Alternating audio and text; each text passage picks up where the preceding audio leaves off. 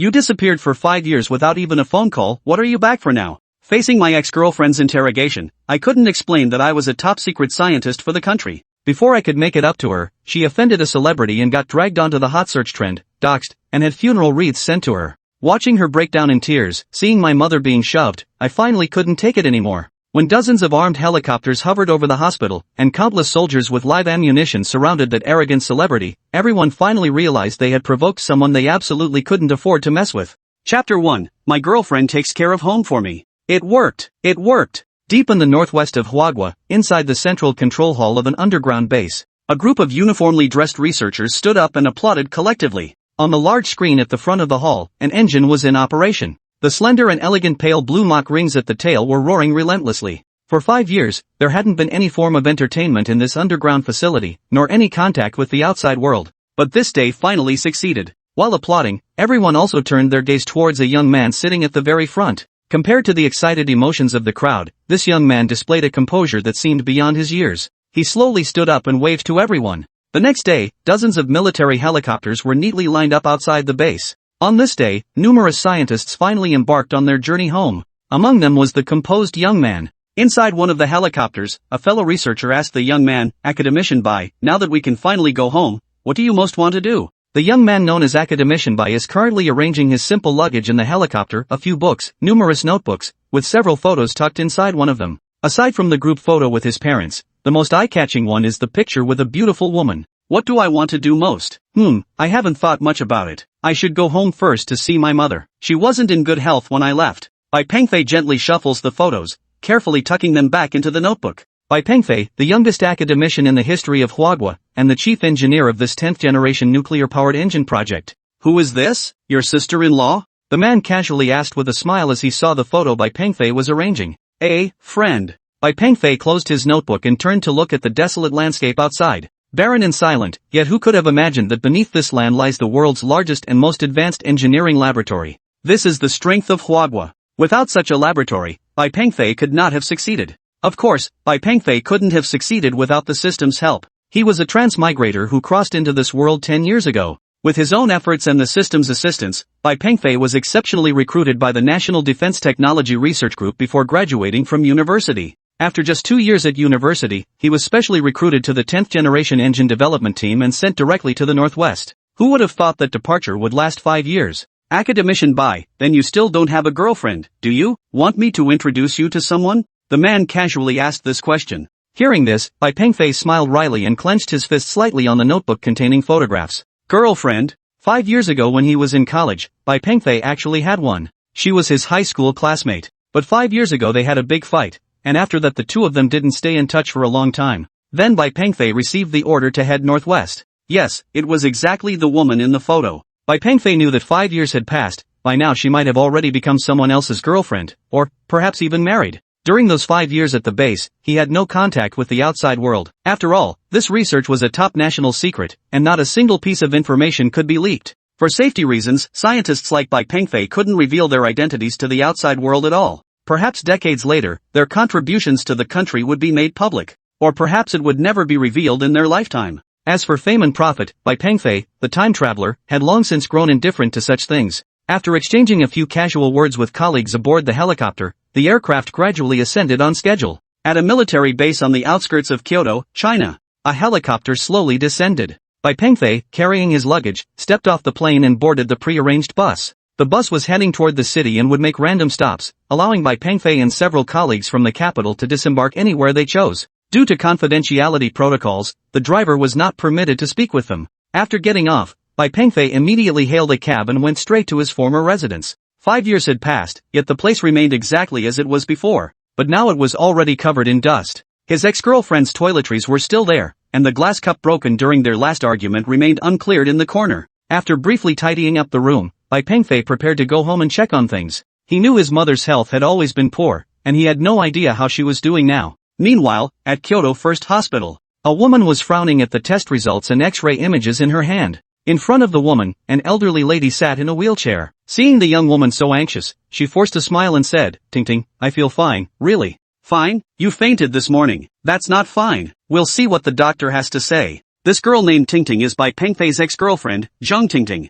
Her height of 5 feet 6 inches is just right, with a standard oval face free of makeup that looks very natural. Large eyes with willow leaf eyebrows, a small mouth and delicate nose are extremely exquisite. Her long hair naturally drapes to her shoulders, making her appear exceptionally charming even without wearing glamorous clothes. She could rival a celebrity. At this moment, she stands stubbornly in line, still turning heads as nearby men glance at her repeatedly. No wonder, after all, Zhang Tingting was the famous campus belle back in their school days. The pale-faced elderly woman sitting in the wheelchair was precisely Bai Pengfei's mother, Tianping. Since Bai Pengfei disappeared 5 years ago, Zhang Tingting had been taking care of his parents. Her friends had all advised her, saying she wasn't obligated to do this. Yet Zhang Tingting remained stubbornly determined. Over the years, countless people have tried to set her up, but she turned them all down. Even her own parents couldn't understand her, though as time passed, they gradually yielded to their daughter's wishes. At this moment, she had no idea that Bai Pengfei had already returned. With the passage of time, the queue ahead grew shorter and shorter. Just as it was about to be Zhang Tingting's turn, a commotion suddenly erupted from behind. Turning to look, I saw a group of people hastily rushing in. In the center was a young heartthrob sitting in a wheelchair, holding up his index finger wrapped in a band-aid. His eyes occasionally glanced upward, followed by a pained expression. The man in the wheelchair was dressed fashionably and wore meticulously applied makeup. "Oh, isn't that Xiaokun Cai? My Koen, what's wrong? Are you hurt? So handsome. I never thought I'd meet my Koen here. So many photographers. Are you filming a show?" The moment this young heartthrob appeared in the hospital, he instantly drew the gaze of numerous young women. After all, Cai Xiaokun was currently the hottest young idol. However, Zhang Tingting truly didn't recognize him. Truth be told, Zhang Tingting was no longer a teenager of 17 or 18. Between her busy work schedule, she simply had no time to be an obsessive star-chasing fan. Zhang Tingting just glanced casually and didn't pay much attention. At this moment, these mindless fans no longer cared where they were. They all crowded forward. "Kunkin, can I have your autograph? I love you, Kunkin. Kunkin, can we take a photo together? My Kunkin got hurt. Is it your finger? It looks pretty serious." Facing these fans of his, Kunkin didn't drop his idol persona at all. Sitting in his wheelchair, he still struck a cool pose and said, "It's nothing, just scraped my finger while recording the show. Look, there seems to be blood streaks inside. Move aside, let my Koen see the doctor first. Get away, if this leaves a scar on his finger, it won't look good when he holds a mic later." Before the assistant pushing the wheelchair could speak, these mindless fans took the initiative to shout at the people in front. Those in line hadn't even figured out what was happening before they were pushed aside. "Hey, excuse me, please make way for our Koen to go first." The mindless fan at the front came up behind Zhang Tingting and said that. "Didn't you hear? Step aside and let our Koen go first." Chapter 2, The Young Celebrity. Zhang Tingting froze as she looked at the crowd behind her. At that moment, Cai Xiaokun's assistant stepped forward with a stern expression and said, "Hello, I'm sure you're aware of who we are. If Koen's finger scars, it could affect his image. I'm sure you wouldn't want that to happen either." At this moment, Zhang Tingting lowered her head and carefully examined his finger wrapped in a band-aid. If you didn't look closely, you wouldn't notice the tiny blood streaks inside at all. It's just a minor scrape. If he had come any later, it probably would have healed on its own. Zhang Tingting smiled. "Sorry, we're also in quite a hurry. If the other party was truly in urgent need and the situation was dangerous, Zhang Tingting would definitely step aside. But right now." After saying this, Zhang Tingting turned her head away and continued standing in line. She didn't know that the entire situation was being broadcast live at this very moment. Originally, Cai Xiaokun got injured while recording a variety show. The organizers thought this would make for great content, so they simply had the cameraman follow along. Everything happening before their eyes was also being streamed live. You must know that Cai Xiaokun is a young celebrity with tens of millions of fans. How can this woman be like this? She looks decent but has such a wicked heart. I think she's just shameless. Doesn't she know he's a celebrity? What if his finger gets scarred? No need to be polite with such a woman. Just kick her out and be done with it. Disgusting. Let my little Kunkin wait behind you. For a moment, some brain-dead fans watching the livestream started to complain. As a popular young heartthrob, Cai Xiaokun was also somewhat puzzled. What's wrong with this woman in front of me? I'm a celebrity. Why won't she make way for me? But he's no fool, he wouldn't show his true colors in front of the public. Though deeply frustrated, he had no choice but to endure it. Facing the fans clearing the way for him, he feigned agony and said, "It's okay, thank you everyone. Don't rush me. I can hold on." The moment he put on this White Lotus act, it instantly won the sympathy of his die-hard fans. Who is this woman? How can she pretend? Expose her, let her be condemned by the whole world. Anyway, I just took a screenshot. I'll make sure the entire internet knows who you are. How annoying, my Koen is already like this, how can she remain indifferent? You filthy woman, just wait to pay up. Do you know how much Koen earns per minute on variety shows? A white-collar worker like you couldn't make in a lifetime what he earns in a day. It wasn't just the fans in the live stream room, some fans on site were also getting emotional at this moment. If Zhang Tingting weren't a woman, they might have already resorted to physical violence. However, although these blind followers on the scene didn't dare to act out physically, their mouths certainly weren't idle. They kept pointing fingers and making remarks at Zhang Tingting. Of course, there were some people present who couldn't stand these fanatical fans' behavior. But the moment they said anything favorable about Zhang Tingting, they would immediately face collective attacks from several fanatical fans. Soon enough, no one dared to speak up. Tingting, I'm fine, maybe we should just give in to them. Tianping looked back at the noisy crowd and said worriedly. Don't mind them, come on, it's our turn. Zhang Tingting paid no attention to the dirty looks from behind and directly pushed Tianping to the doctor. In such a hurry to die, huh? Must be terminally ill, just waiting to croak. Kunken, don't be angry. It's not worth getting upset over such uncivilized people. There's no choice but to wait for a while. Hold on, Koen. Don't worry, we'll definitely track down this awful woman and make her pay for her foolish behavior today. Soon after, Zhang Tingting wheeled Tianping out from the doctor's office. Facing the disdainful glares from the numerous obsessed fans outside the door, she paid no attention at all. Instead, she went straight to the hospital pharmacy, got the prescribed medicine, and then left the hospital with Tianping. After getting into the taxi, Zhang Tingting picked up the medicine she had purchased that day, reading the instructions while muttering to herself. Let me tell you, you can't do this anymore. Don't go changing any more light bulbs. Just spend some money and hire someone to do it. Luckily, you didn't break any bones this time. Don't you know you have high blood pressure? You get dizzy climbing up high. What if you fell seriously? And another thing, why aren't you taking those supplements I bought for you? Listen, old lady, even if you don't take them, they can't be returned. They'll just expire and have to be thrown away. Facing Zhang Tingting's reminders, Tianping only smiled and nodded in agreement. At this moment she was happy, of course. How wonderful it would be if her son were still here. This medicine doesn't seem very good, taking so much every day. Tianping interrupted Zhang Tingting, speaking earnestly. Tingting.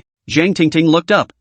What is it? You're already 27, it's time to find someone else. 5 years have passed. If Pengfei could come back, he would have by now. Maybe he's already. A person disappearing for no reason for 5 years. Tianping was actually mentally prepared for it, but she just never wanted to say it out loud. But she didn't want to keep delaying a good girl like Zhang Tingting either. Listening to Tianping's words, Zhang Tingting fell silent for a few seconds, then forced a faint smile and said, Who said I'm waiting for anyone? It's not like nobody's pursuing me, I just haven't met the right person yet. Old lady, you're criticizing me, but what about yourself? It's been over 10 years since my uncle passed away, haven't you ever thought about moving on? Zhang Tingting leaned her head closer and said with a playful smirk. You little brat, we're talking about your issues, why are you dragging me into this? Meanwhile, Bai Pengfei had already returned to his mother's house. This is the school's faculty housing, very shabby and without any property management. Bai Pengfei easily entered the residential area without any trouble. Unexpectedly, his mother wasn't home today, but he knew she would leave the key in the fire hydrant box by the door. Sure enough, his mother hadn't changed her habit.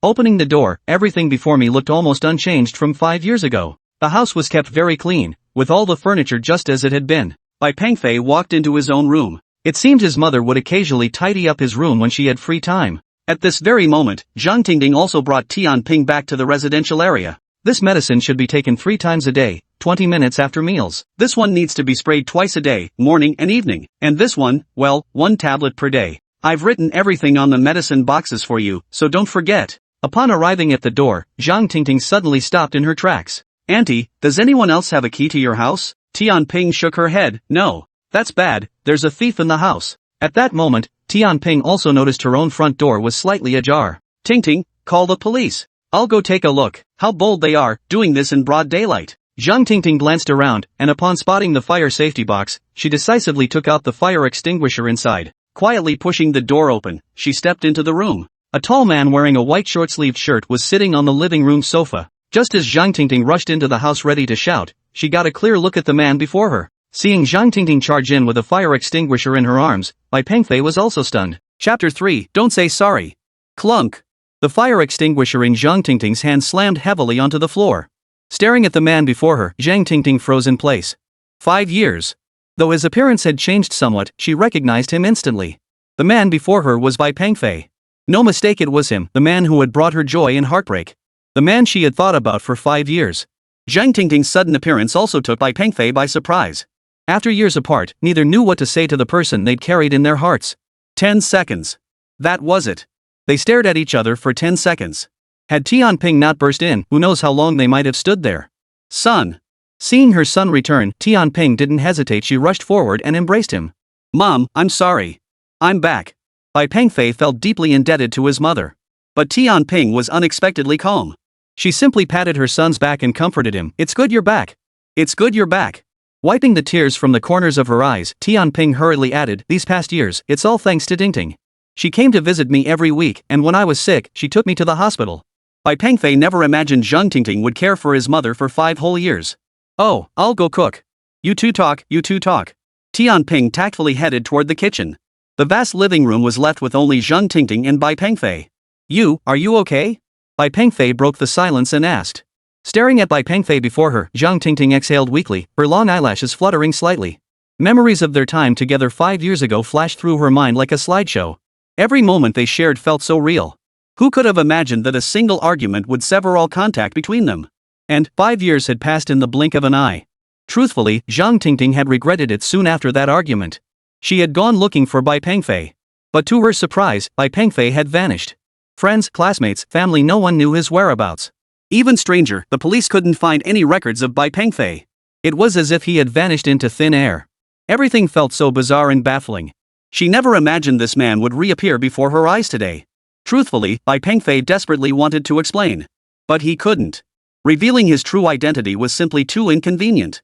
"I thought you were dead." Bai Pengfei didn't know how to respond to her. He took 2 steps forward, reaching out to grasp Zhang Tingting's hand. But Zhang Tingting shook her head and took 2 steps back. She knew this wasn't what she wanted. At least not now.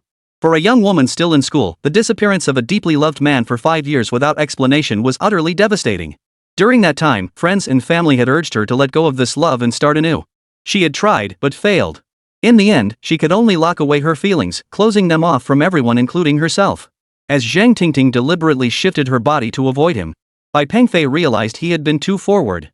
After 5 years without contact, she might have a boyfriend now or even be married. His earlier actions had been. I'm sorry. Bai Pengfei hurriedly apologized. Faced with his apology, Zhang Tingting refused to accept it. The tears that had been welling up in her eyes finally spilled over. 5 years. Where did you go? Why can't the police find any trace of you? She needed an explanation. An explanation for the confusion that had haunted her for 5 years. But Bai Pengfei only lowered his head. Seeing Bai Pengfei like this, Zhang Tingting gave a bitter smile. Not even an explanation? I see. I guess I was just being overly sentimental. Bai Pengfei felt helpless, unable even to meet Zhang Tingting's eyes. Let's not talk about the past anymore, okay? Zhang Tingting smiled. Her smile was tinged with hurt. Not talk about it? Why shouldn't we talk about it? Do you have any idea how I've lived these past 5 years? All these years you were gone, I know. It was all my own foolishness. Zhang Tingting never imagined that after waiting 5 years, she wouldn't even get an explanation. Bai Pengfei desperately wanted to explain everything to her. But deep down, Bai Pengfei understood. The nation comes first, the family comes second. And there were countless others like him across the nation. Some lived their entire lives in anonymity, and many even sacrificed their youth for this cause. Compared to them, what did his own sacrifice amount to? I'm sorry. Bai Pengfei didn't know what else to say, so he could only apologize. Clearly, Zhang Tingting couldn't accept such an apology. Shaking her head, she slowly backed out of the room and quickened her pace as she walked away. Watching Zhang Tingting's retreating figure, Bai Pengfei didn't chase after her. Because even if he did, he wouldn't know what to say. Bai Pengfei stood rooted to the spot, his thoughts drifting far away. Son, these past 5 years, we owe it all to Tingting. She's a good girl. His mother emerged from behind him and spoke. Mom, these past 5 years, I know. You can't say it. Tianping cut Bai Pengfei off. Hearing this, Bai Pengfei froze. Could it be that mother knew everything? Mom, I can tell you have something difficult to say. Whatever you're determined to do, go for it. I'm just reminding you Tingting is a good girl. You shouldn't give up on her. I know, but she's in a difficult situation now. She's always been alone. Tianping sensed her son's hesitation. Hearing this, Bai Pengfei's face broke into a smile. He would make it up to Zhang Tingting, make her happy from now on. That night, Bai Pengfei lay awake in bed for a long time, unable to sleep. Zhang Tingting was the same, tossing and turning, her mind filled with images of Bai Pengfei. Yet even so, the feelings buried deep within her heart remained unresolved. Was a man who had vanished for 5 years without explanation truly still worthy of her love? From Bai Pengfei's perspective, he owed Zhang Tingting far too much. He was determined to make it up to her. But on this very night, a video of Zhang Tingting refusing to let a critically injured patient jump the queue went viral online. In the footage, Cai Xiaokun sat in a wheelchair, his eyes filled with helplessness and sorrow. Zhang Tingting stood before him, delivering her refusal with cold detachment. Clearly, the footage had been edited. Zhang Tingting appeared only in arrogant side profiles, while Cai Xiaokun consistently looked pitiful throughout the footage. Anyone seeing the video for the first time would assume Zhang Tingting was rude and unreasonable. Compounded by the fact that Cai Xiaokun is a popular young heartthrob with a massive online fanbase. So the online public opinion was overwhelmingly one-sided at that moment. To add to this, Cai Xiaokun posted a photo on Weibo showing his arm in a cast and fingers wrapped in bandages to garner sympathy. The topic quickly shot to the top of the trending charts. Maliciously edited footage, sympathy-seeking photos. Within half a day, Cai Xiaokun gained millions of new Weibo followers. Of course, at this moment, Zhang Tingting became the poster child for immorality. Chapter 4, Cyberbullying. Within an afternoon, the video of Cai Xiaokun being denied admission to the hospital went viral across major short video platforms. However, due to malicious editing and brainless fans stirring the pot, Zhang Tingting instantly became the target of widespread online condemnation. At that moment, Bai Pengfei lay awake in his own bed, unable to sleep after the day's events. He pulled out his phone and scrolled through Douyin while lying in bed. Rising star turned away at hospital. Beautiful woman blocks celebrity from seeking medical treatment. Identity of woman blocking star revealed. What Bai Pengfei hadn't expected was that the top 3 trending topics on Douyin were all about this nonsense. Since he was bored anyway, Bai Pengfei clicked in to take a look. Moments later, Bai Pengfei froze in shock. Because the woman in the video was none other than Zhang Tingting. He sat up in bed and binged through all the related videos and comments in one go. The comments beneath the videos were utterly appalling. Some brainless fans were even hurling insults at Zhang Tingting in the comments section. Of course, some were professional trolls specifically hired to stir up trouble. Their sole purpose was to create buzz around Cai Xiaokun and boost his visibility. Watching these videos, Bai Pengfei was puzzled. Because he knew Zhang Tingting wasn't that kind of person. How could she not give up her seat for someone injured? Though he didn't know the full story, Bai Pengfei believed in Zhang Tingting. But now, after being amplified online, the incident had completely lost its original meaning. The identity of this uncivilized woman has been exposed. She's an office worker at a company, unmarried. That woman works at a bathhouse, she's a prostitute. She deliberately refused to give up her seat for the celebrity, shamelessly riding the wave of attention. Online commentary has run wild with all sorts of wild claims. What started as a minor incident has now escalated into a trending online topic. Cai Xiaokun's agency deliberately hired promoters to hype the topic, which was key to making it go viral. Combined with Cai Xiaokun's video of her arm in a sling, which was clearly designed to elicit sympathy. This undoubtedly put Zhang Tingting. Indeed, after this incident, Cai Xiaokun has gained significant attention.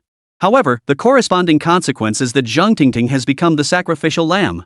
For both the agency and the celebrity, it was a highly profitable deal. Bai Pengfei reviewed all the relevant videos. While some people spoke up for Zhang Tingting, they were quickly bombarded with criticism from netizens. The more Bai Pengfei watched, the angrier he became. He knew the terrifying power of online exposure, and now that Zhang Tingting's personal information had been dug up, this was absolutely no small matter for an ordinary citizen. What's more, her residential address had been publicly disclosed, a highly dangerous situation. Who knew what shameless things some extreme brainless fans might do? The thought made Bai Pengfei frown. He stood up abruptly and stormed out the door. At that moment, Zhang Tingting froze in her rented apartment. Staring at her phone, she couldn't believe she'd made it onto the trending list. Seeing the online abuse directed at her, Zhang Tingting could scarcely believe it. Bathhouse. Prostitute. Plastic surgery face. Low-class whore. Reading these online comments, Zhang Tingting trembled with rage.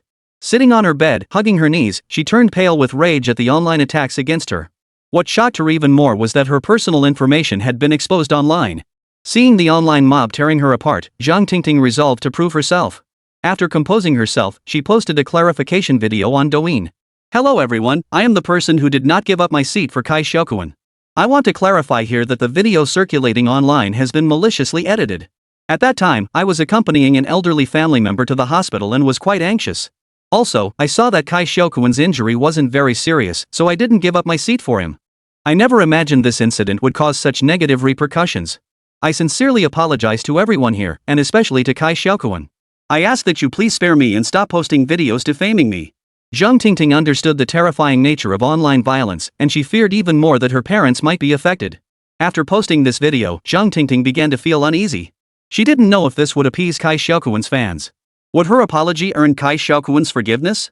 Given the immense online attention this incident had garnered, Zhang Tingting's video quickly racked up massive views shortly after posting. Soon, her phone began emitting a continuous stream of beeps. It was the notification sound for new comments on her back end. Zhang Tingting hadn't expected to receive so many responses so quickly. She hurriedly picked up her phone and opened the app to check. You're pretty enough to be so shameless. How dare you come out to clarify? What's there to clarify for someone with your low moral standards? Are you blind? Not seriously injured my ass. You're clearly just trying to ride the hype wave shameless. Within just over 10 minutes, Zhang Tingting's video comments section was flooded with remarks like these. Some even sent her private messages to argue, using even more vile language. Faced with these comments, Zhang Tingting felt utterly helpless. A wave of helplessness washed over her. Tears she hadn't shed in a long time finally welled up in her eyes, overflowing with sorrow. Of course, these tears held more than just helplessness over the online abuse, they also held the sudden reappearance of him today. Both emotions erupted in that single moment. While Zhang Tingting hid in her room crying at a villa in the suburbs, Cai Xiaokun was enthusiastically practicing the piano. The wounds on his fingers had long since healed, and now there was not a trace of injury to be seen. Excellent. You've made tremendous progress. The voice belonged to Cai Xiaokun's agent, Ma Rui. Cai Xiaokun stood up, wiped his hands with a damp cloth, and said with a smile, "So? Did that stupid woman make any noise online?" Ma Rui nodded. "She did. That stupid woman says she's willing to apologize to you." Cai Xiaokun laughed. After sitting down and drinking a glass of water, he immediately remarked, "That stupid woman. If she'd known how things would turn out, she wouldn't have acted that way in the first place. Serves her right. But you should thank that stupid woman too. If it weren't for her, your follower count wouldn't have grown so fast." Ma Rui said with a smug look. Cai Xiaokun nodded smugly before adding, "I'll find some trolls to stir up trouble under the dumb woman's Douyin account. Then, when the timing's right, I'll step in to save her face. Don't worry, I've already got people on it. Oh, and one more thing that washed up Lu Han's agent called, wanting to ride your coattails. What's your take on that?" Cai Xiaokun snorted dismissively. "Him? If it weren't for his girlfriend?" He paused. "Fine, what does he want?" "Simple. He wants to post a statement supporting you, hoping you'll interact with him online to establish this good brother's persona. I think it could benefit us too." While this wouldn't mean much to Cai Xiaokun, it would be a devastating blow to Zhang Tingting. Because for Lu Han to support Cai Xiaokun, he'd inevitably have to attack Zhang Tingting. But in Cai Xiaokun's eyes, Zhang Tingting was just an insignificant pawn. Whether she lived or died was none of his concern. After a moment's hesitation, Cai Xiaokun nodded. "Fine. I'll agree to it." Chapter 5, We Stand Together. To boost popularity, celebrities frequently follow each other, flaunting sisterly or brotherly bonds. Interactions between them were perfectly ordinary. Even if they weren't close, they'd still put on a show of deep affection. For profit, they'd even flaunt affection after divorce. For profit, they couldn't care less about an ordinary person's reputation.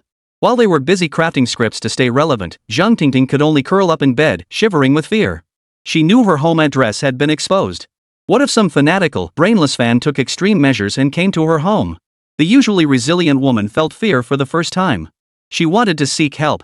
But who would help someone like me, embroiled in all this trouble? Ding dong. Ding dong ding dong. A series of urgent knocks echoed. Zhang Tingting shuddered in fright. Who could be looking for her at this hour? Could it be one of Cai Xiaokun's fans? The thought made her heart race. Knock knock knock. The knocking grew more urgent. Zhang Tingting grew even more frightened and dared not answer the door. For now, she could only stay silent, pretending no one was home. Time ticked by, yet the knocking outside showed no sign of stopping. Having calmed down slightly, Zhang Tingting mustered her courage and approached the door. Peering through the peephole, she saw Bai Pengfei standing outside. "Tingting. Are you home?" After pounding on the door for a while, Bai Pengfei finally called out. Zhang Tingting hurriedly opened the door.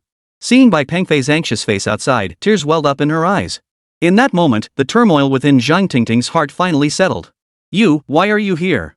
Struggling to hold back her sobs, Zhang Tingting managed to ask. Seeing this, Bai Pengfei felt deeply distressed. "I saw the news online, so I came to check on you." Standing at the doorway, Bai Pengfei said calmly. Wiping the tears from her eyes, Zhang Tingting stepped aside to let him in. Stepping inside, Bai Pengfei looked around.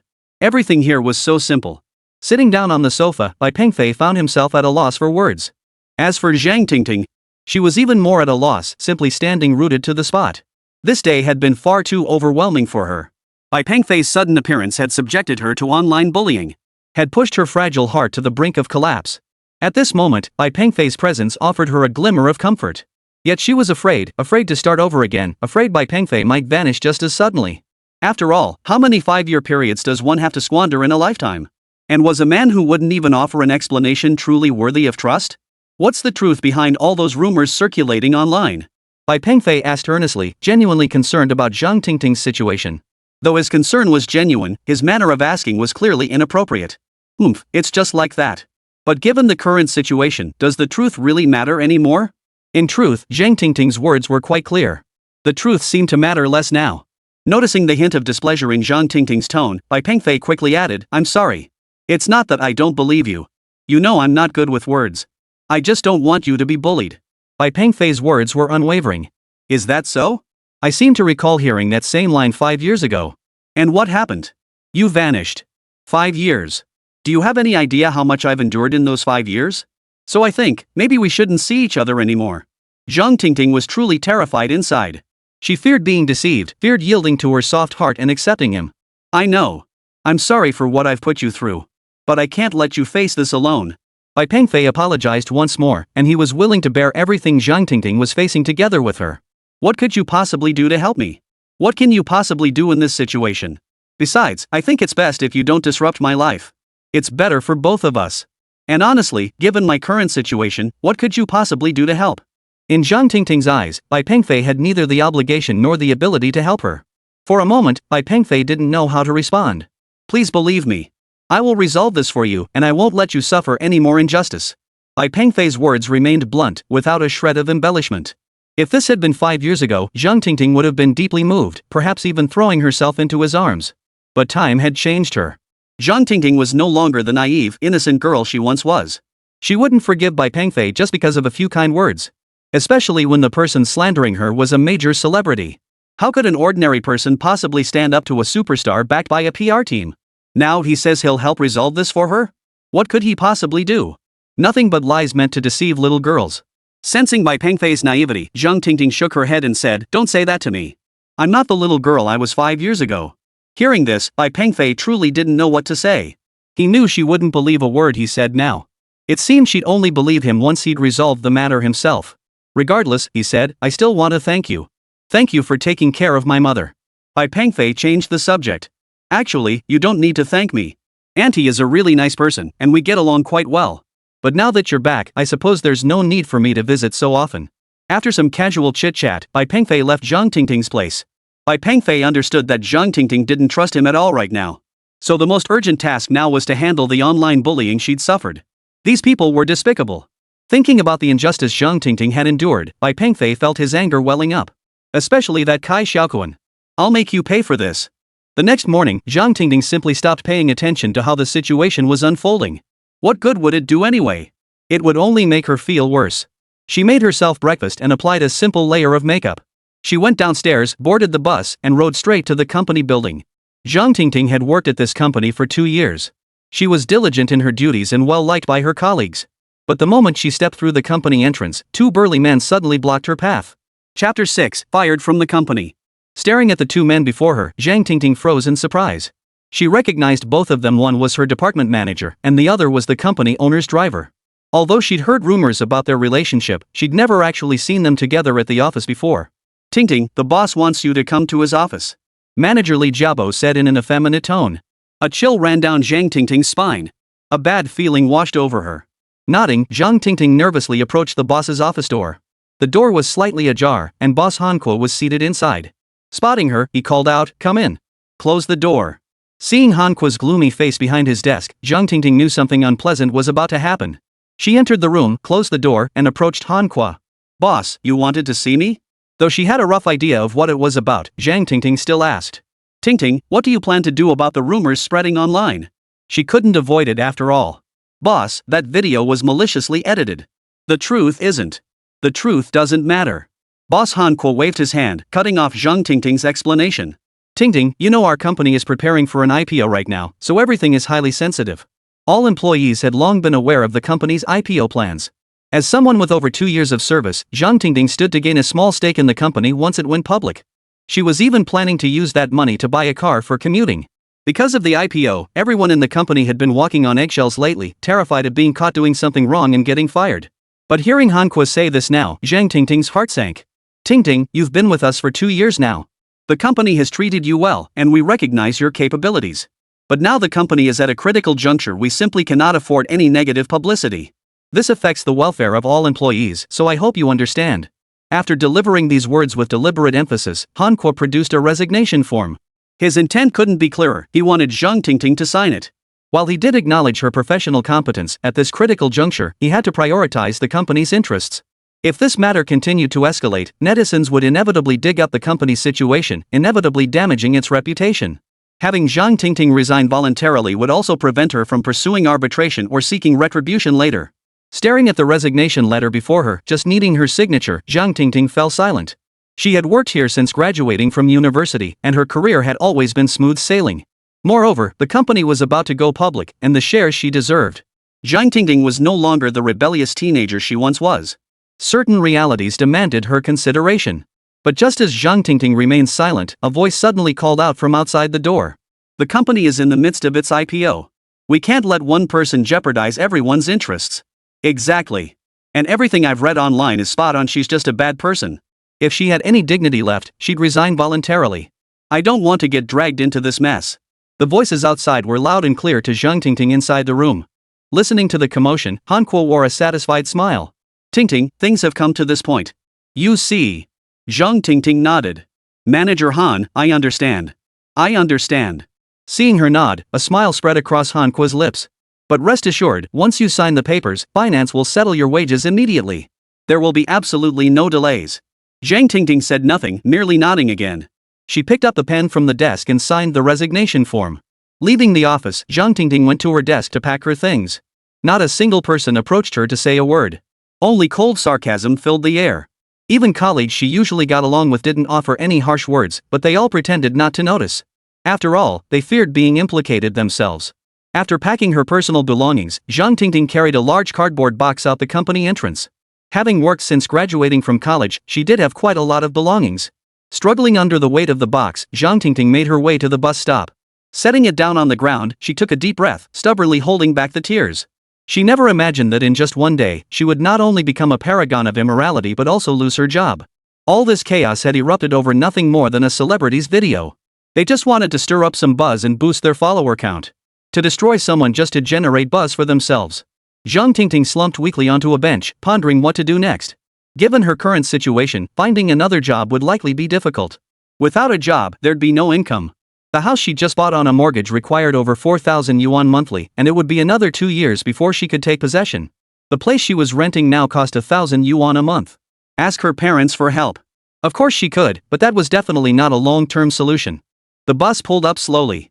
Zhang Tingting, her mind in turmoil, stood up as soon as it stopped. Feeling completely lost, she boarded the bus in a daze. Only after the bus pulled away did she realize she hadn't brought the items she'd taken from the office. With no other choice, she got off at the next stop. But when she returned, she discovered her belongings were gone. Anxiously, she scanned the area. To her shock, she spotted her belongings in a nearby trash bin. It seems someone had thrown them away as trash. Zhang Tingting let out a bitter laugh. She moved toward the trash bin. She intended to pull the cardboard box out directly, but unexpectedly, the box was damaged. With a sudden jolt, all the items inside spilled out. Ah! At that moment, Zhang Tingting's composure snapped. Tears streamed down her face. After letting out a cry, she crouched on the floor and wept bitterly. In that moment, she felt utterly helpless. Sometimes, an adult's breakdown happens in an unexpected instant. No matter how strong she seemed, she was still just a girl. Bearing burdens not meant for her, how could she not feel wronged? Meanwhile, the online discussion continued. Earlier that morning, another popular young star had posted a message supporting Cai Xiaokun. Hope Xiaokun gets well soon, and don't let the low quality of life get you down. Cai Xiaokun responded on Weibo. Thanks. I won't let people like that get to me. This brief exchange unexpectedly elevated the incident to a new level. Moreover, numerous celebrities have since posted messages supporting Cai Xiaokun. Support Xiaokun. Support Xiaokun. Support Xiaokun. Chapter 7, My family matters aren't settled yet. Support Xiaokun. Support Xiaokun. Looking at these messages on Weibo, Bai Pengfei frowned. He'd been monitoring the situation all morning. He never imagined things would escalate to this point. The online backlash against Zhang Tingting was growing fiercer by the minute, with accusations flying thick and fast.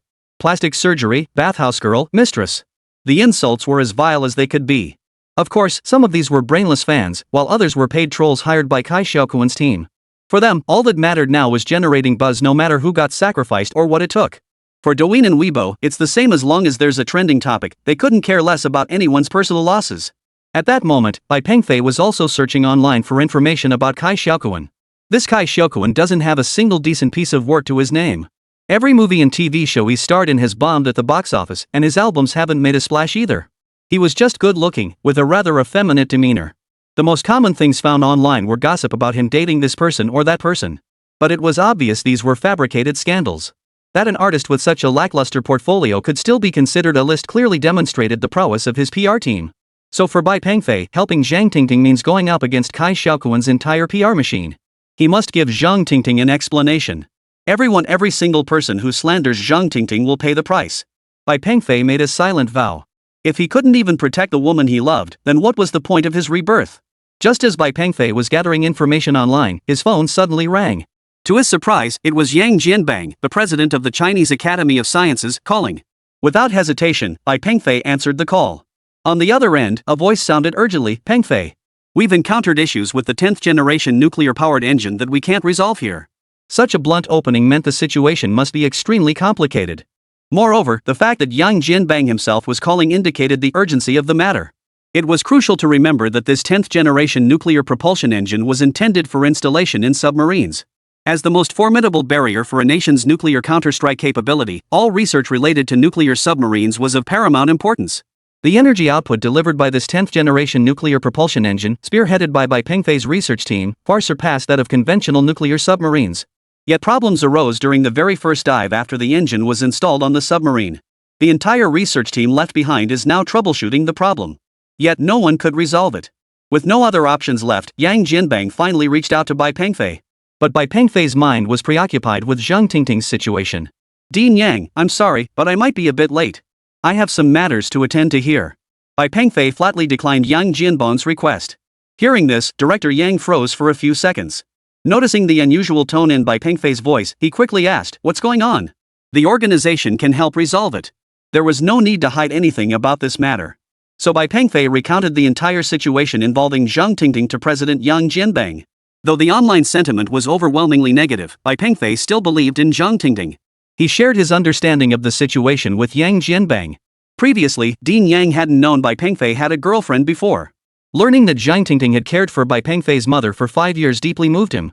Upon learning of the incident involving Zhang Tingting, he was furious. Though he didn't have the full picture, he trusted Bai Pengfei. A man of great merit who had contributed to the nation. A man willing to dedicate his youth to the nation. That the person he loved could be treated this way. This was something even Yang Jianbang, a man in his 50s, could not bear. After recounting the situation, Bai Pengfei apologized, "I'm sorry, Dean Yang. I've already let her down for 5 years. I truly don't want her to suffer any more injustice.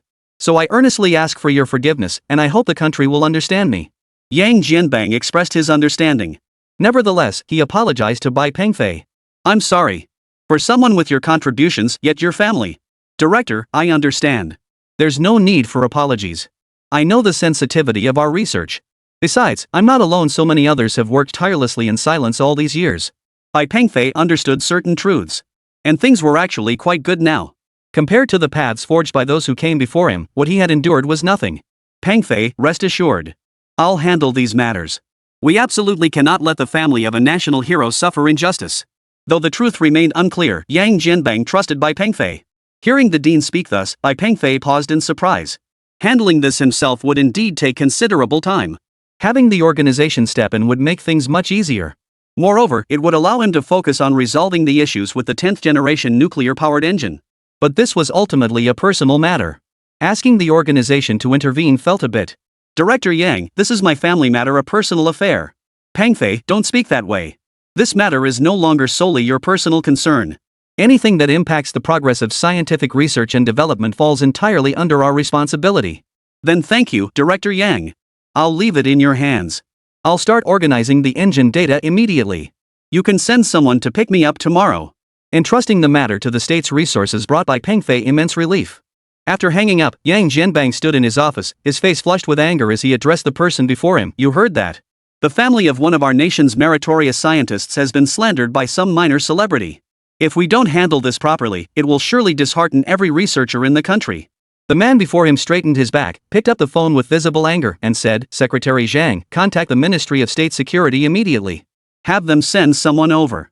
Tell them I have urgent business." Chapter 8, Pursuing the Truth to the End. Seeing Yang Jianbang's grave expression, Secretary Zhang wasted no time.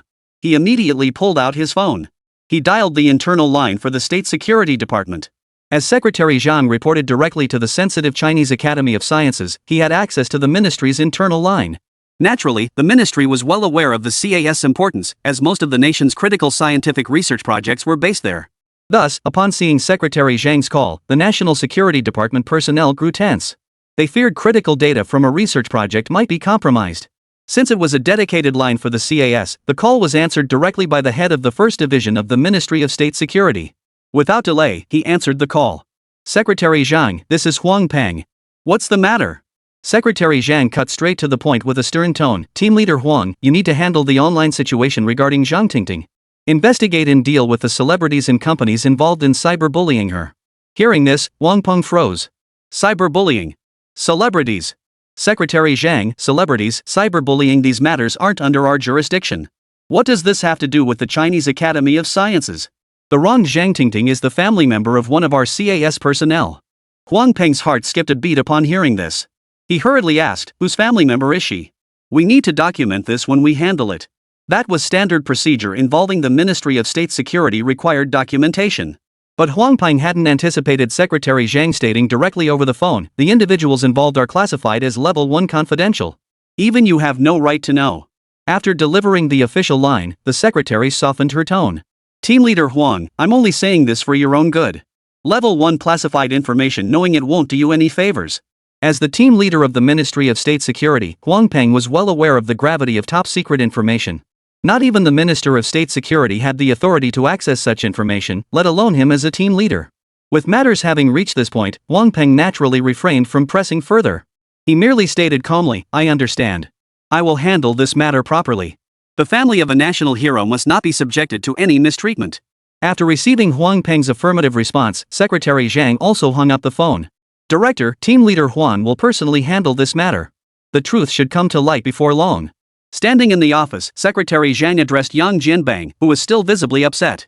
Yang Jianbang, aware of the State Security Department's capabilities, nodded in satisfaction. Meanwhile, Huang Peng, having ended his call, immediately began summoning his subordinates. He understood the gravity of the situation and national treasure whose very name was classified at the highest level. Its significance was self-evident. If handled poorly, higher-ups would certainly hold him accountable. Within 5 minutes of Huang Peng hanging up, all members of National Security Department Team 1 had assembled in the conference room. During the gathering, Huang Peng took a moment to check the news online. Good grief! After a day of fermenting, this incident had completely become a hot topic among numerous celebrities. Support Xiaokun, condemn uncivilized behavior. My heart goes out to Xiaokun. That woman must publicly apologize. Hang in there, Xiaokun. I'll always support you and fight to get you justice. Celebrities took to Weibo to voice their support for Cai Xiaokun. Who is Huang Peng? It's obvious they're collectively manufacturing a topic here, and it's clear a PR team is crafting the copy blatantly inciting the masses. These actors would even slander a gentleman's family for attention. After all members of the team had gathered, Huang Peng also arrived at the office. Seeing their team leader's face turn ashen, everyone immediately grasped the gravity of the situation. Those working here were elite among elites, no need for lengthy explanations. Seeing everyone present, Huang Peng cut straight to the chase. 10 hours. Investigate the artist behind the online attacks on Zhang Tingting, her agency, and the team backing her. Leave no stone unturned. No one is off limits. Understood? Understood, the team replied in unison. Though some might not have seen the online posts yet, orders were orders, no time for second thoughts. With a wave of his hand, Huang Peng declared, "Get moving." One team immediately exited the room. They understood, within 10 hours, they must uncover every detail of the online bullying incident targeting Zhang Tingting. Not a single piece of information could be overlooked. As for Huang Peng, he had to make a trip to the Ministry of Culture. Ministry of Culture, Huagua. Leaders were in a meeting discussing how to promote the development of China's celebrity industry. The organizer of this meeting was none other than Yang Yi from the Ministry of Culture. They were naturally aware of the recent online rumors. However, they hadn't delved into the details. In fact, they saw no need to. Just as the meeting reached its most critical point, a young woman abruptly pushed open the conference room door. All eyes immediately turned toward her. Looking visibly anxious, she approached Yang Yi and whispered something in his ear. Moments later, Yang Yi rose to his feet and hurriedly exited the conference room without delay. The entire conference room was left in a state of bewilderment. Before long, Yang Yi hurried back to his office, led by his secretary. Someone was already waiting for him in his office. The visitor was none other than Huang Peng. Team leader Huang. What brings you here? Yang Yi knew Huang Peng standing and understood that the personal visit of a State Security Department team leader signaled something serious. Huang Peng immediately produced a document and placed it on the desk, stating, "This is an order from the Ministry of State Security. You are to cooperate with me. Yang Yi immediately approached the desk, picked up the documents, and glanced through them. I understand. What exactly are you investigating that requires cooperation from the Ministry of Culture? Yang Yi asked politely. Wang Peng didn't beat around the bush. You've heard of that celebrity Cai Xiaokun who's been all over the internet these past couple of days, right? As the current top-tier celebrity, Yang Yi certainly knew Cai Xiaokun. I know, he nodded quickly in agreement. You should also be aware of his recent online activities. He's been contacting other celebrities, inciting the public, and cyberbullying an ordinary person just to gain attention. The impact of this is truly detrimental. Exposing someone's personal information online like that is just too much. Wang Peng knew he absolutely couldn't reveal the fact that Zhang Tingting was the mysterious family member of the Chinese Academy of Sciences. Your Ministry of Culture must handle this matter immediately. Wang Peng delivered his words in a flat tone.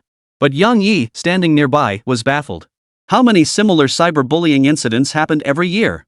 Why would the Ministry of State Security get involved in this? Team Leader Huang, it's not really our place to directly intervene in this kind of thing. Besides, it's not a big deal, just some ordinary person suffering a bit of injustice. I think, how about we privately compensate her? Yang Yi wasn't entirely wrong. As long as cyberbullying didn't violate the law, how could the Ministry of Culture justify intervening directly? If they did, wouldn't they be overwhelmed? Hearing this, Wang Peng's veins bulged. He pointed at the documents on the table and said sternly, cooperate with the investigation. No unnecessary questions. Chapter 9, The Watch. Yang Yi froze for a moment. Hearing Wang Peng speak thus, he naturally refrained from asking further questions. Since the Ministry of State Security was involved, this was no longer a simple case of online bullying. So there was no point in saying anything now. Yang Yi took a deep breath and asked, Team Leader Huang, how do you suggest we handle this? Wang Peng narrowed his eyes and replied, ban the involved artists. Suspend the relevant company for rectification. Yang Yi didn't press further, merely nodding. I'll assign personnel to handle this immediately. Rest assured. Meanwhile, Bai Pengfei, sitting at home, was also trying to call Zhang Tingting. But she hadn't answered all morning. Bai Pengfei wanted to comfort her, but after his rash actions the previous night, he genuinely didn't know how to proceed. His primary concern now was her safety. He feared some extreme fans might do something reckless. After a moment's thought, Bai Pengfei suddenly had a flash of inspiration. He thought of a perfect way to protect Zhang Tingting. System. Sitting on the bed, Bai Pengfei activated his system. Super Tech System. Bai Pengfei owed all his current achievements to this system. The most crucial aspect of this system was the tech points within it. Tech points could only be obtained through daily check-ins. Unless the system assigned special check-in tasks, only 10 tech points could be earned daily. These points can be exchanged in the marketplace for advanced technological items or blueprints. The system's marketplace is truly comprehensive, offering virtually any high-tech item imaginable. The previously developed 10th generation nuclear engine was precisely a blueprint exchanged within this system. Of course, Bai Pengfei exchanged numerous related items during the development process of this 10th generation nuclear engine. Otherwise, it wouldn't have taken 5 years of daily check-ins to finally complete it. While browsing the mall earlier, Bai Pengfei had spotted a high-tech bio-watch. This bio-watch could automatically activate a protection program when its wearer faced danger, temporarily boosting the wearer's physical capabilities through wrist-based weak electrical stimulation technology. Though the effect was short-lived, it dramatically enhanced the wearer's strength and speed, enabling them to escape danger. Another useful feature of this watch was its ability to alter the visual perception of any nearby living beings by releasing weak electrical currents, effectively rendering the wearer invisible. Of course, this was just one of the watch's many capabilities. But for Bai Pengfei, these two features were sufficient to fully protect Zhang Tingting's safety. After searching the system store for quite some time, Bai Pengfei finally found this watch. The required tech points weren't excessive either, just 100 points. With over 500 system points remaining, Bai Pengfei had more than enough to purchase the watch. Without hesitation, he redeemed the watch. Soon, the watch appeared before Bai Pengfei. Its appearance resembled a children's electronic watch, complete with a charger. It looked cheap and tacky, like something you'd find at a night market stall. This left Bai Pengfei feeling somewhat helpless. After all, it was meant as a gift. But he had no choice. Just as Bai Pengfei was about to head to Zhang Tingting's place to give her the watch, President Yang from the Chinese Academy of Sciences called again. Bai Pengfei answered the call, and the voice on the other end immediately said, Pengfei, the matter you mentioned has been taken over by the organization. Don't worry, I'm confident we'll have results soon. Bai Pengfei hadn't expected the operation to move so swiftly. Of course, he understood that given how far the matter had progressed, resolving it would inevitably take some time. Thank you, Director. I didn't expect my personal matter to trouble the organization. It's nothing. I've assigned comrades from the State Security Department to handle it. You know how efficient they are. Results should be forthcoming within days. Bai Pengfei was well aware of the capabilities of the State Security Department. With them handling this matter, it was indeed foolproof. Director Yang, I have some matters to attend to this afternoon. I should be able to depart for the base later this evening. After all, the 10th generation nuclear engine project was now the top priority. With the online harassment incident being handled by the Ministry of State Security, Bai Pengfei felt completely at ease. Hearing Bai Pengfei's words, President Yang exclaimed with excitement, "Wonderful! With you here, the engine issues will surely be resolved. Alright, our people will contact you later this evening." After hanging up, Bai Pengfei hurriedly left home. Before leaving, he specifically told his mother he was going out for a while and not to worry. Tianping didn't ask further. She trusted her son implicitly. Since Zhang Tingting hadn't answered Bai Pengfei's calls, he decided to go directly to her residence, hoping she'd be home. Sure enough, after a few knocks, Zhang Tingting opened the door. Seeing the haggard look on Zhang Tingting's face, Bai Pengfei felt an inexplicable pang of heartache. "Why are you here?" Zhang Tingting asked as she opened the door. "I came to see how you're doing." Zhang Tingting stepped aside to let him into the room. "What's the matter?" Zhang Tingting asked once inside. "I'm going away for a few days.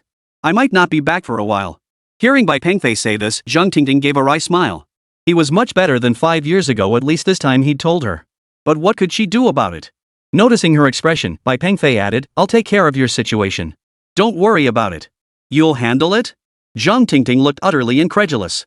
She didn't believe Bai Pengfei had the capability. After all, the other party was a top-tier celebrity with a professional PR team handling their affairs. The situation had escalated beyond what a simple apology video could resolve. She had become synonymous with immorality and lost her job. The internet was flooded with criticism directed at her. Solve? How could he solve it? Should he get Weibo and Douyin to delete all related videos? Or make all those celebrities come out and apologize? Oof. Not realistic at all. At this thought, tears of grievance welled up in Zhang Tingting's eyes once more. Seeing this, Bai Pengfei felt his heartache even more. He wanted to comfort her, to take her hand and tell her, "Don't be afraid, I'm here." But when Bai Pengfei reached out his hand, Zhang Tingting instinctively pulled away. Bai Pengfei froze for a moment. Regaining his composure, he immediately pulled out his watch and said, "This is for you." Staring at the uniquely designed watch before her, Zhang Tingting froze in surprise. Chapter 10, Engineer Bai returns to his post. Frowning at the watch with its slightly cartoonish face, Zhang Tingting couldn't help but frown. She couldn't believe that after 5 years, Bai Pengfei still acted like a child, giving her such a gift. What was he thinking? Trying to placate her with a toy? Sigh. Zhang Tingting sighed. "We're not children anymore. You misunderstand. This watch has powerful features. When you encounter danger, it will." Zhang Tingting cut Bai Pengfei off. "Call the police, right?" "I know. Thanks for your concern." She knew these smartwatches were all the rage now. Most elementary school students wore them. "No, see this little blue button? Press it, and the watch emits a weak electromagnetic field that causes visual distortion in all living things within 10 meters. Is there anything else? If not, I need to head out. I have a company interview this afternoon." Zhang Tingting cut Bai Pengfei off impatiently. "What? Did you lose your job?" Bai Pengfei asked. "Yeah, so what? Can you help me find a job?" Zhang Tingting retorted, slightly annoyed. "Don't worry, take it slow. Thanks for the gift. If there's nothing else, I need to get changed. I have a company interview this afternoon. I should be going too. I'll be back in a few days." Bai Pengfei stood up and glanced at the time. Watching Bai Pengfei's retreating figure, Zhang Tingting felt a strange, indescribable sensation welling up inside her. Unconsciously, her eyes began to well up with tears once more. Shortly after leaving Zhang Tingting's place, Bai Pengfei received a call. It was the Chinese Academy of Sciences sending someone to pick him up and take him to the nearest military base. A special aircraft was already waiting there. Just as Bai Pengfei boarded the aircraft, Zhang Tingting finished applying her makeup and left the rental apartment. She hadn't expected a company to reach out to her for an interview. Moreover, the phone call mentioned quite favorable terms and conditions. Faced with this opportunity, she didn't want to let it slip away. After carefully dressing up, Zhang Tingting arrived at the address given in the call. Though the location was somewhat remote, the company's scale appeared respectable from the outside. Since arrangements had been made over the phone, a man was already waiting for her at the entrance. This surprised Zhang Tingting. She hadn't expected such a warm welcome from the company. From the brief phone conversation, she understood it was a live streaming company. They made money by training female streamers. Of course, Zhang Tingting wasn't interviewing for a streamer position, but rather for a company secretary role. "Hello, are you Ms. Zhang Tingting?" The man standing by the door spotted Zhang Tingting approaching and immediately greeted her with a warm smile. "That's me. Nice to meet you. I'm Li Weishua, the one who called you earlier." Li Weishua extended his hand politely. "Hello. Seeing his courtesy, Zhang Tingting responded in kind. Li Weishua gestured invitingly, please come in. Let's talk inside. Zhang Tingting nodded in agreement. Walking through the company, Zhang Tingting could see the female streamers in each small room. Though she couldn't hear their voices, their revealing outfits and suggestive movements made her feel uneasy. Come on in. We'll discuss the specifics of the job inside. Li Weishua led Zhang Tingting to a private meeting area. Though vaguely uncomfortable, Zhang Tingting still smiled and sat down. Li Weishua didn't rush to discuss work matters. Instead, he poured Zhang Tingting a cup of tea. Our location is a bit remote, but don't worry, we provide employee housing. It's fine. It's not too far, and I'm not used to living in dormitories anyway. Li Weishua nodded in agreement before continuing, we've reviewed your work history, Miss Shang, but I was wondering. He glanced up and down at her before asking, have you ever considered doing something else? Something else? What do you mean? Zhang Tingting felt a pang of unease as she met his gaze. Li Weishua took a sip of tea and said, with your qualifications, Miss Shang, if you were to stream for us here, I believe earning tens of thousands a month would be no problem. Plus, you're currently riding the wave of the entertainment boom. With just a little promotion from us, I guarantee your livestream would go viral overnight. Thinking of those female streamers outside who dressed provocatively and flaunted their figures, Zhang Tingting immediately shook her head. I don't think that kind of work suits me. With that, Zhang Tingting stood up to leave. Just then, a beautiful woman burst in from outside, her face alight with excitement. Brotherly. My top patron invited me on a 7-day trip. This time, the income from the outing is all mine. Of course, have fun. How much you earn depends entirely on you. After saying that, Li Weishua turned to Zhang Tingting with a confident look. You know, just this one off-site gig could net her at least tens of thousands. If you agree to join us, with your qualifications, you'll get off-site gigs in no time. Of course, if you want, I can arrange one for you too, though we'd split the earnings. Sorry, this line of work isn't for me. Zhang Tingting turned and headed for the door. Seeing this, Li Weishua's expression immediately soured. He barked at Zhang Tingting, what are you pretending for? Don't you know your own situation? That company took a chance on you. While you're still hot, why not jump into live streaming and rake in some cash? If it weren't for your looks, would I even bother with you? Let's be clear, sign the contract now, and I'll give you 50 grand on the spot. Don't sign? Get the hell out. Hearing Li Weishua's words, Zhang Tingting was furious. Tears welled up in her eyes as she stormed out of the company. This time, Li Weishua didn't stop her. Instead, he smiled and said to the female streamer standing beside him, you know what? I bet she'll be begging me on her knees in a few days. Meanwhile, Bai Pengfei's private jet touched down in northwest China. After disembarking, Bai Pengfei immediately boarded a private vehicle. After about an hour's drive through the desert, the vehicle stopped in front of an inconspicuous 2-story building. Dean Yang Jianbang and several researchers were already waiting at the entrance. As Bai Pengfei stepped out of the vehicle, Director Yang and the others immediately approached him. You must be exhausted from the journey. Please rest in your quarters first. We'll head to the lab later this evening. President Yang Jianbang said as he stepped forward. No need. Let's go see the lab first. He wanted to resolve the engine issue as quickly as possible and return immediately. After all, Zhang Tingting was at her loneliest right now. President Yang Jianbang understood Bai Pengfei's concerns and didn't press further. He promptly ushered Bai Pengfei into the unassuming 2-story building. Upon entering, the group took the elevator directly to the 11th basement level, the experimental site for the 10th generation nuclear engine. Chapter 11, the concert is halted. Give me the blueprints. Standing before the machine, Bai Pengfei wore a stern expression. The blueprints were promptly handed over to Bai Pengfei, who scrutinized every detail intently. Those gathered around Bai Pengfei dared not disturb him. The operating parameters from the last run. No sooner had he spoken than someone nearby promptly handed him several charts. The engine had been functioning normally when he left, but problems arose after it was installed on the submarine. The engine failed to start properly, and particle gas valve chattering occurred. Staring at the operational parameters before him, Bai Pengfei fell deep in thought. Nuclear fuel input is normal. Solid X graphite protective wall functioning normally. For a moment, Bai Pengfei couldn't pinpoint the source of the problem. Meanwhile, Dean Yang Jianbang stood behind Bai Pengfei with a group of researchers, their eyes fixed intently on him. But the technical realm involved now was beyond their comprehension. If they could have figured it out, they wouldn't have called Bai Pengfei back from his vacation. After carefully reviewing the previous run parameters, Bai Pengfei shook his head and said, I can't pinpoint the problem right now. I think I'll have to take this engine apart myself. You're going to do it yourself? That's out of the question, it's far too dangerous. Yang Jian's concern was not without reason. After all, the engine was currently loaded with nuclear fuel. Disassembling it without first identifying the cause would inevitably carry significant risks. It's fine. The graphite X protective barrier and fuel propulsion system are both functioning normally, so the nuclear fuel pool must be intact. I suspect the issue lies in the connection between the drive pump and the nozzle, which is preventing the engine from operating properly. Though Bai Pengfei's reasoning made sense, Dean Yang Jianbang still refused to let him take the risk. No, this is too risky. We need to plan carefully and proceed slowly. Bai Pengfei knew that a methodical troubleshooting approach could eventually resolve the issue, but it would be far too time-consuming, certainly taking at least a month. Right now, all he wanted was to resolve this quickly and return to Zhang Tingting's side. Director, please trust me. This is the only way I can pinpoint the problem. Bai Pengfei spoke while gesturing for someone nearby to help him change into protective gear. To disassemble the engine, he needed to change into dust-free, anti-static clothing. Seeing Bai Pengfei's unwavering determination, Director Yang Jianbang relented. Soon, Bai Pengfei was dressed and arrived at the engine storage room with his tools.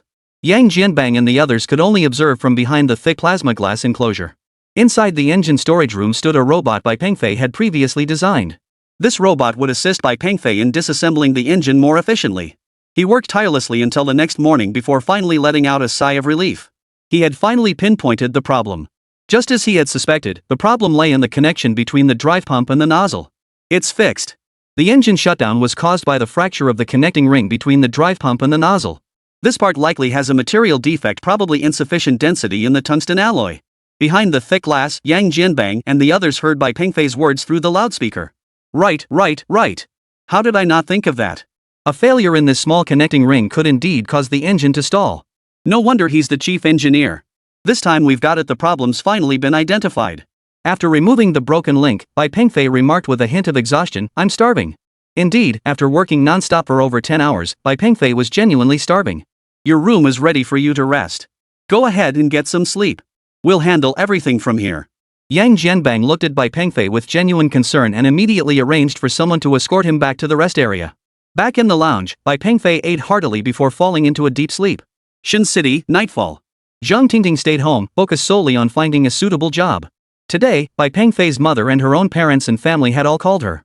Everyone was deeply concerned about her situation. To spare her loved ones worry, Zhang Tingting put on a carefree facade. And tonight, Cai Xiaokun's national tour kicked off its first stop in Shenyang. Fans had already begun entering the venue. The concert entered its final countdown. All equipment and staff were in place. Cai Xiaokun's concert production was exceptionally high-end. The band, backup dancers, costume design, and lighting were all world-class, with top-tier security protocols in place. Over 10 production companies were involved. The investment in every aspect is unmatched nationwide. Pre-event promotional expenses alone exceeded 20 million yuan. The 150,000-seat stadium was completely sold out. Multiple entertainment companies jointly invested to ensure this concert would be one of a kind. Due to the escalating online controversy, Cai Xiaokun's PR team has now played the sympathy card, emphasizing that he performed while injured. Backstage at the concert, Cai Xiaokun sat in the dressing room. His agent Ma Ruwei remarked beside him with satisfaction, this concert is going to be unprecedentedly successful. Who would have thought this online incident would actually boost the concert's visibility? Did you know? Right now, topics about you are dominating the top 5 spots on the trending charts. Hearing this, Cai Xiaokun smiled. Yeah, all thanks to that stupid woman. Oh, and remember the press conference after the show. If any reporters ask about that stupid woman, you need to show her sympathy and comfort. Don't worry, I know exactly what to say.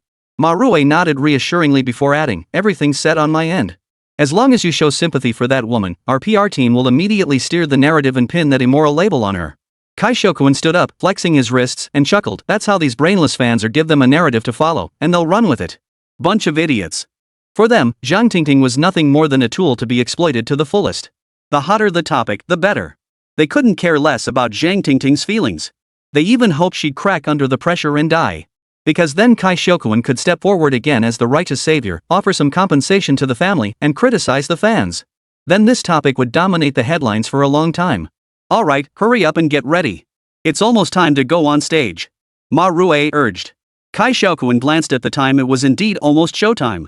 He went to the dressing room, changed into his performance outfit, and was led by several assistants to the stage lift. Standing there, he could already hear the screams from outside. Music swelled, lights flashed. As the atmosphere reached its peak, Cai Xiaokun stood on the lift platform, slowly rising. At that moment, the frenzied fans screamed their hearts out. After a dazzling entrance, Cai Xiaokun took the microphone. As the song began, the fans below joined in a massive sing-along. But just then, 2 men in black walked directly onto the stage. They snatched the microphone from Cai Xiaokun's hands. Cai Xiaokun froze in shock. An awkward moment ensued even after the microphone was snatched, the singing from the audience didn't stop. The fans below the stage were stunned. This, lip-syncing from the very start? Just as Cai Xiaokun prepared to grab the microphone back, the two men on stage acted. One held him down while the other picked up the mic and announced. Pause the music, pause the music. Concert suspended, concert suspended. All attendees please evacuate in an orderly manner. Chapter 12, Who did he offend? The music stopped. As the microphone's voice echoed throughout the concert venue, all the fans who had come to see the show froze in shock. Right before their eyes, they watched as Cai Xiaokun was led off stage by two men. Though Cai Xiaokun struggled desperately on stage, it was utterly futile. Once Cai Xiaokun was taken backstage, his agent Ma Rui hurried over and shouted angrily, "Who the hell are you? Do you know what you've done? Let me tell you this, no matter what company you're from, I'll make you pay until you're bankrupt today." Ma Rui was genuinely panicking. Setting aside the lip-syncing scandal, if the concert were cancelled today, the losses would be astronomical. Security! Security! Arrest these two immediately. Makeup artist, fix Xiaokun's makeup right now. He needs to get back on stage. Stop shouting. This is an official document from the Cultural Bureau suspending all of Cai Xiaokun's performance activities. The official red-headed document from the Cultural Bureau was flung directly into Ma Rui's face. Ma Rui stared at the document in utter shock. Before long, sweat began trickling down his face. As a professional agent, he instantly recognized the official seal of the Cultural Bureau. What's going on? How could this happen? He couldn't believe it. How could the performance be suspended so suddenly? Cai Xiaokun couldn't believe it either. He had been blacklisted for no apparent reason. At that moment, the two men released Cai Xiaokun and declared, "From today onward, you are prohibited from participating in any entertainment activities. If you engage in such activities privately, you will be breaking the law. And when that happens, it won't be us coming for you." With that, the two men left the scene. Ma Rui and Cai Xiaokun stood frozen in place, utterly bewildered. "Brother Ma, what about the concert?" A staff member rushed over and asked. Ma Rui glanced at the documents in his hand and sighed helplessly. "Postpone it. Postpone it." There was no choice. Since the directive came from the Cultural Bureau, he had to comply. Otherwise, the consequences would be severe. Wait, what did I do? How did I get blacklisted? What's going on? Cai Xiaokun looked completely bewildered. Ma Rui snapped, "How should I know? Just wait. I'll find out what the company says. You check online to see if anything about you got exposed." Cai Xiaokun frowned, utterly baffled as to what he could have done wrong. With no other choice, the two returned to the dressing room. Meanwhile, the production crew was in complete chaos. They swarmed Ma Rui with questions. It was driving Ma Rui to distraction. "Pause. The performance is paused." "What the hell do you mean you don't know what's going on? We're not performing anymore. Everyone get the hell home." Ma Rui yelled at the top of his lungs from the dressing room doorway. He slammed the door shut. Then he turned to Cai Xiaokun and demanded, "What's going on? The company line and the boss's phone are constantly busy. Go online and see if some scandal about you has been exposed." Cai Xiaokun frowned deeply as he pulled out his phone. "No way. I've been so careful. I paid off all those female fans. They promised not to expose me." Ma Rui, looking utterly exasperated, pointed at Cai Xiaokun and snapped, "You just check the internet already." Cai Xiaokun pulled out his phone, looking utterly bewildered. "Impossible. Impossible. How could I have any scandals? Even if I did, I wouldn't get banned outright. Hey. What's going on? What the hell is happening?" Cai Xiaokun jumped to his feet in agitation. Seeing Cai Xiaokun's agitated expression, Ma Rui hurriedly leaned in close. "What's wrong? Why are you shouting?" Cai Xiaokun looked almost incredulous as he said, "My Weibo and Douyin accounts are gone? Even that woman's posts are nowhere to be found. That's impossible. Just a few hours ago, my topic was still trending at the top. How could there be absolutely no trace of it now?" Cai Xiaokun frantically searched online for any trace of himself. Strange, all traces of him had vanished. Puzzled, Cai Xiaokun decided to type his name into the search bar. No results found. Ma Rui. Cai Xiaokun. Both of them froze. How could they not even find the person's name in just a few short hours? Of course, it wasn't just the two of them who were stunned. All the celebrities who had followed Cai Xiaokun up to this point were now completely baffled. Because all of their Douyin and Weibo accounts had suddenly been suspended. Fans who had previously followed Cai Xiaokun were now puzzled too. What's going on? I can't find Xiaokun online anymore. Wait, what? A bunch of celebrities are gone too? Xiaokun's Weibo account got shut down. Look, all those celebrities who publicly supported Cai Xiaokun online a few days ago seem to have had their Weibo and Douyin accounts deleted. Oh my god. Who did he offend? At that moment, Agent Ma Rui was also at his wits' end in the lounge. In all his years in the business, he'd never encountered anything like this. Just then, Ma Rui finally got through to the head of the talent agency. Hello? Came a lazy voice from the other end. Marue knew the boss had recently taken a fancy to an internet celebrity and was likely traveling with her out of town. Boss, it's bad news, Cai Xiaokun's been blacklisted. Lying in bed, Zhang Tingting instantly perked up. What? You said what? Blacklisted? How is that possible? Marue's voice on the other end was almost tearful. Yeah, today's show got cancelled too. His Weibo and Douyin accounts got suspended. Plus, the Cultural Bureau notified him to stop all performances. Hearing this, Zhang Tingting sat bolt upright in bed. Although his talent agency represented many artists, Cai Xiaokun was currently the most profitable one. Calling him a cash cow was no exaggeration. The most critical factor was the endorsements Cai Xiaokun currently held. If he got blacklisted, the penalty fees alone would bankrupt him. I'll check with the Cultural Bureau. I'll look into it. Zhang Tingting forced down his inner anxiety. At that moment, the clueless little internet celebrity crawled off the bed. Brother Son, I've got my eye on a car. Get lost. What the hell are you talking about?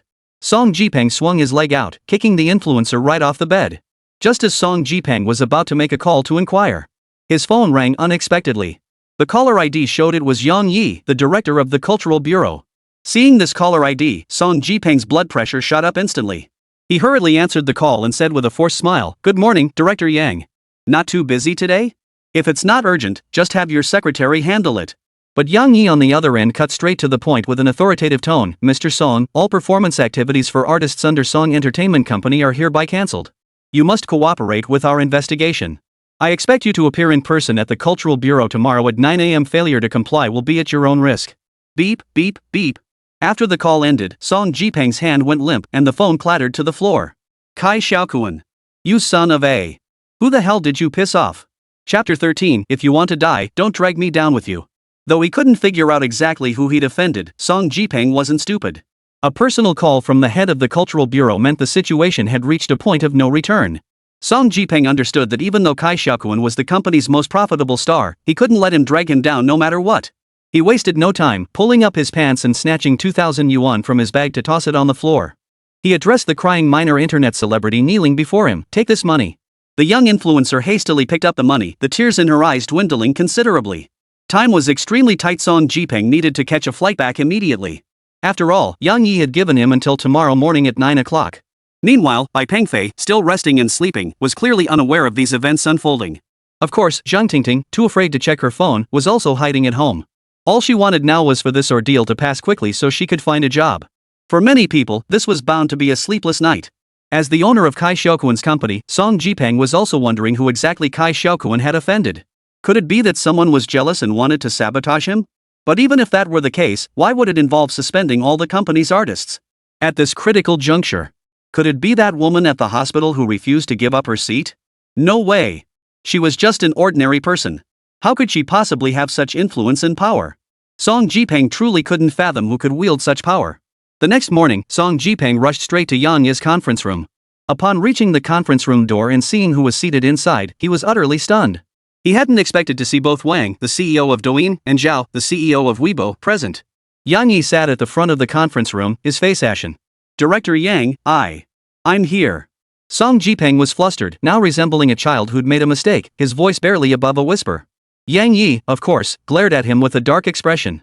After Zhang Tingting sat down, Yang Yi pointed directly at the three of them and declared, "I called you three here today for one reason only, to handle the online harassment case involving Cai Xiaokun." Facing Yang Yi's grim expression, the three dared not utter a word. And those celebrities who have been praising Cai Xiaokun online, they must also undergo investigation and suspend all entertainment activities. Starting today, Douyin and Weibo must conduct self-audits. What kind of joke is this? You dare push such content on your platforms without a second thought? Yang Yi practically slammed his fist on the table as he spoke. After all, the State Security Department had come knocking. He was scared too. The three summoned individuals dared not even breathe heavily. It was now crystal clear that this whole incident had been triggered by online bullying. How could so many artists be banned at once? The two largest cultural media companies were ordered to conduct self-inspections. They dared not even speculate about the identity of the woman targeted by the online mob. How could someone of such stature be subjected to a coordinated cyberbullying campaign by over a dozen celebrities? This is truly a colossal joke. Zhang Tingting now understands that Cai Xiaokun is beyond saving. But blacklisting every single artist under his company? That's practically the same as shutting down the entire operation. The losses would be staggering. Director Yang, I accept the punishment for Cai Xiaokun blacklisting, absolutely blacklisting him. But what about the other artists in my company? For the sake of his company, Song Jipeng tremblingly managed to ask. Hearing this, Yang Yi snorted and said, let me tell you something, do you even know who the person Cai Xiaokun offended really is? I don't even know. Hearing Yang Yi's words, Song Jipeng fell completely silent. He slumped into his chair, feeling as though he could barely breathe. The other two weren't faring much better, beads of sweat streaming down their foreheads. Fortunately, they were only ordered to conduct an internal investigation, no immediate shutdown was imposed. After going over a few points of caution, Yang Yi dismissed them from the conference room, not even offering them the boxed lunches. Stepping outside the Cultural Bureau's gates, Song Jipeng nearly stumbled. He never would have imagined that Cai Xiaokun could provoke someone of such stature this time. When Cai Xiaokun and his agent Ma Rui had discussed the matter with him earlier, he hadn't taken it seriously, agreeing without a second thought to let them follow the script for publicity. After all, it was just an ordinary citizen, nothing to fear. But now it seemed. What kind of background did she have? Even Director Yang claimed ignorance. The thought sent a chill down Song Jipeng's spine. That damn Cai Xiaokun. Standing on the street, he took a deep breath to steady himself before immediately dialing Cai Xiaokun's number. His agent, Ma Rui, answered on the other end. Where are you guys? Song Jipeng asked. We're at Cai Xiaokun's villa, boss. Have you figured out what's going on? What exactly happened? How did Xiaokun get blacklisted? Ma Rui and Cai Xiaokun sounded extremely anxious on the other end. Neither of them had any idea why the ban had been imposed. Still staying in a villa. Right now. You two get your asses over to the company immediately. Song Jipeng really didn't want to yell at people on the street. Got it. We'll be right over. Inside Song Entertainment at that moment. Nearly all the artists had returned to the company, having also received notice that all performances were suspended. At the moment, no one knows exactly what happened. Meanwhile, Song Jipeng sat in his office, chain-smoking one cigarette after another. Before long, Ma Rui and Cai Xiaokun returned to the company. They were puzzled too. Why were all the colleagues at the company today? Was this some kind of gathering? The moment they stepped into Song Jipeng's office, he erupted in a torrent of curses. You two bastards. Do you even know who you've been cyberbullying? The sudden outburst startled them both. But Cai Xiaokun was a rising star, the company's cash cow.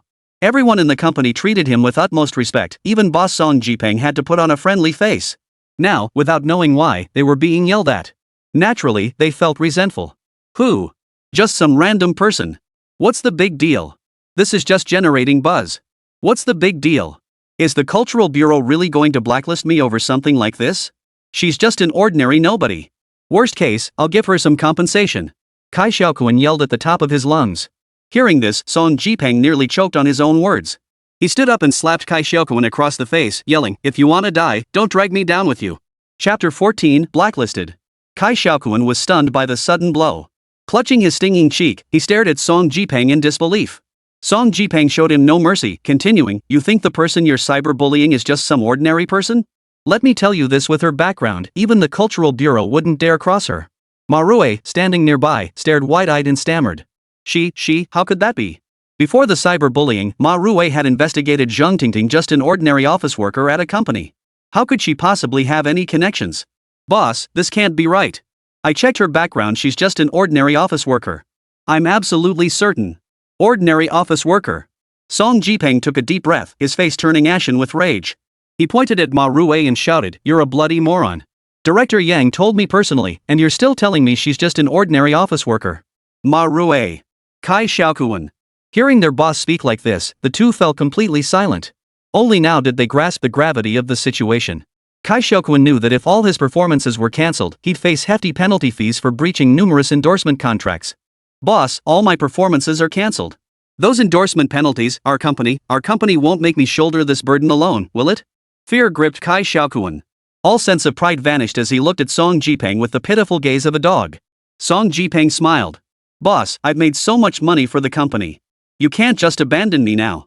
Cai Xiaokun grabbed Song Jipeng's sleeve, looking utterly pitiful. "Get lost." Song Jipeng flung him away. Cai Xiaokun slumped weakly to the ground. If he got blacklisted, the penalty for breach of contract would be astronomical. His villa, his luxury car, everything would be taken away. Boss, please think of a way. I beg you, think of a way. Get out. I called you here today to tell you that from this moment on, you have no connection to this company. Get out. Now. Song Jipeng cut him off, pointing toward the seat by the door. Cai Xiaokun. It wasn't just Cai Xiaokun feeling utterly hopeless now, his fans were too. Because these fans discovered that right now, on Weibo and Douyin, they couldn't find Cai Xiaokun's name anywhere? All they could find was Kai Mumu. What's going on? What happened to my Koen? Why was the concert cancelled? Yeah, his name isn't even showing up online anymore? Does anyone know what's going on? Did he offend someone? Was it that woman who didn't give Kunkin her seat? Look, it's not just Koen. All those stars who were once big names have had their Weibo and Douyin accounts deleted. It must be connected to that woman. But what kind of person is she? What kind of background could give her that kind of power? It's hard to believe, but timing-wise, it has to be this woman. She's ruthless. How could she pull this off so quickly? This woman. What kind of person is she? Back at the Northwest Underground facility, Bai Pengfei woke up refreshed after a good night's sleep in the lounge. During Bai Pengfei's rest period, Yang Jianbang and several researchers had replaced the link ring, meticulously following the specifications Bai Pengfei had provided. After reassembling the engine, they personally tested it and sure enough, it started running again. Now, Yang Jianbang led several researchers to find Bai Pengfei, who was eating in the cafeteria. It's done. The engine issue is resolved. Yang Jianbang couldn't wait to announce to Bai Pengfei as soon as they entered the cafeteria doorway. Though he had expected it, Bai Pengfei still felt a surge of joy upon hearing the news. Good to hear it's fixed. We owe this entirely to you. Without your help, who knows how long it would have taken us to figure this out. Yang Jianbang sat down beside Bai Pengfei, his joy evident. It's nothing. It's what I should do, Bai Pengfei said calmly. Noticing Bai Pengfei's preoccupied expression, Yang Jianbang quickly added, Pengfei, I have some news that will definitely make you happy. Bai Pengfei looked up at Yang Jianbang. Yang Jianbang continued, the Ministry of Public Security just informed me the matter has been resolved. The celebrity who cyber-bullied your family has been blacklisted. All their film and TV works have been taken down, and their events and performances cancelled. Yang Jianbang gestured toward the phone lying beside Bai Pengfei. Upon hearing this, Bai Pengfei picked up his phone and checked. Kai Momo has been blacklisted. The Weibo and Douyin accounts of celebrities supporting Kai Momo have been suspended.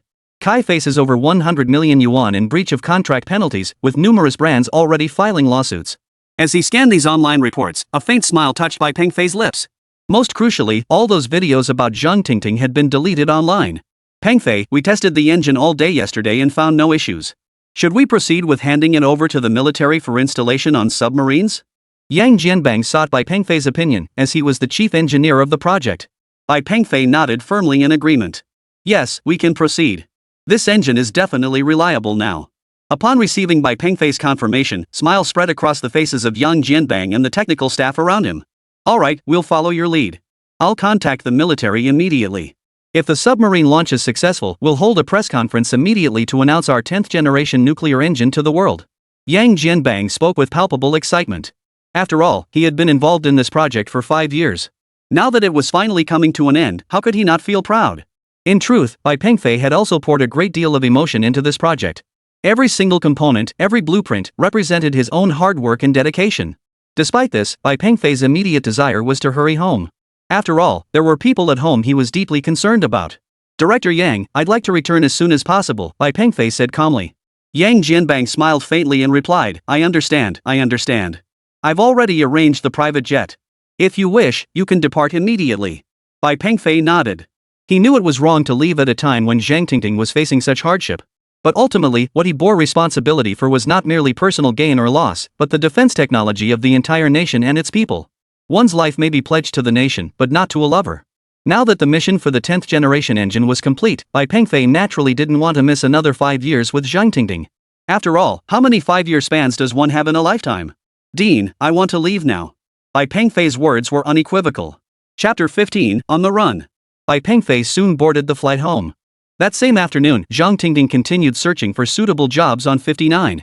Because of the online bullying incident, she couldn't bring herself to look at her phone. She knew she had to face everything alone now. After browsing several companies online without finding any that satisfied her, she finally picked up the phone beside her. She could only hope Cai Xiaokun would spare her from further publicity stunts. But when she opened Douyin, she was startled by a series of videos pushed to her feed. Kai Momo banned, all works taken down.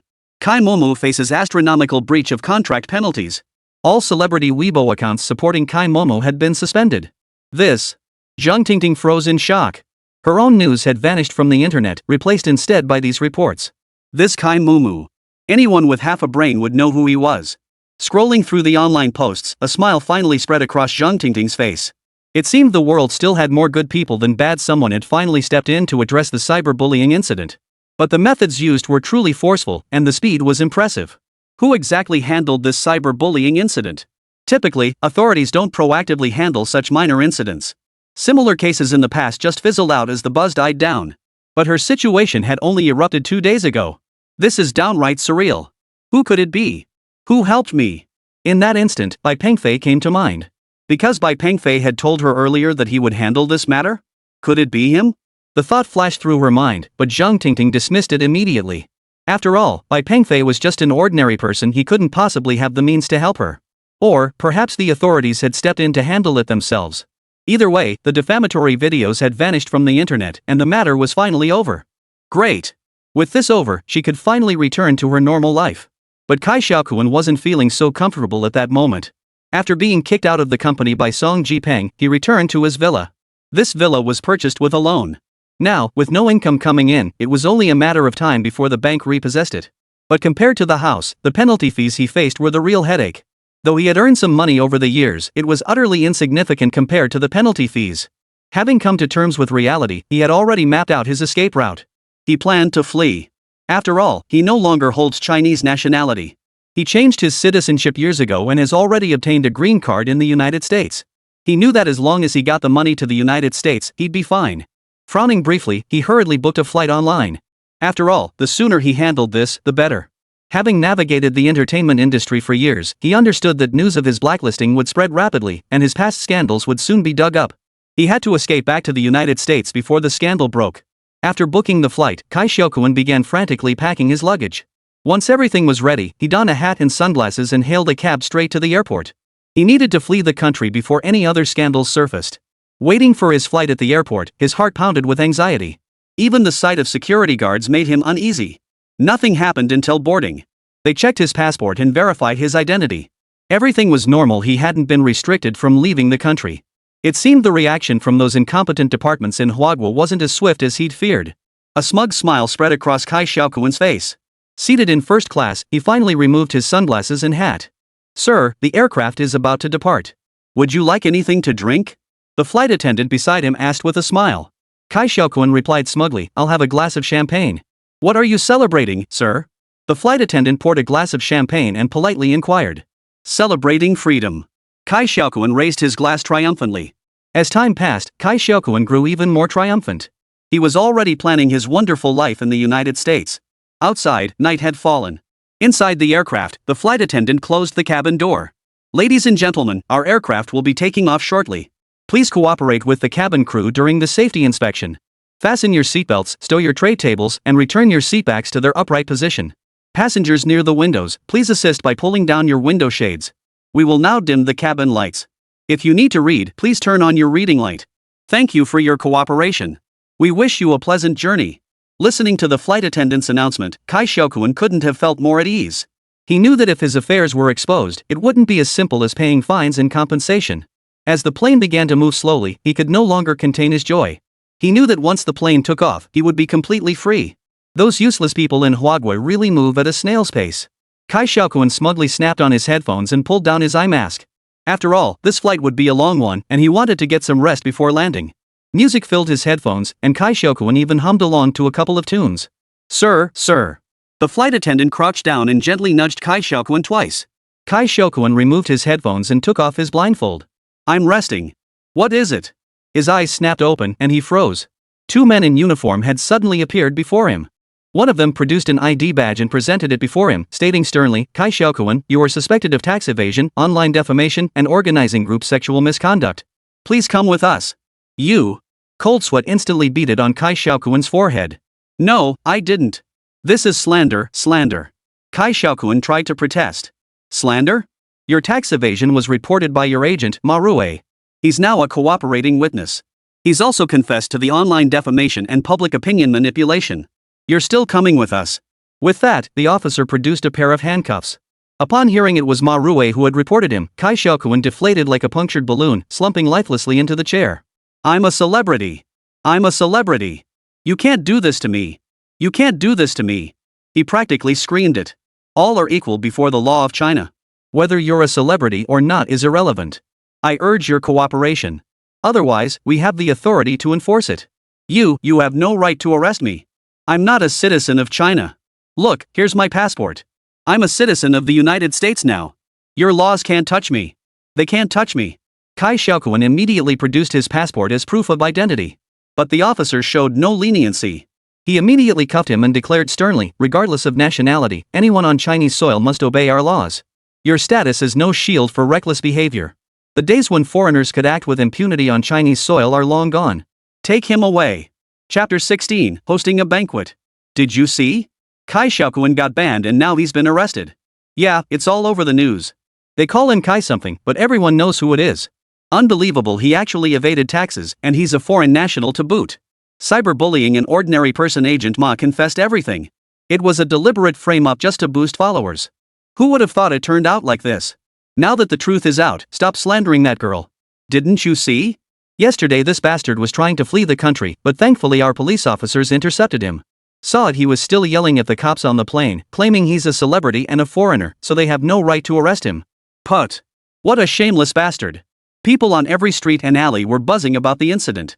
When such a big star falls so hard, it drags a lot of people down with them. Sorting out all the related issues is definitely going to take some time. Perhaps many people would be implicated.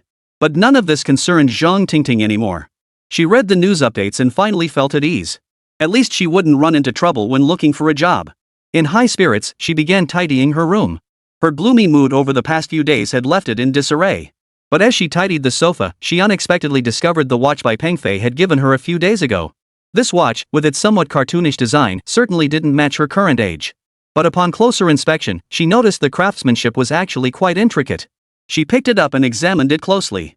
There were almost no buttons on it, and it wasn't displaying the time at all. It seemed to have run out of battery.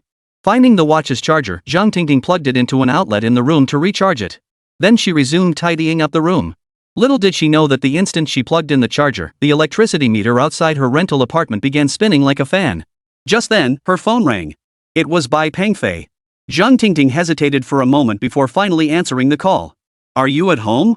Bai Pengfei asked casually over the phone. Yeah, cleaning the room. I saw online that, well, the matter has been resolved. And I believe once the official investigation concludes, they'll issue a public apology to you. Zhang Tingting snorted with a laugh. That's already more than I expected. I wouldn't dare hope for an official apology.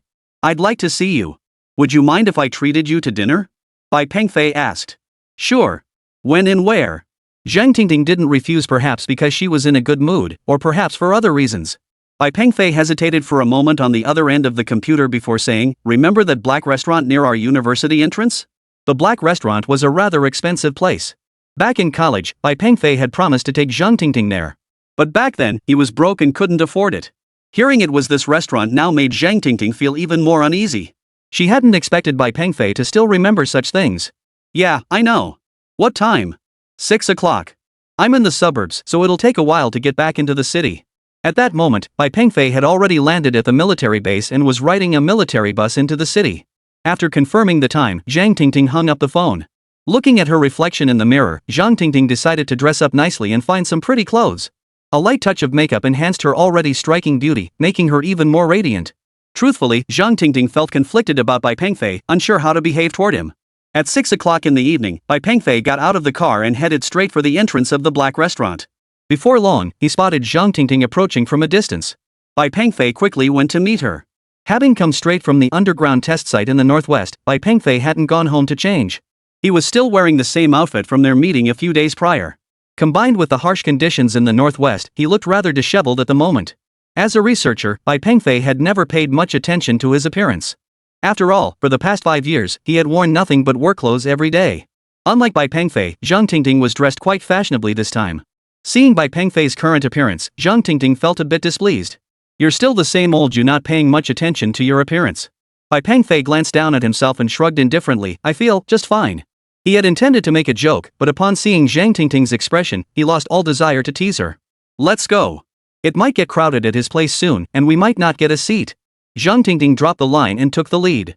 As they approached the restaurant entrance, a dedicated doorman greeted them. He personally escorted them inside the restaurant. The interior featured winding paths leading to secluded areas, with meticulous attention to detail in the decor. Though luxurious, it avoided any hint of tackiness.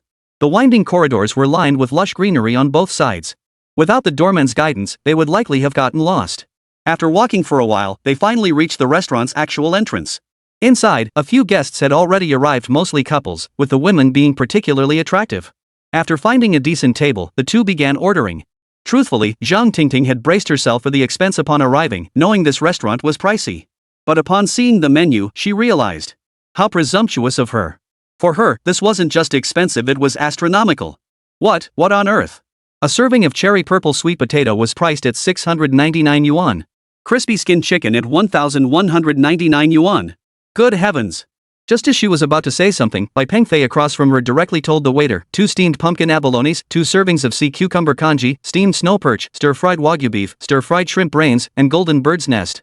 For dessert, 2 cheesecake pear cakes, walnut custard tarts, a tropical fruit platter, and a glass each of fresh watermelon juice and orange juice.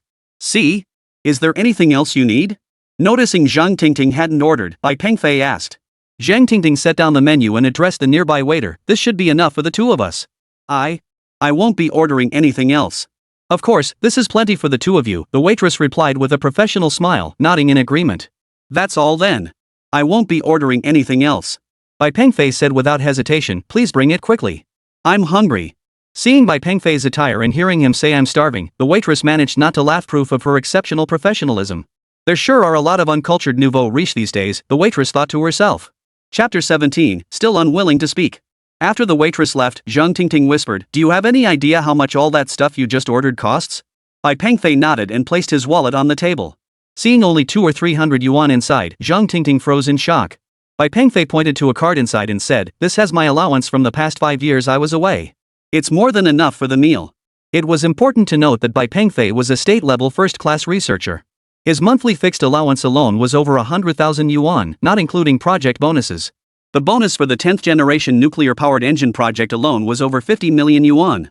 As the chief engineer, Bai Pengfei was personally awarded 10 million yuan from that sum. Of course, that money hadn't been deposited yet. Even so, the monthly stipend of 100,000 yuan was more than sufficient for Bai Pengfei's expenses. Moreover, he had spent the previous 5 years at the remote test site in the northwest, so none of this money had been touched, it all remained untouched in his account. Hearing Bai Pengfei mention those 5 years again now, Zhang Tingting couldn't help but feel a pang of unease. What were you doing during those 5 years you disappeared? Zhang Tingting asked. Bai Pengfei fell silent. He didn't want to lie to Zhang Tingting, but due to confidentiality regulations, he couldn't disclose the nature of his work. So he remained silent. Still unwilling to tell me. Zhang Tingting felt she might have been overthinking things. I'm sorry. Can we not discuss those 5 years? Hearing Bai Pengfei's words, Zhang Tingting was speechless. Just then, the waiter brought the dishes to the table. Seeing this, Bai Pengfei quickly changed the subject. Here, try some. These dishes look delicious. Actually, the moment Bai Pengfei and Zhang Tingting sat down, a couple at the next table had unconsciously turned their gaze toward them. Of course, this pair went completely unnoticed by Bai Pengfei and Zhang Tingting. The woman at the adjacent table appeared to be around 40 years old. She clearly frequented beauty salons for maintenance, as her skin looked quite good, though the crow's feet around her eyes betrayed her true age. Judging by her attire, she seemed well off. A Chochi dress, Chanel heels, and the black stockings on her legs looked high quality too. Plus, her every move suggested she was a lady of means. The man in a suit sitting across from this mature woman looked relatively young. Judging by his appearance, he seemed like a recent college graduate. He's not bad looking either, and he's even wearing makeup. He's the very picture of a pretty boy. Right now, this pretty boy is being extremely polite and respectful toward the mature woman, keeping his posture very low during their conversation. Now both the pretty boy and the mature woman turned their gaze toward Bai Pengfei and Zhang Tingting. But Bai Pengfei had no time to pay them any mind right now, because he was hungry. Eating came first.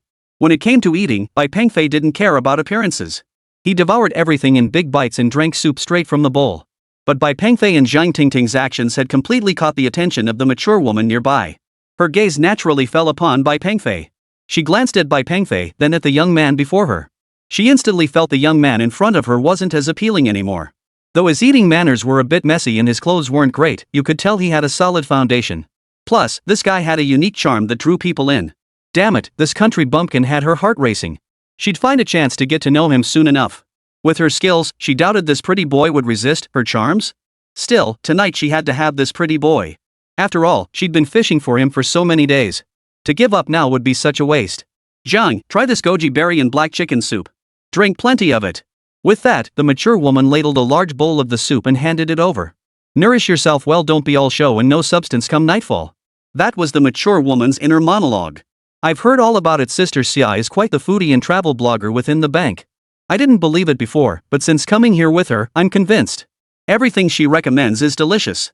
Little Zhang forced a smile, though he genuinely couldn't stomach another sip of the goji berry black chicken soup. He'd already polished off most of the pot. Damn, this old woman is something else. He figured he was in for a rough night.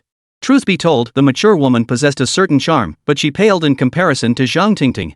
Youth, after all, was a woman's greatest asset. Women start aging faster after 35. Though this mature woman had a certain charm, she lacked vitality, full of grace but short on passion. Right now, young Zhang was smiling and trying to distract the mature woman, but she was no novice. Seeing the pretty boy in front of her not drinking the soup, her expression immediately turned serious. Noticing this, young Zhang immediately began to smile apologetically. This black chicken soup is truly delicious. You absolutely must have more today. With that, Zhang picked up the bowl of goji berry black chicken soup before him. Seeing the pretty boy begin to sip, a faint smile touched the mature woman's lips. After glancing at the pretty boy drinking his soup, she shifted her gaze to Zhang Tingting beside him. Oomph, what good is being young and pretty? I've got money, I can hook up with any young hottie I want. If only I could get my hands on that country bumpkin across from you and train him a bit.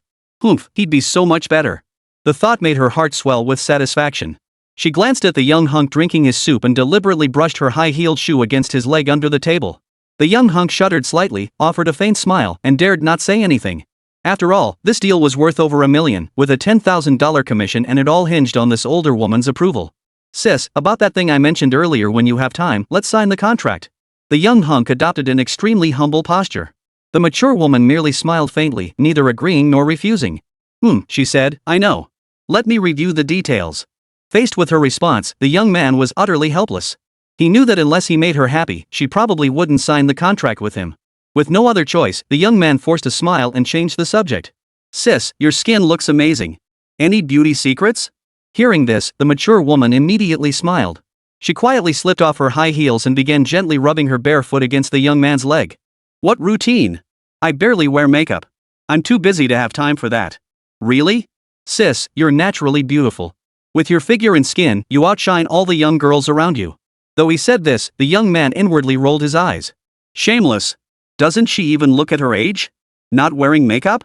Damn, the powder on her face is flaking off. Seizing the chance to speak, the young hunk glanced at Bai Pengfei beside him. Oomph, what kind of country bumpkin is this, slurping soup like that? Damn, that kid's got some luck landing such a top-notch date. That woman looks familiar somehow. Chapter 18, Power Outage at Home. This pretty boy felt he'd seen Zhang Tingting somewhere before, but he just couldn't place it. Was it online? Could he be a minor internet celebrity? Damn it! Once I close this deal, I'll find your livestream and drop 2 super hearts right away, then ask you out. If you weren't blind, you'd choose me over this beggar in a heartbeat. A penniless bum. I make 20 grand a month. What's the comparison here? While fantasizing about Zhang Ting kneeling before him, begging for his favor, Xiao Zhang endured the mature woman's flirtatious advances.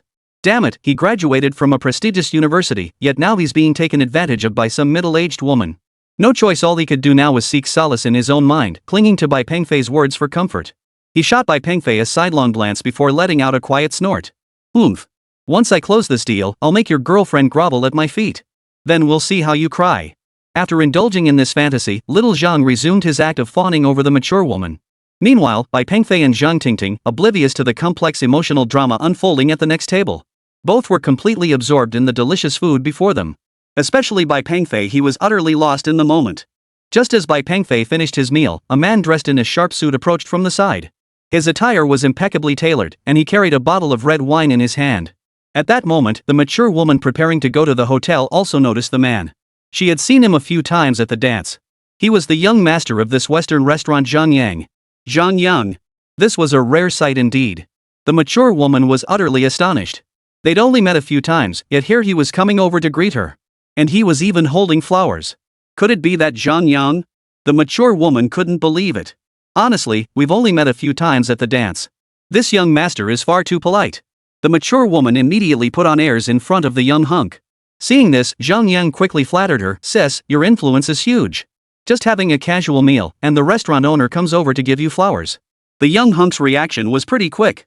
However, Zhang Yang didn't come to their table as they expected. Instead, he walked past them and went straight to Bai Pengfei. He leaned over to hand the flowers to Zhang Tingting and smiled at Bai Pengfei, saying, Master, I never imagined we'd meet here. The moment those words left his mouth, the mature woman beside him froze in place. What the hell was going on? That beggar. He knows Zhang Yang. This bumpkin.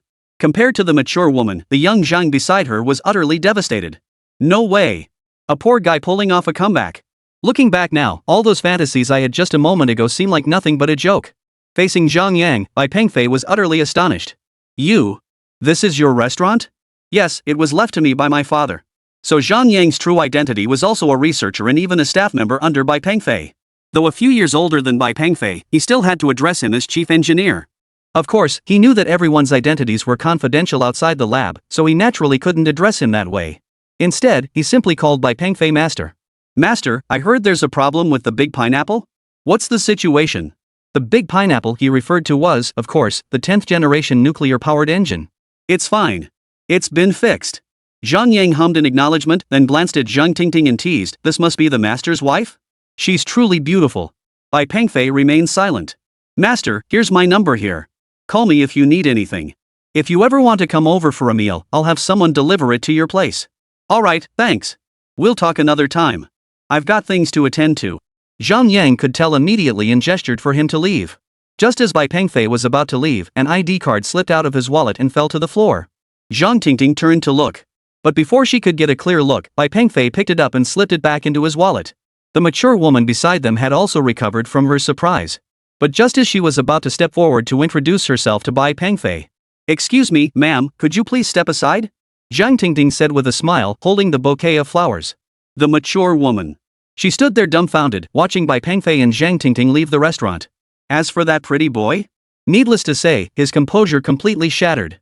I'll walk you home. Bai Pengfei offered as they left the restaurant. But Zhang Tingting shook her head. She only asked, did you know that restaurant owner back there? Unable to find the right words, he chose silence once more. Zhang Tingting had grown accustomed to it. With a bitter smile, she tossed the bouquet into a trash bin and hailed a taxi, leaving the restaurant. Truthfully, before coming, Zhang Tingting had prepared herself to forgive Bai Pengfei. All she needed was a reasonable explanation. An explanation for vanishing for 5 years. But Zhang Tingting now felt utterly foolish. By the time she returned home, it was already past 10 o'clock at night. She opened the door and fumbled for the light switch on the wall. Strange. Why isn't the light turning on? Zhang Tingting was puzzled. She pulled out her phone to light her way and made her way to the living room light switch. The living room light didn't turn on either. She took her phone outside to the fuse box and found the fuse hadn't blown. What's going on? It's not a power outage. The lights at the neighbor's place are still on? Ah, it seems this rental house is just too old, with the wiring all worn out. There was nothing she could do about it now. It was too late to find someone to fix it. Tonight, she'd just have to deal with it and find someone to come take a look tomorrow. Just as Zhang Tingting drifted off to sleep, the inconspicuous spot in the living room where Bai Pengfei's watch lay began to emit a faint glow. The faintly lit display read, charging complete. Chapter 19, Invisible. Hey, young lady. You're not joking, are you? Your home's wiring is fine, you're just behind on your bill, right? An electrician uncle looked at Zhang Tingting with an exasperated expression. With that, the man picked up his tools and left. Zhang Tingting was left standing there, utterly bewildered. What was going on? She had paid her electricity bill just last month, how could it be cut off now? But her phone app showed exactly that. Over 700 yuan in arrears. Impossible. This couldn't be right. How could she possibly have used that much electricity in less than a month? Something must be wrong. Yeah, definitely. Zhang Tingting immediately dialed the power company's customer service number. After explaining the situation, the staff member promised to send someone over immediately to investigate. They didn't believe it either. How could a young woman possibly use over 700 yuan worth of electricity in less than a month? Zhang Tingting didn't dwell on it. She was certain this had nothing to do with her, it must be their mistake. Ugh, so frustrating. Due to the power outage, she couldn't use her computer, so she had to go online with her phone. The most crucial thing now was to find a job. She still had to pay her rent, plus the mortgage on the small apartment she'd bought with a loan. Though the monthly mortgage payment wasn't much, she simply didn't have the money. Meanwhile, Bai Pengfei woke up at home. His mother had already prepared lunch. Bai Pengfei genuinely wanted to take a few days off to rest and spend time with his mother at home. He had been away from home for so many years, he truly felt guilty toward his mother. Now that he had both the means and the time, it was the perfect opportunity to properly show his filial piety. During the meal, Bai Pengfei pulled out a bank card. It contained his allowance from the past 5 years, 100,000 yuan per month, plus occasional bonuses and special subsidies. He hadn't spent much over those 5 years, so it was all right there now. Mom, there's over 6 million yuan in this card. Keep it for yourself. I don't really have any expenses now. Watching her son place the card on the table, Li Ping froze for a moment before murmuring softly, "Our country really has become wealthy now." 5 years. Mom, what did you say? Bai Pengfei seemed to catch the word country. Nothing. I don't need the money now. You should keep it. Consider this my filial gift to you. I don't really have much to spend it on anyway. Staring at the bank card before her, Li Ping hesitated before tucking it away. All right then, she said. I'll keep it for you. Save it for your wedding someday. Bai Pengfei. Oh, have you been in touch with Tingting? That girl is truly wonderful. You shouldn't let her slip away. Yeah, I know, Bai Pengfei replied indifferently. After lunch, Bai Pengfei took a ride back to his old apartment. Li Ping had purchased this place years ago. Back then, it was conveniently close to Bai Pengfei's university, so he'd lived here during his college years. Of course, he and Zhang Tingting had also lived here for a time back then. 5 years ago, when he suddenly left, he had been staying here. It was also in this very room that he and Zhang Tingting had argued before he received his assignment. Now, after 5 years of vacancy, it was covered in dust. Bai Pengfei had no intention of staying here now. He'd come today solely because his secret lab was located here. Entering the kitchen, Bai Pengfei glanced at the range hood before him, then without hesitation pressed his palm against its upper right corner. To his surprise, the range hood lit up. Then, the floor tiles in the kitchen mechanically shifted aside, revealing a downward opening elevator. Without a second thought, Bai Pengfei descended the steps. The small house was on the 3rd floor, but Bai Pengfei had quietly purchased the 2nd floor unit long ago. Back when he first obtained this system, Bai Pengfei had set up this laboratory. He often tinkered with small contraptions inside. Back then, Bai Pengfei wasn't just messing around with this stuff for fun, he was doing it to make money. Upon entering the secret laboratory, Bai Pengfei switched on the lights inside. As the lights illuminated the room, a robot resembling a trash can rolled over from the side. Xiaodu welcomes you home, master. This over a meter-tall intelligent robot was developed by Bai Pengfei 5 years ago. Its name was Xiaodu. Its round body featured two 20-centimeter receivers atop its head and 2 large eyes. Its 2 flexible mechanical arms were remarkably agile. These 2 mechanical arms have been quite helpful. A similar robot exists at the low-altitude test site in the northwest. That one is an upgraded version of Xiaodu. 5 years had passed, and Bai Pengfei couldn't help but smile as he looked at his little helper. Seeing the laboratory so immaculately clean, Bai Pengfei knew the room cleaning command he had programmed 5 years ago was still diligently executing. Bai Pengfei walked over to the chair, settled comfortably into it, and gazed at the dense tangle of wires, circuit boards, and various electronic components before him, his heart filled with mixed emotions. Xiaodu, coffee. Uncle Bai Pengfei called out comfortably. Little Du immediately lifted the cover on its head, extended its mechanical arm inside, and pulled out a steaming cup of coffee. 5 years later, and this heating system still works like a charm. Bai Pengfei took the coffee and sipped it comfortably. But what's this taste? Xiaodu's mechanical voice replied, Master, this coffee is 5 years old. Bai Pengfei. Meanwhile, at Zhang Tingting's home, the utility company representative stood beside Zhang Tingting, his expression stern. Miss, we genuinely haven't detected any issues. And according to our records, all this electricity was consumed between yesterday afternoon and evening. Zhang Tingting was furious. What do you mean? Are you saying I used over 700 yuan worth of electricity in just one afternoon? The utility company staff member was at a loss for words. He was baffled too. He had inspected the entire circuit and found no evidence of electricity theft. But what was going on? He couldn't figure it out either. Miss, why don't you think carefully? Did you use any unusual appliances at home between yesterday afternoon and evening? No, I wasn't home during that time. Besides the refrigerator and water heater, there's also this electronic watch. Zhang Tingting pointed helplessly at the watch sitting nearby. I was just asking, no other meaning. Don't get upset. I already checked the refrigerator and washing machine, no issues. Oh, so you're implying this digital watch cost me over 700 in electricity charges? Come on, you'd better inspect it thoroughly. Zhang Tingting picked up the watch in a huff. But accidentally, she touched the light interference button on the side of the watch. In that instant, the staff member's vision was disrupted. The result? He couldn't see Zhang Tingting anymore. The staff member. Chapter 20, Attending the Press Conference. Look, isn't this because of that electronic watch? Because Zhang Tingting hadn't pressed her hand down very firmly, her figure now appeared and disappeared intermittently before the power company staff member.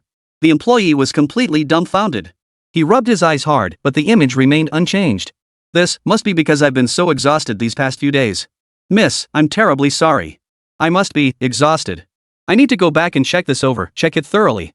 After stammering out these words, the worker gathered his tools and prepared to leave. What consciousness? Then how do we calculate this electricity bill?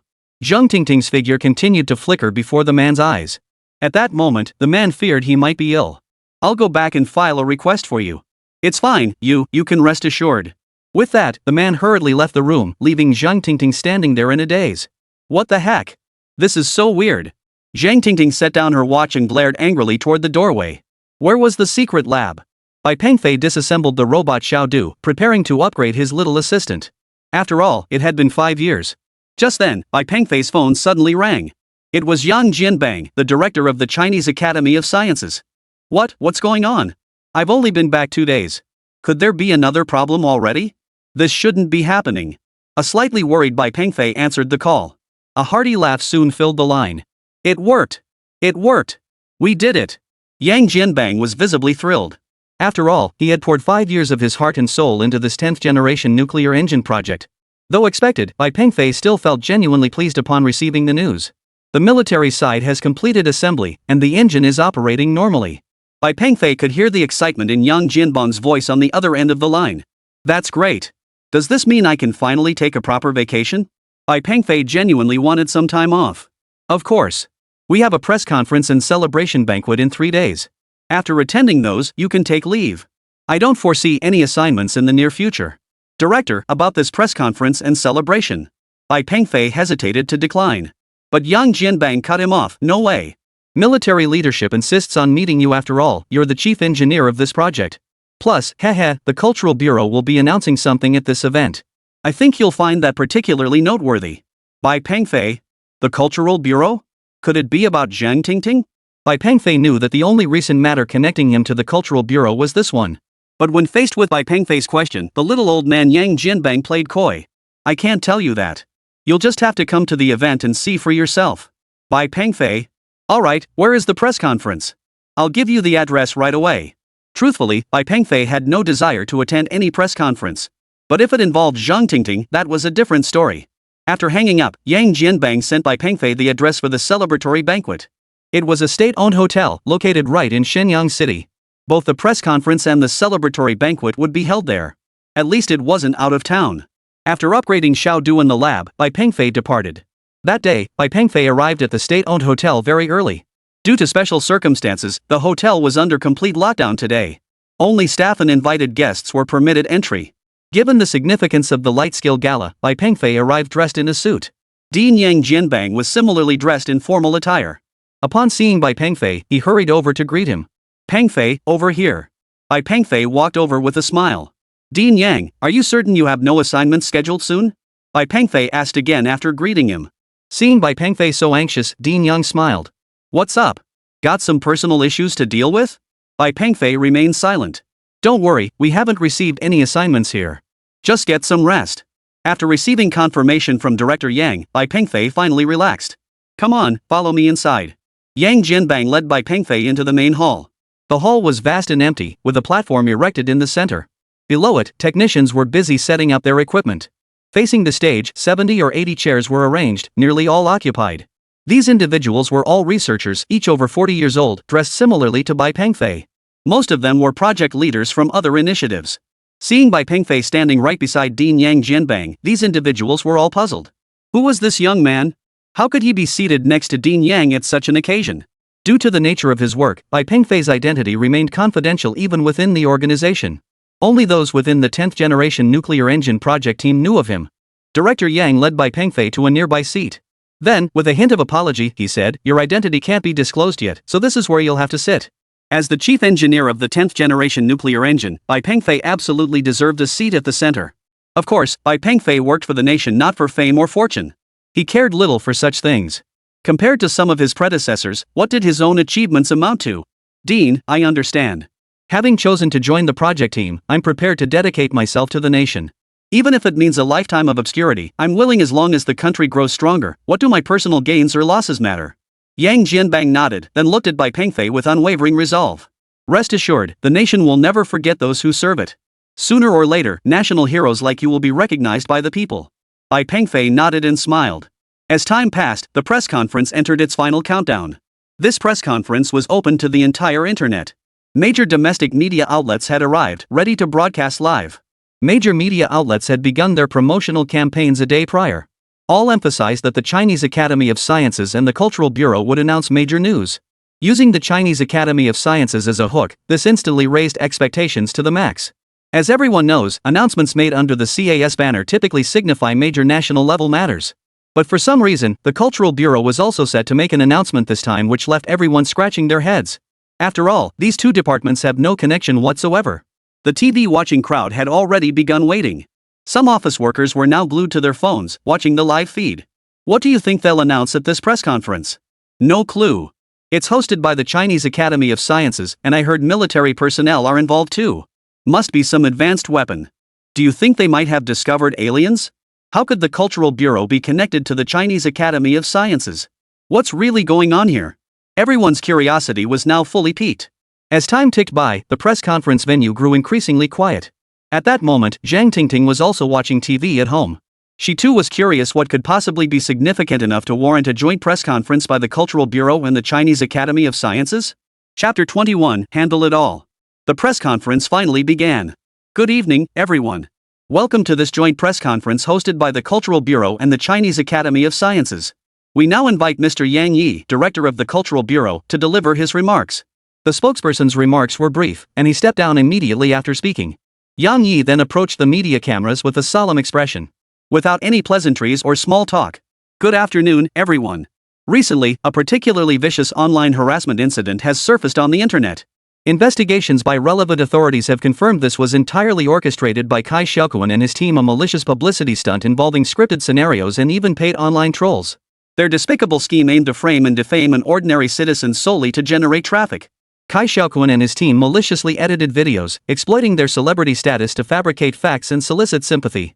Following this, a video played on the large screen behind Yang Yi. In the footage, Cai Xiaokun wore a uniform yellow vest. Without makeup, he appeared several years older. He first bowed deeply, then began tearfully apologizing. I deeply regret the impact this incident has caused. I apologize to the victims. I should not have edited the video to gain sympathy from fans. At the end of the video, Cai Xiaokun stood up and bowed deeply once more. Everyone watching at home was stunned. What the hell? They actually held a press conference to explain this? Goodness gracious, cyberbullying happens every year, but this is the first time I've seen someone make such a public apology. So that's how it really was. I regret it now. I was one of those who bashed that ordinary person online. I'm sorry. For a moment, viewers watching the live stream on the platform flooded the chat with I'm sorry messages. As Cai Xiaokun's feed ended, Yang Yi, the head of the Cultural Bureau, continued. Our bureau shares responsibility for this cyberbullying incident. It stems from inadequate oversight on our part. We will conduct a thorough self-examination and extend our sincere apologies to that young woman. With that, Yang Yi bowed before the assembled media. Zhang Tingting, watching at home, was stunned. She never would have imagined the Cultural Bureau would apologize in the form of a press conference. It felt like a dream. Covering her mouth, she watched the television, struggling to contain her excitement. After bowing in apology at the press conference, Yang Yi immediately continued. Next, I will announce the outcome of this incident. Cai Xiaokun is guilty of defamation, false accusation, indecent assembly, tax evasion. Multiple offenses will be punished concurrently. Beautiful international artist Cai Xiaokun is sentenced to 10 years in prison and fined 360 million yuan. Artists who reposted online abuse alongside Cai Xiaokun are banned from all entertainment performances for 3 years and fined 1 million yuan. Cai Xiaokun's management agency shall cease operations for rectification and pay a fine of 50 million yuan. Internet companies involved in broadcasting or disseminating the content are ordered to conduct internal rectification. To prevent similar incidents in the future, the Cultural Bureau will launch a special campaign on artistic integrity. Artists lacking professional ethics will face an absolute ban. Upon hearing Yang Yi's remarks, netizens immediately erupted in outrage. A 10-year sentence? And such a hefty fine? Did you see that? This Cai Xiaokun isn't even Chinese. That airport video surfaced earlier, and I didn't believe it at the time. This punishment is really severe. All the celebrities involved got hit. They deserve it. Look at what these celebrities have been up to. They'll do anything for attention. It's outrageous. Seeing the Cultural Bureau's decisive action, Zhang Tingting, sitting in front of the TV, finally felt a sense of vindication. She thought the matter would just blow over, but the Cultural Bureau's response was unexpectedly sincere. Not only did they issue a public apology, but they also handled the matter with such thoroughness. They even launched a special campaign to address these artists lacking professional ethics. It's truly a sight to behold. Although the Cultural Bureau's decisive action this time was satisfying. But everyone understands something. This woman targeted by online bullying is no ordinary person. The fact that the Cultural Bureau issued an apology, well, need I say more? Only now did Bai Pengfei, present at the scene, realize. So that's what this was about. But the Cultural Bureau's handling of the situation genuinely surprised him. What do you think? Pretty good handling, right?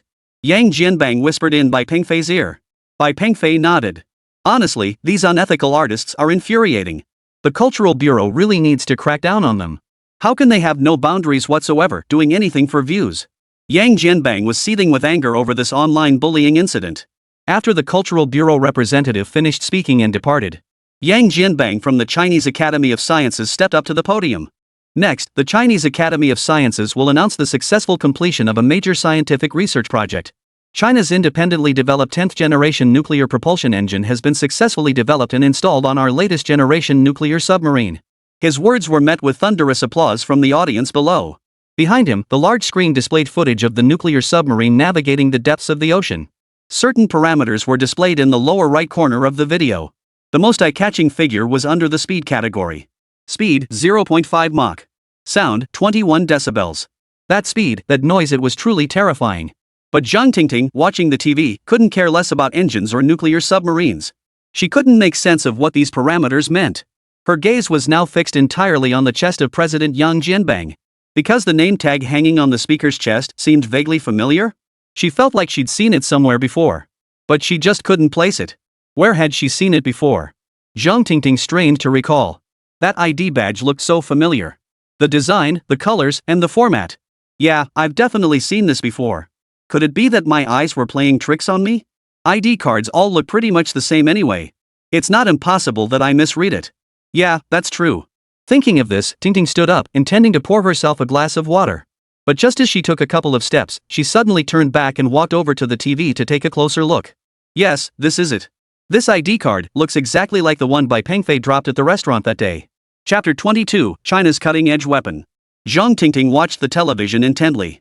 She knew the man speaking on the screen was the president of the Chinese Academy of Sciences.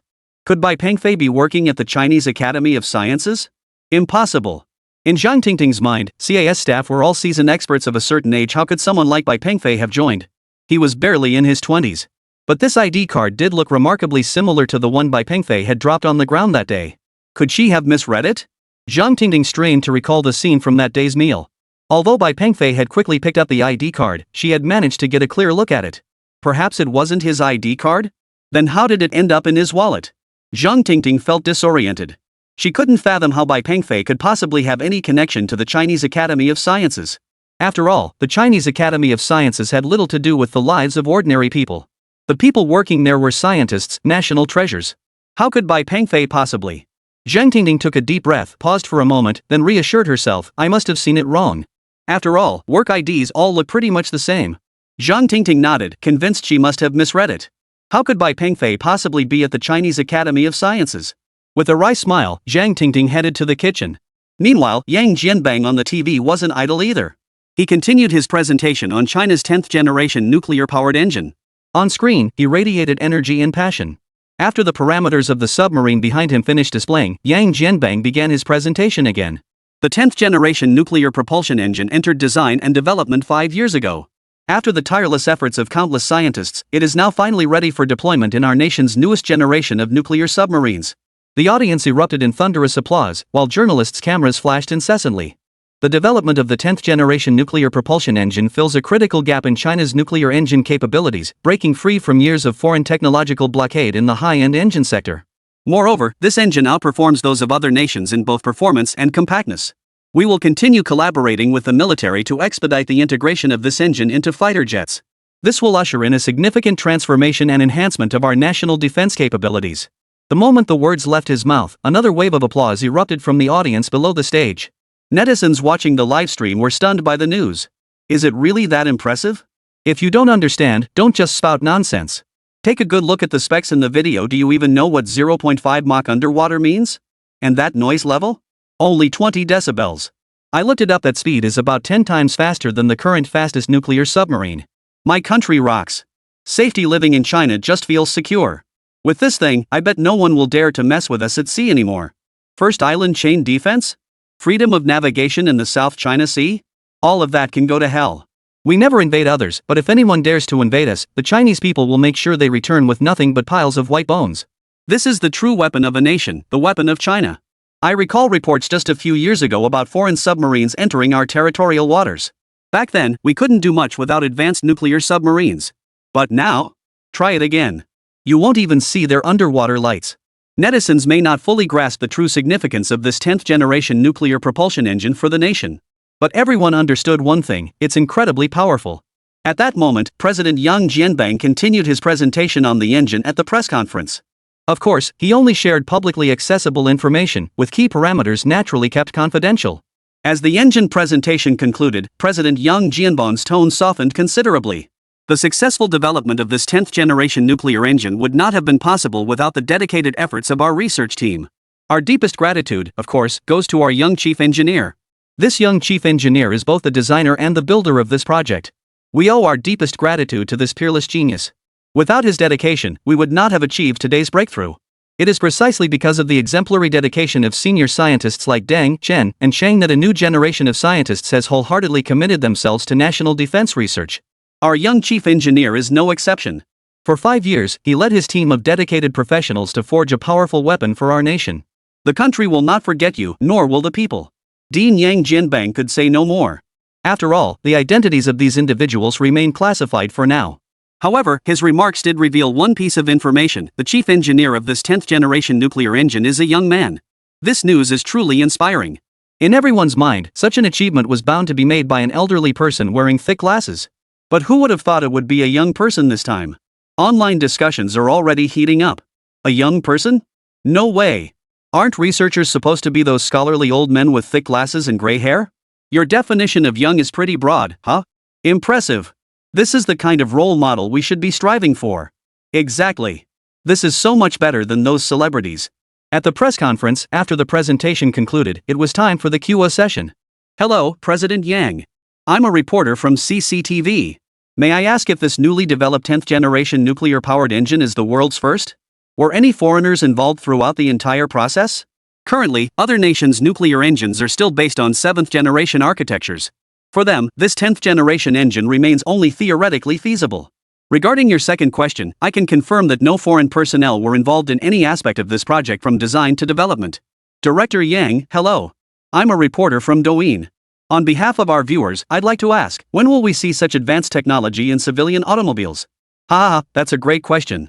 Well, not anytime soon, but our research institute is preparing to establish a technical research group focused on civilian automotive batteries. It won't be long before we can share more with everyone. Director Yang, hello.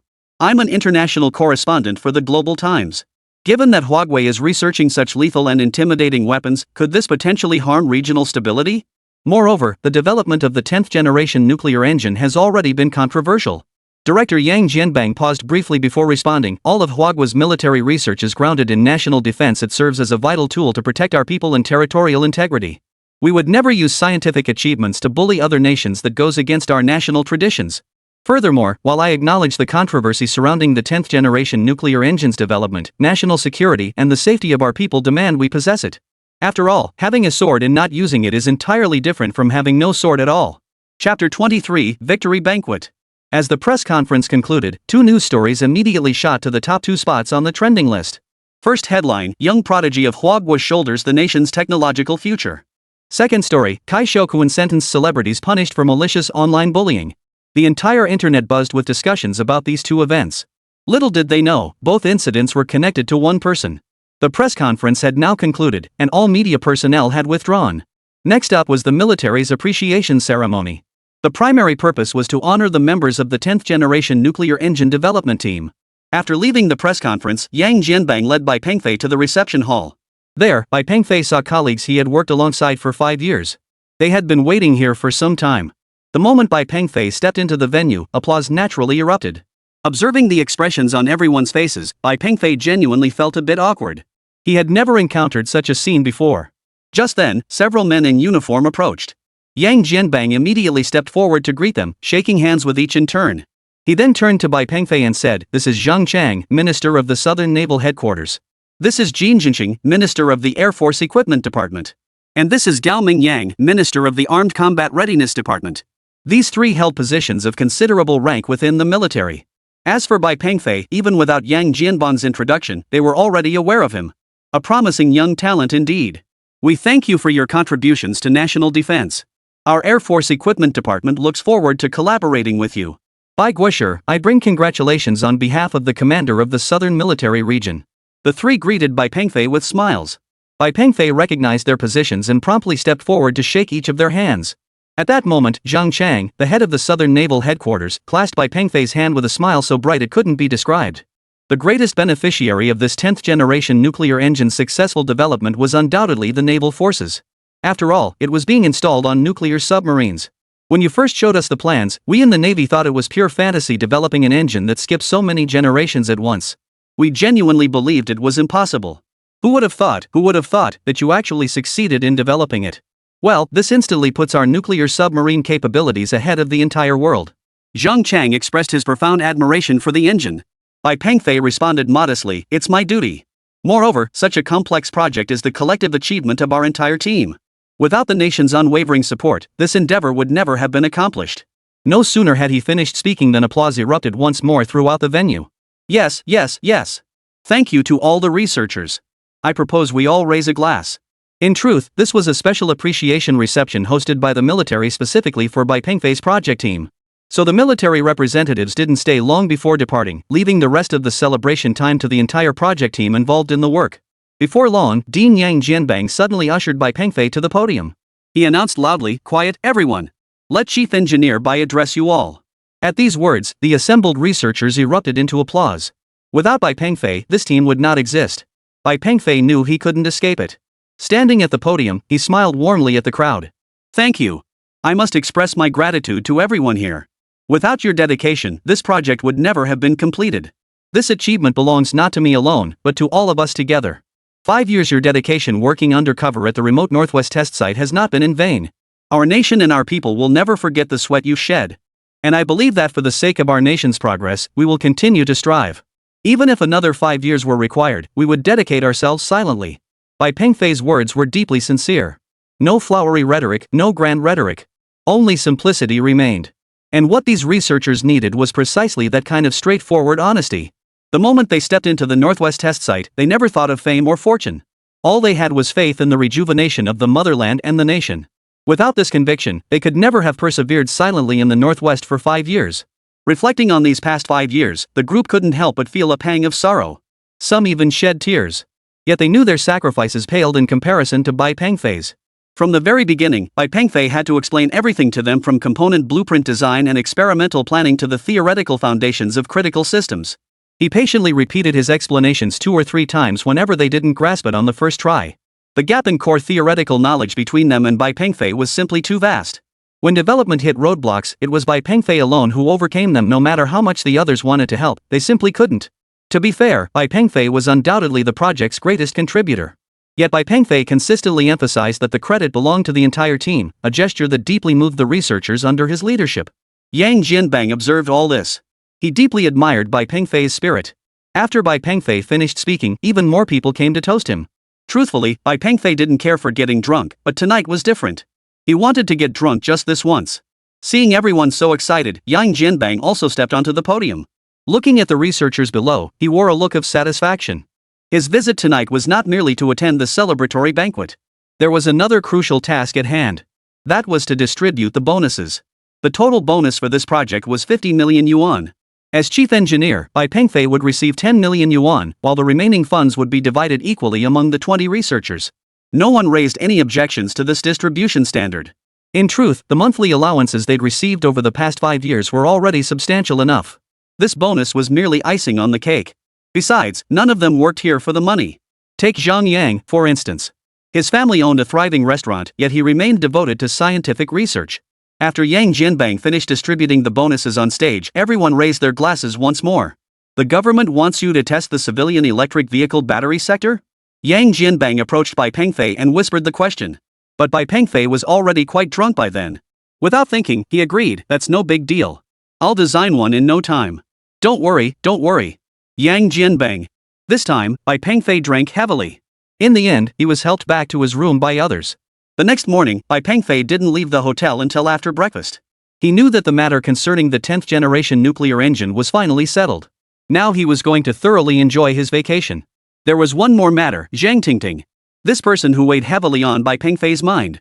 Though free from the torment of online bullying now, Zhang Tingting remained stuck in her job search.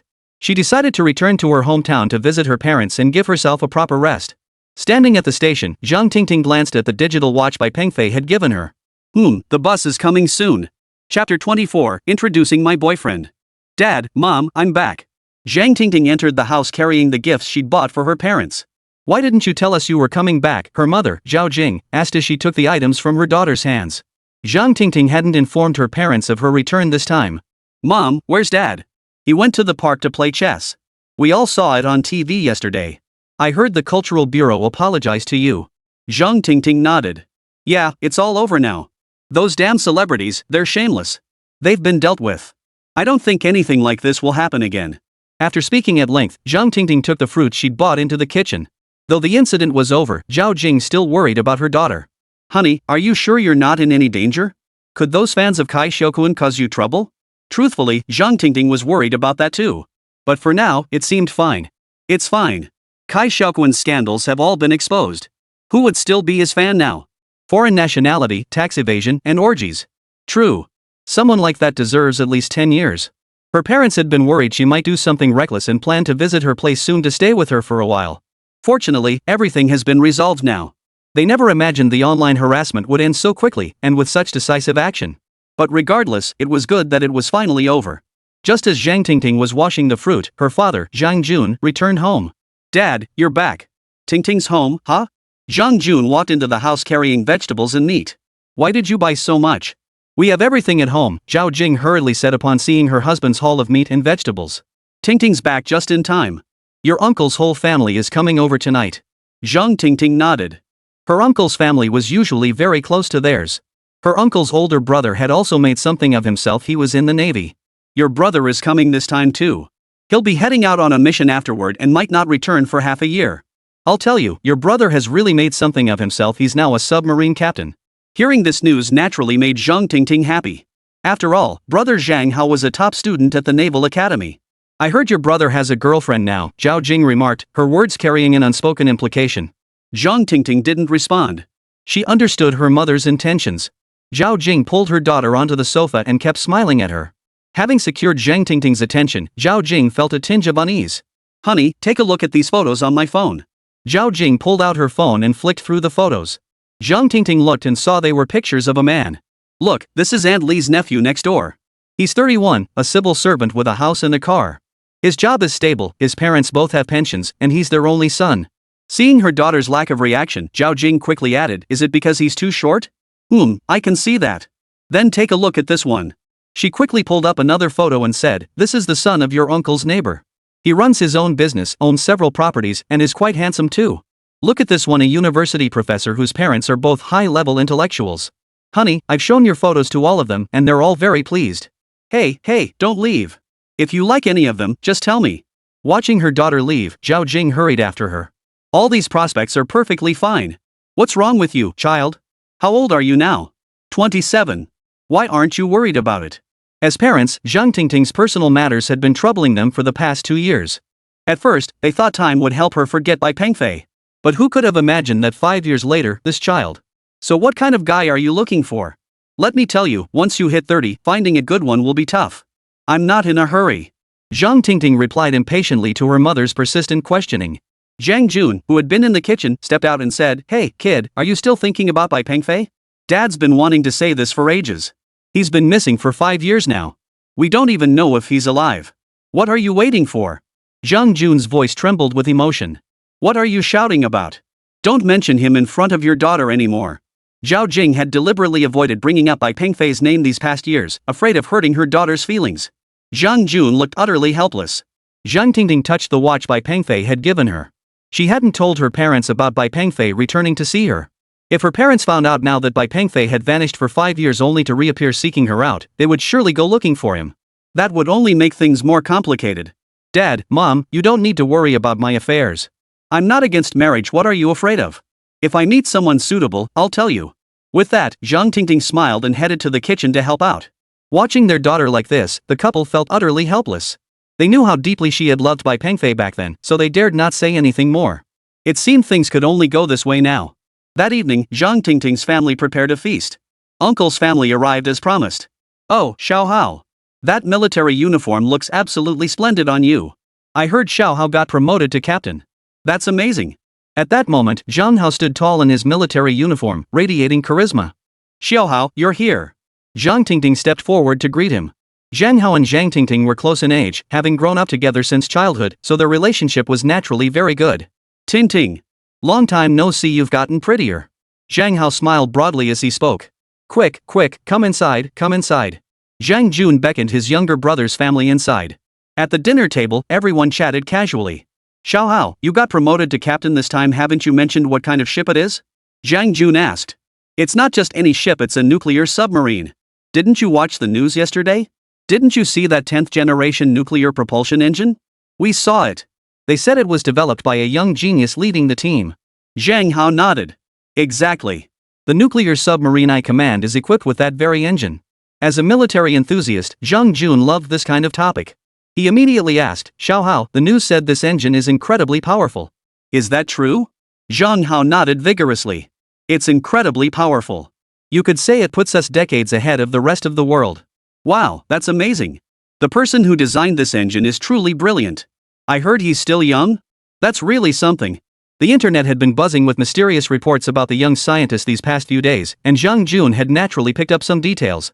Zhang Hao suddenly turned to Zhang Tingting and said, Tingting, you want to date a scientist? I know this guy, he's super handsome. Chapter 25, Visitors Arrive. Hearing this, Zhao Jing immediately perked up. Xiao Hao, tell me more. What does he do? How old is he? What does he look like? You said he's a researcher? Great. Researchers are great, stable jobs, good pay. Got any photos? Let me see first. Zhao Jing's barrage of questions left Zhang Hao speechless. Mom! Zhang Tingting called out impatiently. Only then did Zhao Jing stop her questioning. Seeing this, Zhang Hao smiled and said, Auntie, don't worry. I'll send you photos in a few days. Besides, with Tingting's looks, you're not worried she won't find a partner, right?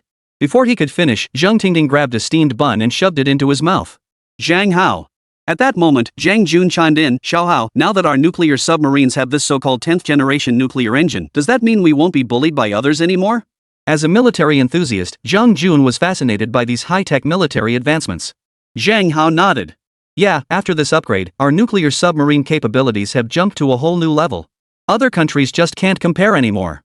Zhang Hao's father, Zhang Zhang, beamed with pride as he added, let me tell you, that young scientist who developed it is truly remarkable. He's elevated our national defense capabilities by several tiers. Zhang Tingting couldn't care less about these topics. However, her watch caught Zhang Hao's attention. Tingting, that cartoon watch of yours? Can I take a look? Zhang Tingting paused, then smiled as she removed her watch. It's just a kid's toy. I wouldn't sell it for anything. With that, she handed the watch to Zhang Hao. Zhang Hao picked up the watch and examined it closely. This is strange. The material of this digital watch. Zhang Hao was puzzled, as he suspected the material resembled nickel polymer. This material was primarily used in spacecraft. Of course, it's also found in nuclear submarines. This material possesses high-temperature resistance properties, making it naturally very expensive. Moreover, civilian applications simply don't require materials with such properties. As a top student at the Naval Academy, Zhang Hao naturally had some knowledge of these things. What's up? That look on your face, is my watch some kind of rare treasure? Zhang Tingting teased. Zhang Hao examined the watch's structure closely before replying thoughtfully, Tingting, did you buy this watch yourself?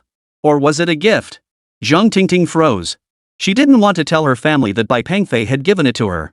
I bought it myself. What's the problem? Zhang Hao hummed in acknowledgement, then placed the watch on the table. Maybe I was mistaken. If you bought it, then it's fine. Look at him, always leaving things unsaid. So annoying. Zhang Hao chuckled too. I thought the material of this watch seemed a bit odd, but if you bought it yourself, then it's fine. I must have misjudged it. Yeah, I must have misjudged it. After all, no one would use such expensive materials for a digital watch. Zhang Tingting froze for a moment. Expensive materials? What exactly are you talking about when you say material? Zhang Hao waved his hand dismissively. You wouldn't understand. Didn't you buy this watch yourself? You absolutely couldn't buy that kind of material, you couldn't afford it. Zhang Tingting. After finishing their meal, Zhang Hao and his family departed. Zhang Tingting also prepared to pack her things and leave. Hey, kid, aren't you staying a few more days? Mom, Dad, I'm heading back. With that, Zhang Tingting left the house. That girl, it's getting dark. Be careful. Got it. Carrying her backpack, Zhang Tingting walked alone to the bus stop. Standing on the platform, she glanced at the watch on her wrist. The materials are expensive. Zhang Hao's words lingered in her mind. She now suspected this watch might be some kind of luxury item. Bai Pengfei had suddenly returned, then taken her to such an expensive restaurant, and now this potentially costly watch. Zhang Tingting now felt a bit afraid. She sensed something was seriously wrong. Since the watch bore no brand logo, Zhang Tingting had no choice but to search online herself. But after searching online for a long time, she couldn't find anything similar to her watch. Frowning, she stared at the watch sitting beside her computer. But just then, she was startled to discover that the phone she'd placed next to the watch was charging. Zhang Tingting picked up the phone. The charging process abruptly stopped. As long as she held it close to the watch, the phone would resume charging. Even though her phone had wireless charging capabilities, this watch wasn't a charging dock. After testing it several times, Zhang Tingting discovered that as long as the phone was near the watch, it would start charging automatically. This was truly. Zhang Tingting picked up her phone to call Bai Pengfei. But it was far too late at this hour, he must already be asleep. Little did Zhang Tingting know that Bai Pengfei was currently tinkering away in his lab. He had exchanged a blueprint for a super-electric car in the system and was now immersed in research in his lab. Since it was meant as a gift for Zhang Tingting, Bai Pengfei designed the exterior to be exceptionally cute. As for its functionality? Naturally, they were incredibly powerful. Working late into the night in his secret lab, he finally finished this adorable little electric car. Exhausted after finishing it, Bai Pengfei collapsed into sleep. The next morning, Bai Pengfei rolled the bike out of his room, hopped on, and headed straight for Zhang Tingting's place. At that moment, Zhang Tingting had just woken up at home. Before she even had a chance to wash her face, she heard someone knocking on the door. Zhang Tingting was puzzled who would come to her place so early. She approached the door and peered outside. Is Ms. Zhang home? Outside stood a handsome young man dressed in a suit, looking refined and polite. Zhang Tingting opened the door. Hello? Who are you? Hello, Ms. Zhang. I'm from the Human Resources Department of Shin City. I'm here today specifically to help you arrange your work. Zhang Tingting. Arrange a job for me? Zhang Tingting blinked her large eyes, finding it hard to believe. Ms. Zhang, my name is Tong Bin. I'm here specifically on orders from above to arrange employment for you. Ha? Higher ups? Who exactly? Tong Bin smiled faintly and said, Ms. Zhang, I'm afraid I can't disclose that. Why don't you take a look at the position I've arranged for you first? Zhang Tingting hurriedly invited him inside. Chapter 26, Being Watched. Tong Bin entered the room and surveyed the utterly ordinary home, feeling somewhat perplexed. What kind of background did this woman have? Not only could she get the Cultural Bureau to apologize, but a big shot from the city government had personally sent him to offer her a job? Ms. Zhang, hello. We understand you lost your job due to online harassment, so I've come personally to arrange employment for you. Zhang Tingting. Oh, really? That's so kind of you. Zhang Tingting now understood a bit more clearly this was a form of state welfare. The online harassment she endured had caused such negative repercussions that this was essentially compensation. Mr. Tong, please wait a moment while I get you some water. Zhang Tingting hurried to the kitchen, glanced around, and with no other option, filled a cup with lukewarm water from the sink. By the time Zhang Tingting returned to the living room, Tong Bin had already pulled out several job descriptions from his briefcase. Thank you, Ms. Zhang. Please take a look and see if any of these positions suit you. Zhang Tingting stared at the job descriptions on the coffee table, momentarily at a loss for words. Seeing her hesitation, Tong Bin quickly began explaining. Ms. Zhang, this is an administrative position at the National Postal and Telecommunications Company. It's a full-time role in human resources, relatively stable work.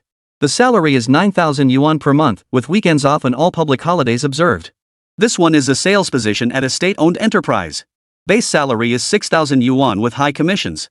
It's a challenging role. Then there's this one working in a government building, administrative role, fixed monthly salary of 9,000 yuan, all public holidays off, plus annual leave. Zhang Tingting swallowed hard. After all, these jobs were far better than her previous one. She never imagined such great opportunities would actually come her way. Seeing Zhang Tingting's lack of reaction, Tong Bin started to get a little anxious.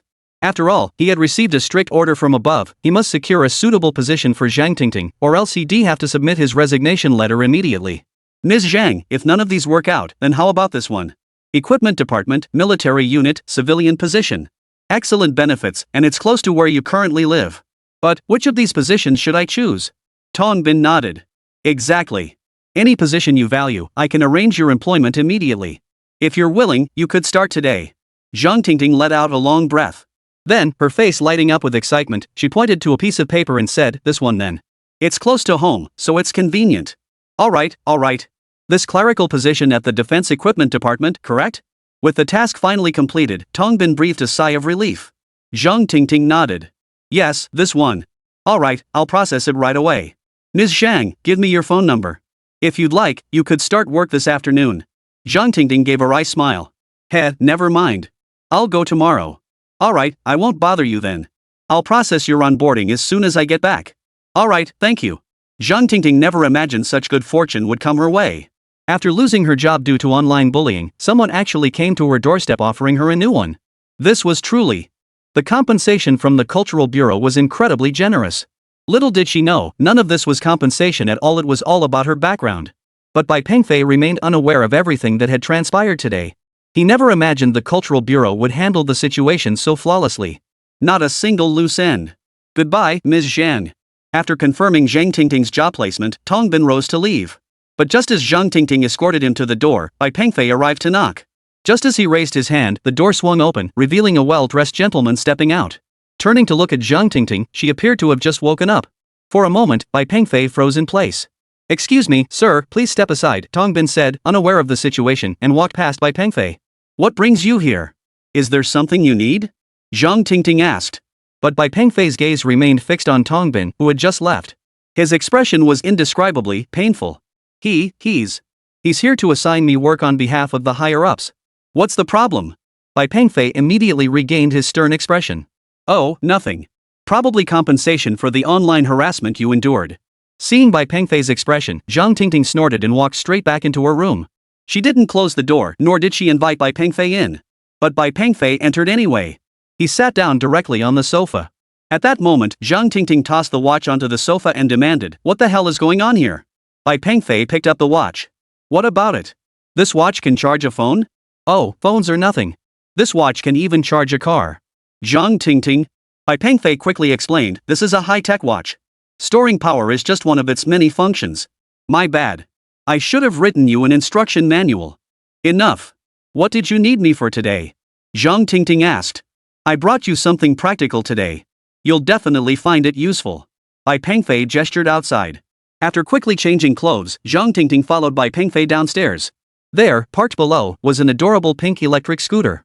This, an electric scooter? Bai Pengfei quickly explained, don't underestimate this e-bike, it packs quite a punch.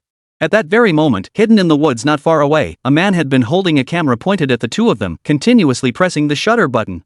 Afterward, the man picked up his phone and said, they've met again. I'll send you the photos right away. This woman is indeed the target of the online harassment from earlier. I've investigated her background. Her parents are ordinary workers, and she has an older brother serving in the Chinese Navy, though his rank isn't particularly high. Someone made contact with her this morning, but I don't know what exactly happened. I doubt her background alone could warrant such severe cyberbullying. The fact that the Cultural Bureau issued an apology proves it's impossible based on her status. This must be connected to the man beside her. Judging by his age and appearance, he is likely Bai Pengfei, chief engineer of the 10th generation nuclear propulsion engine, a top-secret figure at the Chinese Academy of Sciences, an unparalleled genius. What should we do now? Should we bring him back to see you immediately? After a moment of silence on the other end, the voice replied, hold off for now. Await my orders. I need to consult higher-ups. After all, if someone like him were to suddenly die, it would cause immense trouble. If investigated, it could even spark a war between nations. Chapter 27, The Agent's Conspiracy. In a rented apartment, a man hung up the phone and sat down, lighting a cigarette. The curtains were drawn tight, and only a dim light illuminated the room. Opposite him, numerous photographs hung on the wall. Among them, the photos of Zhang Tingting and Bai Pengfei stood out the most. Not only that, but pictures of Zhang Tingting's parents were also displayed. All these photos were taken surreptitiously, with their relationships clearly labeled and connected by red lines. After staring at the wall for a moment, he picked up the phone on the table once more. When the call connected, the voice on the other end spoke in American English. Have you confirmed it? Is that man the chief engineer of the 10th generation nuclear-powered engine? The man responded in the same language. Yes, sir. We can now confirm his identity with reasonable certainty. I await your orders. There was a noticeable pause on the other end of the line. If we could bribe him, that would be ideal.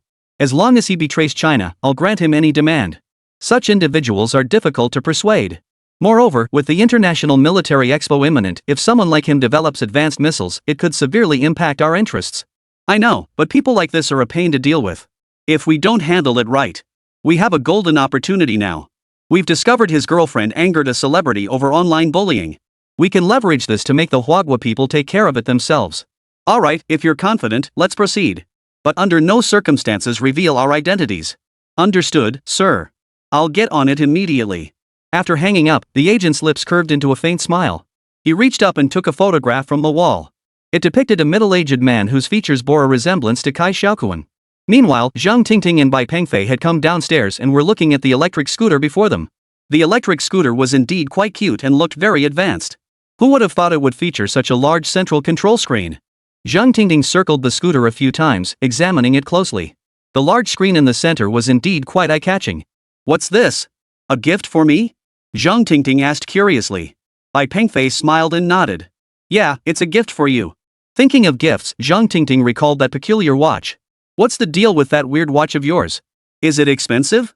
Hearing Zhang Tingting's question, Bai Pengfei genuinely didn't know how to answer her. He had exchanged it directly within the system. Bai Pengfei smiled and said, not expensive, but it's a high-tech watch with many functions. Seeing Bai Pengfei's smile, Zhang Tingting snorted in amusement. Do you have anything else? The question caught Bai Pengfei off guard. He desperately wanted to mend things with Zhang Tingting, but in her eyes, simply giving a few small gifts when there was nothing else going on. That wasn't enough to ease her lingering resentment. I don't really have anything else to say. Actually, this electric bike is meant to be used with your watch. With no other option, Bai Pengfei changed the subject. Alright, I understand. Thanks for the e-bike, Zhang Tingting replied flatly. After that, Zhang Tingting walked straight back into the building, leaving Bai Pengfei feeling a bit at a loss. He knew that trying to mend things with Zhang Tingting wasn't possible just yet. After all, he had vanished without a trace for 5 years. If he were in her shoes, he wouldn't be able to forgive himself either. There was nothing else to do. Bai Pengfei could only return home alone. That very afternoon, a man in a black suit and holding a photograph arrived at the door of a rental apartment. Inside that rental unit lived Cai Xiaokun, the older brother of Cai Xiaokun, the once wildly popular superstar. 5 years older than Cai Xiaokun, Cai Xiaokun had lived a life of luxury before his brother's accident. But after Cai Xiaokun's fall, his good times came to an abrupt end. Not only that, but with Cai Xiaokun behind bars, creditors demanding breach of contract penalties had set their sights on him. Other celebrities implicated alongside Cai Xiaokun also sent people to find him, demanding he pay up. Cai Xiaokun was a ne'er-do-well who lived off his brother's earnings, indulging in reckless behavior and racking up high-interest debt. Previously, loan sharks knew he had a wealthy brother, so they indulged him in borrowing, figuring they could always collect from Cai Xiaokun. But now things were different. These loan sharks were ruthless, willing to kill for their money. With no other choice, Cai Xiaokun moved to this rundown neighborhood to hide. Hiding inside, Cai Xiaokun placed his dagger on the table, then approached the window. He peeled back a corner of the curtain and glanced outside. After confirming no suspicious figures were present, he finally breathed a sigh of relief. But just then, a knock sounded at the door outside.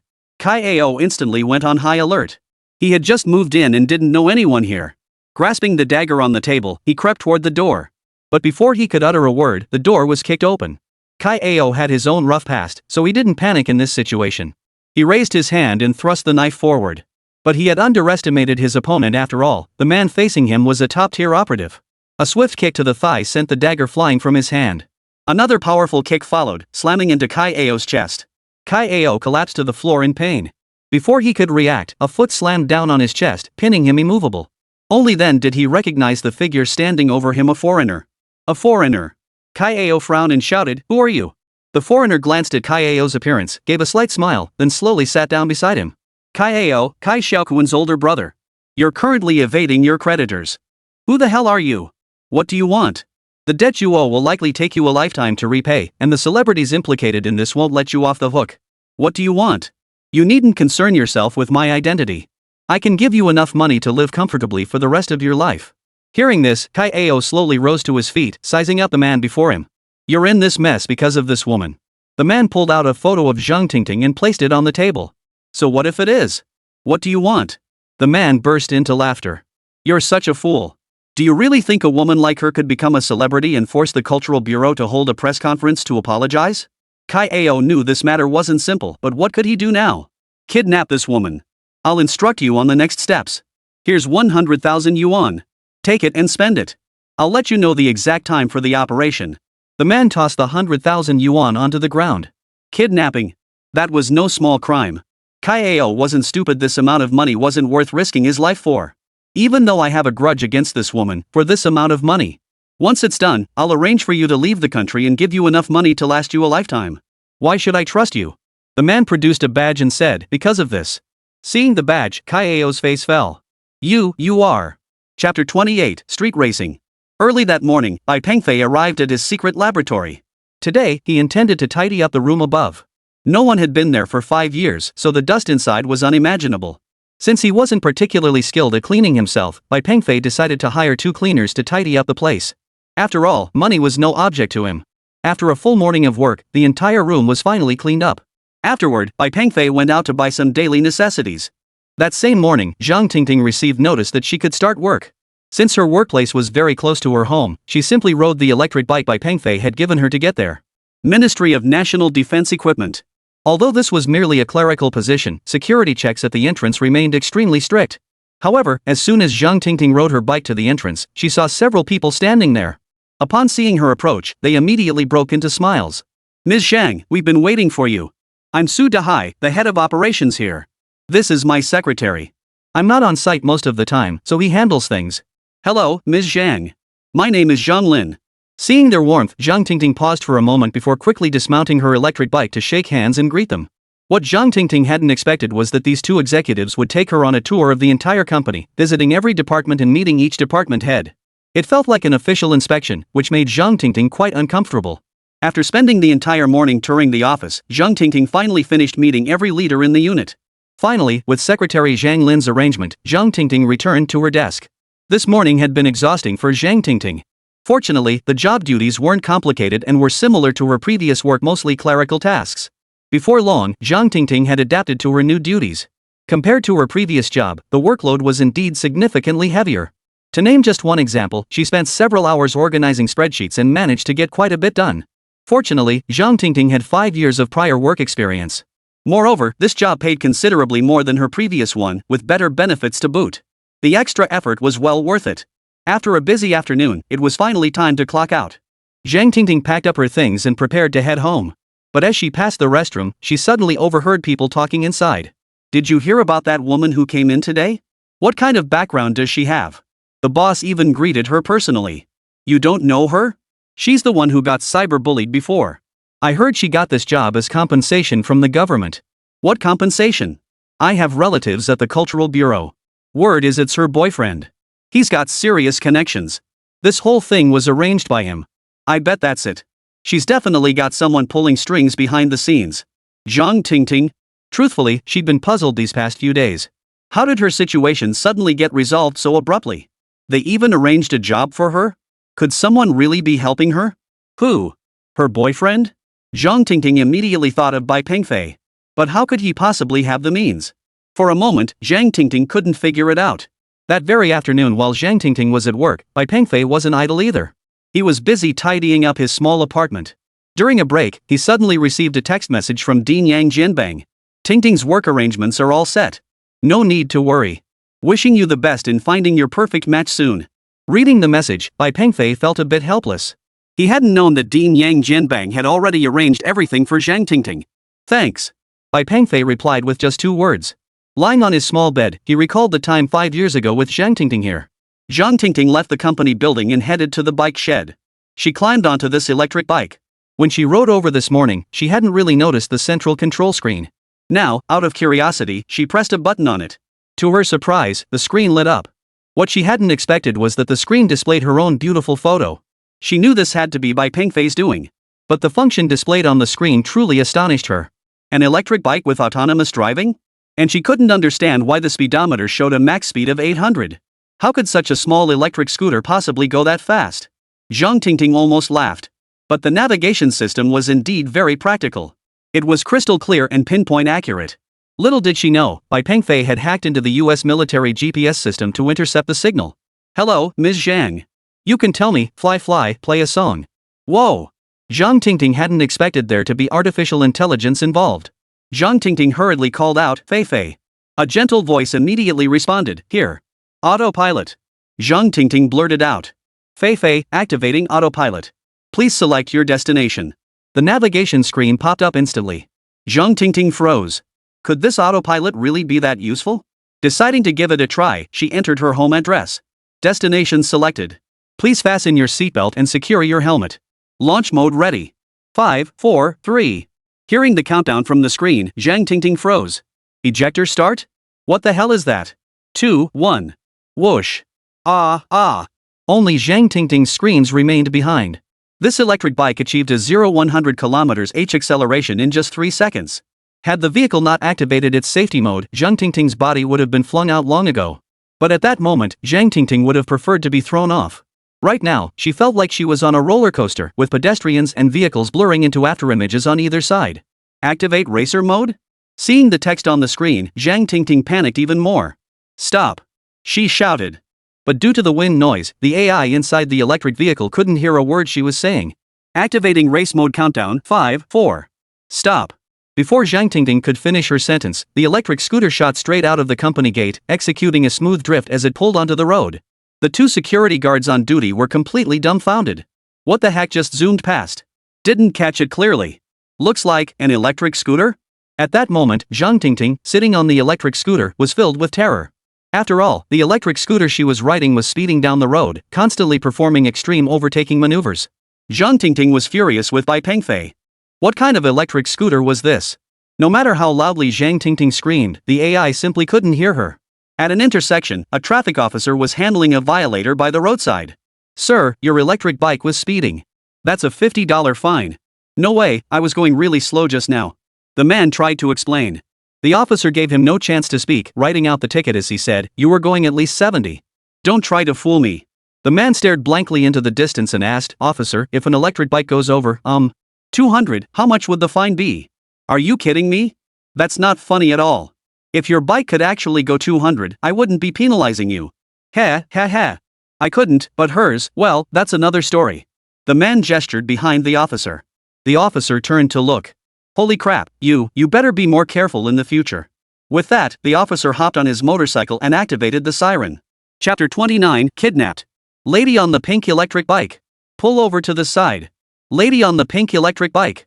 Pull over to the side. Beep beep beep. The traffic cop rode his motorcycle down the street, tailing Zhang Tingting closely. Unfortunately, Zhang Tingting's speed had already reached 200 km/h, and she was weaving dangerously. Even the well-trained officer could only follow behind. Zhang Tingting felt helpless too. All she wanted now was to pull over quickly. But no matter how much she shouted, the AI system ignored her completely. Belhua Road, eastbound to westbound, requesting backup. Pink electric scooter currently speeding at approximately 200 km/h, requesting backup. The officer followed behind Zhang Tingting, relaying the message over the radio. At this moment, he could only barely keep up behind Zhang Tingting, with no way to intercept her. What made the situation even more awkward was that the electric bike's central control screen kept displaying GPS signal weak, GPS signal weak. This was because Bai Pengfei had stolen satellite signals from the US military for the e-bike. Who could have predicted this? Consequently, the electric bike's navigation system was now useless. With the autopilot having lost its destination, the electric bike could only blindly navigate the road. At this moment, Bai Pengfei is in his secret laboratory. He too has detected the problem. The US military GPS signal has vanished. This was truly a once-in-a-century development. Sigh, I hope Zhang Tingting didn't use that navigation system and isn't relying on autonomous driving. Autopilot. Bai Pengfei suddenly thought of something. Xiaodu? Will the voice control system on that center console screen still work reliably in such intense wind noise? Xiaodu the robot rolled over from the side and replied, it can handle wind speeds up to 80 miles per hour. Oh, that's good. I set the speed limit on that electric car's center console to 80 at most. Master, the center console screen you installed the other day is the one you prepared for your race car 5 years ago. Bai Pengfei hurriedly pulled out his phone. He wanted to remind Zhang Tingting, but she didn't answer. After hanging up, Bai Pengfei could only console himself. She wouldn't be using autopilot, would she? Yeah, she probably wouldn't. Bai Pengfei returned to the living room upstairs and poured himself a glass of water. Outside, the wail of police sirens could be heard intermittently. Bai Pengfei sighed. Ah, what a troublesome time.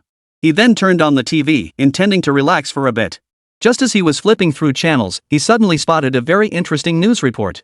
A reporter stood on the street, speaking urgently. Viewers, I'm currently on South Jinwu Road. According to traffic police estimates, that reckless electric scooter may pass through here. Witnesses report the female rider's driving skills are exceptionally high. Look everyone, that reckless electric bike is heading right toward us. Follow my camera. The reporter on TV jogged to catch up. Watching the TV, Bai Pengfei smiled faintly. What a bunch of people running on the road for thrills. Seriously. Viewers, look. The reckless rider is approaching. Zoom in closer. The TV screen filled with the piercing wail of sirens as a pink electric scooter sped past, followed by several police cars. With a beautiful lean into the curve, the scooter's side skimmed almost parallel to the ground. Her technique was flawless. The camera pans to the rider's face. Wow, even more impressive despite such high-risk maneuvers, the rider remained completely unfazed, looking utterly relaxed, as if she were asleep. Look at that. Look at that. She's even letting go of the handlebars. Because at this moment, Zhang Tingting had already fainted from fright. Bai Pengfei, watching the TV, could scarcely believe his eyes. This. Tingting. He rushed to the secret lab and booted up his computer. After entering a string of passwords, he finally accessed the electric vehicle's central control screen system and immediately locked its operational circuitry. Then Bai Pengfei went outside to wait. As the wail of police sirens approached, Bai Pengfei grew tense. Now, he was more concerned about Zhang Tingting's condition. Sure enough, the pink electric scooter sped toward them from the distance, finally coming to a smooth stop right in front of Bai Pengfei. Release the safety seat. Bai Pengfei immediately shouted at the central control screen. As the electric scooter's safety seat released, the unconscious Zhang Tingting slid down with it. Seeing this, Bai Pengfei picked her up directly. Hearing the wail of police sirens in the distance, Bai Pengfei had no choice but to carry her into the room. Lying on the bed she had left 5 years ago, Zhang Tingting seemed to catch a scent. Her eyes fluttered open. So familiar. This ceiling felt so familiar, and this lamp too, it all felt so familiar. You're awake. The voice sounded familiar too. Zhang Tingting sat up and turned her head. It's you. What are you doing here? Zhang Tingting asked. But Bai Pengfei didn't know how to answer her, only managing an awkward smile. Zhang Tingting looked around. Everything looked exactly as it had 5 years ago, with objects arranged in the same places. Just then, Zhang Tingting seemed to remember something. Launch. GPS signal lost. Ah. Bai Pengfei. She stared wide-eyed at Bai Pengfei. I'm sorry, that center console. I installed it wrong. Zhang Tingting didn't even listen to his explanation. She sat up and rushed straight for the door. I'm sorry, it was my fault. There are actually some things I want to explain to you. I don't want to hear it. After tossing out those words, Zhang Tingting walked toward the door without looking back. Bai Pengfei stepped forward to block her path. Tingting, I need to talk to you. Bai Pengfei, you've been toying with me all this time. You made me wait 5 years, and now you don't even have an explanation. Then you bring up all that stuff to mess with me. I want you to know I'm not a child anymore. With that, Zhang Tingting turned and walked out. Give me time. I'll explain everything. Zhang Tingting's footsteps paused slightly. But only for a moment. Then she walked straight out. Standing at the entrance of the residential complex, Zhang Tingting glanced back at Bai Pengfei's apartment. An inexplicable pang of sadness welled up inside her. But just as she turned to leave, a dark figure suddenly flashed beside her. A hand clamped over her mouth and nose, muffled by a cloth. A pungent odor filled the air as Zhang Tingting's body went limp and she lost consciousness. The dark-clad man swiftly carried her away, vanishing into the night. Chapter 30, Trust in the Nation. The next morning, Bai Pengfei was awakened by the ringing of a phone. It was Zhang Tingting calling. Bai Pengfei was puzzled. What could she possibly want this early in the morning? Hello, Mr. Bai. Your girlfriend is in my custody. If you want her to live, you'll have to do as I say. The Mandarin spoken on the other end was extremely broken, clearly that of a foreigner. And that was precisely Bai Pengfei's greatest fear. He sat bolt upright in bed. What do you want me to do? Don't call the police. Come alone to Wanghu Square. I'll contact you once you arrive. I can tell you now I'm with the Falcon Organization. So if you call the police or... The Falcon Organization. Bai Pengfei knew this organization. It was a spy organization from the United States, whose members had all undergone special training. Bai Pengfei knew that as long as Zhang Tingting had the watch he gave her, she would be safe. But he didn't know if she had the watch with her. I need to confirm Tingting's safety now. Mr. Bai, rest assured. This little beauty is absolutely safe right now. I only wish to meet with you to discuss matters, no other intentions whatsoever. Alright, I'll be right over. Wait for me. Following the directions given over the phone, Bai Pengfei arrived at the location quickly. Sure enough, as Bai Pengfei stood in Wanghu Square, his phone rang again. Mr. Bai, you keep your word. Good. Do you see the Lily Bay residential complex across from you? Come inside. Unit 1, first floor, building 2. I'll be waiting for you here. With that, the foreigner on the line hung up abruptly. Bai Pengfei furrowed his brow. Because it was the Falcon Organization, Bai Pengfei was particularly concerned at this moment. There was no choice but to follow the instructions. Bai Pengfei arrived at the address. To his surprise, a well-dressed American was waiting at the door. Mr. Bai, you're true to your word. Please come in. The man ushered Bai Pengfei inside. The curtains inside were drawn tightly shut, blocking any view from outside. Once Bai Pengfei entered, the man immediately closed the door. I'm here now. Where's Tingting? You can release her. She holds no value to you anymore. Hearing Bai Pengfei's words, the man smiled. Mr. Bai, rest assured, Ms. Zhang is perfectly safe. Oh, perhaps I should introduce myself first. My name is Kenya Haida. My father is from the small island nation, and my mother is from the beautiful country. It's my honor to meet a scientist as distinguished as you today. Enough with the pleasantries. Get to the point. Bai Pengfei cut him off impatiently. A smile still lingered at the corners of Inoue Haida's mouth. It's actually quite simple. I just want the blueprints for the 10th generation nuclear engine. Hand them over and I guarantee your girlfriend's safety. Of course, I won't ask you to hand them over for nothing. I can set up an overseas account for you and deposit a cool billion in pretty gold. And if you're interested in joining us, you can name your terms. Bai Pengfei nodded. I'm interested. But I have conditions. Inoue Haida took a deep breath, his eyes widening in surprise. This was something he hadn't anticipated. Name your terms. We'll agree to anything. Inoue Haida was even slightly excited. If this defection succeeded, he would have achieved a monumental feat. After a moment's hesitation, Bai Pengfei stated, the United States is about to hold presidential elections. I want to be president. Inoue. Hearing this, the smile slowly faded from his face. Mr. Bai, your girlfriend's life is in my hands. I'd advise you to choose your words carefully. Bai Pengfei merely smiled faintly. But what Inoue Haida didn't know was that their entire conversation had already been transmitted to President Yang Jianbang via Bai Pengfei's voice-activated watch. In fact, news of Zhang Tingting's abduction had reached Yang Jianbang from the very beginning. Moreover, Yang Jianbang had immediately contacted Huang Peng from the Ministry of State Security. A man of outstanding national merit. His family had been kidnapped. If he couldn't handle this situation properly, Huang Peng would have no face left to continue working at the Ministry of State Security. Upon receiving the news, the Ministry of State Security immediately established a special task force led by the First Action Group with Huang Peng as its head. Since the case had been directly reported by Director Yang Jianbang, Huang Peng remained unaware of Bai Pengfei's identity. Moreover, the Ministry of Culture was paying close attention to this matter. Having just dealt with the online bullying of celebrities, the fact that the person involved had now been targeted was causing extremely negative repercussions. Bai Pengfei had chosen to inform President Yang Jianbang precisely because he trusted the State Security Department and believed in this nation. Of course, the State Security Department did not disappoint Bai Pengfei. Within just 1 hour, they pinpointed Zhang Tingting's location. She was in a remote suburban area far from the city. Huang Peng and his team wasted no time, knowing every minute delayed increased Zhang Tingting's danger. After confirming her location, members of the Ministry of State Security's First Action Team immediately boarded a military aircraft bound for Shenyang. During the flight, Huang Peng directly contacted the head of the Shenyang Public Security Bureau. The moment the call connected, Huang Peng stated gravely, Chief Chang, this is Huang Peng. We have an urgent situation. A woman has been abducted in Shenyang. We'll arrive at Pingyi Military Airport in 15 minutes. Immediately order your personnel to assemble outside the airport. Upon receiving the call, Chang Tian was taken aback. A woman's kidnapping? Why would the State Security Department need to handle this? Unless this woman's identity. The thought sent a cold sweat trickling down his forehead. I understand. I'll assemble the team immediately. After hanging up, Chang Tian immediately pressed the red emergency button on his desk. Immediately, the alarm outside began blaring in unison. The Flying Tigers, a special unit directly under the Shenyang Municipal Public Security Bureau, assembled within a mere 5 minutes. Chang Tian rushed downstairs. Glancing at his watch, he said nothing and got straight into the car.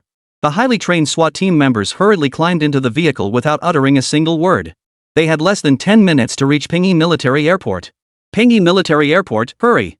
Chang Tian instructed the driver before immediately pulling out his phone and dialing the traffic dispatch headquarters. This is Chang Tian. My convoy must reach Pingyi Military Airport within 10 minutes. Ensure the roads are clear. He hung up immediately. Then, using the intercom inside the vehicle, he addressed all team members. We're assisting state security in rescuing a woman. Tasks will be assigned upon arrival at Pingyi Military Airport. Chapter 31, The True Purpose of the Watch. 10 minutes later, at Pingyi Military Airport. The State Security Department personnel and the Shin City Flying Tigers team met here. Huang Peng immediately took command. 1. Ensure hostage safety. Location, abandoned factory. Proceed. With these elite of the elite, there was no need for idle chatter. Everything was that straightforward. From establishing the task force, pinpointing Zhang Tingting's location, to assembling the entire team, the entire operation took less than 2 hours. This was military speed. Knowing the exact location, the team quickly drove to the site. Meanwhile, at the abandoned factory in the suburbs, an unassuming van was parked outside. Inside the abandoned factory, Zhang Tingting was currently bound to a chair, facing 3 men seated opposite her. The leader was naturally Cai Ao, and the other 2 were his former cronies. Brother Ao, we've been staring at her all night. What are we going to do with this woman? Still don't know. Waiting for the call. Cai Ao was waiting for a call from Kenya Haida. The 3 men were still quite nervous after all, this was their first time kidnapping someone. But the thought of the money they'd get once it was done made them fear nothing. Brother Ao, do you think that pretty American might not pay us? Relax. This money is peanuts to them. With that, Cai Ao walked over to Zhang Tingting, smugly pulled the gag from her mouth, then grabbed her chin and said, "Who'd have thought? Karma comes around so fast. Who are you? What do you want? Who am I? I'm Cai Xiaokun's older brother, the very Cai Xiaokun you sent to prison." Zhang Tingting understood. At that moment, the watch Bai Pengfei had given her was still on her wrist. Only, the watch kept flashing a warning, low battery. Enable power saving mode? But they didn't know that the factory was already surrounded outside. Members of the State Security Department and Shenyang SWAT team were systematically searching every room. Bro, that pretty American girl said not to hurt her, but she didn't say anything else. Why don't you let us guys have some fun with her? Hearing this, Zhang Tingting immediately tensed up. She knew exactly what play around meant. Cai Ao glanced at Zhang Tingting, hesitating inwardly. After all, Zhang Tingting was undeniably attractive. Besides, the American girl only said not to take her life. As for anything else, what do you think you're doing? Get the hell away from me! Zhang Tingting glared and shouted. But now, Cai Ao smiled and began to step closer to Zhang Tingting. Finally, he grabbed her hair and declared, "You sent my brother to prison. It's only fair you make it up to me today. You shameless bastard, get away from me." By now, Cai Ao had reached Zhang Tingting and was already choking her. If you play nice, I might spare you some pain." Just then, the watch on Zhang Tingting's wrist suddenly flashed. Power saving mode activated. Detecting danger to the wearer, activating bioelectromagnetic interference to enhance physical functions. Zhang Tingting felt a faint vibration at her wrist, followed by an inexhaustible surge of strength coursing through her body. With just a slight exertion of her arms, the ropes binding her body snapped free.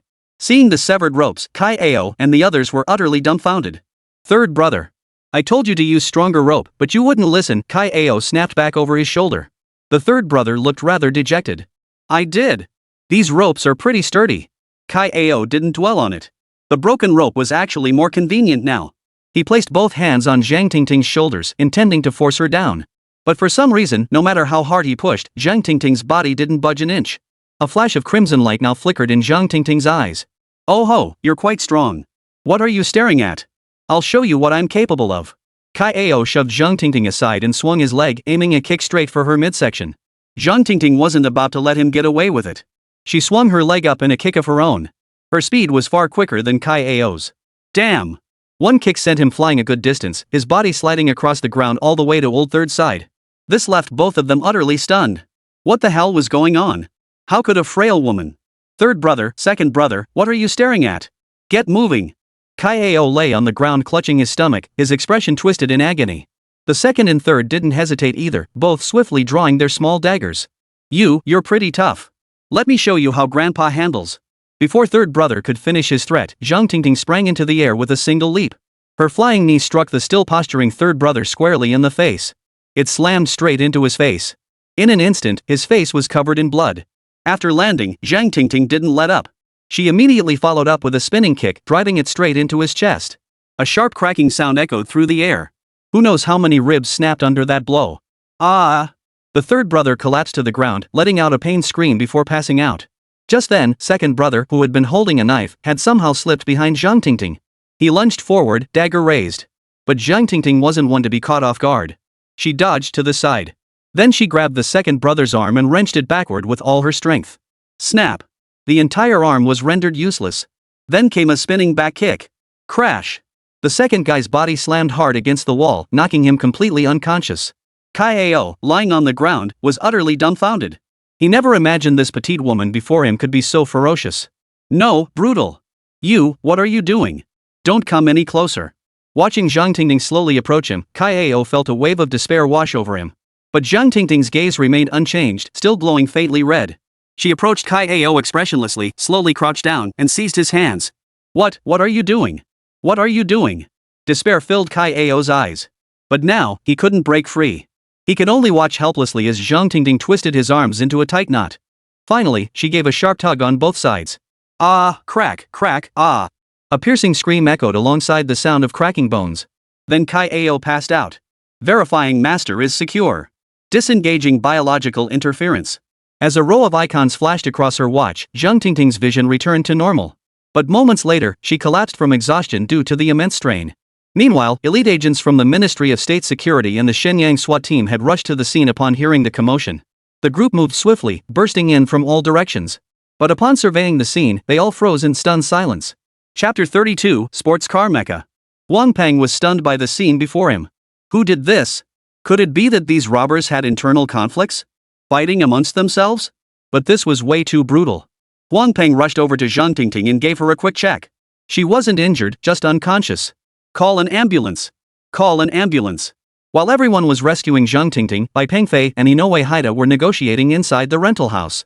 When Inoue Haida suggested Bai Pengfei take the seat of the US president, he nearly choked on his anger. But Inoue knew Bai Pengfei's importance, so despite his anger, he had to hold back. Mr. Bai, my mission is to obtain the blueprints for the 10th generation nuclear-powered engine. If you can meet this demand, your little beauty will be safe. Moreover, I guarantee every penny of the promised money will land in your account. I think you've got the wrong guy. Money is nice, but I only need enough to get by. Besides, didn't your pretty country try this same trick decades ago to keep old man Xian and old man Deng? What happened then? Did it work? Perhaps people from colonial nations like yours will never truly grasp what it means to have national pride. Let me share an ancient Chinese saying from thousands of years ago: if it benefits the nation, seek neither wealth nor honor. It was clear that Inoue Haida understood the meaning behind those words. But now, he believed Bai Pengfei had no choice. Mr. Bai, I believe you have no choice but to cooperate with us now. Unless, of course, you don't care about that woman's life. After hearing this, Bai Pengfei pulled out his phone, glanced at it, and said, Cai Xiaokun, Su Laosan, John Lair, do you really think this rabble can accomplish anything? And you clearly don't understand the Chinese police. With that, Bai Pengfei tossed the phone directly into his lap. Displayed on the screen was a video showing several people lying unconscious on the ground. Staring at the images on the screen, Kenya Haida fell silent. He knew those men were useless, but he hadn't expected them to be this, utterly useless. Having discarded his trump card, Inoue Tai knew he had lost all leverage in negotiations. Moreover, he understood that attempting to turn this scientist to his side was now utterly unrealistic. But he also knew he couldn't act until he received explicit orders. Mr. Bai, I expect we will meet again. With that, Inoue Haida leapt directly through the window. Bai Pengfei immediately gave chase. But he found no trace of him. Bai Pengfei frowned. He had intended to apprehend the man, but hadn't expected him to move so swiftly. Never mind. Bai Pengfei headed straight for the hospital. Huang Peng from the Ministry of State Security was already waiting there. Huang Peng now knew Bai Pengfei's identity and was aware of his relationship with Zhang Tingting. Mr. Bai, Ms. Zhang's condition is stable. The doctors say she's just exhausted and will recover with rest. However, there's something I need to report to you. When we found Ms. Zhang, the assailant had already been dealt with. We're still investigating this matter. Bai Pengfei smiled faintly and said, no need to investigate further. Huang Peng didn't know the reason, but since Bai Pengfei said there was no need to investigate, he could only comply. Understood. This is the ward where Ms. Zhang is resting. Huang Peng led Bai Pengfei to the door of Zhang Tingting's room. Thank you. Bai Pengfei pushed open the door and saw Zhang Tingting lying in the hospital bed, still unconscious. Bai Pengfei knew that the bioelectromagnetic field had triggered an explosive surge in her bodily functions, placing an overwhelming strain on her body. It might take several days for her to recover. Approaching the bedside, Bai Pengfei felt an indescribable ache in his heart as he looked at Zhang Tingting, her complexion pale. If she hadn't gotten involved with him, she wouldn't have faced such danger. A lifetime of peace and safety would have been enough. Huang Peng and his team would remain at the hospital during this period to ensure Zhang Tingting's safety. Huang Peng also intended to assign security to Bai Pengfei, but he refused. After leaving the hospital, Bai Pengfei headed straight to his secret base. Sitting in the chair at the control console, he summoned the system. He began searching within the marketplace. After searching for quite some time, he finally found a design blueprint named the Protector. It was a modification blueprint for a vehicle that could transform into a mech to protect its owner. For Zhang Tingting's safety, Bai Pengfei decided to build her very own Optimus Prime. Since it was a sports car modification blueprint, Bai Pengfei first needed to sell a sports car. He planned to use the next couple of days to prepare it as a gift for her once she regained consciousness. Besides, that electric bike had been confiscated anyway. After studying the blueprint, Bai Pengfei headed straight to the dealership early the next morning. It was a Ferrari dealership. The moment Bai Pengfei stepped inside, he drew peculiar stares. Look at this kid. What is he wearing? He must have come to the wrong place. I bet he's just here to take pictures, check things out, and show off on social media. We've seen this type before. Keep an eye on him, don't let him touch anything. As soon as Bai Pengfei stepped into the showroom, several salespeople began teasing him. To them, Bai Pengfei clearly lacked the purchasing power. Anyone serious about buying a car here would be decked out in designer labels, with every accessory costing at least 10,000 yuan. Now look at this guy in front of them. Good grief, his entire outfit probably costs less than 500. A cheapskate like this dares to come car shopping here? It's laughable. And indeed, after wandering around the showroom for a while, not a single salesperson had approached him. Just as Bai Pengfei was about to call for assistance, a saleswoman dressed in a black suit, pencil skirt, and black stockings approached him with a slight smile. Good afternoon, sir. How may I assist you? Look, she's gone, Guan Li's gone. This new girl really can't read the room. Should I go tell her? Forget it, let her be. A guy like this? Guan Li could probably send him packing with just a few words. The veteran sales staff gathered nearby began whispering among themselves. Observing her demeanor, Bai Pengfei asked directly, Ferrari F8. Do you have any in stock? Guan Li paused, then replied with surprise, Sir, are you here to buy a car? Bai Pengfei smiled. Well, if I'm coming to a place like this and not buying a car, what else would I be doing here? My apologies, I assumed you were just browsing. We do have that model in stock, full price is 3.25 million yuan. Bai Pengfei shrugged indifferently, I just wanted to know if it's in stock. The price doesn't matter. Guan Li took a deep breath and nodded. Yes, we have one in stock. Get me one. Charge it to my card. Handle all the paperwork through your people. Just include it in the total. Bai Pengfei pulled out the bank card Yang Jianbang had rewarded him with earlier and handed it to her. Sir, are you paying in full?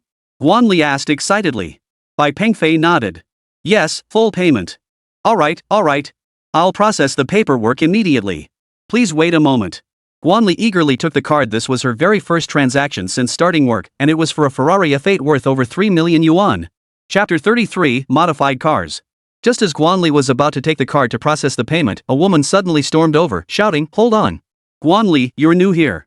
There are still things you don't understand. Don't make any mistakes. I'll handle this transaction for you. You can watch and learn. The woman, around 35 or 36, snatched the bank card from Guan Li's hand and flashed a smile at Bai Pengfei. Sis Jing, this order. You. Guan Li felt resentful, but as a new salesperson, she dared not offend a veteran employee like Lu Jing at this moment. Lu Jing walked over to Bai Pengfei with confident strides, gave a slight smile, and politely said, Good afternoon, sir. I'm Lu Jing, the top sales consultant here. If you have any questions, please feel free to ask. Bai Pengfei glanced at Lu Jing and shook his head. I don't have any questions. Sir, wouldn't you like to see the accessories for this vehicle?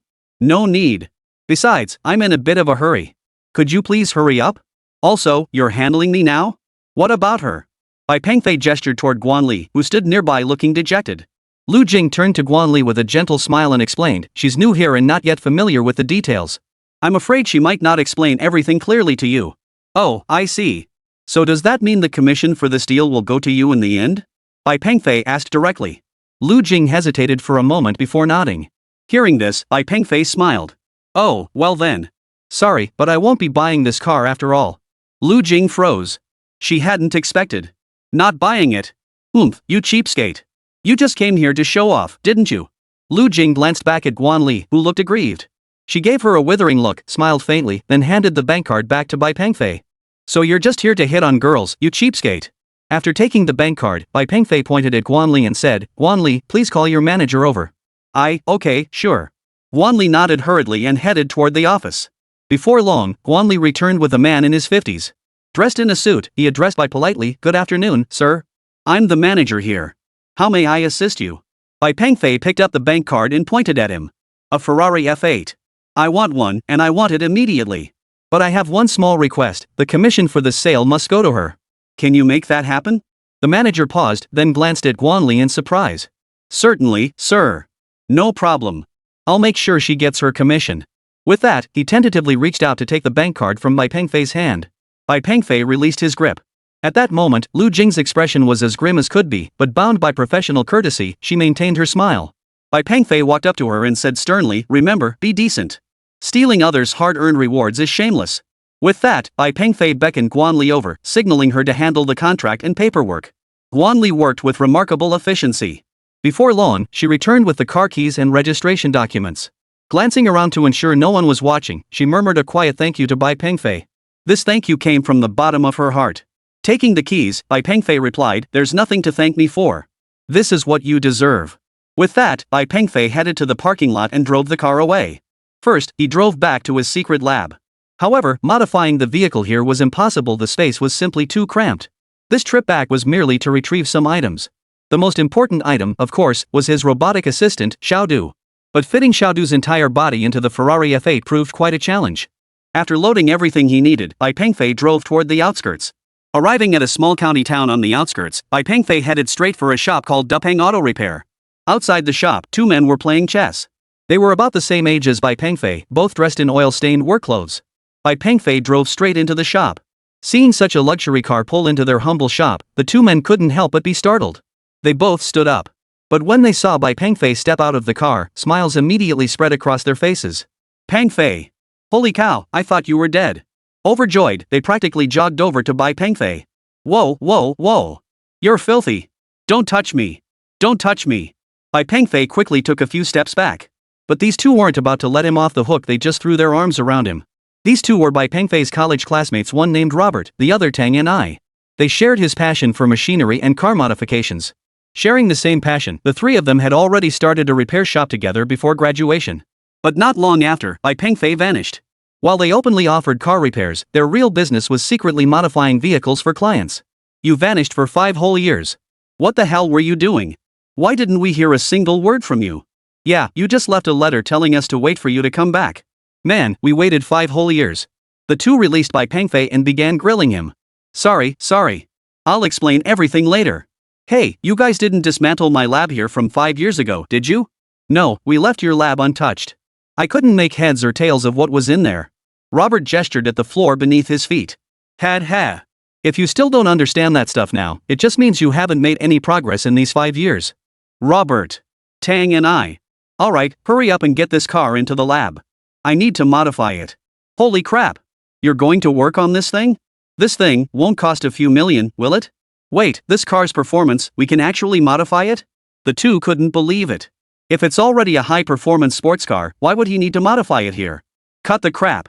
I've got my own plans. Tang and I gave Bai Pengfei a thumbs up. Alright, then drive it inside. Tang and I gestured toward the workshop area inside the house. After Bai Pengfei drove the car inside, Robert pulled a lever on the wall. Soon, Bai Pengfei and the sports car were carried underground by the elevator. Surveying the underground facilities, Bai Pengfei nodded with satisfaction. It seemed his two buddies had made progress over the past 5 years. Chapter 34, Shot. Though the exterior of Dupeng Auto Repair looked dilapidated, the interior was a whole different story. The underground space was surprisingly spacious. After all, some of the cars they'd modified over the years couldn't be exposed to daylight. This place had existed for 5 years, though it hadn't been this large back then. In the lower southeast corner was Bai Pengfei's private workshop. After driving the car into his private modification workshop, Bai Pengfei lowered all the electric curtains inside. He then handed Robert a bank card and a list. Purchase everything on this list. Robot scanned the items on the list. Whoa! These are all cutting-edge hardware components. These things aren't cheap, are they? Yeah, I know. There's a few million in there. Robot, Tang and I. Bro, you know how business hasn't been great these past few years. I've been wanting to renovate this place. Bai Pengfei couldn't be bothered with his rambling and waved him off. Alright, whoever's in charge. Hearing this, smiles spread across both their faces. Before long, they brought everything Bai Pengfei needed back to the repair shop. Bai Pengfei locked himself inside and began modifying the mecha. It took him a full day of work inside to finally finish. Watching Bai Pengfei drive the vehicle out, both Luo Butte and Tang and I were utterly baffled. What the heck? He worked all day and the appearance hasn't changed a bit. Yeah, I thought with all those parts he bought, it'd be a major overhaul. But, after driving the vehicle out, Bai Pengfei stepped down and declared triumphantly, well? What do you mean, how about it? There's absolutely nothing to see here. Exactly. What did you even modify? Bai Pengfei surveyed his masterpiece. You guys wouldn't understand anyway. I'm outta here. Let's meet up another time. With that, Bai Pengfei got back in his car and drove off. He needed to hurry to the hospital. Just moments ago, Huang Pang had called to say Zhang Tingting had regained consciousness. Bai Pengfei arrived at the hospital in no time. At that moment, Zhang Tingting had indeed regained consciousness. Lying in her hospital bed, she felt dazed. She could only recall being kidnapped to an abandoned factory, the rest remained a complete blank. Even Huang Peng couldn't get her to recall who had beaten the criminals. Bai Pengfei approached the bedside. Seeing Zhang Tingting's pale and troubled expression, he couldn't help but feel a pang of unease. At that moment, Wang Peng and the doctors tactfully left the room. The large hospital room was now empty except for Bai Pengfei and Zhang Tingting. Bai Pengfei clasped her hand. This time, Zhang Tingting didn't pull away. I'm sorry. If it weren't for me, you might not have encountered this. It's not your fault. It was Cai Xiaokun who did this. Bai Pengfei lowered his head, fell silent for a moment, then spoke with a smile on his face. I have a gift for you today. I know you'll love it. Bai Pengfei pointed toward the window. Seeing Bai Pengfei's mysterious demeanor, Zhang Tingting was also quite curious. After carefully getting out of bed, she followed Bai Pengfei to the window. The card downstairs is a gift for you. Zhang Tingting. Though she wasn't a materialistic girl, this car was seriously tempting. This car is for me? Yes, it's for you. Bai Pengfei affirmed with certainty. The car clearly wasn't cheap. Where did you get the money? I've earned quite a bit over these past 5 years. From now on, I won't let you suffer anymore. I want to know what exactly have you been doing these past 5 years? Zhang Tingting asked sternly. Bai Pengfei hesitated. There were some things he still couldn't bring himself to say. Why won't you tell me? It's not that I don't want to, it's just... Just then, Bai Pengfei suddenly noticed a red dot appear on Zhang Tingting's chest. As someone who had studied advanced weaponry, Bai Pengfei recognized that infrared targeting all too well. There was no time for hesitation. He yanked Zhang Tingting's body toward him and shielded her with his own. Bang! A standard 7.62mm bullet pierced the glass and struck Bai Pengfei directly. Bai Pengfei fell to the ground, still clutching Zhang Tingting. Piercing pain radiated from the wound. He could feel his back soaked through with his own blood. Gritting his teeth, Bai Pengfei whispered firmly into Zhang Tingting's ear, follow Huang Peng's instructions. Protect yourself. With that, Bai Pengfei lost consciousness. The incident happened too suddenly for Zhang Tingting to react immediately. The sound of shattering glass echoed as Huang Peng and the others burst into the room. Doctor! Doctor! Huang Peng shouted loudly. He immediately drew all the curtains in the room and spoke into the walkie-talkie pinned to his chest, secure the hospital immediately. Lock down all high-rise buildings across the street. Just as Huang Peng issued the orders, the doctor pushed a stretcher into the room and lifted Bai Pengfei onto it. Zhang Tingting was sandwiched between two SWAT officers for protection. Seeing Bai Pengfei on the stretcher, Zhang Tingting's grief was palpable. She struggled to break free, desperate to rush over. But the two SWAT officers, determined to protect her, held her firmly between them. As Bai Pengfei was wheeled out, Zhang Tingting, overcome by grief, fainted. Across the street, Kenya Haida frowned as he stowed his sniper rifle. His orders were to eliminate Zhang Tingting, thereby intimidating Bai Pengfei into submission. But he never expected this outcome. He knew this situation was extremely troublesome. If caught, it would cause tension at the national level. He dared not delay, he needed to evacuate immediately. Meanwhile, after issuing a series of urgent orders, Huang Peng immediately reported the situation to higher authorities. A key research member of the Chinese Academy of Sciences, a national treasure of China, had been shot. The gravity of this incident far exceeded the authority of a mere section chief in the Ministry of State Security. Within just 20 minutes, traffic around the hospital was completely blocked off. Unaware of what was happening, onlookers only saw large numbers of soldiers in uniform heading toward the hospital. What's going on? Why are so many soldiers at the hospital? Yeah, what's going on? As the military took control of the hospital, several military helicopters slowly descended and landed on the hospital building. Stepping out was none other than the commander of the Shun City Military District. Reporting to the commander, I am Huang Peng, team leader of Unit 1, Ministry of State Security. MHM. I'm aware of the situation. You have 1 hour to find the perpetrator. Remember, bring them in alive. Yes, sir. Huang Peng saluted and immediately sprang into action. The moment the incident occurred, Huang Peng had already dispatched personnel to secure the vantage points. Moreover, from the angle of Bai Pengfei's bullet wound, Huang Peng had already deduced the gunman's approximate position. Chapter 35, Shock. Team leader, we've pinpointed this building. I believe the suspect is still inside. Huang Peng nodded, then waved his hand, leading his men into the building for a thorough search. Though Inukai Haida moved swiftly, he had underestimated the elite forces of China. Before he could even descend the stairs, all access routes were sealed off. Left with no choice, he drew his pistol, preparing for a final stand. Though he was trained, he was no match for the elite agents of the State Security Department. Reporting to the commander, the target has been located. He is a foreign national suspected of being a foreign spy. Good. Pry his mouth open. I want to see exactly whose spy he is. Understood, Commander. If he proves particularly stubborn, perhaps we could. I only care about results, not the process. Yes, sir. Huang Peng responded immediately. The injured Bai Pengfei was rushed into the operating room immediately. Though unaware of Bai Pengfei's identity, the hospital director wasn't foolish. The fact that one injured man could effectively place the hospital under military control spoke volumes about his status. He immediately assembled all relevant specialists in the hospital. But this was a gunshot wound, a type of patient rarely encountered in such hospitals. Commander Li Long of the Shenyang military region also immediately dispatched doctors with relevant experience from the military hospital. As commander, Li Long personally oversaw operations on the front lines, mobilizing all available resources to ensure Bai Pengfei's survival. Of course, as a national hero of Huagua, the mastermind behind developing the nation's 10th generation fighter jet and engine, Bai Pengfei deserved such treatment. Inside the operating room. No, the bullet is too close to the heart, we can't extract it directly. What should we do? The patient's blood pressure is dropping rapidly. Director. We need to transfer him. We can't handle this patient here. Find a way. Administer epinephrine. This man cannot die. Where are the specialists from the military hospital? At that moment, a massive convoy was rushing from the military hospital. Police cars led the way, followed by a large passenger bus. The entire route was completely blocked off.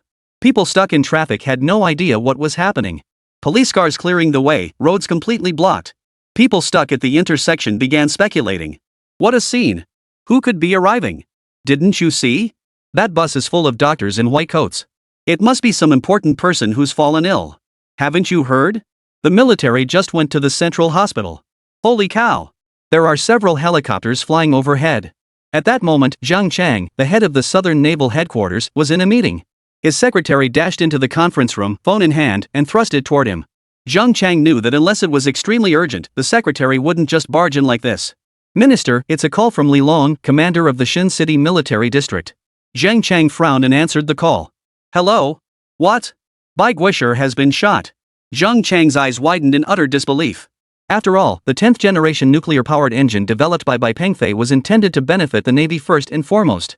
Hearing that Bai Pengfei had been injured naturally filled him with anxiety. Li Long explained the entire sequence of events to Zhang Chang. After listening, Zhang Chang clenched his fist and slammed it down on the conference table. Get the best doctors. Bai Guisher can't have any mishaps. I know. I've already arranged for the best doctors.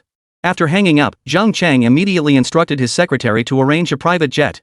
He still couldn't shake his unease. He had to see Bai Pengfei with his own eyes. At the Ministry of Equipment of Huagua, Minister Gao Mingyang was inspecting a missile base. Minister, what weapons will we showcase at this international arms exhibition? I hear the United States and Russia are both well prepared. With the tense situation around Camel country, they might make large-scale arms purchases. Indeed, Minister. Camel Nation's procurement order this time is no small sum. As Minister of Equipment, Gao Mingyang was well aware of this international arms exhibition, and Camel Nation's order was a coveted prize in the eyes of several major powers. I know. I'm currently coordinating with the Chinese Academy of Sciences. I want the chief engineer of the 10th generation nuclear engine to assist us. Minister, are you suggesting Bai Guisher design weapons for us? Gao Mingyang nodded. Just then, his phone rang. To his surprise, it was Commander Li Long of the Xin City military region calling. Hello, Commander Li. What's this? Are you returning those 50 intercontinental missiles to me? Last month, Li Long had requested 50 ICBMs from Gao Mingyang. Bai Guisher has been involved in an accident shot, Li Long stated bluntly on the other end. Who? Bai Guisher? The chief engineer of the 10th generation nuclear engine?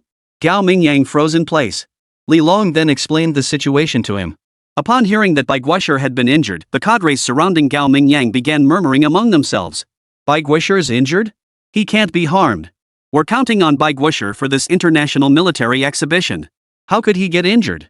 Who did this? They must be out of their minds. After hanging up the phone, Gao Mingyang immediately ordered, arrange a flight immediately. I'm heading to Shenyang. News of Bai Pengfei's injury swiftly spread throughout China's highest echelons. That afternoon, the entire city of Shenyang was abuzz. Military aircraft took off and landed continuously from the rooftop of the central hospital. People were speculating about what exactly had happened. In truth, even the hospital director was unaware of Bai Pengfei's true identity. The hospital was now under military control, and he could only follow orders. Military doctors had arrived at the hospital to take over the surgeries. A task force composed of military medical experts had also entered the hospital and was currently meeting in the conference room. All actions concerning Bai Pengfei's treatment bypassed the director and were executed directly. This has left some of the other doctors at the hospital feeling quite displeased. Director. Even under military control, this is unacceptable. Look at them, they've taken over our conference room. You know I have a symposium scheduled here this afternoon. Exactly. Director, you need to escalate this. We're under the National Health Bureau, not their jurisdiction. Look at these people, they're even taking medicine from the pharmacy without a prescription. Enough. All of you, calm down. The director of the health bureau just called me. He instructed me to cooperate fully. If that person inside dies, I won't be able to keep my position as director. Chapter 36, we're not pushovers either. Inside the emergency room now. The military specialist doctors had already begun operating on Bai Pengfei. Monitor blood pressure and heart rate. Oxygen flow at 55. Wound is on the back, clean carefully. At this moment, Bai Pengfei's back was already soaked through with blood, staining his clothes crimson. Of course, if the bleeding hadn't been stopped quickly, who knows what state he'd be in now. 40 minutes had passed since Bai Pengfei was shot. The blood on his back had dried, adhering to the wound along with his clothing. Extreme caution was required when treating this area to prevent secondary infection from the wound coming into contact with the torn fabric. The lead surgeon was Director Huang Ke from the 1st Military Region Hospital. Before taking charge of the operation, he had been informed of Bai Pengfei's identity and importance, so he was extremely cautious now, afraid of making even the slightest mistake. Aware of the procedure's critical nature, Director Huang felt some tension, though his hands remained steady, a testament to his formidable mental fortitude. Of course, no one else in the operating room knew Bai Pengfei's identity. But the fact that President Huang had been summoned to perform the surgery indicated that this young man was no ordinary patient. President Huang harbored his own concerns, genuinely fearing Bai Pengfei might not survive. Before the surgery in the operating room was complete, hurried footsteps echoed through the hospital corridor. A group hurried toward the operating room. They were Zhang Chang, Minister of the Southern Naval Headquarters Gao Mingyang, Minister of the Equipment and Combat Readiness Department Yang Jianbang, President of the Chinese Academy of Sciences Liu Tianyang, Minister of State Security and Li Long, Commander of the Shenyang Military Region. The imposing group arrived at the operating room door. As Bai Pengfei's direct superior, President Yang Jianbang was trembling with fear at that moment. Just as the group reached the operating room door, a doctor emerged from inside. How is he? How is the patient? Yang Jianbang demanded immediately. Still in surgery. Director Huang is extracting the bullet. It's risky. Hearing this, the group fell silent. But no matter how much influence they wielded, they could only wait outside for the outcome. They even began praying Bai Guosher couldn't afford any mishaps. Just then, Wang Peng, the team leader from the Ministry of State Security, approached. Reporting, the spy has confessed. Minister of State Security Liu Tianyang nodded. Speak. What exactly is this man's background? Kenichi Inoue, a member of the American Falcon Organization. He's been operating undercover in our country for 7 years. His mission this time was to turn Bai Guosher, but he failed. He then tried to target Bai Guosher's girlfriend to intimidate and retaliate against him, but he missed and hit Bai Guosher instead. Liu Tianyang's face darkened. The Falcon Organization, a bunch of rabble, daring to lay a finger on our national treasure. Wang Peng. Present. Liu Tianyang narrowed his eyes and said calmly, immediately blow up their branch in Sakura country. Make it clear it was our Chinese State Security Department. Let this rabble know we're not to be trifled with. Yes, sir. Huang Peng's reply was crisp and decisive. At that moment, Zhang Chang, the head of the Southern Naval Headquarters, also addressed those around him. The originally scheduled naval exercises are moved up to tonight. They will take place in the waters near the Far East military base of the United States. If they inquire, tell them it's a freedom of navigation operation. These two orders were each more terrifying than the last, leaving President Yang Jianbang feeling so shaken he could barely stand steady. He hurriedly asked, Is this really safe? Zhang Chang smiled faintly and said, our nuclear submarines are now equipped with 10th generation nuclear propulsion engines. Those American aircraft carriers are nothing but scrap metal in our presence. Order the nuclear submarine fleet to surface in the waters near the United States. Make sure their satellites capture it. Liu Tianyang reassured President Yang Jianbang, the Falcon Organization knows the capabilities of our State Security Department. Blowing up their branch in Japan was already showing them considerable leniency. President Yang Jianbang understood that such underground organizations from various nations were constantly at war. Many incidents simply never made the news. But it wasn't just these individuals who were worried about Bai Pengfei. Zhang Tingting was too. She had been taken to a windowless room under the special protection of state security personnel.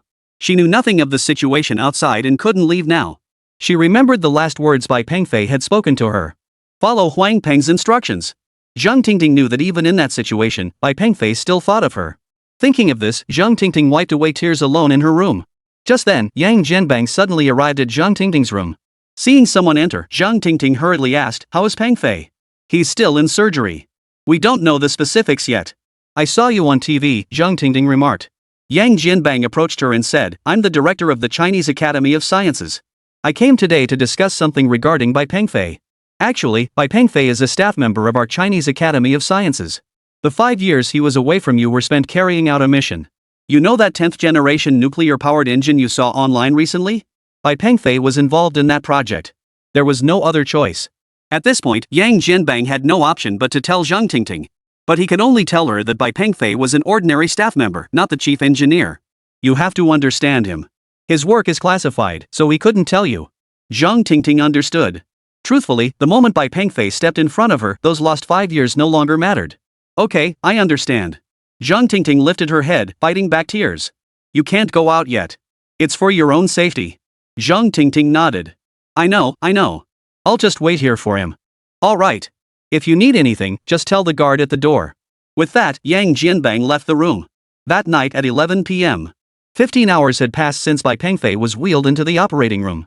At the operating room door, several leaders stood with solemn expressions, their eyes fixed on the closed doors. No one spoke, each waiting for good news to emerge from within. Sure enough, the indicator light above the operating room door suddenly dimmed. This signaled the conclusion of the procedure. The hearts of the officials immediately began to race. Slowly, the operating room door slid open and a doctor emerged. How is the patient? Is he out of danger? Any updates from inside? Before the doctor could speak, several senior officials crowded around him, asking questions all at once. The tension was written all over each of their faces. They feared something had happened to Bai Pengfei. Yang Jianbang could barely stand steady. He was genuinely terrified of hearing bad news. After all, Bai Pengfei's importance to the Chinese Academy of Sciences far surpassed that of the president himself. The life of a national treasure responsible for advancing the country's scientific and defense technologies was truly invaluable. The doctor who emerged responded to the crowd's inquiries with only a faint, detached tone. Chapter 37, Awake. The patient is out of danger. Everyone can rest assured. Hearing this, the group outside the door collectively exhaled in relief. Thank goodness, out of danger is what matters. That was terrifying. Bai Guosher absolutely couldn't have anything happen to him. It wasn't just these officials who breathed a sigh of relief. The hospital director and medical staff also exhaled in relief. They knew that if this man died in the hospital, the director's position would be gone. Before long, Bai Pengfei was wheeled out. Dr. Huang Ko followed behind. Several leaders, seeing Huang Ko emerge, hurriedly asked, "How is he? When will he wake up? He won't have any lasting effects, will he?" Rest assured, everyone. The surgery was a complete success and will leave no lasting effects. He hasn't regained consciousness yet because the anesthesia is still taking effect, but he should wake up shortly. Hearing Dr. Huang's words, the officials finally relaxed.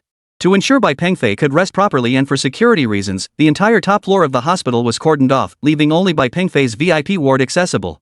Furthermore, the nurses attending to Bai Pengfei were dispatched directly from the military hospital. Although transferring him to another hospital had been considered, given the current circumstances, it was deemed best for Bai Pengfei's health to keep him put. After watching Bai Pengfei enter the ward, the leaders immediately convened an impromptu meeting at the hospital. Zhang Chang, Minister of the Southern Naval Headquarters, spoke first. "We're holding this emergency meeting to discuss Bai Guosher's convalescence. Security will be our responsibility." As Minister of State Security, Liu Tianyan's assurance meant security would be airtight. He quickly clarified to Li Long, commander of the Xin City Military District, "Commander Li, this isn't about distrusting you.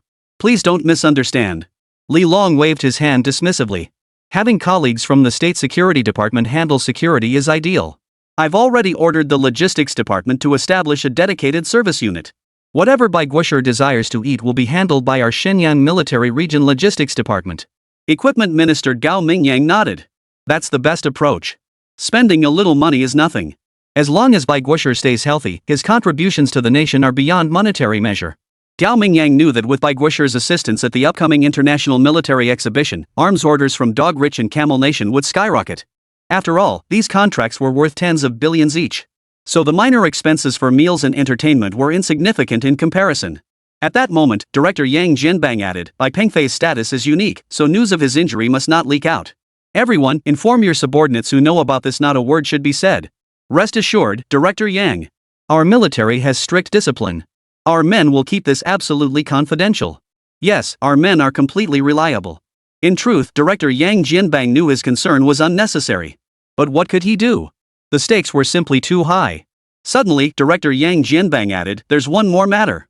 Bai Pengfei's girlfriend, I've informed her about his work, though I only told her he's an ordinary staff member at the Chinese Academy of Sciences. I was thinking that once Bai Pengfei regains consciousness, perhaps we could have that woman come to care for him." "Well, I think we should wait and see." "Right. We should wait until Bai Guosher wakes up and hear his opinion." Their impromptu meeting had barely concluded when news arrived that Bai Pengfei had regained consciousness. Hearing this, the group was overcome with excitement. They hurried straight to Bai Pengfei's hospital room. Pengfei, you're awake, this is wonderful. President Yang Jianbang was the first to reach Bai Pengfei's bedside. At that moment, Bai Pengfei's upper chest was wrapped in thick gauze. How are you feeling? Gao Mingyang asked. I'm okay, just a little sore. Bai Pengfei managed a faint smile. Zhang Chang approached and said, you're lucky the bullet missed your heart by less than a centimeter. Bai Pengfei chuckled. Well, I'm fine. I'm still alive. By the way, how's Zhang Tingting? Did she get hurt? Bai Pengfei was worried about Zhang Tingting, afraid she might have been hurt too. She's fine. Don't worry. She's already under the protection of the State Security Department. Hearing this, Bai Pengfei finally breathed a sigh of relief. I want to see her. The leaders exchanged glances upon hearing Bai Pengfei's request. Alright, I'll have her come over immediately. But there's something I need to tell you first. I previously informed her that you work at the Chinese Academy of Sciences, though I only mentioned that you're an ordinary staff member there. Yang Jianbang reminded him. Alright, I understand. The other leaders in the room remained silent. After exchanging a few words of advice with Bai Pengfei, they left the hospital room. Shortly after, Zhang Tingting arrived at the ward, led by Yang Jianbang. Yang Jianbang, being very considerate, promptly left the room after bringing Zhang Tingting in. Zhang Tingting bit her lip, fighting back tears as she approached the hospital bed. She said nothing, but buried her face in Bai Pengfei's arm. Soon, the sound of her sobbing came in spasms. It's okay. Look at me, I'm just fine. Stop crying. It's too soon. Save your tears for the day I'm truly gone. Zhang Tingting snorted with laughter. What nonsense are you talking? You look so beautiful when you smile. Seeing Bai Pengfei's playful grin, Zhang Tingting couldn't help but instinctively push him away. But even that light push made Bai Pengfei frown. He looked as if he were in pain. Seeing Bai Pengfei's expression, Zhang Tingting panicked instantly. She immediately stood up, asking anxiously, what's wrong? Does it hurt? I'm sorry. This time, Zhang Tingting nearly burst into tears. She feared she might have hit Bai Pengfei's wound. But Bai Pengfei just grinned mischievously at her. Zhang Tingting froze for a moment before realizing what was happening. How annoying he was injured like this and still had the nerve to joke around. After composing herself, Zhang Tingting gently took Bai Pengfei's hand and said, Dean Yang already told me about your work situation. Oh, really? Bai Pengfei knew Yang Jianbang had only told her he was a low-level staffer at the Chinese Academy of Sciences. I don't understand it, but is a job really worth making you disappear for 5 years? Well, the pay is really good. I did it for the money, hoping you could have a better life in the future. Zhang Tingting knew Bai Pengfei had earned some money during those 5 years. Poof. Then weren't you afraid I'd fall for someone else during those 5 years?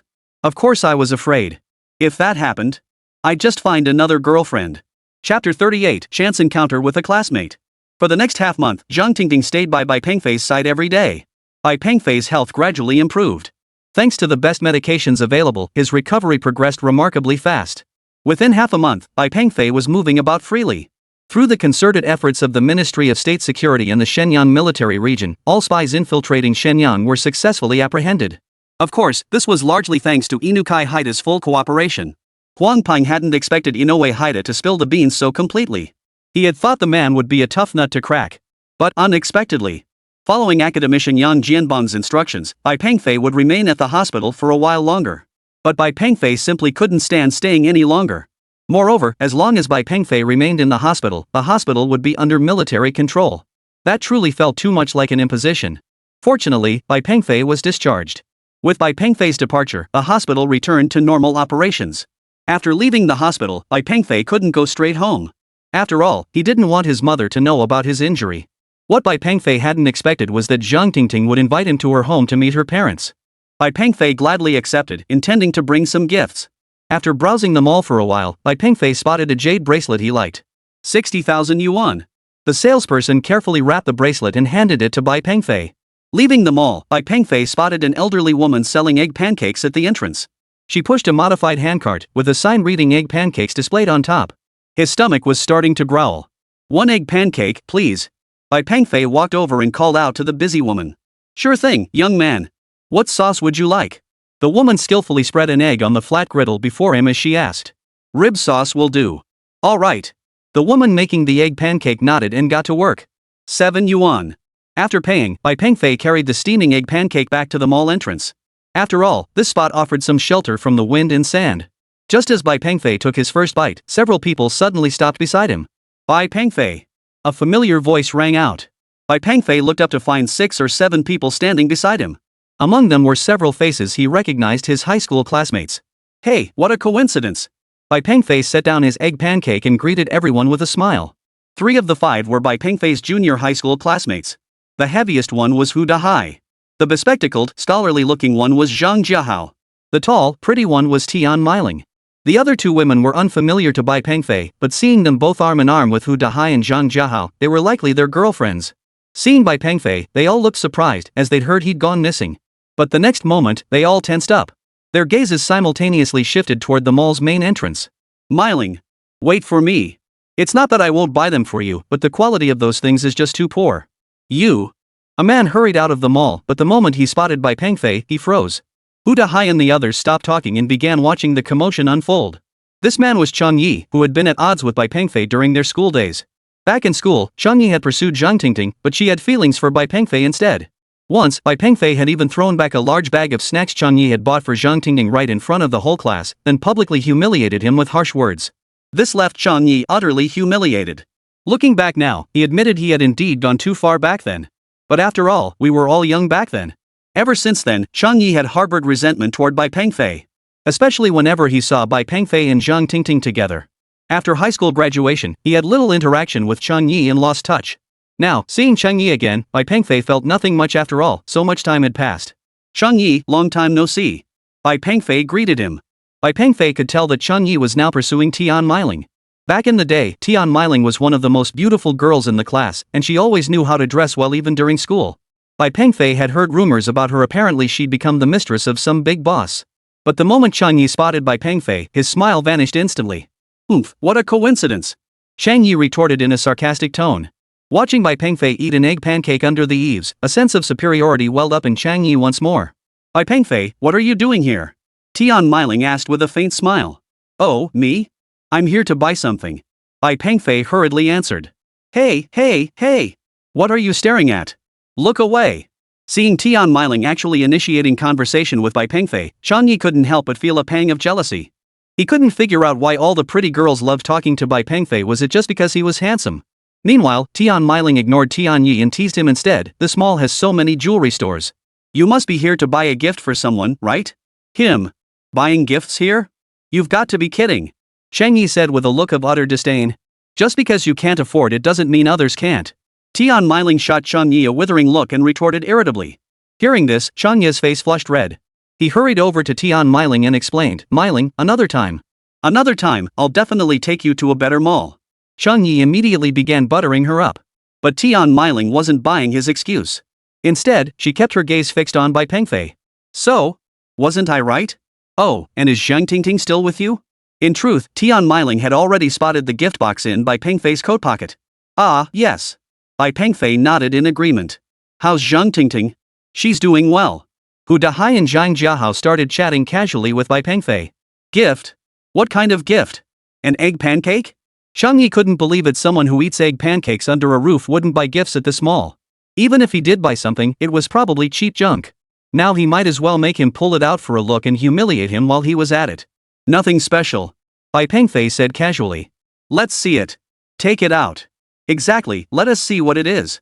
Zhang Jiahao started rummaging through Bai Pengfei's belongings. Chapter 39, The Bracelet. With no other choice, Bai Pengfei pulled out the bracelet he'd bought. It's just a bracelet. I happened to pass by today and bought one. Several people gathered around, all wanting to see the jade bracelet Bai Pengfei had bought. But after a couple of glances, they all fell silent. Especially Tian Meiling. Because this exact style of bracelet was the one Tian Meiling had just set her sights on. At that moment, Chang Yi's expression darkened considerably.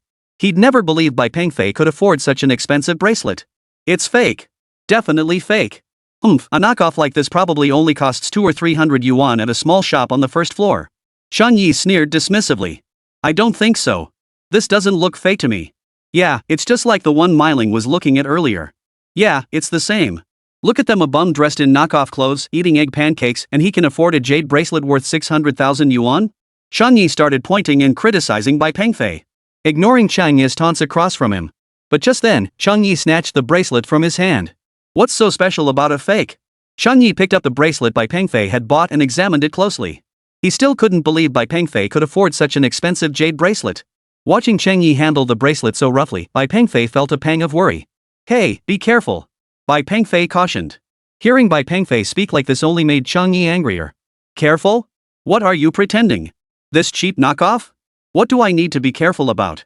Chang Yi then began flipping the bracelet back and forth in his hand. Watching his actions, Bai Pengfei's heart began to race.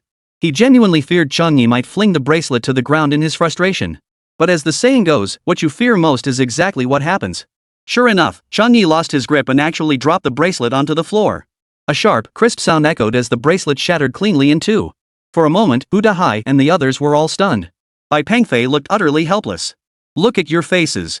It's just a replica. At worst, I'll compensate him. With things having come to this, Bai Pengfei could say nothing more and silently produced the receipt. Here's the receipt. You can come with me to the store and ask them if this bracelet is genuine. Bai Pengfei handed the invoice to Chang Yi with a sigh. As he stared at the invoice before him, Chang Yi's expression grew increasingly grim. He knew this receipt was genuine. Then the bracelet must also be. He swallowed hard and glanced up at Hu Dahai and the others. Seeking help. But this was a piece worth hundreds of thousands, and he'd broken it himself. Who could possibly help him? Hey, are you just going to pay me back? Or are you going to buy me an identical one? Oh, and don't even think about running, there are cameras right at the door. Bai Pengfei pointed at the cameras. But, it's just this much money. I wouldn't run over something like this. Besides, this thing. Chang Yi stammered, about to claim the bracelet was a high-quality fake, but upon glancing at the receipt in his hand, he hesitated to continue. Instead, he immediately shifted his gaze toward Tian Meiling and the others. Besides, I wasn't the only one who snatched this bracelet from you. This was clearly an attempt to shift the blame. Hearing this, Hu Dahai and the others grew even more indignant. Damn it! You're the one who dropped it and broke it, and now you're trying to pin it on us? Exactly. We can all vouch for each other, you deliberately smashed it. Tian Meiling had once harbored a sliver of hope for Chang Yi, thinking that if he could lend her some money to spend, she'd be willing to hang out with him for a few days. But now? Just being near him made her feel sick. Don't try to frame us. We saw you break it with our own eyes. Zhang Jiahao also said sternly. Faced with their accusations, Chang Yi found himself at a loss for words. But this was 60,000 yuan. Where could he possibly get that kind of money? He didn't want to lose face, but he genuinely didn't have the money. With no other choice, he stole a glance at Bai Pengfei. He hoped the other man would offer him a way out. Bai Pengfei, of course, saw right through his thoughts. I have a phone. Why don't you call your family? See if they can send you some money. Bai Pengfei pulled out his phone. Yeah, he'd just bought that bracelet only for you to ruin it. Why shouldn't you compensate him? His money didn't grow on trees. Chang Yi was utterly speechless. After all, he was the one who broke the bracelet. Fine. It's just a bracelet. I'll buy you another one.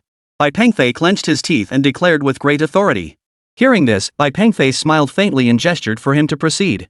With no other choice, Tian Yi steeled himself and followed to the jade bracelet specialty store. Tian Meiling and Hu Dahai followed Bai Pengfei into the mall. The shop attendant, spotting Bai Pengfei's return, immediately broke into a smile and stepped forward. Sir, is there anything else you need? Oh, regarding the bracelet I just purchased, my friend here would like to buy one as well. Bai Pengfei gestured invitingly toward Chang Yi. Upon hearing the salesperson's words, Chang Yi confirmed that the bracelet he'd seen earlier was genuine. There was no turning back now. He had to bite the bullet. Chang Yi pulled out his wallet and directly retrieved several cards, credit cards. Swipe. The server was taken aback. He maxed out every single credit card, still falling short by 100,000 yuan. The salesperson had never seen anyone max out 5 credit cards to buy a bracelet before. But out of professional courtesy, the salesperson still smiled and said, Sir, you're still short 100,000. Ah, never mind. I'll cover the rest. Bai Pengfei waved to the salesperson with a cheerful smile. The attendant was utterly bewildered, but seeing Chang Yi merely frown without comment, she nodded in agreement. Chang Yi promptly tucked away his credit card and turned to leave without another word. Bai Pengfei had no time to engage with him either, carefully tucking the bracelet away. Bai Pengfei, what are you doing for work these days? Tian Meiling approached Bai Pengfei with a smile, asking in a sweet voice. Nothing much these days. Bai Pengfei replied indifferently. Hu Dahai and Zhang Jiahao could clearly see through Tian Meiling's intentions, but the two merely chuckled to themselves without saying anything. What's your phone number? Let's exchange contact info. We can grab a meal together sometime. Tian Meiling took the initiative to ask for his number. Here, this is Zhang Tingting's number. You can reach me through her. Bai Pengfei directly gave Tian Meiling Zhang Tingting's phone number. Seeing this, Tian Meiling could only let out a couple of bitter laughs. She even felt a twinge of envy toward Zhang Tingting now. Fine, Bai Pengfei. You won't escape my grasp sooner or later. Tian Meiling bowed silently to herself, but outwardly she smiled and jotted down the number. Chapter 40, Domestic Trifles. After leaving the mall, Bai Pengfei hurriedly called Zhang Tingting. After confirming she was home, he immediately drove over. But just as he arrived at her doorstep, he suddenly heard strange noises coming from inside. Hearing the commotion inside, Bai Pengfei didn't rush to knock on the door. Inside, he heard Zhang Tingting's mother, Zhao Jing, shouting, "Explain yourself. Where were you last night? You didn't come back until noon, and you were drunk." Zhao Jing yelled angrily, her voice clear to Bai Pengfei standing outside the door. "So what if I drank? Listen to me, stop yelling at me. Are you talking to me? Fine, I don't care about the drinking. But tell me, where were you last night? And where's the passbook? The family passbook is missing. The passbook, here." Silence hung in the room for several seconds. "Ah. Zhang Jun, explain yourself. How did you withdraw the 100,000 yuan from this account? Explain it to me, explain it clearly." The sound of struggling could now be heard from inside the room. "Dad, Mom, please sit down and talk this out calmly." Zhang Tingting tearfully pleaded with her parents to stop arguing. Hearing Zhang Tingting's sobs, Bai Pengfei hurriedly knocked on the door. The knocking brought the room to a sudden hush. Moments later, Zhang Tingting pushed the door open. "Uncle, Auntie, what's going on? Did something difficult happen?" Bai Pengfei asked, glancing at Zhang Jun and Zhao Jing inside. Zhang Tingting said nothing, merely gesturing for Bai Pengfei to step inside. Seeing Bai Pengfei enter, Zhang Jun and Zhao Jing stopped arguing. Zhao Jing, sitting on the sofa, turned her head and demanded, "Speak up. Explain everything in front of our daughter. Where were you last night? And where did the money go?" The money. I spent it." Zhang Jun still spoke angrily, his face flushed with drunkenness. Seeing her father like this, Zhang Tingting hurriedly stepped forward. "Dad, that's a lot of money. What exactly did you do with it?" Hearing his daughter speak, Zhang Jun fell completely silent. "You definitely gave it to that vixen. I'm telling you, if you don't explain this money, we're getting a divorce." Zhao Jing was extremely agitated. After all, this wasn't a small sum. Moreover, she had just promised her younger brother she would lend him 70,000 yuan. Hearing this, Zhang Jun could no longer hide the truth. He sighed and said, "The money. I lost it all last night." "What? Lost?" Zhang Tingting and Zhao Jing both froze in shock. "Yes, I lost playing cards last night." Zhang Jun sounded like a deflated balloon, his voice weak and lifeless. "Dad, did you really lose 100,000 yuan?" Zhang Tingting asked, staring at her father. "Yeah, I did. That's how it is. You do whatever you want about it." Zhang Jun simply left it at that. "You lost 100,000 yuan? I just agreed to lend my brother 70,000 yesterday. Now look at this mess, you lost it all. How am I supposed to explain this to him?" Zhao Jing stood up in agitation. But when he heard his wife still wanted to lend money to her brother, Zhang Jun lost his temper too. "Lend them money? Haven't we lent them enough over the years? Have they ever paid us back? Let me tell you, even if I had the money, I wouldn't lend it to your good-for-nothing brother." "Oh, so you lose at gambling and still think you're in the right? Mark my words, if you don't bet this money, I'm divorcing you." "Divorce me then. I'm not afraid of you." Watching her parents still arguing, Zhang Tingting hurriedly said, "Stop fighting, Mom. Dad's right. How much money has Uncle borrowed over the years? They've never paid any of it back. Dad, you're just as bad. How could you lose so much money in one night?" Hearing their daughter's words, the two elders fell silent. After a moment of silence, Zhang Tingting added, "It's lost, so it's lost. Just don't gamble next time. Money lost can be earned back." "You're right, dear. Money lost can be earned back. And I won't gamble again." "Oomph. What about my brother's situation? I already promised them. I don't want to lose face in front of my parents." Zhao Jing said earnestly. "Mom, we can't keep lending money to Uncle and his family. They're a bottomless pit," Zhang Tingting advised calmly. "Honey, you don't understand. This time it's for their family to open a shop. It's for your uncle's younger brother's business venture." "Mom, but we don't have money to lend them now. We can't go borrowing more ourselves, can we?" After Zhang Tingting spoke, silence fell over the room once more. "I have some. Why don't you take it for now?" Bai Pengfei said indifferently. "All right, Pengfei, transfer the money to me first. I need it urgently." Zhao Jing said anxiously. Bai Pengfei nodded in agreement. Since Bai Pengfei had transferred the money to his mother-in-law, the matter was finally settled. Perhaps because of this money matter, the elderly couple's attitude toward Bai Pengfei had improved significantly today. And she asked him what he had been doing during the 5 years he had disappeared. Since Zhang Tingting knew she worked at the Chinese Academy of Sciences, Bai Pengfei simply said he was a junior staff member there. Due to the confidential nature of his work, he had been out of contact for 5 years. Zhao Jing watched Bai Pengfei chatting with her husband in the living room. She quickly pulled her daughter close and asked, "Honey, did he make a lot of money during those 5 years? I never asked him." "You're something else, not even checking on something like this." In the living room, Bai Pengfei also brought up his father-in-law's gambling. Uncle, how could you lose so much money in one night? Zhang Jun paused before replying, don't even mention it. It started as a few friends playing for fun, with small stakes. At first, I had a good run and won quite a bit. But then, I don't know what happened, the stakes kept getting bigger. In the end, I lost everything in just a few hands. Hearing his father-in-law's explanation, Bai Pengfei understood he'd been set up, tricked into a trap. Though no one was arguing, the atmosphere remained awkward. During dinner, Bai Pengfei transferred the money. Seeing the money arrive, Zhao Jing was naturally pleased. But Zhang Jun snorted and said, that money's just going down the drain. Didn't I tell you before?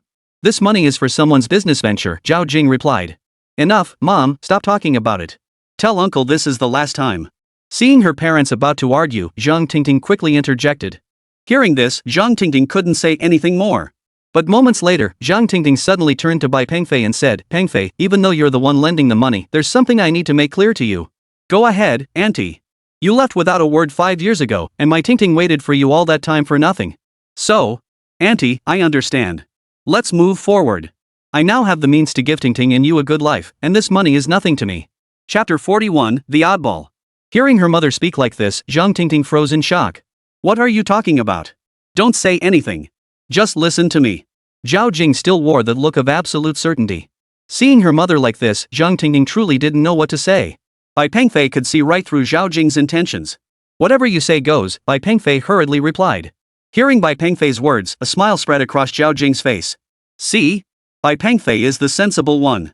Faced with his wife's attitude, Zhang Jun could only sigh helplessly. After dinner, Zhang Tingting and her mother began bustling about in the kitchen. Bai Pengfei, however, approached Zhang Jun and asked, Dad, could you tell me the details of how you lost the money? Zhang Jun hesitated before replying. Actually, I was meeting some friends yesterday to discuss business. We had a few drinks, and one guy who sells traditional Chinese medicine suggested setting up a game. I agreed without thinking much of it. Later, we went to a private club with that guy to play. At first, I was winning, but my luck turned sour in the wee hours of the morning, and I kept losing. I don't know what came over me after losing all the money I brought. I actually went home to get my passbook. Honestly, it's all because. Zhang Jun paused at this point, unable to continue. Dad, was it one of those hostesses at the private club whispering in your ear, telling you to go get more money to chase your losses? Bai Pengfei asked softly. Zhang Jun glanced at his wife bustling about in the kitchen, then nodded to Bai Pengfei. Yesterday, when everyone went to the club to play cards, the club provided each person with an attractive hostess to accompany them throughout the game. Of course, they were only there to play cards with you.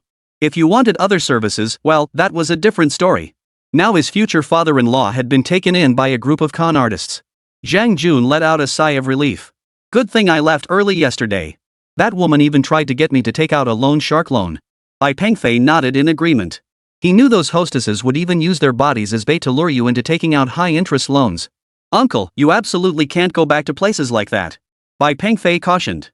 Zhang Jun nodded in agreement. At dinner that evening, Bai Pengfei presented the bracelet he'd purchased, though he didn't mention its price. The night passed without incident. The following evening, Bai Pengfei unexpectedly received a call from Zhao Jing. It turned out Zhao Jing's younger brother and his family had arrived. They were having dinner together and were now calling Bai Pengfei to join them. This came as a bit of a surprise to Bai Pengfei. Without overthinking it, Bai Pengfei headed straight to the restaurant Zhao Jing had mentioned. Hey, Bai Pengfei, you're here. Quick, pay the bill. Zhao Jing waved her hand casually as she spoke. Looking at the leftovers before him, Bai Pengfei smiled. Auntie, you called me over just to pay the bill? Bai Pengfei asked, sounding a bit disappointed. Oh, I was just telling them about you earlier. Zhao Jing said with a look of satisfaction. Bai Pengfei understood the situation. Oh well. But this meal was bound to cost a pretty penny. Moreover, Bai Pengfei still hadn't seen Zhang Tingting anywhere. It seemed his future mother-in-law had planned this all along, luring him here to foot the bill, hence not bringing Zhang Tingting along. Bai Pengfei snorted and turned to the waiter. How much is it?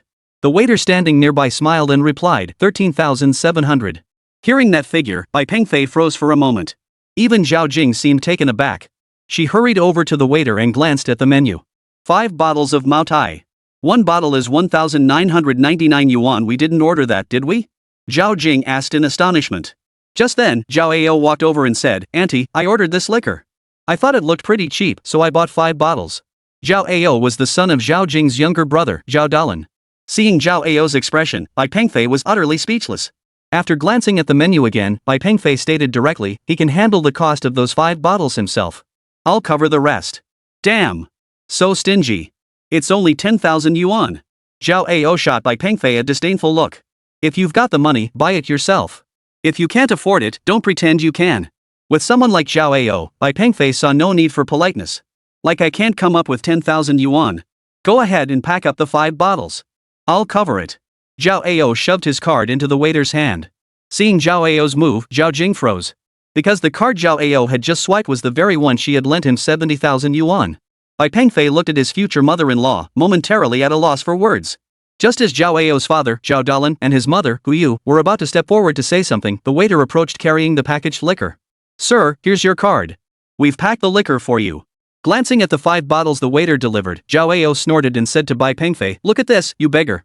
See if I can afford this liquor or not. Seeing Zhao Ao's expression, Bai Pengfei smiled. Zhao Ao, you just borrowed money from me and now you've spent 10,000 on liquor? Zhao Jing asked in astonishment. Hey, auntie, this money wasn't a loan from you. We agreed it was sponsorship. This is your sponsorship to our family. Zhao Ao said nonchalantly. At that moment, Zhao Dalan and Hu Yu hurried over to their son, tugging at his sleeve to signal him to stop talking. But Zhao Ao, caught up in the moment, paid no heed. Facing his parents' silent pleas, he even responded with a hint of impatience. What's the big deal? It's just a few bottles of liquor. I can't let that good-for-nothing look down on me. Son, Min Yuan wants 70,000 yuan for the betrothal gift. You've already spent 10,000. What are we going to do now? Hu Yu said anxiously. This was the bride he'd found for his son after pulling every string he had. Not only was she beautiful, but the dowry wasn't excessive either, just 70,000 yuan. To Hu Yu, her future daughter-in-law Min Yuan was exceptionally beautiful, and her son Zhao Ao was utterly smitten. Wait, you mean I lent you money for Zhao Ao's wedding dowry? Not for your business venture? And what do you mean by sponsorship? Zhao Jing's face darkened. Hu Yu hurriedly took a few steps back, regretting revealing the truth. Zhao Jing stepped forward again. Last year when you borrowed 30,000 from us, didn't you say it was for Zhao Ao's wedding dowry? I was wondering why he still hasn't gotten married this year. Give me the money back. I'm not lending it anymore. Zhao Jing angrily reached out to grab her card. Zhao Ao didn't hand her the card at all, he tucked it away instead. At that moment, Zhao Dalan stepped forward to speak. What kind of attitude is this? Demanding the money back right after lending it. Yes, we deceived you, but what choice did we have? Shouldn't you, as his aunt, contribute something to Zhao Ao's wedding? Exactly. Once our Zhao Ao makes something of himself, he'll repay you. Hu Yu chimed in. What could this dim-witted son possibly accomplish? Seeing Zhao Ao's expression, Bai Pengfei couldn't help but want to laugh. Faced with her brother and sister-in-law's words, Zhao Jing was utterly speechless. Still, Hu Yu felt her son spending 10,000 yuan on liquor was excessive. She hurriedly warned him, this liquor can't be bought. Min Yuan's family made it clear not a single yuan less than 70,000 yuan for the dowry. The mention of Min Yuan silenced Zhao Ao. She was the goddess in his heart. Alright, for the sake of his goddess, he'd return the wine. Excuse me, yes, this wine. I'll return it. Zhao Ao waved to the waiter nearby. I'm sorry, sir, but we don't accept returns on alcoholic beverages. Chapter 42, can you please have some dignity? Though the waitress was polite on the surface, her inner thoughts were already rolling. What are you pretending to be rich for? Look around you, this isn't the kind of place for that. If you can't afford it, don't order it in the first place. We even repackaged it for you, and now you want to return it? Maintaining her professional demeanor, the waitress kept a smile plastered on her face. What? No refunds? Hu Yu's eyes widened in shock. The waitress nodded. That's correct. No refunds or exchanges on beverages at this establishment. After saying this, the waitress couldn't help but mutter under her breath, what a poser. If you can't afford it, don't order it. Who says I can't afford it? I'll take this wine. Zhao Ao declared, pounding his chest. Son, you want this wine? What about the dowry? Hu Yu asked anxiously. The dowry can be worked out. If it doesn't work out, we'll sell grandma's house. That little place should be worth at least a few thousand. Zhao Ao shrugged indifferently. But the moment Zhao Jing heard about selling her mother's house, she immediately protested, no way. That's the only house Mom has left. Where would she live if we sold it? Hu Yu snorted softly.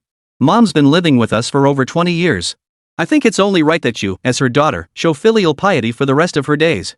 After we sell her house, she'll move in with you. Or maybe just half a year at a time, Zhao Dalan chimed in. But before he could finish, his wife shoved him aside. What nonsense are you spouting? One family for half a year? We've been taking care of her for over 20 years. Actually, Mom doesn't need to sell the house. If you just chip in another 20,000 yuan, it won't be much trouble at all. Besides, we've been taking care of Mom all these years. You should contribute some expenses too. Hu Yu looked haughty and arrogant. Zhao Jing was furious, but she didn't know what to say. After all, the previous money had come from Bai Pengfei.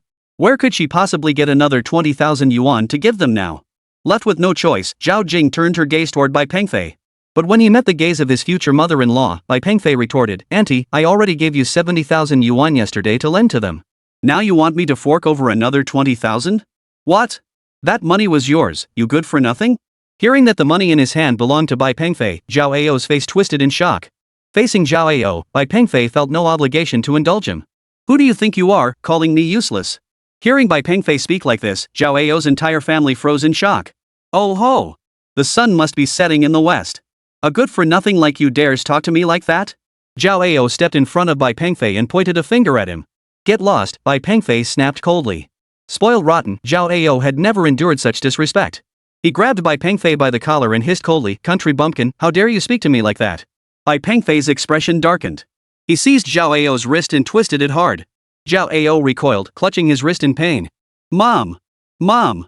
He hit me! Auntie, this good-for-nothing actually hit me!" Zhao Ao pointed at Bai Pengfei and screamed. "How dare you hit my son!" Huyu, seeing her precious son struck, charged forward, raising her hand to slap Bai Pengfei. Bai Pengfei stepped back, blocking her blow with his arm. After all, Huyu was his elder, and Bai Pengfei wouldn't resort to physical violence against her. But even that single block sent a jolt through Huyu. Her body staggered backward several steps. "Zhao Jing! Look at this! This is your future son-in-law, actually laying hands on me!"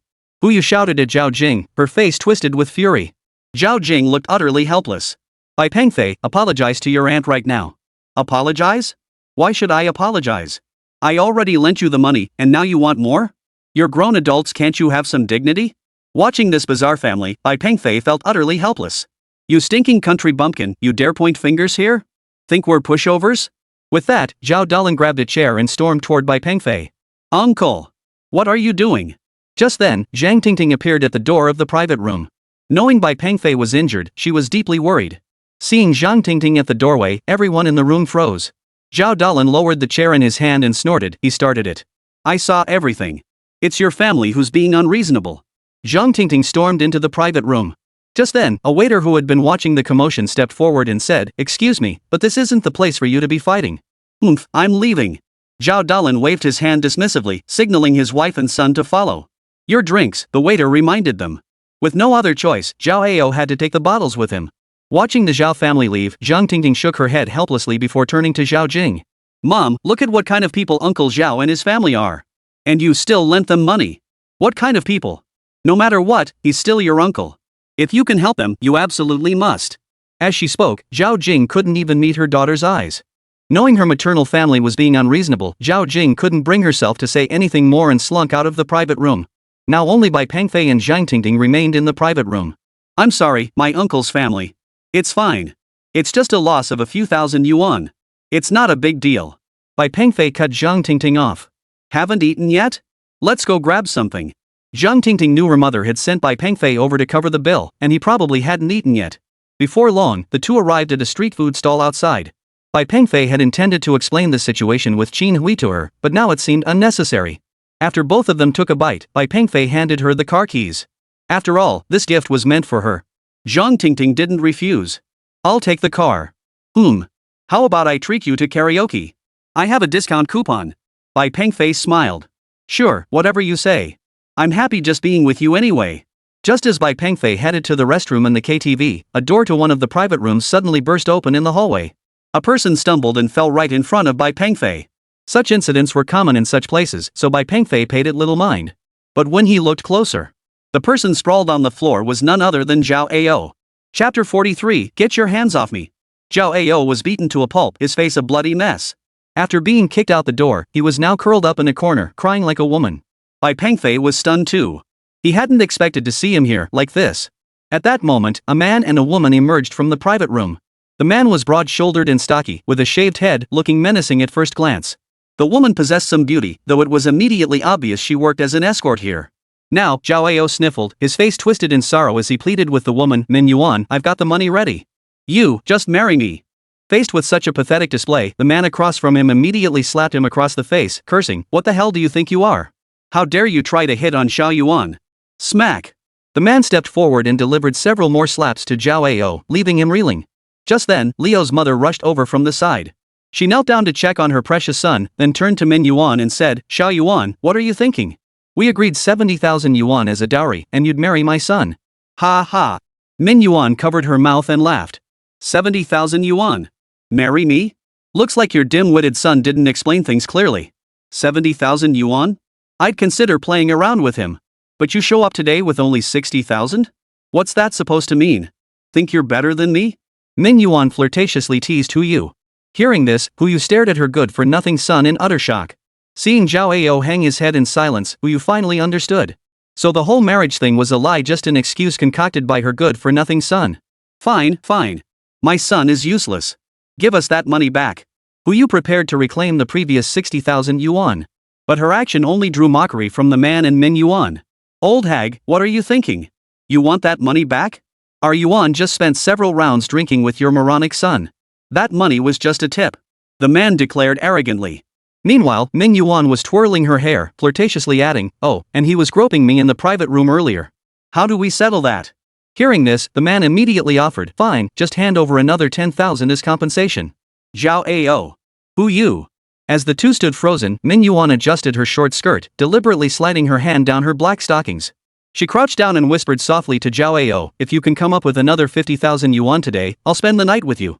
The scent of Min Yuan's perfume made Zhao Ao's whole body tingle. "Mom, give me 50,000 yuan. I need 50,000 yuan. What? Another 50,000 yuan? Where would we even get that kind of money?" Hearing her son demand more cash, Hu Yu grew furious. But Zhao Ao wasn't thinking about that now. His parents had always indulged his every demand for money since childhood. Now, lost in thoughts of tender pleasures, he couldn't care less about anything else. "Make your aunt cough up the cash. If she won't, sell grandma's house." Watching Zhao Ao act like such an idiot, Bai Pengfei in the crowd felt embarrassed for him. Out of sight, out of mind. But Bai Pengfei never expected that just as he returned to the private room, Zhang Tingting rushed out of it in a hurry. "My mom's waiting at the entrance of Zik. She said it's urgent." Spotting Bai Pengfei, Zhang Tingting hurried toward the exit, phone in hand. Before long, Zhang Tingting returned and informed Bai Pengfei that Zhao Ao had been detained. Bai Pengfei was puzzled. How could Zhao Ao be detained? At worst, he'd be kicked out for not having enough money. There was no way he could be detained. With questions swirling, Bai Pengfei and the others headed to the private room where Zhao Ao and Hu Yu were. Upon entering, Bai Pengfei was shocked to find much of the room's furnishings now smashed to pieces. Moreover, Zhao Ao was pinned to the floor by two men, his face covered in bruises. Hu Yu looked heartbroken over her son, yet she sat helplessly by the scene. What happened? Upon entering the private room, Zhao Jing hurriedly asked. The burly man from earlier stepped forward and explained, "One of our guests requested Xiao Yuan to accompany him, but this guy flew into a rage. Not only did he start a fight with our guest, but he also smashed our property. Xiao Yuan is mine. No one touches her." Zhao Ao yelled at the top of his lungs as he was held down. The burly man then walked straight up to Zhao Ao, grabbed him by the hair, and said, "When you have the money, come find her anytime. We won't stop you then.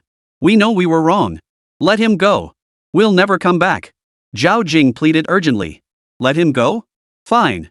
But he smashed all this stuff 5,000 yuan worth. Bring the money, and I'll let him go." The man pointed at the equipment Zhao Ao had smashed. Hearing the figure of 50,000 yuan, Zhao Jing and Hu Yu both froze.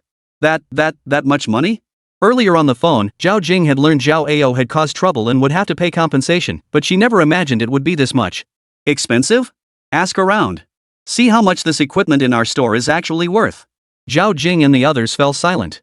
Though they didn't fully understand, the man's claims seemed plausible. But where could they possibly find that kind of money now? At that moment, the burly man leered at Zhang Tingting and said, "If you don't want to pay, that's fine too." "What do you mean by that?" Zhang Tingting felt a vague sense of unease. "Oh, no problem. I just want you to spend the night with me. If you agree, I won't take the 50 grand. Plus, I can arrange for Xiao Yuan to keep this little cutie company right away," the man declared with unwavering certainty. But Zhang Tingting coldly retorted, "Get lost. Don't be like that, sis. Just spend one night with him, it's 50 grand. Zhao Ao blurted out without hesitation. Zhao Ao's words were utterly shameless, even pushing the limits of what Zhao Jing, who had always shielded him, could tolerate. "Zhao Ao, you're not human. Hu Yu, look at the fine son you've raised. Mark my words, even if you two die here, I won't save you." Zhao Jing was furious. "Let's go, daughter." Zhao Jing grabbed Zhang Tingting's hand and started toward the exit. "Wait. Think you can just leave?" The bald man waved his hand, and his henchmen immediately surrounded them. Meanwhile, Hu Yu smirked, "How is this my son's fault? If you just handed over the money, none of this would have happened. The man now turned his gaze to Zhao Jing, his voice dripping with sleaziness. Come on, let's talk. How much? Name your price. With that, the man actually reached out toward Zhang Tingting. Get your filthy hands off her. At that moment, Bai Pengfei came up from behind and grabbed the man's arm.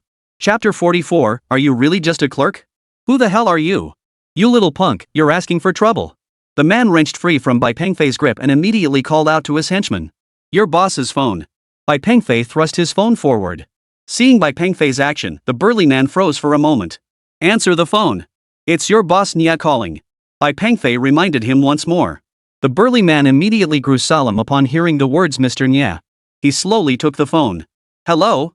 A minute later, the burly man respectfully returned the phone to Bai Pengfei. Mr. Bai, I apologize. I didn't realize you were Mr. Nia's friend. I'll immediately. The burly man's attitude did a complete 180-degree turn.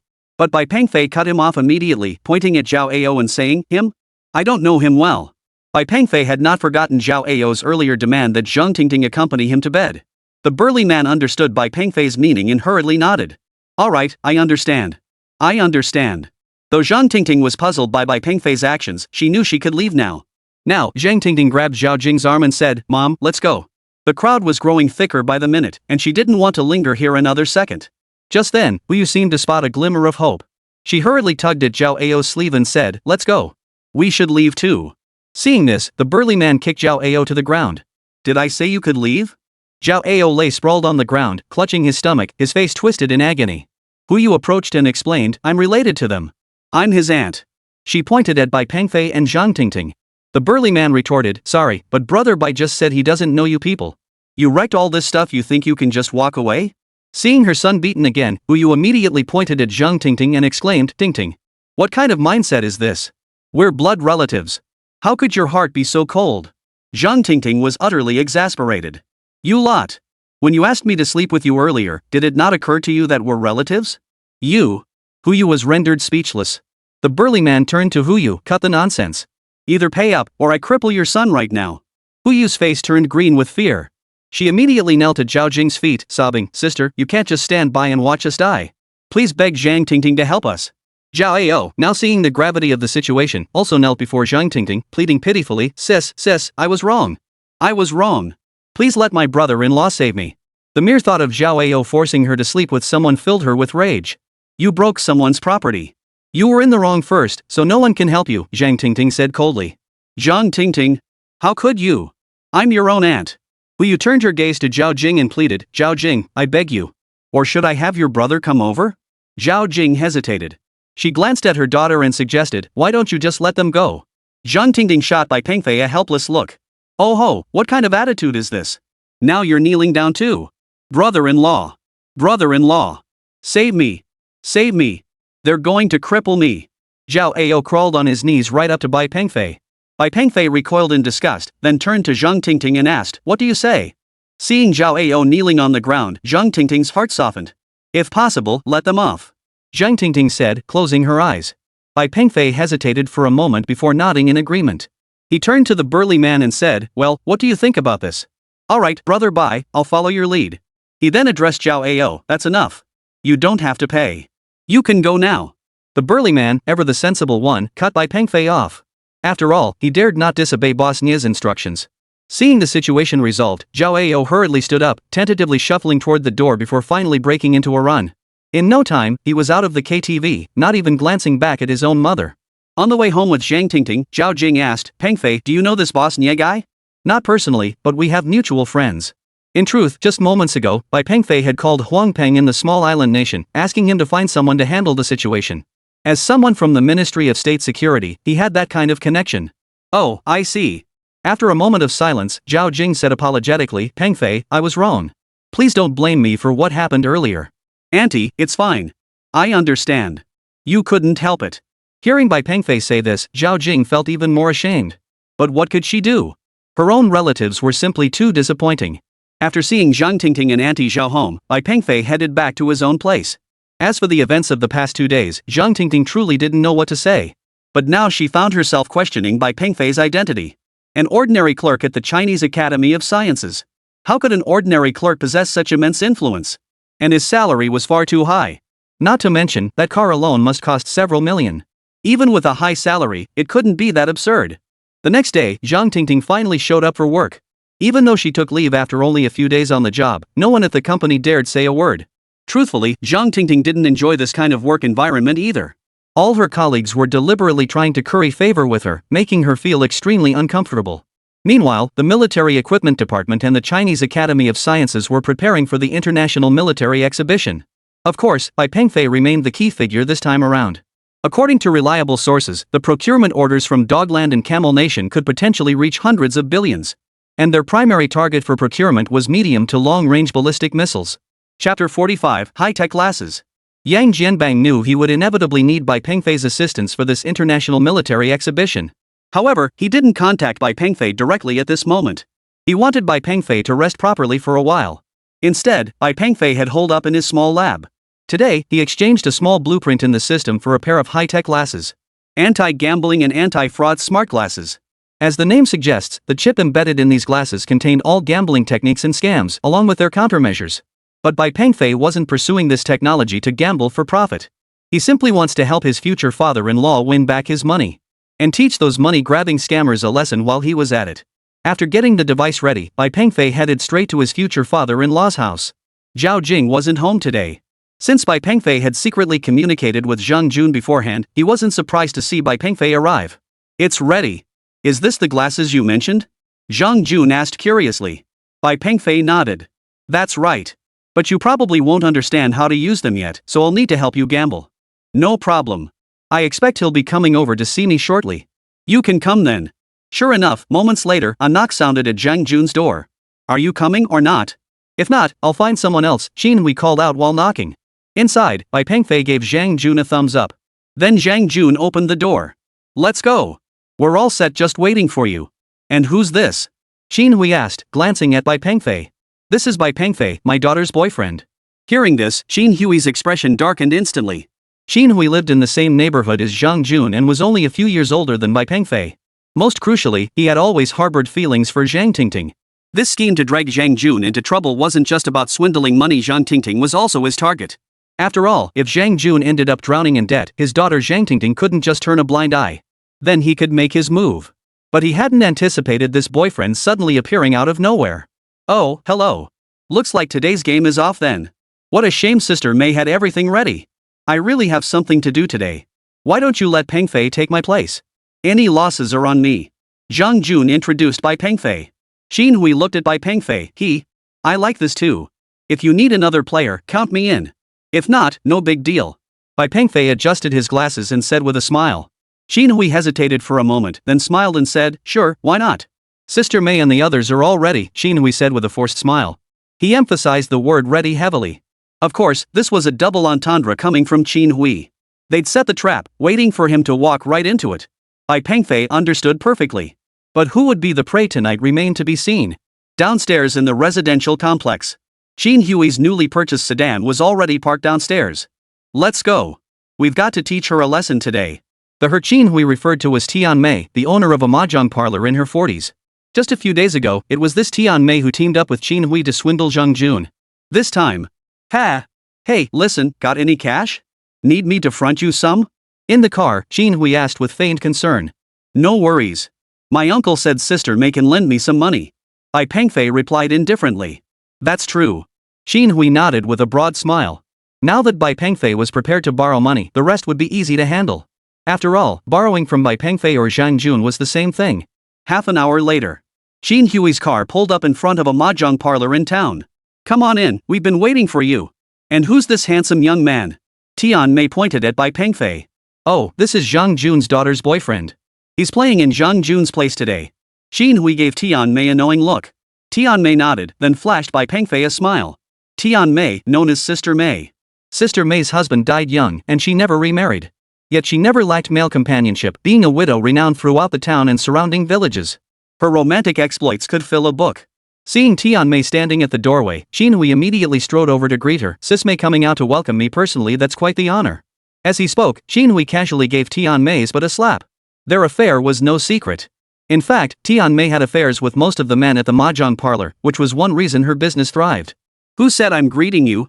I'm here for this handsome young man." As she spoke, Tianmei hooked her arm through Bai Pengfei's, deliberately letting her ample bosom brush against his arm. Tianmei's skill at seducing men was nothing short of legendary.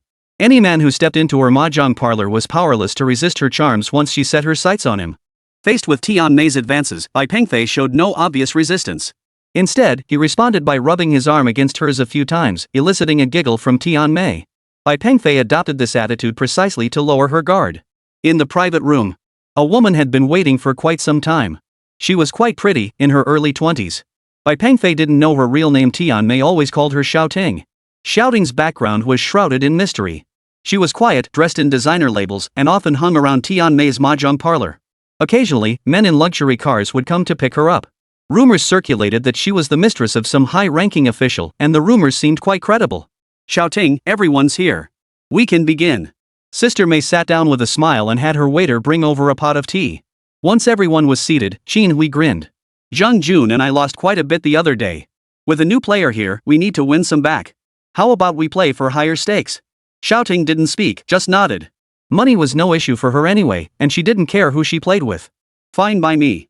No matter how big the stakes, I'll play along till the end, Tianmei chimed in with a broad smile. Watching their double act, Bai Pengfei stifled a laugh and said, Sis Mei, you know I'm broke. If you don't have money, I do. You play first, then settle up with Zhang Jun later. With that, Sister Mei pulled out 10,000 yuan and placed it in front of Bai Pengfei. In a small mahjong parlor like this, 10,000 yuan was no small sum.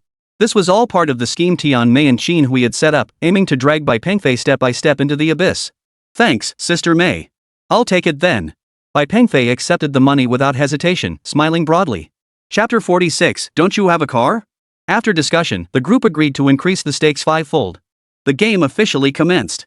No mahjong machines were used here. Everyone manually arranged the tiles. And manual tile arrangement was the easiest way to cheat. However, after a few rounds, the glasses transmitted a prompt 9-section whip.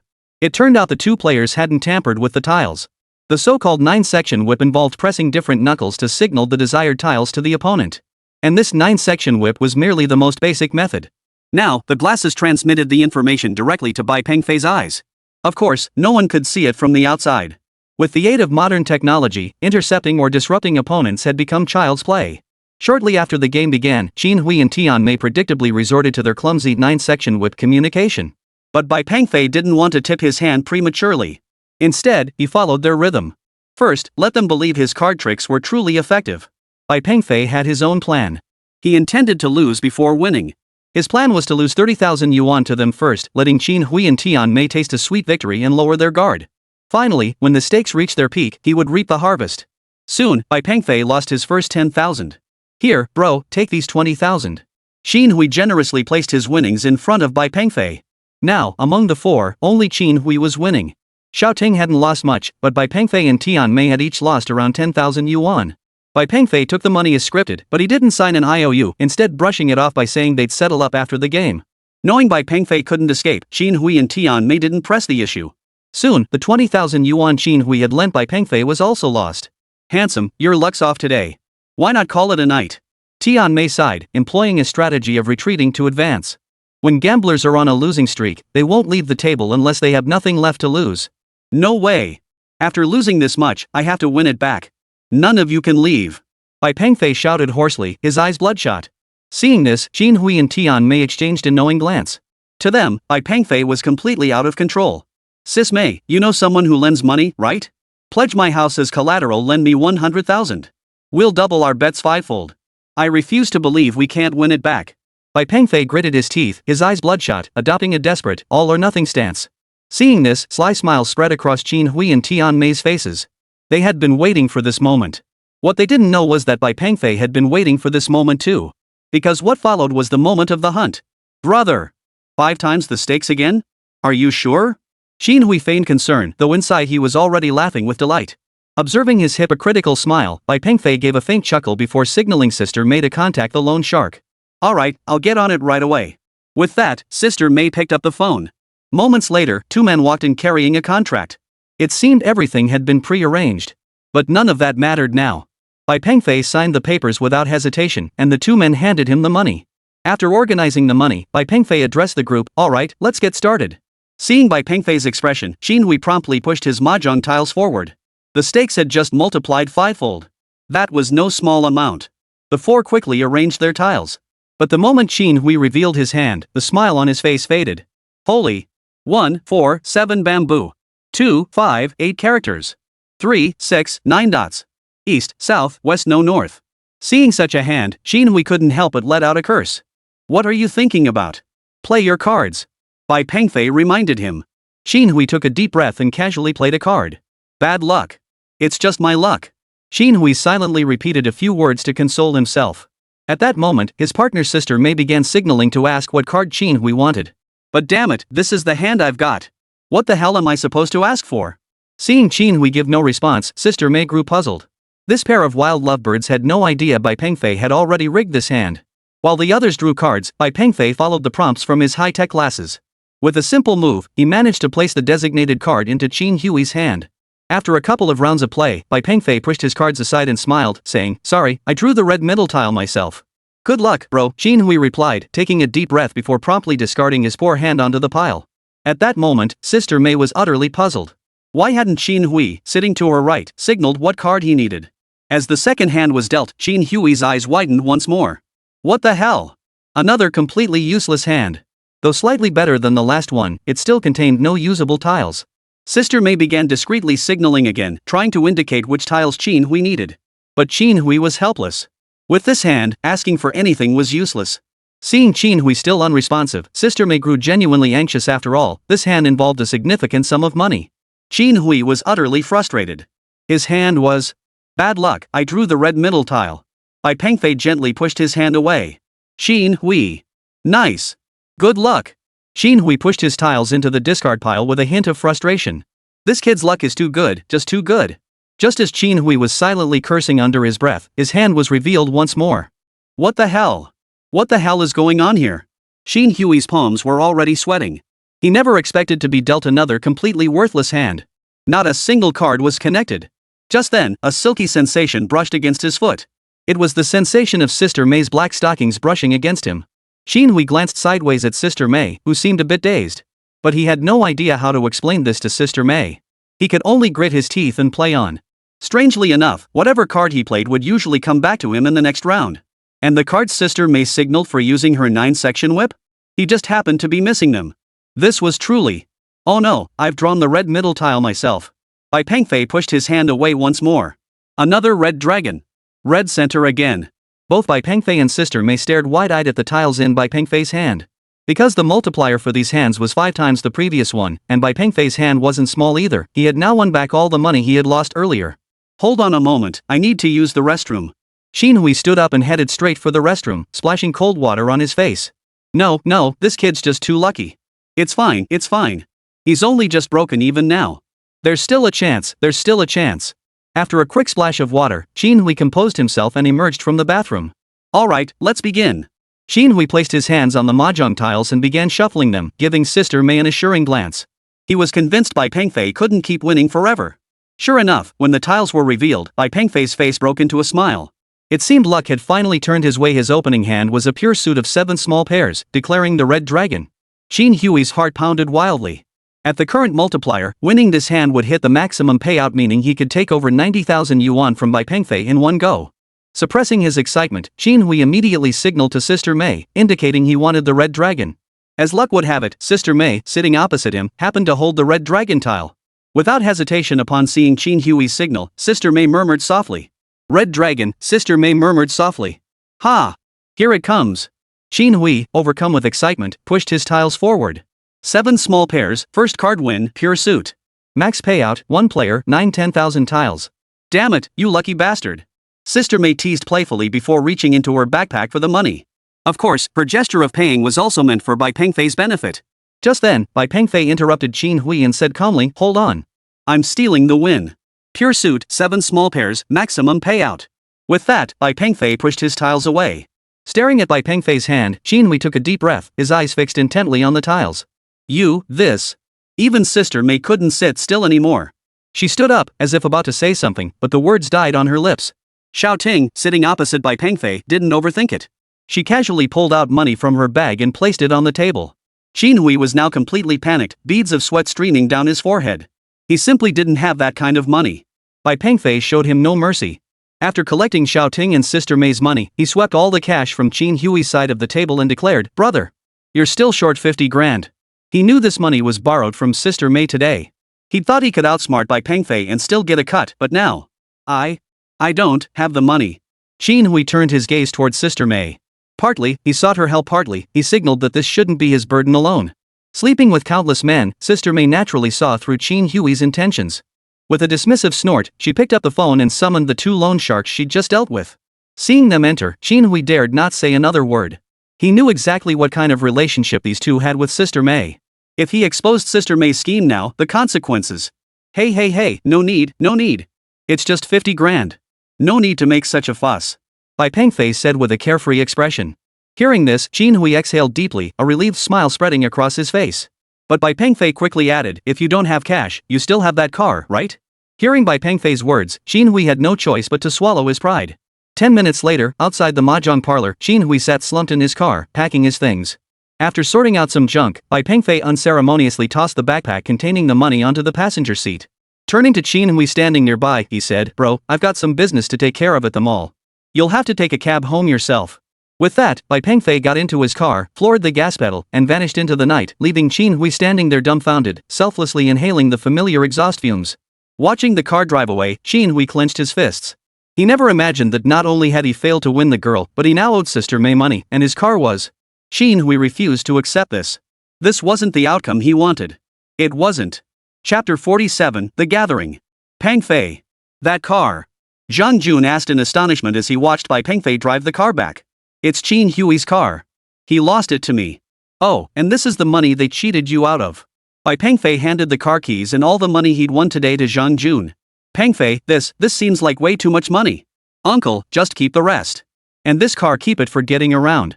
Looking at the money in his hands and the car before him, Zhang Jun smiled. "Pengfei, this thing is really that amazing? With this, we're bound to strike it rich." He was, of course, referring to the high-tech glasses. Bai Pengfei quickly stowed away the glasses. "Uncle, gambling isn't something you can win at all the time, and it's not the right path to take." Yeah, I know. Zhang Jun felt a bit disappointed. "Uncle, I've got things to do. I'll be heading out now." All right. Come visit whenever you can. Sometimes human greed is truly terrifying." Bai Pengfei didn't go straight home. Instead, he went to Zhang Tingting's workplace to wait for her to finish her shift. At 5 o'clock in the afternoon, Zhang Tingting emerged from her workplace right on time. The sports car Bai Pengfei had sent to pick her up was quite eye-catching. Since he had already discussed it with Zhang Tingting beforehand, she drove straight over to pick him up. "I'm in a great mood today. It's my treat, order whatever you want," Bai Pengfei said with a smile. Seeing Bai Pengfei's cheerful demeanor, Zhang Tingting asked curiously, "What's got you so happy?" "Nothing special. Just being with you makes me happy." Zhang Tingting smiled faintly, then shook her head. "Not today. Some colleagues from my old workplace are having a dinner gathering. You have to come too." "I'll pass. It's your old colleagues gathering, I don't know anyone there. A lot of them are bringing their spouses. And let me tell you, several guys at my old company had their eyes on me. I turned them all down before. If you don't come, I might just agree to one of them today. Then you." "I'll go." Bai Pengfei agreed immediately. Truth be told, Zhang Tingting's desire to attend this gathering stemmed partly from vanity. After all, the company had let her go, and now she'd landed an even better job. After meeting up, Zhang Tingting introduced Bai Pengfei to everyone. She introduced him as her boyfriend. Everyone greeted Bai Pengfei, remarking on his good fortune to have such a beautiful girlfriend. Of course, a few guys eyed Bai Pengfei with less than friendly looks. Once everyone gathered in the reserved private room, conversation quickly flowed. Everyone gathered around Zhang Tingting, asking her how she had resolved the online harassment, inquiring about her current job, and of course, about the sports car parked outside. Compared to them, Bai Pengfei seemed a bit reserved, since he didn't know any of them. Among these colleagues, one tall man showed particular interest in Zhang Tingting. But Bai Pengfei could tell Zhang Tingting was quite repulsed by him. Judging by the man's attire, Bai Pengfei guessed his family must be quite wealthy. And he wasn't bad looking either. Rich and handsome. Bai Pengfei was genuinely curious. "Zhang Tingting, if you don't want alcohol, how about I go buy you some juice outside? I saw they have fresh squeezed juice here." The tall, rich, and handsome guy approached Zhang Tingting with a fawning expression. But at that moment, Zhang Tingting couldn't be bothered to engage him, merely muttering a half-hearted response. Seeing her agreement, the guy immediately left the private room. Noticing her attitude toward him, Bai Pengfei stepped in to tease her. "That guy just now seemed to be hitting on you. Even if you don't like him, you don't have to be so cold, right?" "Who? Gao Ming?" "Oomph. He got several female interns at our company pregnant and forced them to have abortions. One girl even suffered lasting health complications because of it. In the end, Gao Ming's dad just paid to make it go away. Zhang Tingting's face was filled with contempt as she spoke. Bai Pengfei nodded in understanding. After sitting for a little while longer, Bai Pengfei got up to go to the restroom. But since the restrooms on his floor were too crowded, he decided to go up one more floor instead. Just as Bai Pengfei was about to leave the bathroom, he suddenly heard a familiar voice from the stall next door. It was Gao Ming's voice. "This drug should be fine, right? Don't worry, it's absolutely guaranteed. It'll make Zhang Tingting feel like she's in heaven and hell at the same time." Good, damn it. Did you see how smug she was? She even drove a sports car here. That must have hooked up with some rich guy. Yeah, exactly. How else would that online bullying get resolved? She must have slept with some rich guy who paid to make it go away. Exactly. And she used to act all innocent in front of me. Fine, I'll make sure she gets her innocence back tonight. Bai Pengfei never imagined Gao Ming would resort to such tactics. For now, Bai Pengfei kept quiet and continued listening. Gao Ming in the next room continued, "Book me another private room next door right now. Once Zhang Tingting gets going, I'll quietly bring her over. It's all set. The private room is next door, and I've got the camera ready too. That way, we won't have to worry about her coming after us later. You really know how to get things done, kid." With that, the two left the restroom. Bai Pengfei pushed open the door and stepped out. Man, why are people like this nowadays? Bai Pengfei really didn't know what to say. Following quietly behind, Bai Pengfei also returned to the private room. He saw Gao Ming preparing drinks. He was now eagerly offering Zhang Tingting a drink, but she was busy singing and didn't have time to respond. But Zhang Tingting didn't refuse the drink, she simply had Gao Ming set it aside. A satisfied smile spread across Gao Ming's face. He knew that soon, Zhang Tingting would become thirsty from singing and drink the beverage he had prepared for her. And within 5 minutes of drinking it, she'd feel a wave of heat wash over her body, along with an urgent need to use the restroom. Once Zhang Tingting left the private room, he'd immediately pull her into the adjacent one. Then, Chapter 48, Trouble Awaits. At this thought, Gao Ming's lips curled into a faint smile. All he had to do now was wait by the door. With that thought, Gao Ming rose and walked to the doorway. Deng Chang, the lackey who'd been preparing the medicine for him, was also waiting by the door. He was hoping to tag along and get a share of the spoils. The two exchanged knowing smiles before leaning against the wall to wait. 5 minutes. 10 minutes. 15 minutes. Gao Ming, what's going on? Does this stuff even work? Deng Chang, it works great. I used the same stuff on Lily last time. Did Zhang Tingting not take it? That can't be. Hold on, I'll go check. With that, Gao Ming returned to the private room. Strange. The juice in front of Zhang Tingting was clearly gone. Could someone else have drunk it? Impossible. Everyone knew it was bought for Zhang Tingting. Who would be so inconsiderate? Just as Gao Ming was lost in thought, someone suddenly tapped his shoulder. Hey buddy, come on, let's have a drink. Bai Pengfei appeared behind him, holding a glass of liquor and grinning broadly. Ah, sure, let's do it. Seeing it was Bai Pengfei offering a toast, Gao Ming didn't think twice and grabbed his cup. After pouring him a glass, Bai Pengfei downed his own first as a gesture of respect. Watching Bai Pengfei's example, Gao Ming had no choice but to down his drink as well. But just 5 minutes later, Gao Ming felt his body undergo a noticeable change. Certain parts of his body were swelling uncontrollably. Though not overly large, the situation was undeniably awkward. His entire body felt warm and weak. What's wrong? Want another drink? Bai Pengfei approached Gao Ming and asked. After tugging at his collar, he finally staggered to his feet. I need to step outside. Fighting to steady himself, he staggered out of the private room. Deng Chang, standing at the doorway, froze in surprise. What are you? At that moment, Gao Ming had no time to respond. He headed straight for the restroom. Tong Bin's eyes were now plagued by intermittent hallucinations, and his vision remained blurry. He hurriedly turned on the faucet, splashing cold water on himself to cool down. He feared losing control and doing something reckless. Surprisingly, splashing cold water on his face did help. Gao Ming felt himself calm down considerably. The physical weakness in his body also lessened considerably. After regaining some clarity, he realized the problem lay with the alcohol he'd just consumed. But he had clearly put the drug in Zhang Tingting's juice, how could it have? As Gao Ming analyzed the situation, a KTV hostess emerged from the restroom and stood beside him, adjusting her hair in the mirror. It was well known that KTV hostesses' uniforms were designed to be alluring. Nearly all of them wore black stockings and short skirts. This particular attendant was especially pretty, a genuine beauty. Gao Ming, who had just begun to sober up, felt his body heat up again. Seeing the beauty made him feel an urge to pounce on her. The attendant, too, was doing something that should have been harmless, fixing her hair in front of the mirror. But then she took off her high heels, lifted her delicate foot, and adjusted her uncomfortable stockings with her hand. That single gesture was all it took for Gao Ming to lose control completely. He lunged forward without hesitation. Ah! Pervert! Help me! The waitress's shrill scream echoed down the entire hallway. Hearing the commotion, security rushed over immediately. Keep in mind, KTV security guards aren't exactly hired as nice guys. Most of them were enforcers for some big shot, essentially running the show here. Now that someone was causing trouble here, these thugs weren't about to let the opportunity slip. Seeing this, 5 or 6 security guards charged forward and kicked Gao Ming relentlessly. The terrified waitress scrambled to the side. As for Gao Ming, needless to say, already weakened, he could only curl up on the floor, clutching his head and crying. You think you're tough? Open your eyes, you dog. Look who owns this place. The security guards showed no mercy underfoot. The commotion drew the attention of the security chief, who now approached. But the moment he saw the terrified waitress crying nearby, his composure shattered. Zhao Ping. Are you okay? The security chief hurried over to her side, asking urgently. Zhao Ping shook her head, then pointed at Gao Ming, who was rolling on the floor crying, and said, He molested me. Seeing Gao Ming, who was barely recognizable as a human being, the security chief felt utterly miserable. Damn it! Why did you have to pick on Zhao Ping, who's here for a trial shift, of all the waitresses? She's our boss's daughter. You're asking for trouble. Beat him. Beat him. The security chief could only vent his rage on Gao Ming now. Meanwhile, Gao Ming lay on the ground, still wailing in agony. Mom! Dad! Even though he was screaming for his parents, the guards didn't stop. Perhaps exhausted from the beating, they momentarily lowered their guard. Seizing this chance, Gao Ming scrambled out of the bathroom, crawling and rolling as he made his way toward the private room. Hey, still got the energy to run? Get after him! The security chief waved his hand, and the guards immediately gave chase. Meanwhile, the partygoers inside the private room remained completely unaware of the chaos unfolding outside. Clang!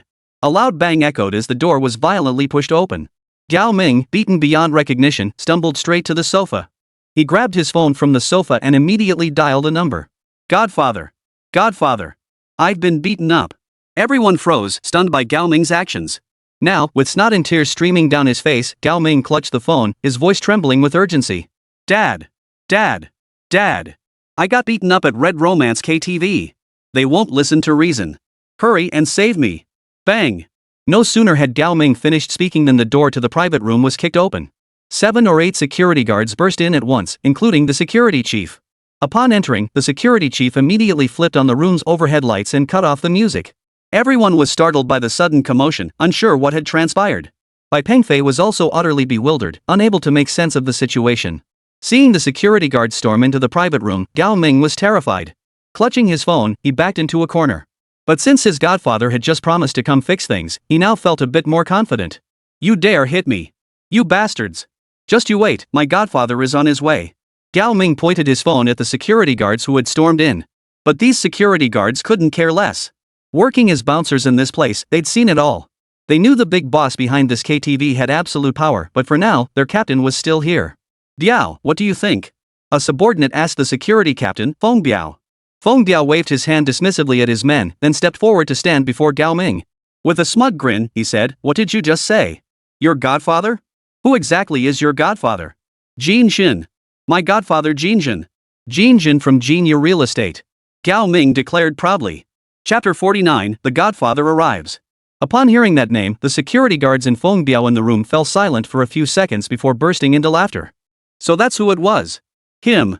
It's Jin Xin, the guy who knelt before our boss here last week. Yeah, that's him. What a load of crap about Jin Xin Real Estate, he's just a slightly bigger contractor. He's not even worthy of polishing our boss's shoes. The security guards began chatting idly. Feng Biao chuckled too, because just last week Jin Xin had offended his boss over some minor issue. Right here at the KTV entrance, Jin Xin had knelt down to apologize to his boss. In the end, it seemed he had to pay 100,000 yuan to settle the matter. But Feng Biao didn't know the exact details of the incident. Now Jin Xin's godson had the audacity to make advances toward the boss's children. This was truly. Kneeling for forgiveness probably wouldn't cut it this time. Watching everyone laugh, Gao Ming felt a chill run down his spine. You. Just then, Feng Biao grabbed Gao Ming by the hair and delivered a stinging slap that sent his ears ringing. You little punk! I'll teach you a lesson today for causing trouble on my turf. Smack! Smack! Smack! Feng Biao showed no mercy, delivering a barrage of slaps with both hands. Zhang Tingting and the others nearby watched in stunned silence. But with such a scene unfolding, no one dared to speak up. Bai Pengfei was puzzled too. Normally, this place should be all about harmony and prosperity. How could they just beat someone up for no reason? She's just a waitress. I paid for her, name your price. After enduring over a dozen slaps, Gao Ming sat down on the sofa, his voice dripping with irritation. Hearing this, Feng Biao grew even angrier. After all, Xiaoping was the boss's daughter. How dare you try to keep the boss's daughter as your mistress? Meanwhile, Bai Pengfei finally grasped the situation. So Gao Ming had been groping the waitress. Could it be related to that drug? Bai Pengfei recalled how he'd just mixed Zhang Tingting's juice into his drink. If that was the case, well, he'd only have himself to blame. At that moment, waitress Xiaoping emerged from the private room with tears streaming down her face. Though her clothes had been tidied up, the trouble was still plain to see. With Xiaoping's appearance and Gao Ming's earlier words, everyone now understood the situation. Everyone knew exactly what kind of person Gao Ming was. Still failing to grasp the situation, Gao Ming continued to boast, "You all just wait. My godfather won't let this slide. And you, I'll have my way with you. My godfather is a gold card member here and knows your boss. You lot." Smack. Before Gao Ming could finish his rant, Feng Biao stepped forward and delivered another sharp slap across his face. To be fair, Gao Ming was built like a tank. Despite the brutal beating, he seemed to have escaped serious injury. He was still waiting for his godfather to come and rescue him. Feng Biao, meanwhile, approached Xiaoping. After offering a few words of comfort, he instructed his men to take her away. After Xiaoping departed, Feng Biao addressed the crowd directly, "None of you are to leave." He then turned to his men, "You lot, stand at the door and keep a close watch. Hey, this has nothing to do with us. Why won't you let us go?" "Yeah, Gao Ming's business has nothing to do with us." "Exactly. I've got things to do tomorrow." Everyone started chattering away. Zhang Biao merely grunted in response before leaving the room. Before leaving, he instructed his men, "If anyone calls the cops, you handle it yourselves."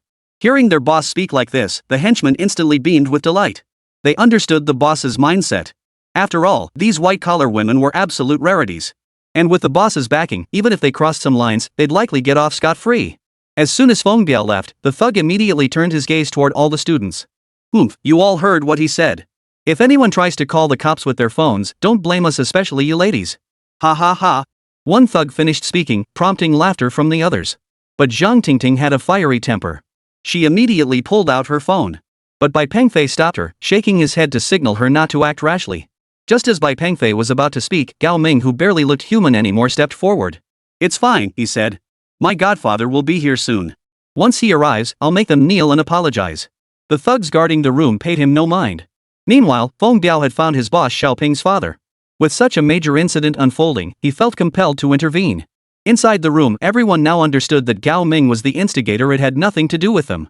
As long as they didn't do anything out of line, these people probably wouldn't harm them. But just then, Gao Ming stood up and declared smugly, "Don't worry. Once my godfather arrives, it'll be fine. He's got the clout to make these guys kneel." "Exactly.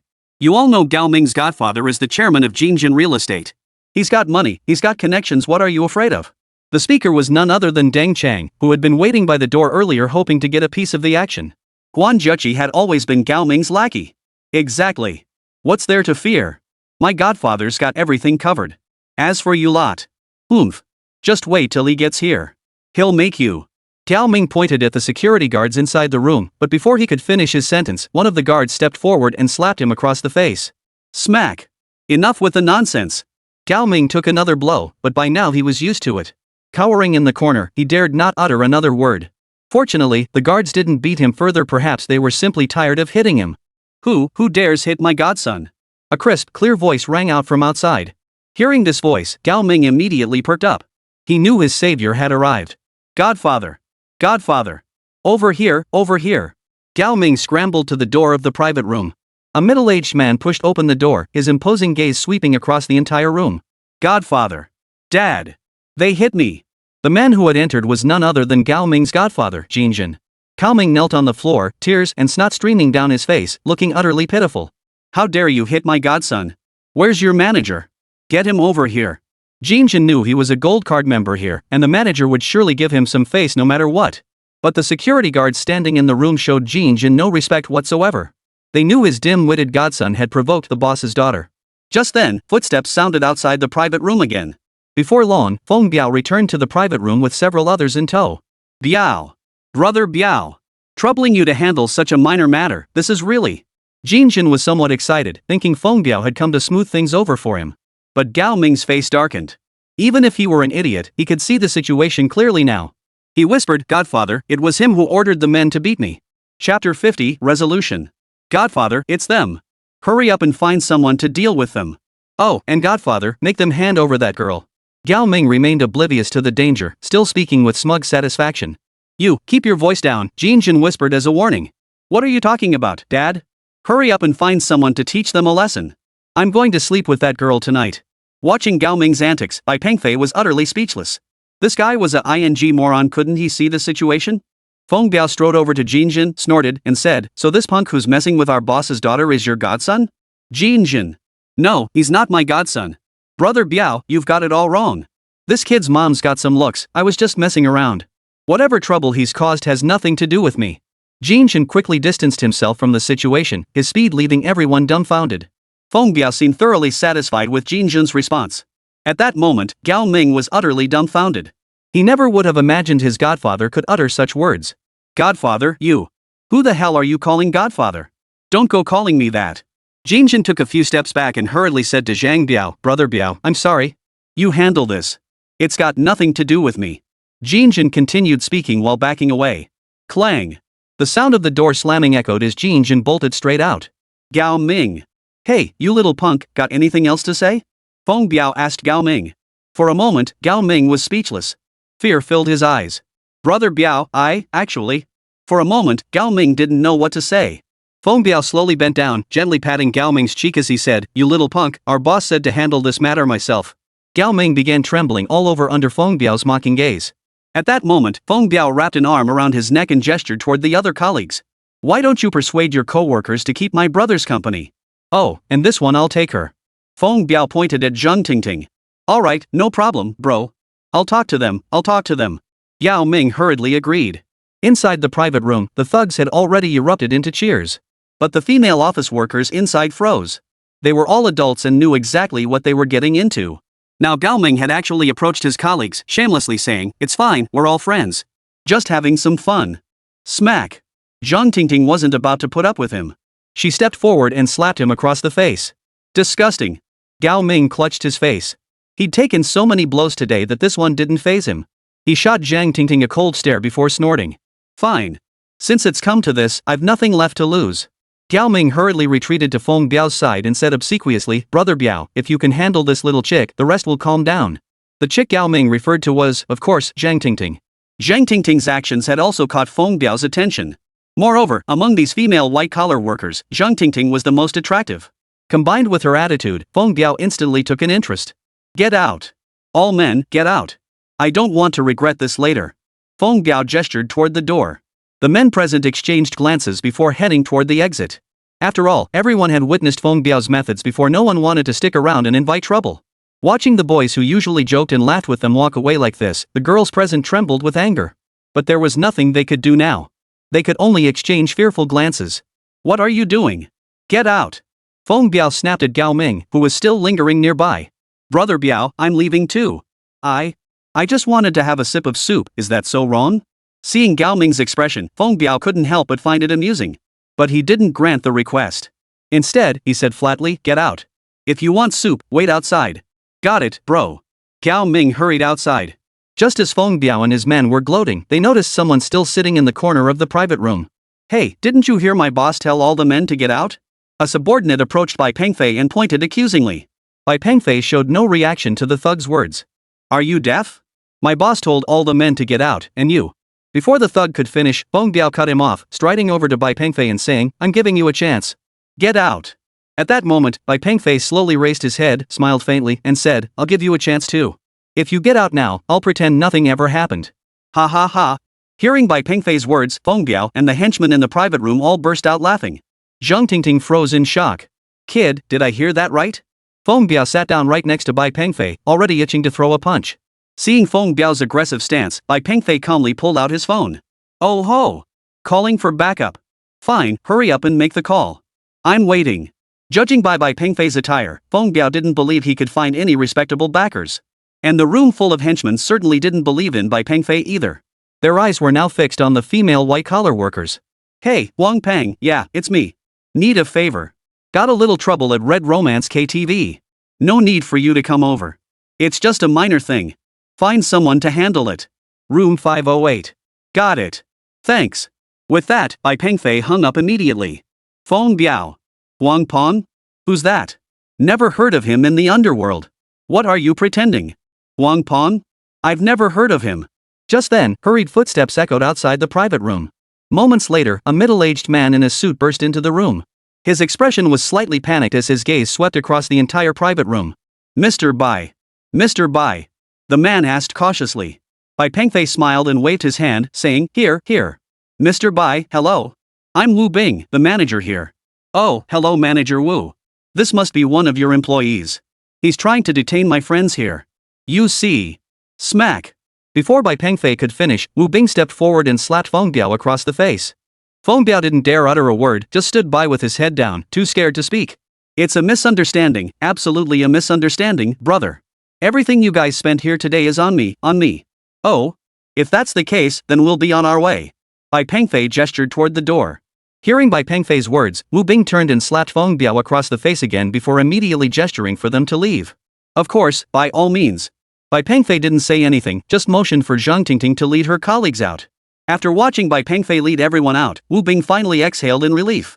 He collapsed onto the sofa, exhaling deeply before snapping at Feng Biao beside him. You bastard, you're damn lucky to still be alive. Feng Biao. Who is he? I don't know who he is either, but the one who called me to handle this was old Nia. You know, even old Nia has to be respectful in front of him. Chapter 51, International Military Exhibition. You're going home?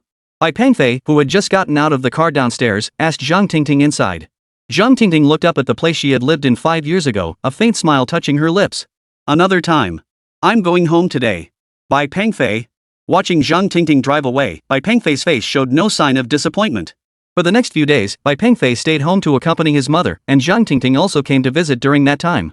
For the entire nation of Huagua, the most talked about topic these days was the upcoming International Military Exhibition. This year's military exhibition was being held right here in China. Countries would not only showcase new weapons but also engage in military competitions. Competitions included fighter jet performance showdowns, missile surprise attacks and interceptions, tank races, and numerous other military weaponry contests. Of course, these competitions were also intended for major procurement clients. Although officials haven't explicitly stated it, everyone understands that the total transaction volume of this military exhibition may break historical records. After all, several wealthy nations are currently facing heightened tensions in their surrounding regions. They urgently need advanced weaponry. The two major arms exporters, the United States and Russia, naturally have their eyes on this lucrative market. Although the exhibition opening is still some time away, China's news media has already launched a massive publicity campaign in recent days. Public enthusiasm for the event has naturally soared. That very evening, Bai Pengfei finally received the call he'd been waiting for from Yang Jinbang. It turned out that the 10th generation nuclear-powered engine was ready to be installed on a fighter jet and would be showcased at the military exhibition. In fact, the possibility of integrating this engine into fighter jets had been considered since the very beginning of its design. This time, Dean Yang Jianbang wanted Bai Pengfei to return and assist, and Gao Mingyang from the Armed Forces Department was also eager to see him. In truth, this was all within Bai Pengfei's expectations. That evening, a military vehicle picked Bai Pengfei up. Before leaving, Bai Pengfei called Zhang Tingting. He informed her he would be away on a business trip for a while. Zhang Tingting knew Bai Pengfei worked at the Chinese Academy of Sciences, but she was puzzled how could a low-level staffer at the academy possibly go on a business trip. Still, she didn't press the matter, simply reminding Bai Pengfei to take care of himself. This time, Bai Pengfei didn't return to the underground military base in the northwest. Instead, he headed straight to the headquarters of the equipment department. Minister Gao Mingyang had been waiting there for quite some time. Seeing Bai Pengfei get out of the car, he hurried over. Pengfei, I desperately need you here. We've got some developments we've been waiting for you to arrive. Don't worry. President Yang briefed me on the way. We'll handle things one by one. Bai Pengfei's arrival undoubtedly put Gao Mingyang's mind at ease. I've arranged accommodations for everyone. These are the experts from various projects. Gao Mingyang introduced the researchers standing behind him. Most were around 50 years old and held significant authority in their respective fields. They were well aware of Bai Pengfei's capabilities. Many now held blueprints and test parameters, looking as if they wanted to speak but held back. What's the matter? Any issues? Bai Pengfei asked the experts. Bai Guisher, take a look at this. The parameters for the guidance wire stripping remain unstable, and the missile body always shakes during the second stage separation. Mr. Bai, cracks appear when the armor layer undergoes load thrusting? Mr. Bai, these are the operational parameters for the fighter jet equipped with the 10th generation engine. The crowd swarmed forward, instantly surrounding Bai Pengfei. Gao Mingyang quickly interjected, "What's going on? What's going on? We'll discuss this at the afternoon meeting. He's been on the road all night, let Bai Guisher rest. It's fine, no need. I'll take a shower and be ready for the meeting in half an hour." These issues had been troubling them for quite some time. How could they not be anxious now? Half an hour later, Bai Pengfei appeared punctually in the conference room. In the spacious conference room, Bai Pengfei took his seat at the head of the table. Numerous researchers sat below, all eyes fixed on Bai Pengfei with hopeful anticipation. To them, Bai Pengfei was their hope. These problems had plagued them for far too long. Alright, let's proceed one at a time, no interruptions. The meeting lasted 6 hours. Though not all problems were resolved on the spot, Bai Pengfei did provide them with solutions. After the last group departed, Bai Pengfei rose to his feet and stretched comfortably. Impressive, impressive. Truly a peerless statesman. The speaker was none other than Gao Mingyang, the Minister of the Armed Forces. "Minister Gao. Is something the matter?" Bai Pengfei asked as Gao Mingyang approached. Gao Mingyang nodded. "I know you're exhausted, but I still need you to come with me. There's something I want you to see." Bai Pengfei knew this was the real reason for his visit. What had just happened was merely a favor he'd done for them along the way.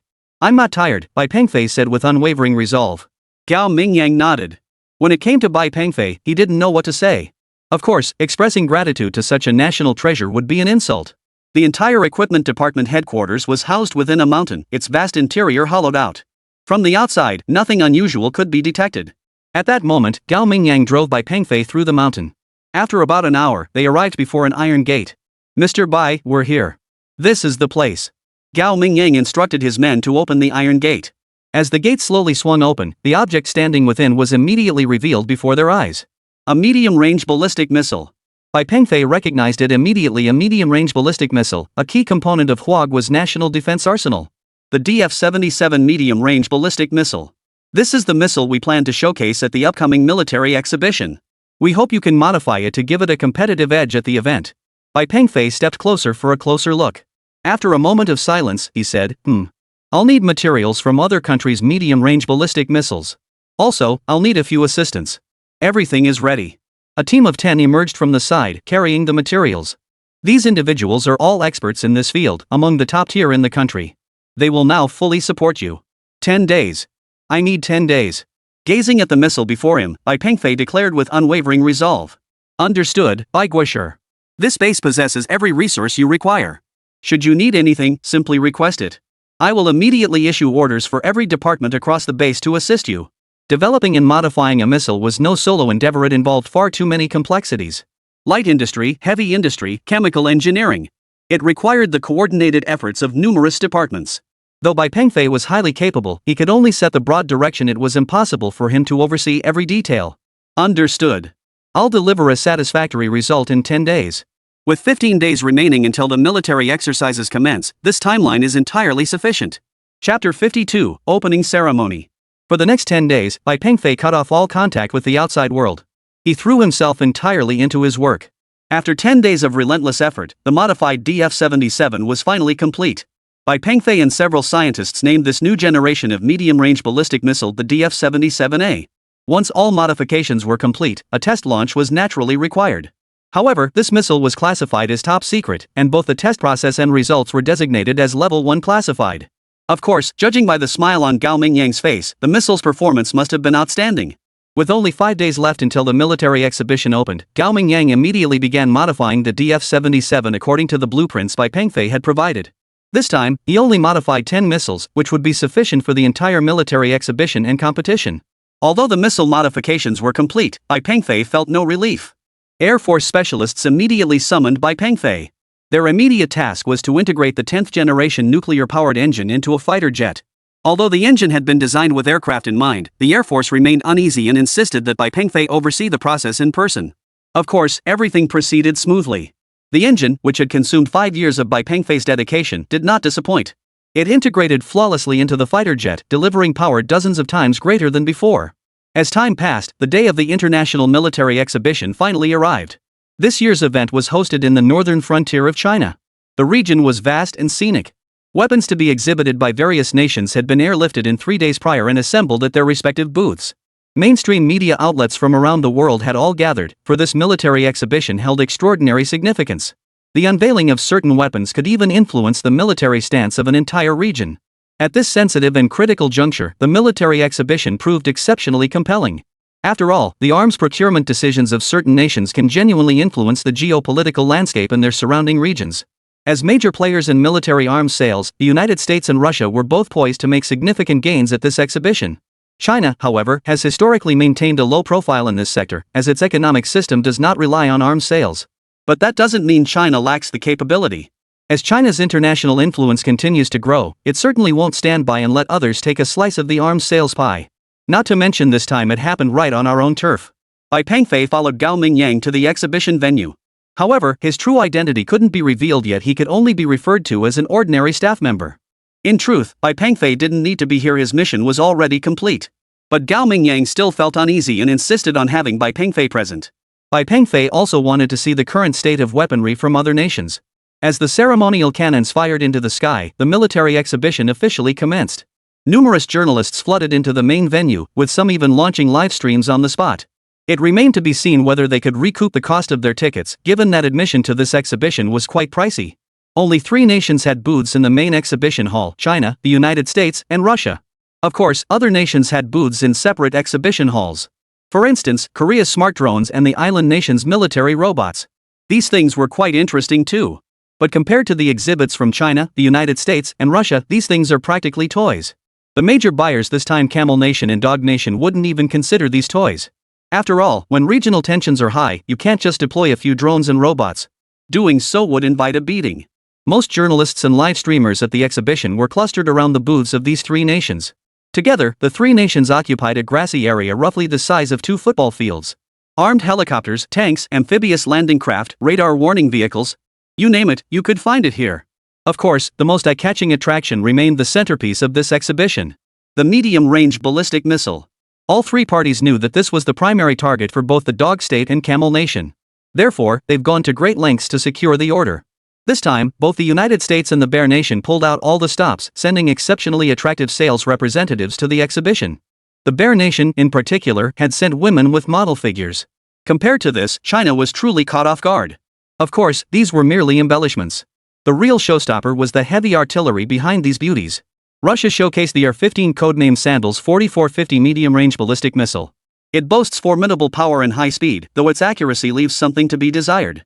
Moreover, the missile's height of 15.4 meters does pose challenges for transportation. Compared to these 2 shortcomings, the Tomahawk 38 missile from the United States still holds some advantages. After all, its 11.3-meter height allows it to be mounted on any launch vehicle. Moreover, its accuracy margin of 10 meters is truly impressive. However, its 3,500-kilometer range falls significantly short of the Bear Nation's 4,450-kilometer capability. Regardless, both models are long-established medium-range missiles with significant standing in international military circles.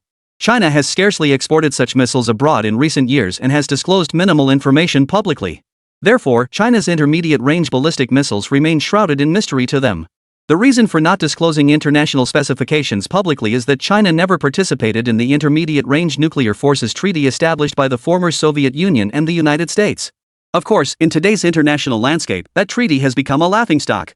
As the crowd gathered, the Russians were the first to lose their patience, abruptly pulling the red cloth off the modified missile. Wow, a missile over 15 meters tall stood tall on the grass, instantly projecting an intimidating presence. In an instant, a swarm of media rushed over to take photos, while some Chinese streamers who had purchased tickets began broadcasting live. Most of these streamers were military enthusiasts with considerable knowledge of such missiles. Folks, check this out. This is the R-15 medium-range ballistic missile on display by the Bear Nation. It has a range of 4,450 kilometers, stands 15.4 meters tall, and can carry up to 4 medium-yield nuclear warheads. This thing's fast and has incredible penetration capabilities. It played a major role in the last East Central conflict. Just as all media outlets scrambled to cover the event, a group of individuals arrived, instantly capturing everyone's attention. These individuals wore white headscarves and robes resembling Buddhist monks' robes. Everyone knew these were doxxed men. Chapter 53, making an appearance. The dog family entourage was undeniably eye-catching. Decked out in gold and silver, they looked every bit the nouveau riche. Spotting their target client, the pretty country hurriedly pulled the red cloth off the missile. This move certainly caught the attention of the big shot. The entire group made their way in a grand procession to the beautiful country's exhibition booth. Gazing at the Tomahawk 38 before them, several representatives from the dog tycoons wore satisfied smiles. After all, the Tomahawk missile still held considerable deterrent power on the international stage. Several smaller nations in East Asia had suffered greatly from these weapons. Of course, the Bear Nation wasn't about to be outdone. Seeing all eyes fixed on the beautiful country, they naturally had to play their own cards. Purchase one R-15 medium-range ballistic missile and receive a full complement of T-5 main battle tanks plus a local beauty model as a bonus. Wow, that's quite the package deal. Even setting aside the T-5 main battle tank's firepower, the inclusion of a local model is undeniably appealing. Especially for these big spenders, it hits their sweet spot perfectly. Seeing these customers' attention diverted, the United States dared not fall behind. Beauty marketing? I can do that too. In an instant, a group of blonde-haired, blue-eyed beauties took the stage. Their enthusiasm speaks for itself. And the United States offered a generous deal, one missile plus a free Apache attack helicopter. The representatives of the big spenders were dazzled. They hadn't anticipated just how powerful cash could be. Though both companies were highly enthusiastic, the big dog still wanted to see what China's missile was like. China's weapons had always been shrouded in mystery, never appearing in any public setting. From the on-site view, China's missile appeared significantly smaller than those of Russia and the United States. If that were the case, its destructive power and range would likely be compromised. Another crucial metric was precision. After all, the Tomahawk is renowned worldwide for its exceptional precision. A substantial portion of the missile's midsection is dedicated to satellite positioning systems. China's missile, however, appears compact overall, seemingly lacking space for such a system. Its accuracy could be. The representative of the American conglomerate has now arrived at the Chinese pavilion. However, China seemed remarkably patient, still refusing to unveil the missile's cover. The American representative was growing impatient. Just as the dog tycoon representative was about to speak, a group of people dressed similarly to them suddenly appeared nearby. Everyone knew these were representatives from Camel Nation. It must be noted that these two nations currently harbor the most tense international relations. Their rivalry over oil reserves had reached a boiling point, with both nations amassing massive military forces along their border. The high level of attention garnered by this military exhibition was also closely tied to these two nations. Crucially, both nations now sought to acquire medium-range ballistic missiles to bolster their military capabilities. Of course, both nations are financially well off. Thus, these two lucrative markets have become prime targets for nations possessing medium-range ballistic missiles. The moment the Camel Nation's delegation appeared, the faces of the dog-rich crowd turned green. But this was China after all. Even if they disliked each other intensely, neither side dared to act. Following the Camel Nation's representative's appearance, China unveiled the missile's cover. This move also drew the attention of the United States and Russia. What's going on here? This thing is way too small. Sure, it's a medium-range ballistic missile, but this size is ridiculous. No way, how much fuel could this possibly hold? Its destructive power must be limited. It just looks so underwhelming. The moment China's missile made its debut, it drew skepticism from all sides. Upon seeing the Chinese missile's trajectory, representatives from the United States almost universally broke into smiles. Based on their assessment, a missile body of this size, even fully loaded with fuel, could only achieve a maximum range of 1,000 kilometers. It must be noted that a range under 1,000 kilometers doesn't even qualify as a medium-range ballistic missile. It could only be classified as a rocket-propelled projectile. Indeed, after Bai Pengfei's modifications, the missile's volume had shrunk by a full third. At just over 4 meters in length, it was significantly shorter than those of the other two nations. It was even shorter than the rocket projectile from the Bear Nation. The American representative shook his head while speaking in broken Chinese. This won't do. Yours lacks power and accuracy.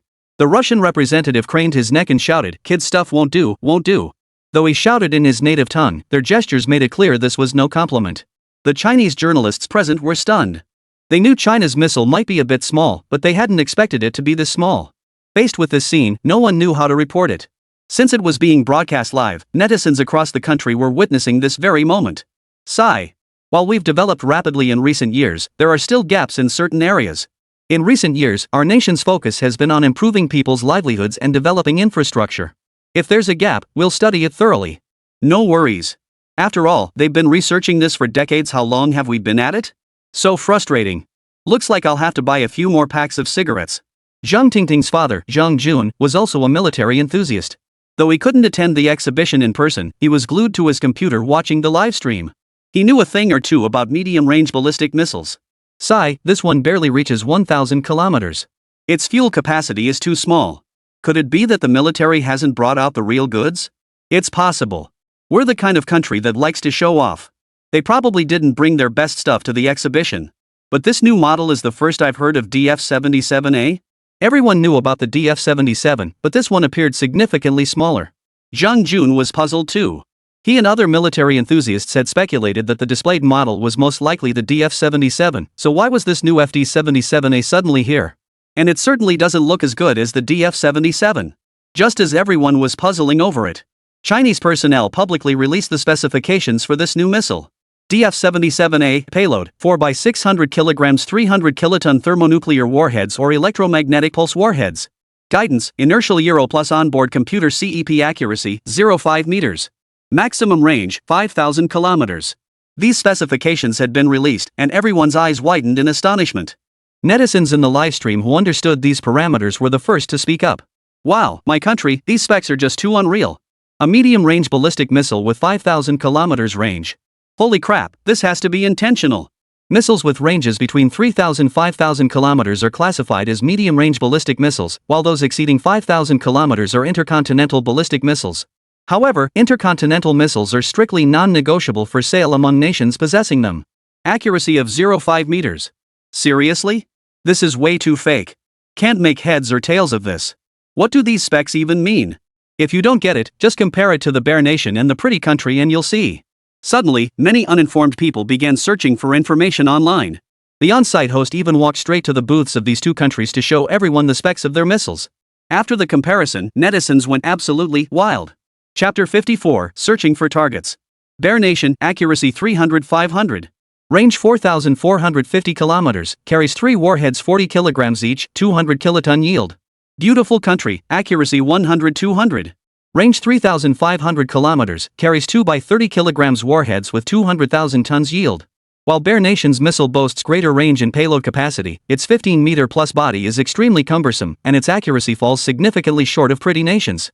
The US missile boasts excellent accuracy, but its range and payload capacity fall short. This presents a fundamental trade-off. Increasing range or payload inevitably leads to larger missile bodies, compromising maneuverability and failing to meet modern warfare requirements. But China's FD-77A. Compact size, long range, high payload capacity, and most crucially, its accuracy. 0.5 meters? That is indeed. Shortly after China released these specifications, skeptical murmurs began circulating at the exhibition. No. No. The American representative shouted as he approached. Impossible. This can't be true. These figures are absolutely fake. The representative from Bear Country also approached. Yeah, fake. Definitely fake. Both spoke in their native languages, a bit rusty, but perfectly understandable. The representative from China remained unperturbed by their skepticism, smiling as he explained, "The data we released has been thoroughly tested. There's absolutely no issue with it." The representatives from the United States and the Soviet Union simply refused to believe it. After all, the missile technology specifications unveiled by China had surpassed their understanding of current technological capabilities, so their skepticism was understandable. In truth, it wasn't just them, even the big dog and camel nation found it hard to believe.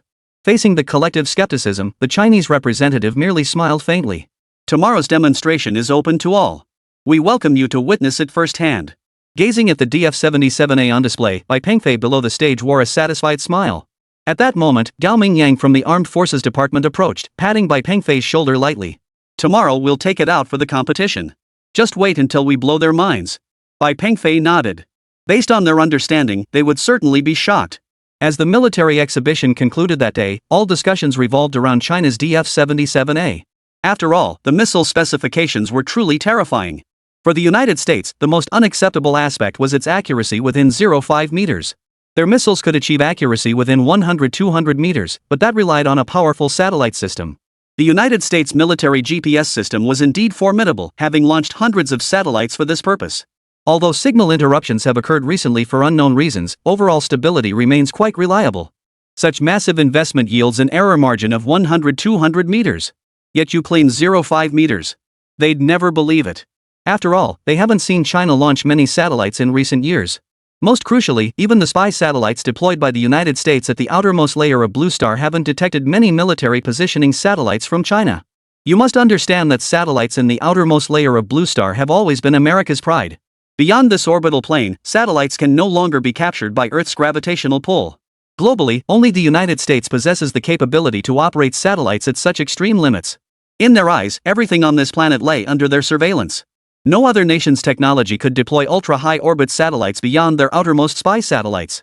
After all, the scientific and technological challenges involved are simply too immense. Bai Pengfei, a year ago you instructed us to deploy ultra-high orbit satellites. Recently, their operational trajectories have shown some subtle alterations. Here are the data charts, please take a look. In the hotel room, Gao Mingyang arrived with several people, carrying a laptop to meet Bai Pengfei. A year ago, while still developing the 10th generation nuclear-powered engine, Bai Pengfei had carved out time to design an ultra-high orbit satellite and handed it over to the equipment department. Now, thousands of these ultra-high orbit satellites protect us from above. Facing Gao Mingyang's inquiry, Bai Pengfei merely smiled faintly and replied, "It's nothing. I adjusted the orbits myself to siphon some power from the pretty country's military satellites." Gao Mingyang. No wonder their GPS positioning system has been malfunctioning lately. So it was you. Gao Mingyang was thoroughly impressed. Truthfully, the equipment department hadn't actually handed control of these ultra-high orbit satellites over to Bai Pengfei. What could they do? The satellites were designed by others.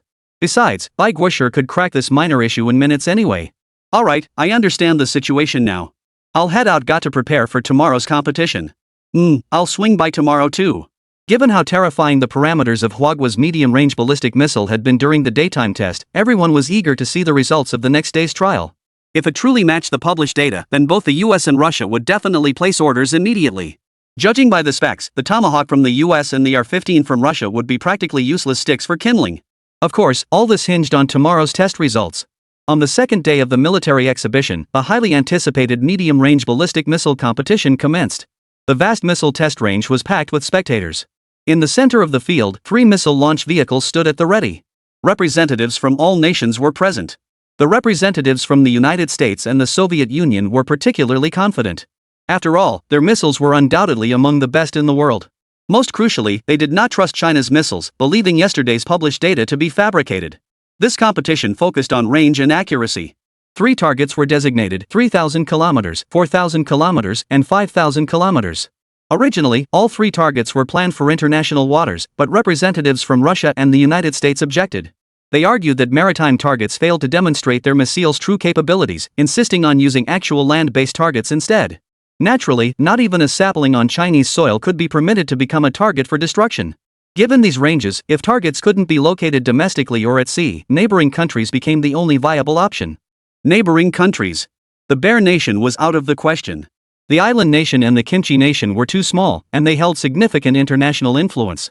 So then, the representatives of the Bear Nation and the pretty country simultaneously turned their gaze toward the representative of the third country. In that instant, the faces of the representatives from the 3 nations turned green. Hey, pick 3 targets in your area, 1 each at 3,000, 4,000, and 5,000 kilometers. Physical targets only, the American representative stated bluntly. But how could that be possible? The representatives from the 3 Asian nations immediately flew into a rage. No way. This concerns our dignity. We can't. Fine, forget it then. The Bear Nation's representative shrugged indifferently. Hearing this, the third country representative breathed a sigh of relief. Still gotta rely on the big brother. But he never expected the Bear Nation's representative to immediately add, "Since you refuse to help us find targets, we'll simply locate them within your own borders." What do you say? The representative from the United States: "I agree." China's representative: "I neither agree nor disagree." Chapter 55, The Missile Competition. The representative from the third world country, wrapped in a headscarf, broke out in a cold sweat. No, I'll get in touch immediately, right away. After all, he had no authority to decide such a major matter. Find a few physical targets in his own country? For missile test launches aimed at other nations. The Indian representative immediately ducked aside to call his superiors. US representative: "Hurry up. You have 10 minutes. Otherwise, we'll start searching for targets ourselves." Indian representative. After some negotiation, the Indian delegation actually identified 3 targets within their own territory. Targets were located at 3,000 kilometers, 4,000 kilometers, and 5,000 kilometers. Upon receiving the coordinates, the 3 nations commenced launch preparations. At that moment, all eyes in the venue turned to the 3 launch vehicles positioned at the center of the launch site. Numerous journalists and broadcasters aimed their cameras at the machines. For better viewing and evaluation, a massive screen stood directly opposite the grandstand. The screen was divided into 3 smaller frames displaying satellite imagery of the physical targets provided by the 3 nations. Though the satellite imagery was somewhat blurry, closer inspection revealed targets resembling office buildings, all located in suburban areas. Moreover, this signal was provided by the United States, showcasing the capabilities of their satellites. Target acquired. Requesting launch. 3 distant targets, anyone could be chosen. At this moment, missiles from the previous nation were already primed for launch. Following protocol, the Bear Nation fired first.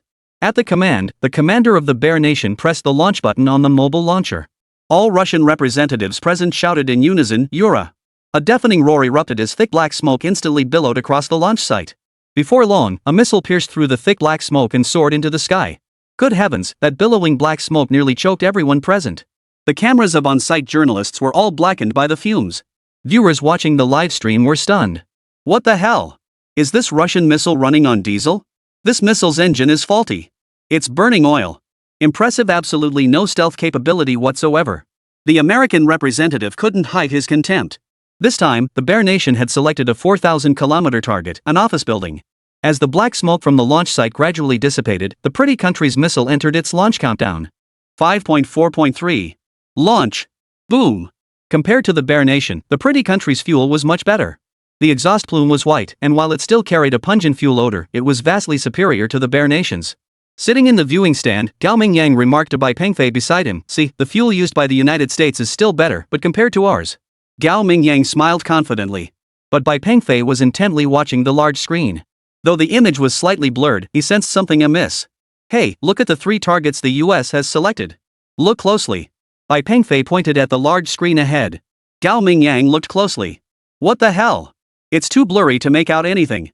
Noticing the problem, Bai Pengfei chuckled and said, "Let's switch back to our satellite feed. Theirs is just garbage." "Yeah, you're right. This is just painful to watch." With that, Gao Mingyang picked up the phone and said, "Switch to our feed. This is unbearable to watch." As Gao Mingyang hung up the phone, the large screen before everyone suddenly flickered. When the image reappeared, the entire display had transformed into high-definition quality. Whoa! Everyone present wore expressions of astonishment. The representative from the United States was also stunned. He knew his country's satellite signal couldn't possibly be this clear.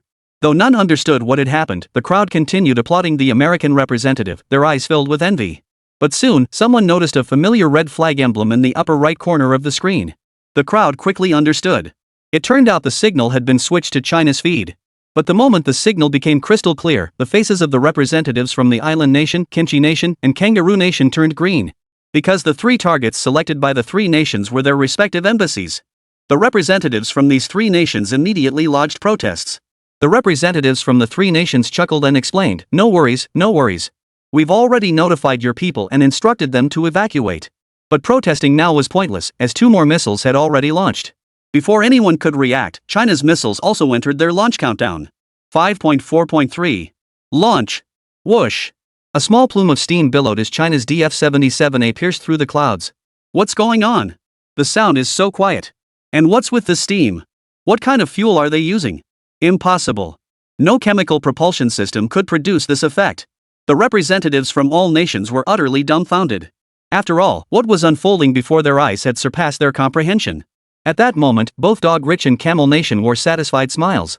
They couldn't care less how you achieved this. All they cared about was whether you'd sell it to them. As for the price, well, name your price. Of course, neither of them wanted the other to possess it.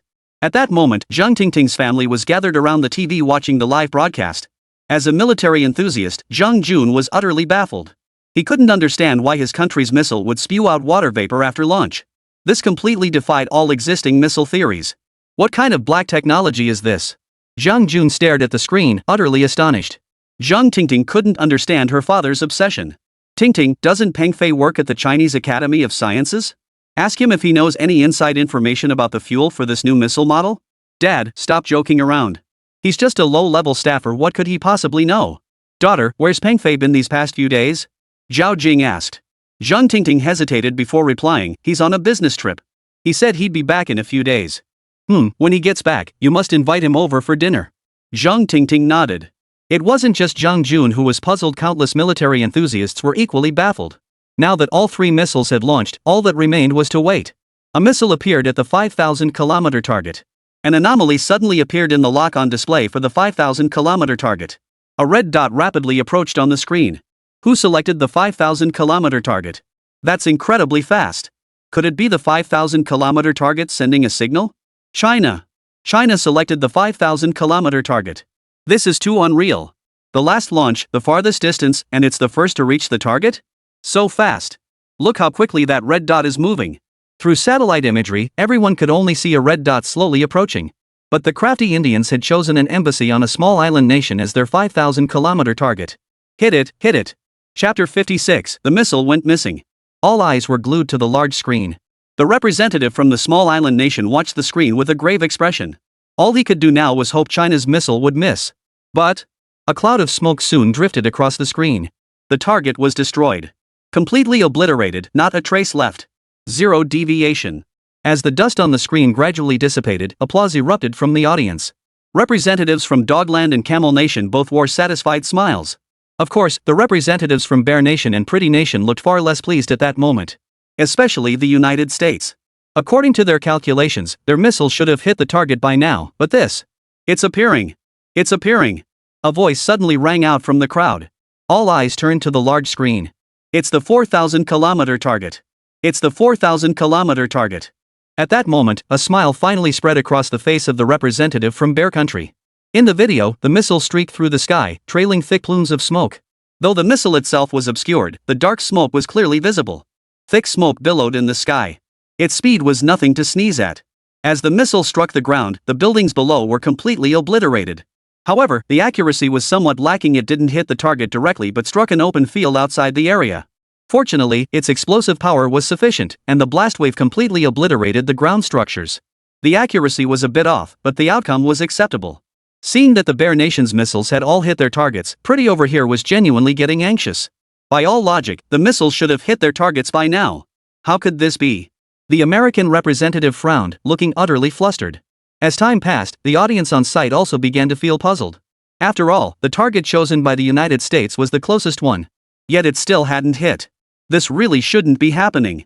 The representative from the United States was constantly communicating with the missile technicians and occasionally answering phone calls. All American personnel on site began bustling about. From the observation deck, Bai Pengfei watched the bustling Americans and pondered for a moment. Oh no!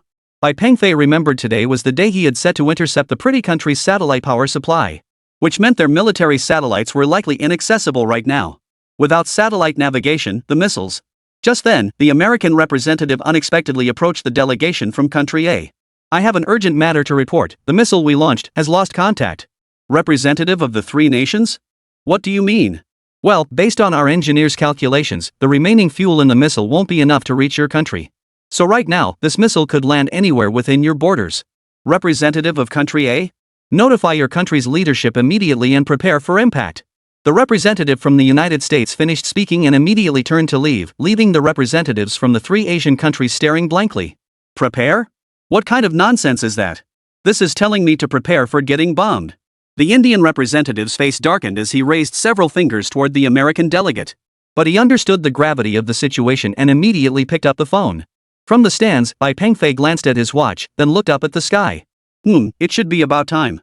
By then, news of the Pretty Country's lost missile had already spread. Netizens in China began to grow concerned. Seriously? We don't even know where it landed? The US is in for it now. Let's see which part of their country gets hit. Actually, this is pretty clever. They don't even know the target themselves, so it's impossible to intercept. Minister Gao, why don't we use our satellites to help them locate it? The people of the three nations are innocent. Bai Pengfei suggested to Gao Mingyang. All right.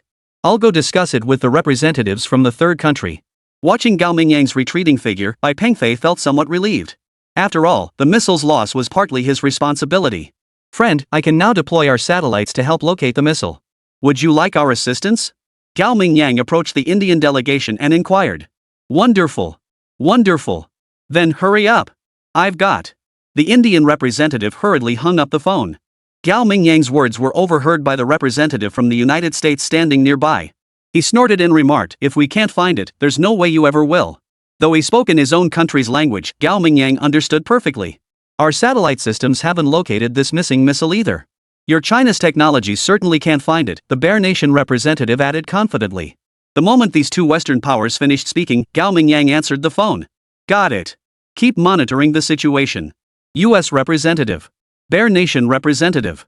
After hanging up, Gao Mingyang immediately addressed the representatives from the three nations. Good news, the missile has been located. Really? Fantastic.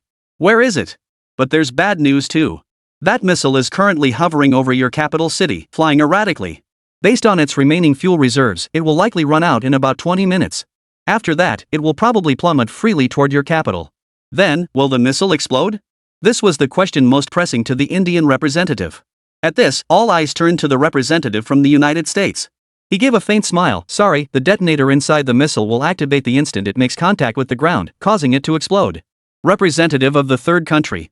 Rest assured, in 20 minutes, I'll immediately order the nearest base to launch an interceptor missile and detonate it mid-air. Upon hearing the United States plan to launch another missile, India nearly burst into tears. No, oh no, this absolutely cannot happen. Absolutely not. If they lost a few more missiles like this, it would truly be. Truth be told, the American representative was feeling uneasy too. After all, their own military satellites were still unreliable. They couldn't even locate the enemy's missiles, let alone intercept them.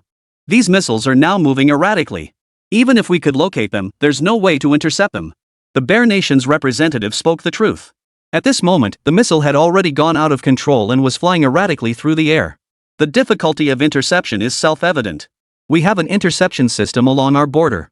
I believe it could be of assistance, but we'd need our experts to configure the interception plan. After all, the missile is flying erratically. Guided by humanitarian principles, Gao Mingyang immediately offered to assist in resolving the situation. Great! Get the experts over here quickly. Gao Mingyang nodded and immediately dialed Bai Pengfei's number.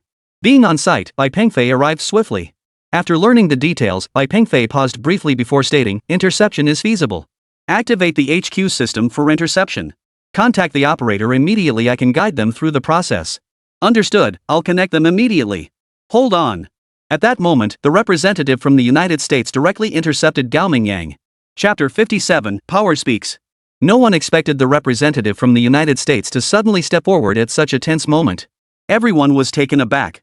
After all, every minute delayed meant increased danger for the people of the third world countries. No! Intercepting our missiles is unacceptable. The representative from the United States declared with unwavering resolve. Under no circumstances may our nation's missiles be intercepted. This is a rule set by our military. At these words, everyone was stunned. They'd hell no disregard the safety of civilians and still cling to their damn rules. Of course, this was a matter between the three nations. China naturally couldn't intervene. Seeing the American representative's unyielding stance, the representatives from the three Asian nations were at a loss. Just then, Gao Mingyang received a call. Minister Gao, there's a 1 in 1,000 chance that a missile from the drifting nation could land on our border. Requesting interception. This is bad. There's a 1 in 1,000 chance this missile could hit our border. This is the head of the red flag defense system. Quickly guide them to intercept it. Gao Mingyang immediately handed the phone to Bai Pengfei. No way. No one can. Based on our strength and standing, you have no right to intercept our missiles, not even a rogue one. The representative from the United States remained adamant. Bai Pengfei smiled. Having remained silent until now, he pointed at the American representative and declared, you have no standing to invoke your position of strength before China. You never did, and you certainly don't now. U.S. Representative. With that, Bai Pengfei turned away and began arranging the interception plan. After all, the core chip of this red flag air defense system was personally designed by Bai Pengfei. Since the conversation involved numerous classified matters, Bai Pengfei walked away immediately. 10 minutes later, Bai Pengfei returned holding the phone. Handing it to Gao Mingyang, Bai Pengfei announced, all right, interception successful. The missile has been intercepted and shot down. The representatives from the three nations finally breathed a sigh of relief upon hearing the news. The representative from the United States turned green with envy. Compared to the loss of his country's missile, he was now far more concerned about how China's military technology had become so powerful. How could such rapid progress be achieved in just 5 short years? Of course, it wasn't just the representative from the United States who was astonished. The representative from Russia also fell deep in thought. China's technological advancement over these 5 years had been truly staggering. With the threat from the three nations averted, the missile competition finally drew to a close. The outcome, needless to say, was clear. The performance of China's DF-77, a medium-range ballistic missile, also perfectly meets the requirements of the dog-rich and camel nations. The primary weapons procured by both parties at this military exhibition were medium-range ballistic missiles. However, a troubling issue now confronts China. Both the dog-rich and camel nation want exclusive purchase rights. Put simply, neither wants the other to obtain such weapons. This is quite a headache. After a day of negotiations, both parties ultimately purchased 20 missiles each, totaling 40. Each missile was priced at 5 billion Huagua currency. This single transaction netted China 200 billion yuan. Of course, Bai Pengfei deserves immense credit for this. Moreover, with China's mediation, Dogland and Camel Nation signed a first-use missile treaty. The cash-rich dog-rich family privately approached Gao Mingyang, hinting at their interest in acquiring some special weapons. After all, with missiles already in hand, who wouldn't want to mount unconventional warheads on them? The dog tycoon stated plainly, "Money is no object, just sell it to me." Hearing this, Minister Gao Mingyang could only offer a faint smile. "My friend, that's simply not possible." The third day of the military exhibition featured various fighter jets as the main exhibits. The Huadhua fighter jet, equipped with the newly modified 10th generation nuclear-powered engine, naturally outperformed those of other nations by an immeasurable margin. Its speed, payload capacity, and maneuverability were simply too overwhelming. Thus, in the export aircraft market, Huadhua faced no real competition. However, aircraft orders still lagged behind the most direct competitor missiles. After all, establishing combat capability for fighter jets requires an immense supporting infrastructure. Even so, the fighter segment generated over 20 billion Huadhua currency. The remaining days of the military exhibition saw no major developments, only minor activities that naturally attracted less attention. As the biggest winner and host of this military exhibition, China naturally hosted a grand gala after the event concluded. After all, having made such substantial profits, it would be unthinkable not to host a proper celebration. Meanwhile, military enthusiasts online were buzzing over the past 2 days. China is amazing. What's going on here? Did we just get militarily outclassed without even noticing? Indeed, technology is the primary productive force. Look at this, they've even installed the 10th generation nuclear-powered engine on an aircraft. I thought this engine was just unveiled recently for nuclear submarines? Now it's powering aircraft. Even the US can't compete. All thanks to that young scientist. Before the gala commenced, Gao Mingyang addressed journalists from home and abroad, his face glowing as he delivered his speech. Dean Bai Pengfei and Yang Jianbang were also present in the audience. As Gao Mingyang stepped onto the stage, enthusiastic applause erupted from the audience below. After taking the stage, Gao Mingyang waved to the crowd. "Thank you all for attending this international military exhibition. Of course, our nation has never advocated resolving issues through military force. Weapons serve the purpose of defending our homeland and repelling foreign aggressors, not for the sake of invasion. This has always been a principle our nation steadfastly upholds." Hearing Gao Mingyang's words, the representative from the United States couldn't have been more embarrassed. Gao Mingyang then added, "I would also like to express my gratitude to the young researchers of our nation. Without them, there would be no FD-77A. At that moment, Bai Pengfei in the audience felt a mix of emotions he couldn't quite put into words. After all, he hadn't done all this for gratitude. "It's fine. Minister Gao is pleased. You know, they just raked in over 200 billion yuan this time. It's only natural for him to be happy." Yang Jianbang patted Bai Pengfei on the shoulder as he spoke. Since it was a live broadcast, Gao Mingyang's words of gratitude were seen by netizens and viewers at home. Speculation began to swirl. Young researchers. True, heroes emerge in youth. Not long ago, the director of the Academy of Sciences was also thanking a young scientist. Both this missile project and that engine research were led by young scientists. That's incredible. It shows how youthful our nation's scientific community is. Little did they know that both the missile and the 10th generation engine were developed by the same person. "I'm getting hungry. I'll go find something to eat." Bai Pengfei wasn't fond of hearing expressions of gratitude, so he made a casual excuse to leave. But just as Bai Pengfei found an empty spot and sat down, a stunning blonde beauty suddenly sat down right in front of him. "Mr. Bai, hello." Chapter 58, Return to the City. "Who are you?" Bai Pengfei asked curiously, staring at the blonde-haired, blue-eyed beauty before him. The tall, leggy blonde flipped her hair back and said, "Mr. Bai, someone wishes to see you." "Would that be possible?" "Meet me?" Bai Pengfei scrutinized the beauty from head to toe. Noticing his gaze, she smiled, deliberately brushing her high-heeled shoe against his leg before continuing, "Yes, Mr. Bai. But with so many people here, I thought." She gestured toward the entrance. Glancing at the pitch-black night outside, then back at the legs of the beauty before him, Bai Pengfei nodded in agreement. "All right, let's go." Taking advantage of everyone's attention being fixed on the podium, Bai Pengfei followed the woman outside. Just as Bai Pengfei had expected, the blonde-haired, blue-eyed beauty led him straight to the tent housing the American delegation. At that moment, only the American representative was inside. Seeing Bai Pengfei enter, he immediately broke into a smile. "Mr. Bai, welcome, welcome." Seeing his insincere smile, Bai Pengfei didn't feel like beating around the bush. "State your terms." Hearing Bai Pengfei's demand, the American representative showed no surprise but burst into laughter instead. "Mr. Bai, you're a straight shooter. We know you're not short on money. So, if you can help us, we'll arrange a private island getaway for you. We can even have your entire family live there. We guarantee your absolute safety, and rest assured, we'll arrange everything for your life on the island. Whatever you desire, we'll make sure it's provided." With that, the blonde beauty beside him stepped forward and placed her hand lightly on Bai Pengfei's shoulder. Her intent couldn't be clearer. Bai Pengfei understood perfectly. "Oh, I see. But what exactly do you need me to do? We should be clear about that, right? The missile design blueprints and the schematics for the 10th generation nuclear-powered engine. I imagine these two items are etched into your memory, Mr. Bai. These people knew Bai Pengfei's true identity and thus understood his capabilities. Upon hearing this demand, Bai Pengfei smiled. I understand. But about me getting shot? There was no need for secrecy now both sides understood everything clearly. Mr. Bai, we were wrong about the past matters. Let's not dwell on them. Consider the terms we're proposing today. Not very conscious, and... Bai Pengfei glanced at the beautiful woman beside him and added, she's not my type. You. The American representative was furious. As Bai Pengfei turned to leave, he added, have you considered the consequences of rejecting us?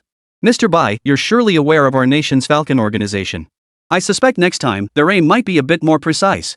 The American representative wore a confident expression. Upon hearing this, Bai Pengfei halted his retreat. Seeing Bai Pengfei turn back, the American representative's face broke into a smile. But Bai Pengfei cut straight to the point, the Falcon organization. How's your little island branch holding up? And now that I'm in Shenyang, do you still have people here? Upon hearing this, the representative from the United States immediately darkened in expression. The small island nation branch, was it destroyed by you? Just the day before, the representative from the United States had received word that the Falcon Organization's branch on the small island nation had been destroyed. At that moment, Bai Pengfei didn't answer him. He merely spread his hands, adopting an indifferent expression. Then Bai Pengfei walked straight out of their tent. Meanwhile, the representative from the Bear Nation watched from a distance, hiding in the shadows. Bunch of idiots from the United States. After leaving the beautiful country's tent, Bai Pengfei didn't return to the reception immediately. Instead, he walked alone across the vast plaza. He recalled the words a senior colleague had spoken to him 5 years ago, when he first joined the research institute. Our names may be unknown, but our achievements will endure forever. If he sought fame and fortune, he could have simply founded a tech company. The next day, after the military exhibition concluded, Bai Pengfei returned directly to Shenyang. That evening, Bai Pengfei sought out Zhang Tingting. To his surprise, Zhang Tingting was out shopping with a classmate. As Bai Pengfei approached, he recognized her immediately. It was Zhao Xia.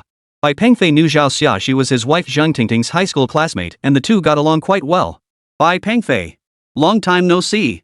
Zhao Xia turned her head and greeted him with a smile. Oh, aren't you at work? Bai Pengfei asked casually. I quit. I'm done with that job. My boss, who's over 50, kept getting handsy with me. It was unbearable, Zhao Xia said bluntly. Her words left Bai Pengfei at a loss for how to respond. Alright, don't listen to Xiaoshan's jokes. Since we're not busy today, let's grab a bite together. The three of them found a decent restaurant.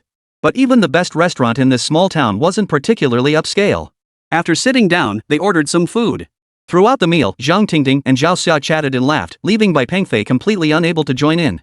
Zhao Xia had now taken off her coat and hung it on the chair behind her. Beneath it, she wore only a black spaghetti strap top, revealing her snow-white waistline. Combined with her naturally beautiful face and figure, it inevitably drew stares from others. Look at that woman over there. She must be a hostess at that KTV. Just look at her provocative outfit. Exactly. She can't be cheap. These remarks naturally reached Zhao Xia's ears, and she wasn't about to tolerate such talk. Shut your filthy mouths. The two gossiping shrews at the opposite table weren't ones to be pushed around either. Hearing the scolding, they grabbed the water glasses in front of them and flung the liquid right at them. Zhang Tingting and Zhao Xia couldn't dodge in time and got drenched. You cheap ES, what's wrong with saying a few words to you? The two women stood with hands on hips, striking a defiant, shrewish pose. Zhao Xia wasn't about to let them get away with it. She jumped up and charged toward them. Seeing her best friend charge forward, Zhang Tingting followed suit. Bai Pengfei naturally followed suit. Bai Pengfei hadn't expected Zhao Xia to have such a fiery temper. But she couldn't be blamed. Those two fat women across from her had such foul mouths. Not only were they trash-talking, but they'd also started the fight. Bai Pengfei knew Zhang Tingting couldn't fight at all. Facing these two fat women, she was bound to get the short end of the stick. Smack! As soon as Zhao Xia reached the two women, she delivered a sharp slap. The blow was vicious, so fierce that the other fat woman standing nearby was stunned into silence. Just as the other woman prepared to retaliate, Zhao Xia swung her leg and delivered another kick. Seeing this, Bai Pengfei breathed a sigh of relief. Turns out Zhao Xia had trained in martial arts. The two women were stunned. They never expected this little to be so fierce. And Zhao Xia showed no signs of stopping. She grabbed one of the fat women by the hair and delivered another slap. Fat cow, remember this beating. Keep your filthy mouth shut from now on, got it? Chapter 59, Fierce Temper. Bai Pengfei never imagined Zhao Xia's temper could be so explosive. She was truly a wild horse. The two fat women cowered in the corner, too scared to utter a word. Women like them were afraid of encountering someone fiercer, the kind who bullied the weak and feared the strong. Get out of here now. Zhao Xia kicked both plump women twice. Seeing Zhao Xia act so fiercely, no one in the entire restaurant dared to say anything. After watching the two foul-mouthed women leave, Zhao Xia pulled Zhang Tingting back to their seats. How about that? Pretty tough, huh? Zhao Xia chuckled to Zhang Tingting. Zhang Tingting could only sigh at her antics. Then Zhao Xia deliberately added in a flirtatious tone, you know, some men just love fiery women. As she spoke, she casually glanced at Bai Pengfei. Alright, you're a girl, so don't get too violent. But those two really did deserve a beating, they were just too rude. Let me tell you, those two women? Their husbands are probably cheating on them. That's why they're so jealous and can't stand seeing good-looking women. Bai Pengfei found himself agreeing with Zhao Xia's assessment. You're pretty tough, huh? Bai Pengfei asked. Zhao Xia confidently turned her head and declared with pride, of course. I studied taekwondo. Bai Pengfei, I think you should be careful these next few days. Those two women don't seem like the type you want to mess with. Zhang Tingting said worriedly. Zhao Xia, however, looked utterly unconcerned. No big deal. What's there to be afraid of? After this little incident, the three of them began their meal. After dinner, Zhang Tingting headed home, while Bai Pengfei offered to drive Zhao Xia back. Since Zhao Xia lived quite far away, there were naturally no buses running at this hour. Bai Pengfei drove over and picked her up. But just as Bai Pengfei drove a short distance away, a minivan quietly followed behind. Inside that van sat the two gossipy women, along with several men. Sis Guan, that woman in the car is gorgeous, huh? The bald guy in the passenger seat chuckled. I'll slap her around a bit later. You guys can have your fun with her. If you're worried about trouble, just snap a few photos. That way, you can revisit the fun later. Don't worry, Sister Guan. We know what to do. We're not going to let a beauty like that slip through our fingers. Ha ha. Laughter erupted inside the van. At that moment, Bai Pengfei, who was driving Zhao Xia home, remained oblivious to the danger. Zhao Xia, sitting in the passenger seat, suddenly asked, Pengfei, you and Tingting seem to have a pretty good relationship. How come you two haven't broken up after all these years? Yeah, she's been really good to me. Bai Pengfei replied casually. Though she heard Bai Pengfei's words, Zhao Xia didn't believe them at all. She relaxed her body, shedding her coat and high heels. He lifted his legs straight up, pressing his feet against the windshield in front. Then she pulled out a pack of ladies' cigarettes. You don't recommend it, do you? Zhao Xia held the cigarette up to Bai Pengfei. It's fine. Bai Pengfei replied. Zhao Xia pulled out a lighter and lit the cigarette in her hand. After taking a careless drag, she spoke up, you think I'm not a good woman, don't you? Hearing this question, Bai Pengfei froze for a few seconds before forcing a smile. No, a strong personality doesn't negate one's character. Is that so? Strong-willed? Don't men like you enjoy taming wild horses? Bai Pengfei. Faced with Zhao Xia's words, Bai Pengfei genuinely didn't know what to say. Seeing his expression, Li Xiaoxia burst out laughing. What are you afraid of? Like I'm going to eat you. If you don't like riding wild horses, do you prefer gentle ones? After saying this, Zhao Xia actually leaned her body closer to Bai Pengfei. At that moment, Bai Pengfei had just turned off the main road and was driving on a side road with less traffic. His speed gradually slowed until he finally pulled over to the side of the road. The reason Bai Pengfei stopped wasn't because he intended to, but because a minivan ahead had slowly forced him off the road. What the hell? How is he driving? Zhao Xia, sitting in the passenger seat, shot an angry glare at the van in front. When she saw Sister Guan and a group of men getting out of the van ahead, Zhao Xia snorted, that foul-mouthed woman. Looks like she's here for revenge, Bai Pengfei remarked. What's there to fear? What could they possibly do to me? With that, Zhao Xia pushed open the door and stepped out. Bai Pengfei knew she had martial arts training, but the other side had numbers and they were all men. So he followed her out. The moment the bald man across the way spotted Zhao Xia, he flashed an even more lecherous grin. Such a loose woman was exactly his type. Bitch, didn't expect this, huh? Sister Guan stepped forward, her face brimming with arrogance. I'll grant you your wish today. Let my little brothers take good care of you. You think I'd be scared of a few punks like you? Zhao Xia looked down on these thugs with utter contempt. You're a feisty little thing, but I like that, the bald man chuckled, taking a few steps forward. Seeing the man approaching, Zhao Xia didn't hold back, she kicked him straight away. Having trained in taekwondo, her speed was impressive and she kicked high. Not bad speed, but lacking in power. The bald man sidestepped the kick effortlessly, grabbing Zhao Xia's leg with one hand while his other hand groped her thigh twice. Now completely enraged, Zhao Xia quickly lifted her body into the air and swung her other leg upward. This time, the bald man couldn't dodge. The kick landed squarely on his chest, sending him reeling back 2 steps. Whoa, you've got some skills. The bald man was genuinely surprised. Scared? Then get lost, Zhao Xia declared triumphantly. Bitch, so what if you've trained? Look at how many of us there are today. Sister Guan gestured behind her. Come on then. What good is having more people? They're all useless. Ha ha ha ha. The bald man roared with laughter. He brushed dust off his chest and said, "Sweetheart, I advise you to behave yourself. That way, my buddies and I might be a little gentler with you later. Otherwise." Disgusting. Spitting in disgust, Zhao Xia charged forward again, landing another kick on the bald man. This time, however, the bald man was prepared. He stepped forward, clamped Zhao Xia's body, and with a casual shove sent her crashing to the ground. Seizing the moment, the thugs behind him swarmed forward. But Zhao Xia had trained before. Fighting these petty thugs, she certainly wouldn't be at a disadvantage. The bald man had somehow slipped behind Zhao Xia. He hoisted her up with force, then grinned at his men and shouted, "Go get the rope from the car. We're gonna have some fun." Chapter 60, The Ride Home. Seeing his arrogance across from her only fueled Zhao Xia's anger. Refusing to back down, she charged straight at him. She swung her leg for a kick. But to her surprise, the bald man caught her kick effortlessly and pushed her back with a casual shove. Zhao Xia's body lurched backward. Bai Pengfei stepped forward, catching her and steadying her body. "Girls shouldn't get into fights," Bai Pengfei said with a smile. Zhao Xia froze, meeting Bai Pengfei's gaze. "Hey! Who the hell are you? Mind your own business, or I'll take you down too." The bald man pointed at Bai Pengfei. But Bai Pengfei paid him no mind, gently guiding Zhao Xia to the side instead. "Mind your own business. Watch how I deal with them." Despite her injuries, Zhao Xia remained stubbornly defiant. "I don't care. Fine. Look at that rope, they'll tie you up in no time. With so many of them, you." Hearing Bai Pengfei's words, Zhao Xia's face flushed instantly. She understood the gravity of the situation and fell silent. Even though the other side had the numbers, and that bald guy seemed pretty formidable, for some reason, hiding behind Bai Pengfei now, Zhao Xia felt an overwhelming sense of security.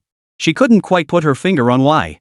Bai Pengfei glanced at the bald man and his crew, then waved his hand dismissively. "You guys can go.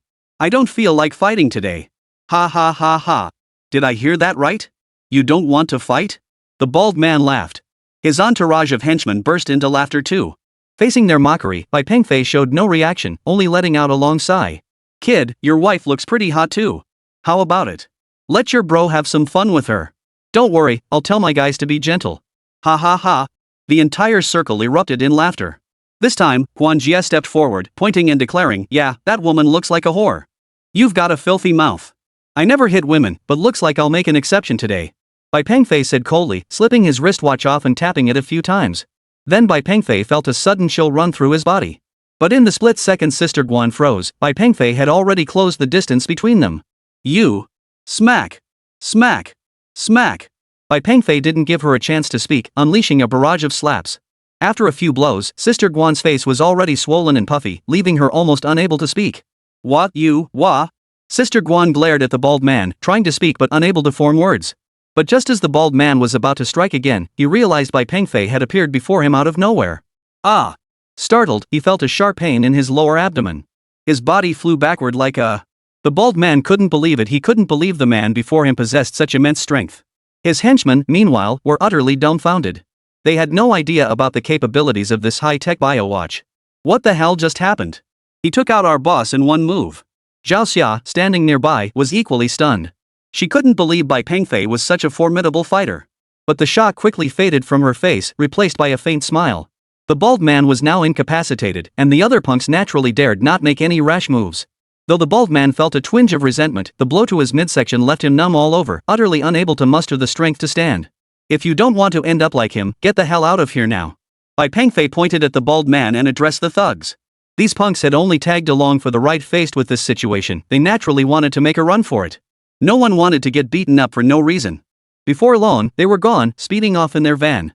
Watching the van disappear into the distance, Bai Pengfei sighed before coming over to help Zhao Xia up. Her ankle had taken a minor blow earlier, making movements somewhat difficult now. Seeing Bai Pengfei now, a smile spread across Zhao Xia's face. She finally understood why Zhang Tingting had willingly married into the countryside. With such a wonderful husband, what did it matter where they lived? "Hey, hey! Hold me steady, don't go groping around. Trying to take advantage of me? Watch out, I'll tell Zhang Tingting." Bai Pengfei was utterly exasperated. His hands hadn't wandered at all. What was she? "Look at you. I won't tell Zhang Tingting." Zhao Xia's words carried a double meaning, and she deliberately adopted a flirtatious demeanor. Seeing her like this, Bai Pengfei felt a genuine headache coming on. "Let's go. It's getting late. I'll walk you home quickly," Bai Pengfei said indifferently. "I think I twisted my ankle.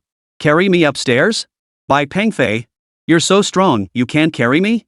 Besides, I'm not that heavy." With no other choice, Bai Pengfei lifted her into the passenger seat. After returning to his seat, Bai Pengfei resumed driving. Just then, Zhao Xia spoke up again. Do you think I'm a bit feisty? Faced with Zhao Xia's question, Bai Pengfei remained silent. Zhao Xia pressed on. Actually, that's just my self-protective side. I can be gentle too if someone protects me. I can be very gentle. Bai Pengfei, how do I get to your place? Instead of responding, Bai Pengfei asked for directions. Keep going straight. It's still quite a distance. Bai Pengfei said nothing more, instead accelerating the car.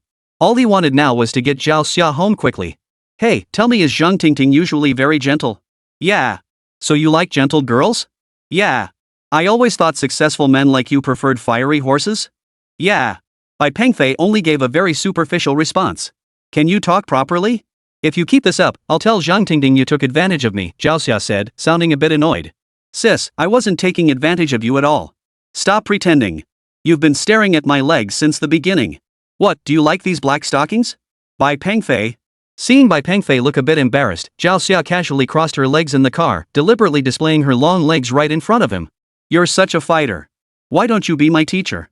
I won't let you teach me for free, and don't worry, I won't tell Zhang Tingting. I can't be your teacher. Oomph. Pull over. Pull over. Zhao Xia hurriedly shouted. With no choice, Bai Pengfei pulled over. But the moment Bai Pengfei had the car perfectly positioned, Zhao Xia suddenly threw herself at him. Chapter 61, The Truth. Bai Pengfei hadn't expected Zhao Xia to suddenly throw herself at him and plant a kiss right on his face. What are you doing? Bai Pengfei froze in surprise. What's the matter? What are you afraid of?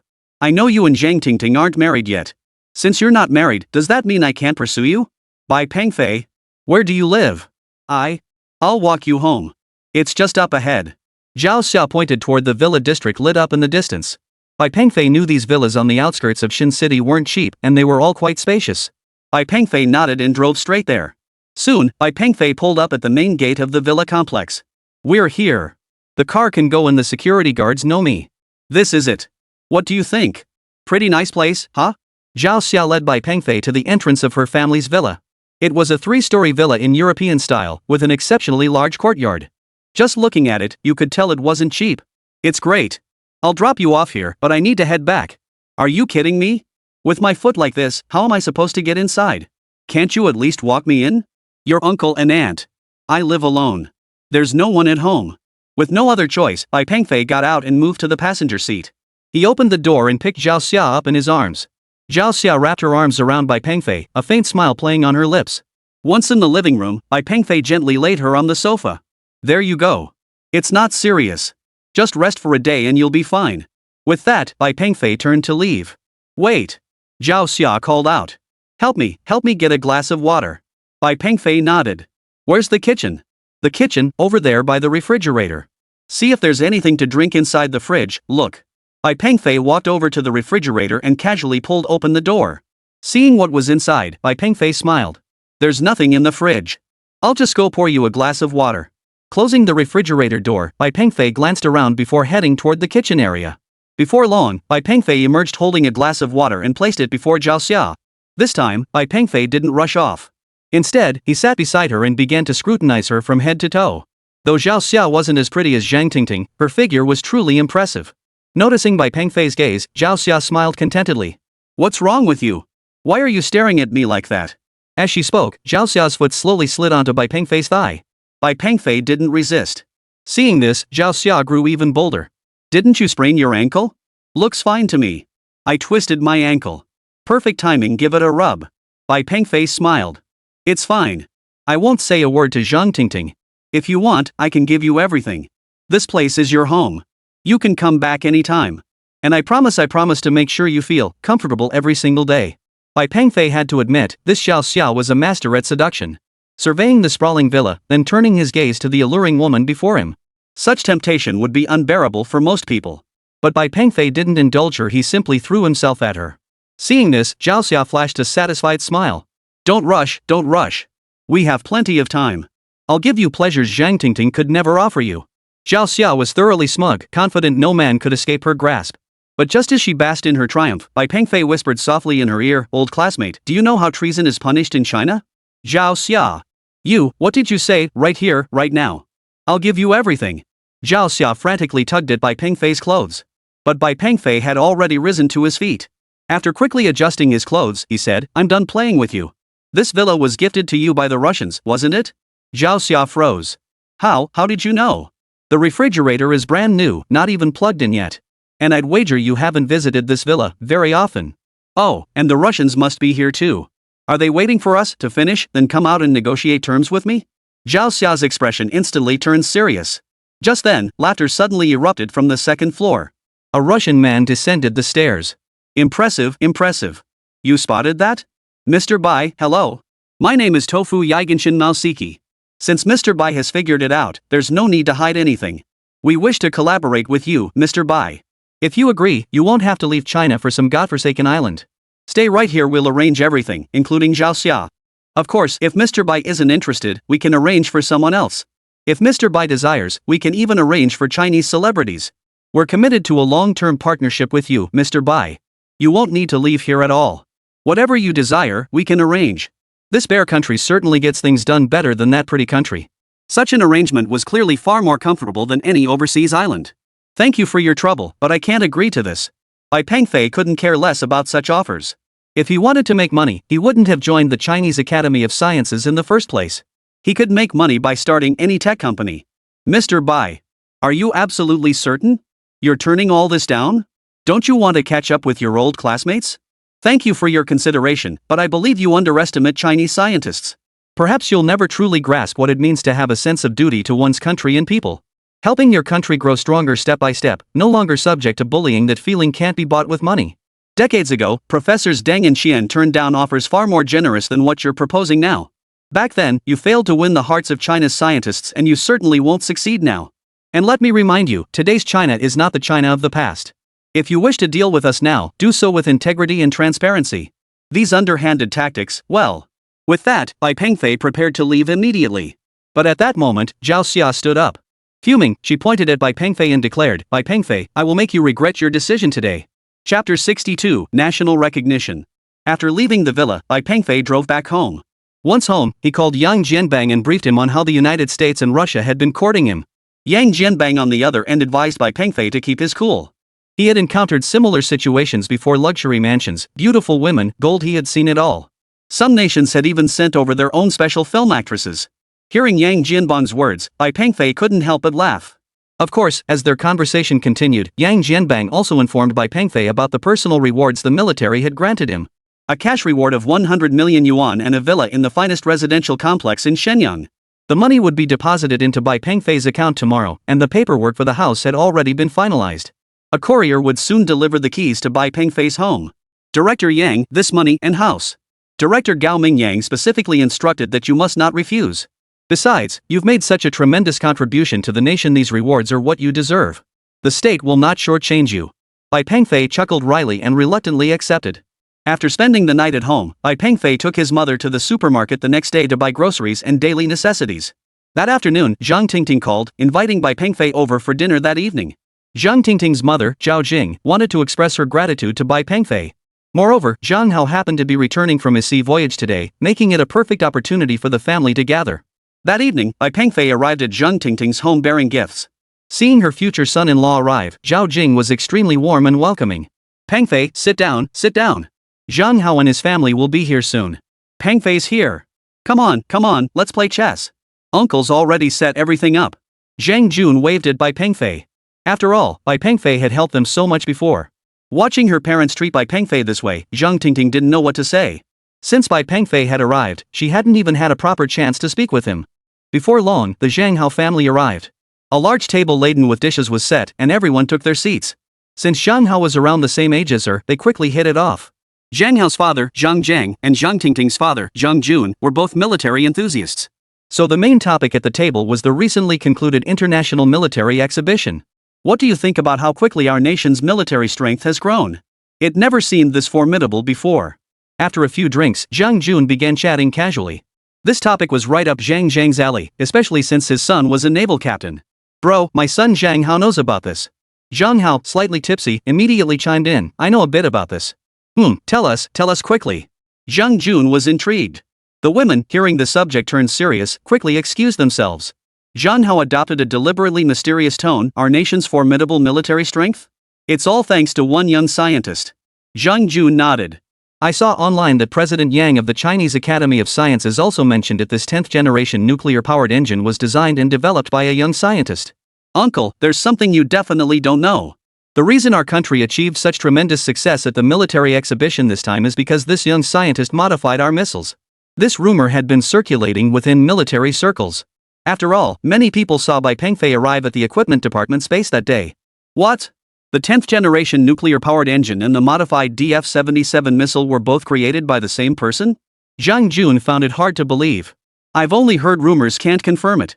Pengfei, aren't you at the Chinese Academy of Sciences? Haven't you heard about this?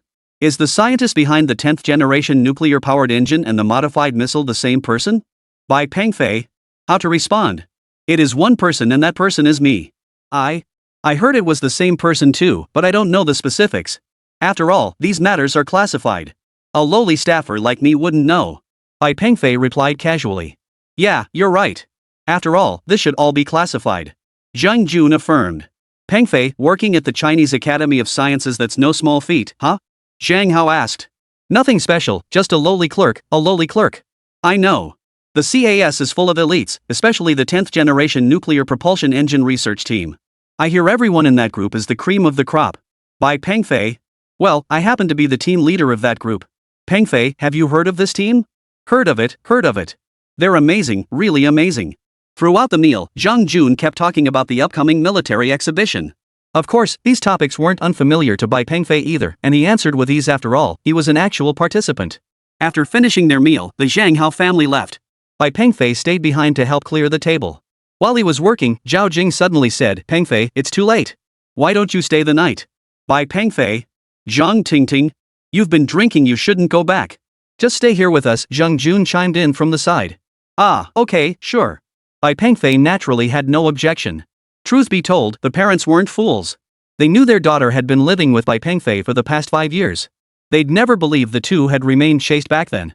Their beautiful daughter might have already.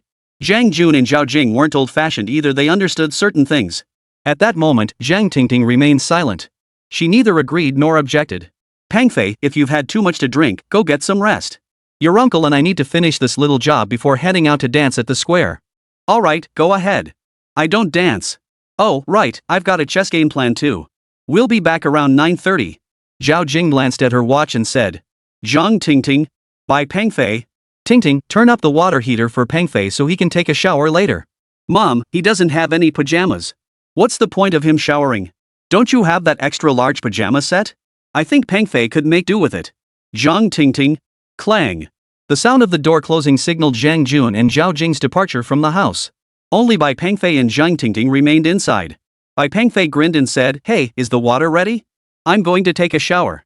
Zhang Tingting nodded. Bai Pengfei headed straight for the bathroom. Could you help me with something? Zhang Tingting, what is it? Let's shower together. Save water. Get lost. Chapter 63, The House Drama. That night, Bai Pengfei slept in Zhang Tingting's bed. 5 years had passed, and Bai Pengfei had forgotten what it felt like the last time he was with Zhang Tingting. The next morning, Bai Pengfei first drove Zhang Tingting to work, then headed home to receive a package. It was the villa awarded to Bai Pengfei by the state. A villa in Xinzhong Garden, fully furnished. After receiving the keys, Bai Pengfei drove straight to the villa. Very nice. A small 3-story villa with high-end finishes and an outdoor pool. All the appliances had been purchased and installed. Seeing such a splendid home, Bai Pengfei decided to surprise Zhang Tingting. For the past couple of days, Bai Pengfei had been busy tidying up the place. Although the house was fully furnished, many small items still needed to be purchased for daily living. The most crucial part was his secret lab. Bai Pengfei assessed the situation and realized he could expand the villa's underground workshop down another level. Over the past 2 days, Bai Pengfei had hired some workers to excavate a new level beneath the existing underground workshop. Of course, the workers were only responsible for the physical labor. The more technical aspects required Bai Pengfei's personal attention. Within a week, Bai Pengfei finally completed the secret lab and moved all the equipment from his previous lab into it. That day, Bai Pengfei specially invited Zhang Tingting and her parents over. In front of her parents, Bai Pengfei presented the house to Zhang Tingting as a gift. A new house? But you already have a place to live. Why buy another one? I've sent you the address. You and your parents should come take a look this afternoon. Alright, I'll pick up my parents after work. That evening, Zhang Tingting brought her parents to Bai Pengfei's new place. Upon seeing the place, Zhang Jun and Zhao Jing were both stunned. Pengfei, this place, how much did it cost? It must be really expensive. Even Zhang Tingting was a bit stunned. She knew Bai Pengfei was wealthy, but this place before them, it definitely cost at least 100 million. Pengfei, aren't you just a low-level researcher at the Chinese Academy of Sciences? This house. A reward from my workplace, Bai Pengfei said casually. A reward? That's incredible. What did you do to deserve it at work? Zhang Jun asked curiously. Bai Pengfei hesitated. It's for this military exhibition. The military rewarded us at the Chinese Academy of Sciences. Everyone got a share. Zhang Jun hummed in acknowledgement. I see. Then you all owe that young scientist a debt of gratitude. Bai Pengfei. Thank me. Just then, Zhang Tingting suddenly pulled Bai Pengfei aside. Is this house really a reward from your unit? Yes, it's a reward from the military. Bai Pengfei wasn't lying, it truly was a reward from the military. Zhang Tingting frowned as she looked at the house before her. This house, it's yours. Bai Pengfei pulled out the keys without hesitation. This gesture was also witnessed by Zhao Jing and Zhang Jun. The two exchanged a knowing smile, saying nothing. Staring at the keys before her, Zhang Tingting hesitated. She shook her head. I'm sorry, I can't accept it. I just can't. Bai Pengfei hadn't expected her to refuse. Why? Is there something wrong with the apartment? It's great, absolutely great. It's not what I want. It's not. Zhang Tingting shook her head as she backed away, eventually leaving the house altogether. Bai Pengfei stood frozen in place, stunned. Zhang Jun and Zhao Jing, confused, followed her out, leaving Bai Pengfei alone in the room, lost in thought.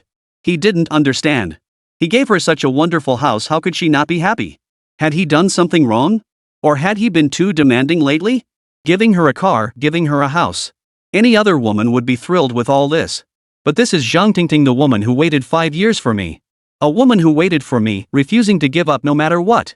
The thought made Bai Pengfei slump onto the sofa. Meanwhile, Zhang Tingting dashed straight out of the residential complex.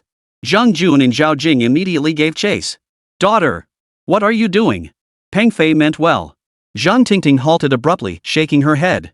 No, this isn't what I want. It's not. Hearing their daughter's words, the elderly couple truly didn't know what to say.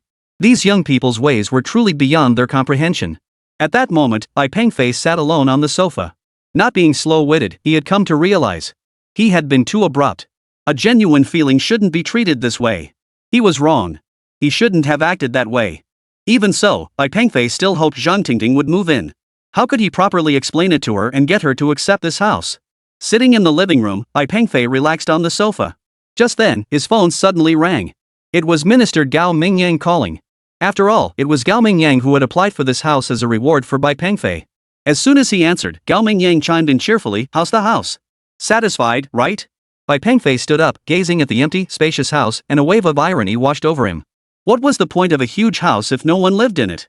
Still, Bai Pengfei forced a smile. It's great. The decor and everything are perfect. Glad you like it. So, what about your girlfriend? Is she satisfied? Gao Mingyang had known about Zhang Tingting since Bai Pengfei was injured. After a moment of silence, Bai Pengfei finally let out a bitter laugh. She won't accept this house. Gao Mingyang. After spending some time with him, Bai Pengfei felt Gao Mingyang wasn't a bad guy. Since he was bored anyway, Bai Pengfei decided to tell him about the situation. But this matter stumped Gao Mingyang. Bro, I really can't help you with this. Back when your sister-in-law and I were young, we were introduced by someone else. Then both sets of parents agreed, and we got married. Bai Pengfei chuckled. An arranged marriage. After hanging up, Bai Pengfei stared at his phone. Two people suddenly came to mind. His two college classmates, Robert and Tang Ni. Instead of calling them, Bai Pengfei hailed a cab and headed straight to their repair shop. Seeing Bai Pengfei arrive, the two, who had no work on hand, were naturally delighted. Hey, long time no see. Where've you been all this time? What happened to the car? Where'd the modified one go? As motorcycle enthusiasts, they naturally admired the sports car Bai Pengfei had given to Zhang Tingting. I gave it to my girlfriend, Bai Pengfei said casually. Millions of dollars. Just like that, gone.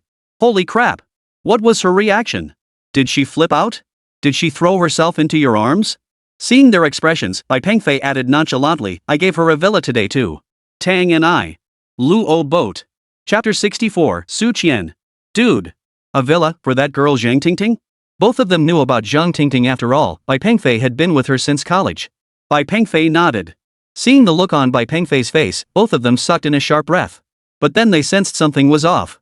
You're heartbroken over giving away a villa? Why don't you seem very happy about it? Bai Pengfei paused for a moment before saying, she turned me down. Robot. Tang and I. Bai Pengfei recounted today's house hunting outing with Zhang Tingting to the pair. The two of them were furious upon hearing this. Dude, with your current situation, are you really worried about not finding a pretty girl? Exactly.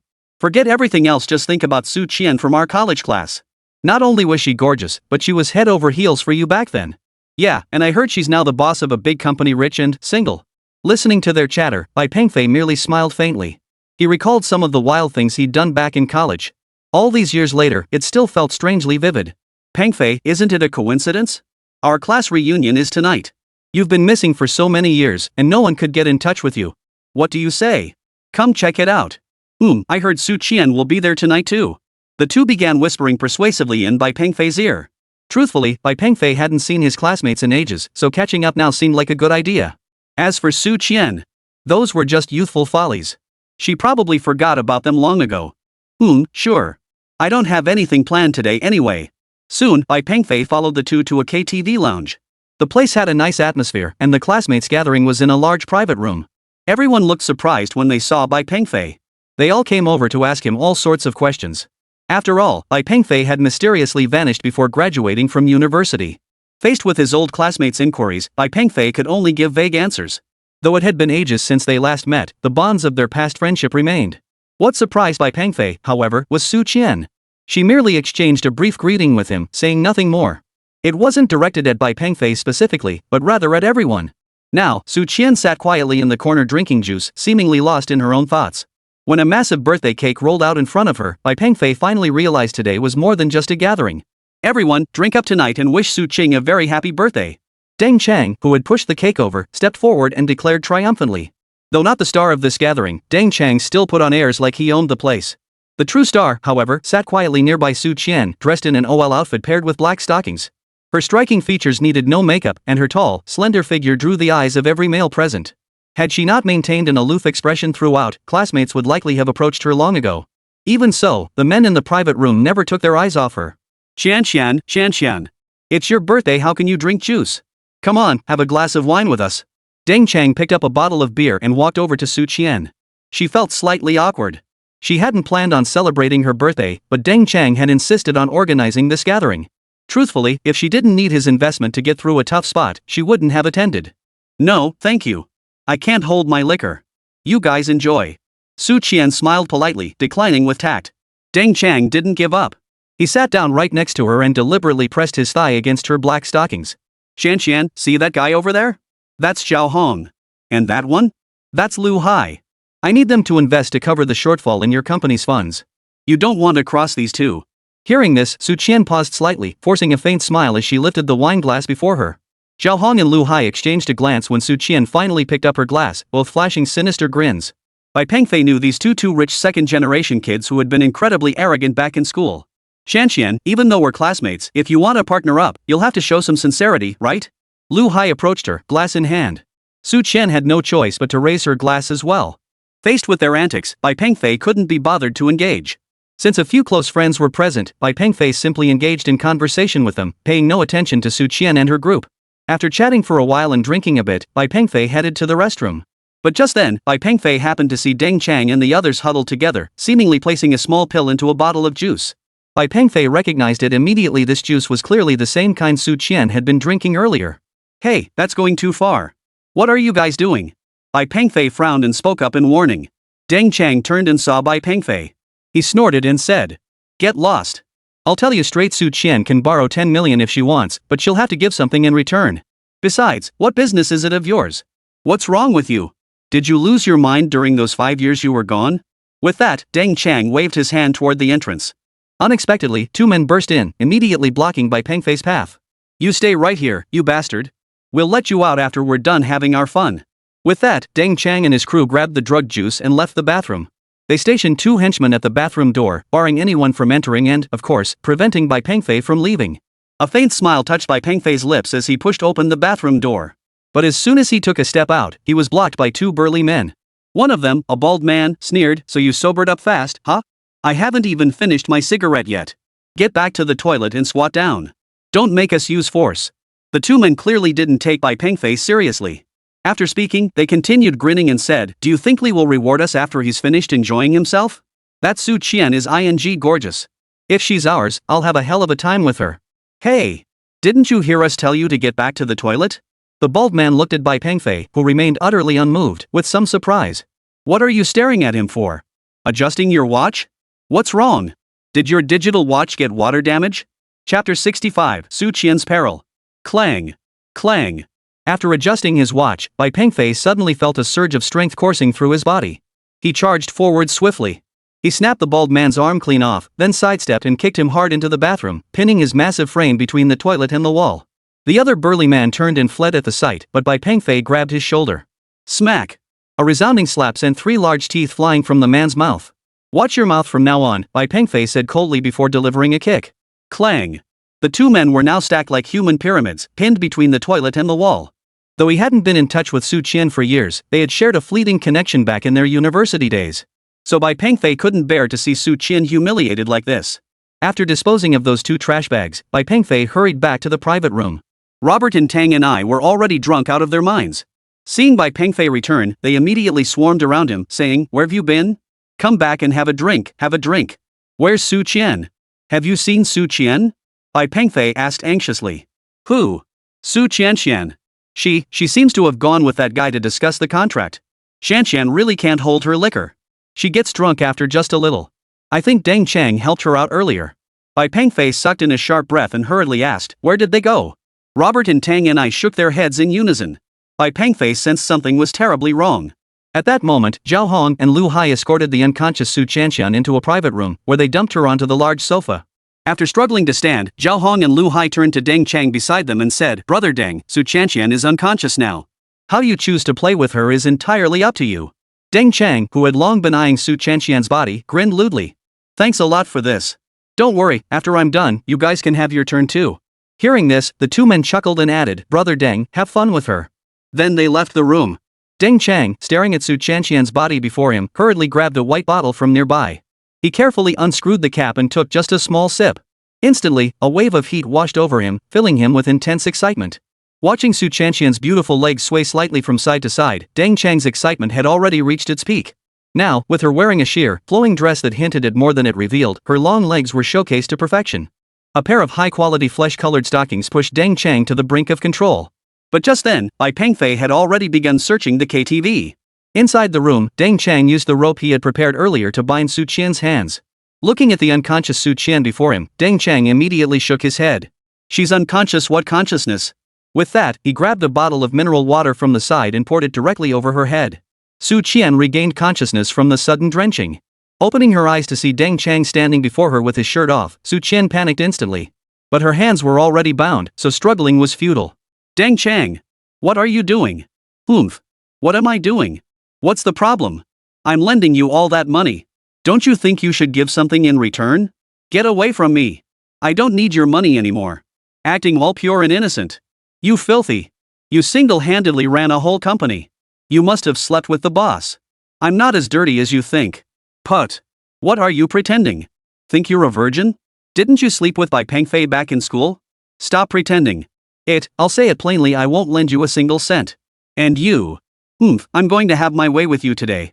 Su Qian never expected Deng Chang to pull out a camera at this moment. "You filthy.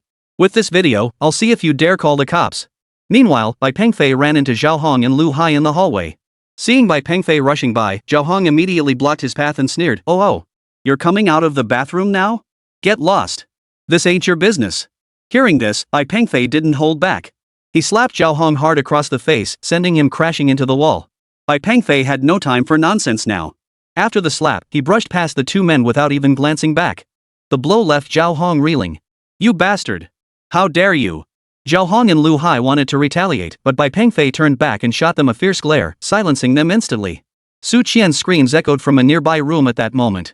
Outside the private room door, 2 enforcers arranged by Deng Chang kept watch. Just as the 2 security guards snapped back to attention, Bai Pengfei had already charged over from the side. "Hold it! This area is reserved. Please take your business elsewhere." One of the security guards extended an arm to block Bai Pengfei. "Get out of my way." Bai Pengfei roared in anger before swinging his leg out, kicking the security guard flying. Seeing this, the other security guard swung his fist at Bai Pengfei.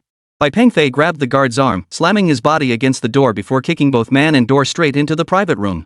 This startled Deng Chang inside. But when he recognized the intruder as Bai Pengfei, he burst into laughter and sneered, You worthless piece of trash. You think you can get a piece of the action too? Before he could finish his rant, Bai Pengfei stepped forward and delivered a kick straight to his midsection. Deng Chang's flying body smashed the glass on the coffee table. Struggling to his feet, Deng Chang pointed at Bai Pengfei and snarled, You wait, kid. I'll tie you to the bed and make you watch. But Bai Pengfei didn't pause. He moved directly beside Deng Chang and kicked straight between his legs. Even Bai Pengfei felt his foot make contact with something. But immediately after that kick, Bai Pengfei heard an absolutely agonizing scream. This was it. He was truly finished. Before, he could rely on medicinal wine to keep going, but after this, even that wouldn't help. You just wait. I'll cripple you. Deng Chang curled up on the floor, cold sweat pouring down his face from the agony. Chapter 66, Investing in the Company. Bai Pengfei had no time to deal with him. He approached Su Qian, staring at her torn clothing and stockings. Bai Pengfei immediately took off his coat and draped it over her, then untied the ropes binding her hands. By now, Su Qian's makeup had long been smudged by her tears. Tears streamed continuously from her eyes. Though Deng Chang hadn't assaulted her, the humiliation was unbearable. In her panic, she bolted out of the room. Fearing for her safety, Bai Pengfei hurried after her. Deng Chang, still unwilling to let go, grabbed Bai Pengfei's ankle. Don't you dare leave.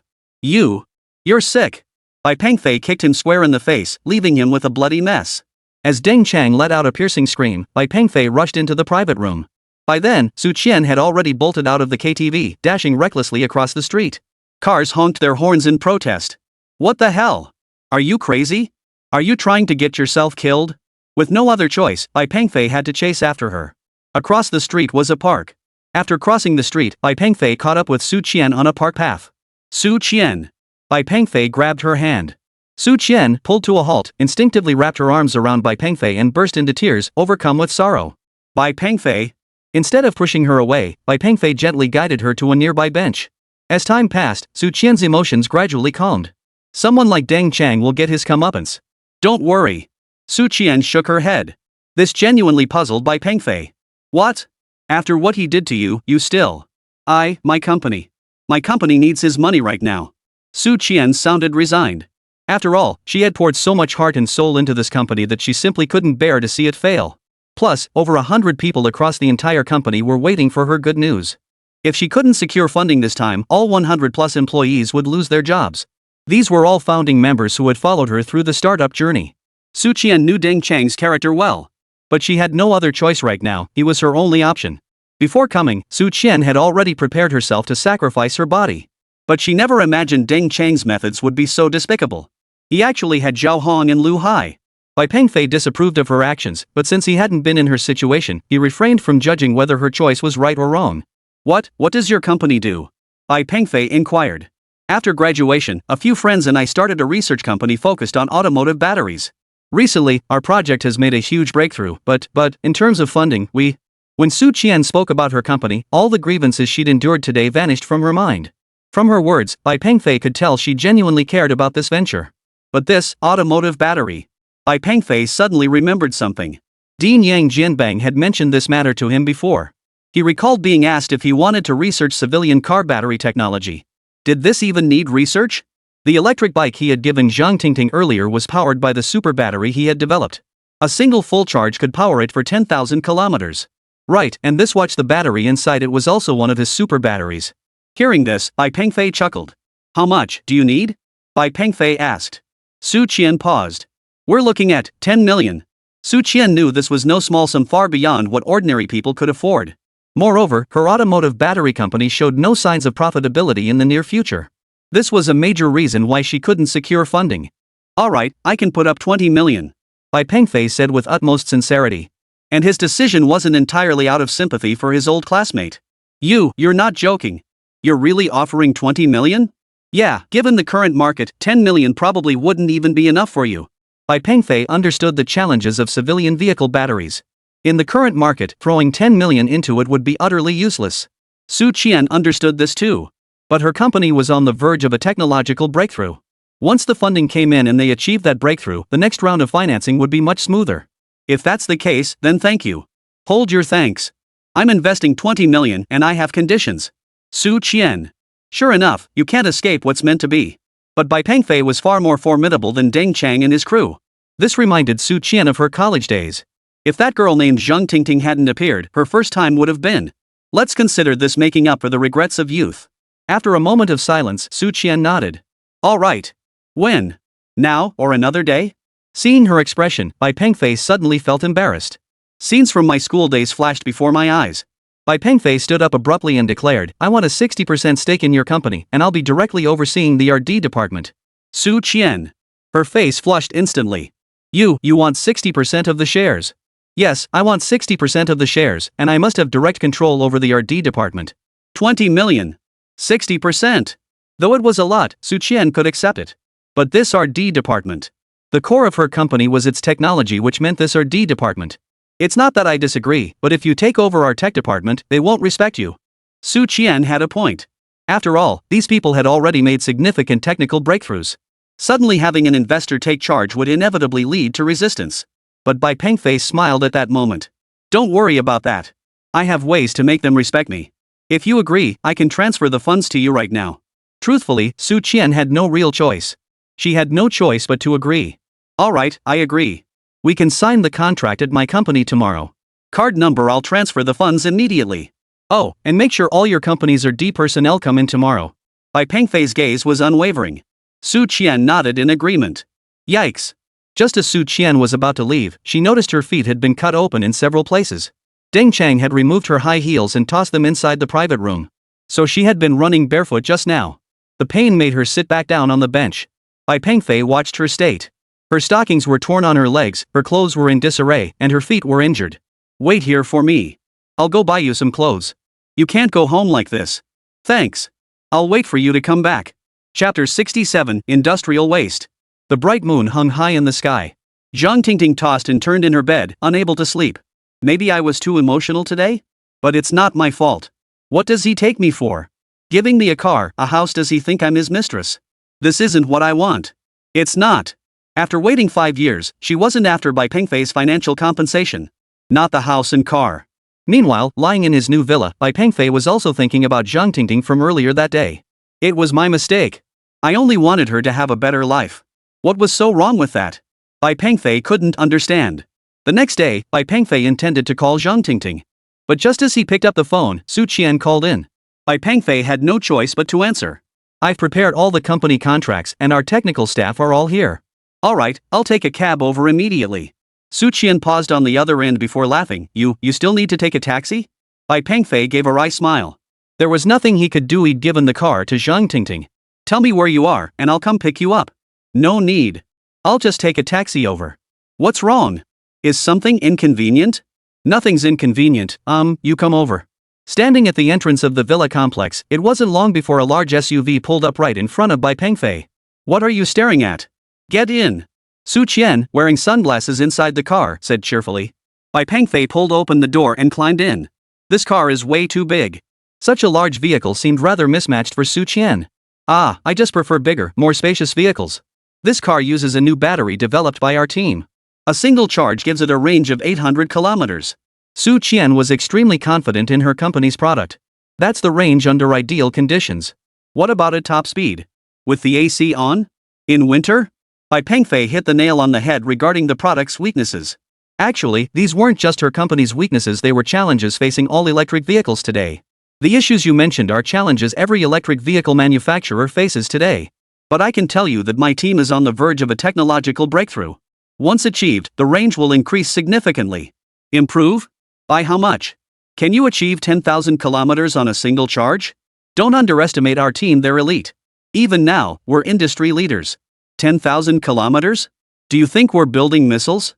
Bai Pengfei merely spread his hands, his expression indifferent. He knew arguing with her was pointless, her knowledge base simply couldn't grasp his perspective. Let's go. Take me to your company. I'll see these so-called elites of yours. Fine. Su Qian was supremely confident. She knew Bai Pengfei was a top student from the University of Science and Technology, but the people under her command were all seasoned veterans who had spent years honing their skills in this industry. Before long, Su Qian brought Bai Pengfei to her company. Her company was housed in a 3-story building in the suburbs. In the rear courtyard stood a large shed covered by an aluminum alloy canopy. Inside was Su Qian's laboratory, dedicated to developing batteries for electric household vehicles. Though somewhat remote, the interior decoration of the company was quite decent. Su Qian led Bai Pengfei to the conference room. Su Qian had already had the contract prepared. Bai Pengfei invested 20 million yuan, securing a 60% stake in the company.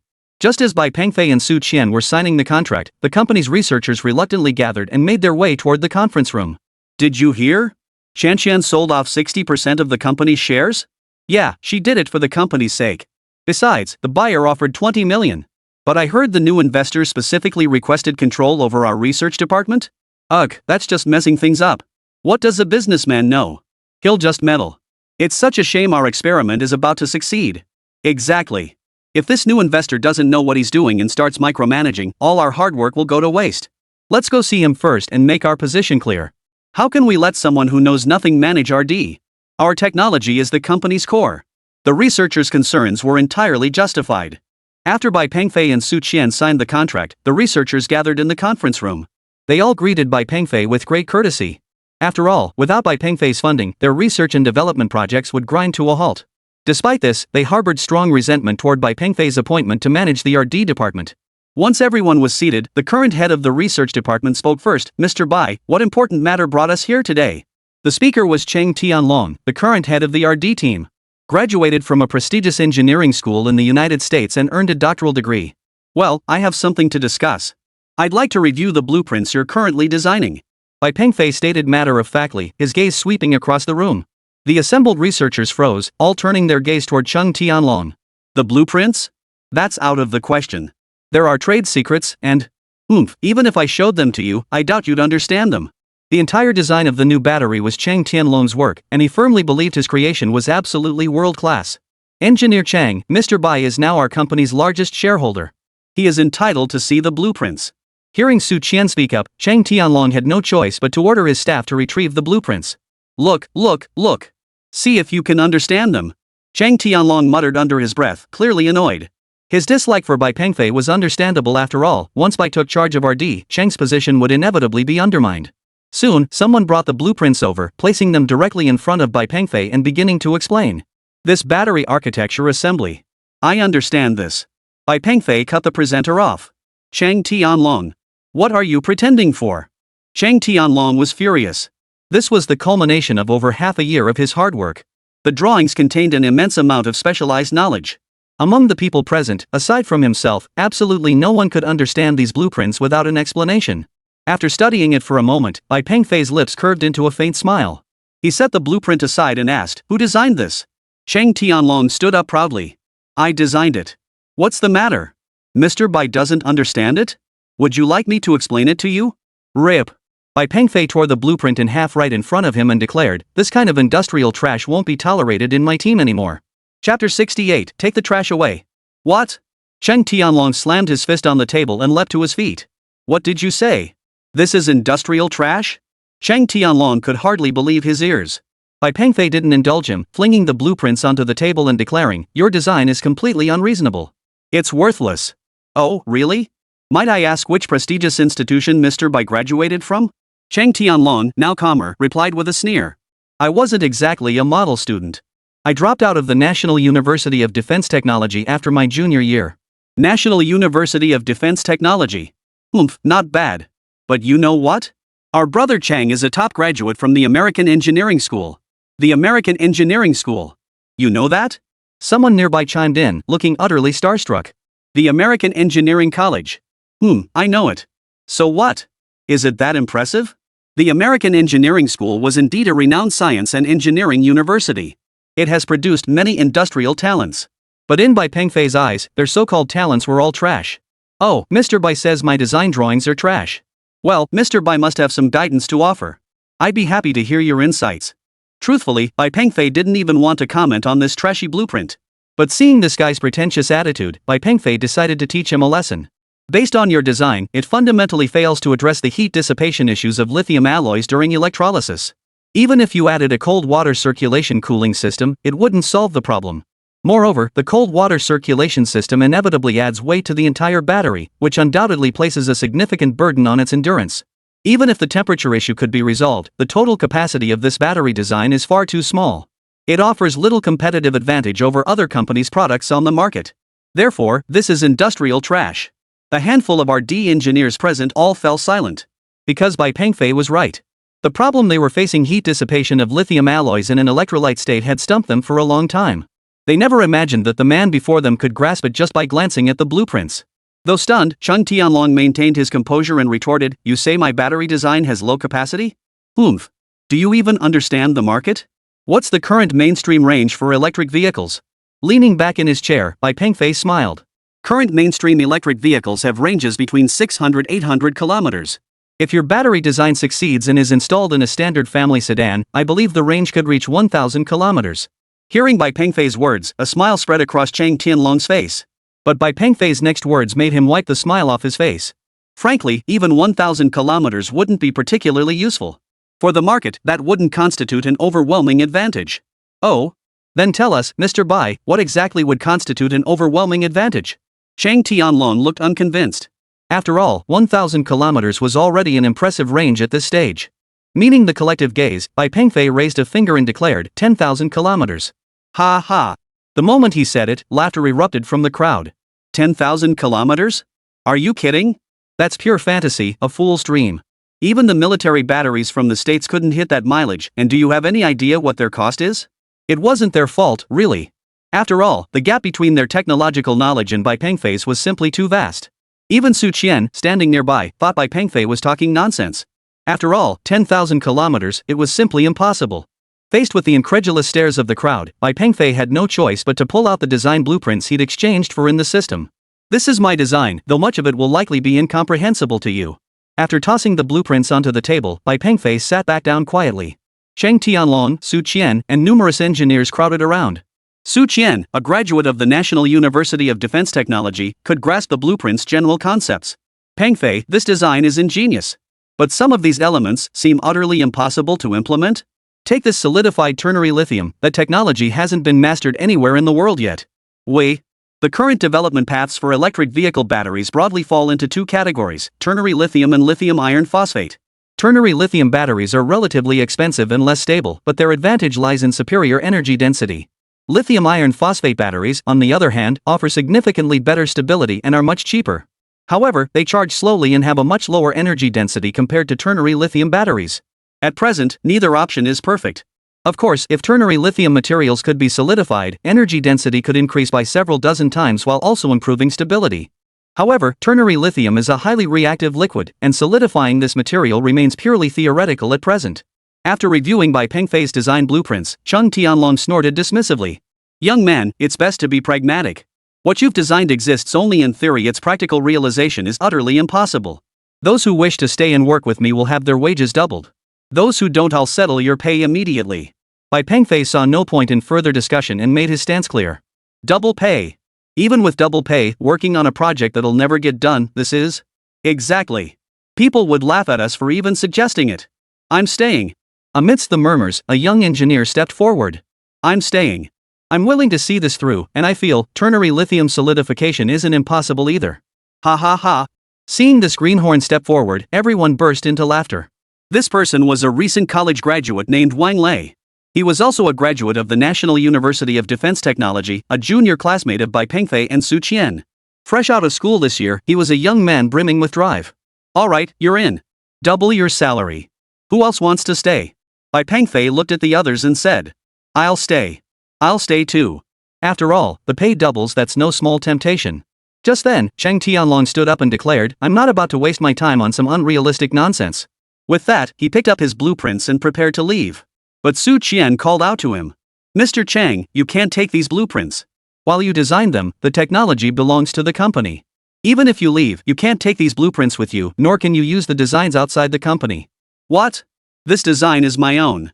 Before Zhang Tingting could finish, Bai Pengfei interjected with a dismissive tone, "Let him take that junk if he wants. I've got nowhere to throw it away if it stays here."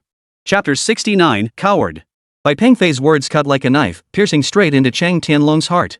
As a top student at the prestigious American engineering school, Zhang Tingting had never endured such humiliation. This wasn't just humiliation, it was outright degradation. Furious, Zhang Tingting snatched his blueprints and stormed out, slamming the door behind him. A few of his staunch supporters followed him out. Their departure meant nothing to Bai Pengfei. Of course, Bai Pengfei couldn't complete such a complex project alone. "All right, those who needed to leave have gone. Now I'll assign the tasks. Everyone, take a 7-day break. Return to work in 7 days.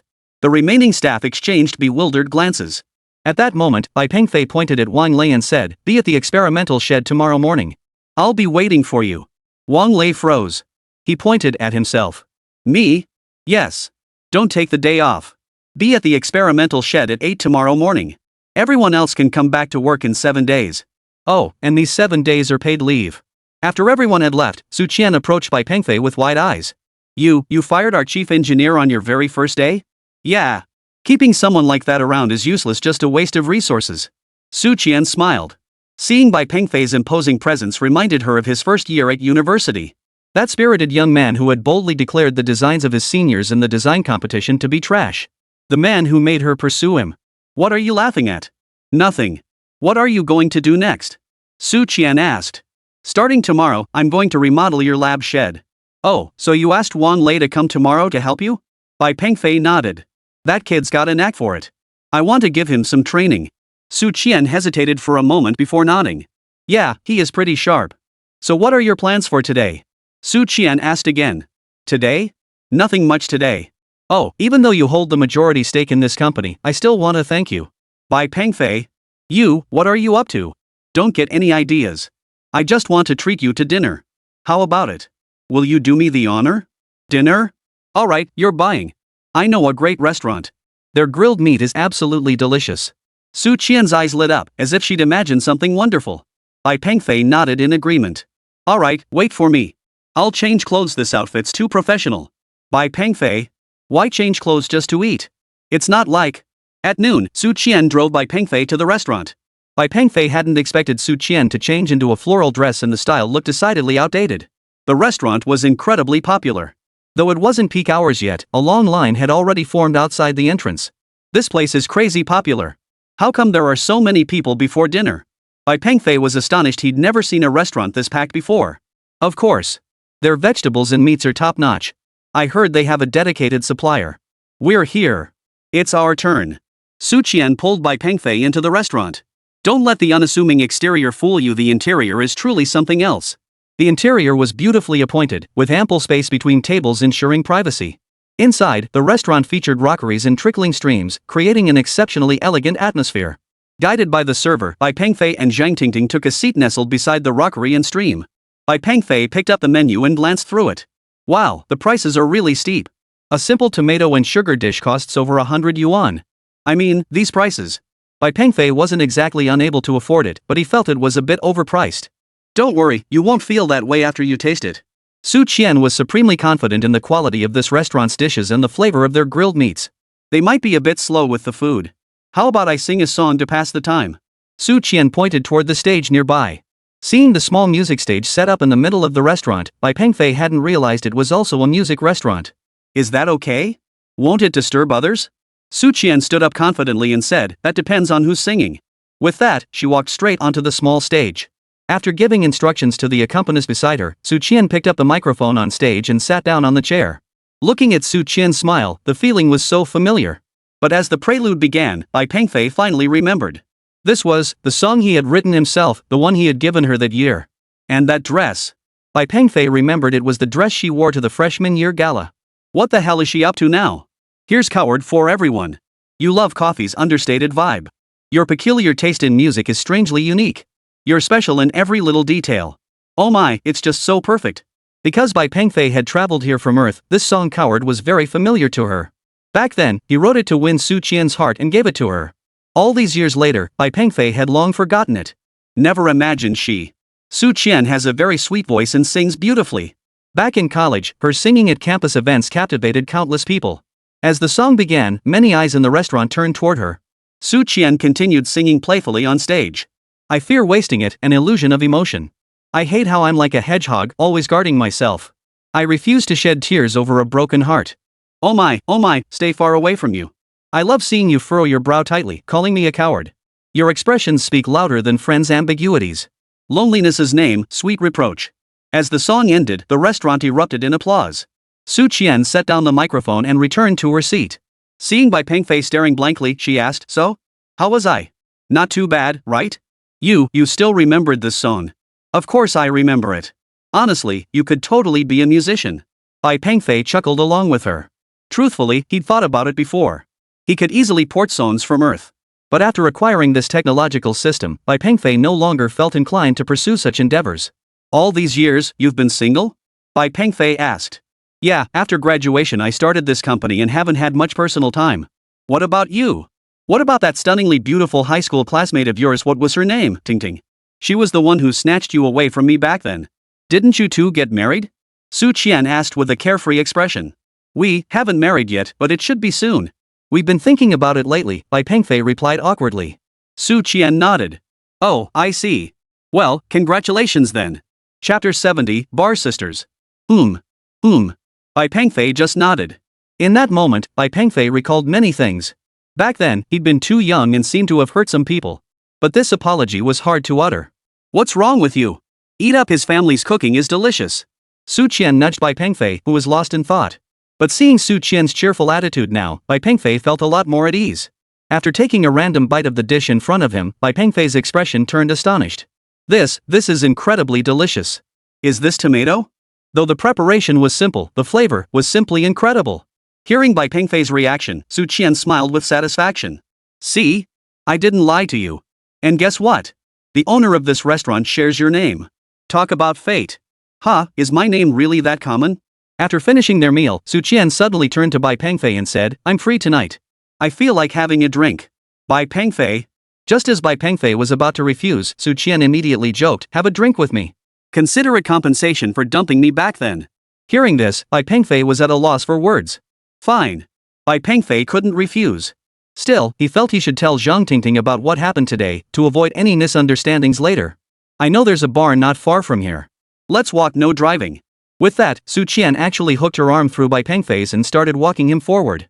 Bai Pengfei. Before long, they arrived at a bar. Tucked away in an alley, it had no fancy facade, clearly not a high-end establishment. Still, it was packed inside. And the selection of drinks was quite extensive. Su Qian found a decent spot and ordered some drinks and fruit platters. All were ladies' drinks, not too high in alcohol content. Here's to you, thanks for investing in my company. You're welcome. After all, I still hold a 60% stake. Here's another round, thanks for dumping me back then. It forced me to focus on my studies. Bai Pengfei. Easy on the booze, okay? Too much isn't good. Bai Pengfei cautioned. Just then, the dancers performing the spicy dance on stage gradually exited, and the boisterous music faded away. Then the host walked onto the stage. This host was extremely overweight, with chubby cheeks and small glasses that gave him a comical appearance. His crude yet humorous banter had the audience roaring with laughter. Before long, the host brought out two women. They were clearly twins, looking remarkably alike, and most importantly, they were stunningly beautiful. However, it was clear from their eyes that they were quite shy. Though they held guitars, they likely had little experience performing. The host then began his introduction. Next up, we have these two sisters performing for you, but before they take the stage, I have something to say. With that, the chubby host dropped his playful expression and looked seriously at the sisters on stage. Our bar doesn't normally allow customers to tip performers, but for them, we're making an exception. These sisters are singing to raise money for their father's medical treatment. Last month, their father was in a car accident and suffered severe injuries. They're singing to help pay for his treatment. So, if you gentlemen feel their singing is decent, please show them some kindness. I thank you all in advance. With that, the host led the sisters in bowing to the crowd. But murmurs began to stir among the crowd below the stage. Everyone was questioning the authenticity of the story. Su Qian turned to Bai Pengfei, puzzled. Do you think this is real or fake? Bai Pengfei hesitated before replying, I think it's real. Fatso, stop pretending. All this talk is just to scam more money. Suddenly, someone stood up, slurring drunkenly as he pointed at the stage and cursed. Brother Wu, this is legit. Look at them, they don't seem like professional singers who perform regularly, but I guarantee these sisters can sing pretty well. The host, quick-witted, immediately changed the subject, shutting down Brother Wu's complaints. Bull. I've seen this kind of thing 100 times. They're just trying to squeeze more money out of us. The man persisted relentlessly. Just then, one of the sisters stepped forward urgently. It's true. I didn't favor you. I really need the money to treat my father's illness. Here's my student ID, we're still college students. Look. The girl pulled out her student ID in a flurry of emotion. Many people crowded closer to the stage to examine the ID. It's definitely real. Yeah, look at them, they don't seem like the type to sing on the streets regularly, let alone do that kind of thing. Poor things. Just then, the other twin suddenly stepped forward, picked up the student ID from the ground, and shouted defiantly to the crowd below the stage, "Gentlemen, I need 200,000 yuan to treat my father's illness. Whoever gives me 200,000. I'll do whatever you want." Whoa! Chaos erupted in the crowd below the stage. "Sis, what are you saying?" The younger sister stared at her impulsive older sister in shock. "Silly sister, even if we sang here for years, we wouldn't earn enough for 200,000. Father can't wait much longer." Hearing this, the younger sister suddenly burst into tears. 200,000. Fine, I'll give you 200,000. Does that mean I can do anything? Just as the entire bar was stunned by the sister's outburst, a voice cut through the commotion. The speaker was none other than the slightly inebriated Wu Gu. Hearing this, all eyes turned toward him. Wu Gu continued, "What's the point of pretending? Name your price. 200,000 for a pair of sisters? Fine, I'll pay it." Wu Gu stood up, his face twisted with contempt. At that moment, Bai Pengfei's gaze also turned toward him. Wu Gu was tall and dressed reasonably well, though he was too thin. His eyes lacked any sparkle, and the sockets were slightly sunken and bluish. Judging by his appearance, he was most likely a victim of excessive indulgence. "Brother Wu. Brother Wu." The host immediately stepped in to smooth things over. He knew this Wu Gu was a rich kid, relying on a few wealthy sugar daddies to get away with anything. He'd hit on pretty girls in bars, usually buying them off with money. If that didn't work, he'd resort to force, then cover it up with more cash afterward. The host was aware of Wu Ji's peculiar tastes, which meant the girls who followed him usually ended up in dire straits. Chapter 71, Breaking the Stalemate. Of course, the sisters knew none of this. But she didn't dwell on it. Right now, as long as she could cure her father's illness, everything else didn't matter. "What's your name?" Wu Gu pointed at the older sister and asked. "This is the elder sister, Tang Shui, and this is the younger sister, Tang Yu," the host hurriedly introduced with a forced smile. At that moment, the elder sister, Tang Shui, stepped forward and asked earnestly, "Can you really give me 200,000 yuan? Brother Wu, their story is true. Please spare them, Brother Wu." The host rushed to stand in front of Tang Shui, knowing that if these sisters fell into Wu Ji's hands, they'd be ruined for life. Hey! What do you mean spare them? She said it herself, 200,000, and she'd do anything. Besides, I'm helping them out here. What's the problem? You pay 200,000 to help them? Fine. Fatso, you pay 200,000, and these sisters are yours. Hearing this, the host fell silent. First, he didn't have 200,000 yuan. Second, he dared not offend Wu Gu. Seeing the host fall silent, Wu Gu grew impatient. No money? Then get lost. He then pointed at the sisters. 200,000. You'll do anything, right? Tang Shui shook her head. That's me. My sister isn't here. 200,000, for the rest of my life. I'll do anything. Ha ha ha ha. Wu Gu burst into laughter. Turning to his friends, he sneered, "The rest of your life won't last long. Just a few months. Once I'm done with you, you can leave. But I wonder if you can even last that long." With that, the surrounding area erupted in laughter once more. Tang Shui knew exactly what she was facing, but she truly had no choice. Sis, no. You can't do this. I'll do it. I'll handle everything. Her younger sister, Tang Yu, threw herself forward, crying as she shielded her sister. Alright, stop fighting over it. I'll add another 200,000. How about both of you sisters together? Ha ha ha. Laughter erupted around the Angkor Wat complex. Angkor is truly blessed. Never seen such beautiful sisters before. Bro, you better treat them gently. Don't ruin them when they get to us. Exactly. Last time that little one came to me, she couldn't even speak anymore.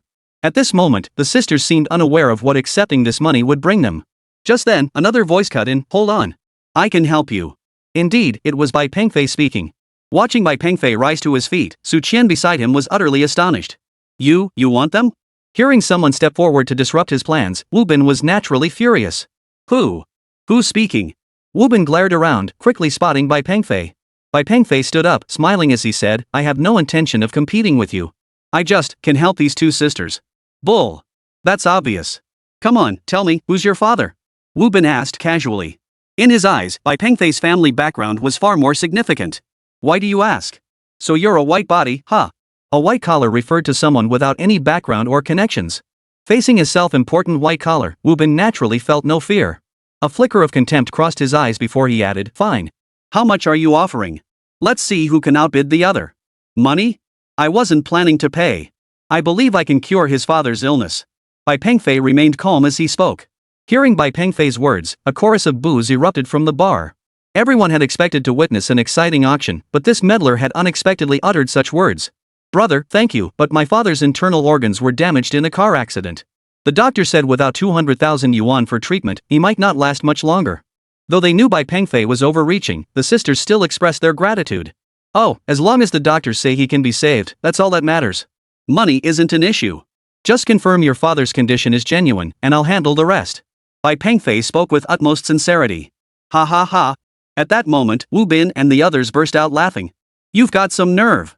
Just like that, you say treat him? Who do you think you are? But Bai Pengfei had no time to engage with him. Instead, he continued addressing the Tang sisters. Don't worry, 200,000 isn't much. Plus, I know some doctors. I believe they can all help you. Sister Tang Shui's eyes widened. Quick-witted as she was, she immediately asked, Sir, are you serious? You're willing to help us? Bai Pengfei. Hearing this, the Tang sisters rushed excitedly to Bai Pengfei's side. Tang Shui, especially overcome with emotion, blurted out, Sir, if you're willing to help me in my next life. Don't misunderstand. I'm helping you for no other reason. Bai Pengfei certainly had no intention of taking advantage of the sisters. Hey! What's with all the small talk? Are you going to pay up or not? Listen, I'm interested now, but if I lose interest later, I won't even let you play for free. Wu Bin, standing nearby, spoke impatiently. As he spoke, Wu Bin had already approached Bai Pengfei. At that moment, he also noticed Su Qian standing nearby. He froze for a moment. She was stunningly beautiful. He hadn't seen such a gorgeous woman in ages. She was absolutely top tier.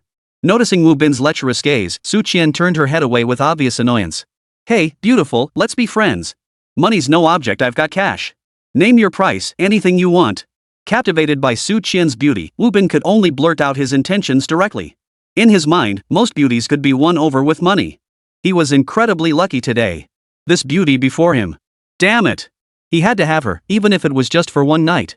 His gaze fixed on Su Qian, a woman this exquisite, he wasn't about to let slip away. Hey, beautiful, I'd like to get to know you. I was wondering. This is my friend. Bai Pengfei yanked Su Qian toward him and sneered at Wu Bin. Your friend? What's that supposed to mean? Wu Bin wore a look of utter disdain. At that moment, Su Qian leaned against Bai Pengfei and said, You piece of trash, can't you tell what our relationship is? Her tone dripped with disgust. Hearing Su Qian's rejection only piqued Wu Bin's interest further. He'd grown tired of the usual submissive types. Now, someone with attitude had piqued his interest.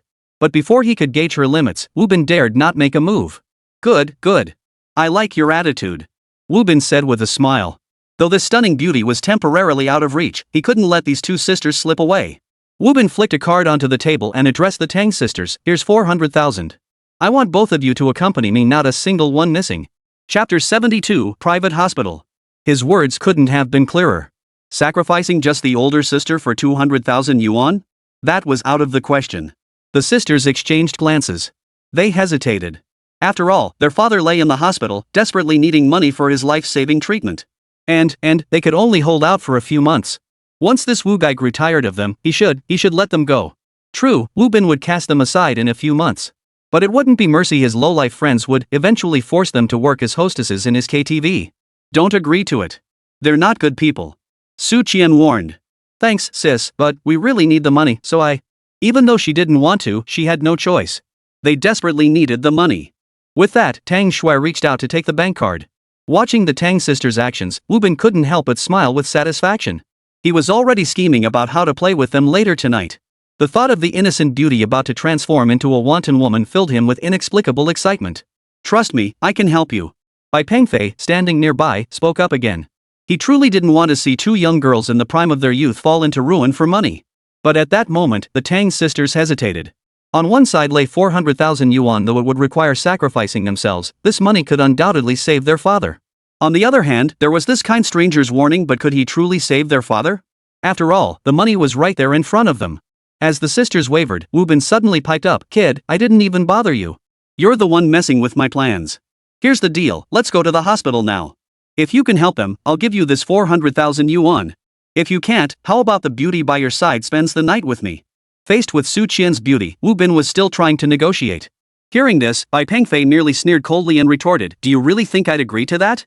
At that moment, Su Qian stepped forward with a smile. Sure, I agree. Bai Pengfei glanced at Su Qian, then nodded. After all, both of them had that kind of money. They just wanted to confirm whether the sister's father's hospitalization was real or fake. Su Qian stepped before Wu Bin and declared, We'll go to the hospital now. If we can't resolve this matter, I'll agree to accompany you. But if we succeed, you must never bother the Tang sisters again. Fine. With you on my side, why would I bother them? I, Wu Bin, swear here, if you resolve this matter, I absolutely won't cause trouble for these sisters again. And I'll gladly forfeit the 400,000 yuan. Wu Bin shouted loudly from within the crowd. But I'm only giving you 1 day. If you don't come up with the money or save their father within that time, then I'll have to book a hotel. 1 day. An hour would be enough, Bai Pengfei said coldly. Hearing this, Wu Bin exclaimed excitedly, let's go to the hospital now. I want to see what you're capable of. What Bai Pengfei didn't know was that this entire setup was orchestrated by Wu Bin. The hospital they were heading to was run by Wu Bin's godfather. This entire scheme was Wu Bin's plan, originally intended to lure the Tang sisters into his trap. But he never imagined he'd also snag such a stunning beauty as Su Qian. The sisters' father's condition wasn't that serious and wouldn't require much money. But when Wu Bin saw the sisters at the hospital, he instructed the doctors to use more medication. He then set up a scheme to get the sisters to sing at this bar. Then he could pay to take the sisters under his wing. As for that 400,000 yuan, well, it would naturally find its way back into his own pocket. After all, the man lying in the hospital was probably beyond saving by now. Bai Pengfei's plan was actually quite simple, go to the hospital to verify the situation. If it was true, he'd either pay the money himself or contact a doctor he knew. Neither he nor Su Qian had any idea that Wu Bin had orchestrated this entire scheme. Since Wu Bin and his crew headed to the hospital, the bar was now deserted. Many patrons had followed along to watch the spectacle. Wu Bin didn't resent the onlookers, he was actually quite pleased. After all, the more people there were, the better, especially when it came time to expose that fool's failure to cure the patient. After leaving the bar, the group headed to the hospital. Being a hospital, they couldn't possibly let such a large group into the ward. But thanks to Wu Bin's connections, they eventually made their way to the ward entrance. Still, they weren't allowed inside. In the end, only the Tang sisters, Bai Pengfei, Su Qian, Wu Bin, and his 2 friends were allowed inside the ward. The room was empty of other patients at that moment, with only a middle-aged doctor checking the equipment nearby. Dr. Zhang, how is my father? Tang Shui approached with a mix of emotions and asked. Have you raised the money yet? Hurry up and pay up, or else you'll have to deal with the consequences. Dr. Zhang said indifferently. Hey, old Zhang, what's the situation? How much longer does he have? Wu Bin stepped forward and asked without hesitation. Dr. Zhang froze upon seeing Wu Bin. Young Master Wu. What are you? It's fine. These 2 said they'd come to help the sisters. I came to see if they're up to the task. As he spoke, Wu Bin gave Dr. Zhang a meaningful glance. He understood perfectly well. Turning to Bai Pengfei and Su Qian, he said, I'm sorry, but this is a restricted area. Please leave. Alright, understood. Oh, and about the money 20,000, right? I'll cover the sisters' treatment fees immediately. As long as he could confirm the sisters weren't deceiving him, Bai Pengfei had no objections. Watching Bai Pengfei actually prepare to pay, Wu Bin panicked. He stepped directly in front of Bai Pengfei. Don't move. If you pay for them, I doubt this hospital will actually accept your money. Why wouldn't they charge us? We're paying right now, we're getting this gentleman treated immediately. Su Qian stepped forward angrily. Seeing Su Qian's expression, Wu Bin burst into laughter. I won't let them charge you, so they won't dare to. Wu Bin wore a smug look. This is a hospital. How could they stand by and let someone die? Su Qian couldn't believe one man could control the entire hospital. Sweetheart. Nothing is impossible at this hour. This is my godfather's private hospital, whether to save lives is entirely up to me. Shameful. Su Qian spat at this scumbag. Bai Pengfei felt helpless too. After all, in private hospitals like this, one person really did call the shots. Just then, the patient's condition deteriorated, all vital signs were plummeting. The patient is failing fast. Are you going to save him or not? Dr. Zhang snapped impatiently. Chapter 73, The Watch's Power. Seeing this, Wu Bin let out an even more smug laugh. The Tang sisters, of course, understood everything. They approached Bai Pengfei and Su Qian, their eyes brimming with tears. Thank you both. I know you're good people, but we must save my father now. Thank you.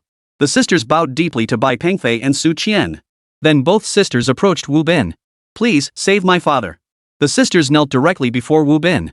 Wu Bin smiled with satisfaction. Please, hurry and save our father. He can't hold on much longer. Please. The sisters were frantic with worry. But at that moment, Wu Bin calmly approached Bai Pengfei and Su Qian. Hey, beauty. See what I can do? I'll give you one more chance. Sleep with me, and you can name your price. Wu Bin's ego was immensely satisfied. Su Qian didn't indulge him, slapping him across the face without hesitation. Smack! The sound rang out crisply. The blow stunned Wu Bin. You dare slap me? You're not leaving here today. Security! Security! Wu Bin yelled at the top of his lungs. Bai Pengfei. I didn't want to start trouble, but seeing how things are now, sigh. After Wu Bin yelled a few times, over a dozen security guards actually rushed in. But these guys weren't real security guards at all, just thugs and hoodlums dressed in security uniforms. Wu Bin had recruited them all. They hung around with him daily and even got paid by the hospital. "What's up, Brother Wu? What's going on, Brother Wu? Guard the door to this room for me. Don't let them escape." Wu Bin pointed at Su Qian and Bai Pengfei. The security guards all chuckled at the situation. After all, similar incidents happen frequently in this hospital. "Wu. Brother Wu, please, save my father first. I'll do anything you ask, please save my father's life first." The sisters approached Wu Bin, pleading humbly. But Wu Bin had no time to spare for them now. His gaze was fixed entirely on Su Qian. "You can't save their father. As agreed, you'll accompany me tonight." Wu Bin pointed at Su Qian. He'd seen shameless people before, but never anyone this shameless. Bai Pengfei was truly speechless. "Hey, let's put other matters aside for now. We should save them first, okay?" Bai Pengfei said with a hint of resignation. "Mind your own business. I'm in charge here. I decide when we save them. I call the shots around here." Just then, Dr. Zhang approached Wu Bin and said, "Young Master Wu, the old man isn't holding on much longer." Wu Bin glanced at the old man on the hospital bed and sneered, "He's gone already." This old man was in terrible shape.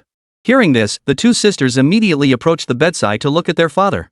Seeing the medical equipment beside him, the two beauties burst into tears. Seeing this, Bai Pengfei frowned and hurried to the bedside. Hey! What are you doing?" Wu Bin pointed at Bai Pengfei and shouted. However, his actions were quickly halted by Dr. Zhang standing nearby. "Young Master Wu, we can handle this matter," Dr. Zhang whispered into Wu Bin's ear. Right, good." Upon hearing Dr. Zhang's words, Wu Bin's face broke into a bright smile. Just then, Bai Pengfei and Su Qian approached the hospital bed. The sisters were already sobbing uncontrollably, and Su Qian frowned. "He's still breathing. There's still hope." Seeing the man still breathing, Bai Pengfei hurriedly called for the doctor. "Don't look. He's beyond saving. Treating him now would just be a waste of medicine and money." Wu Bin walked over, rubbing his face as he addressed Su Qian. At this moment, who lived or died was none of his concern. He only cared about Su Qian and the two sisters. "Please save my father. I'll do anything you ask. Please, I'll be your servant forever to repay you. Please save my father." The Tang sisters clung to Wu Bin's legs, tears streaming down their faces. "He's already dead. What's the point of saving him? From now on, you'll follow me. I'll take good care of you both." Wu Bin stroked the sisters' heads, his face smug with satisfaction. At that moment, Bai Pengfei examined the man lying on the hospital bed closely. His breathing was weak, but he should be salvageable. There was no choice. Human life was at stake now, he had to try. Bai Pengfei grabbed the middle-aged man's wrist and removed his own wristwatch.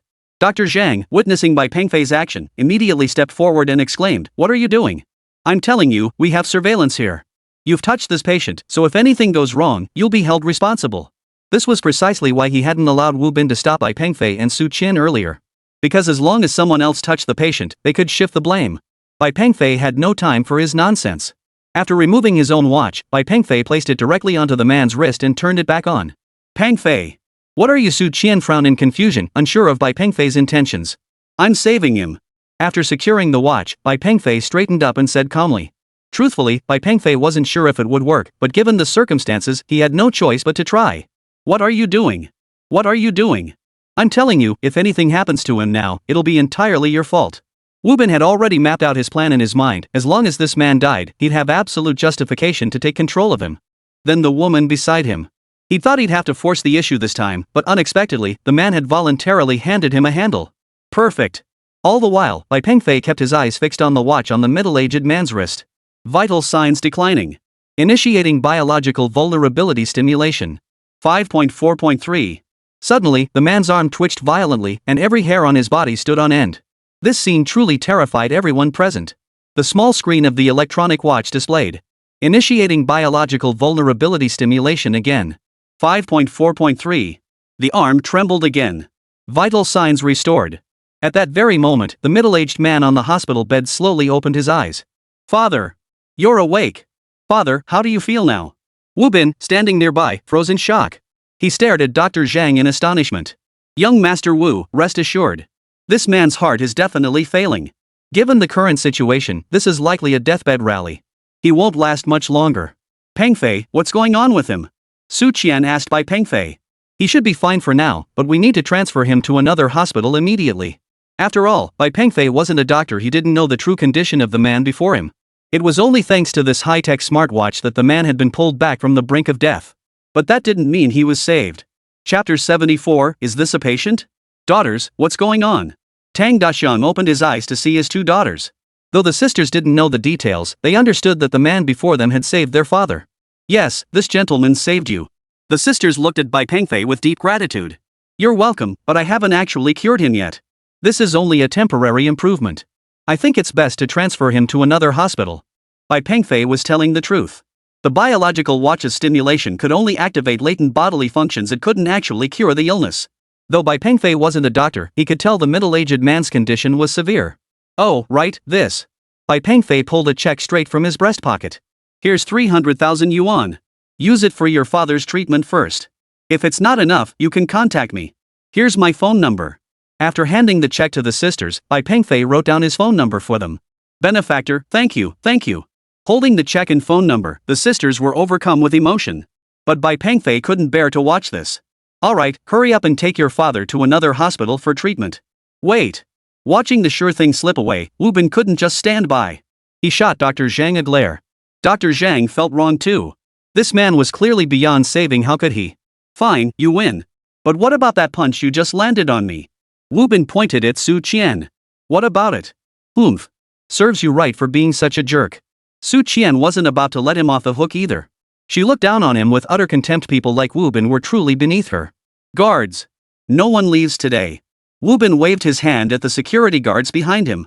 These so-called security guards knew exactly what he meant. These two sisters are yours as a reward. Wu Bin waved his hand generously toward his men. Every one of the so-called security guards broke into a grin. The sisters, however, were thrown into panic. Surrounded by these men, they had no idea what to do. At that moment, Wu Bin's gaze remained fixed on Su Qian. He couldn't care less about the consequences now by any means necessary, he had to have this woman. You. This is a hospital. Do you really think this is appropriate? Bai Pengfei glared at Wu Bin. Poof. I call the shots here. I do as I please. But don't blame me for not giving you a chance. You. Wu Bin pointed at Bai Pengfei and continued, now get down on your knees and apologize. Then this woman stays with me for a few days, and I'll let you off. You're shameless.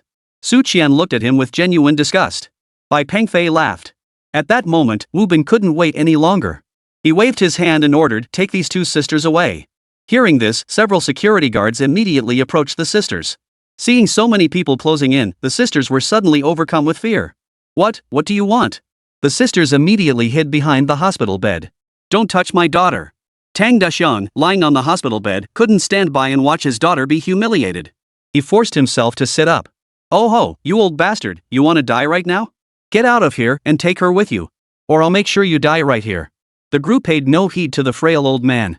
Some had already approached the sisters. One grabbed the older sister by the hair, then gently stroked her cheek, saying, don't worry, I'll be gentle with you. Let go of my daughter. Tang Daxiang forced himself up from the hospital bed. His frail body collapsed to the floor the moment he left the bed. The security guard who had grabbed his daughter's hair stomped his foot directly onto Tang Daxiang's head. You old bastard, go to hell. Detecting imminent danger to the host, activating bioelectromagnetic wave interference to enhance bodily functions. With a sudden surge of power coursing through Tang Daxiang's arm, he sprang to his feet like a carp leaping out of water. Su Qian, what's going on? Security guard. Dr. Zhang. Wu Bin. Bai Pengfei glanced at his wrist. Oh no. I forgot to take off my watch. Tang Daxiang grabbed the thug who was pulling his daughter's hair. He tossed him aside like a chicken. This action terrified the two sisters. They'd never seen their father act like this before. The security guard crashed heavily in front of Wu Bin, writhing in agony on the ground. Staring at his subordinate lying on the ground, Wu Bin froze. What the hell was going on? Wasn't he supposed to be dying? Is he even human? What are you staring at? Get moving. Wu Bin immediately ordered his men. But they never imagined that Tang Daxiang was no longer the man he once was. Chapter 75, I'm going to change clothes. Ouch. Ah. Screams erupted one after another. Within 5 minutes, the so-called security guards were sprawled all over the floor. Wu Bin was utterly dumbfounded. A man who had been on the brink of death moments ago was now. This is impossible, impossible. Staring at the scene before him, Wu Bin kept shaking his head. Dr. Zhang, with his advanced education, found it even harder to believe. Unscientific? They didn't realize how utterly scientific it all was. Mr. Wu. Mr. Wu, this. Dr. Zhang stammered as he approached Wu Bin from behind. Seeing him hiding behind him, Wu Bin grew even angrier. He yanked him out from behind him and snapped, "Didn't you say he was dying? This is how someone who's supposed to die behaves? I don't know what happened. He was clearly dying. How could this be?" Dr. Zhang was utterly bewildered. "Pengfei, what's going on with him?" Su Qian was equally bewildered. But Bai Pengfei knew exactly what was happening. But in Tang Dachang's current physical state, this was dangerous. Seeing all the thuggish security guards beaten down, Bai Pengfei rushed to Su Dachang's side and swiftly removed the watch from his wrist. At that moment, his body reached its limit. He collapsed instantly. Bai Pengfei immediately helped the middle-aged man to his feet. "This won't do. We must transfer him to another hospital immediately. It wasn't critical before, but now it's genuinely dangerous." The Tang sisters had been so overwhelmed by everything that happened today that they were completely bewildered. Now they could only follow Bai Pengfei's lead. Bai Pengfei hoisted Tang Dachang onto his back. "Hey, you don't mind us leaving this time, do you?" Bai Pengfei addressed Wu Bin. Wu Bin glanced at the fallen security guards beside him. He swallowed hard, then nodded. With a faint smile, Bai Pengfei carried Tang Dachang out of the hospital. Watching Su Qian and the twins walk away, Wu Bin seethed with frustration. He silently vowed to himself, those two sisters and that pretty girl, he was going to have them. Meanwhile, Bai Pengfei brought Tang Dachang to the hospital. Though Tang Dachang's condition was serious, it wasn't beyond saving. After paying the hospital fees, Bai Pengfei and Su Qian departed. "Wow, you're so generous. You just fronted someone 300,000 yuan for medical expenses." Su Qian teased. "It's about saving a life." "Oh, I thought those sisters seemed pretty nice, especially the younger one. She might have taken a real liking to you. Didn't you at least give her your number?" Bai Pengfei. "Alright, no more joking around. I'm heading home now. See you tomorrow. Today was great. You showed me a different side of yourself. Bye." Bai Pengfei. "Yeah, bye." After that, Bai Pengfei returned to the villa. What Bai Pengfei hadn't expected was that Zhang Tingting would be sitting at the entrance of the residential complex. "You, what are you doing sitting here?" Bai Pengfei approached, asking in surprise. "The security guard won't let me in." Zhang Tingting's reply was straightforward. "I need to tell you something. The apartment I rented out, someone died downstairs in that building. They're handling the funeral arrangements these days. Plus, your place is really close to where I work, so..." Over the past 2 days, Zhang Tingting had come to realize she should trust Bai Pengfei. He wasn't the kind of person she had imagined. He wouldn't dismiss her 5 years of dedication with just a car and an apartment. Hearing Zhang Tingting say this, Bai Pengfei smiled. "Here, let me help you with that." Bai Pengfei took the suitcase from her hands. Zhang Tingting didn't refuse. Instead, she pointed at the sports car and asked, "Where's the car?" Come on, drive it in. We've got several garages at home." Bai Pengfei brought Zhang Tingting back to his home. After setting aside the luggage she'd brought, Bai Pengfei invited her to rest on the sofa. "I've been waiting for you forever. I'm thirsty." "Alright, hold on a moment. I'll get you some water." Bai Pengfei headed straight for the kitchen. Zhang Tingting sat on the sofa, carefully observing the villa. How wonderful! She never imagined she'd one day live in such a spacious home. Before long, Bai Pengfei returned with a glass of water and approached Zhang Tingting. "Here, have some water." "Oh, thank you." Hearing her thanks, Bai Pengfei smiled. Watching Zhang Tingting take sips of water, Bai Pengfei remained silent. The entire living room was quiet now, the two of them looking at each other without speaking. Zhang Tingting slowly set down her glass. An inexplicable feeling washed over them both. Zhang Tingting even felt a bit hesitant to look at Bai Pengfei. But Bai Pengfei kept staring at her. She couldn't tell what Bai Pengfei was thinking or what he intended to do. But her intuition warned her that something, whether good or bad, might be about to happen. The sky darkened, and the room was about to be swallowed by darkness. Zhang Tingting slowly sat down. She didn't want them to just sit there awkwardly staring at each other. Though the atmosphere was a bit ambiguous now. "Could you turn on the lights? It's getting dark." Bai Pengfei smiled and nodded. "Sure. But all the appliances in the house might be a bit different. You'll need to get used to them." "What could be different? Aren't they all the same?" "You know my job is unique, so every appliance in this house is AI powered." Bai Pengfei called out softly, shouting, "Here." A soft, feminine voice responded. "Turn on the living room lights, dim them a bit." The moment the words left his mouth, the living room lights came on, dimmed just as Bai Pengfei had requested. Zhang Tingting knew this was smart home technology. She'd heard about it before, but this was definitely her first time seeing it in action. And even the brightness level of the lights could be adjusted. What astonished Zhang Tingting, however, was that when she looked up, she couldn't see any lights at all. The entire living room had inexplicably brightened? "Where are the lights? I can't see any lights." Seeing Zhang Tingting's expression, Bai Pengfei smiled. In fact, when he renovated his lab, he had already modified all the appliances in this house. They're hidden. The entire living room ceiling is the light fixture. This kind of lighting feels more natural. Bai Pengfei casually pointed at the living room ceiling. Zhang Tingting nodded. Alright, I'd like to take a shower. Where's the bathroom? There's an outdoor pool and a small rooftop pool too. If you don't feel like swimming, every floor has a bathroom. The master bedroom's bathroom is the largest and it has a massage waterbed. Would you like to try it? Zhang Tingting hesitated. I want to go swimming the outdoor pool. Besides, I brought my swimsuit. Actually, Zhang Tingting had spotted the outdoor pool during her last visit, which is why she brought her swimsuit this time. Miss Tingting, the outdoor pool lights are now activated. Got it. The familiar synthetic female voice chimed in again. Immediately, the lights around the villa's outdoor pool illuminated. Seeing the lights outside, Zhang Tingting smiled knowingly and said, well, I'll go change. Chapter 76, Getting to Work. Knowing Zhang Tingting was swimming in the outdoor pool, Bai Pengfei headed straight to the kitchen. In the spacious kitchen stood a round, incredibly adorable robot. Approaching the robot, Bai Pengfei paused briefly before saying, 1 fruit salad platter, 2 iced coffees, and a bottle of red wine. Deliver them to the outdoor pool. The moment Bai Pengfei finished speaking, the robot's eyes lit up. Certainly, please wait a moment. The robot then swung its nimble robotic arm toward the refrigerator. It opened the refrigerator and began selecting fruits from inside. Master, we're low on apples. Would you like to place an order? Ordering. Automatically placing order.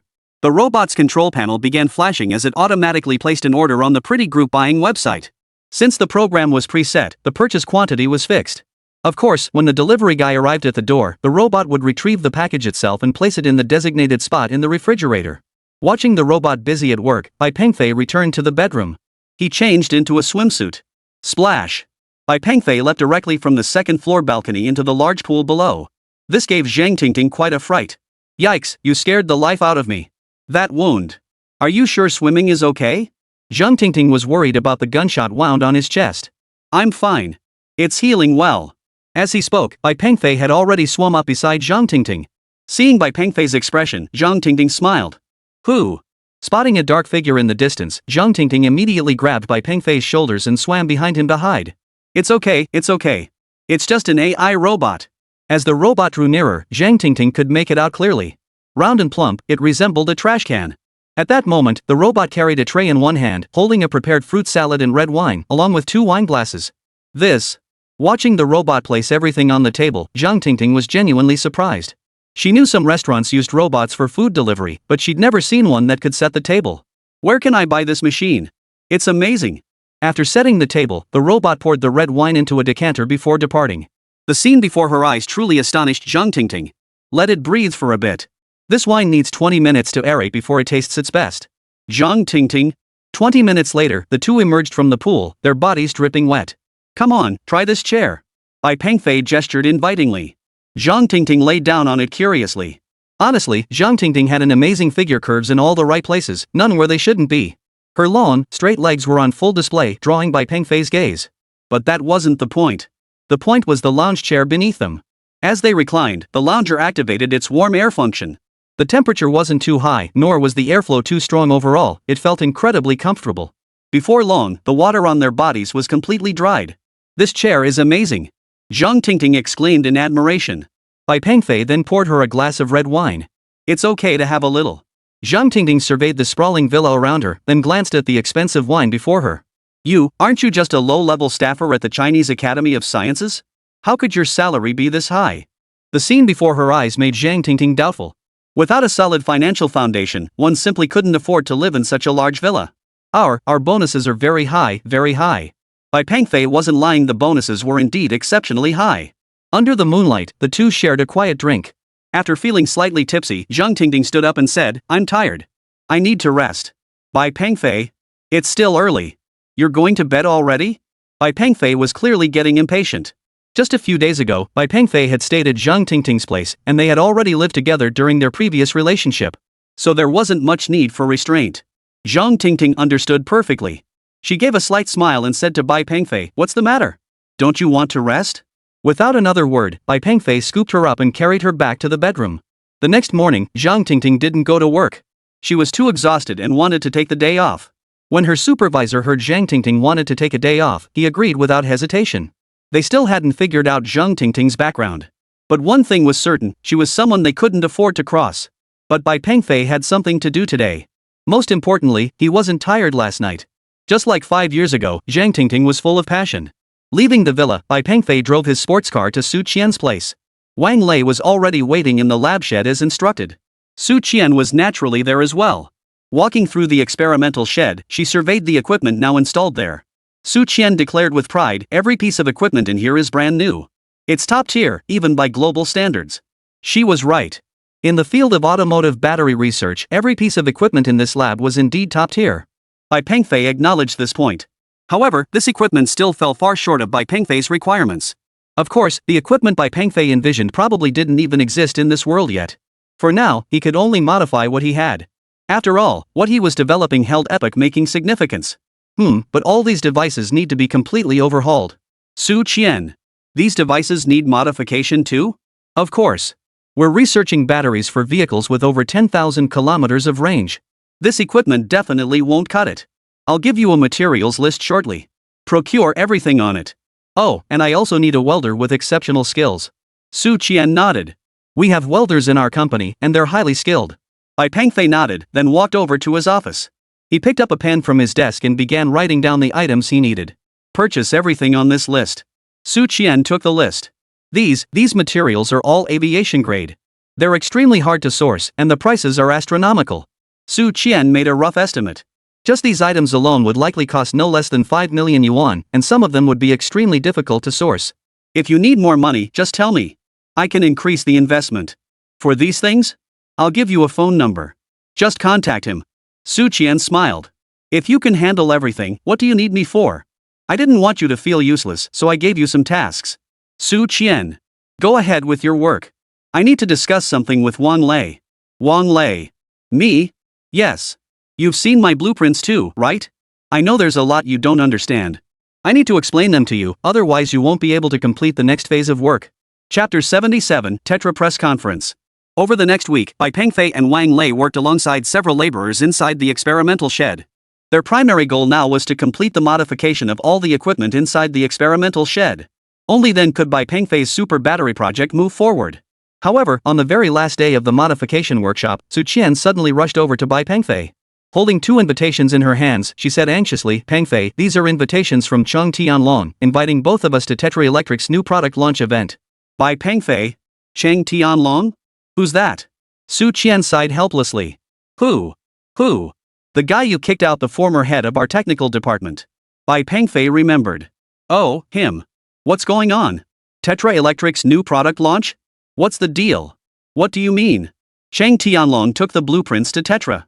Now look, their new electric vehicle is on the market with a 1,000-kilometer range. You insisted he take the blueprints back then. Now look what we've done, we've handed Tetra a victory. Sai, do you think we can still win the lawsuit against them now? Su Qian felt a pang of regret. She shouldn't have let Zhang Tingting take the technology with him. This was disastrous. But Bai Pengfei seemed unconcerned. No big deal. His design has flaws, the power generation system conflicts with the braking system. Besides, what's so impressive about 1,000 kilometers? Bai Pengfei had spotted the flaw the moment he first laid eyes on those blueprints. That was precisely why he hadn't kept the blueprints back then. Flawed? Really? I didn't notice anything wrong, Su Qian asked, puzzled. Wang Lei chimed in from the side, that design does seem to have that flaw. I never noticed it before either, but now that I think about it, yeah, it would definitely conflict with the braking system. The probability is low, but it could potentially cause the brakes to fail. You've grown, Bai Pengfei praised him. Wang Lei chuckled.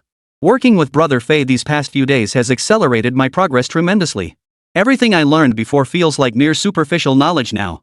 Su Qian. Bai Pengfei gestured casually toward the side and said, "Alright, go check the equipment again. Everyone will be back at work tomorrow." Wang Lei nodded and left. So what about these? Should we go? Su Qian placed the 2 invitations in front of Bai Pengfei. Go. Why wouldn't we go? Are you sure? He's clearly trying to humiliate us this time. Seriously, we should go? Su Qian certainly didn't want to go and embarrass herself. Besides, these invitations were blatantly meant to provoke them. To make you regret kicking me out back then and brazenly calling my designs trash. This time I'll show you whether my designs are trash. After leaving you guys, I got hired straight away by the best tram company in the States. Truthfully, Zhang Tingting never expected Bai Pengfei and Su Qian to attend. Sending the invitation was purely to rub salt in the wound. Go check it out and remind them, after all, this vehicle is meant for sale in our country. If something goes wrong, it'll be us Chinese who suffer the consequences.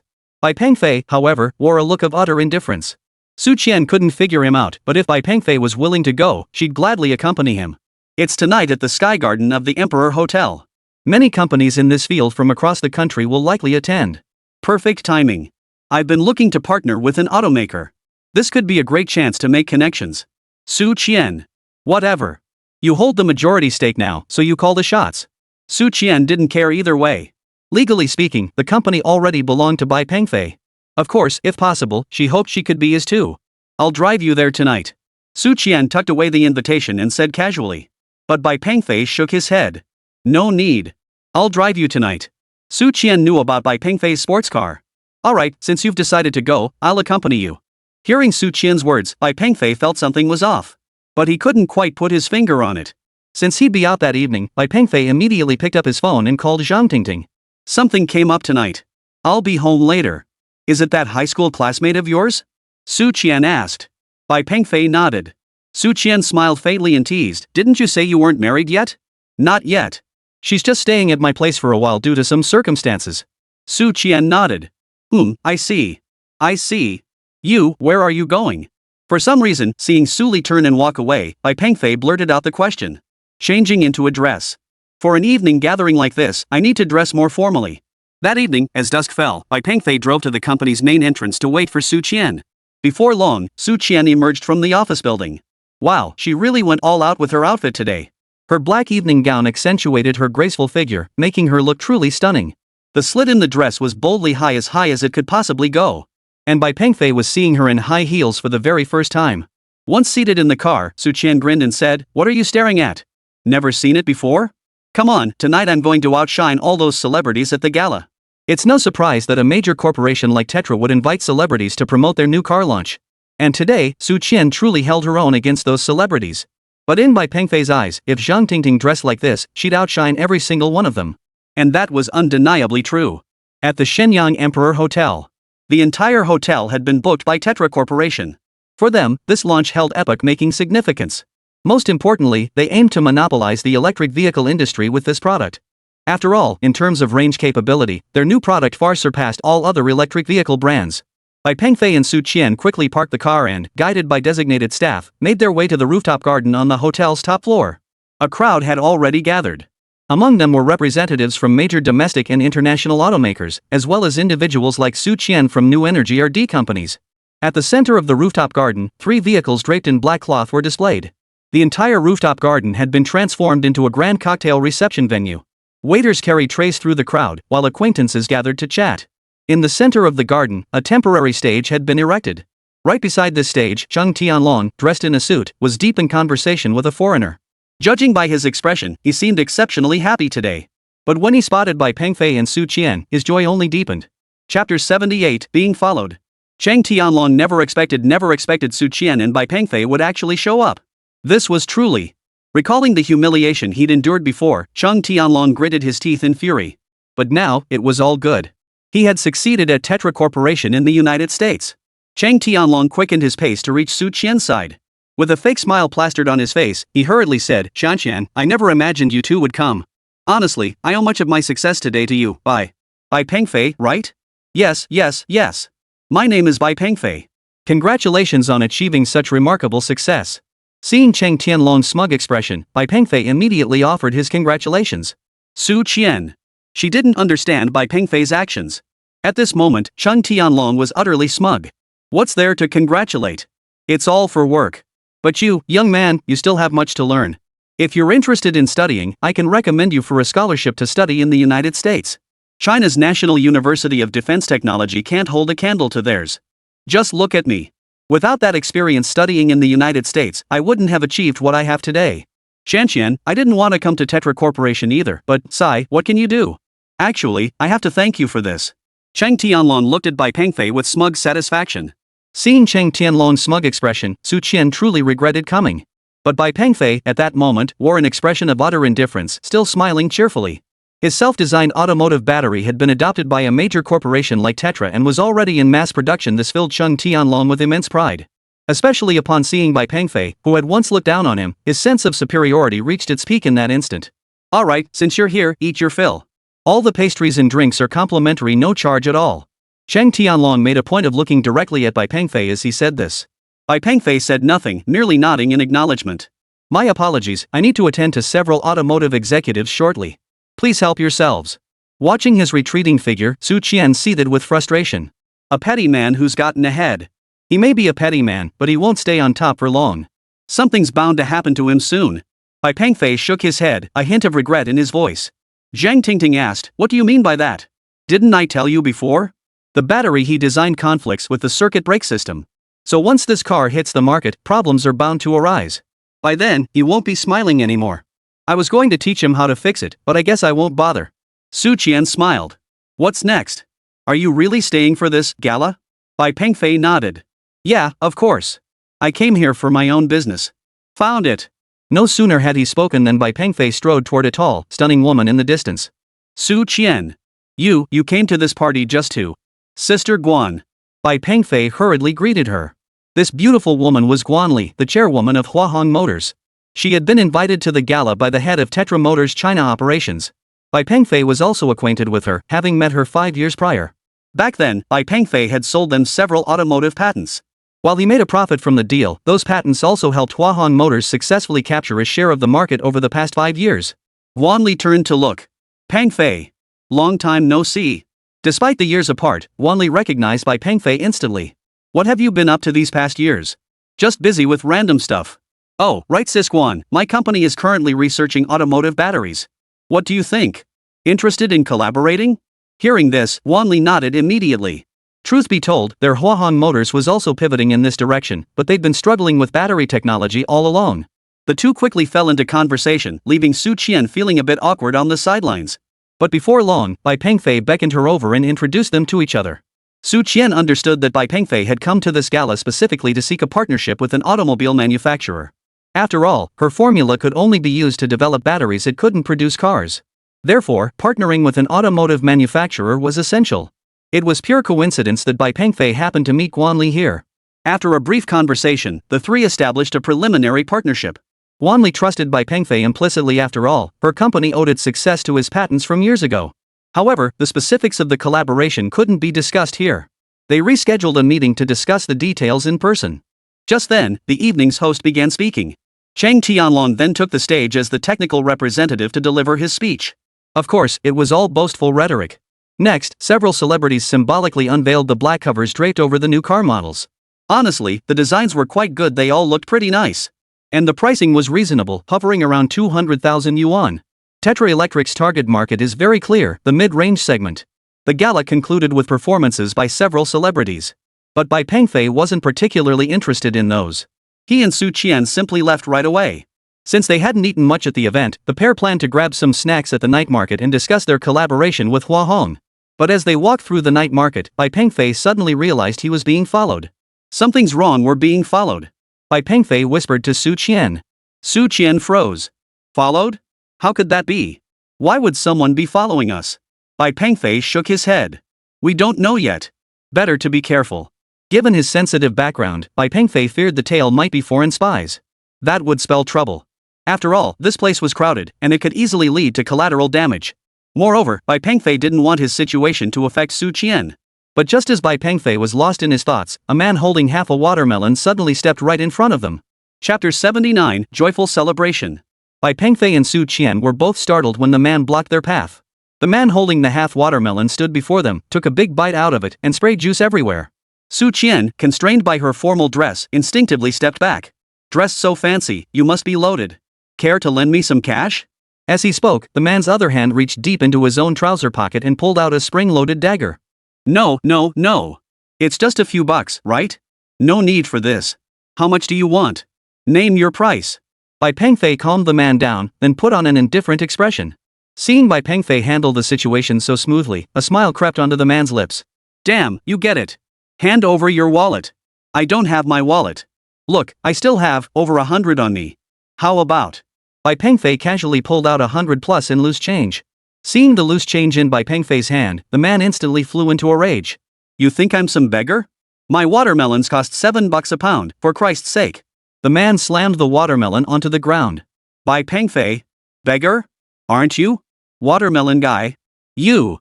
I'm robbing you. The enraged man drew a switchblade and pressed it against Bai Pengfei's chest. This terrified Su Qian as well. I have my phone. Here, scan the code. 10,000 yuan. The man pulled out his phone and deftly opened the payment code interface. This truly proves that the only thing to fear is an educated thug. Hey, hurry up, you hear me? I don't want any more than that, just borrow 10,000 yuan to get by. Before Bai Pengfei could finish his sentence, Su Qian pulled out her phone. 10,000 yuan was practically nothing to her. But as luck would have it, just as Su Qian took a step forward, a gentle breeze blew up her evening gown. Her thigh, clad in high heels, was completely exposed. This sight was caught by the man in front of her who was robbing her. He immediately locked his phone screen and looked at Su Qian, saying, "Hey, beautiful. I don't want the money anymore. How about we have some fun instead?" As he spoke, he glanced toward the small grove nearby. Su Qian. I'll give you one chance.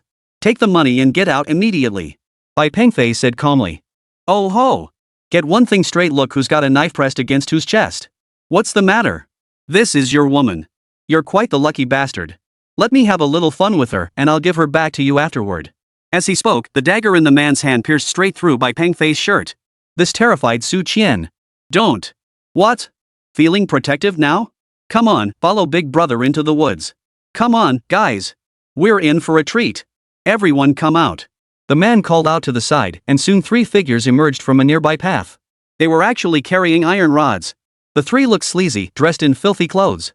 Their eyes never left Su Qian, as if they were about to devour her. Seeing his brothers arrive, Liao felt a surge of courage. Brother Li, what's going on? What do you mean, Brother Li? We're in trouble. Who's being disobedient? Pointing at Bai Pengfei, he barked, beat them. Beat them. Cripple the guy, and take the girl to Brother Deng.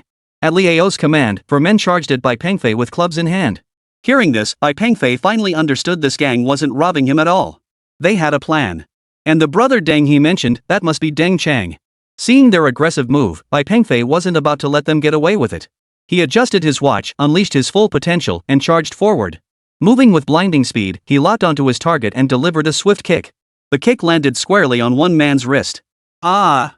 A piercing scream erupted as the man dropped his iron rod, clutching his wrist and crouching on the ground. Bai Pengfei acted with lightning speed. Before the iron rod could hit the ground, he caught it mid-air.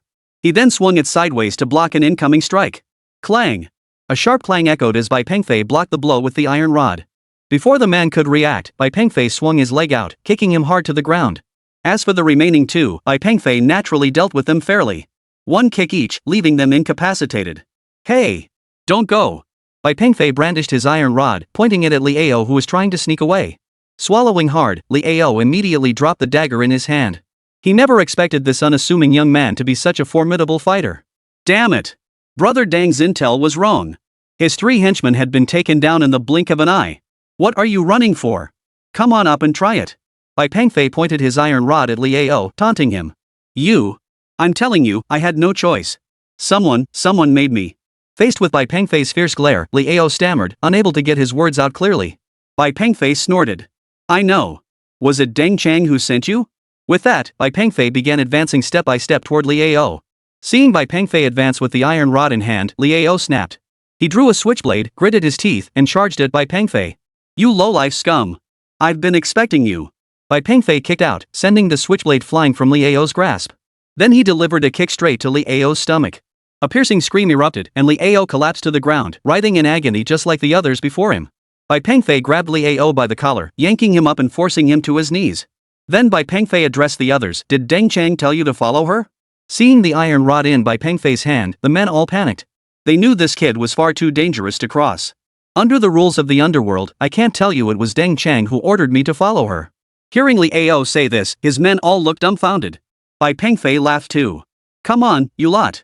Sing Pleasant Goat and Big Wolf 20 times. The men kneeling before Bai Pengfei shook their heads in unison. This. I really don't know how. Me neither. Smack. Smack. Smack. Smack. After a series of loud smacks, Bai Pengfei rubbed his own wrists. Now, each of them bore a fresh handprint on their cheeks.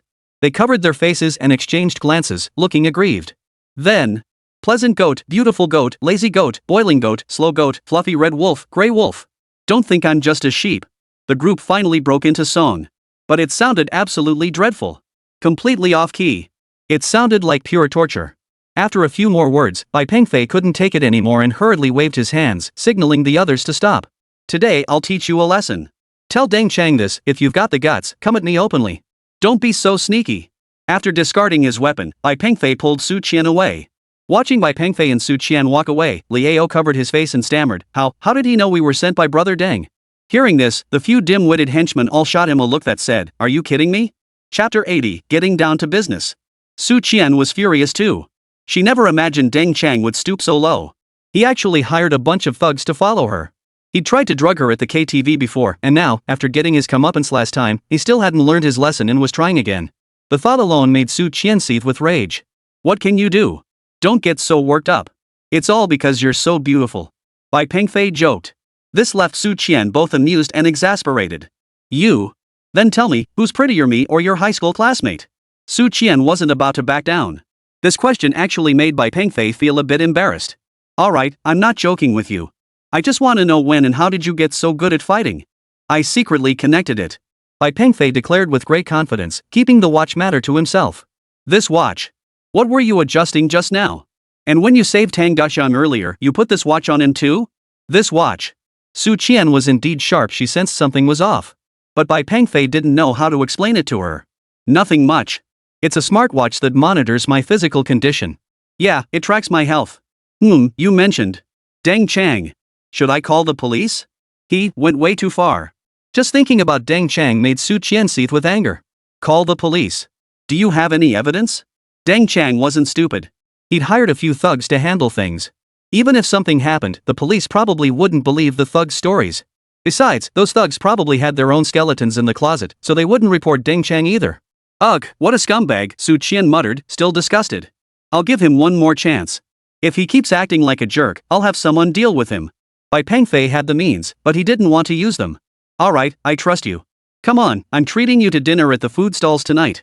With that, Su Qian actually hooked her arm through Bai Pengfei's and led him forward. Bai Pengfei. Meanwhile, Zhang Tingting sat in her living room, accompanied by the smart kitchen robot. This is delicious. I never imagined your cooking could be this amazing. As she ate the fried rice before her, Zhang Tingting couldn't help but praise it. Thank you for your praise, master. That evening, when Bai Pengfei returned home, Zhang Tingting was already asleep, so he didn't. The next day, Bai Pengfei arrived at the company very early. Because all the technical staff were taking the day off to return home.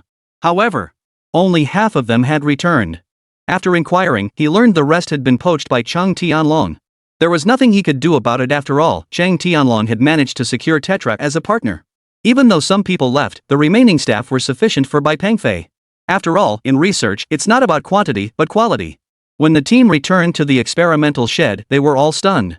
In just 7 days, the experimental shed had undergone a complete transformation. All the equipment had either been modified or completely replaced. Under Wang Lei's guidance, they first familiarized themselves with all the new equipment.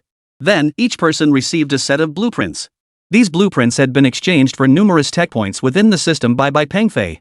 Upon seeing the blueprints, everyone was utterly dumbfounded. After all, the concepts depicted were, well, beyond their comprehension. Bai Pengfei had anticipated this reaction. But expecting everyone to grasp it all at once was unrealistic. For now, Bai Pengfei could only guide them step by step. Just as Bai Pengfei's team got started, Tetra's new electric vehicle had already hit the market in full force. Sales were exceptionally strong. After all, at this stage, their electric vehicles held an absolute advantage. Of course, this advantage is only temporary. Well, that's all it is. Fortunately, Wang Lei was exceptionally sharp. Bai Pengfei only needed to explain things to him once, and he grasped them almost immediately. With such a capable assistant, Bai Pengfei's work could proceed much more smoothly. Based on Bai Pengfei's estimated timeline, the first experimental battery should be completed in about a week. Once that's done, Guanli can bring over the vehicles ready for installation, and then road testing can commence. Within 2 days, Bai Pengfei had wrapped up all matters at the company. All technical issues were clearly communicated to the team below him. After all, this was merely a battery, a far simpler task compared to developing a 10th-generation nuclear-powered engine. With work arrangements finalized, Bai Pengfei suddenly found himself with more free time. That afternoon, while Bai Pengfei was discussing collaboration plans with Guanli in his office alongside Su Qian, Zhang Tingting suddenly called. Zhang Tingting rarely called him during work hours. This must be urgent. Without hesitation, Bai Pengfei answered the call. Sure enough, it was urgent. Zhang Tingting had fallen ill. Stomachache. You're out shopping. Wait for me, I'll come pick you up right away. Hearing Zhang Tingting was sick, Bai Pengfei grew extremely anxious, especially about abdominal pain. He feared it might be. Bai Pengfei stood up and prepared to leave. Don't rush. You look so worried. Is it your high school classmate who's sick? Seeing Bai Pengfei so flustered, Su Qian couldn't help but envy Zhang Tingting. Yeah, I need to take her to the hospital right away. She's having stomach pains. No need to panic, woman. Every month there are those few days. Don't worry. Bai Pengfei, you handle the contract with Quan Li yourself. I'm leaving now. Watching Bai Pengfei's retreating figure, Su Qian pursed her lips. Meanwhile, Bai Pengfei headed straight for Zhang Tingting. It turned out Zhang Tingting was off today and she was out shopping with her mother, Zhao Jing. But after walking for a while, her stomach suddenly started hurting for no apparent reason. By the time Bai Pengfei found them, the mother and daughter were resting inside a shopping mall. Zhang Tingting sat on a bench, clearly uncomfortable. How are you feeling now? How's it going? After meeting, Bai Pengfei hurriedly asked. Much better now, it doesn't hurt as much. Though Zhang Tingting said this, her complexion still looked poor. Upon seeing Bai Pengfei, Zhao Jing spoke with a hint of irritation. Pengfei, I don't object to you young people living together, but there are certain things you must be mindful of. If something goes wrong, it could affect you for the rest of your life. Yes, auntie, I know. Let's hurry to the hospital. Feeling guilty, Bai Pengfei could only nod in agreement. This left Zhang Tingting feeling awkward. Mom! What are you talking about? How could that be? I'm fine, just need to rest at home. What do you know? If something happens, it'll be too late for regrets. Chapter 81, The Rescue. Mom! I'm old enough to know better. The timing is all wrong. Zhang Tingting had no choice but to explain to her mother, her face flushing red. Bai Pengfei stood awkwardly by, unsure what to say in this situation. Auntie, let's go to the hospital now. Bai Pengfei remained concerned about Zhang Tingting's condition. Zhao Jing hesitated. Well, if it weren't for that kind of thing, it'd be fine. Listen, Pengfei, I know a good traditional Chinese medicine hospital. Mom, I'm really fine. I feel much better now. Pengfei's here anyway, so let's go get checked out. Besides, even if it's not that, you two should still see a doctor for some treatment. You're not kids anymore, and certain things. Mom, enough. I'll go. Auntie, I'll take Tingting over first. This car only seats two, so. No choice. Bai Pengfei had been driving Zhang Tingting's modified sports car lately. Alright, I'll send you the address. You go ahead first. Why aren't you wearing the watch I gave you? Seeing Zhang Tingting wasn't wearing the watch he'd given her, Bai Pengfei asked as they rode in the car. Zhang Tingting shook her head. It's ugly. I don't like wearing it. Admittedly, the watch's design was a bit lacking. He'd have to put more thought into his next gift. After all, this watch could keep her safe. After driving for about 40 minutes, Bai Pengfei finally arrived at the hospital. It was a private traditional Chinese medicine hospital called Zhonghe Hall. How did your mom even know about this place? Bai Pengfei asked curiously. Zhang Tingting sighed and said, she must have met someone playing mahjong. Bai Pengfei, put this watch on first. It has health monitoring functions. Bai Pengfei promptly removed the watch from his wrist and fastened it onto Zhang Tingting's. Then Bai Pengfei began adjusting the settings. The bio watch displayed that everything was normal. Actually, I feel much better now. I don't think anything's wrong. Her complexion did look much better, but since they were already here, they might as well get checked. Come on, let's get the doctor to take a look. But when the two arrived at the Zhonghe Hall emergency room, it was chaotic and noisy. A group of people rushed into the emergency room carrying a woman dressed provocatively. Judging by the commotion, she must be seriously injured. In her 30s, she wore heavy makeup and dressed provocatively, and her figure was undeniably stunning. Such a slender frame could possess such impressive curves. This is truly remarkable. She had come hiking with friends. Of course, this wasn't a tourist area, and the trails they took were rough and dangerous. The man accompanying her was also injured, though only with minor scrapes.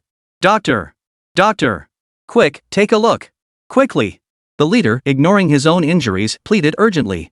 The doctor from Zhonghe Clinic, however, remained unhurried, sipping his goji berry tea. He observed the patient before him while sipping.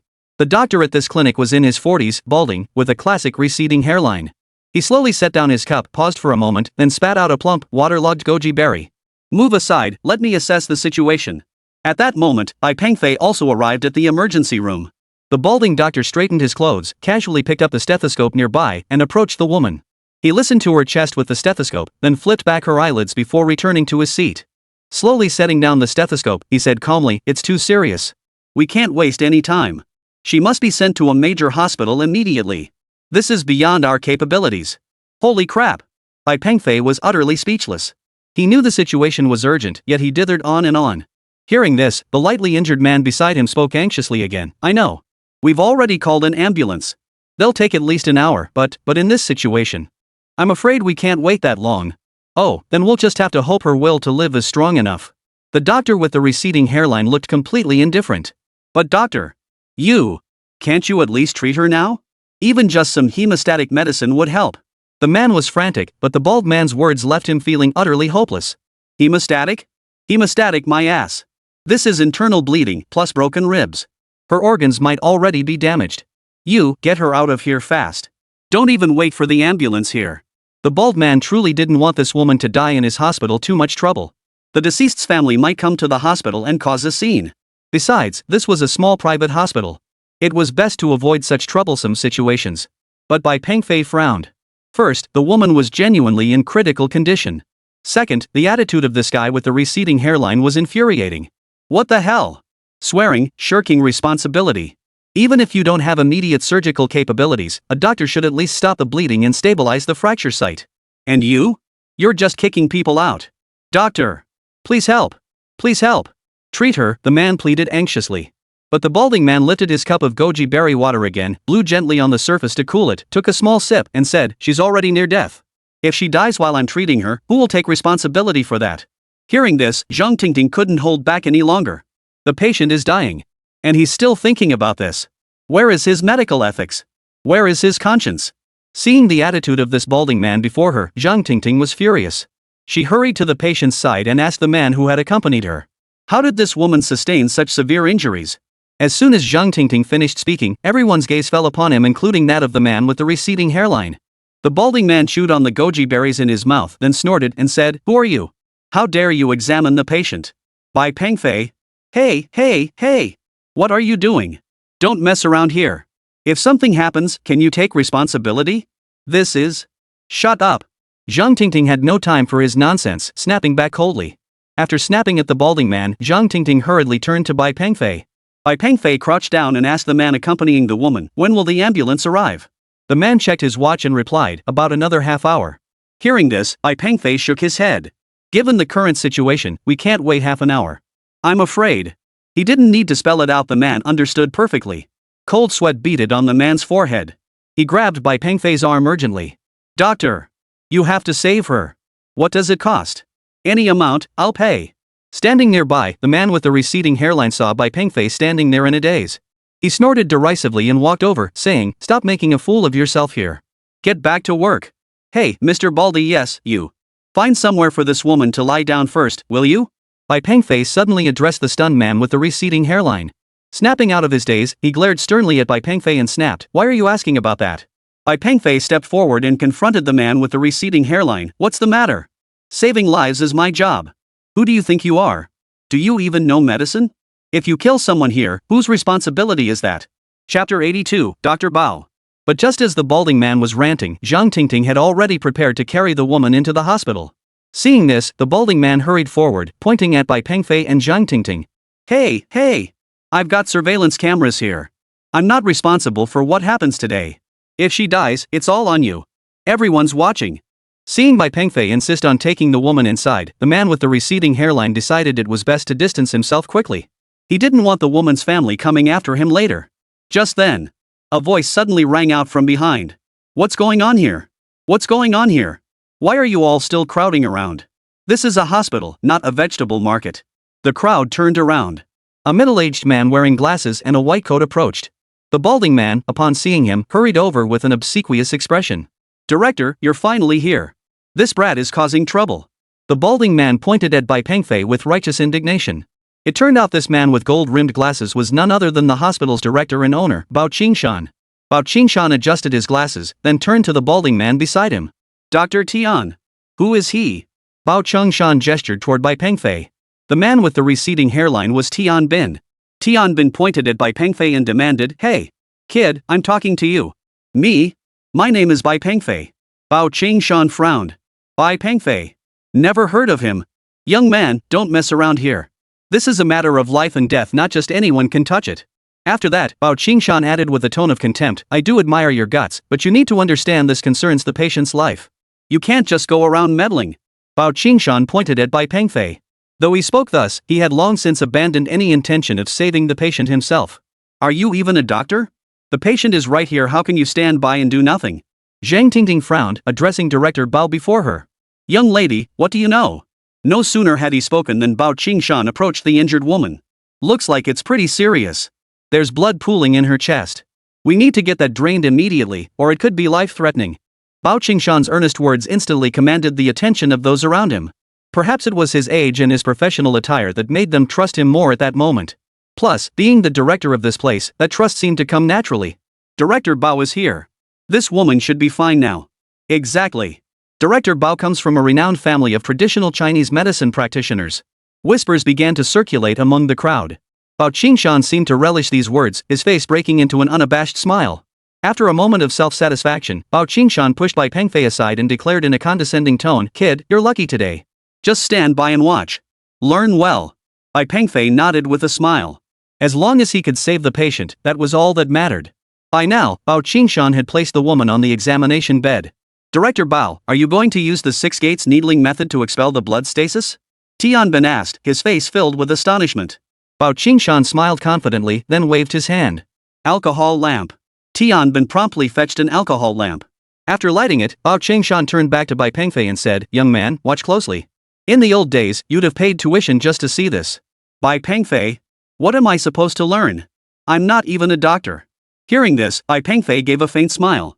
Fine, as long as it cures the patient. Say whatever you want.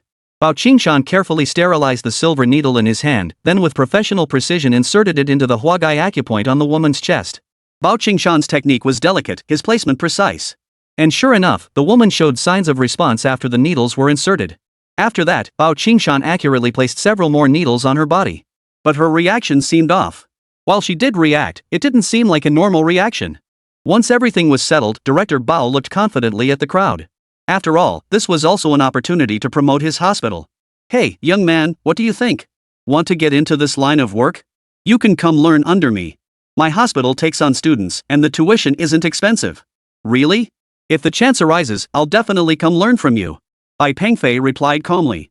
Meanwhile, the woman lying nearby had regained some consciousness. Though she still couldn't open her eyes, at least her body was responding. Alright, this should hold her until the ambulance arrives. Bao Qingshan waved to Tianbin beside him, who promptly fetched a handkerchief. Bao Qingshan gently wiped the sweat from his palms. Director Bao, I can't thank you enough. I never imagined finding such a skilled TCM practitioner in a county town like this, the lightly injured man beside them said with a nervous chuckle. Clearly flattered by the praise, Bao Qingshan pointed to the woman behind him. Blood stasis in the chest cavity is indeed dangerous. But I've now sealed off his meridians, preventing the stasis from causing further harm to her body. For now, we can say her life is saved. It's all thanks to Director Bao's miraculous healing touch. Truly a master of generations of traditional Chinese medicine. In an instant, the surrounding crowd began showering him with praise. But Zhang Tingting noticed something amiss. She gently nudged Bai Pengfei with her elbow and whispered, "Oh dear. Look at her, that expression seems pained." Though her voice was barely audible, Bao Qingshan still caught her words. If you don't understand, don't speak out of turn. This is a normal reaction to acupoint sealing. Exactly. If it weren't for our Director Bao stepping in, she wouldn't be reacting like this now. Otherwise, if some know-it-all had messed with her, something terrible might have happened by now. As he spoke, Tianbin deliberately directed his gaze toward Bai Pengfei. Bai Pengfei gave a slight smile and said nothing more. At that moment, Tianbin and Bao Qingshan exchanged a discreet glance when no one else was paying attention. Then Tianbin approached the man and said, "Although the situation is temporarily under control, the recovery process will be very long. And I recommend you take Chinese herbal medicine for nourishment. For the stagnant blood in your body, we have a particularly effective formula right here." The implication was crystal clear, and the man understood. But just as the man hesitated, Tianbin immediately added, "Generally speaking, our director's consultation fees are quite expensive. And it's not as if you could simply pay to see him. Today's situation was purely a coincidence." Don't put it that way. Saving lives and treating the injured is our duty. Even without payment, I couldn't stand by and watch this woman die today. Bao Qingshan declared with the dignified bearing of a great physician. Hearing this, the surrounding crowd began to praise Bao Qingshan, their eyes shifting to glance at the man. The man smiled faintly and asked directly, how much is one dose? How many doses will she need? Not expensive. 599 per dose. She needs a month's supply, 30 doses. Tianbin replied cheerfully. He knew the director would give him a generous commission on this deal. How much longer is this going to take? Why hasn't the ambulance arrived yet? Bao Qingshan casually asked as he watched the man pay and have his medicine carefully packed.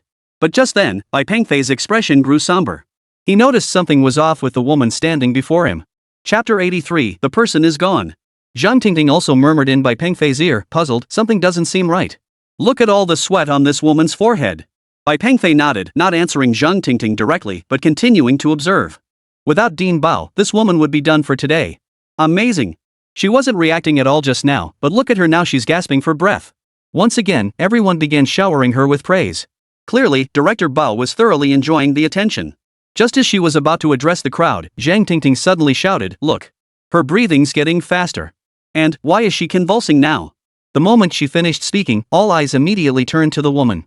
Sure enough, the woman's condition suddenly worsened. Not only was she foaming at the mouth, but her entire body was convulsing. This was extremely bad, she was clearly about to die. Everyone, stay calm. I'm here, it'll be fine. Bao Qingshan immediately stepped forward, swiftly inserting silver needles into her body. Within minutes, he had sealed over a dozen of her acupoints. Now the woman looked like a hedgehog, covered in silver needles. But the effect was remarkable. The woman stopped convulsing, lying motionless on the bed with her breathing no longer labored. Clatter! A thunderous applause erupted throughout the room. People marveled at Director Bao's extraordinary medical skill. Even Tian Bin, the man with the receding hairline, couldn't help but step forward and say, Director Bao, this is truly remarkable. Your family's traditional acupuncture is indeed legendary. Bao Qingshan exhaled deeply and replied calmly, it's nothing special, just routine procedures. I've now sealed over 30 of her meridians and channels, trapping the stagnant blood within her body. Rest assured, she'll be absolutely fine this time. The crowd nodded in agreement. Bai Pengfei approached the woman and studied her features. Young man, you want to learn my acupuncture technique? I can teach you. Director Bao deliberately spoke loudly enough for others to hear. Young man, hurry up and become his apprentice. This is a chance Bao Director is giving you. Exactly. Opportunities like this are rare. If you follow Director Bao and learn diligently, even if you master just a tenth of his skills, supporting your family won't be a problem. At that moment, Bai Pengfei exhaled deeply. Dean. Let's put the family matters aside for now. This woman seems to be dead. Bai Pengfei pointed behind him. What? Ding Bao froze, then turned his gaze to the woman behind them. Look, she's not breathing. Bai Pengfei pointed at the woman lying on the ground, his tone flat. Seeing this, Tianbin hurried over to check her pulse, lifted her eyelids, then took a deep breath and nodded to Ding Bao with a look of horror. Bao Qingshan hurried to the woman's side, trembling as he tentatively held his finger near her nose. But he quickly withdrew his hand. Beads of sweat formed on his forehead, falling at a visible pace. She's dead. Bao Qingshan managed in a trembling voice. In an instant, everyone froze. All eyes turned to Bao Qingshan. Ah! The man clutching the herbal medicine suddenly threw himself beside the woman, sobbing and wailing, Meili. You can't leave like this. If you go, what am I supposed to do? The man was genuinely worried. His name was Zhao Xingyuan, owner of a farm, though the land had been left to him by his father-in-law. The woman named Zhang Meili wasn't his wife, but a manual laborer he'd met at a KTV. If something happened to her today, wouldn't their affair be exposed? And if someone died, he'd definitely be implicated. At this moment, Bao Qingshan was also stunned. After all, a life had been lost, and it happened after he had treated her. He had to find a way to shift the blame. Thinking this, he turned his gaze toward Tian Bin beside him. Catching his superior's gaze, Tian Bin instantly broke out in a cold sweat. This ing means you want me to take the fall. You old bastard, why the hell did you think of me? Sure, you're my boss, but this patient died under your care. How dare you? Get lost. Tian Bin immediately turned his head away. Seeing Tian Bin remain silent, Bao Qingshan truly began to panic. Facing everyone's stares, he had no idea what to say and could only lower his head, preparing to slip away. But there was no way this man would let him go so easily. He casually tossed the herbal medicine he'd just bought onto Bao Qingshan's face, then grabbed his arm and said, What? You think you can just run away after killing someone? What does this have to do with me? Her condition was too severe. I did my best. Blame her for lacking willpower. Put. Just a moment ago you were trying to con me into buying some herbal medicine, and now it's all about her weak willpower? I can give you a full refund for this medicine. Refund? Oomph. You're not leaving. As the two argued, Bai Pengfei hurried over to Bao Qingshan and said, If you don't want this woman to die, get some insulating pads right now and elevate this hospital bed. Bao Qingshan. Everyone. What are you standing around for? Hurry up and get them. Bai Pengfei reminded him casually. Bao Qingshan's mind raced. After a moment, he replied solemnly, This might not be appropriate. She's already dead. The deceased should be honored. Bull. Get moving. Delaying any longer might make it truly the dead have the last word. Don't blame me for not warning you if this woman actually dies in the hospital, given your earlier actions, humph. You'll definitely face legal trouble. With that, Bai Pengfei rolled up his sleeves and stepped toward the woman. Words were useless now. Saving her life was the priority. Bao Qingshan was so stunned he couldn't utter a word. Why not let him try? If he could cure her, great.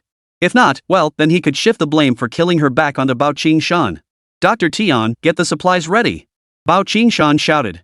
Tian Bin, of course, understood Bao Qingshan's thoughts and immediately got everything ready. Are you sure you can handle this? Zhang Tingting asked anxiously. Bai Pengfei gave a slight smile and winked directly at her. Bai Pengfei frowned upon seeing the silver needles stuck into the woman's body and swiftly pulled them all out. What on earth is this? This acupuncture is nothing but a scheme to rob and kill. After clearing the silver needles from the woman's body, Bai Pengfei hurriedly placed his watch on her wrist. There was nothing left to do but try. He hoped the watch's biotechnology could save her. Chapter 84, Zhang Tingting's suspicion. Pengfei, we shouldn't get involved. What if this woman really?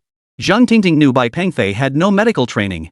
Though he wanted to save her, he was truly powerless. It's fine, don't worry. While I can't fully heal her, I can ensure she doesn't die. Zhang Tingting? She's suffering from internal bleeding. In her current state, no one could save her, Director Bao declared with absolute confidence. And listen, everyone's watching. If anything happens to this woman, it's not our problem. Not our problem. His first instinct now was to distance himself from the situation.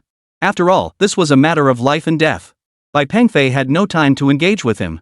After securing the watch on the woman's wrist, he immediately began adjusting it. Soon, a weak electrical stimulus surged through her wrist. Her body began to tremble. In truth, this bio-watch didn't cure illnesses, it simply used weak electrical stimulation to activate the body's latent potential. It was like a shot of adrenaline. As the low-voltage current spread throughout her body, the woman finally showed a reaction. Dean Bao and the Mediterranean doctor approached. They crouched down, unable to believe that simply putting on a watch had elicited a response from her. But just as they crouched down, the woman suddenly coughed up a mouthful of blood. Not a drop was wasted, it splattered directly onto both their faces. Afterward, her breathing steadied considerably. Though still unconscious, it was clear she was no longer in immediate danger. The ambulance is here. In the distance, the ambulance sped toward them. Bai Pengfei hurriedly removed the watch from her wrist. Let's go. This hospital your mom recommended is really unreliable. Bai Pengfei shook his head helplessly. This watch. Zhang Tingting pointed curiously at the watch on Bai Pengfei's wrist. Bai Pengfei raised his arm and said, yeah, it's the same as yours, a couple's watch. No, that's not it. How come when you put this watch on her, she got better? She didn't get better. It's just that the weak electrical current from this watch stimulated her heart, triggering her body's potential. It works like a defibrillator for the heart. That was the best explanation he could offer. Bai Pengfei knew she wouldn't understand anything more complicated. Oh. Zhang Tingting nodded. Just then, Zhao Jing arrived in a taxi. Why are you standing at the door? Go inside. I know Director Bo here. And what about those people who just left? What happened to them? Zhang Tingting smiled faintly and said to her mother, I think I'll switch to another hospital. With that, Zhang Tingting turned and walked away. Zhao Jing was puzzled and hurriedly asked Bai Pengfei, Pengfei, what's going on? Is Director Bao not here? Director Bao should be washing his face right now. Zhao Jing. In the end, the two of them went to the big hospital. As for Zhang Tingting, she didn't have any serious issues. The doctor simply advised her to rest well and didn't even prescribe any medication. With no other option, Zhang Tingting had to take a few days off to rest at home. Why don't you just quit your job? Bai Pengfei suggested this on their way home. Indeed, given Bai Pengfei's current net worth, Zhang Tingting really didn't need to work anymore. But I still have a mortgage to pay off. Bai Pengfei, I can't just move in with you. What are we even to each other? I can't. Bai Pengfei, let's get married. Zhang Tingting. The air seemed to freeze. For a long while, neither spoke. No. I'm not ready yet. After a moment's hesitation, Zhang Tingting finally spoke up. She had expected Bai Pengfei to get angry. Fine, I'll wait for you. I'm ready anyway. Bai Pengfei said it very calmly. Zhang Tingting nodded in agreement. Truthfully, when it came to marriage, Zhang Tingting hadn't really thought it through. She understood that she already belonged to Bai Pengfei, but this marriage. After taking a deep breath, a sudden pang of guilt washed over Zhang Tingting. After returning home, Zhang Tingting went to rest. The next day, as she was leaving home, Bai Pengfei handed her a card. This is my bonus. Use the money in here going forward. There are still quite a few things missing around the house. You should buy some over the next few days. This card, how much is on it? Bai Pengfei held up one finger. Zhang Tingting, 1 million? Bai Pengfei, 100 million. Zhang Tingting, what exactly do you do? 100 million yuan in bonuses. This couldn't help but make Zhang Tingting question Bai Pengfei's line of work. Don't you know? I work at the Chinese Academy of Sciences. Of course, several companies are also using my patents now, and they pay me annually. Zhang Tingting, the Chinese Academy of Sciences pays that much in bonuses? Aren't you just a low-level staffer? Bai Pengfei hesitated, then nodded. Well, our leaders get even bigger bonuses. Science and technology is the primary productive force, right? I recently invested in a new company developing car batteries. Once the vehicles hit the market, I'll probably make even more. Bai Pengfei didn't tell her about Su Cheng. Truthfully, Bai Pengfei planned to build up this company, then transfer 20% of his shares to Su Qian, making her the largest shareholder. He'd just collect dividends away to make amends for his youthful mistakes. After leaving home, Bai Pengfei headed straight to Su Qian's place. Based on the current design progress, it would be ready in 5 days. He needed Guanli to deliver one of their new car models immediately. Once the battery research was complete, testing would commence immediately. In truth, Bai Pengfei was racing against time. After all, Tetra's vehicles were selling exceptionally well, and they had already made a significant profit from Chinese consumers. While Bai Pengfei was working, Zhang Tingting also looked up the Chinese Academy of Sciences online. She actually found some information on their official website. Young national talent assists armed forces in developing new missile. This news caught Zhang Tingting's attention. However, the official website provided no details about the personnel involved. But soon after, Zhang Tingting discovered a job application portal. She clicked to view it. Good grief! These requirements are way too strict. PhD in a specialized field. Published research in their field. Made special contributions to the nation. Well, no wonder it's the Chinese Academy of Sciences. Look at these requirements. Zhang Tingting clicked on the live chat option. Her question was equally direct. Excuse me, how much is the bonus for staff members working here? It depends on their contributions to the nation. What criteria are needed for a 100 million yuan bonus? Sir, madam, this is the public security chain network. If you're causing trouble, we won't rule out sending cyber police to investigate. Zhang Tingting. Chapter 85, Vacation. After 5 days, the development of the super battery was finally complete. The first battery was installed in the experimental vehicle. Guanli, Su Qian, Wang Lei, Bai Pengfei. The 4 of them arrived at the test site. According to the design concept, the vehicle equipped with this battery should have a range of approximately 10,000 kilometers. This figure was already more than 15 times higher than Tetra's. Another critical metric is charging speed. Current electric vehicles require at least 5 hours to fully charge from empty. But Bai Pengfei's super battery, 5 minutes. Although Guanli's Huahong motors may lag behind Tetra in brand recognition, these 2 super advantages will undoubtedly compensate for that shortcoming. Of course, Bai Pengfei knows nothing about product operations or marketing. He only handles the technical aspects. Now that the technical aspects were settled, he didn't concern himself with the rest. He trusts Guanli's capabilities. Having worked in the automotive industry for so long, Guanli is clearly more than just a figurehead. All vehicle testing would take 2 days. Bai Pengfei entrusted all technical matters to Wang Lei. The young man was developing remarkably fast, and Bai Pengfei had complete confidence in him. Once testing is complete, Guanli will arrange the production line for immediate mass production. Time was money now, and they had to race against the clock. Moreover, all models were specifically designed to target Tetra, with the goal of driving Tetra out of the market. But Bai Pengfei wouldn't meddle in business matters. He'd let Guanli and Su Qian handle that. Once the technical aspects are sorted, the rest is just waiting to split the profits. Meanwhile, Bai Pengfei took advantage of this time to take Zhang Tingting out for a few days of fun. After returning from the northwest, Bai Pengfei hadn't taken a vacation yet. Since Zhang Tingting was also off work these days, it seemed perfect to get away and relax. Zhang Tingting was all for it. She needed a few days of rest herself. The 2 planned to drive out for a trip, not going too far, just to the nearest seaside. The nearest beach to Shenyang was just over 300 kilometers away, a few hours' drive. Before departure, Bai Pengfei had everything arranged: a resort island, a private villa, and a private beach. Everything had been found online. They needed to bring nothing but money. That afternoon, Bai Pengfei and Zhang Tingting arrived at the coast. The ferry to the resort island only departed in the evening. And since cars were prohibited on the island, Zhang Tingting's vehicle had to be left in the port parking lot. The fee was steep, but there was no alternative. Moreover, it wasn't even a proper parking lot, and they wouldn't issue any receipts. Bai Pengfei had heard before that because this area was a tourist zone, it implied huge profits, and many gangs operated here. This also led to poor public safety in the area. Take this parking lot, for instance. It's essentially a bunch of thugs claiming territory and extorting fees. Oh well, it's not much money anyway. As long as the car doesn't get stolen, that's all that matters. We still have some time before boarding the ship. Let me take you shopping. There are plenty of high-end stores around here. Bai Pengfei knew this was a tourist area after all, with a much stronger economy, so there were plenty of large shopping malls, including many luxury boutiques. Zhang Tingting nodded. Come to think of it, she hadn't bought any expensive clothes in years. Before long, Bai Pengfei led Zhang Tingting to a mall that looked quite decent. Tingting, look, this store is pretty nice. But at that moment, Zhang Tingting shook her head. Forget it, it's too expensive. Good grief. Just a random price tag was over 20,000 yuan. Bai Pengfei didn't think twice, grabbing Zhang Tingting's hand and heading straight into the store. Once inside, Zhang Tingting stopped in front of a white dress. But after glancing at the price tag, she quietly walked away.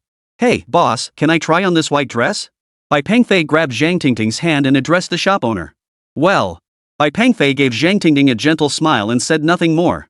At that moment, Zhang Tingting felt a bit embarrassed. After all, this dress wasn't cheap. The shop owner was a middle-aged woman. Heavily made up, she approached with a cheerful smile and said, this dress is a limited edition. The size? I think it should fit this beauty perfectly. Though the owner spoke with a smile, one could still detect a hint of envy toward Zhang Tingting. After all, Zhang Tingting was simply stunningly beautiful. Seeing this, Zhang Tingting immediately asked, so, can you give me a discount on this dress? Oh dear, it's a new arrival. No discounts available. The shopkeeper clearly grew displeased at the mention of haggling. Alright, try it on and see if it looks good on you. Bai Pengfei took the dress down and gestured toward the fitting room. This is a bit pricey. Zhang Tingting murmured softly. Truthfully, Zhang Tingting really loved this dress after all, what girl doesn't love beauty? But right now, she was more concerned about the cost. It's only a little over 40,000 yuan. That's not expensive at all, dear. For our brand, this price is quite reasonable, and it's a limited edition piece. The shop owner walked over, took Zhang Tingting by the arm, and led her into the fitting room. Bai Pengfei nodded with a smile, go ahead and try it on. If it fits well, we'll sell it to you. Alright. Zhang Tingting entered the fitting room with the clothes in hand. In less than 2 minutes, she emerged from the fitting room, looking coy and hesitant. But, the moment Zhang Tingting stepped out, everyone in the store froze. Not only Bai Pengfei and the shop owner, but even the passers-by browsing nearby were stunned. Now, Zhang Tingting wore a white dress that fell precisely to her knees, revealing her straight, slender legs. The waist-shaping belt at the dress's waist accentuated her slim waist perfectly. As it was a strapless dress, her fragrant shoulders and snow-white neck were now exposed. This perfect ensemble, combined with Zhang Tingting's stunningly beautiful face, instantly outshone every other woman in the mall. Chapter 86, Reunion with Wu Bin. Moments later, the shop owner regained her composure. She hurriedly fetched a pair of high heels from nearby and said cheerfully, sweetie, this dress suits you perfectly. Try these heels with it, you'll look absolutely stunning. Zhang Tingting froze for a second, then glanced down at her own worn-out sneakers, momentarily at a loss for words. Seeing this, Bai Pengfei took the heels from the shop owner and placed them directly into Zhang Tingting's hands. Try them on. I think this dress looks best with these heels. Staring at the heels before her, Zhang Tingting murmured, oh, then turned and headed back into the fitting room. At that moment, every pair of eyes in the store turned toward Zhang Tingting. Faced with such a beautiful girl, everyone wanted to take a second look. But just as Zhang Tingting walked into the fitting room with the shoes, 7 or 8 burly men suddenly entered the clothing store from outside. After these 7 or 8 men entered, another bald man followed them inside. The bald man had a chest brace, making his movements somewhat restricted. Brother Wu. What brings you here? Are you injured? The female owner immediately greeted Wu Bin with a flattering smile upon seeing him enter. Wu Bin paid her no mind, fixing his gaze instead on Bai Pengfei. His expression turned cold as he said, I'm here to handle some personal business today. Wu Bin then led several burly men toward Bai Pengfei. You little punk. Remember me? You. Before Wu Ge could finish, Zhang Tingting emerged from the dressing room, now wearing high heels. Wu Ge froze instantly, his eyes suddenly bloodshot. The burly men who had accompanied Wu Ge were no different, they all stared in stunned silence. Who was this? She was breathtakingly beautiful. What a coincidence. It's only been a few days. Your hand, did someone hit you? Get lost. Don't say I didn't give you a chance. Get out now. I won't pursue any past matters, but if you don't leave this store right this instant. Seeing Wu Ge about to act, the shop owner stepped forward, her face plastered with a forced smile. Wu Ge, I'm just a small business owner. I can't afford. Get lost. I'll pay for any broken goods. If you keep talking back, I'll have my men deal with you first. Hearing this, the owner hurriedly backed away, not daring to approach. She knew Wu Ge had the clout to back it up. After all, his godfather was the director of a major hospital in Shin City. He was not someone to cross. Bai Pengfei glanced at Wu Bin, then surveyed the 7 or 8 burly men surrounding him. He sneered coldly. Let me give you some advice, keep your hands off Zhang Tingting. Otherwise, I'll make you regret it. Oh ho. Listen to this. He's threatening me. You're one lucky bastard, aren't you? That little last time was already pretty, but I never expected today's one to be even hotter. Who are they? Do you know them? Zhang Tingting walked over and asked. It's nothing, just a bunch of thugs. Bai Pengfei reassured her. Bai Pengfei didn't bother with them, instead walking up to the shopkeeper and handing over the money for the clothes and shoes. Tingting, let's go. After paying, Bai Pengfei took Zhang Tingting's hand and headed for the exit. Hold on. We still have unfinished business. If it weren't for you, those two sisters, let me tell you, that old bastard isn't here today. I'll see what you can do about it. If you leave now and leave her behind, I'll pretend nothing happened before. Wu Bin whispered into Bai Pengfei's ear. Bai Pengfei understood this idiot thought it was Tang Daxiang who had been at the hospital last time. No wonder probably everyone at the scene would have thought the same. What if I refuse? Bai Pengfei said indifferently. Seeing Bai Pengfei ignore him, this Wu guy instantly flew into a rage. Go! Take him down. Break every rib. I'll take responsibility if anything happens. The burly men closed in on Bai Pengfei the moment they received the order. The clothing store wasn't large. After taking just a few steps, they had Bai Pengfei and Zhang Tingting surrounded. Two of them moved slightly faster, already reaching out to grab Bai Pengfei's shoulders. Bai Pengfei merely shifted his head slightly, not even dodging, and swiftly grabbed both men's wrists. The speed was blinding. The two men were completely unprepared, perhaps never expecting this kid to fight back. The moment he seized their wrists, Bai Pengfei began to exert force. The two burly men's faces instantly drained of color. You, let go. Ah. As Bai Pengfei tightened his grip, they could no longer hold back and cried out. Damn it, let go. I'm going to break. At that moment, Bai Pengfei had already activated the protection mode on his watch. Dealing with these petty thieves was no problem at all. But when it came to this sycophantic, bootlicking bastard, Bai Pengfei wasn't about to hold back. Snap. A faint cracking sound emanated from both their wrists. Ah. Ah. Two agonized screams followed. Let go. At that moment, the other burly men reacted and prepared to charge forward. Bai Pengfei's brow furrowed. With a sudden surge of strength in his arms, he flung the two men backward, sending them crashing into the oncoming group. Clang! Their massive bodies piled up like a human pyramid, all ending up sprawled against the wall. With just two simple moves, Bai Pengfei had taken down these burly men. For a moment, the onlookers outside the shop were all stunned into silence. Wu Bin was furious. He kicked the men lying on the ground repeatedly, shouting, useless. A bunch of useless trash. Get up and attack him. The few men whose wrists hadn't been broken scrambled to their feet. They drew short daggers from their belts and charged at Bai Pengfei. These men weren't stupid. They now realized the youth before them was no ordinary opponent. Unlike the first two, they didn't charge headlong but instead formed a small encircling formation around Bai Pengfei. One burly man even dared to glance at Zhang Tingting. This infuriated Bai Pengfei. Then, acting in unison, they lunged at Bai Pengfei. Bai Pengfei wasted no time, unleashing a flurry of punches at each of them. His speed was blindingly fast. Before they could even close in, each of them had already taken a punch. Ah! Ah!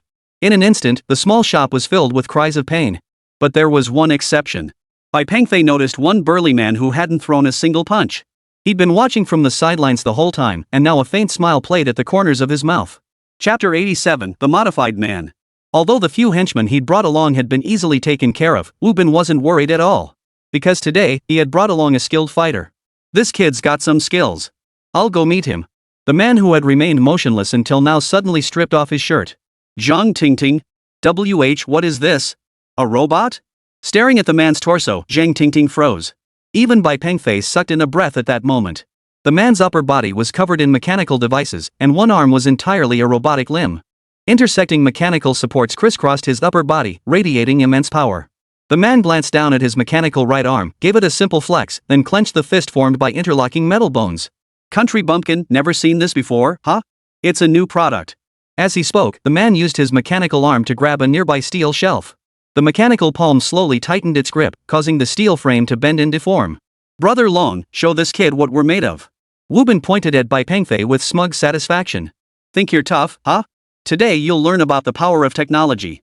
Tianlong now stood before Bai Pengfei, but instead of attacking immediately, he observed him briefly before demanding, Kid, get down on your knees, admit your mistake, and then get out of here on your own. I might spare you. Hearing this demand, Bai Pengfei froze for a moment. Cut the crap. If you wanna fight, come at me. I've got better things to do. Seeing Bai Pengfei's response, Tianlong snorted. You little punk, meeting me is your bad luck. I'll spare your life, but you'll be confined to a wheelchair for the rest of your days. With that, Tianlong's brow furrowed as he instantly assumed a fighting stance. At that moment, Bai Pengfei found himself genuinely intrigued by the machinery on Tianlong's body. These things were incredibly intricate. It seemed the designer was genuinely skilled. Tianlong watched Bai Pengfei standing there, frozen in place. With a cold sneer, Tianlong planted his feet and charged forward, his fist hurtling straight for Bai Pengfei's forehead. Bai Pengfei could feel the immense force behind this punch, far stronger than any of those sycophantic enforcers had ever thrown. Yet, he still didn't dodge. Just like before, he reached out to grab Tianlong's fist. This time, it was a true head-on collision. Thud. The sound echoed. Bai Pengfei's palm caught the incoming fist directly. At that moment, Bai Pengfei felt an immense force surge through his palm. Indeed. This mecha had something special. Had he not tapped into his body's latent potential through bioelectric technology, he likely wouldn't have withstood this blow. Seeing his punch caught so effortlessly, Tianlong was taken aback. How could this be? How could a human body possibly block my punch? But he didn't dwell on it.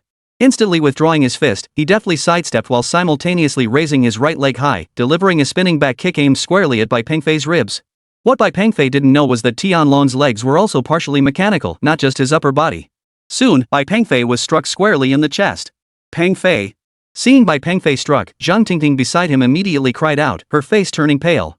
Meanwhile, Tianlong's face broke into a broad grin. He was supremely confident in that kick breaking 2 ribs would be the least of Bai Pengfei's injuries.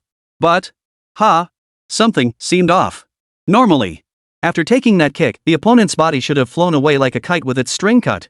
But, this. All Bai Pengfei did was sway slightly, he didn't even move his feet. Then Tianlong quickly pulled his leg back and stumbled backward several steps. Bai Pengfei brushed the dust off his chest and grinned at Zhang Tingting. I'm fine, don't worry. His strength is passable. Strength, not bad. Tianlong beside him couldn't believe his ears. Damn it. That kick had enough force to snap a thumb-thick steel bar. Could this kid be like me? Another cyborg? Tianlong stopped attacking. He took a few steps back, eyes wide, and demanded excitedly, you little punk, who the hell are you? Me, who I am. What business is that of yours? But hearing Bai Pengfei speak like that, Tianlong clearly grew angry. Damn it. Who cares what you are? I'll crank this thing up to full power and see if you survive. Seeing Bai Pengfei's indifferent expression, Tianlong instantly felt this kid was deliberately toying with him. Enough with the nonsense. Are you going to fight or not? If not, I'm outta here, got a ton of stuff to do at home.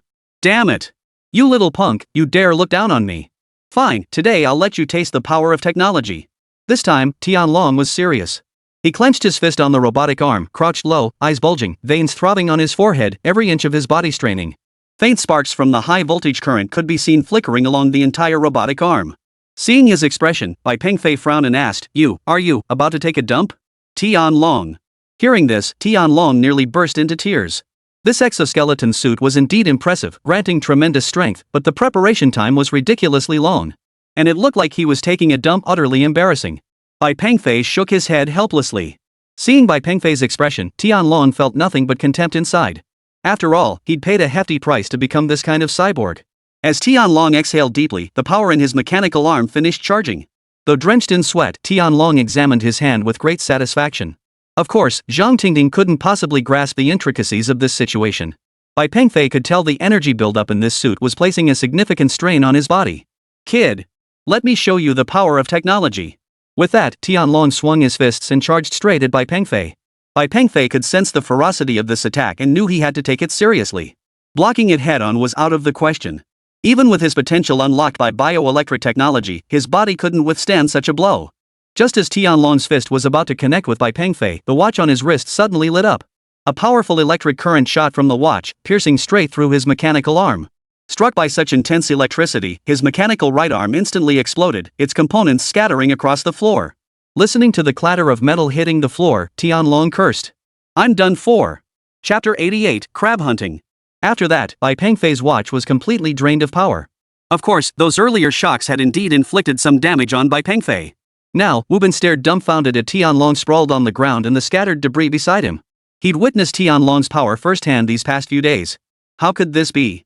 Tianlong himself couldn't believe it either. After all, he'd spent a fortune installing this system, how could an ordinary person possibly?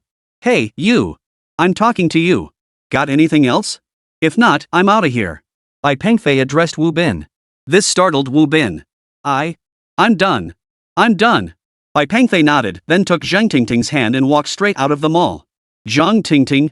After leaving the mall, Zhang Tingting finally couldn't hold back and asked, what was that all about just now? Those people, and that robot, they all. To her, everything that had just happened was utterly baffling. The moment she finished speaking, Bai Pengfei, who was holding her hand, abruptly stopped in his tracks. A trace of blood seeped from the corner of his mouth and his face turned pale. Hospital. After uttering those words, Bai Pengfei collapsed unconscious. After an unknown amount of time, Bai Pengfei slowly opened his eyes. He found himself lying in a hospital bed, with Zhang Tingting asleep in a chair beside him. Seeing her puffy eyes, Bai Pengfei knew this girl must have shed quite a few tears. Glancing outside, it must be early morning. Hey, hey! Bai Pengfei called out softly. Hearing the sound, Zhang Tingting slowly opened her eyes. Get me a glass of water. Seeing Bai Pengfei regain consciousness, tears welled up in Zhang Tingting's eyes once more. Stop crying. I'm thirsty, get me some water. Zhang Tingting wiped away her tears and hurriedly poured Bai Pengfei a glass of water. The doctor said your previous wound hasn't healed yet, and this time it seems like something's wrong with your heart. He said you absolutely must rest for a while and avoid strenuous exercise. Yeah, so it's nothing serious. Bai Pengfei still seemed unconcerned. Zhang Tingting pouted. Nothing's fine. The doctor told you to rest properly. I decided I won't go to work for a while, and you're not allowed to work either. You're staying home to rest properly for a while. Zhang Tingting poured a cup of warm water and handed it to Bai Pengfei. Taking the cup, Bai Pengfei took a sip and grinned. You're going to rest at home with me? That'll just make me even more tired. Ugh. Look, let's just go home. Forget about that island. Seeing Bai Pengfei's expression, Zhang Tingting realized she wasn't really interested in the vacation either. No, we should stay on that island a few more days and really relax. That afternoon, after leaving the hospital, Bai Pengfei boarded the passenger ferry to the island with Zhang Tingting. After sailing for over half an hour, the two finally arrived at their vacation destination, Shaoxing Island. The island wasn't large, but it was well developed for tourism. Since cars were prohibited on the island, most of the vehicles waiting at the pier were pedicabs. Of course, some of these were electric. But since the island wasn't very large, the manual ones were still more common. The price is reasonable, it's 10 yuan to go anywhere, after all, the island isn't that big. After disembarking, Bai Pengfei and Zhang Tingting hopped onto one of these tricycles, heading to the place Bai Pengfei had booked in advance. It was a seaside villa with its own small beach, and the entire courtyard was very clean. Normally, the small villa had 10 rooms, accommodating 10 groups of tourists. However, Bai Pengfei had booked the entire compound for 10 days upfront. Consequently, the only occupants were the owners, a couple in their 60s. This small courtyard belonged to the couple. The man was Zhang Igua and his wife was Wang Shuyun. Young man, weren't you supposed to arrive last night? Zhang Igua came over to help Bai Pengfei carry his things. Something came up. Mr. Zhang, what are you cooking in that big pot? Bai Pengfei asked, eyeing the large pot set up in the courtyard. Cooking something tasty for you guys. That girl is really pretty. Wang Shuyun also came over to help Zhang Tingting carry things. Seeing how beautiful Zhang Tingting was, she casually remarked. Hearing someone compliment her beauty, Zhang Tingting naturally felt delighted. The best rooms are on the top floor with stunning ocean views. I'll take you up there. Old man, have you got everything ready? Zhang Igua pointed to the bamboo basket beside him and said, I've got everything ready. It's all in there. Bai Pengfei had also noticed the items set aside. Mr. Zhang, you're off fishing and catching mountain crabs. That's right. Young man, you know about mountain crabs? Zhang Igua hadn't expected Bai Pengfei to know about the local mountain crabs. I used to come here as a kid and catch them. Wait for me, Mr. Zhang, I'll come with you. No need. Our mountains here may be small, but the paths are extremely treacherous. At that moment, Bai Pengfei's playful spirit was thoroughly stirred. No problem, I'll treat it as fun. Alright, let's go together. But this girl can't come, she won't be able to climb those hills. Zhang Tingting, dressed in high heels and a skirt, truly couldn't climb the mountain. Besides, she hadn't rested well at the hospital last night and didn't feel like going now. I'll rest here.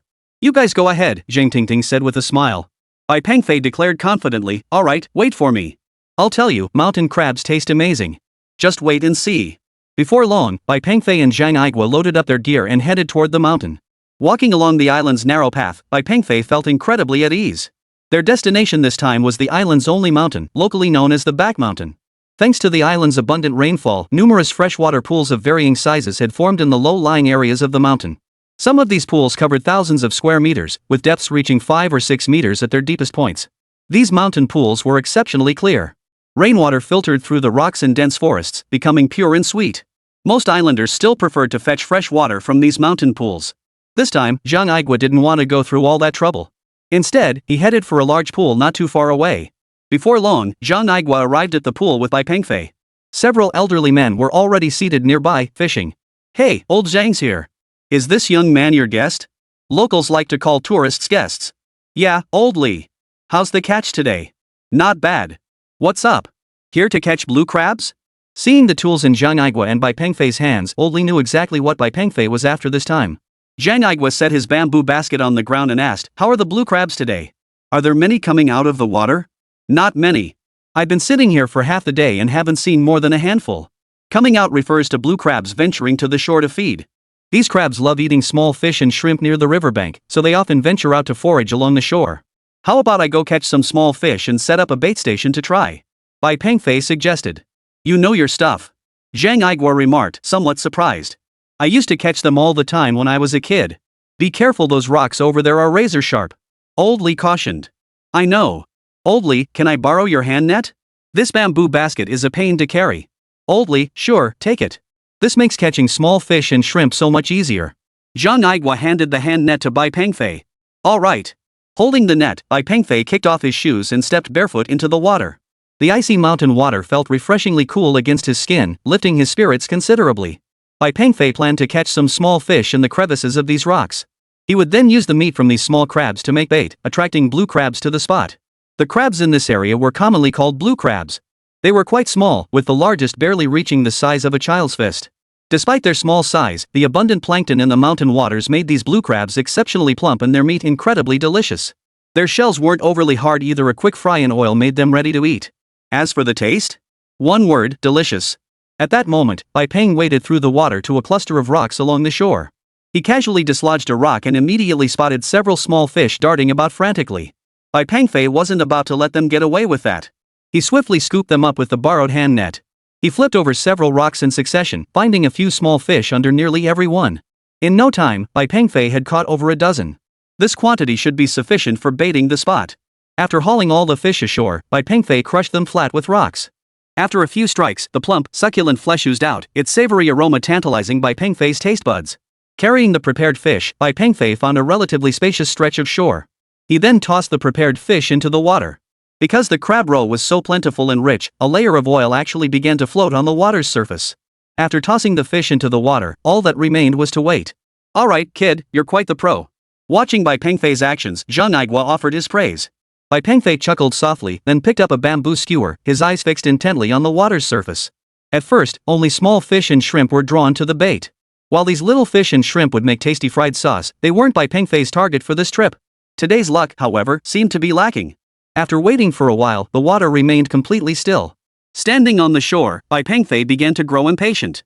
"Kid, come back here. You're too close to the water." Just as Bai Pengfei was lost in thought, Zhang Igua's voice rang out from the shore. Snapping back to attention, Bai Pengfei stood up and walked over. He saw that the water surface in the distance had begun to churn, sending out layer upon layer of ripples. Bai Pengfei knew this meant the blue crabs had detected the scent. They wanted to swim over for a feast, but the reflection of Bai Pengfei in the water made them hesitate. Ultimately, however, they couldn't resist the temptation of the delicious meal and swam over in droves. Watching the crabs, Bai Pengfei immediately sprang into action. Seizing the moment, he plunged his bamboo basket into the water. He succeeded quickly, and the startled crabs began scrambling about in panic.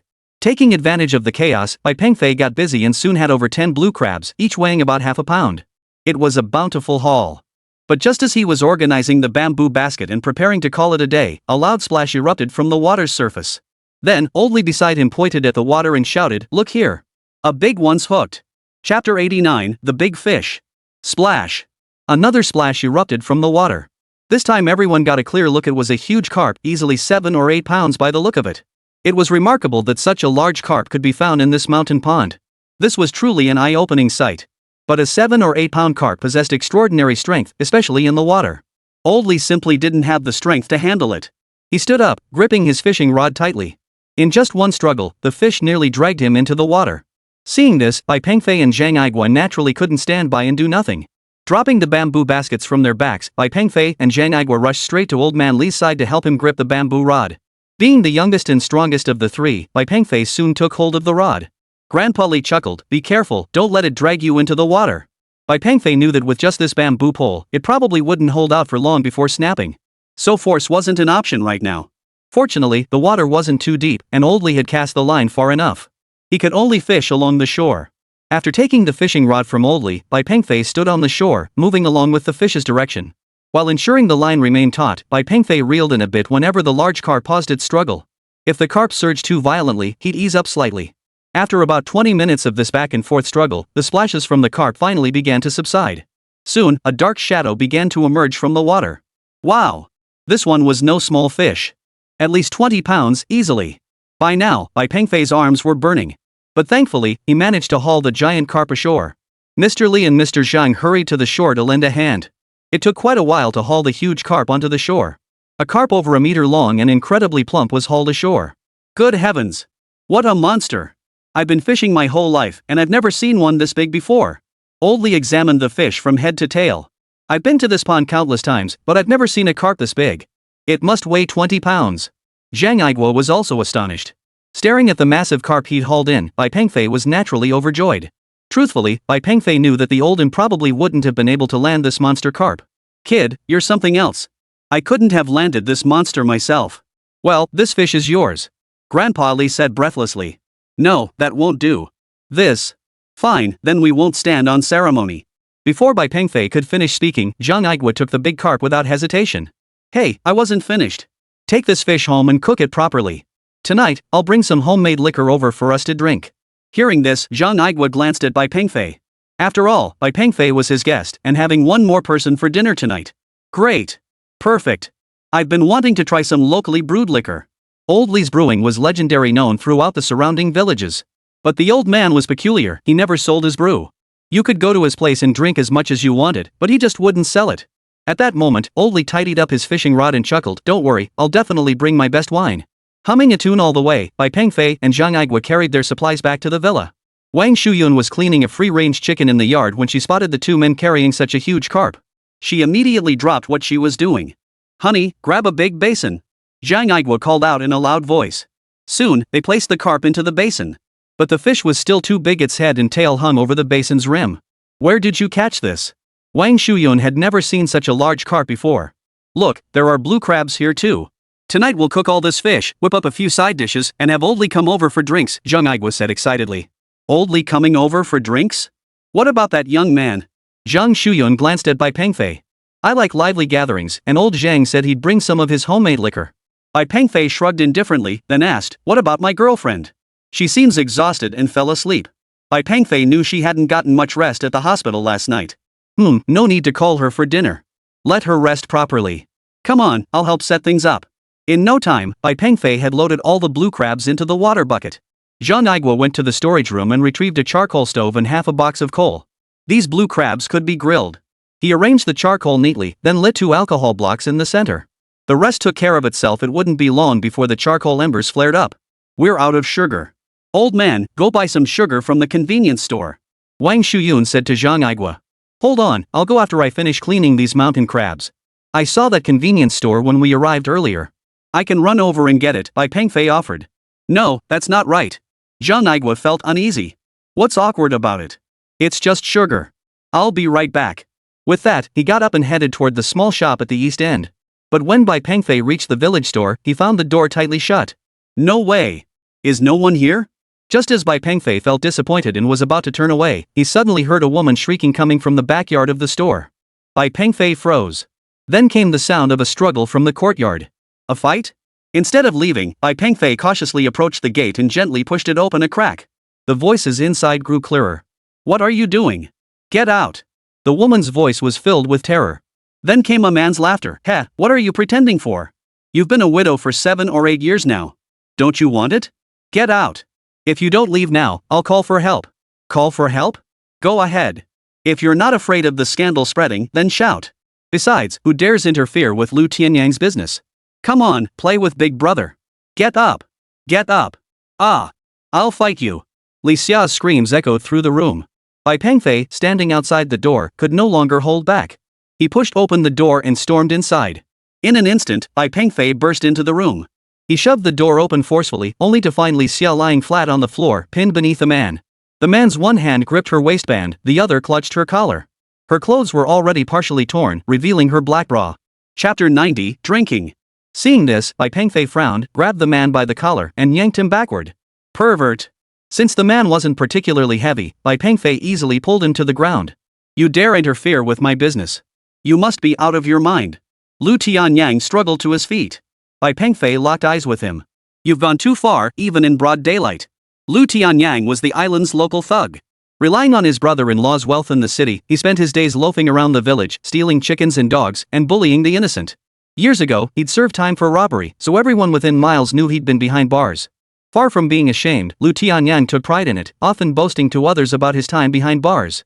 Because of this connection, some honest islanders genuinely feared him. If you dare meddle today, I'll make you pay for sticking your nose where it doesn't belong. No sooner had the words left his mouth than Lu Tianyang casually drew a spring-loaded knife. Li Xia, standing nearby, turned pale with fright. Covering her chest to prevent exposure, she tugged at Bai Pengfei and shouted at Lu Tianyang, "Don't you dare! Bitch! I'll deal with you later." Lu Tianyang paid no heed to Li Xia's attempts to stop him. Watching him advance inch by inch with the switchblade raised, Bai Pengfei wasn't about to let him get away with it. A punch flew straight at him. Bai Pengfei didn't hold back, landing a solid punch. Though lacking the enhanced strength from his tech watch, Bai Pengfei was naturally well built, making the punch exceptionally powerful. Before Lu Tianyang could even react, excruciating pain shot through his nose, followed by a wave of dizziness and blurred vision. That single punch was enough to leave the burly Lu Tianyang bloodied and bruised. But Lu Tianyang was, after all, a professional thug. Though his face was bloodied, he remained standing. At this moment, he couldn't afford to think twice. Wielding his switchblade, he charged forward once more.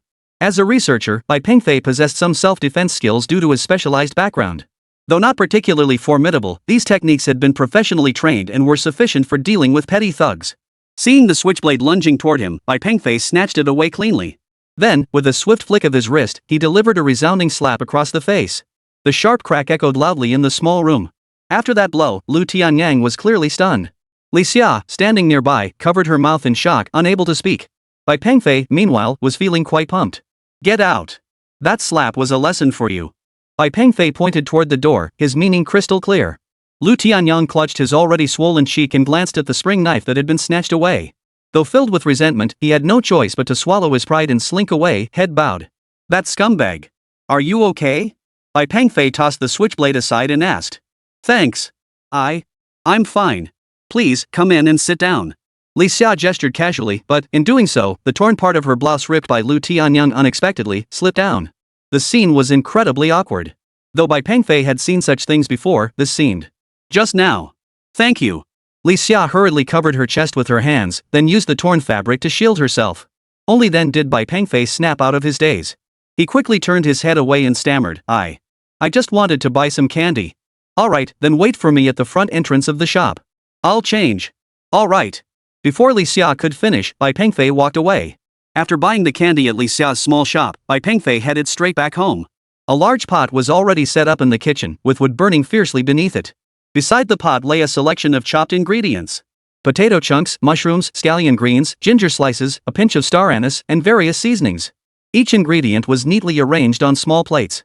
Judging by the setup, Bai Pengfei knew the pot must be stewing a free-range chicken. These ingredients needed to be added at different times, as each required a distinct simmering duration. When this chicken, mushroom, and potato stew was finally ready, the chicken itself wasn't actually the tastiest part. After hours of simmering, the free-range chicken's original flavor permeates the entire pot.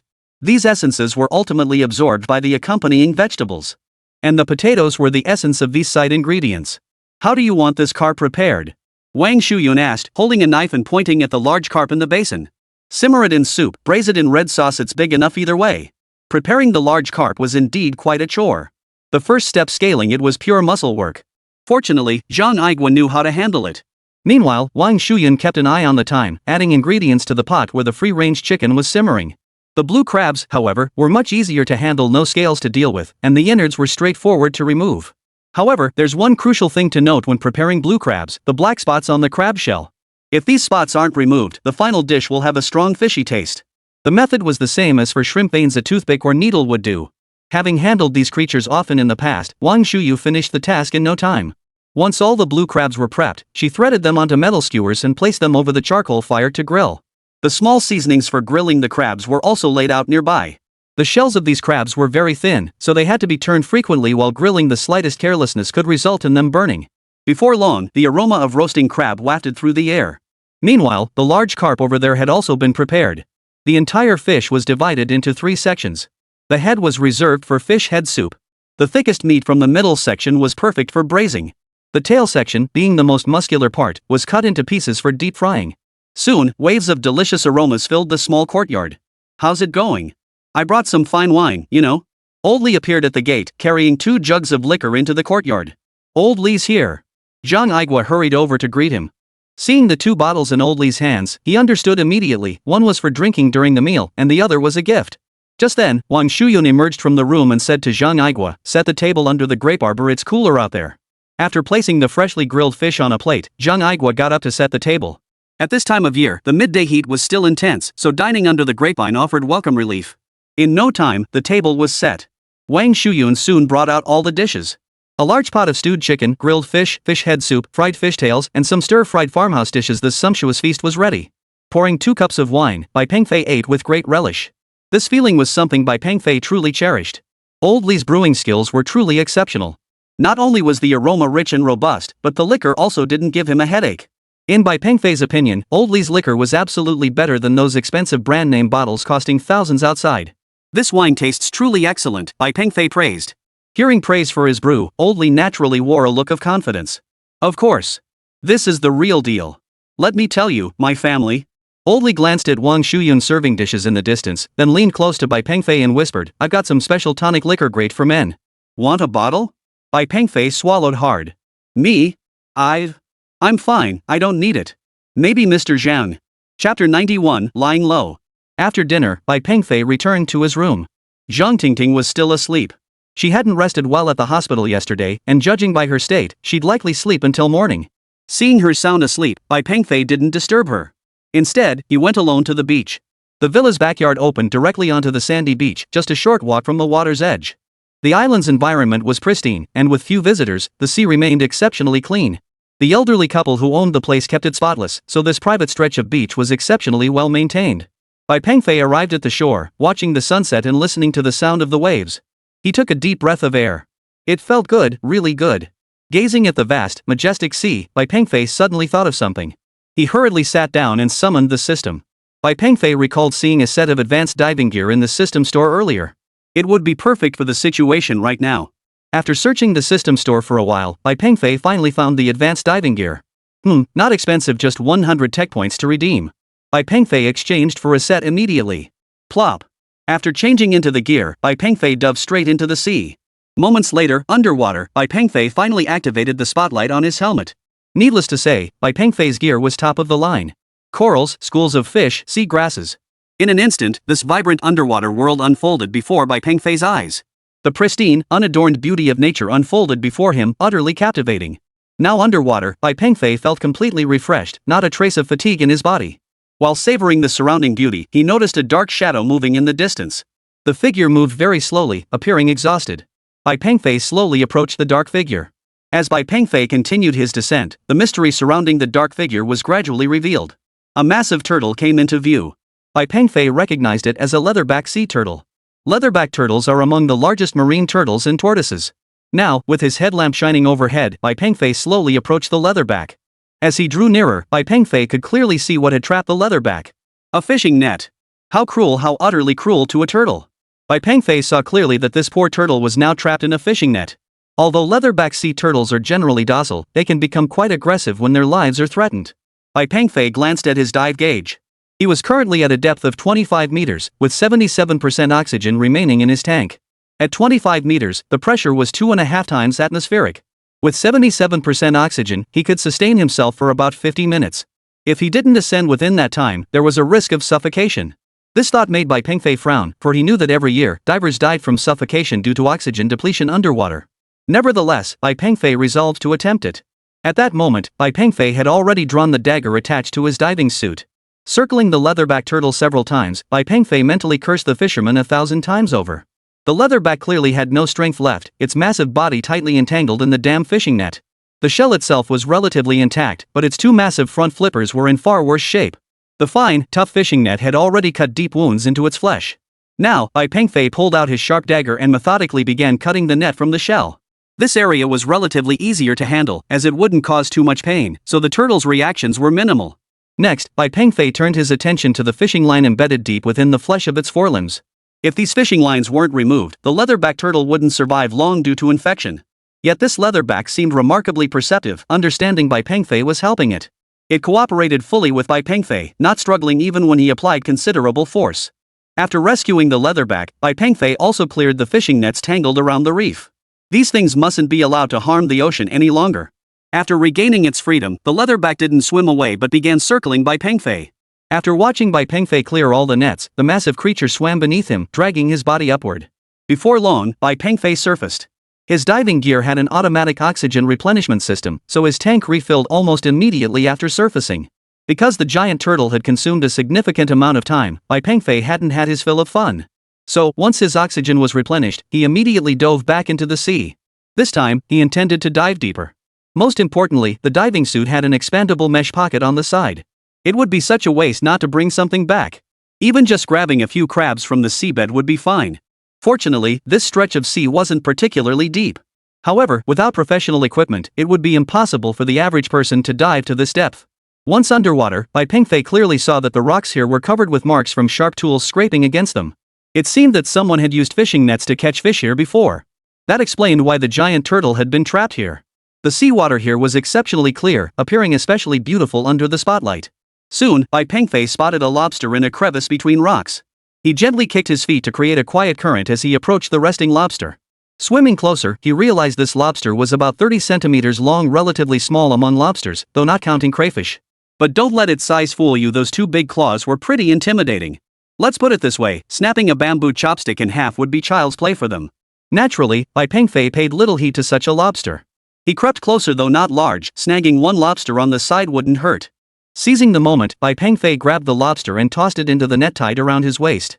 After securing this crayfish, Bai Pengfei continued his search. But just as he turned around, he suddenly spotted a lobster with stunning patterns on its back. It was enormous, over half a meter long, and its claws were terrifyingly large. This was a giant blue lobster. Bai Pengfei felt a surge of excitement. He knew that blue lobsters typically lived at depths of 60 to 70 meters underwater and were rarely seen in shallow waters. Moreover, these lobsters were highly aggressive and notoriously difficult to catch. Combined with their enormous size, this made blue dragons extremely valuable on the market. Chapter 92, The Competition. Seeing the giant blue lobster before him, Bai Pengfei was beyond thrilled. He swam swiftly to its side, carefully grasped it, and immediately placed it into the net pouch he carried with him. Although the lobster's claws were formidable, the net bag attached to his diving equipment was made of a special material. No matter how fiercely it waved its claws, it couldn't escape. Bai Pengfei estimated the giant blue lobster weighed at least 7 or 8 pounds. More than enough for a late-night snack. It would be perfect for replenishing Zhang Tingting's energy. He surfaced with the giant blue lobster. By now, night had fallen. A bright moon hung high in the sky, surrounded by a dazzling expanse of stars, an exceptionally beautiful sight. Back on shore, Bai Pengfei shed his wetsuit, then wrapped the large green dragonfish in a net bag and carried it straight back to the villa. By this hour, Zhang Igua and his wife had already left the villa and returned to their own residence. Returning to the top-floor bedroom, Bai Pengfei's door slamming must have been loud, for Zhang Tingting, lying on the bed, opened her eyes. "What? Did I wake you?" Bai Pengfei approached the bed with a smile, taking her hand as he asked. Zhang Tingting shook her head. "No, I just woke up because I'm hungry." "Hungry? Come on, I can whip up a great late-night snack." The two walked into the villa's courtyard. Even though it was summer, the island remained pleasantly cool, almost chilly. "What's so special that you're being so mysterious about it?" "Right up ahead." Bai Pengfei pointed ahead to a small pile of stacked wood. Iron racks flanked the woodpile, with a long iron skewer protruding from between them. This setup was usually for roasting lamb legs, but today Bai Pengfei was using it to grill the giant blue lobster. Zhang Tingting had never seen such a large lobster before. This must have cost a fortune?" "Not at all. I just caught it myself in the sea." Bai Pengfei said it with remarkable nonchalance. Zhang Tingting, "Caught it myself. This. Sit down. I'll light the fire. This lobster will be our midnight snack tonight." Since everything was already prepared, it was incredibly easy to get things going. Unlike lamb shanks, lobsters didn't take long to grill. High-end ingredients often require the simplest cooking methods. Take this big blue lobster before us, for instance. Just a few minutes over low heat. The aroma of the lobster meat quickly filled the air. Bai Pengfei snapped off a lobster claw and handed it to Zhang Tingting. The snow-white lobster meat lay before her like a steamed bun. Perhaps because she was hungry, Zhang Tingting didn't bother with appearances and took a big bite right away. Watching her, Bai Pengfei burst into laughter. That night, Bai Pengfei lay awake in bed. He was thinking about what had happened earlier at the clothing store. He thought about that man named Tian Long and the mecha suit fused to his body. If not for this watch, he would have been finished. But that guy's mecha suit seemed to have a mind of its own. Of course, Bai Pengfei wouldn't turn himself into a robot, but if only he could have a suit of armor that attached to his body. At that thought, Bai Pengfei suddenly recalled a movie he'd seen in his previous life on Earth. Iron Man. The thought made Bai Pengfei sit bolt upright in bed. He was even feeling a bit excited now. He couldn't wait to find paper and pen in the villa. He was going to design his own invincible armor. The next morning, Zhang Tingting opened her eyes. To her astonishment, the entire room was now covered in paper. On the bed, on the floor, on the table, everywhere. Though she couldn't decipher what was written on them, she knew these must be design blueprints. Meanwhile, on the sofa, Bai Pengfei was buried beneath a mountain of blueprints, snoring away soundly. Pengfei. Zhang Tingting called out softly. Bai Pengfei pushed aside the drawings covering him. Ah, you're awake. What on earth? Seeing the blueprints scattered around the room, Zhang Tingting looked puzzled. Oh, nothing. Just some designs I've been working on. By the way, could you help me out? Organize these blueprints and send them home via courier. Zhang Tingting. After the two finished organizing, Zhang Igua and his wife had breakfast ready. Young man, this afternoon is our island's departure day. You should come see it, it's quite lively. Sailing day? Bai Pengfei and Zhang Tingting looked a bit stunned. You two might not know this, but besides tourism, our main income comes from lobsters, especially the famous blue lobsters. So the so-called sailing day was actually the officially designated period for lobster fishing. To prevent overfishing, authorities restricted lobster harvesting to the period between August 7th and September 1st each year. Locally, August 7th is also designated as the day of setting sail. Correspondingly, on this day, people organize rituals to pray for a bountiful catch. Over the years, this day of setting sail has evolved into a significant festival on the island. Since Bai Pengfei and Zhang Tingting were on vacation anyway, they naturally headed out to join the festivities. After yesterday's experience catching the giant blue dragonfish, Bai Pengfei felt it wasn't quite enough. If possible, he'd like to get his hands on a fishing boat and head out for some adventure himself. Of course, this was merely a passing thought for Bai Pengfei.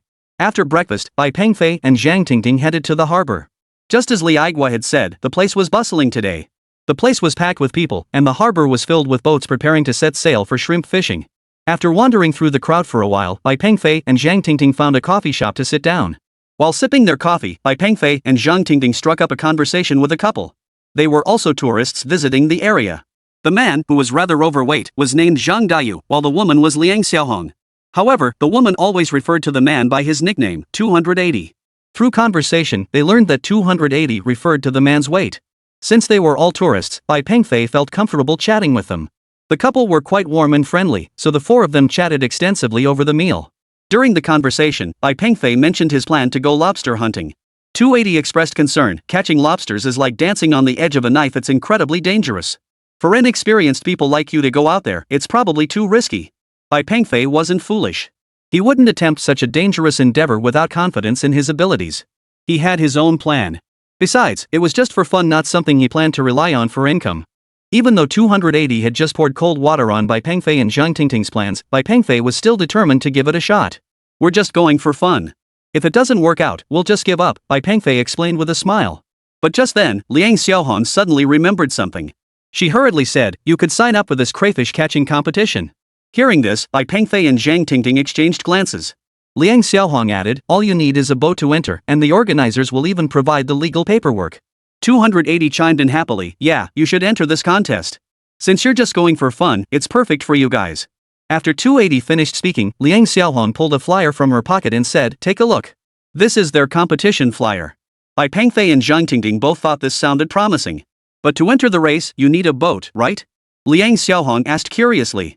Bai Pengfei hesitated for a moment, then grinned and said, no, but I can buy one right away. Chapter 93, Modifying the Yacht. After a quick glance, Bai Pengfei had a pretty good grasp of the event's participation requirements and competition rules. The competition lasted only 3 days, and the area was restricted. But Bai Pengfei was just here to have some fun this time, so none of that mattered. The 280 continued, if you really want to play around, that's fine. But first, you need a boat. And you'll also need specialized gear like robotic arms and shrimp traps, and so on. The boat, Before Zhang Tingting could finish, the wealthy Bai Pengfei cut in immediately, no problem. We can buy a boat. We can install any tools we need. 280 and Liang Xiaohong were speechless. But seeing Bai Pengfei and Zhang Tingting's carefree demeanor, they decided to get themselves a broken-down icebreaker to play with once they returned home. After leaving the restaurant, Zhang Tingting asked in surprise, you really plan to buy a boat for shrimp fishing? Bai Pengfei nodded. Yeah. What do you think of that yacht over there? Following the direction Bai Pengfei pointed. Wow, a double-decker luxury yacht was moored right beside the harbor. You want to buy this yacht? Seeing such a yacht, Zhang Tingting knew it would likely cost millions. The biggest problem was that the owner probably wouldn't even consider selling it. Yeah, what do you think? Actually, we should buy a yacht too.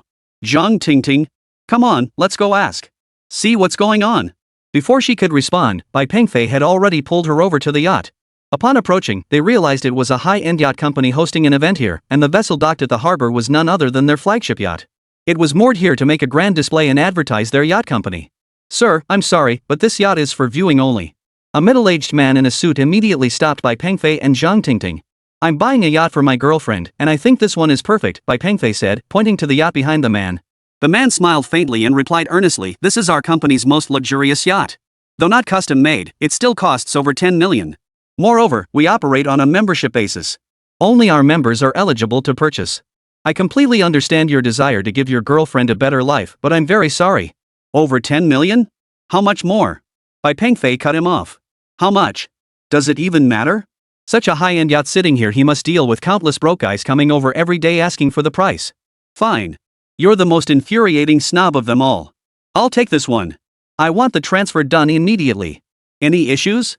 Middle-aged man. Swipe the card. Bai Pengfei pulled out the card from his last international military exhibition bonus. A black card. This card, you wouldn't recognize it, would you? So, as a salesperson for a high-end yacht company, how could he not recognize such a black card? Sir, please come inside. I'll have someone process your paperwork immediately. Feel free to explore the yacht's interior. Our specialists will provide a detailed tour. Yang Dami, hurry over. We've just secured a sale. Bring the gentleman on a tour right away. No sooner had the words left his mouth than the sound of hurried high heels echoed from afar. Oh, right, I'd like to customize the yacht. Do you offer that service? Sir, once you purchase this premium yacht from us, you receive lifetime complimentary service. Modifications are certainly possible, and our company maintains a dedicated modification facility right here at this port. Bai Pengfei nodded. Everything was falling into place perfectly. Such matters were surely no trouble for a powerful corporation like this. This truly surprised Bai Pengfei. Moreover, upon learning of Bai Pengfei's modification requests, the company immediately dispatched a technical representative to meet with him in person. After all, Bai Pengfei was now a super member of their company. Within an hour, the technical representative arrived at Bai Pengfei's location. Bai Pengfei invited him into the yacht's lounge. The technical representative, in his 40s, exuded a calm and composed demeanor. Hello, Mr. Bai. What specific areas would you like modified? The man was extremely courteous, always wearing a smile. After Bai Pengfei poured him a cup of coffee, he said, I'd like to add a mechanical crane arm. He then explained his plans to go shrimp fishing. No problem at all. This is no trouble for us. It should take about a day. Does that work for you? Bai Pengfei was somewhat surprised. He hadn't expected this yacht company to be so efficient. Alright, no problem. Bai Pengfei nodded eagerly in agreement. Alright, Mr. Bai. I'll send someone to pick you up at the modification shop right away. I won't keep you here any longer. With that, the man hurriedly stood up to leave. Wait, don't go. How much will this cost? Bai Pengfei blurted out. The technical consultant paused for a moment, then smiled and said, Mr. Bai, you really have a sense of humor. For super members like you, all our maintenance and modification services are complimentary. Bai Pengfei. But rest assured, Mr. Bai, we only use the world's finest materials. Bai Pengfei nodded. All right. Goodbye, Mr. Bai. This turn of events truly caught Bai Pengfei off guard. A modification like this, and they're not charging a dime?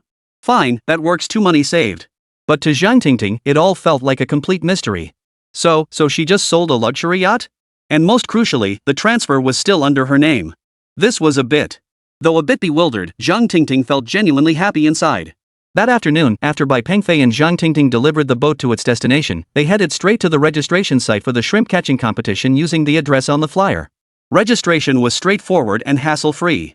Now all they could do was wait for their boat to be modified, then go have some fun. Truthfully, the competition itself was rather straightforward, just a publicity stunt organized by the authorities. The rules were straightforward. Over 3 days, competitors would vie for the highest catch of giant blue lobsters. Chapter 94, Setting Sail. The speedboat company worked with remarkable efficiency. After a night of construction, the crane arm for the double-decker yacht was finally installed. Beyond lifting shrimp dragons, this crane arm would undoubtedly prove useful during future voyages. Looking at his modified yacht, Bai Pengfei felt quite satisfied. The results of the modifications were indeed impressive. Both in appearance and functionality, it was undoubtedly top-notch. Moreover, they had prepared shrimp traps alongside the crane arm. Standing on the pier, gazing at the modified yacht before him, Bai Pengfei said to Zhang Tingting with satisfaction, "All we need to do now is head to the port and wait." Zhang Tingting nodded excitedly. Although she couldn't pilot the yacht herself, such a modern high-tech vessel naturally featured automated steering capabilities. Besides, Bai Pengfei had some familiarity with the controls. This shrimp catching competition was held within a designated area. Each boat was equipped with a satellite tracker, and any vessel that strayed outside the competition zone would be immediately disqualified. Besides keeping their catch, the top 3 finishers would receive corresponding prizes. However, to maintain an air of mystery, the organizers had declared the first prize to be a mystery grand prize. What exactly it was? No one knew. Bai Pengfei wasn't participating for the prizes this time, he simply wanted to experience it for himself. Half an hour later, Bai Pengfei steered the modified yacht into the harbor. Dozens of shrimp boats, large and small, were already moored here. Truthfully, giant blue lobsters weren't particularly abundant this season, and the competition's designated area wasn't very large either. Consequently, most of the larger shrimp boats hadn't come. Compared to Bai Pengfei's yacht, these dilapidated vessels looked decidedly shabby. People in the harbor began pointing and whispering about Bai Pengfei's yacht. Noticing the fisherman's stares, Zhang Tingting chuckled, "Looks like we're the center of attention, everyone's checking out our boat." Bai Pengfei nodded. "The competition starts at noon and lasts 3 days, but we're not here for the race. We'll probably head back early." Zhang Tingting added, "Exactly. We don't plan to catch much anyway. We're just here to experience the process." Shortly after, Zhang Tingting returned from the storage compartment and remarked, "You know what? We actually have 2 empty storage compartments in the hull. If we fill them with big blue lobsters, we could haul in quite a haul." "Really? Then I'll get to show off my skills," Bai Pengfei remarked casually. Hearing this, Zhang Tingting couldn't help but laugh. "Look at you. Like you're going to catch that many? What? Do you think you can outdo these professional shrimp catchers?" Bai Pengfei smiled faintly, thinking to himself, "That's quite the challenge. Once we're ashore, I'll buy some shrimp bait. As for traps? I doubt one will be enough, I'll get a few more." "Zhang Tingting, that's a waste of money. 1 shrimp trap is plenty." Bai Pengfei replied with unwavering determination, "Trust me, 1 won't be enough. Let's go. We need to buy some shrimp bait and traps now," Bai Pengfei said. After landing, Bai Pengfei bought 4 more shrimp traps and some high-quality shrimp bait made from herring. Of course, the number of traps they had still couldn't compare to others. Each of those professional shrimp boats carried over 100 traps. After all, Bai Pengfei was just trying it out, so there was no need to bring too many. As for how much herring to buy, Zhang Tingting had already done some preliminary work on this. Each shrimp trap requires about 70 herring, and with 5 traps on board, that means roughly 400 herring in total. Seeing Bai Pengfei's expression, Zhang Tingting couldn't help but chuckle quietly to herself. Buying herring for shrimp bait wasn't as simple as just putting them in the traps. The fish had to be cut open with a knife and bled out first. Of course, Bai Pengfei wouldn't be doing this work himself. As for Zhang Tingting, forget it, Bai Pengfei decided to let her off the hook. He'd just hire some dock workers to handle it. Once everything was settled, Zhang Tingting looked at the 5 shrimp traps on the deck and said, "Success or failure depends entirely on how these traps perform." Bai Pengfei smiled faintly and said, "Yeah, don't worry. I've got high tech." Zhang Tingting froze. As a foghorn blared, over 100 crab boats set sail in a grand procession from the harbor. Amidst these dilapidated vessels, Bai Pengfei's yacht stood out like a sore thumb. It was like a dove mingling among a flock of crows. Yet these fishing vessels showed Bai Pengfei special consideration, showing no trace of the larger ship bullying the smaller ones within the harbor. They all cleared their paths for the BXB. As they sailed out of the harbor, the crab fishermen greeted Bai Pengfei. Some danced, some waved, and some even sang. They even expressed their respect toward Bai Pengfei. At that moment, Bai Pengfei said to Zhang Tingting, "These shrimp fishermen truly cherish life. You must understand that they only work a few days each year. The rest of the time, they savor every moment. And you must understand, their work is extremely dangerous. That's why they show mutual respect among themselves. After all, every year some of their comrades never return. But I've heard that the job isn't as dangerous as people say online these days. Modern boats are much safer than before. Still, a few shrimp fishermen lose their lives to the sea every year. The radio is calling." Zhang Tingting shouted from the wheelhouse. Bai Pengfei hurried back to the wheelhouse. The yacht's radio was tuned to a specific channel where all fishing boats could communicate. Though everyone was still queuing to leave port, lively chatter filled the designated channel. After all, this event was organized by the local government to promote the Great Blue Dragon, so safety was the top priority. This dedicated channel could now transmit distress signals, prompting specialized rescue vessels and helicopters to respond. Gradually, all vessels departed from Ku Port and dispersed in different directions. Meanwhile, Bai Pengfei's yacht activated its autopilot mode, heading toward the competition area. But seated on the deck, Bai Pengfei pulled a mechanical lobster out of a box. Chapter 95, The Lobster Trap. Bai Pengfei never went into battle unprepared. This mechanical lobster catching device was his trump card. Like the diving suit he'd used earlier, this device had been directly exchanged from the system. Upon reaching the designated area, the captains would deploy their shrimp traps based on their experience. But this shrimp fishing zone was no paradise. Raging waves were a daily occurrence. Storms and thunderstorms are constant companions year-round. These factors contribute to the inherent dangers of this work. In recent years, as shrimp trawlers have become more technologically advanced, the risks have significantly decreased. But it wasn't always like this. Back then, shrimp fishermen navigated wooden vessels through these waters without radar or weather warnings. Just thinking about it is terrifying. And hundreds of meters below the surface, who knows if there are giant blue dragons lurking? Even the most experienced shrimp fishermen can't be certain. How many crabs a single trap will yield? No one can say for sure. So if you wanted to return with a full load, it mostly depended on Lady Luck smiling upon you. After everyone left the harbor, the designated radio channel grew relatively quiet. The designated fishing grounds lay 100 nautical miles from port, a round trip taking roughly a day.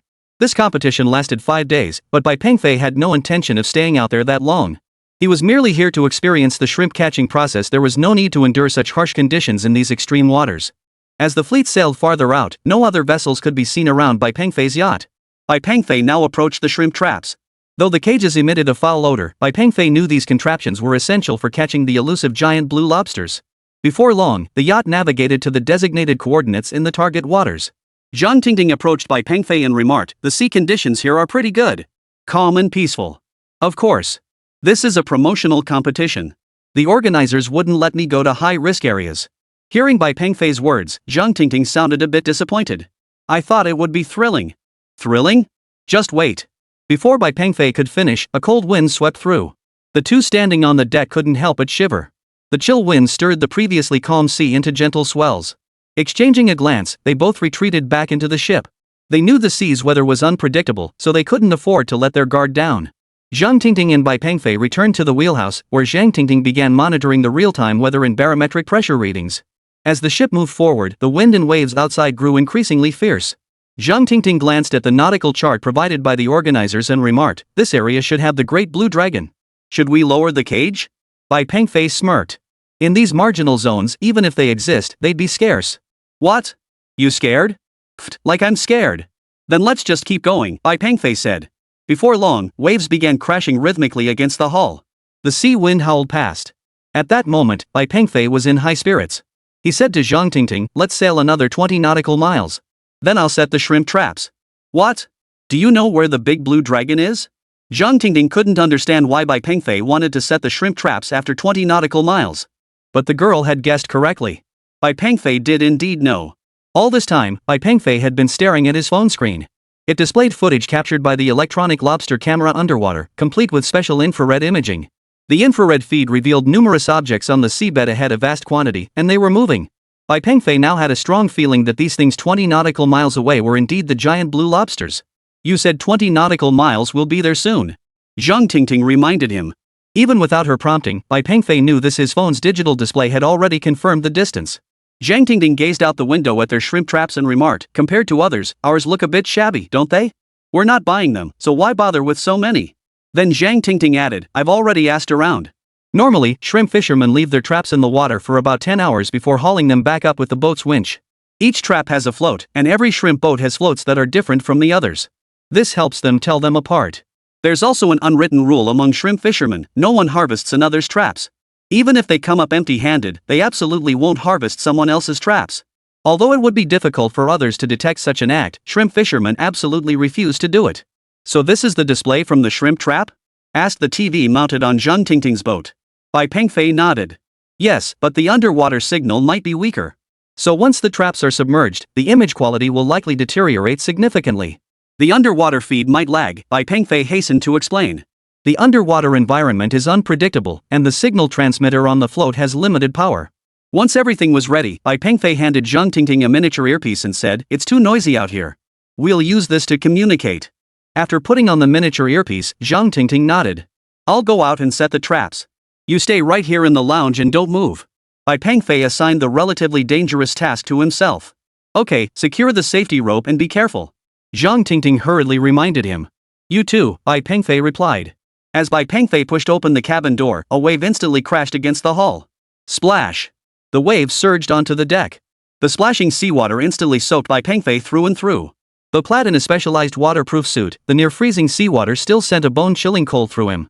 The first thing he did after arriving was secure the safety line. Before he could finish securing it, another massive wave crashed over the deck. The hull rocked violently with the impact. Had it not been for the safety rope secured around his waist, he would likely have been swept straight into the sea. At that moment, Bai Pengfei truly understood how arduous the work of a shrimp fisherman was. The storms faced by real shrimp boats must be far more violent. A single shrimp trap weighed around 200 kilograms. This weight allows it to sink quickly to the seabed and prevents excessive shifting in position. Of course, with the assistance of a mechanical arm, the task became considerably easier. After securing one cage, Bai Pengfei returned to the wheelhouse. In just over 10 minutes, he was already drenched in sweat. And this was just the first trap. After a brief rest, he began setting the second trap. After over 2 hours of hard work, all 5 shrimp traps were finally set. In reality, large shrimp boats typically carry over 300 traps, and their vessels are far less stable than Bai Pengfei's yacht. So the work of a shrimp fisherman is truly arduous. It was an absolute test of willpower. Once everything was in order, Bai Pengfei returned to the wheelhouse. All good. Now we just wait, Bai Pengfei said with relief. So thrilling. Zhang Tingting, however, wasn't concerned about whether they'd catch a big blue lobster. She simply loved the excitement of the process. With all 5 traps deployed, Bai Pengfei headed back to his cabin bedroom and quickly took a hot shower. Of course, Zhang Tingting did the same. About half an hour later, both of them changed into fresh clothes and headed to the lounge. They grabbed some snacks and hot coffee. We'll wait 10 hours for him too. Let's rest during this time. Bai Pengfei raised his coffee, gesturing for Zhang Tingting to join him for a sip. Though the waves outside were fierce, the yacht's anti-vibration system was among the most advanced in the world. Thus, the two in the lounge barely felt the vessel's motion. Of course, if the waves grew too fierce, they would still feel it.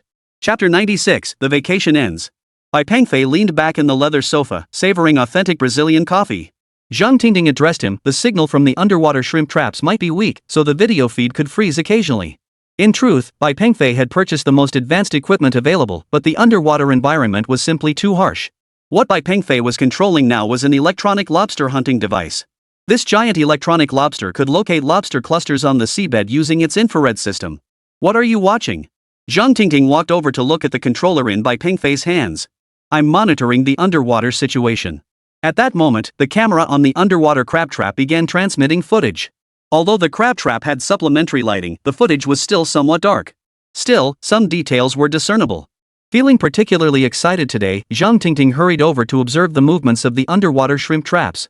After about 10 minutes, movement suddenly appeared beside one of the shrimp traps.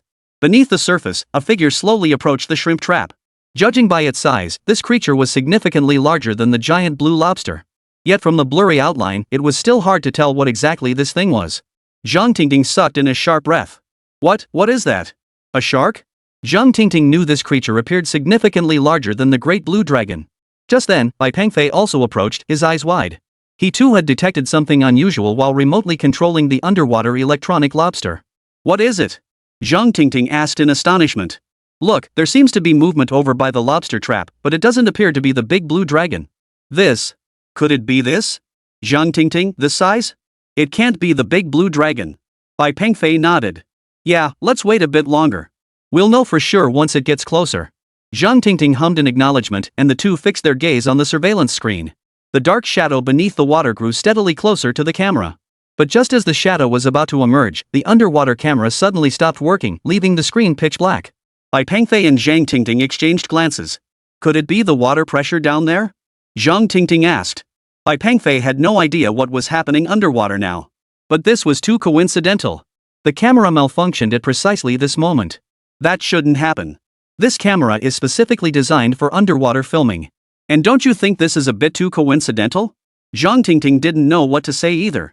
Bai Pengfei stood up and said, What is it? We'll find out once we bring the cage up. What if the shrimp trap caught this thing? The trap had been down for less than an hour, so catching a giant blue lobster was out of the question. Still, Zhang Tingting worried about the stormy conditions outside. After all, retrieving the shrimp trap wouldn't be easy. Bai Pengfei, however, was brimming with confidence. 20 minutes later, Bai Pengfei stepped onto the deck alone. The wind and waves had grown even more violent than before. Zhang Tingting watched Bai Pengfei from the wheelhouse. She had already maneuvered the boat directly in front of the shrimp trap. Bai Pengfei operated the crane arm.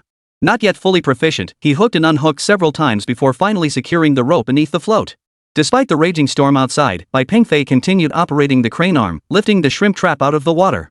At that moment, everyone's mind was racing with the same question: had they actually caught whatever dark shadow lurked beneath the waves? Bai Pengfei's gaze was fixed intently on the water's surface. Just then, the storm outside subsided considerably, and a few rays of sunlight even pierced through gaps in the clouds. Such is the nature of the westerly wind belt, storms arrive swiftly and depart just as quickly. Before the shrimp trap was even fully lifted from the water, the sky cleared completely. A short while later, the shrimp trap was finally hauled out of the water. But what lay inside left both men speechless. A massive blue dragon lay before them. Good heavens, it was over a meter long. With the wind and waves subsiding, Zhang Tingting had also come out. She stared at the peculiar giant blue dragon in the cage and exclaimed, "What on earth is this? How strange." Bai Pengfei climbed down from the crane's control station and replied, "This is, well, I don't recognize it either." Bai Pengfei didn't dare take this oversized blue dragon lightly. After removing it from the crab trap, he immediately placed it into a large plastic bucket, yes, a VIP plastic bucket, and even provided it with small fish for dinner. Zhang Tingting now held her phone, filming the giant blue dragon in the bucket. She planned to show it off on her social media. Though Bai Pengfei was thrilled now, figuring out what to do with this creature was still a real headache. Eat it? He'd never seen a lobster this big before. What if it was some rare species? Release it? Not really. This is such a pain. After much deliberation, Bai Pengfei decided to hand over this enormous green dragon to biologists for study. What if it turned out to be a rare species? After all, he didn't want to be accused of poaching protected wildlife. Finally, Bai Pengfei, Zhang Tingting, and Li hauled the VIP bucket into the cabin.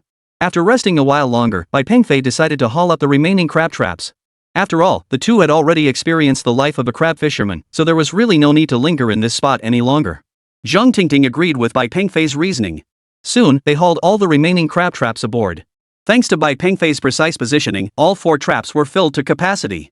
Thanks to the giant blue crab, no one paid much attention to these ordinary Alaskan king crabs. Still, seeing their bountiful haul, Bai Pengfei and Zhang Tingting couldn't help but feel pleased.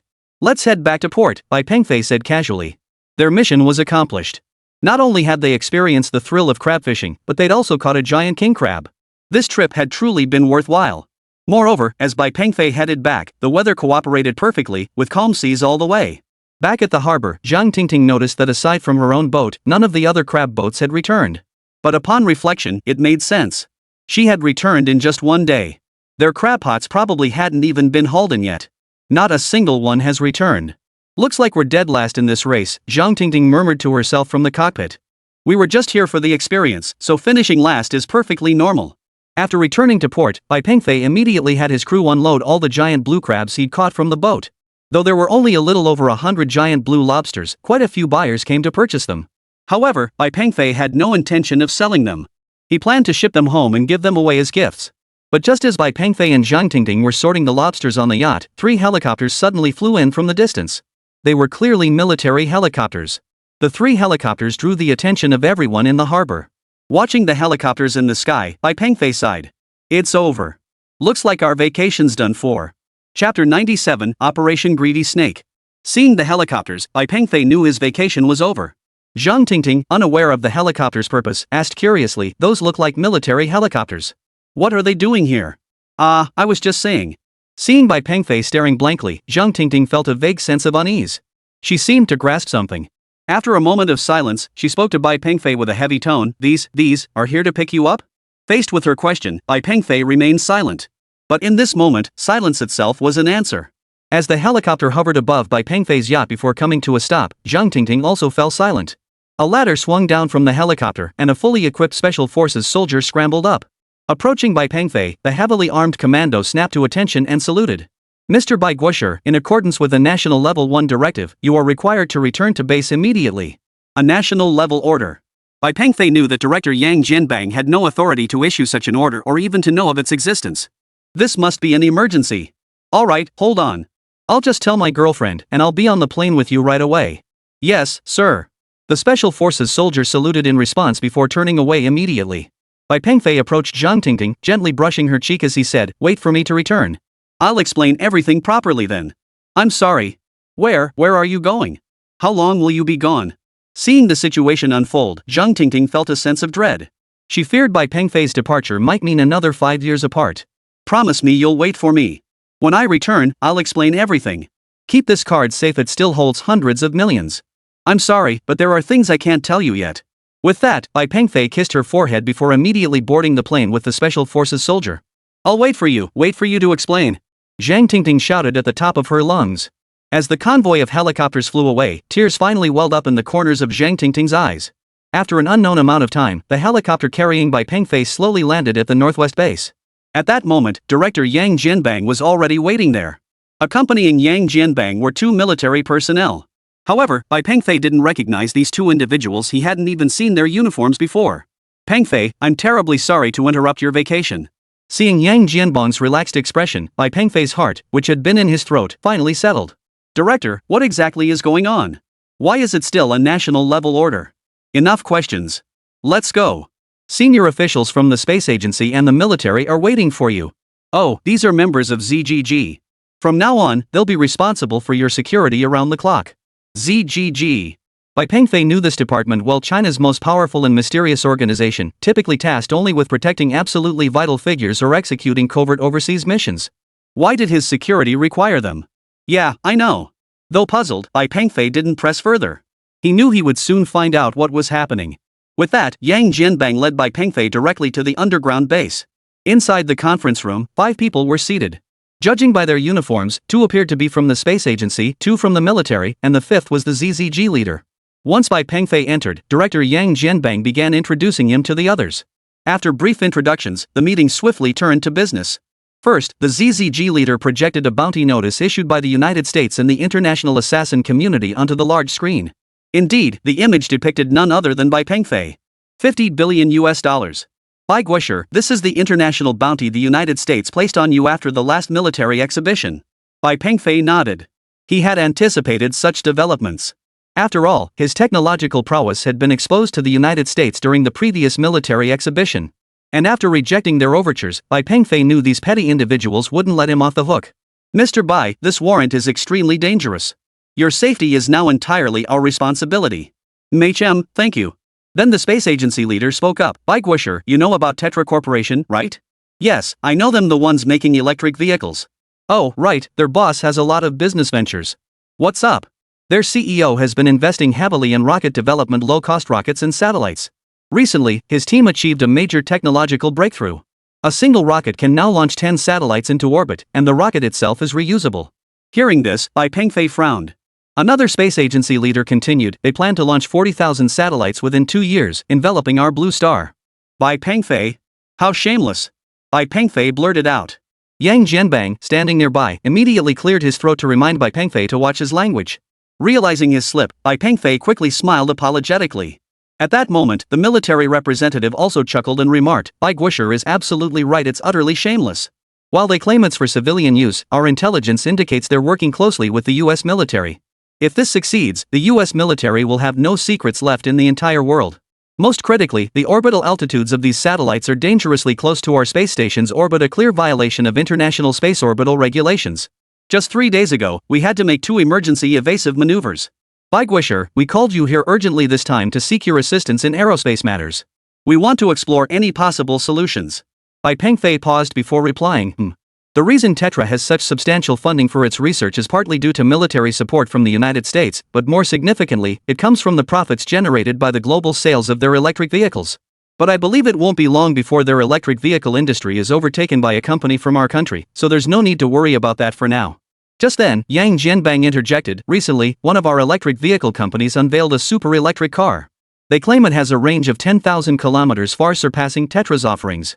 But given current battery technology..." Before Yang Jianbang could finish his sentence, he noticed Bai Pengfei chuckling beside him. In that moment, he seemed to grasp something. "Pengfei, is this domestic electric vehicle company you?" "Yes, that's correct. I provided the technology." Hearing this, Yang Jianbang also smiled. "But now that their technology has matured, I suspect even if they lack funding sources, the United States would provide them with capital.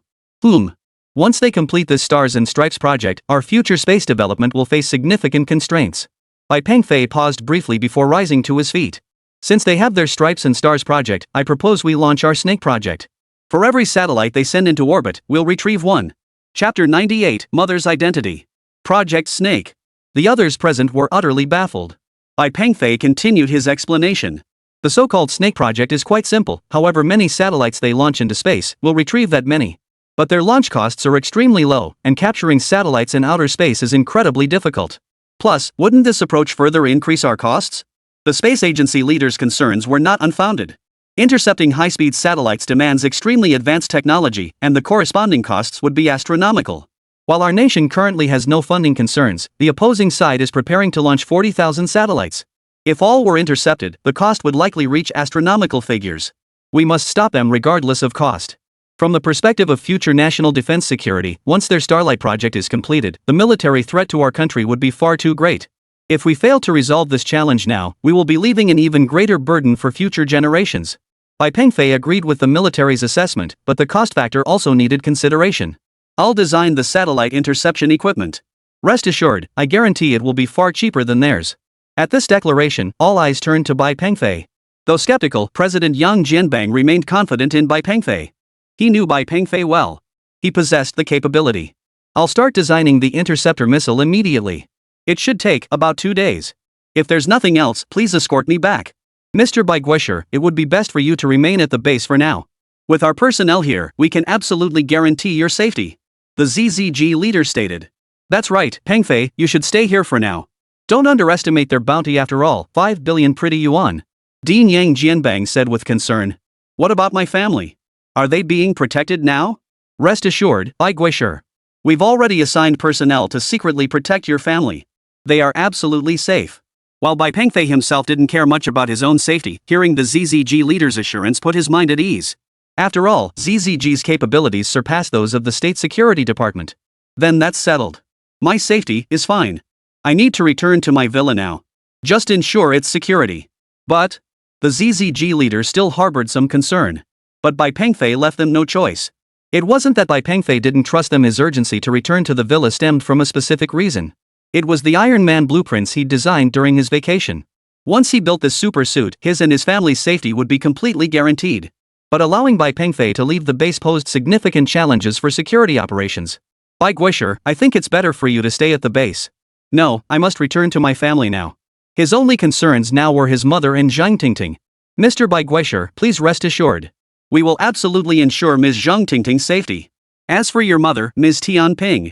At this point, the ZZG leader suddenly fell silent. What about my mother? Bai Pengfei grew anxious. After a moment's pause, the man straightened his posture and said with utmost seriousness, Director Tian is currently on a classified mission. I am not authorized to disclose its details at this time. Please rest assured. Bai Pengfei? You, what did you say? Director Tian? Bai Pengfei froze in shock. The man continued, before her departure, Director Tian instructed that her identity could be disclosed to you. Your mother is the highest-ranking leader of our ZZG, currently on an overseas mission. I am not authorized to disclose the details of her assignment. You needn't worry about the director's safety. Bai Pengfei? What the hell? My mother is actually the leader of ZZG. This. For a moment, Bai Pengfei truly couldn't accept it. He never could have imagined his mother's identity was. It was all too unbelievable. Bai Guisher, given the current situation, for your own safety, it would be best if you remained at the base. Yang Jianbang also approached and said, Pengfei, I think it's best for you to stay at the base. After a moment of silence, Bai Pengfei shook his head. I need to return to the villa. I have my own plans. Seeing Bai Pengfei so adamant, the ZZG leadership could do nothing but comply. They could only escort Bai Pengfei back. As Bai Pengfei had requested, they would maintain perimeter security around the villa for the next few days. Concerned about Zhang Tingting, Bai Pengfei immediately boarded a helicopter back to the villa after the meeting concluded. At that moment, Zhang Tingting had just arrived home. Sitting at home, Zhang Tingting suddenly spotted the helicopter hovering above the villa. Before long, Bai Pengfei descended from it. Seeing this, Zhang Tingting hurried out to greet him. After the helicopter departed, the two went straight to their room. These past few days, Zhang Tingting was a bit confused. She knew Bai Pengfei worked in a special department, but it didn't seem like it would warrant such a grand display. Could a low-level staffer at the Chinese Academy of Sciences really pull this off? Just then, Bai Pengfei stepped before Zhang Tingting, clasping her hands tightly. I'll be busy in the lab for the next few days, he said. I promise you, once this period passes, I'll tell you everything. Seeing the unwavering determination in Bai Pengfei's eyes, Zhang Tingting didn't press further. Alright, I believe you. The lab, where exactly are you going? Zhang Tingting had no idea this villa had an underground lab. Right here at home. Could you please prepare some meals for me these days? Zhang Tingting. Just as she was puzzling over it, Bai Pengfei took her hand and led her straight to the villa's underground laboratory. Zhang Tingting hadn't expected such a large space to exist beneath the villa. Of course, she couldn't make heads or tails of the equipment here. I'll be working here for a few days. Could you just bring me some food during that time? Oh, and those blueprints I had shipped back earlier, could you bring them over too? Zhang Tingting couldn't figure out what was happening. It seemed like she'd somehow become Bai Pengfei's work assistant. Alright, I'll bring them over right away. After agreeing, Zhang Tingting turned and walked away. For Bai Pengfei, the most urgent task at hand was to study the design blueprints for the low-cost rockets required by the Snake project. This posed little challenge for Bai Pengfei. Another matter was that Bai Pengfei now needed his own armor. Armor like Iron Man's? Chapter 99, Soaring to the Skies. Within 2 days, Bai Pengfei swiftly completed the blueprints for a low-cost, reusable rocket.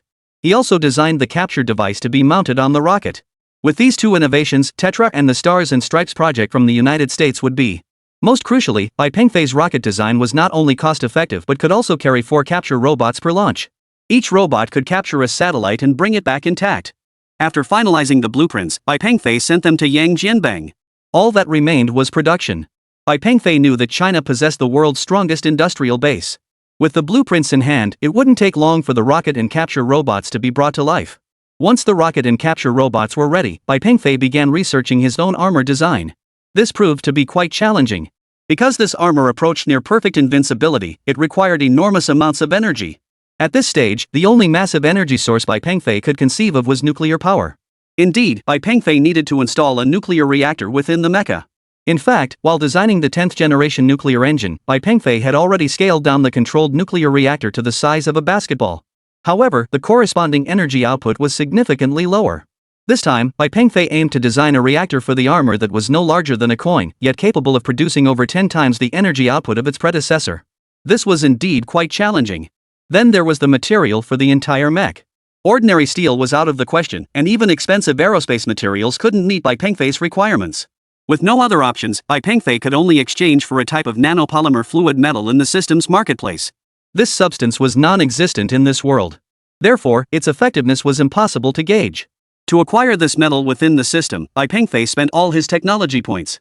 After 5 days of relentless work, Bai Pengfei finally succeeded on the night of the 5th day. The entire suit of armor, along with a super-powerful nuclear reactor, measured only half the size of a palm when collapsed and was merely a few millimeters thick. Its weight was remarkably light, hanging around the neck like a jade pendant. Of course, achieving this state was entirely thanks to the nanopolymer fluid metal available in the system store. Wearing the mech around his neck, Bai Pengfei made his way alone to the rooftop balcony. Gazing up at the starry sky above him, Bai Pengfei smiled faintly. He simply pressed the jade pendant with his finger.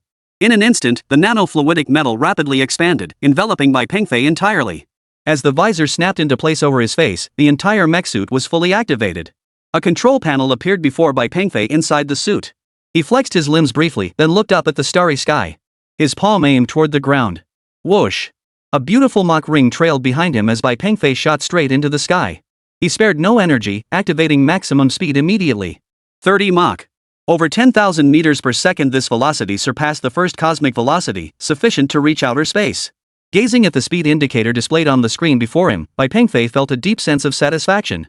As time passed, the surroundings around Bai Pengfei gradually darkened. Moreover, the temperature outside the mecha was rising sharply. Bai Pengfei knew he was breaking through the atmosphere. Faced with the intense heat generated by such friction, Bai Pengfei felt no concern whatsoever. After all, his nanotech armor possessed exceptional hardness and heat resistance. As a blinding flash of light pierced the armor, Bai Pengfei immediately slowed his flight. He knew he had broken through the atmosphere and entered space. Glancing back at the blue planet, a faint smile touched the corners of Bai Pengfei's lips. Danger, danger.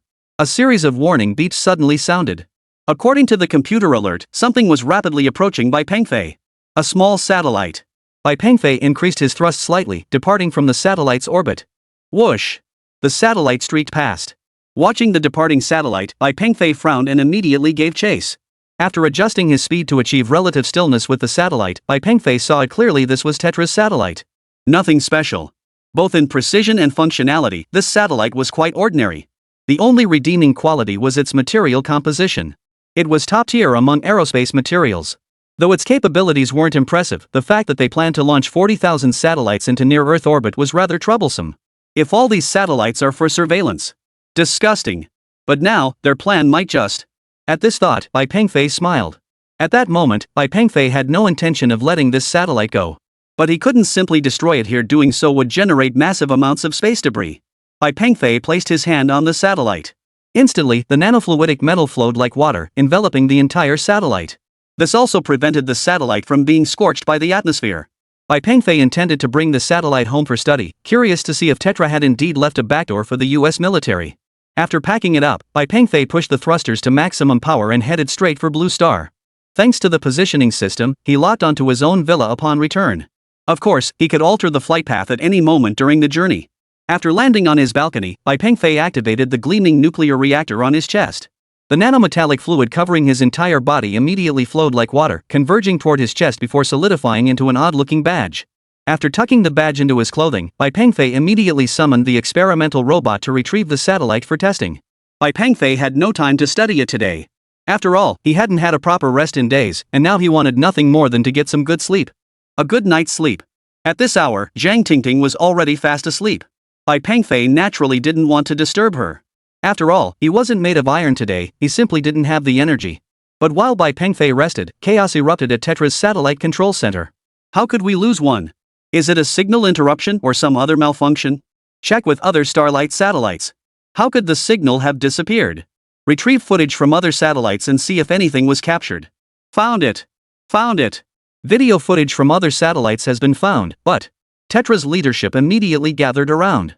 The young clerk at the computer stared at the screen in utter astonishment, as if witnessing something utterly unbelievable. Chapter 100, The Celestial Pearl. The entire staff at Tetra's Satellite Monitoring Center was stunned. For the images displayed on the computer screen at that moment were utterly beyond comprehension. What kind of high-tech weapon is this? A robot. But its autonomous movement capabilities are far too advanced. What material is that? How can it be like water, just enveloping our satellite like that? Impossible. Impossible. Absolutely impossible. No country can intercept satellites at such high speeds right now. This is impossible, absolutely impossible. Damn it! Another satellite has lost contact? Not 1, 2, 3, 4, 5, all 10 satellites have lost contact? The entire hall erupted in commotion. Everyone crowded around the central control screen. Since every Starstrip satellite was equipped with high-definition cameras, they could see everything unfolding in space with crystal clarity. In space, a massive robotic arm seized their Starstrip satellite and loaded it into a huge container behind it. After successfully capturing one satellite, the robotic arm accelerated toward another Starstrip satellite, container in tow. The entire operation was executed with precision and efficiency, and the personnel at the Tetra Satellite Monitoring Center witnessed it all. Everyone was stunned. Their blood, sweat, and tears poured into launching satellites, their Grand Star Strike project. Now they were being treated like trash. Recycled outright. Contact the military. Find out who dared to do this. Tetra's director panicked. With his resources, he had no way of uncovering who was behind this. For now, he could only rely on his own father, the military of the United States. Of course, Bai Pengfei knew nothing of these developments. He was still asleep, resting. The next morning, Bai Pengfei received a call from Yang Jianbang. Yang Jianbang explained the situation to Bai Pengfei. It was all within expectations. While his design blueprints were undoubtedly crucial, without the formidable industrial foundation of Huagua, implementing the Greedy Snake project within such a short time frame was simply impossible. After finishing breakfast with Zhang Tingting, Bai Pengfei was about to head to the pool to relax when his phone suddenly rang. It was Guanli calling. It turned out Guanli's car sales were booming, thanks to their overwhelming technological advantage. This time, Guanli was hosting a special exhibition for Huahan automobiles in Shanghai and wanted to invite Bai Pengfei to attend. Since Bai Pengfei had nothing else planned, he decided to bring Zhang Tingting along. Guanli had thoughtfully arranged everything, booking Bai Pengfei's flight tickets. She had even reserved the entire first-class cabin. Since the flight was scheduled for tomorrow, there was no rush. After telling Zhang Tingting about it, she was naturally thrilled another chance to get away. After dinner, come with me. There's an auction at the Emperor Hotel today. Let's go check it out. Bai Pengfei casually remarked. An auction? Are you planning to sell something? Not for me to sell, but for you. Bai Pengfei held up his phone, revealing a stunning celestial bead before Zhang Tingting. That evening, Bai Pengfei brought Zhang Tingting to the lobby of the Emperor Hotel. The auction was being held in the banquet hall on the 15th floor. Bai Pengfei's target this time was precisely this exquisite celestial bead. He also wanted to give Zhang Tingting a proper gift. Since Bai Pengfei had a clear objective, he didn't waste much time after all. His bid was exceptionally high. 20 million. Though slightly above the market valuation, it was of no consequence to Bai Pengfei. After purchasing the celestial bead, Bai Pengfei couldn't wait to put it on Zhang Tingting. Perfect timing, he'd wear it to the exhibition the day after tomorrow. It truly looked quite beautiful. The next morning, after breakfast, Bai Pengfei and Zhang Tingting strolled through the neighborhood. Woof woof. Just then, a large sheepdog suddenly darted out from behind Bai Pengfei and lunged toward Zhang Tingting. Bai Pengfei reacted swiftly, scooping Zhang Tingting into his arms and instinctively kicking the sheepdog. Woof woof. The vicious dog, stung by the pain, tucked its tail between its legs and scurried off to the side. Though Bai Pengfei reacted swiftly, the vicious dog still managed to snap the necklace around Zhang Tingting's neck, sending it crashing to the ground. Still shaken, Zhang Tingting clung tightly to Bai Pengfei's embrace. It's okay, don't be afraid. Bai Pengfei hurriedly comforted Zhang Tingting in his arms. What's going on? Who's there? A woman's shrill voice pierced the air nearby. A petite woman hurried over to the vicious dog, immediately crouching down to rub the fur on its belly. Son, does it hurt? Seeing the woman like this, Bai Pengfei was truly speechless. Before Bai Pengfei could utter a word, the woman sprang to her feet, pointing at him and shouting, "How dare you kick my son?" Bai Pengfei? Your son? Yes, Dabeo is my son. Woof woof. Bai Pengfei was speechless. Alright, your dog just scared my girlfriend. Didn't you see that? I saw it. So what? It didn't even bite her. Why are you making such a big deal out of it? The woman looked perfectly justified. Suppressing his anger, Bai Pengfei retorted, it did bite. It's too late once it bites. Woof woof. The dog barked at Bai Pengfei twice more. Bai Pengfei stomped his foot at the vicious dog, scaring off its aggressive attitude. But Bai Pengfei's action directly enraged the woman. She stepped in front of him, shoved him hard, and pointed an accusing finger. How dare you touch my dog? If you touch my dog again, I'll stab you to death. I've got money, so I'm not afraid. Millions? Tens of millions? I can afford to pay it all back. Your life isn't worth as much as my dog. I'm loaded, I own several chain restaurants. I'm scared. It's okay, it's okay. Bai Pengfei reassured Zhang Tingting. After calming the dog down, Bai Pengfei addressed the woman walking it. Don't get too cocky just because you have money, okay? What? Try touching my dog. By now, a crowd had gathered around them, pointing fingers and murmuring disapproval at the woman's actions. Walking a dog without a leash. Rich people are so arrogant. The woman paid no heed to the pointing and whispering from everyone across the street. Instead, she launched into a tirade directed at the onlookers. Do you even know what kind of dog this is? One dog could cost more than all your lives put together. Forget if it didn't bite anyone, even if it did, so what? I'll pay compensation. I can afford any amount. You didn't bite anyone, but your dog did break this necklace. You'll have to pay for that, right? Bai Pengfei picked up the broken necklace from the ground. The woman snorted dismissively. A worthless necklace? Fine, I'll pay. Hearing this, Bai Pengfei smiled. He picked up some black fragments from the ground and said, fine, you admit fault. I won't ask for more than market value, just 15 million. Penny pincher. You must be desperate for cash, asking for 15 million. If you're going to rip someone off, at least make it a believable amount. The woman sneered. Bai Pengfei remained unruffled. Holding the fragments, he stated, I bought this celestial bead at auction yesterday. We have the certificate and invoice. If you have a phone, you can look up yesterday's auction at the Emperor Hotel online. Oh, and by the way, my surname is Bai. Oh, and I almost forgot to mention there are only 2 of these heavenly beads in the entire world. The other one is in the hands of a martial arts superstar. Chapter 101, Fun on the Plane. Hearing this, the woman froze. Still, she couldn't believe a mere heavenly bead could be worth so much money. Standing silently nearby, she discreetly pulled out her phone and searched for yesterday's auction records from the Emperor Hotel. After entering the corresponding time, the woman froze in place. 9-eyed heavenly bead, final bid, 20 million. Purchaser, Mr. Bai. Online photos showed Bai Pengfei after the purchase. Most crucially, the middle-aged man in the photo bore a striking resemblance to the youth standing before her. Could it be? Could that thing Dabeo chewed up really be a 20 million yuan celestial bead? Good heavens! My entire net worth doesn't even reach 2 million. This. Unnoticed, beads of sweat began forming on the woman's forehead. There's surveillance everywhere, and we live in the same neighborhood. I don't think you can run away. I'll go home to get the certificate and receipt. You, get the money ready, okay? The woman collapsed onto the floor with a thud. I'm so sorry. Seeing her pitiful state, Bai Pengfei hurriedly waved his hands and said, don't apologize. I won't accept it. Cash, WeChat, or scan your QR code. Inside an auction house, 2 lawyers and several authoritative experts had gathered. Bai Pengfei was among them. The one who had just spoken was Bai Pengfei. The experts had now assessed the value of the celestial bead based on its fragments. The woman walking her dog and her husband were also present in the room. Faced with all the evidence before her, the dog-walking woman began to cry. The lawyer they had brought shook his head and murmured, 15 million? That's far too little. If we were to compensate based on current market value, it would likely be much higher. Hearing even her own lawyer say this, the dog-walking woman completely broke down. But it was too late for words now. The die was cast. Adults must pay for their mistakes. Bai Pengfei wasted no time, turning to his lawyer and demanding, "I'm filing a lawsuit now to seek damages. Can we temporarily freeze her assets? With compensation of this magnitude, I believe the court will provisionally freeze her assets." Hearing this, the dog walker's husband sucked in a sharp breath before stepping in front of her.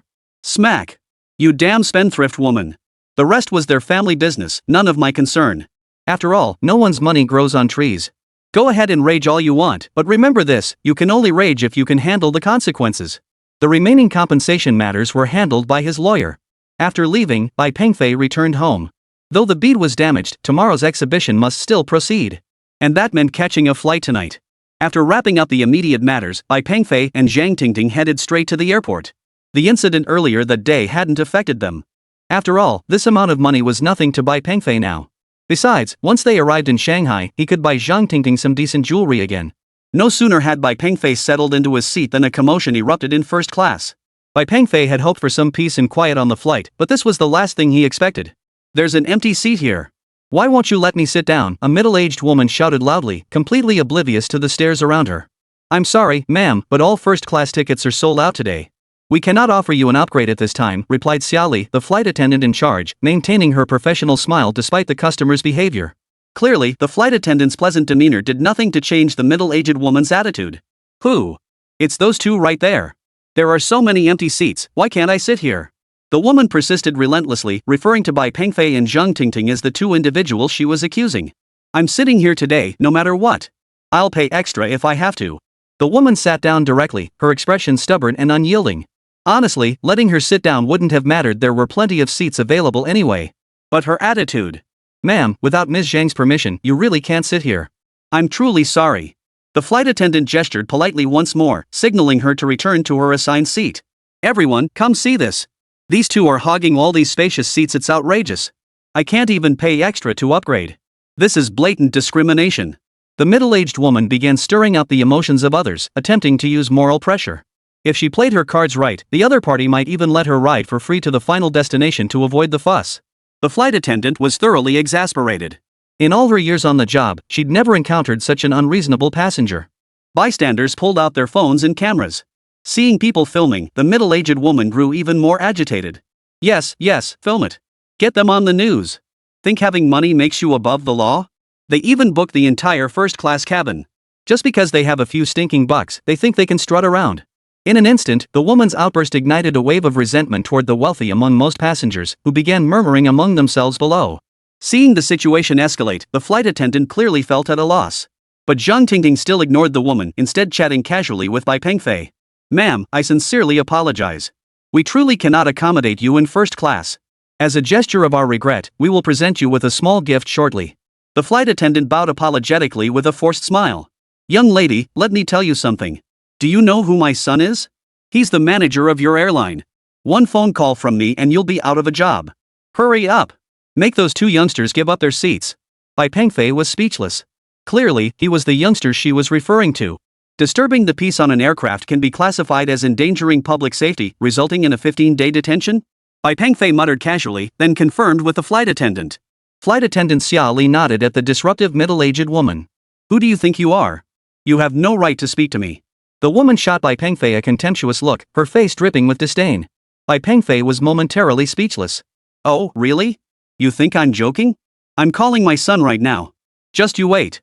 As she spoke, the middle-aged woman picked up her phone. "Hello, son? I'm on your airline's flight, and this flight attendant is giving me trouble. It's flight 9527. After relaying more details, the middle-aged woman handed the phone to the flight attendant with an air of superiority. "Your manager wants you to take this call."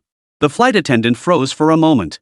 She picked up the phone, listened for a while, then stammered, "Manager Wang, I'm truly sorry. According to our company policy, there's absolutely no way we can make an exception. Find a way to move those two passengers to economy class. Otherwise, you won't be coming to work tomorrow." The voice on the phone was faint, but Bai Pengfei and Zhang Tingting could hear it clearly. "Manager Wang, even if you fire me, I will only follow the rules today." With that, the flight attendant handed the phone back to the middle-aged woman. "You?" Seeing the purser refuse to give them any leeway, the middle-aged parents were furious. But before she could say anything, Bai Pengfei stood up and asked, "What's your son's name?" "Wang Yufeng." "Why?" the woman blurted out. At that moment, Bai Pengfei picked up the phone. "Hello, old Zhang? Does your airline have a manager named Wang Yufeng?" "Yes. He oversees scheduling?" "Oh, nothing else. Just fire him." "Oh, and by the way, I think Xiaoli, the flight attendant on flight 9527, is quite good. Promote her when you get a chance." "Yeah, that's all." With that, Bai Pengfei hung up and walked straight back to Zhang Tingting. "Alright, it's all taken care of. This Jia Airlines has connections with our Chinese Academy of Sciences. Their boss happens to be quite familiar with me, so it should." "Blowing smoke and firing my son? You think?" Before the woman could finish her sentence, her phone rang. Within seconds of answering, her expression darkened. "Son. I'm so sorry. I'll go apologize right now. I'll go immediately." With that, the middle-aged woman abruptly approached Bai Pengfei. "Young man, please plead for me. My son has worked so hard to get where he is today." "You?" Bai Pengfei replied calmly, "I'm sorry, but as you just said, who am I to help with this matter?" Chapter 102, My Friend's Sister. After landing, Bai Pengfei and Zhang Tingting headed straight to the hotel Guanli had arranged in advance. Guanli, being a mature woman, understood certain things well. Knowing Bai Pengfei had brought his girlfriend along, she had specifically arranged for a special room. Upon entering the room, Zhang Tingting blushed upon seeing the chairs inside. Bai Pengfei hadn't expected Guanli to be so thoughtful. The exhibition was scheduled for tomorrow evening, and Bai Pengfei was feeling a bit eager, so the next day at noon, the two dragged their weary bodies out of bed. After a quick bite at the hotel, they headed straight out. Since the Tibetan prayer beads he'd bought for Zhang Tingting had been damaged by the dog-walking woman, Bai Pengfei now planned to take her shopping. See if they could find something suitable to buy. Truthfully, Zhang Tingting wasn't particularly interested in jewelry or such things. But she knew tonight's banquet was a very formal affair, so she needed to dress appropriately. If not for herself, then at least for the man by her side. Shanghai had plenty of luxury goods stores, making it easy to find something. Besides, Zhang Tingting was naturally beautiful with a great figure, so anything she wore would look stunning. After selecting her outfit, Bai Pengfei took Zhang Tingting to the venue hosting the exhibition. Guanli had organized everything perfectly. But truthfully, Bai Pengfei didn't care for such events. This time, he was mainly here to bring Zhang Tingting along for fun and also because of Guanli's invitation. At the banquet, numerous domestic automakers were present. Naturally, representatives from Tetra, their main competitor, were also present. But the Tetra representatives didn't look nearly as pleased. After all, they were facing an overwhelming number of problems. Technologically outclassed across the board, their sales had plummeted over the past few days. Moreover, some customers were now reporting brake failure issues. Several accidents had even occurred. Had the company's PR department not acted swiftly, these incidents would likely have been exposed by now. Of course, the folks at Tetra in charge of the automotive division are unaware of this chaos unfolding at headquarters. Over 2,000 Starship satellites already launched have seen half of them seized in just a few days. Terrified, they dare not launch any more satellites into space. Moreover, the military investigation has yet to pinpoint which nation is behind this operation. Naturally, they suspect China, as few nations on this planet possess such advanced aerospace capabilities. But they have no evidence. Moreover, based on their intelligence, China's current aerospace capabilities are not yet at this level. Capturing a high-speed satellite and bringing it back to Blue Star. Are you kidding me? Making a movie? This exhibition itself wasn't particularly noteworthy. Besides, Bai Pengfei, who disliked being in the spotlight, didn't let Guanli reveal his identity. After the exhibition concluded, Bai Pengfei returned to the hotel with Zhang Tingting. However, Bai Pengfei didn't rest. Glancing at the time, he told Zhang Tingting, "I need to step out for a while. It'll take some time before I return.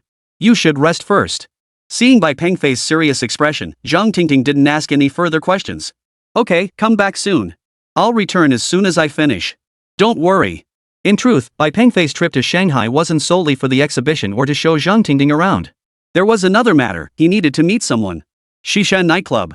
Bai Pengfei hadn't come to this nightclub for pleasure, but for a brother who had sacrificed his life to scientific research. The taxi pulled up swiftly in front of the nightclub. As soon as he stepped inside the first floor, the deafening heavy metal music blasted out, mingling with the shouts of young men and women. The entire dance floor descended into chaos in an instant. On the circular stage at the center of the dance floor, several women with graceful figures swayed their bodies continuously. Countless eyes scanned them from below, some even shaking beer bottles to spray it unabashedly onto their graceful bodies. Yet these beauties seemed to relish the attention, perhaps interpreting it as praise for their beauty. Bai Pengfei didn't linger here, instead heading toward the staircase nearby. The second floor was noticeably quieter, as it consisted entirely of private rooms. Only those with the means to afford them ventured upstairs. No sooner had he reached the second floor than a woman in a cheongsam greeted him with a smile. Sir, are you here to book a room? No, I'm looking for someone named Sun Xia. Upon hearing the name Sun Xia, the cheongsam-clad hostess scrutinized Bai Pengfei from head to toe before her smile instantly vanished. You're looking for Sister Sun. Bai Pengfei nodded.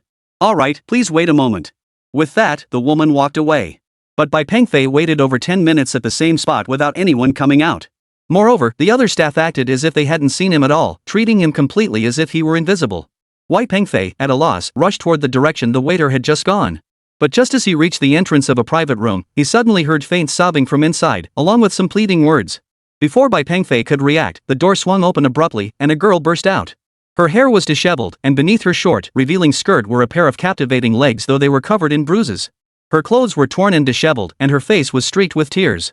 After bursting out, she immediately hid behind Bai Pengfei. Like a frightened kitten.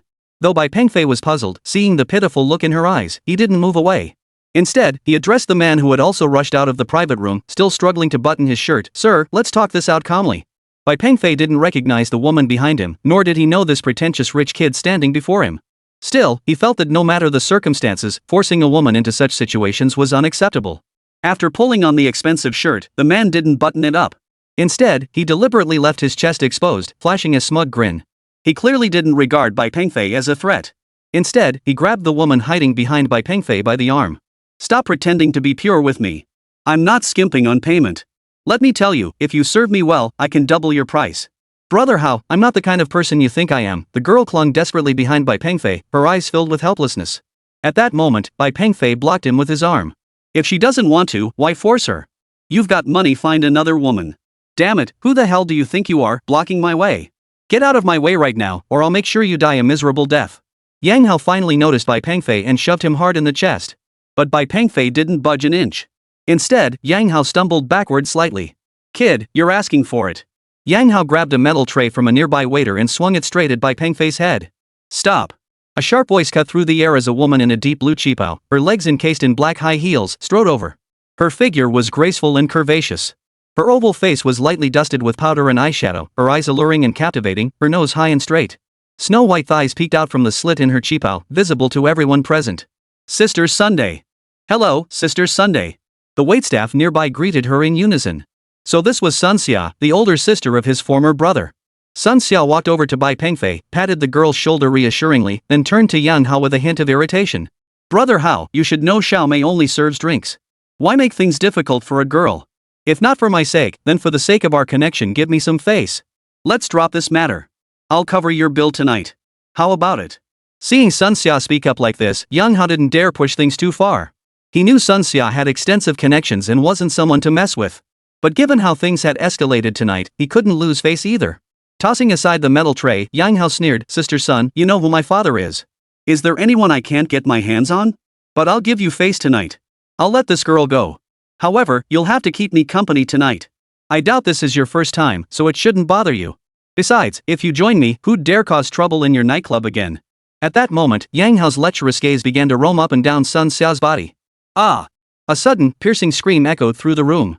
Yang Hao's body flew backward, tumbling across the marble floor countless times before finally crashing into the feet of two burly men and coming to a halt.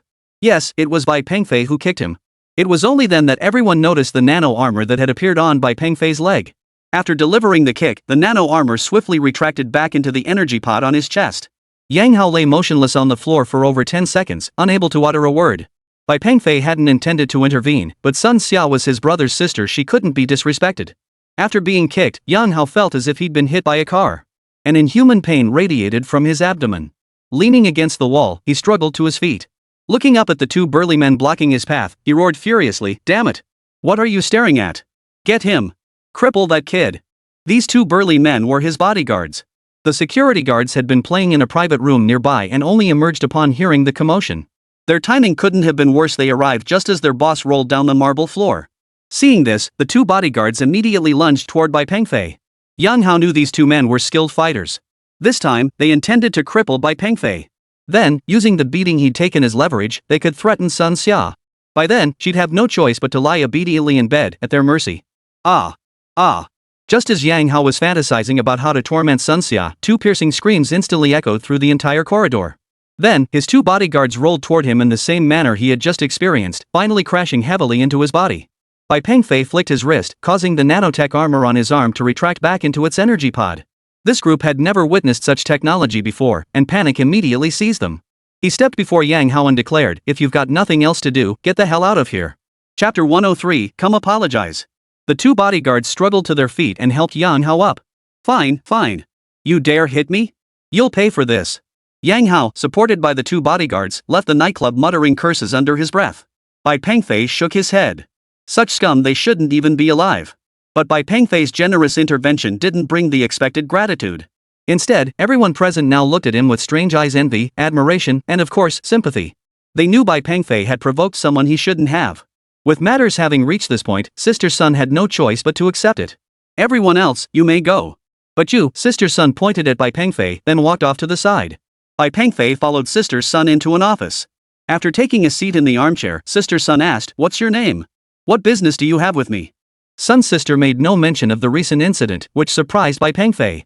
Sister Sun, about what happened earlier, Truthfully, Bai Pengfei now felt a twinge of regret.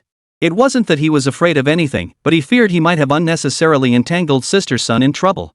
Sun's sister waved her hand dismissively. "It's fine. Yang Hao has been trying to get at me for ages. You just happened to be there at the wrong time." Despite her words, Bai Pengfei still felt a pang of guilt. "What did you need me for?" Seeing Sister Sun's calm demeanor, Bai Pengfei finally spoke up, "Is Sun Chang your brother?" At the mention of Sun Chang's name, Sister Sun froze for a few seconds. "You? How do you know Sun Chang?" "Yeah, we're good friends," Bai Pengfei replied casually. "He's been missing for 5 years.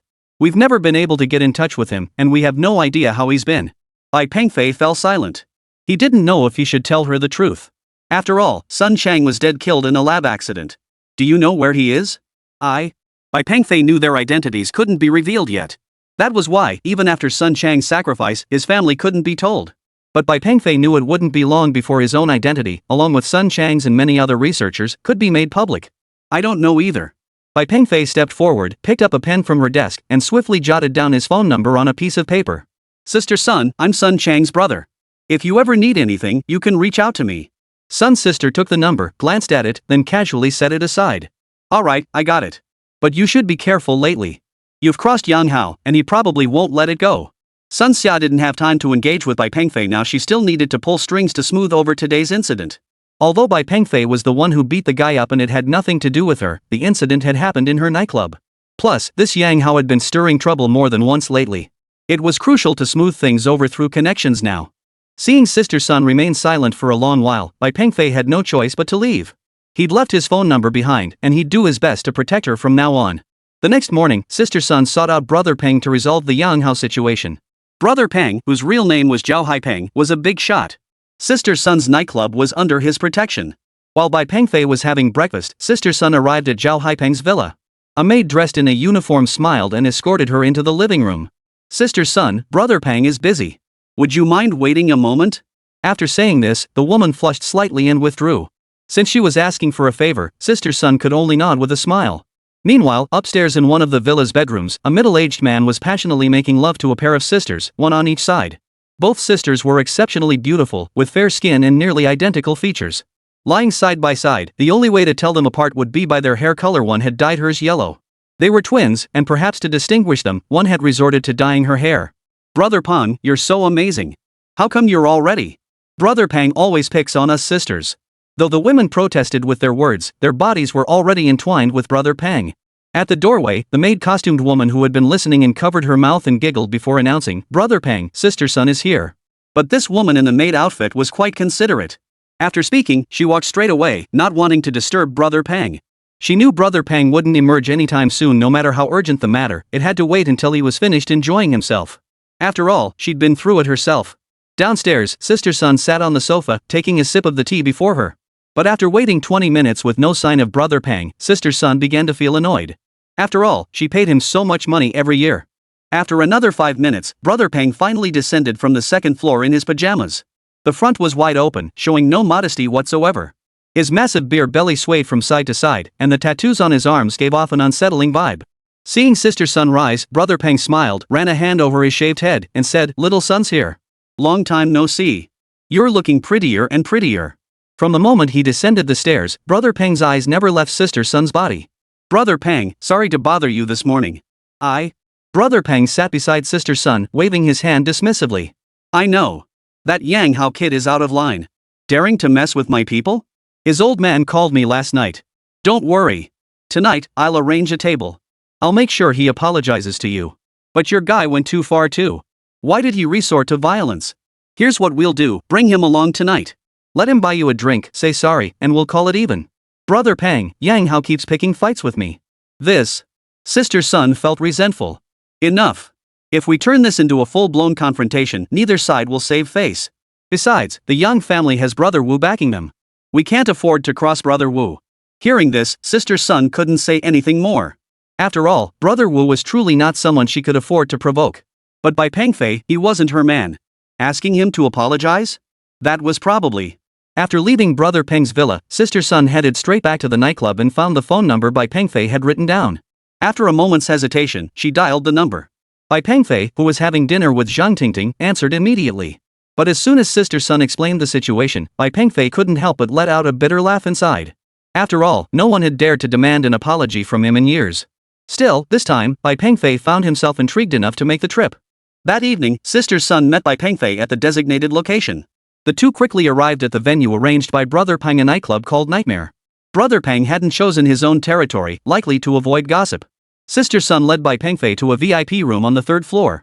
Music played inside as Brother Peng fondled a waitress, his hands roaming her body.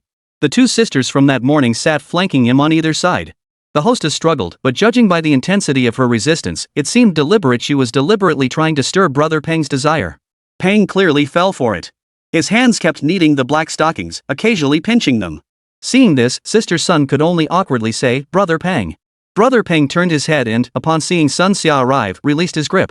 The waitress seized the moment to feign modesty and slip away. Unable to quell his burning desire, Brother Peng immediately pulled the two sisters sitting beside him closer. You're here, Brother Peng greeted Sister Sun, completely ignoring Bai Pengfei and not even giving him a proper look. Brother Peng, hasn't Yang Hao arrived yet? The room wasn't large, and seeing that Yang Hao, who was supposed to apologize, hadn't shown up, Sister Sun instantly grew annoyed. Yeah, he's so inconsiderate. Just because his dad has some clout, he thinks he can act all high and mighty. Brother Peng's hands began exploring the twins' bodies, as if today's incident meant nothing to him. Just as Sister Sun was about to introduce Bai Pengfei, the private room door slammed open. Yang Hao walked in, a cigarette dangling from his mouth, a broad smile plastered across his face. Brother Peng, I'm so sorry. Something came up, I'm late. Yang Hao completely ignored Sister Sun and Bai Pengfei, instead plopping down beside Brother Peng and crossing his legs. Seeing his arrogant demeanor, even Brother Peng beside him looked slightly displeased. Sister Sun chimed in, young Master Yang sure puts on airs. Is this how you come to apologize? Brother Peng waved it off. Forget it. He's here now. Just get down to business. We're all business people. Harmony should be our priority, wouldn't you agree, young Master Yang? Of course. Logically, since Brother Peng stepped in, I should give him face, but... Before he could finish, Yang Hao's phone rang. He answered it with an air of superiority and shouted into the receiver, Fifth brother, it's me. Yeah, I know. Peace is paramount. Yeah, okay, have Brother Peng take the call, right? Yang Hao placed the phone directly in front of Zhao Haipeng. Zhao Haipeng knew exactly who Brother Wu was. He hurriedly motioned for the two women beside him to step out, then respectfully took the phone. Fifth brother, it's me. Yeah. I understand. I get it. Standing nearby, Sister Sun watched the scene unfold, a hint of worry creeping into her heart. But Bai Pengfei, standing nearby, smiled. He knew things were about to get interesting. Chapter 104, Forceful Resolution. After hanging up, Zhao Haipeng's demeanor shifted completely. He immediately smiled and returned the phone to Yang Hao. Taking the phone, Yang Hao tapped the ash from his cigarette and looked at Sister Sun and Bai Pengfei. Brother Peng, what's going on with these two? Oh, you see, it's all Brother Peng's fault for not telling you beforehand. Isn't this little Sun bringing her people to apologize to you? We're all business people here, it's best to prioritize harmony. As he spoke, Zhao Haipeng picked up a wine glass nearby and poured one for Yang Hao. Brother Peng, wasn't he supposed to apologize to me? How? Sister Sun suppressed her anger, glaring fiercely at Zhao Haipeng. She hadn't expected him to act this way. Sun Xia. What are you saying? Apologize to young Master Yang? Have you lost your mind? Get over here and kneel. Zhao Haipeng pointed at Sun Xia and Bai Pengfei. Though his tone was relatively calm, he had clearly lost his temper. But Sister Sun wasn't one to be pushed around. She snorted and turned to Bai Pengfei, saying, "Let's go." Seeing Sister Sun about to leave, Yang Hao slammed his wine glass down hard and snapped at Zhao Haipeng. "Brother Peng, what kind of attitude is this? Is this supposed to be an apology? This is clearly disrespecting me and disgracing Brother Wu." "Yes, yes, yes. How could I not give Brother Wu face? Guys, block the door." Zhao Haipeng waved his hand, and two burly men immediately walked in from outside. Zhao Haipeng ordered again, "You two, block the door. Don't let anyone out, no matter who knocks." The two burly men glanced at Sister Sun standing nearby and instantly understood. They hurriedly nodded with smiles and walked out. They knew that if they played their cards right, Brother Peng might reward them after he was done. After all, this had happened more than once before, though those women paled in comparison to Sun Xia. Thud. The two burly men slammed the door shut. "Brother Peng. What the hell is this?" Though battle-hardened, Sister Sun was now visibly shaken. "What sense? You damn. You always act so pure in front of me. Today I'll see if you're still a virgin." Zhao Haipeng ripped off his mask completely, stripping off his shirt to reveal tattoos covering his entire body. "Wait, Brother Peng." Yang Hao stretched and rose from his spot. "If young Master Yang is interested, I'll give my virginity to him instead." But Yang Hao waved him off. "No rush. I've got more important business to attend to right now." Suddenly, Yang Hao drew a pistol from behind his back, instantly pointing the barrel at Bai Pengfei. He barked, "Kid, get thee on your knees, or I'll cripple you. If you have a problem, take it out on me. He's got nothing to do with this." Sun's sister immediately stepped in front of Bai Pengfei. Seeing Sister Sun's stance, Yang Hao sneered contemptuously, "You filthy, get out of the way. Once you serves me well, I might spare you."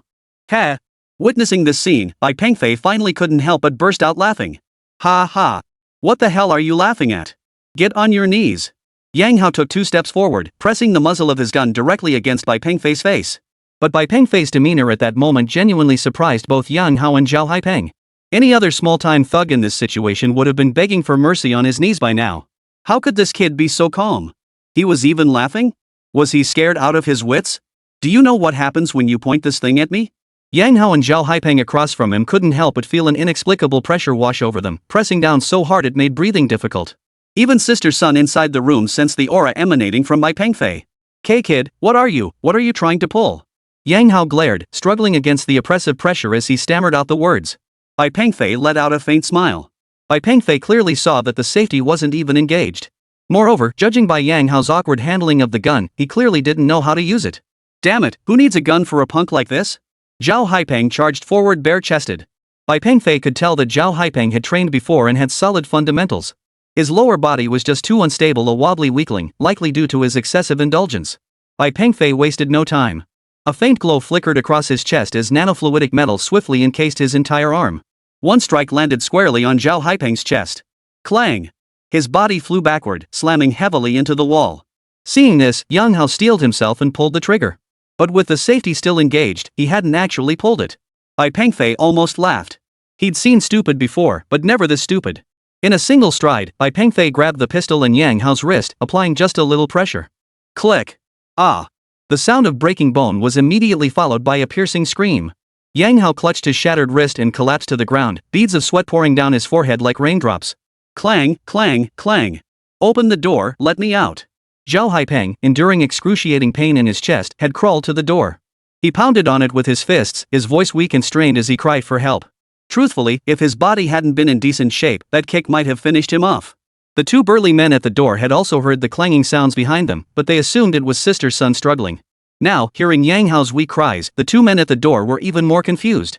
One of the men slammed his fist against the door and bellowed, "Brother Peng, don't forget about us after you're done enjoying yourself." Zhao Haipeng. Over here, Bai Pengfei, holding the pistol, crushed the flimsy gun in his hand before using his mechanical arm to grab Yang Hao directly. "Sister Sun, what should we do with these two?" "Ha?" Sister Sun froze. "Bitch, you think hiring some thugs will save you? Let me tell you, messing with Brother Wu will get you killed in the ugliest way possible." Zhao Haipeng pointed at Sister Sun, directly invoking Brother Wu's name. Indeed, Brother Wu's reputation was formidable. Sister Sun knew full well he was far beyond anyone she could afford to provoke. This Sun's sister was at a loss. Smack! Smack! After disposing of Yang Jianbang, Bai Pengfei approached Zhao Haipeng and delivered 2 sharp slaps with his palm coated in nanometallic particles. Instantly, Zhao Haipeng's face swelled up like a balloon. 2 burly men by the door chuckled. "Kid, you won't live if you cross fifth brother." Smack! Smack! 2 more slaps followed. "Who the hell is Brother Wu? Do I even know him? Two burly men at the door. What's gotten into Brother Peng today? He's being way too loud. Chapter 105, Are you afraid of heights? Yang Hao, clutching his wrist, watched the scene unfold and shuddered violently. Moments later, a large wet patch spread between his legs.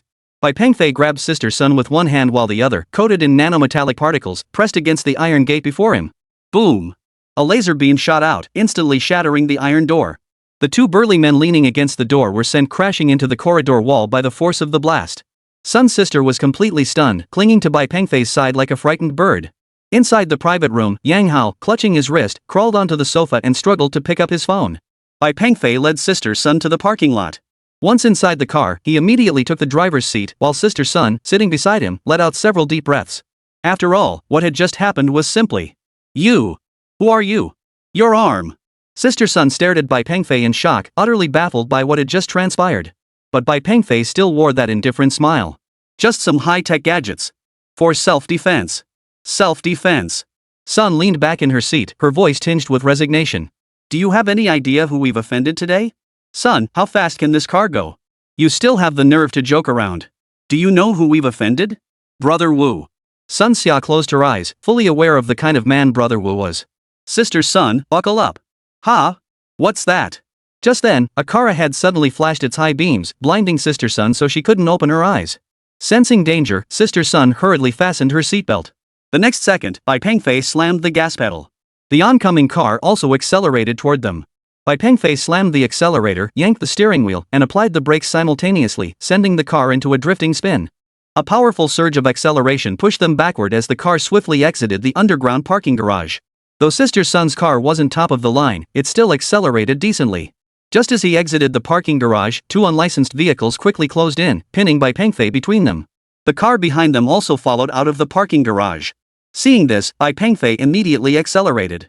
But the cars on both sides immediately accelerated as well. They continued to close in slowly. Although there were few cars on the road at night, it was still dangerous, especially since Bai Pengfei's speed had already reached 140 km/h. Just as Bai Pengfei prepared to slow down to shake off the vehicles beside him, the car suddenly lurched forward. It turned out the car behind had caught up and bumped into the rear of his vehicle. Who are these people? Sister Sun glanced around nervously. Having never witnessed such a scene before, she was visibly shaken. Probably that fifth brother. Bai Pengfei didn't hesitate, jerking the steering wheel sharply to the right.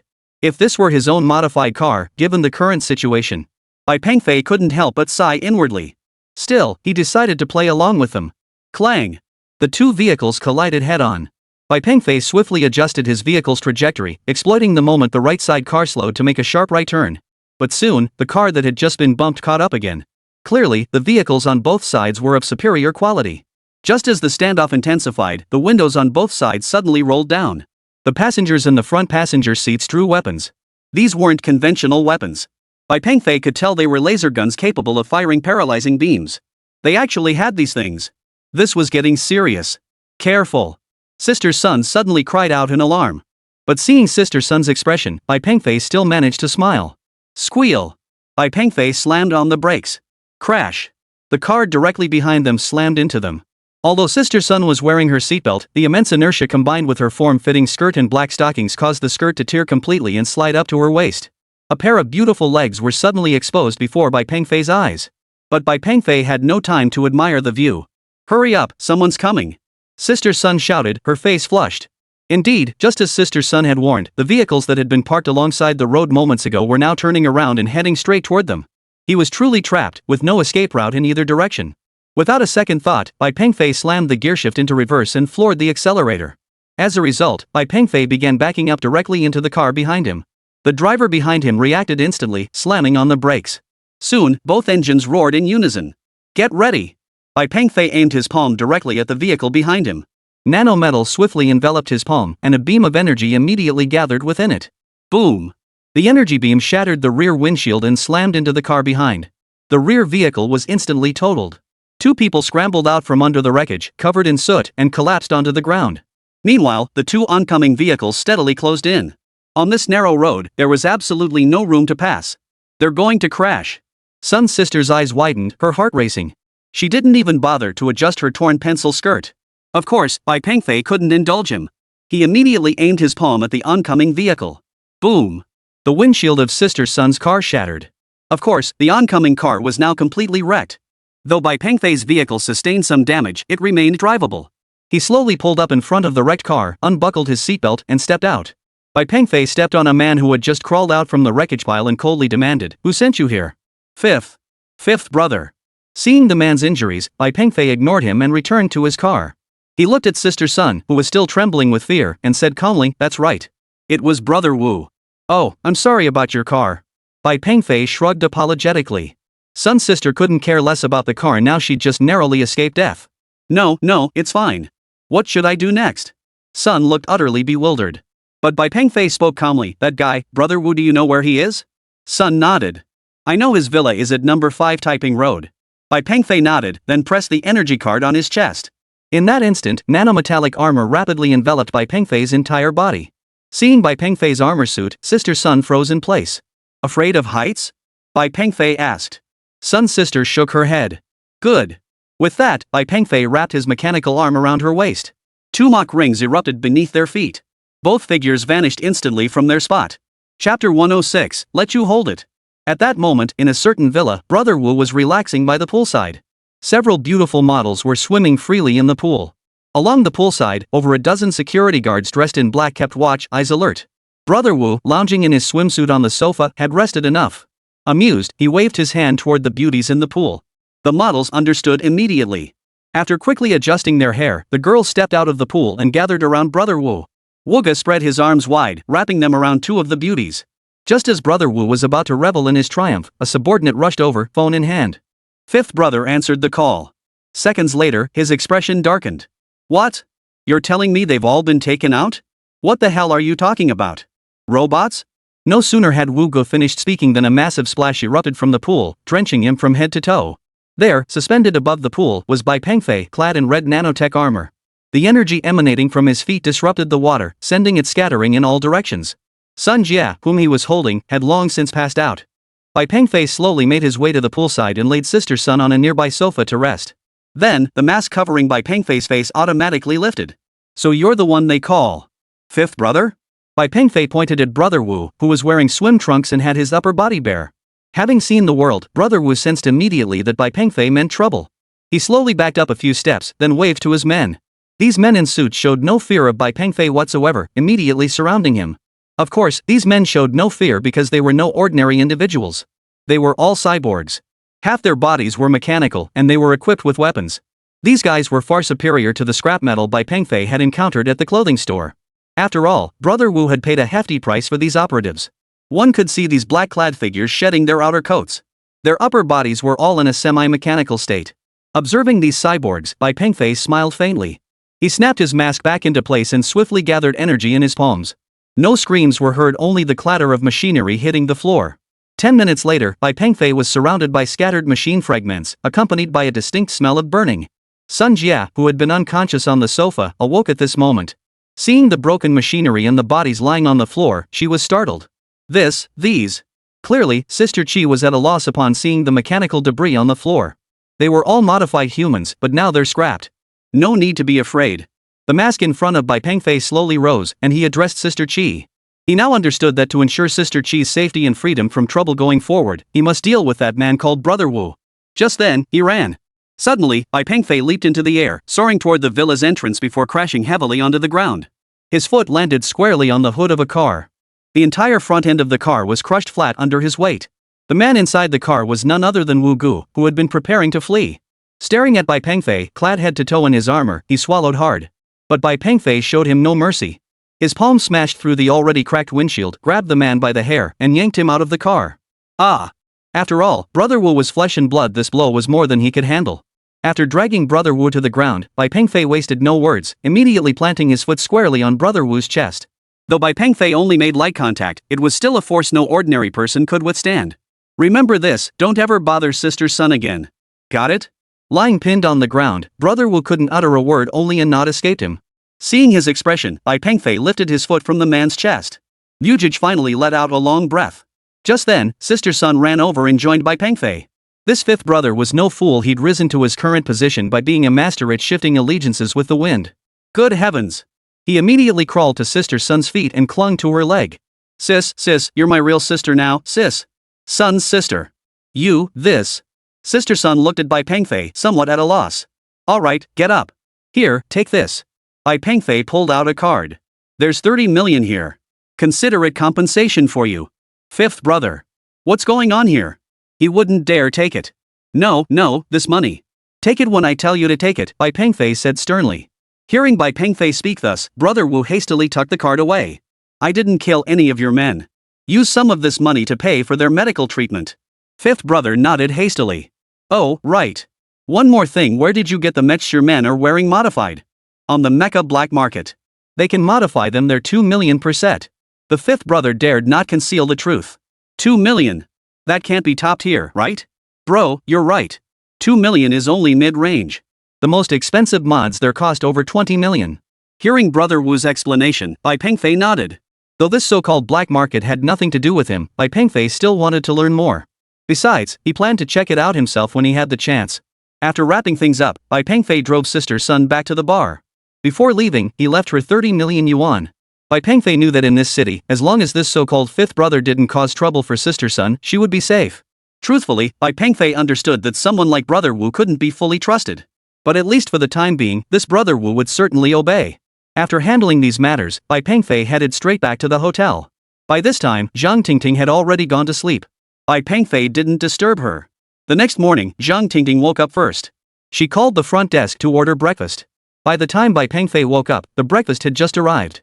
Now that the auto show was over, the two naturally had nothing else to do. But Zhang Tingting had her own plans. After all, Shanghai was the forefront of fashion in China and also home to the largest clothing wholesale market.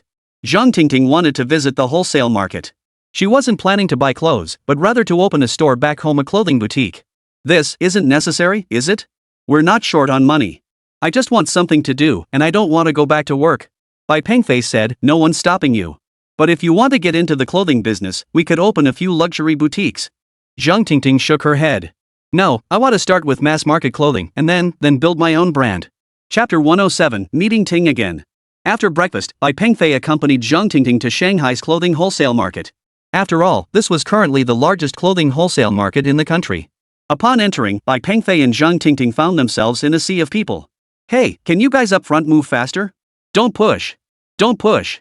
Who's that? You stepped on my foot. Shouts echoed continuously at the entrance. And some ill-mannered individuals began cursing in the street. The security guard by the door just watched coldly, having long since grown accustomed to it all. As long as nothing major happened, they wouldn't lift a finger. Bai Pengfei felt he hadn't exerted any effort at all as his body flowed with the crowd into the wholesale market.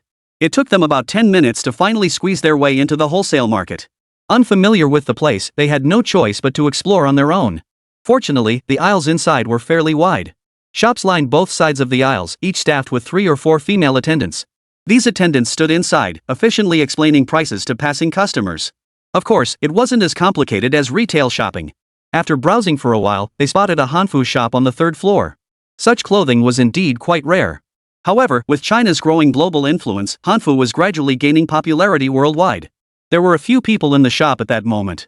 It seems these newly popular items are more readily embraced by the younger generation. This is a set 50 pieces per box. Don't pick and choose, they're all pretty much the same. Sizes are mixed. One size fits all set for 5,000 yuan. Several salespeople called out loudly. To Bai Pengfei, these clothes might not be big name brands, but the styles were definitely fresh and attractive. Plus, the price wasn't steep, just over 100 yuan per piece. Truly not expensive. Bai Pengfei now approached the front, carefully examining the hanfu garments. The quality is decent. Can you give me a discount? I'll take them. Bai Pengfei called out loudly. Take 5 sets and get 500 off. The busy salesperson replied to Bai Pengfei. Well, that's hardly a significant discount. Still, when selling goods, it's always wise to shop around. After getting a rough idea of the prices, Bai Pengfei didn't ask any more questions and simply left the shop. After all, in this vast wholesale market, they couldn't be the only ones selling hanfu clothing. After wandering the wholesale market for several hours, Bai Pengfei realized that prices were pretty much the same everywhere. After a moment's consideration, Bai Pengfei and Zhang Tingting selected a shop that looked decent from the outside. Of course, the most urgent task now was to get the goods back. I'll take 10 sets. Can we negotiate the price? Bai Pengfei asked loudly. Hearing Bai Pengfei's words, the salesperson beside him froze in surprise. Previously, the largest orders had only been 3 or 4 sets. Now, 10 sets at once. Sir, are you sure you want 10 sets? 500 pieces? The server looked utterly incredulous. Isn't that a bit much? Zhang Tingting asked. Yes, 10 sets. Is the price negotiable? Bai Pengfei nodded and pressed on. Wait a minute. Don't leave. Boss. Boss. This guy wants 10 sets. The waiter shouted loudly into the store. Soon, a heavily made-up middle-aged woman approached. 10 sets. Who ordered them? Me. Can we discuss the price? The middle-aged woman narrowed her eyes and said with a smile, sure, we can talk about it. She hurriedly ushered Bai Pengfei into the shop. Sir, you want 10 sets. Well, how about this, I'll give you a 20% discount on the total, and I'll cover the shipping costs. What do you say? Shipping costs for these goods weren't cheap, after all. And an outright 20% discount? That was a pretty good deal. Alright, I won't pick out specific styles then. You pack them as you see fit, but make sure the sizes are clearly marked on the outside of the packaging. Bai Pengfei didn't hesitate and agreed immediately. Alright, I'll arrange it immediately. The goods should be loaded onto the truck tonight. Just give me an address. Payment is handled by the freight station. You can settle it with them when you pick up the goods. These wholesale merchants have partnerships with freight stations, so their shipping rates are very affordable. Plus, most payments are handled by the freight station. Here's the address. Just deliver it there when the time comes. Bai Pengfei gave the villa address and contact information to the boss and even paid a small deposit. Truthfully, Bai Pengfei didn't expect Zhang Tingting to make much money from this. It was more about giving her something to do.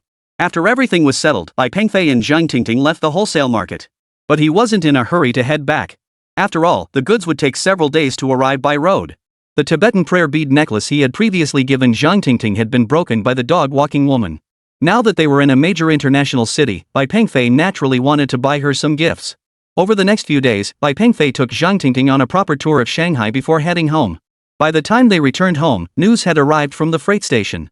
Although the villa address was provided, Bai Pengfei really didn't want to bring all those clothes home. For now, Bai Pengfei could only find a storefront for Zhang Tingting. After instructing the warehouse to hold off on deliveries, Bai Pengfei headed straight to a fairly large shopping mall in Shenyang. All the clothing stores in this mall were located on the first floor. After walking around for a while, Bai Pengfei finally spotted a storefront with a for sale sign. The decor was decent, and the size was adequate. Using the phone number left on the sign, Bai Pengfei contacted the owner directly. What he didn't expect, however, was that the person on the other end was Xiaoting. It was Xiaoting, the same girl who had been playing with Sister Mei when he was gambling for Zhang Tingting's father. He never imagined running into her here. Part of the money Bai Pengfei had won from Qin Hui and Sister Mei last time belonged to her. Though taken aback, Bai Pengfei still arranged to meet her. Half an hour later, Bai Pengfei met Xiaoting at a bar. Xiaoting looked much the same as before. Naturally beautiful, she was dressed in a very affluent style. Such a mature style seemed completely out of sync with her actual age. After all, Xiaoting was only in her early 20s. Seeing Bai Pengfei arrive, Xiaoting's expression remained unchanged. After inviting him to sit down, she coldly stated, "So you want to rent that shop?" Her tone was perfectly steady, as if they were meeting for the very first time. "Yes, I want to rent it." In such an atmosphere, Bai Pengfei felt no inclination to joke around. "I still have 2 years left on my lease with the mall. It's 10,000 a month, 24,000 for 2 years. Xiaoting continued in the same cool tone. Actually, this price was really not expensive. Plus, the shop's interior was brand new, clearly just finished recently. "Alright, when can we sign the contract?" "Any time is fine." No further words were exchanged. "Alright, give me your account number and I'll transfer the money over." "Alright, I have your number. I'll send it to you shortly. Here's the key to the store." Xiaoting pulled a set of keys straight from her bag. After putting the keys away, Bai Pengfei tried to say something else, but Xiaoting seemed preoccupied, just sipping her cocktails one after another. Bai Pengfei didn't press the issue and turned to leave. "Wait." Just as Bai Pengfei was about to leave the bar, Xiaoting called out to him. Chapter 108, Tingting's Career. Hearing Xiaoting call his name, Bai Pengfei turned back quickly. Xiaoting asked again, "Are you still going to Sister Mei's place?" Bai Pengfei shook his head. "Probably not." Upon hearing his reply, Xiaoting said nothing but turned away to continue drinking. "Is there something else?" Bai Pengfei asked. Xiaoting hesitated before saying, "Qin Hui is missing. You, be careful." Qin Hui. Bai Pengfei knew this was the man who had set a trap to deceive Zhang Tingting's father, only to have his own cleverness backfire when he was outwitted by his high-tech lasses. "Got it. Thanks." Seeing that Xiaoting wasn't going to say anything else, Bai Pengfei left the bar. By noon that same day, Bai Pengfei had already brought Zhang Tingting to the storefront. Seeing Bai Pengfei had arranged everything, Zhang Tingting was naturally overjoyed. Upon arriving at the clothing store, Zhang Tingting began tidying up inside. Since Xiaoting's shop had only recently been renovated, everything inside was still brand new. A simple tidy-up was all that was needed to make it usable, which was quite convenient. Meanwhile, Bai Pengfei contacted the warehouse. They transported the goods directly to the mall. Having already made arrangements with the mall management, Bai Pengfei hired several workers who bustled about for quite a while before finally moving all the clothes into the small storage room inside the store. Goodness, over 100 boxes. Fortunately, the store's attached storage room was large enough. Even so, it was barely enough to hold such a large shipment. Once all the garments were stored, Bai Pengfei settled the remaining payment in full. After that, Bai Pengfei and his wife began sorting through the clothes. Fortunately, the sizes were clearly labeled on each box. Now, Bai Pengfei and Zhang Tingting only needed to select the clothes for display. Of course, with so many styles, this task proved quite tedious. Bai Pengfei and Zhang Tingting worked late into the night to display all the samples and organize the corresponding sizes. Early the next morning, Bai Pengfei rose before dawn. He had a lot to do today, as he needed to prepare for the clothing store's grand opening. The opening needed to be well promoted. With no other tasks on his plate, Bai Pengfei was fortunate to be able to stay home and assist Zhang Tingting with the clothing store preparations. Regarding promotion, Bai Pengfei had come up with an excellent idea. He planned to use the most down-to-earth approach. Near the mall was a vocational high school with a nursing program, locally known as the nursing school. This school, well, let's not dwell on its reputation, but it certainly had a lot of female students. Bai Pengfei had no ulterior motives, he simply wanted to find some girls with good figures and attractive looks to serve as models. And indeed, many students at this school took weekend jobs to earn extra cash. Soon, Bai Pengfei spotted these girls handing out flyers on the street. He learned that several real estate agencies near the school entrance could connect him with these students. Bai Pengfei arrived at the nursing school entrance early. He approached one agency, explained his purpose, and the agent patted his chest, guaranteeing they could definitely connect him with some well-built girls. They had handled similar jobs before. 50 yuan per day per girl, and the job was simple, just stroll around town wearing Bai Pengfei's clothes. Each girl would also hold a simple advertising sign. After agreeing to find 10 girls, Bai Pengfei rushed straight to a print shop to have the signs made. The signs he needed were actually quite simple, just the shop's address. The cost for 10 sign holders was very reasonable, and they could be ready that same afternoon. After taking care of these arrangements, Bai Pengfei returned to the clothing store. Zhang Tingting was still organizing clothes, selecting some beautiful outfits for tomorrow's models. Truthfully, Zhang Tingting felt a bit anxious. After all, Hanfu garments were a niche product with very few buyers. After selecting the garments, Bai Pengfei and Zhang Tingting headed home. These past 2 days have been utterly exhausting for both of them, so today they're going to take a proper rest. Bai Pengfei had also set the opening date for the day after tomorrow. The night passed without incident. The next morning, Bai Pengfei and Zhang Tingting both arrived at the clothing store. The agency arrived punctually, already waiting outside the storefront with 10 girls boasting excellent figures. What surprised Bai Pengfei, however, was that these girls were already peering through the storefront's floor-to-ceiling glass, examining the clothes inside. As they discussed the items, delighted smiles slipped onto their faces. Seeing this, Bai Pengfei felt deeply gratified. It seemed these Hanfu garments had already captured the attention of the younger generation. Once Bai Pengfei and Zhang Tingting arrived at the store, he explained the day's tasks to the girls. Afterward, he let the girls browse and select garments on their own. While they changed, Bai Pengfei retrieved the handheld signs he had made the previous day. By the time Bai Pengfei returned, all 10 girls had changed into their outfits. And honestly, the Hanfu looked quite stunning on these girls with their good figures. At least at this moment, they were absolutely at the forefront of fashion. After handing the signs to the girls, Bai Pengfei led them out onto the streets. His first stop was their school. After all, the students of this school were the primary target market for these garments. Bai Pengfei's strategy proved highly effective. As soon as the students arrived near the school, they caused an immediate sensation. The girls were already well-proportioned and attractive, and now, dressed in such fashionable clothes, they drew even more attention. Naturally, the girls were thrilled after all, their classmates were now looking at them with envious eyes. This outcome was precisely what Bai Pengfei had hoped to achieve. After parading these walking models around the nursing school for half a day, Bai Pengfei led the girls to the cafeteria for lunch. Lunch wasn't included in their daily fee, but today's results had been so impressive that Bai Pengfei decided to treat them all to a meal. Dining with so many beautiful girls inevitably drew attention from others. The girls were delighted by Bai Pengfei's generous hospitality. The afternoon task was much simpler, just strolling casually around town. Judging by the stares from passers-by, this promotional effort had been a resounding success. By 4 in the afternoon, Bai Pengfei had settled the day's wages with the young women. Now everything was finally in place, just waiting for tomorrow's grand opening.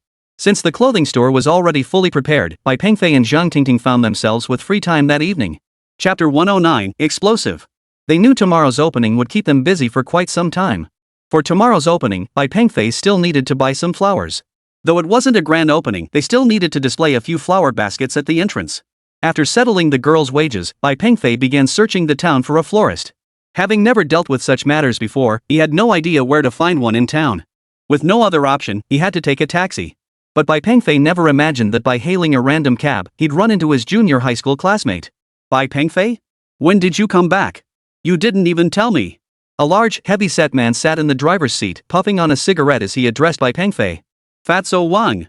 Didn't you go abroad? Fat Wang, whose real name was Wang Kai, was Bai Pengfei's junior high school classmate. Don't even ask. I was just washing dishes overseas.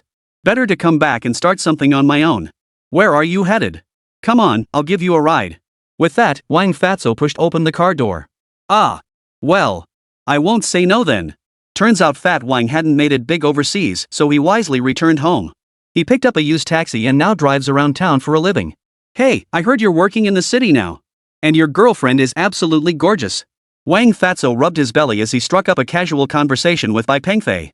Ah, that's not true. Bai Pengfei replied casually. Ah, I had a girlfriend too once. Pretty girl, we were even planning to get married. Then she took the dowry and ran off. Bai Pengfei? Ah, don't even get me started. What are you planning to do now? Why don't you get yourself a car too? Let me tell you, this job makes money. At least this much a day. Wang Kai held up 3 fingers. Bai Pengfei understood that meant 300. I haven't decided yet. We'll see. The two chatted aimlessly for a while longer. Bai Pengfei also mentioned his plan to find a flower shop. Before long, Wang Kai pulled Bai Pengfei to the entrance of a flower shop. The name sounded intimidating, but there were only a few shops inside. This place is decent, and the prices are pretty reasonable. Thanks, I'll get in touch when I have time, Bai Pengfei said politely. Wang Kai, being the easygoing sort, waved casually and drove off without even asking Bai Pengfei for money. Oh well, they could discuss it next time they met. Bai Pengfei looked around the flower shop. There weren't many people around at the moment. The shop was spotlessly clean, with pots of fresh flowers arranged neatly. The entire interior had a distinctly girly vibe, looking utterly adorable. Seeing the little succulents arranged in heart shapes on the shelves, Bai Pengfei couldn't help but admire the shop owner's taste. So cute. Sir? Looking at the succulents? After the voice, a massive figure appeared beside Bai Pengfei. Looking up, he saw a burly, bearded man standing right beside him. This, over 6 feet tall, looking like he weighed 120-130 pounds, wearing pink flip-flops with cat ears on them, baggy floral shorts, and a white tank top. Through the white vest, one could even glimpse his bushy chest hair. Staring at the burly man before him, Bai Pengfei swallowed hard. Sorry. I was just looking. Look, feel free to look around. My stuff is high quality and cheap. Bai Pengfei glanced around the room, then looked back at the burly man before him. This is your shop? Yep. Mine. The burly man gave Bai Pengfei a slight smile. In an instant, Bai Pengfei felt a chill run down his spine. Oh, let me see. Bai Pengfei quickly shifted his gaze to the flowers. Young man, what are you looking for? These are all very cheap. What's the price for your most expensive flower basket? Bai Pengfei asked casually. The burly man hesitated before replying, 50 yuan each. Guaranteed fresh flowers, and we handle delivery. Alright, give me 10. I need them by 9 tomorrow morning. I'll write down the address. Bai Pengfei couldn't believe his eyes. The scruffy, rough-looking guy was actually a florist. Honestly, that appearance alone would surely hurt his flower shop's business. No wonder Wang Kai claimed his prices were the cheapest around. After writing down the address and leaving the money, Bai Pengfei hurriedly left the flower shop. Tomorrow was the grand opening of the clothing store, and Zhang Tingting couldn't help but feel a bit anxious. But Bai Pengfei was brimming with confidence. He knew Hanfu was about to become all the rage. His clothing store would definitely ride this wave of popularity and rake in a hefty profit. Knowing tomorrow would likely be hectic, the two fell asleep early that night. The next morning, Bai Pengfei and Zhang Tingting arrived at the clothing store well before opening time. The florist was punctual as well, delivering 10 flower baskets right on time. Bai Pengfei arranged the flower baskets on both sides of the storefront, making it immediately obvious that this was a grand opening celebration.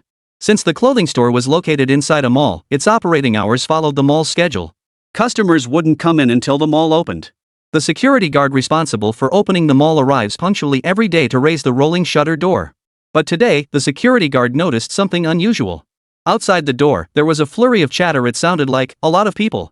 The moment the security guard pulled up the rolling door, several petite women slipped right underneath it. Hey! What are you doing, young lady? The security guard had never seen anything like this before. Not even during supermarket promotions had he witnessed such frenzied behavior from the ladies. Before the door was even fully open, some people had already squeezed through the gap. Once the doors swung wide, the scene became even more spectacular. A flood of young girls surged forward, carrying the security guard standing at the entrance away before he could react. Hey, hey, hey! Don't push! Don't push! My shoes, my shoes! And just like that, the security guard was swept up in the chaos and carried straight into Bai Pengfei's clothing store. Facing such a large crowd of students, Bai Pengfei had anticipated this. Zhang Tingting, however, was taken aback. She hadn't imagined the opening day would be this overwhelming. Watching the crowd surge in, she didn't know where to begin. Is that the dress I saw yesterday? I'll take it. A tall girl stood before Zhang Tingting, wide-eyed, pointing at the garment hanging on the wall behind her. Hearing the girl's question, Zhang Tingting finally snapped out of her daze. This one. Yes. No way, girl. That's the same style as the one you wore is at the dry cleaners. Bai Pengfei walked over from the side and joked with the girl. Zhang Tingting then snapped back into her professional mode and began searching for the right size for the young girl. Bai Pengfei also noticed that all the models from yesterday had come to the store today. It seemed these stylish Hanfu garments held even greater appeal for these beauties. Get me one of these. I'll take this one. Do you have this in a larger size? In an instant, the entire store descended into utter chaos. Chapter 110, Questions. Bai Pengfei and Zhang Tingting had never handled such a situation before. They were flustered and panicked, scrambling to keep up. Fortunately, they had prepared thoroughly in the days leading up to this, or else they would have been in real trouble. From morning until noon, the store was constantly packed with people. Bai Pengfei could tell most of the customers were students from the nursing school. This proved that yesterday's advertisement had been a resounding success. It might also be because today was the weekend, which explained the large number of students. Of course, some passers-by had also stopped in to check out the novelty of the clothing. Others were simply there for the spectacle, while a few were fellow industry professionals. However, these competitors mostly sourced their goods from the city's clothing wholesale market, and these Hanfu garments hadn't yet arrived in large quantities at the local wholesale market. So even if these people were envious, it wouldn't matter, they had no source of supply. Naturally, a few individuals tried to sound out Bai Pengfei. Bai Pengfei wasn't stupid, he certainly wouldn't tell them. After all, this was commercial confidential information. But Bai Pengfei also knew that this kind of thing couldn't be monopolized. For now, he was just capitalizing on the timing gap to make a little money. But that was enough for Bai Pengfei. After all, it gave Zhang Tingting something to do. With these nursing school students setting the precedent, more and more classmates and women were willing to come in and take a look. But there was still one problem, the price. Bai Pengfei's wholesale cost averaged around 50 yuan per piece, but he had set the retail price directly between 140 and 160 yuan. Just like when he sold photo calendars before, the clothes that looked good and had fewer sizes available commanded higher prices. That's how the clothing industry's profit margins worked at the time. Some garments priced over 100 yuan cost only a few dozen yuan to source. His store is located in a shopping mall with decent decor, and since the customers are mostly young students, almost no one haggles over prices. The profits were indeed substantial, but these students' purchasing power was admittedly limited. Though the store seemed crowded, actual sales weren't as high as expected. It wasn't until after 4 in the afternoon that the crowd finally thinned out a bit. Zhang Tingting did a quick tally. Over 120 items were sold, bringing in over 18,000 yuan. After deducting costs, the profit amounted to roughly 15,000 yuan. This result was actually quite impressive. However, Bai Pengfei knew that today was a weekend, and it was also the first day of business, so sales were bound to be better. Sales might remain strong over the next few days, but such a bustling scene definitely wouldn't last long. Of course, Bai Pengfei didn't place much value on this money. Moreover, it wouldn't be long before this type of Hanfu entered Shenyang's wholesale market. By then, maintaining these prices would be difficult, and customer traffic would inevitably decline significantly. Right now, he had to strike while the iron was hot and establish distribution channels. Since Shenyang served as the economic hub for surrounding cities, most clothing retailers from neighboring regions came here to source merchandise. Just as Bai Pengfei was pondering how to expand distribution channels into these neighboring cities, a young man walked into the store. He politely inquired as soon as he entered, "Excuse me, is your store manager available?" "We don't have a store manager.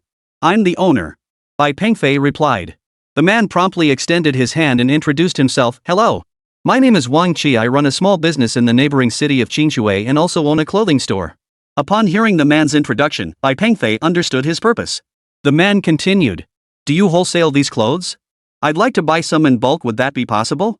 "We do wholesale, but you can't pick specific styles. We only sell in sets of 10 pieces. Selling in sets was standard practice in the clothing industry, regardless of location. Wang Qi was aware of this practice and naturally had no objection. Moreover, 10 pieces per order was a manageable quantity he could afford. Alright, what about the price? That was what really mattered to Wang Qi after all. If the price was too high, he wouldn't have much profit margin. Minimum order of 10 pieces at 100 each. My retail price is 140 to 160 per piece.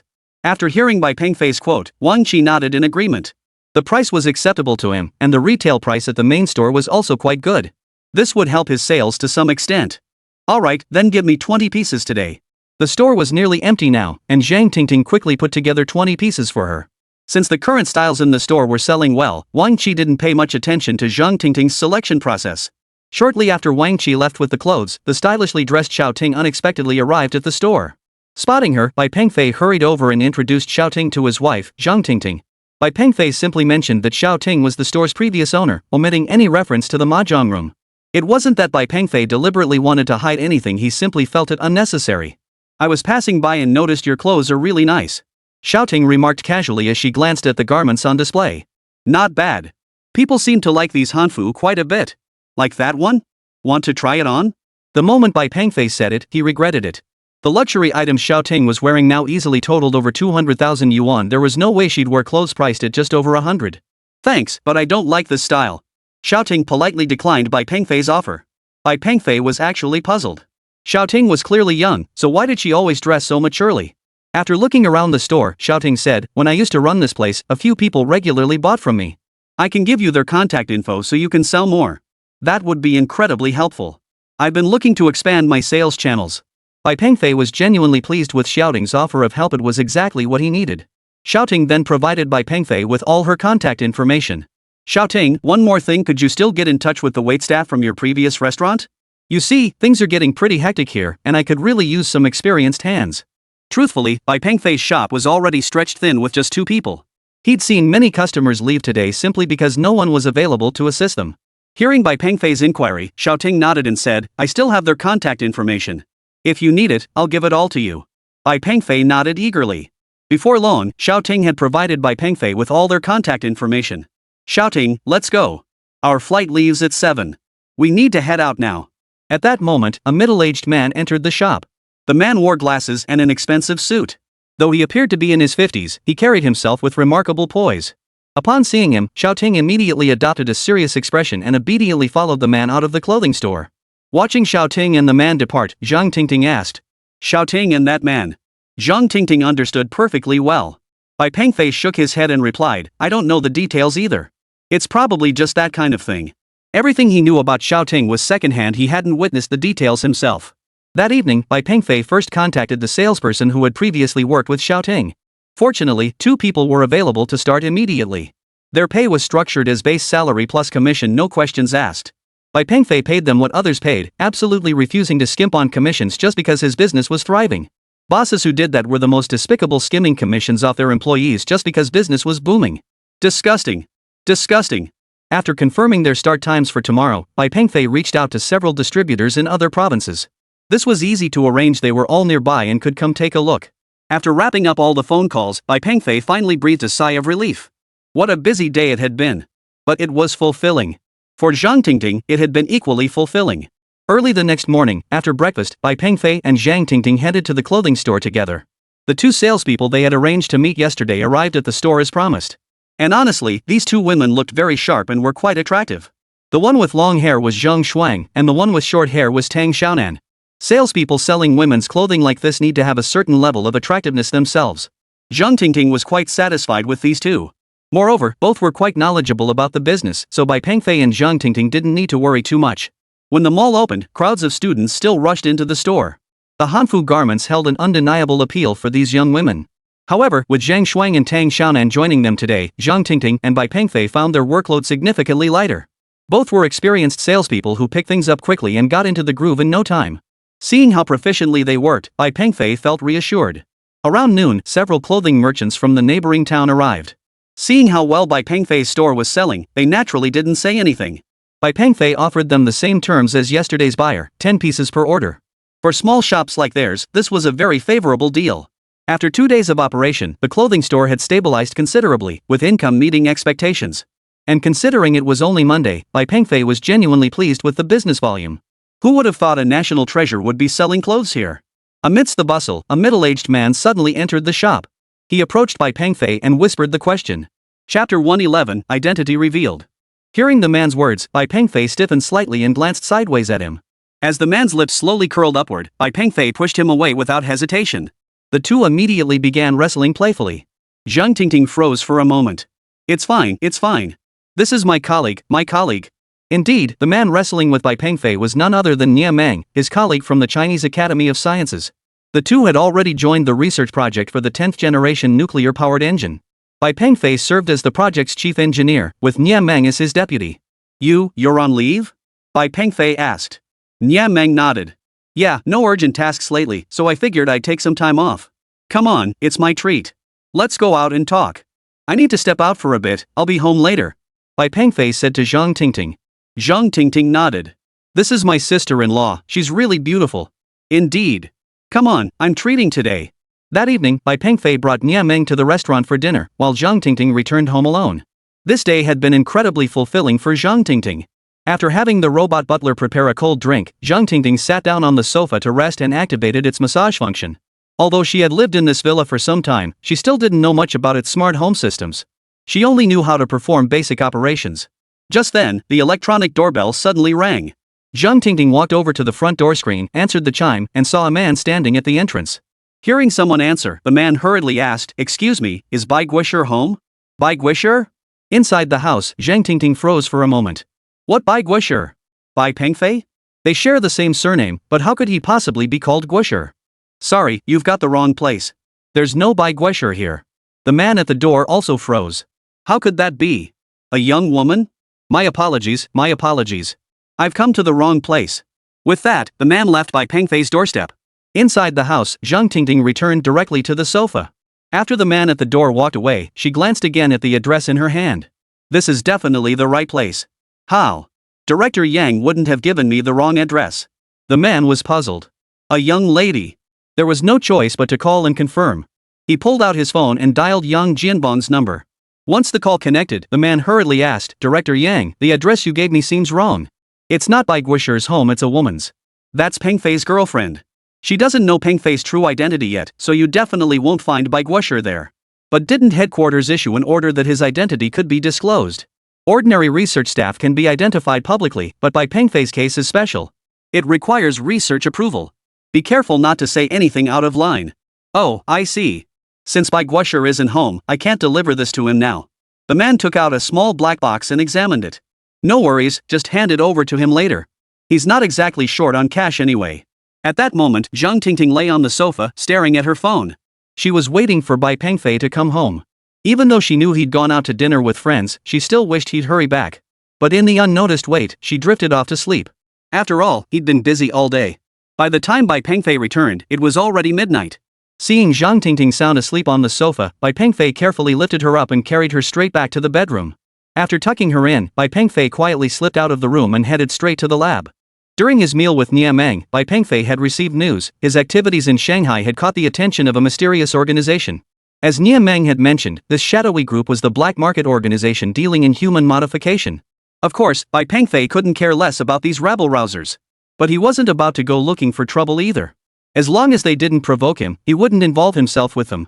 Oh, and one more thing, this so-called organization better not overstep its bounds. If they commit crimes on Chinese soil, Bai Pengfei wouldn't let them off the hook. Of course, Nie Meng's visit to Bai Pengfei wasn't solely about this matter. Knowing Bai Pengfei was also in Shenyang, Nie Meng specifically asked him for a small favor this time.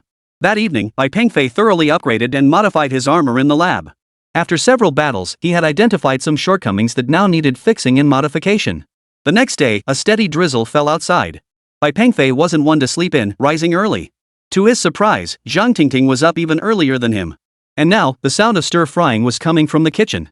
Bai Pengfei walked into the kitchen, up this early? Zhang Tingting, completely absorbed in cooking, hadn't heard Bai Pengfei's footsteps approaching. She jumped at his sudden question. Yikes! You scared me half to death. Hurry up and sit down, it'll be ready soon. Bai Pengfei chuckled as he returned to the dining table. My smart kitchen can work with the robot butler to make breakfast automatically. All you have to do is write down what you want to eat on the electronic screen beforehand. I know, but today I just want to make you breakfast. What? Is that not okay? Zhang Tingting glared back at Bai Pengfei. Fine, fine, fine. That's perfect. The bread's done in the toaster, go get it. The milk's warmed up too, could you grab that for me? Oh no! I forgot to salt these green beans. Alright, stop fussing. The bread and milk are enough. Bai Pengfei couldn't bring himself to compliment Zhang Tingting on this breakfast. After breakfast, Zhang Tingting headed to the clothing store. This time, Bai Pengfei didn't accompany her. After all, Xiaoting had referred 2 customers yesterday, so the shop should be busy enough now. Besides, Bai Pengfei had promised Niameng a small favor today. Just thinking about it gave Bai Pengfei a headache, because this favor was indeed a bit. Ah well, what could he do? Niameng was his good brother after all. After calming himself down, Bai Pengfei headed straight for Niameng's villa. Besides being Bai Pengfei's colleague, Niameng also ran a high-tech robotics company. But lately, he'd run into some trouble. Chapter 112, Nia Xiao Xiao. Although Niameng's robotics company had grown increasingly successful, he had somehow managed to offend certain individuals. Now, Niameng had invited Bai Pengfei over to help specifically to protect someone's safety. Upon entering Niameng's villa, Niameng came out to greet him directly. But accompanying him was a young woman. She was around 20 years old, petite in stature, and undeniably cute. Bai Pengfei recognized her Niameng's sister, Nia Xiao Xiao, the spoiled princess. Since her brother held absolute authority within the Nia family, Nia Xiao Xiao had always been willful and unruly, beyond anyone's control. This is Nia Xiao Xiao, my sister, Niameng introduced. Nia Xiao Xiao didn't even glance at Bai Pengfei, still staring at her phone. She merely snorted and said, nothing more than your pet dog. Xiao Xiao. How dare you speak like that? Niameng knew Bai Pengfei's status, so she felt a surge of anger and even fear at that moment. But Bai Pengfei waved it off. He knew Nia Xiao Xiao well, arrogant, wild, and willful. He'd heard about his sister from Niameng when they worked together before. Now Niameng's expression turned serious. She pulled Bai Pengfei aside and whispered, I have to go abroad tomorrow. Could you let her stay with you for a couple of days until I return? Why me? Why ask me? Bai Pengfei grumbled inwardly. He wasn't a babysitter, after all. She'll be safer with you. I've noticed someone watching her lately. Niameng gestured toward Nia Xiao Xiao, then added earnestly, she'll be safer with you than with any bodyguard. Plus, I've discovered the people causing trouble for me are all cyborgs. Please help me. Bai Pengfei gave a wry smile. Stay with this spoiled princess for 2 days? He was afraid he might. After a moment's hesitation, Bai Pengfei nodded. It wasn't a big deal, really. Just ensuring a little girl's safety. Beside him, Nia Xiao Xiao dropped her phone and sneered, I don't need this useless guy tagging along. I'm perfectly fine on my own. Xiao Xiao, watch your language. Niameng hurriedly called out to Nia Xiao Xiao. Bai Pengfei, however, wore an expression of utter indifference. After all, what trouble could a little girl possibly cause? After agreeing on a time to meet at Nia Xiao Xiao's villa the next day, Bai Pengfei departed. The night passed without incident. The next day, Bai Pengfei arrived at Nia Xiao Xiao's villa at the scheduled time. The Nia family was truly wealthy, a girl barely in her 20s living in such a massive villa. Bai Pengfei shrugged. Though he felt somewhat reluctant, he still walked inside. After all, Niameng was his good buddy. Standing before the villa's entrance, Bai Pengfei frowned. He knew this young lady was spoiled and capricious, but she was still just a girl. What could she possibly do? Slowly pushing open the villa door, a chilly breeze swept through, carrying a hint of coldness that made Bai Pengfei shiver. It felt as though something was about to happen. Closing the door behind him, Bai Pengfei glanced around. Nothing seemed out of the ordinary, it looked just like any other villa. Just then, a distinctly cheap voice drifted out from inside, I'm here. Come on up. I'm all showered and ready. A faint smile touched Bai Pengfei's lips. He knew Nia Xiao Xiao had a penchant for mischief. Sure enough, light footsteps soon followed. Nia Xiao Xiao appeared leaning against the second-floor railing, clad in a sheer black lace nightgown that hinted at her figure beneath. Come on up. Didn't my brother tell you to protect me? Bai Pengfei looked up at Nia Xiao Xiao in this outfit and couldn't help but feel a pang of admiration, stealing a few extra glances. Noticing Bai Pengfei's gaze, Nia Xiao Xiao made no attempt to hide her intentions. She deliberately pulled up the black stockings covering her thighs. Done looking? Come up when you're done. I think I'll pass. I'll just stay downstairs. You'd better not go out today. That way, I won't have to worry. Nek Xiao Xiao placed her hands on her hips, unconcerned about the glimpse of cleavage exposed, and snapped, Get lost. I don't need useless people like you keeping me company. Useless? What's the matter? You useless piece of trash. Nia Xiao Xiao lifted her head slightly, her expression haughty and superior. I see this body of yours isn't much to speak of either. Bai Pengfei snorted. Sis, you can't judge a man by appearances alone. Some look strong on the outside but are weak inside. Is that so? You look pretty weak to me. Nia Xiao Xiao licked her lips. Bai Pengfei snorted. What? You want to test it out? Hearing Bai Pengfei's words, Nia Xiao Xiao's cheeks flushed slightly. Her already handsome features now held an added touch of alluring charm. You, come up here. Standing on the second floor, Nia Xiao Xiao suddenly stamped her foot, her lips parting in a faint frown. A thunderous crash echoed from above as the ceiling shattered, revealing a solid flail sliding down the staircase. Bai Pengfei executed a sideways somersault, landing securely to the side. The flail then slammed down hard on the spot where Bai Pengfei had just been standing. Bai Pengfei knew this girl would cause trouble, so he'd activated his bio watch upon entering to boost his physical functions. His expression relaxed as he brushed dust from his hands. This? A bit too childish. Ha! Not bad. Nie Xiaoqiao looked surprised, though her expression remained teasing as she watched Bai Pengfei. Straightening his clothes, Bai Pengfei decided to teach this little sister a lesson. He lifted his leg and took another step toward the stairs. Suddenly, his foot sank into something soft and squishy. Instantly, a massive net shot up beneath him. Hooked onto the floorboards, Bai Pengfei was instantly suspended in midair. Before Nie Xiaoqiao could celebrate, Bai Pengfei casually picked up a broken floorboard. Using its sharp edge, he sliced open a gap in the net and swiftly landed on the ground. The entire sequence was clean and precise. Seeing Bai Pengfei's extraordinary agility, Nie Xiaoqiao, standing on the second floor, showed a hint of surprise and hurriedly said, not bad. I wonder. A mischievous grin spread across Nie Xiaoqiao's face as she pressed a button. A hammer suddenly flew toward Bai Pengfei's head from below, moving at incredible speed. Just as the hammer was about to smash into Bai Pengfei's face, he tilted his head slightly. The hammer immediately whizzed past, grazing his hair. This time, the playful expression vanished from Nie Xiaoqiao's face upstairs. She seemed almost unable to believe what she was witnessing. Now, Bai Pengfei slowly climbed the stairs, head bowed, saying, "Childish games, they're not really suitable for you anymore." For some reason, Nie Xiaoqiao on the second floor suddenly felt a wave of nervousness wash over her. She stammered out a reply, yes, you. Bai Pengfei gave a cold laugh, having unnoticed approached right in front of Nie Xiaoqiao. You, who told you to come over here? Nie Xiaoqiao was now afraid of Bai Pengfei standing before her, yet her small hand was secretly clutching something behind her back. Bai Pengfei had already spotted the object in her hand, nothing more than an electric baton. He knew such things all too well. Nie Xiaoqiao bit her lip as Bai Pengfei slowly closed in. Closing her eyes, she flipped the switch on the stun gun and thrust it toward him. Crack! Crack! Crack! Chapter 113, Be a Good Girl. The instant current from the baton emitted a loud crackling sound that echoed throughout the room. Nie Xiaoqiao hurriedly switched it off, blinking her wide eyes twice. She discovered Bai Pengfei now stood perfectly fine before her, smiling as if nothing had happened. No way? He clearly touched something just now. How could he be fine? Nie Xiaoqiao looked down in astonishment and saw that Bai Pengfei was now firmly gripping the other end of the stun gun. That shouldn't be possible. Even if he grabbed it with his bare hands, that shock should have knocked him out. Could the stun gun be broken? Still stunned, Nie Xiaoqiao flipped the switch again. Crackle, crackle, crackle. The same sound echoed as before. This time, Bai Pengfei remained standing in place, smiling as before. For Bai Pengfei, dodging a stun gun of this caliber was child's play. He simply needed to avoid gripping its core. Seeing her stun gun fail to react, Nie Xiaoqiao now felt completely disheartened. Bai Pengfei snatched the baton from her grasp, pressing his body close to Nie Xiaoqiao. With his right hand, he flipped the switch, sending the crackling sound of electricity ringing in her ears. Gazing at Nie Xiaoqiao's ample bosom, Bai Pengfei declared, "Do you still think I'm useless?" Catching Bai Pengfei's gaze, Nie Xiaoqiao immediately covered her chest and took a few steps back. "I'm going upstairs to change clothes. You, don't follow me." With that, Nie Xiaoqiao hurried away. Once inside her room, she slammed the door shut and hid in the bathroom, glancing at her reflection in the mirror. She realized she was now wearing only a sheer black dress, so sheer that even a careful glance could make out the faint outline of her undergarments beneath. Seeing her own outfit, Nie Xiaoqiao finally understood what Bai Pengfei's gaze had meant earlier. But there was no time to dwell on that now. After all, he wouldn't dare force his way into her room, let alone the bathroom. But Nie Xiaoqiao had underestimated Bai Pengfei's tactics. Bai Pengfei knew that with girls like this, the more you indulged them, the more they pushed boundaries. But if you asserted yourself, they tended to be more compliant. With a loud clatter, the bathroom door swung open with a loud slam. "You, what are you doing?"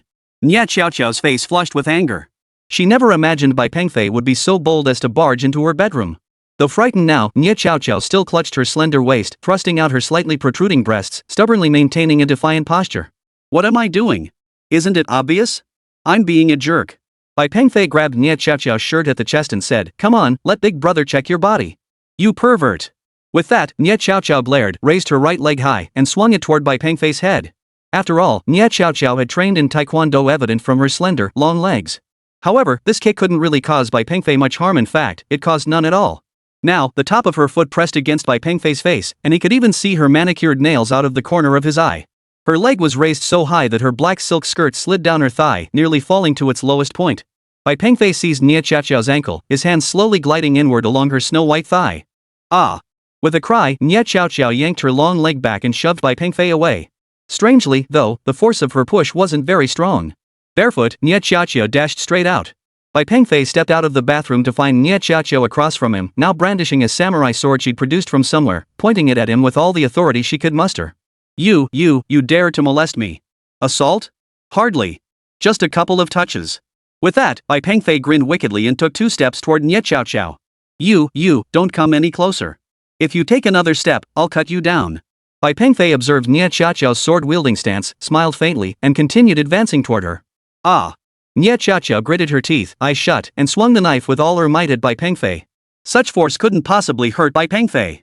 Slowly, Bai Pengfei raised his right hand, pinching the blade between his index and middle fingers without hesitation. Bai Pengfei examined the blade and nodded. The material of this knife is decent, but unfortunately, the blacksmith's craftsmanship is truly lacking. There are too many flaws in the blade. With that, Bai Pengfei applied fierce pressure with his fingertips. Nie Xiaoqiao's wrist couldn't withstand such force, and the knife handle slipped from her grasp. Bai Pengfei tossed the knife aside, ignoring Nie Xiaoqiao's terrified expression. He stepped forward, wrapped his arm around her slender waist, and tightened his grip, lifting her effortlessly. He strode toward the bed in the bedroom, ignoring Nie Xiaoqiao's desperate struggles beneath his arm. With a sudden jerk of his arm, Bai Pengfei flung Nie Xiaoqiao onto the bed. The impact left Nie Xiaoqiao dizzy and disoriented, lying limp on the mattress. Bai Pengfei quickly knelt beside her, his hands moving with practiced ease to pin Nie Xiaoqiao's arms behind her back. He pressed her legs together, lifting her beautiful buttocks high in the air. Smack! Bai Pengfei delivered a sharp slap to Nie Xiaoqiao's buttocks. To make such a girl obedient, she needed a lesson. Even through the sheer black fabric, Bai Pengfei could clearly see the spot where she'd been struck beginning to turn red. It seemed he had struck a bit too hard. Nie Xiaoqiao's body jerked violently. Her fair, youthful face flushed instantly. Now, caring nothing for her dignity, she struggled fiercely. You scoundrel! I'll have my sister throw you in jail. No matter how fiercely Nie Xiaoqiao struggled, Bai Pengfei didn't let go. He raised his arm high and declared, I am a scoundrel. Is that news to you? Smack! Another slap. At this moment, Nie Xiaoqiao could only bite her lip, afraid to cry out. She knew that if she screamed now, it might provoke Bai Pengfei, and she feared he might do something extreme. All she could do now was struggle fiercely and snap at Bai Pengfei, you scumbag. Just you wait, I'll have my cousin beat you to death. Damn it, you dare threaten me? Smack! Smack! 2 more slaps. After these 2 slaps, Nie Xiaoqiao could no longer control herself. Her eyes widened as tears streamed down her flushed cheeks. No wonder as a pampered heiress, she'd spent her entire life tormenting others. Never had she endured such humiliation. She never imagined the first man to spank her bottom would be Bai Pengfei. Now Nie Xiaoqiao could only grit her teeth and endure, scheming silently within herself. She swore to herself that this debt would be repaid. Chapter 114, The Pursuit. Seeing the pampered young lady suddenly cease struggling and weep uncontrollably, Bai Pengfei's lips curved into a faint smile. He knew it was enough. He'd only intended to teach this spoiled princess a lesson, to show her who was boss. His goal achieved, Bai Pengfei smirked wickedly. This time, he raised his arm high, preparing to strike with full force. Nie Xiaoqiao's body trembled. She grimaced, mouth agape, bracing for the blow. But Bai Pengfei didn't strike. Instead, he stood up and moved to the side. All right, Bai Pengfei said with a smile, stop crying. Just stay home quietly these next couple of days and wait for your brother to return. Nie Xiaoqiao now turned over, wore a faint smile. She let out a soft snort, then suddenly grabbed Bai Pengfei's shoulders with both hands. Self-defense kick. Nie Xiaoqiao swung her leg upward with force, aiming straight for Bai Pengfei's groin, the most vulnerable spot on a man. Pengfei instinctively clamped his legs together and immediately grabbed the ankle of the incoming kick. Cold sweat instantly beaded on his forehead. That was close. Though he'd trained his body during the repeated time loop, this area remained the weak spot for all men, himself included. Though he managed to clamp down on Nie Xiaoqiao's foot, the sheer speed of the kick caused his big toe to collide with something round and hard. The pain shot through Bai Pengfei's entire body, cold sweat pouring down his forehead. One hand clutching Nie Xiaoqiao's foot, the other clutching his injured spot, he lay on the bed curled up like a giant shrimp. Seeing Bai Pengfei's expression, Nie Xiaoqiao smirked triumphantly. Her sister had told her this trick worked like a charm on men. But her smug smile didn't last long. Gritting his teeth against the pain, Bai Pengfei flipped her over, pinning her beneath him. He straddled her legs, pinned both her arms down with one hand, and with the other, plunged directly under her armpits, scratching furiously. Ha ha, you pervert. Oh my god, ha ha ha. Let go. Ha ha ha. I'm sorry. Watching Nie Xiaoqiao laugh through tears while struggling desperately, Bai Pengfei finally let go. Glaring at Bai Pengfei sitting on the bed, Nie Xiaoqiao spat, just you wait. We'll settle this someday. With that, Nie Xiaoqiao ran out without looking back. After adjusting his clothes, Bai Pengfei also walked out. Just as Bai Pengfei reached the living room, he saw Nie Xiaoqiao standing beside a woman. Her exquisite face bore a trace of anger, yet it did nothing to diminish her grace. Dressed casually, the woman appeared several years older than Nie Xiaoqiao. Barefoot, Nie Xiaoqiao rushed forward, grabbed the woman's arm, and pointed at Bai Pengfei, shouting, "Cousin, he's harassing me. Catch him." Hearing Nie Xiaoqiao's accusation, the woman shot Bai Pengfei a sharp glance while her left hand slowly slipped into her waistband. This woman was none other than Nie Xiaoqiao's cousin, Xia Hua. Now, Bai Pengfei stepped forward and said, "I'm not a pervert." Despite Bai Pengfei's protest, Xia Hua remained convinced of her sister's account. She swiftly raised her long, slender leg and delivered a kick aimed squarely at Bai Pengfei's head. The kick was incredibly fast, clearly the work of someone trained in martial arts. However, perhaps because the athletic shorts she wore today were a bit too tight, the full force of the kick couldn't be fully unleashed. Bai Pengfei swiftly grabbed Xia Hua's kicking leg with one hand, then lunged forward, pinning her firmly against the wall. He hoisted Xia Hua's leg onto his shoulder, his head tilting slightly toward her face. Her leg was now raised above his head, while the other leg remained perfectly straight to maintain balance. Bai Pengfei murmured softly into Xia Hua's ear, "Flexibility is good, but your strength is a bit lacking." He glanced down at her ample chest, gave a cold chuckle, and added, "Though this ample chest of yours might hinder your legwork." Leaning against the wall, Xia Hua was furious beyond words. After all, she had served as a mercenary overseas. Those legs had knocked down countless opponents. Now, to be looked down upon by such a lowlife thug was nothing short of a humiliating disgrace. Her body was pinned against the wall by Bai Pengfei, completely immobilized. Moreover, her legs ached from the force he'd used to twist them. Suddenly, Bai Pengfei's expression turned serious.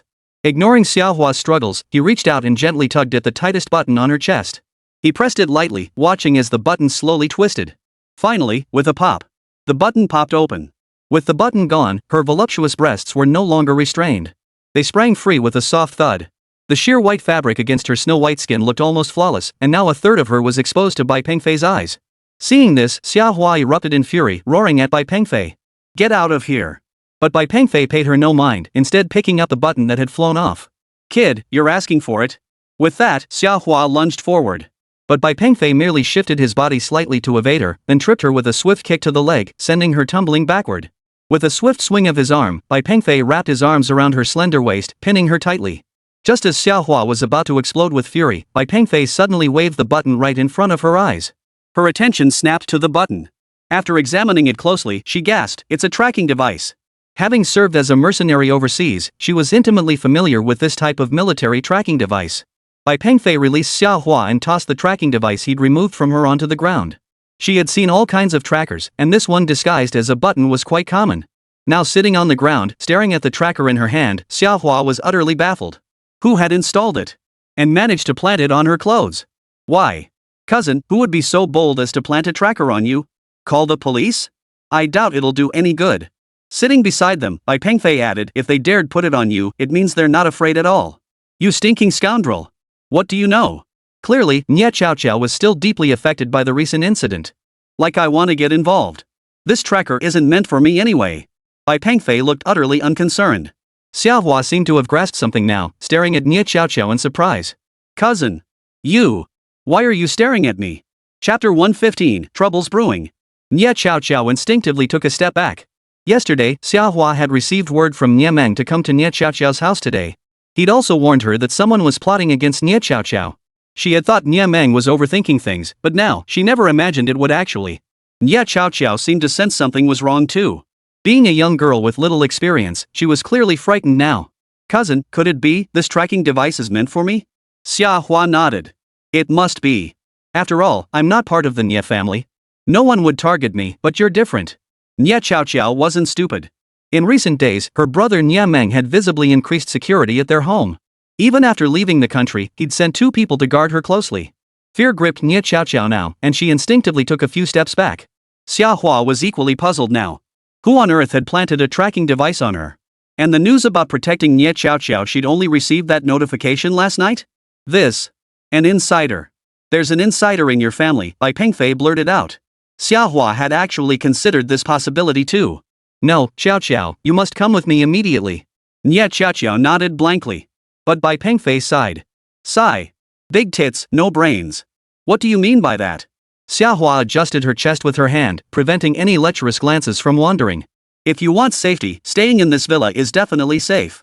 But if you do that, you'll never find out who planted the tracker." Xia Hua knew Bai Pengfei had a point. "So what do you suggest we do?" Xia Hua asked Bai Pengfei. "Simple. Just do what you were going to do. You two must have planned something last night. Inside the room, Xiaohua glanced at Nie Xiaoqiao. After a moment's hesitation, Xiaohua still shook her head. No, I can't risk Nie Xiaoqiao's safety.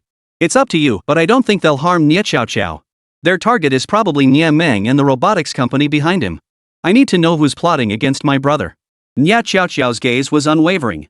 Xiaohua also wanted to know who was bold enough to plant a tracker on her. Besides, with her abilities, couldn't she protect someone's safety? 15 minutes later, Nie Xiaoqiao changed into fresh clothes and sat in the backseat of Bai Pengfei's car alongside Xiaohua. Bai Pengfei drove at a steady pace along the road. Last night, Nie Xiaoqiao and Xiaohua had decided to go mountain climbing today. But the other side surely knew about this plan. Perhaps they saw the hike as a perfect opportunity, which is why they'd planted a tracker on Xiaohua. No one's following us. Xiaohua, ever vigilant, kept her eyes fixed on the rearview mirror. The 7th and 11th vehicles behind us, Bai Pengfei remarked calmly.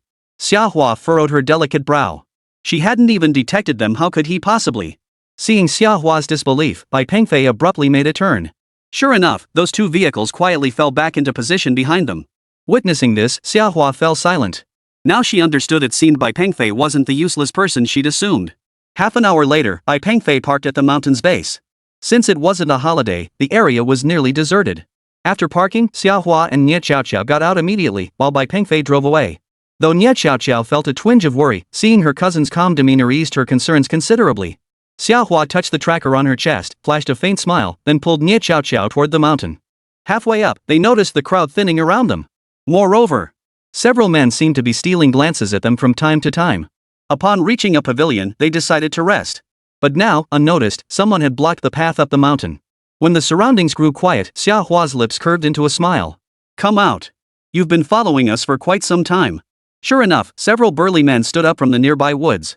The others who had been hiking with them also set down their backpacks and approached. Soon, over a dozen men surrounded the pavilion. Seeing the two sweaty beauties before them, lustful thoughts immediately stirred among the crowd. Whoa! Didn't expect these two chicks to be so pretty.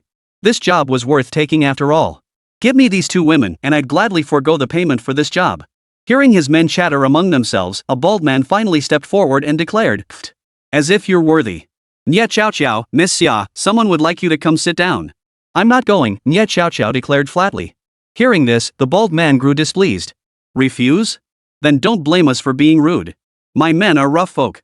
If they offend you in any way, Miss Xia, please forgive them. With that, the bald man gave a subtle nod to a man beside him. The man approached with a smile. But Xiaohua wasn't about to let him get away with it. She swiftly delivered a kick, landing squarely on his face. The man collapsed instantly. After all, Xiaohua had mercenary training. A few petty thugs were no match for her. Yet seeing the man knocked down, the bald man showed no surprise whatsoever, not even acknowledging it. He turned to another man beside him and said, "See? This little chick's pretty feisty. Anyway, the boss only said not to touch Nie Xiaoqiao. As for this wild little thing, she's yours." Chapter 116 seems to have figured something out. Hearing their boss speak so casually, the others gathered around him perked up with interest. They paid no attention whatsoever to the man she kicked to the ground. "Hey, sweetheart, come play with us. Don't worry, we'll be gentle." Ha ha ha. The men grinned lewdly. "Oomph. Do you even know who I am? You dare mess with me?" Hearing this, the men who had been closing in actually halted in their tracks. Seeing their hesitation, Xiaohua pointed at the bald man and snapped, "Now get the hell out of here." After a moment's hesitation, the bald man burst out laughing, "This girl's got some guts." Ha ha ha. In an instant, the men erupted into laughter. At that moment, the bald man casually waved his hand, and the burly men immediately closed in. "You! Stop right there. If you come any closer, I won't hold back," Xiaohua said sternly. Several of them didn't take Xiaohua seriously at all. Just then, the man Xiaohua had kicked to the ground moments ago suddenly stood up as if nothing had happened. He cracked his neck and remarked, "Hey, kid, you've got some serious leg strength." This left Xiaohua stunned. She had kicked him with all her strength just now. How could he possibly get up as if nothing had happened? Could it be that they were all? While Xiaohua was reeling from shock, the man she kicked moved with astonishing speed, closing the distance to her in an instant and grabbing her wrist. The others moved with equal speed. Within mere seconds, several burly men had bound Xiaohua with ropes. Nearby, Nie Xiaoqiao had long since been terrified by the scene. Sitting on the ground, she could only let the men bind her. "Two real beauties," the bald man said, pointing at Xiaohua. "But don't worry, we'll keep you entertained. I thought this job would be boring, but look, beauties delivered right to our doorstep." The men eyed Xiaohua up and down, their eyes gleaming with lust. Xiaohua glared fiercely at the bald man before her. Don't you dare touch me. If you lay a finger on me, I'll make sure you don't die a peaceful death.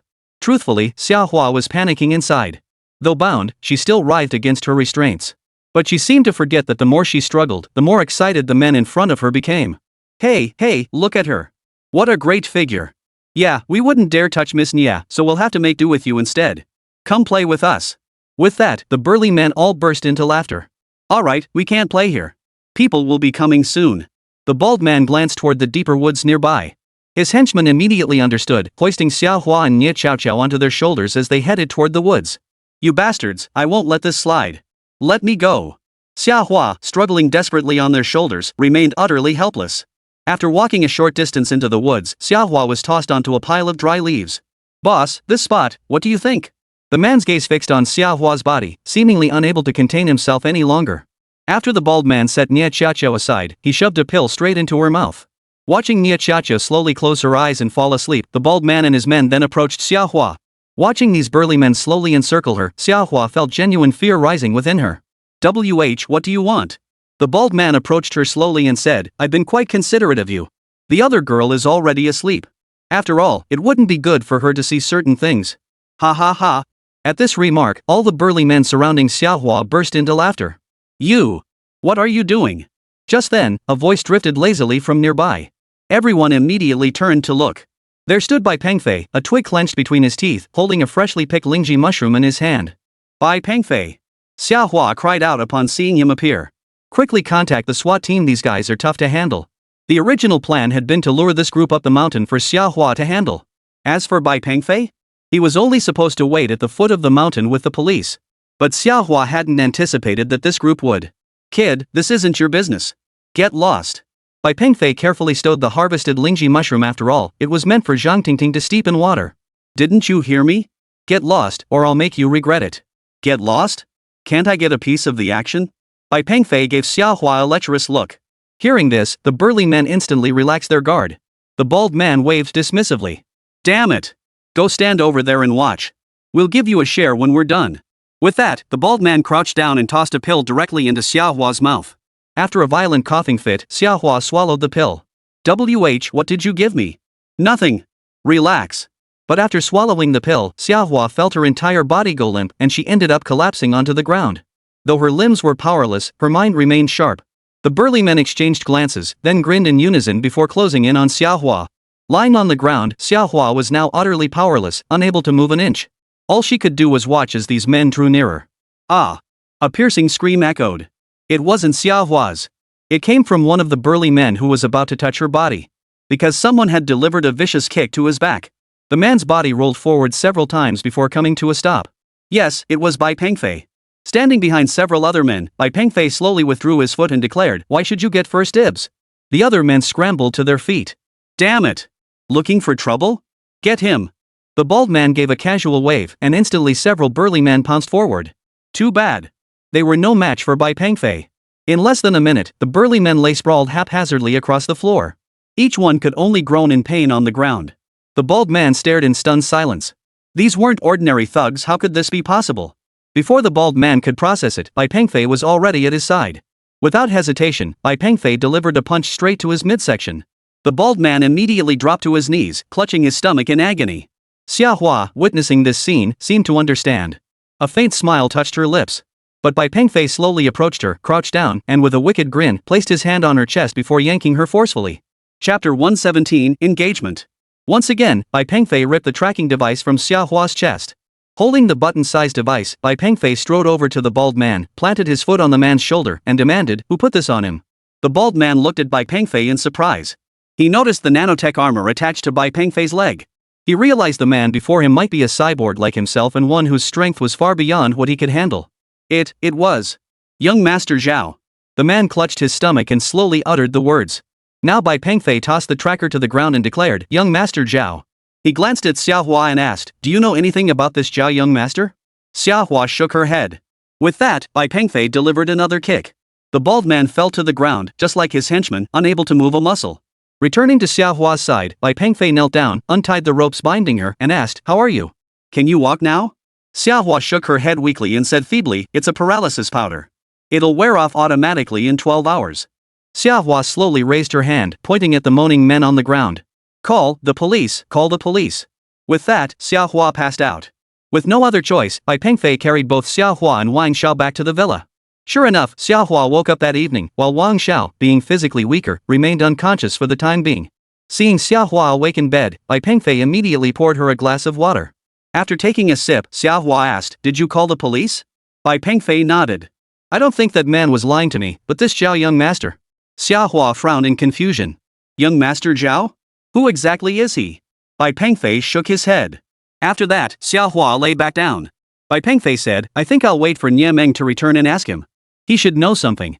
Xiahua nodded, then paused before saying, "Up on the mountain today. I saw it. You're just like those others. Are you all cyborgs?" "I'm not one, but, you know about modified humans?" Xiahua nodded. "I encountered some while working as a mercenary abroad, but I don't know much about their specifics." "Oh, I'm not a cyborg. What you saw were just some gadgets I've been tinkering with myself." Bai Pengfei knew that explaining more wouldn't make sense to Xiahua. Besides, she probably wouldn't want to hear it anyway. After staying at the villa for a while, Bai Pengfei saw that it was getting late and headed for the door, saying, "Xiao Qiao will definitely be safe for the time being. Their people won't dare come back, so you can stay here." Xiahua nodded silently. After saying that, Bai Pengfei got into his car and drove straight home. At this hour, Zhang Tingting hadn't returned yet. Lying on his sofa at home, Bai Pengfei pondered the matter of the modified humans. Unbeknownst to him, he had already encountered numerous modified humans. And then there was young Master Zhao. Nie Meng should know him, perhaps he was a business rival.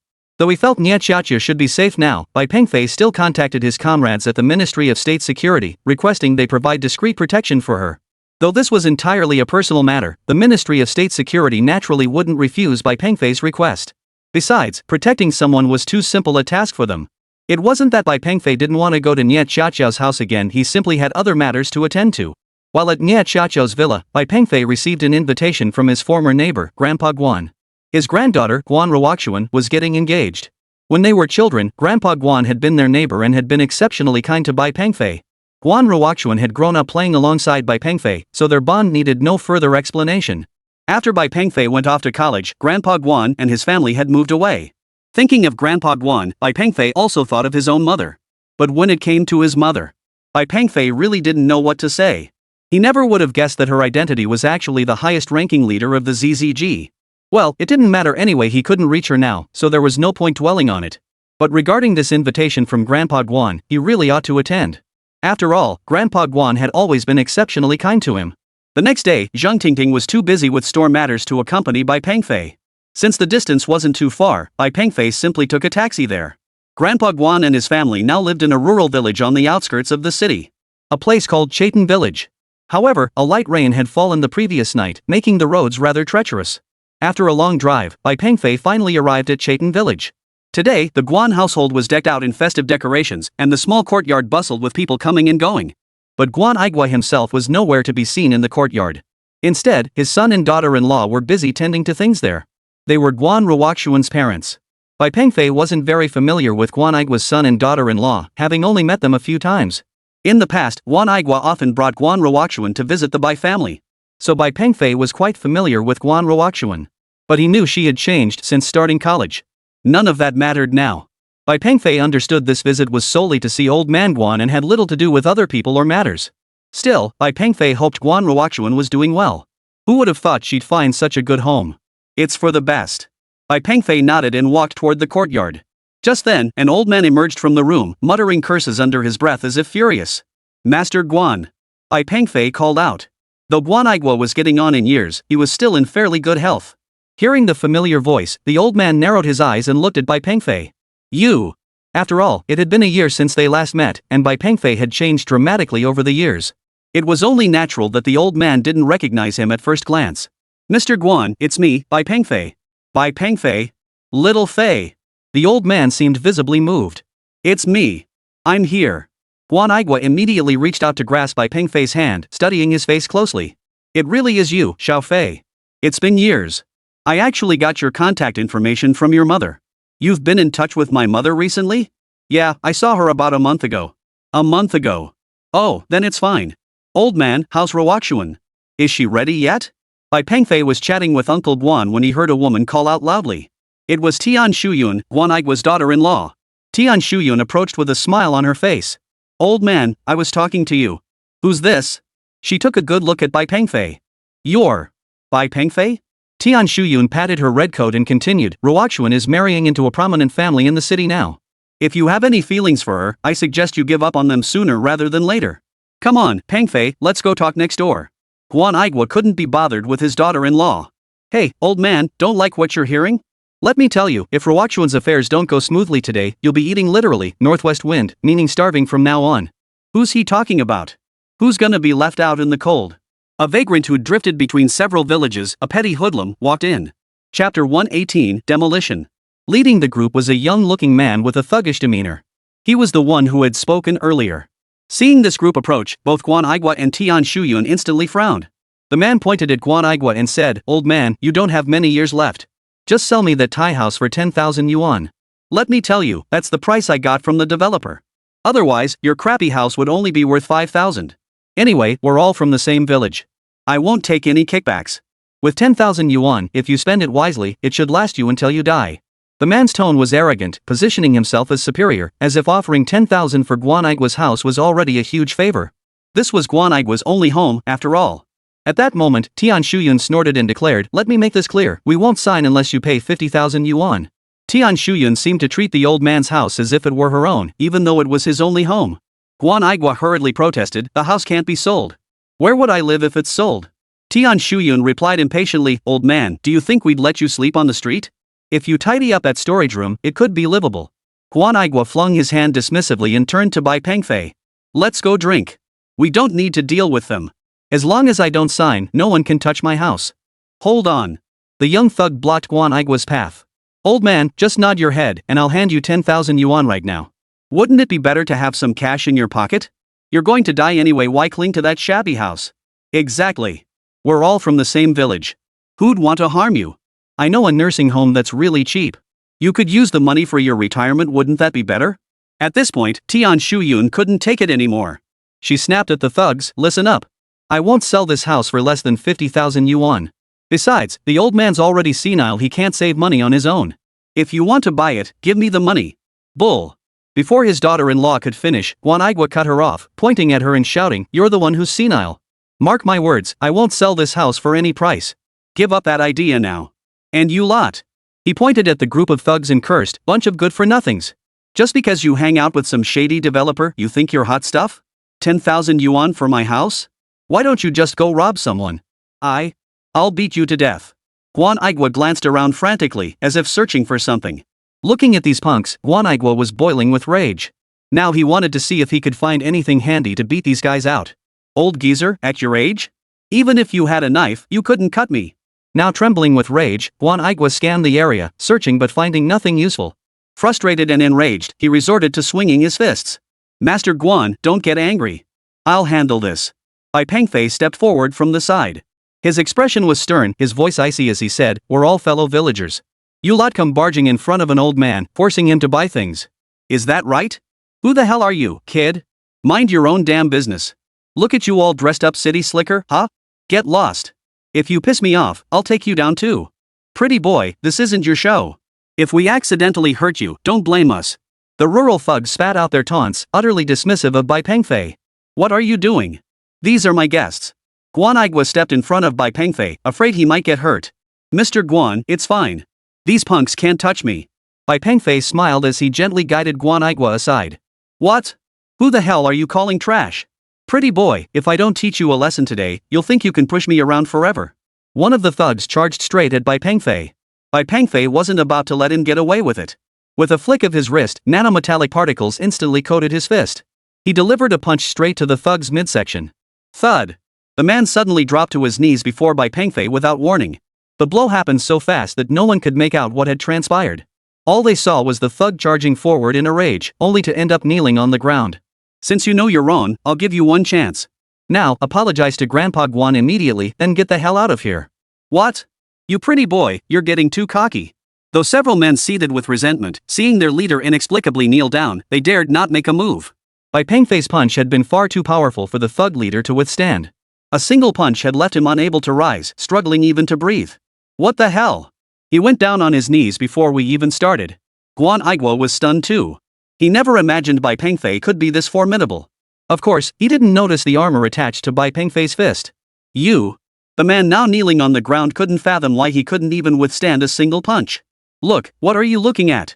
Get him. The man on his knees forced out the words. Hearing this, several men behind him drew switchblades, aiming them at Bai Pengfei. Kid, don't blame me. The man with the switchblade lunged forward in a single stride. Though his hand trembled slightly, the strike was aimed squarely at a vital spot. Unfortunately, the armored hand seized his dagger and crushed it in an instant. The man was stunned. Before he could react, Bai Pengfei delivered another punch straight to his midsection. In an instant, the man knelt on the ground, just like his boss had. He couldn't comprehend what was that armor on his hands? When had he put it on? Now, Guan Aigua and Tian Shuyun standing nearby were both completely dumbfounded. But Bai Pengfei sighed and said, useless bunch. Get out of here now. The few remaining men behind them stood frozen in place. What the hell was going on? The two strongest fighters. This. Damn it. Who's going to step up now? What are you staring at? Hurry up and help me up. The man kneeling on the ground regained his voice. Several henchmen immediately came over to help the two men up.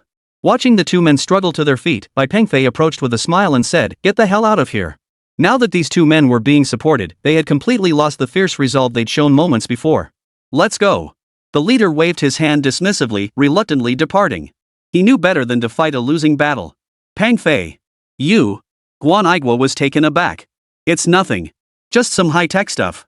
Chapter 119, The So-Called Aristocracy. In truth, Guan Aigua knew Bai Peng loved machinery and had even majored in a related field in college. But he himself had little interest in these newfangled gadgets. Alright, forget about them. Since Pengfei's here today, let's drink our fill. Bai Pengfei smiled.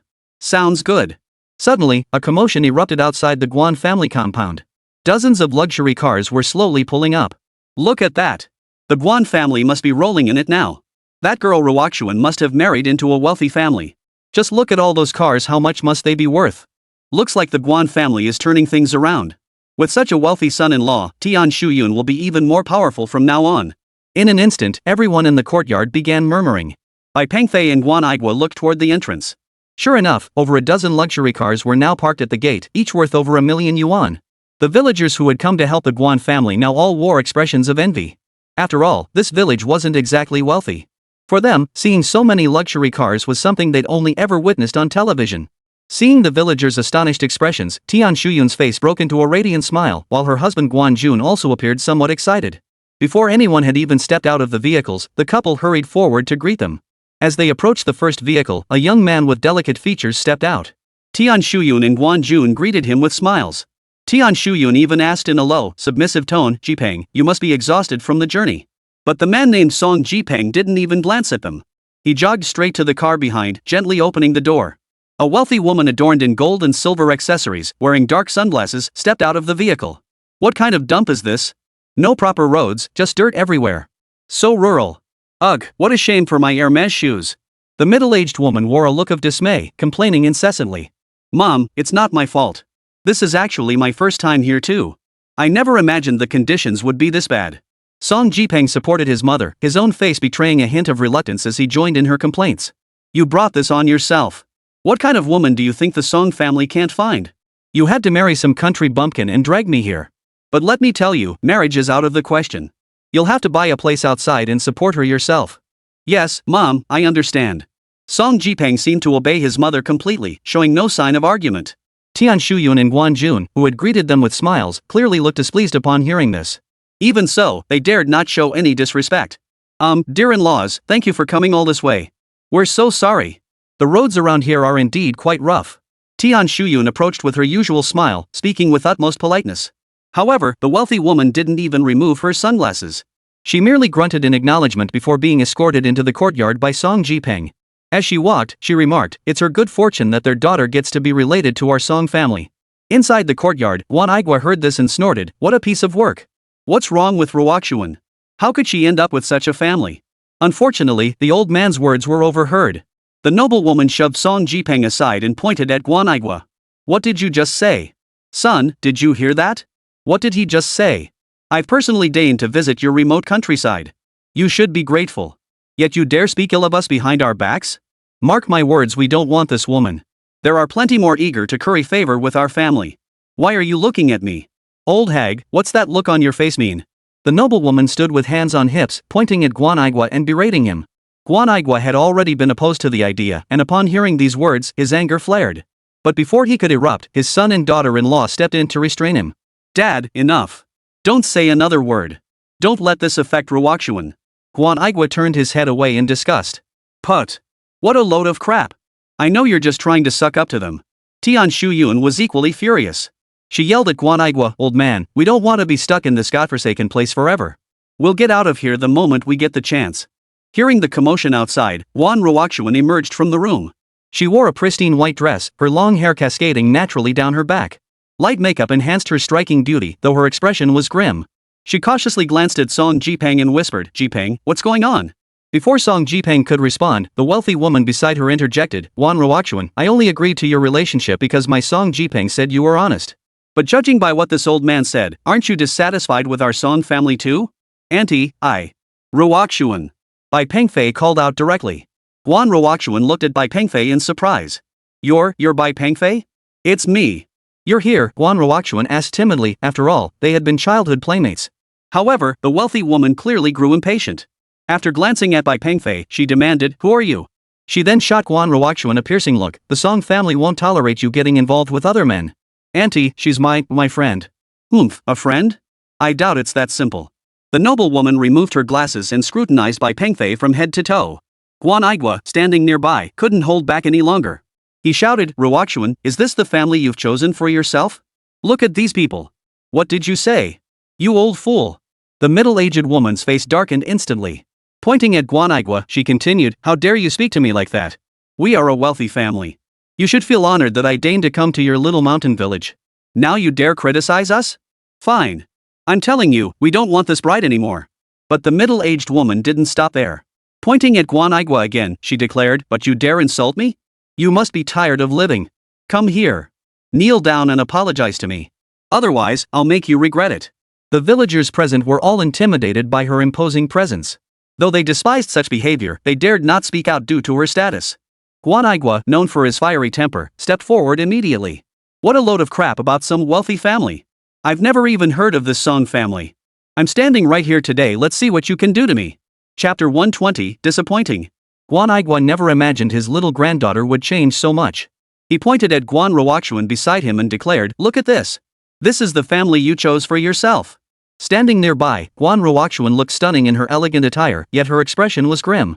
After all, this scene had unfolded at her own engagement banquet, and now she had no idea how to handle it. At a complete loss, she turned her gaze to Song Jipeng beside her and whispered, what's going on? What's wrong? Let me tell you, Wan Ruoxuan, your dream of marrying into wealth is shattered. The speaker was the middle-aged woman, who grabbed her good-for-nothing son by the arm and yanked him behind her. But if you're willing to cut ties with these penniless relatives, sever all connections, I might still let Song Jipeng marry you. This. Wan Ruoxuan shook her head repeatedly, yet her heart was torn. After all, this was her fastest path out of poverty, a chance to become a phoenix rising from the ashes. Yet part of her didn't want to abandon these relatives. Seeing Guan Ruoxuan caught in this dilemma, the middle-aged woman pressed on, don't think your looks make you special. Let me tell you, there are plenty of pretty women out there, but not many can become a daughter-in-law of the Song family. At that moment, Guan Aigua, seeing his beloved granddaughter still hesitating, was furious. What's there to hesitate about with such a family? They're absolute trash. Hearing Guan Aigua's continued tirade, the middle-aged woman finally lost her temper. How dare you, you old fool, insult me like that? You clearly don't hold my Song family in any regard. Guards! Arrest this old man! No sooner had the words left her mouth than two burly men and their entourage pushed their way through the crowd. Without hesitation, they approached Guan Aigua and Bai Pengfei. Villagers who witnessed this scene began murmuring among themselves. But none dared to speak up. As the two burly men approached him, Guan Aigua's face turned ashen with rage. By then, the two burly men had already reached Guan Aigua's side. One of them spoke up, old man, I suggest you kneel down and admit your mistake now. Otherwise, once we get our hands on you, your old bones might just end up here. But Guan Aigua wasn't intimidated. He merely snorted and shot the two men a contemptuous glance. Damn it, you old fool, you're asking for trouble. With that, one of the men lunged forward, his thick arm reaching out to grab Guan Aigua by the collar. At that moment, Bai Pengfei finally stepped forward, interposing himself between them. This doesn't seem quite right. The burly man saw the frail Bai Pengfei blocking his path and burst into laughter. Ha ha ha. What kind of pretty boy is this? The middle-aged woman beside him snapped, you useless fool. What are you staring at? Get over there and hold down that old man. The two burly men, no longer caring about the stares of others, raised their eyebrows and instantly closed the distance to Guan Aigua. Bai Pengfei moved with lightning speed, stepping in front of them without hesitation. He unleashed a punch at each of them without mercy. It must be noted that Bai Pengfei's fists were clad in nano armor at that moment. With a single blow, both burly men collapsed to the ground, foaming at the mouth. You useless fools, get up! The middle-aged woman now wore an expression of utter disgust. Song Jipeng, observing the scene, cautiously voiced his concern. Mom, look, could this get deadly? Hearing her son's words, the middle-aged woman hesitated. It's fine. They'll be fine after a day's rest, Bai Pengfei remarked indifferently from the side. She had sent these two to capture Guan Aigua, yet these useless fools had been taken out in one fell swoop. Hey, you! Take them away! The woman waved to someone behind her. Several men quickly approached and dragged the two men, foaming at the mouth, away. Watching them disappear, Bai Pengfei's lips curved into a faint smile. Could you stop messing around? The smiling Bai Pengfei froze in place. Guan Ruoxuan continued, Bai Pengfei, I don't know why you're here, but please don't disrupt my engagement party. Guan Ruoxuan then turned back to the wealthy middle-aged woman and said, Auntie, I'm sorry for the embarrassment. I've thought about what you said earlier. From now on, I'll try to keep in touch with these poor relatives as little as possible. Guan Aigua froze in shock. What? Ruoxuan? What did you say? Grandpa, after I get married, I'll give you a sum of money enough for your retirement. But please don't interfere in my life anymore. All right. Now that's the kind of daughter-in-law the Song family deserves, the middle-aged woman nodded approvingly, then added, but, Guan Ruoxuan, a country bumpkin like you can only be a secondary wife. When the time comes, I'll buy you your own villa. You can live there comfortably, and every month, the Song family will give you 100,000 yuan for personal expenses. Hearing this, Guan Ruoxuan surprisingly didn't get angry. She nodded in silent agreement. And Tian Shuyun seemed downright pleased. Mother-in-law, you're too kind. Come, don't let that old fool ruin our harmony. Sit over here. The middle-aged woman glanced at Guan Aigua again, snorted, and said, Fine. The Song family is a prominent household. Arguing with someone like you would only lower our standing. Here's what we'll do, slap yourself twice to apologize, and I'll pretend your rude behavior never happened. Her tone was haughty, as if allowing Guan Aigua to slap himself twice was already a tremendous favor. Smack. Bai Pengfei couldn't hold back any longer. He delivered a sharp slap directly across the middle-aged woman's face. For a moment, everyone present froze in shock. You dare hit me. Do you know who I am? The woman was utterly shocked. She never imagined a young, plain-looking man would dare lay a hand on her. Bai Pengfei snorted and said, Han Jing, 49 years old. Former hostess at the Phoenix Dance Hall. Met Song Ji of the Song family during her employment. Got pregnant after a one-night stand and gave birth to Song Jipeng. Now she's Song Ji's third wife. What do you call that? You? Han Jing was stunned. Her past as a hostess was known to almost no one. How could this youth? You're lying. Someone, arrest him. Han Jing shouted at the people she had brought with her, standing behind her. In an instant, several men closed in. Guan Aigua stepped in front of Bai Pengfei, blocking him with his arm. What's this about? Take it up with me. Tian Shuyun, standing nearby, shouted, You old fool. What does this have to do with you? Get out of the way. Don't drag Ruoxuan into this. Just then, a group of well-dressed men burst through the front door. They all wore sunglasses and looked extremely stern. Two men then walked in. Han Jing recognized one of them and exclaimed in surprise, Brother. What are you doing here? One of the men was Han Jing's older brother, Han Hai. Having been a troublemaker in his youth, Han Hai later borrowed money from his sister to start a security company. Though called a security firm, it was essentially a front for hiring thugs. Lately, Han Hai had been helping a developer handle a demolition issue. His newest subordinate had mentioned a problem with a demolition project, so he brought his men to investigate. He never expected to see his sister here. What are you doing here? Han Hai asked in surprise. Song Jipeng wants to get engaged to a girl here and insisted I come along. Uncle, it's me. Song Jipeng stepped forward to greet him. Brother, who is this? Han Jing cautiously inquired upon seeing the man beside her brother. He was dressed impeccably and carried himself with an air of distinction, clearly a man of importance. Hearing Han Jing's question, Han Hai was startled. Don't be rude.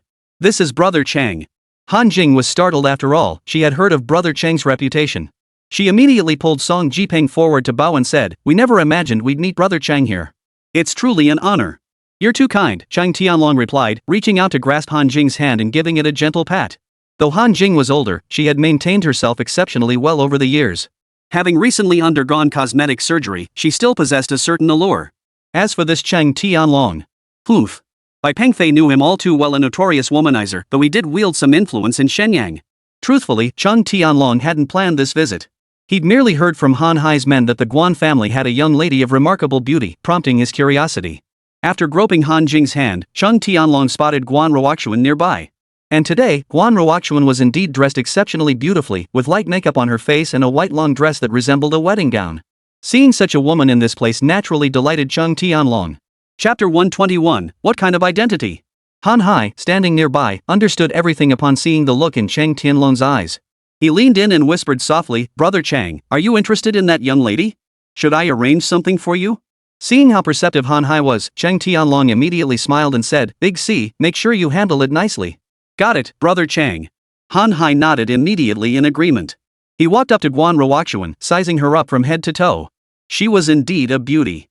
Damn it, once Brother Chang had his fill, it would be his turn. "Hey, young lady, Brother Chang wants to treat you to dinner." Guan Ruoxuan. Feeling helpless, she glanced at Song Jipeng beside her. But just as Song Jipeng was about to speak, his mother, Han Jing, stopped him. Han Jing knew this Zhang Tingting was not someone to cross. "Song Jipeng?" Guan Ruoxuan whispered softly. But he dared not speak, only ducking his head and hiding behind his mother. "Hey, young lady, I won't let you go empty-handed. How about $1 million? I'll give you $1 million. Tian Shuyun, standing nearby, dared not utter a word. Even Guan Igua was now visibly panicked. Seeing her family remain silent, Guan Ruoxuan looked even more helpless. But at that moment, Han Jing stepped forward. Seeing this, Guan Ruoxuan breathed a sigh of relief. After all, she was about to become part of the Song family. No matter what, she couldn't be made to accompany another man. Han Jing approached Zhang Tingting with a smile and said, "Brother Chang, this young lady is part of our Song family. How could we possibly ask you for money?" Hearing this, Han Hai also breathed a sigh of relief. He had genuinely feared his sister might say something inappropriate. But now it was all right. His sister truly had good sense. Zhang Tingting nodded and smiled faintly.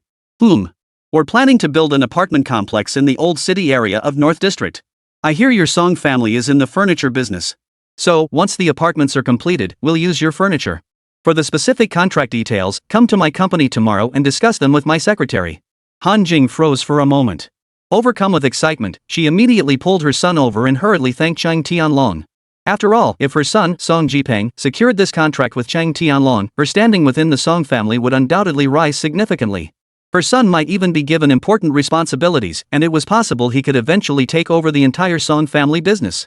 Song Jipeng wasn't stupid, he fully understood the pros and cons involved.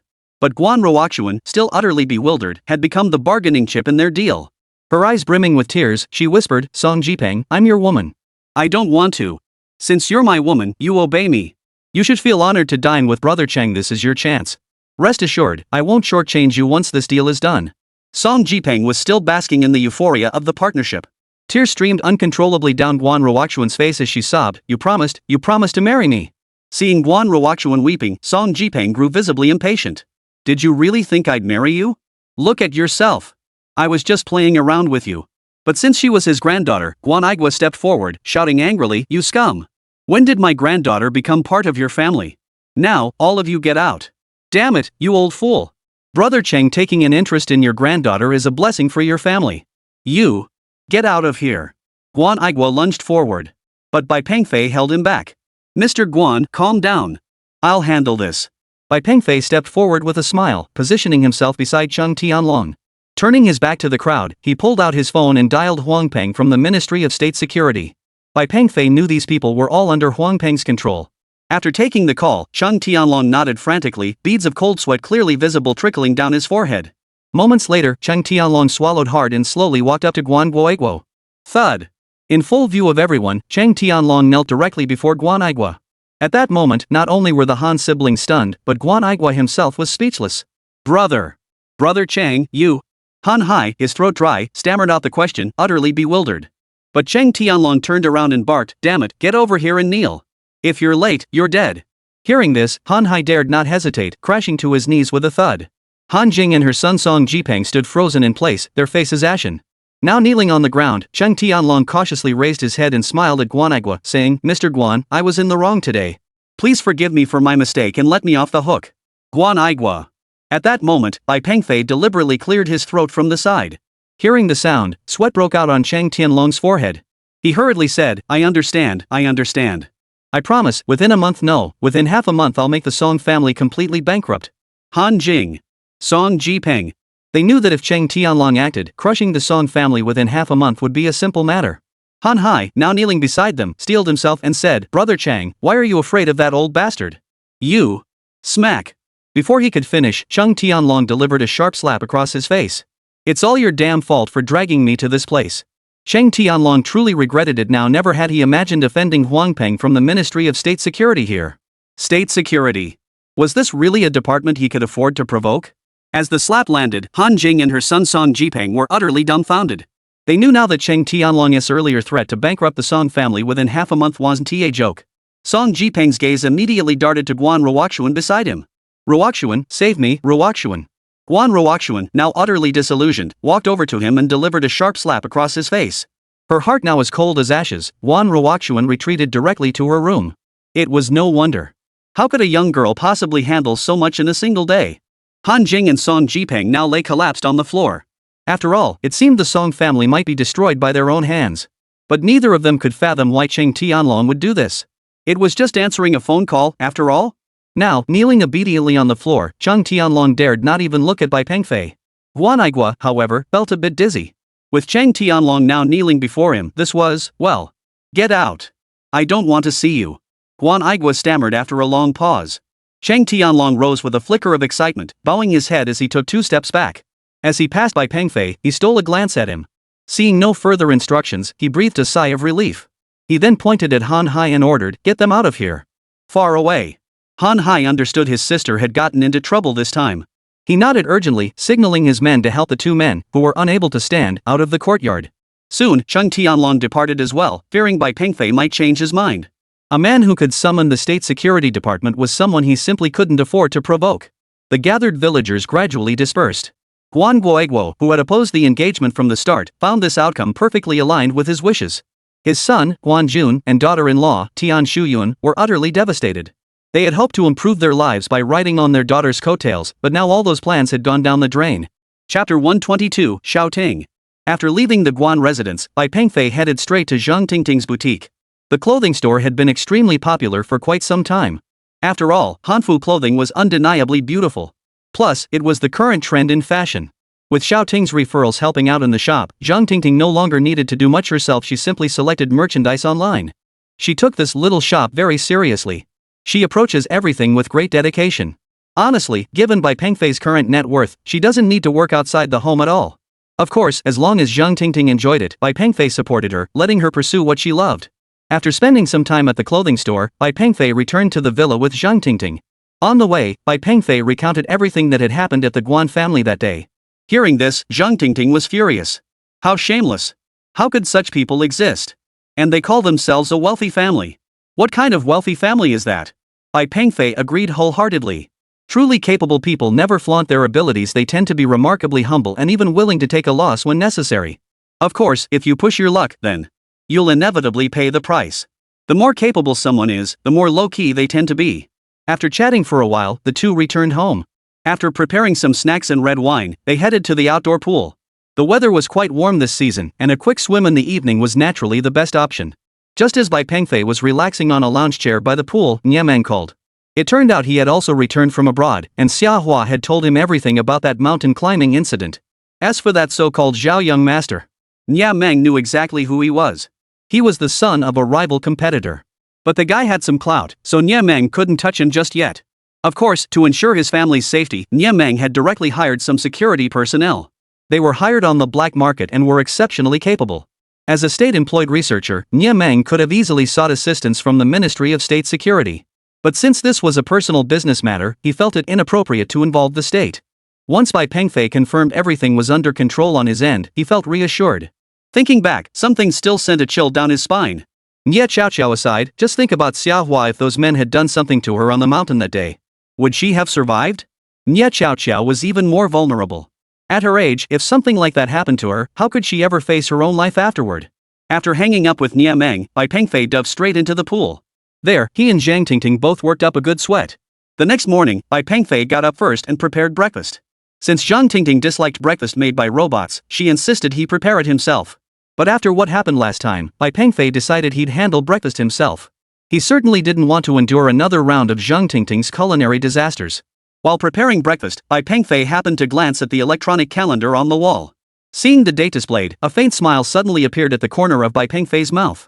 It was Zhang Tingting's birthday in just 1 week. The girl hadn't mentioned anything about celebrating her birthday. But her silence didn't mean she'd forgotten. Bai Pengfei knew he had to be prepared.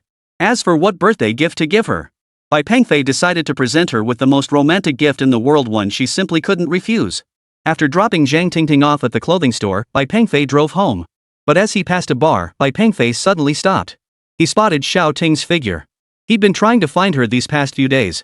He wanted to thank her since she'd been a great help with the clothing store matters. Bai Pengfei knew this bar was quite nice, not overly crowded, but with a cozy atmosphere inside. Xiaoting didn't seem to notice Bai Pengfei. She sat alone at a table drinking, looking like she'd already had quite a bit. Just as Bai Pengfei was about to approach her to say hello, he noticed 3 men had appeared beside Xiaoting. At first glance, they looked like idle members of society. The 3 men kept forcing drinks down Xiaoting's throat. By now, she was so drunk she could barely stand. They were her friends. Bai Pengfei glanced over. "Sir, what can I get for you?" A waiter nearby smiled and addressed Bai Pengfei. "Thanks, I'm good for now." Bai Pengfei watched Xiaoting from a distance. At the adjacent table, Xiaoting was already in a dazed state. Suddenly, one of the men beside her smiled and exchanged glances with the other 2. The other 2 men exchanged a knowing smile. One of them, a red-haired man, spoke lewdly, "Lady, you've had too much to drink. Come on, big brother will take you home." As he spoke, the redhead reached out to grab Xiaoting's hand. But she casually brushed him off, slurring, "Who are you? I don't know you." The bald man beside the redhead suddenly stood up, his face twisted into a lecherous grin. "Ah, once a stranger, twice a friend.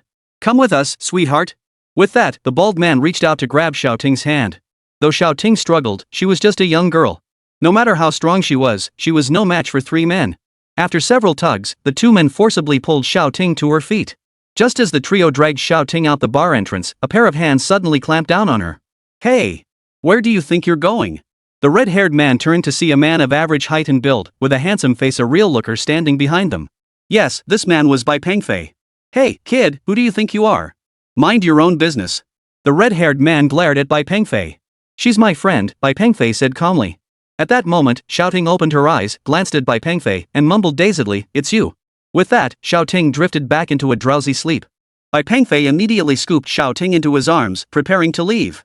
But a man stepped in front of Bai Pengfei, blocking his path. "Move aside," Bai Pengfei said indifferently. The man in front of him froze upon hearing Bai Pengfei's words. "You little brat. How dare you speak to me like that? If I don't teach you a lesson today, you won't know." Before the man could finish his sentence, Bai Pengfei's thumb pressed firmly against his chest. Chapter 123, Who could have guessed? Oh ho! Mind your own business, kid. You better think this through. Yeah, I've thought it through. With that, Bai Pengfei applied pressure to his fingertip, sending a weak electric current directly into the man's body. The man standing before Bai Pengfei felt an excruciating ache throughout his entire body, drenched in sweat as if he'd just finished running a marathon. He collapsed onto the ground, his body aching so badly he couldn't even muster the strength to speak. The red-haired man watched in stunned silence, but he wasn't stupid. WH, what do you think you're doing? The red-haired man swallowed hard, his earlier arrogance completely gone. Now, he was genuinely afraid of Bai Pengfei standing before him. This time, Bai Pengfei had no desire for small talk. He pressed his thumb against the chest of the other man. Just like the first, this man collapsed limply to the ground, his body covered in cold sweat. Bai Pengfei had noticed long ago that these 3 men, though appearing physically robust, were internally weak. Such a minor shock had overwhelmed them, clear signs of excessive indulgence. Now, Bai Pengfei glanced at the dazed man standing there and said, "Just help the 2 of them inside to rest for a while. No need to call an ambulance." With that, Bai Pengfei turned without a backward glance, supporting Xiaoting as he walked away. The man remained frozen in place, staring after Bai Pengfei, not daring to utter another word. He certainly didn't want to end up like his 2 companions. Bai Pengfei supported Xiaoting as they walked down the street. Not far ahead lay a park where he and Kur often strolled together. At this hour, it should be nearly deserted. But don't get the wrong idea, Bai Pengfei just wanted to take her there to rest and help her sober up. How could she drink so much this early in the morning? This was truly. After guiding Xiaoting into the park, Bai Pengfei found a wooden lounge chair and gently laid her down on it. He didn't know why she'd drunk so much so early in the morning. Though they weren't very close, he couldn't just leave her here now. He looked at Xiaoting on the bench, then scanned the surroundings, no one in sight. This park was newly built, and at this hour, hardly anyone came here. Which meant whatever he did now wouldn't be discovered by anyone. Honestly, Xiaoting was really pretty. Gazing at Xiaoting's collar, Bai Pengfei slowly bent down, his fingers gently pressing against the buttons of her collar. After a moment's hesitation, Bai Pengfei slowly withdrew his hand. Then he directly removed Xiaoting's shoes, along with the sheer stockings on her feet. Next, Bai Pengfei placed his palm directly on her chest. Taking a deep breath, the energy badge on Bai Pengfei's chest flickered slightly. The nanotech armor coiled around his arm like a snake, extending all the way to his fingertips. A flash of light erupted, causing Xiaoting's body to tremble slightly. A faint static charge even crackled from her toes. This was why her shoes and socks had to be removed. After this, Xiaoting's consciousness gradually cleared. Barefoot, she slowly sat up. Earlier, Bai Pengfei had only used a mild electrical stimulus to jolt her awake, but it wasn't enough to fully sober her up. Having had a bit too much to drink, Xiaoting still felt a headache coming on. She looked at her shoes and socks lying nearby, then glanced at Bai Pengfei beside her. "You," Bai Pengfei hurriedly explained, "don't misunderstand. I just wanted to help you sober up a bit. Since I needed to use electricity, your shoes and socks, well, had to come off." Seeing Bai Pengfei so flustered, Xiaoting smiled and shrugged indifferently. "It's fine. Whatever." Bai Pengfei. He understood exactly what Xiaoting meant. "How come you drank so much this morning?" Not knowing what else to say, Bai Pengfei blurted out the question. Xiaoting slowly put on her shoes and replied, "You shouldn't drink in the morning." "No, it's just that you got drunk all by yourself, it was really dangerous." Bai Pengfei recalled the rowdy youths from earlier. Hearing Bai Pengfei's words, Xiaoting smiled faintly. She smoothed her hair, then pulled out her phone and dialed a number. "Where the hell are you guys? Bunch of useless jerks." Bai Pengfei. Just as Bai Pengfei was puzzling over it, 3 men walked straight out from the side. These men were all too familiar to Bai Pengfei. These were the very men he'd just taught a lesson to at the bar. Watching them approach Xiaoting with heads bowed, Bai Pengfei seemed to understand. The men approached Xiaoting with their heads bowed. "Bai Pengfei, you? I'm sorry. I really didn't recognize you." "It's fine. I didn't expect you to be so skilled either." "Oh, right, how did you do that? How did you just tap them with your finger and..." "Nothing special. High-tech stun baton. The discreet kind." Bai Pengfei was thoroughly impressed. He never imagined today's youth knew how to have fun. "Well, I won't disturb you then." "Have fun," Bai Pengfei said awkwardly. Xiaoting nodded. Who the hell could have imagined this? With his mind still reeling, Bai Pengfei headed straight back to the villa. For the time being, the matter concerning Tetra had been largely resolved. Thanks to Bai Pengfei's rocket invention and capture robots, China had already seized most of Tetra's satellites in space. Moreover, without the military backing of the United States, Tetra could only watch helplessly as their satellites were captured. These past days, China's space agency had been operating at full capacity. The entire team was mobilized, handling the Tetra satellites. While the cost per satellite isn't high, the sheer volume adds up. When you add it all up, it's actually a significant sum. Of course, capturing these satellites wasn't primarily about the money. The paramount goal is safeguarding China's national security. Not just China's security, but the security of all humanity. Faced with such rogue behavior, China naturally won't stand idly by. And Bai Pengfei's contribution here is beyond question. With little work to occupy him these days, Bai Pengfei found himself unusually free. That evening, after returning from the clothing store, Zhang Tingting hurriedly dragged Bai Pengfei to the mall. She'd been so preoccupied with the clothing store lately that she nearly forgot about one application. The day after tomorrow was her cousin's wedding day. Her mother, however, didn't want to attend because of her strained relationship with her uncle. But Zhang Tingting felt differently. She actually got along quite well with this cousin.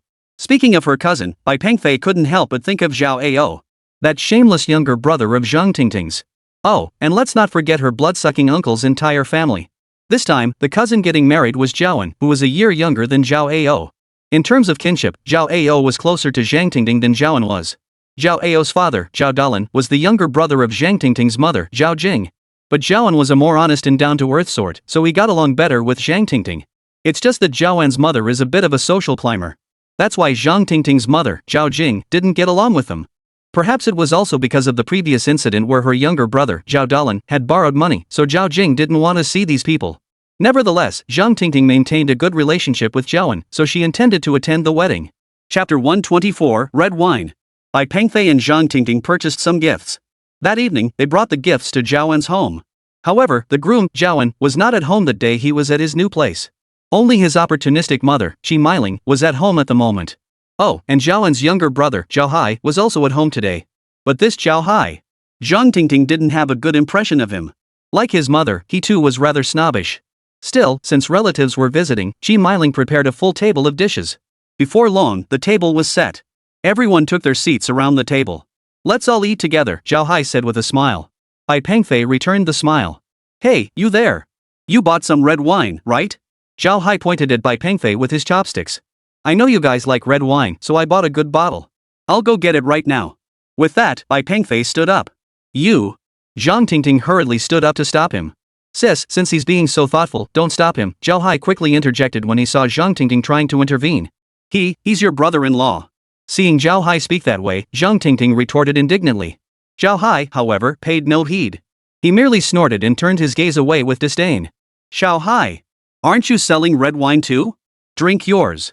Qi Mailing hurriedly said. I'll stick with what my brother-in-law bought. Getting him to treat us is no easy feat.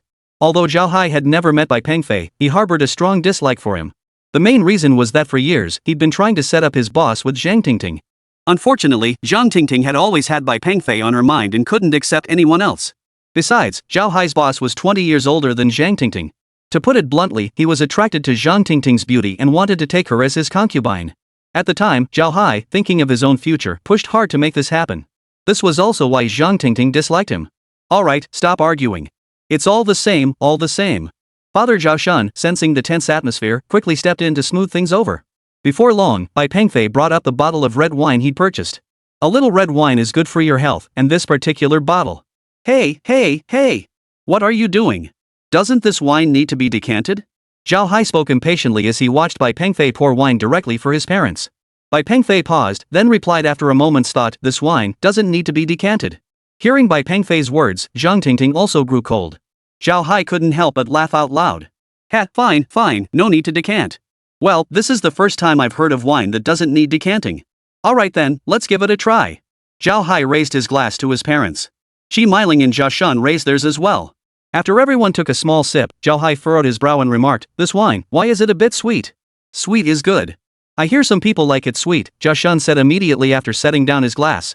No, Dad. This is supposed to be red wine, right? Why does it taste sweet? That's not right. Only those cheap fruit wines you buy on the street for 10 or 20 bucks taste like this.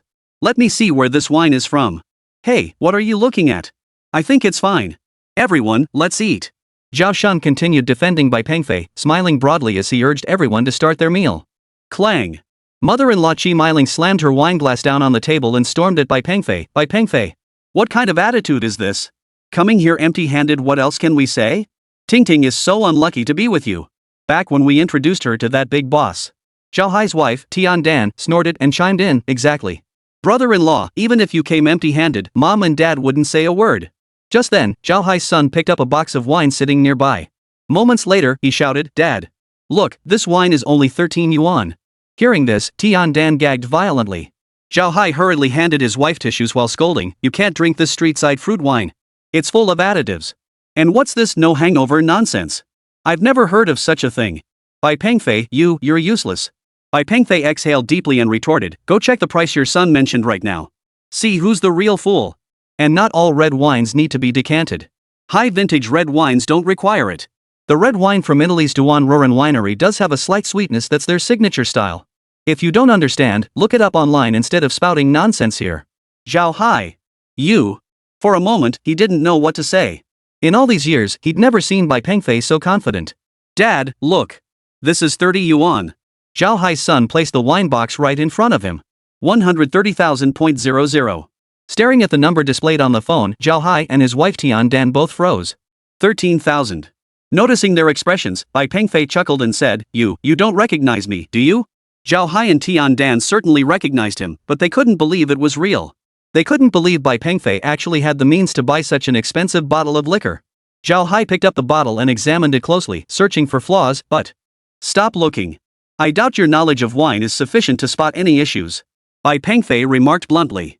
Zhao Hai reluctantly set the bottle down. At that moment, Bai Pengfei merely smiled faintly and nodded to Zhang Tingting. Let's eat. Everyone, let's eat together. Father-in-law Zhao Shun continued to urge everyone to eat. Now Zhao Hai had nothing more to say. Feeling dejected, he could only lower his head. Chapter 125, The Wedding.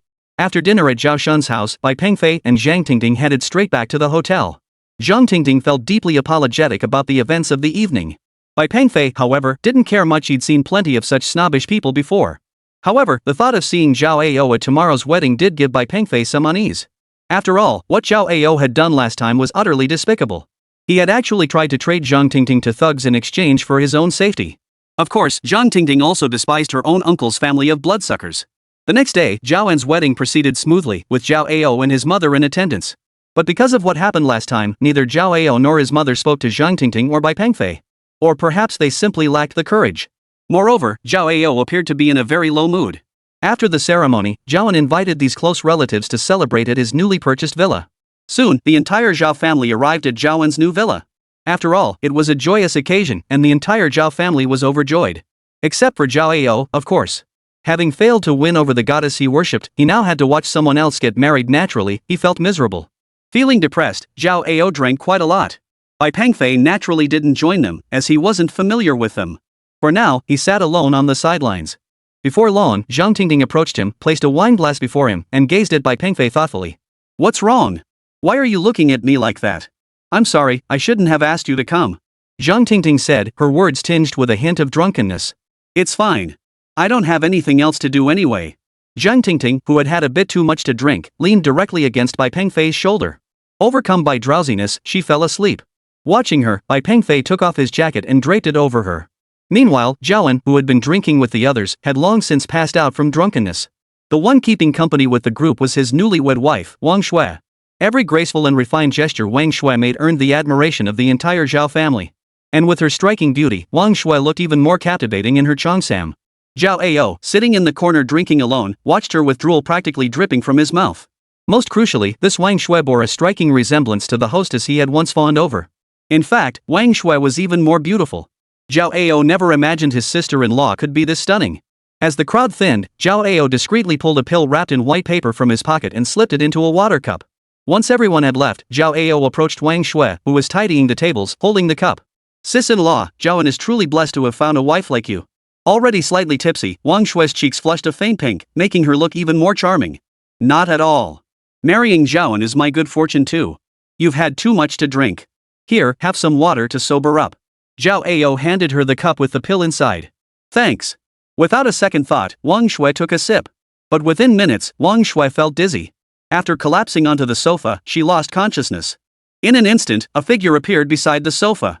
Zhao Ao took a sip of red wine, then slammed the glass hard onto the floor. "Damn it! Zhao An doesn't deserve you." At that moment, a dazed Wang Shui opened her bleary eyes, but it was too late. Zhao Ao lunged at her. "Zhao Ao, you!" Wang Shui managed weakly. "What? You're still conscious. All the better. You won't remember me in 2 hours anyway." Half an hour later, Zhao Ao's mother, Yu, rushed into the living room holding a trench coat. Hearing the door open, Zhao Ao, lying on the sofa, nearly fell off in fright. For lying beside him was the dazed and confused Wang Shui who had already been defiled by him. "I came back to retrieve my watch, but never imagined I'd witness my son committing such a beastly act." Yu pointed an accusing finger at Zhao Ao and began to berate him. "You bastard! How could you do such a thing? She's Zhao An's wife, your own sister-in-law. If his family finds out, you'll end up in jail, and Zhao An won't let you off either." Zhao Ao hurriedly pulled up his pants and knelt before his mother. "Mom, save me. You have to save me. I was drunk." Though furious, Yu couldn't deny he was her son. Glancing at the drowsy Wang Shui, Yu asked, "Did she recognize you?" "No, absolutely not." Zhao Ao stood up, swearing solemnly. Hearing this, Yu tossed aside the clothes she'd picked up and said, "Look whose clothes these are." Zhao Ao bent down to inspect them. This is what Bai Pengfei was wearing today." Yu nodded. A sinister grin spread across Zhao Ao's face. "Heaven is on my side. This is perfect to frame that good-for-nothing Bai Pengfei." By now, Bai Pengfei had returned to the hotel. Zhang Tingting, having drunk quite a bit, had retired to bed early. Looking at Zhang Tingting lying on the bed, Bai Pengfei gently wiped her face with a towel. At Zhao An's villa. Zhao An groggily rose from bed that morning, his head still throbbing as he opened his eyes. He had no recollection of how much he'd drunk the night before. Perhaps he had been simply too happy after all. He and Wang Shui had finally consummated their relationship. Thinking of this, Zhao An smiled happily. But why wasn't Wang Shui by his side? Zhao An stepped out of the bedroom and called out several times. "Xiao Shui! Xiao Shui!" When he entered the living room and saw clothes scattered across the floor, his heart began to race wildly. Rushing to the sofa, his body jerked violently. His newlywed wife lay there, barely covered, strewn across the sofa, bloodstains visible everywhere. "Ah!" Zhao An's bloodshot eyes widened as he roared in fury. He swore that if he found out who did this, he would tear them limb from limb. Startled by his scream, Wang Shui slowly opened her eyes. "Honey, you're awake." But upon sensing the changes in her body, Wang Shui flushed crimson with embarrassment. Honey, how could you take advantage of me while I was asleep? Wang Shui thought Zhao Ao had taken advantage of her. Being a rather traditional girl, they hadn't done anything inappropriate while dating. She had intended to save the best for their wedding night. But she never imagined. Honey, what's wrong? Noticing Zhao An's unusual expression, Wang Shui also sensed something was off. She carefully examined the torn remnants of her clothing and froze in shock. Husband, could it be that last night wasn't you? Chapter 126, Slander. Unable to hold back any longer, Zhao An shed tears and pulled Wang Shui into his arms. That embrace made everything clear to Wang Shui. Don't worry. I'll find out who did this. I'll tear him to pieces. Honey, you don't remember anything from last night?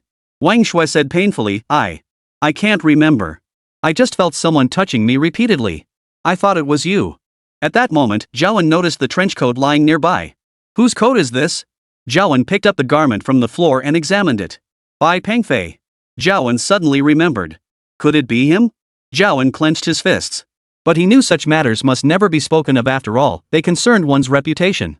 There's no such thing as a wall that doesn't let the wind through. In fact, while Zhao An was talking to Wang Shui, their families made happen to overhear everything from the kitchen. Soon, the news spread throughout the Zhao household. Meanwhile, Bai Pengfei was packing his bags at the hotel. But soon, Bai Pengfei and Zhang Tingting received a call from the Zhao family, informing them of an urgent matter requiring their immediate presence. Bai Pengfei was puzzled. He wondered what it could be. At that moment, the grand hall of Zhao An's villa was filled to capacity, with every member of the Zhao family gathered there. As Bai Pengfei entered, all eyes turned to him. You have the nerve to show your face here. Zhao Ao's mother was the first to speak. Following Hu Yu's outburst, murmurs of discontent rippled through the Zhao household. Zhao An, however, remained silent, holding the weeping Wang Shui in his arms. With so many elders present, he dared not act rashly. Yet as a man, he concealed a knife within his sleeve. If he was absolutely certain Bai Pengfei had disgraced Wang Shui, he would charge forward without hesitation. Furious, Hu Yu pointed at Bai Pengfei and screamed, "Scum! How could our Zhao family produce a beast like you? How could you do this to Tingting?" Bai Pengfei spread his hands. What did I do? Poof. Zhao Ao snorted. You did that beastly thing, and now you won't even admit it? Don't compare me to you, Bai Pengfei retorted bluntly. You? Zhao An stood up, interrupting the argument between Bai Pengfei and Zhao Ao. His expression was complex as he asked, after drinking here last night, where did you go? Why waste words with a beast like him? Just arrest him. We can't call the police. How could Xiao Shui face anyone afterward? Shut up, all of you. The elderly matriarch of the Zhao family finally spoke up. After glancing at the heartbroken Wang Shui, she turned to Bai Pengfei with fury. How could you do such a beastly thing to Xiao Shui? How could you defile her? You're worse than a dog. The elderly woman was advanced in years and frail. After speaking, she collapsed onto the sofa, gasping for breath. What? Insult! Do you actually believe their lies? Bai Pengfei froze in disbelief. Bai Pengfei smiled faintly. You say I defiled Wang Shui. What proof do you have? Zhao Ao flung Bai Pengfei's discarded trench coat onto the floor and declared, this is the evidence. Exactly. I saw you wearing this coat myself. Bai Pengfei, what are you pretending? You cowardly piece of trash, you can't even own up to your own actions. Don't give me that look. You make me sick just looking at you. The coat. Bai Pengfei let out a cold laugh, then fixed everyone with a piercing stare. Is that all you've got? Zhao An, are you questioning me too? Bai Pengfei believed Zhao An wouldn't slander him like the others. But when it came to matters like this, Zhao An found it incredibly difficult to stay rational. I believe you. But this trench coat is draped over Xiao Shui's body, how am I supposed to trust you? Zhao An's face was cold, his expression deeply conflicted. He pointed at Bai Pengfei in agitation. You don't understand the bond between Xiao Shui and me. We've endured so much to get to where we are today. Why? Why did you do this? By now, Wang Shui was also crying uncontrollably. Wang Shui, are you sure it's me? Bai Pengfei stepped forward, his gaze fixed firmly on her. But Wang Shui hesitated. Because she truly couldn't quite recall. Only a faint memory lingered in her mind. I can't remember. Zhao Ao stepped directly in front of Bai Pengfei, his voice filled with anger. Stay away from Xiao Shui. What do you think you're doing? Xiao Shui? How dare you call her that? Bai Pengfei retorted, leaving Zhao Ao flustered and speechless. Truthfully, Bai Pengfei didn't want to explain. It was unnecessary for him now.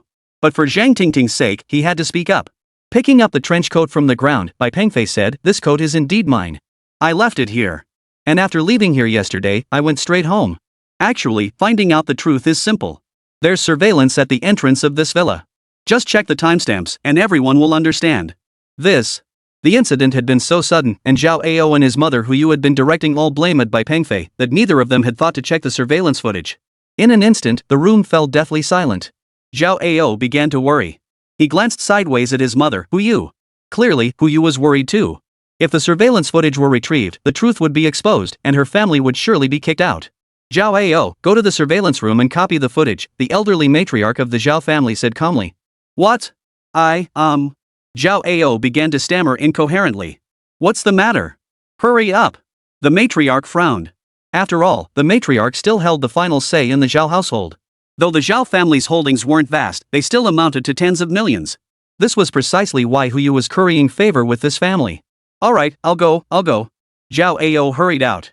It's really not that complicated, Bai Pengfei said with a smile as he approached Wang Shui. Looking into her eyes, he said, look at me. Relax. Bai Pengfei activated his bio-watch, then delivered a mild electrical impulse to stimulate Wang Shui's brain. Moments later, tears streamed uncontrollably down Wang Shui's cheeks. She turned and clung to Zhaoan, crying out in anguish, I remember now, it was Zhao Ao, it was Zhao Ao. Ah! The entire Zhao family gasped in shock, while Hu Yu collapsed onto the floor. Chapter 127, True Thoughts. Zhao Ao, who had fled the villa, drove straight to another villa. This was a place her mother, Hu Yu, often visited. Uncle Wang. Is Uncle Wang home? Upon entering the room, Wang Dalong saw Zhao Ao looking so disheveled and anxiously asked, What's going on? Why are you in such a panic? Uncle Wang, save me. Zhao Ao quickly recounted how she had defiled Wang Shui and seized the chance to flee the Zhao household. Hearing this, Wang Dalong was so furious he flung the cigarette in his hand to the ground and stomped on it hard, snarling, What's the big deal? It's just sleeping with a woman. Zhao Ao, however, smiled and said, Uncle Wang, if you help me get through this crisis, I'll give you half of the Zhao family's assets. But Wang Shui must stay with me. Wang Dalong chuckled lewdly. No problem. Sounds good. I've heard the Zhao family has some money, and now it's just an old woman calling the shots. Half an hour passed, yet Zhao Ao still hadn't returned. During this time, Zhao Dalan had called his son countless times. None of the calls went through. Because at that very moment, Zhao Ao was gathering men at Wang Dalong's villa. Uncle Wang, there's this guy named Bai Pengfei. He seems pretty powerful. We need to be careful. Zhao Ao still harbored some apprehension about Bai Pengfei, as the previous incident was still fresh in his mind. But Wang Dalong merely snorted in response. Poof. Never heard of him. Wang Dalong had every reason to speak so confidently. His confidence stemmed from the 50 henchmen he had gathered. Truthfully, Wang Dalong had coveted the Zhao family's fortune for quite some time. His willingness to sleep with Hu Yu earlier had been motivated by the Zhao family's assets. Of course, even though Hu Yu was only the daughter-in-law of a distant Zhao family relative, Wang Dalong wasn't about to turn down such a gift. But now, things had turned out perfectly. Zhao Ao had actually come to him for help. This meant he could seize the Zhao family's assets under Zhao Ao's banner, leaving the underworld with no grounds for complaint. Soon after, a beautiful secretary approached Wang Dalong with several contracts in hand. Brother Long, she said, once the matriarch of the Zhao family signs these, the Zhao family's assets will be yours. Wang Dalong glanced at the contracts in his hands and smiled with satisfaction. Uncle Wang, do I get half of the Zhao family's assets? Zhao Ao asked, a hint of worry creeping into his voice. Wang Dalong tucked away the contracts and assured him, don't worry. You know the relationship between me and your mother. As long as you stick with me, I promise you won't be shortchanged. Right away. Make Zhao Ao the vice president of my company immediately. Get it done now. The pretty young secretary beside him nodded eagerly. Yes, Brother Long. I'll handle it immediately. Seeing this, Zhao Ao nodded confidently. To Wang Dalong, a vice president was nothing, just an empty title. Many of his mistresses even held the title of vice president in his company. Uncle Wang, let's go. I think the Zhao family is still waiting for me. Inside Zhaoan's villa, the old lady remained silent. Hu Yu and Zhao Dalan were even more at a loss for words. After all, this was their only son. But the Zhaoan family didn't see it that way. Zhao Shun pointed at Zhao Dalan and demanded, Brother, what do you suggest we do about this? Well, we'll have to wait for my son to return. I suspect there might be some misunderstanding here. Exactly. I think there's a misunderstanding here too. Maybe someone's ganging up to frame my son. Hu Yu said. Frame him? Frame him? Would my wife risk her own reputation to frame him? Zhaoan clutched Wang Shui, his eyes bloodshot. He was the most furious and indignant of them all. Exactly. Why hasn't Zhao Ao come back yet? I bet he's running away because he's guilty. Shi Meiling was also thoroughly fed up with Hu Yu and Zhao Ao at this point. Zhang Tingting and Bai Pengfei could only stand by. After all, these were the Zhao family's internal affairs. They had neither the ability nor the right to interfere. Faced with Shi Meiling's accusation, Hu Yu was momentarily at a loss for words. After all, she knew her son had already fled. I'm back. Zhao Ao strode in through the front door with an air of nonchalance. Seeing this, Hu Yu and Zhao Dalan were startled. But the first to rush forward was Zhaoan. He grabbed Zhao Dalan by the collar and demanded, "Was it you last night?" He couldn't bring himself to finish the sentence, glancing helplessly at his wife instead. Zhao Ao smiled faintly, shoving Zhaoan aside as he declared, "I slept with your wife. What are you gonna do about it?" Honestly, I never expected last night to be her first time. For that, I really have to thank you. This. At these words, everyone present except Bai Pengfei was stunned. Son. Have you lost your mind? What on earth are you saying? Hu Yu rushed to Zhao Ao's side, staring at her son in disbelief. Mom, I'm fine. Let me tell you, not only did I sleep with you last night, but from now on, you'll be at my beck and call whenever I call. Zhao Ao flashed a smug grin. Zhao Ao, you, go to hell.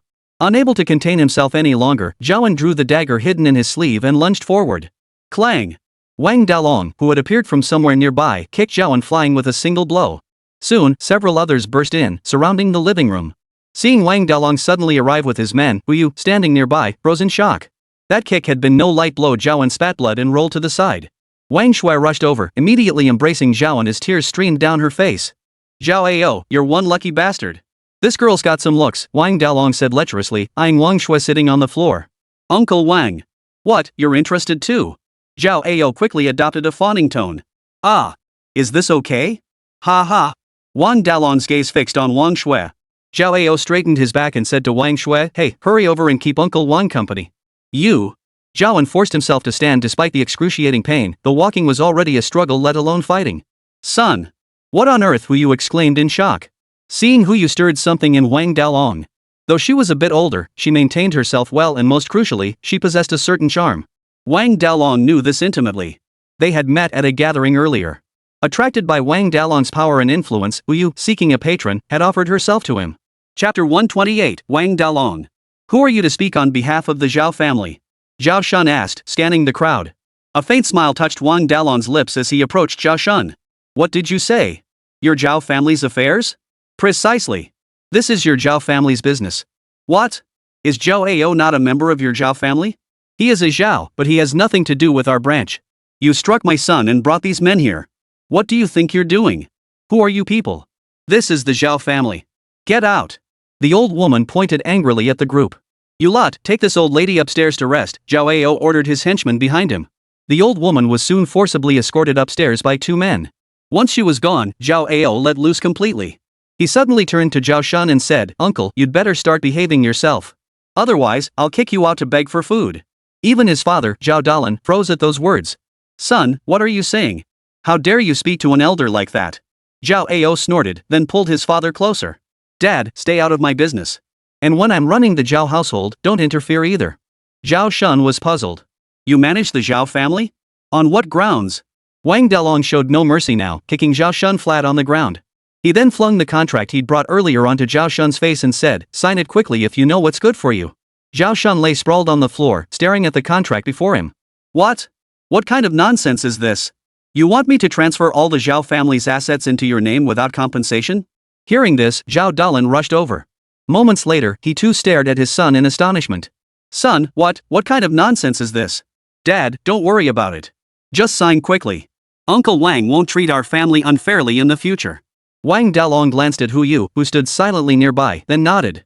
That's right. As long as you obey, I won't treat you unfairly. Zhao Dalan froze for a second, glanced around at the people present, then lowered his head in tacit agreement. But at that moment, Zhao Shun flung the contract he held right into Wang Dalong's face. Get lost. You bandits. Think I'll sign? Dream on. Damn it. You're pushing your luck. Wang Dalong didn't hesitate. With a wave of his hand, 5 or 6 thugs immediately rushed over and kicked Zhao Shun repeatedly. Bai Pengfei, standing nearby, remained silent. After all, this wasn't his family's business. What are you doing? Zhang Tingting rushed over and helped Zhao Shun up from the ground. Whoa! Who's this beauty? Wang Dalong walked straight over. Zhao Dalan hurried over to Wang Dalong's side, whispering something in his ear while gesturing toward Zhang Tingting. Not bad, not bad. Wang Dalong practically drooled. He was secretly delighted. Zhang Tingting and Wang Shui both were truly stunning. Hu Yu might be older, but she'd make a decent prize for his men.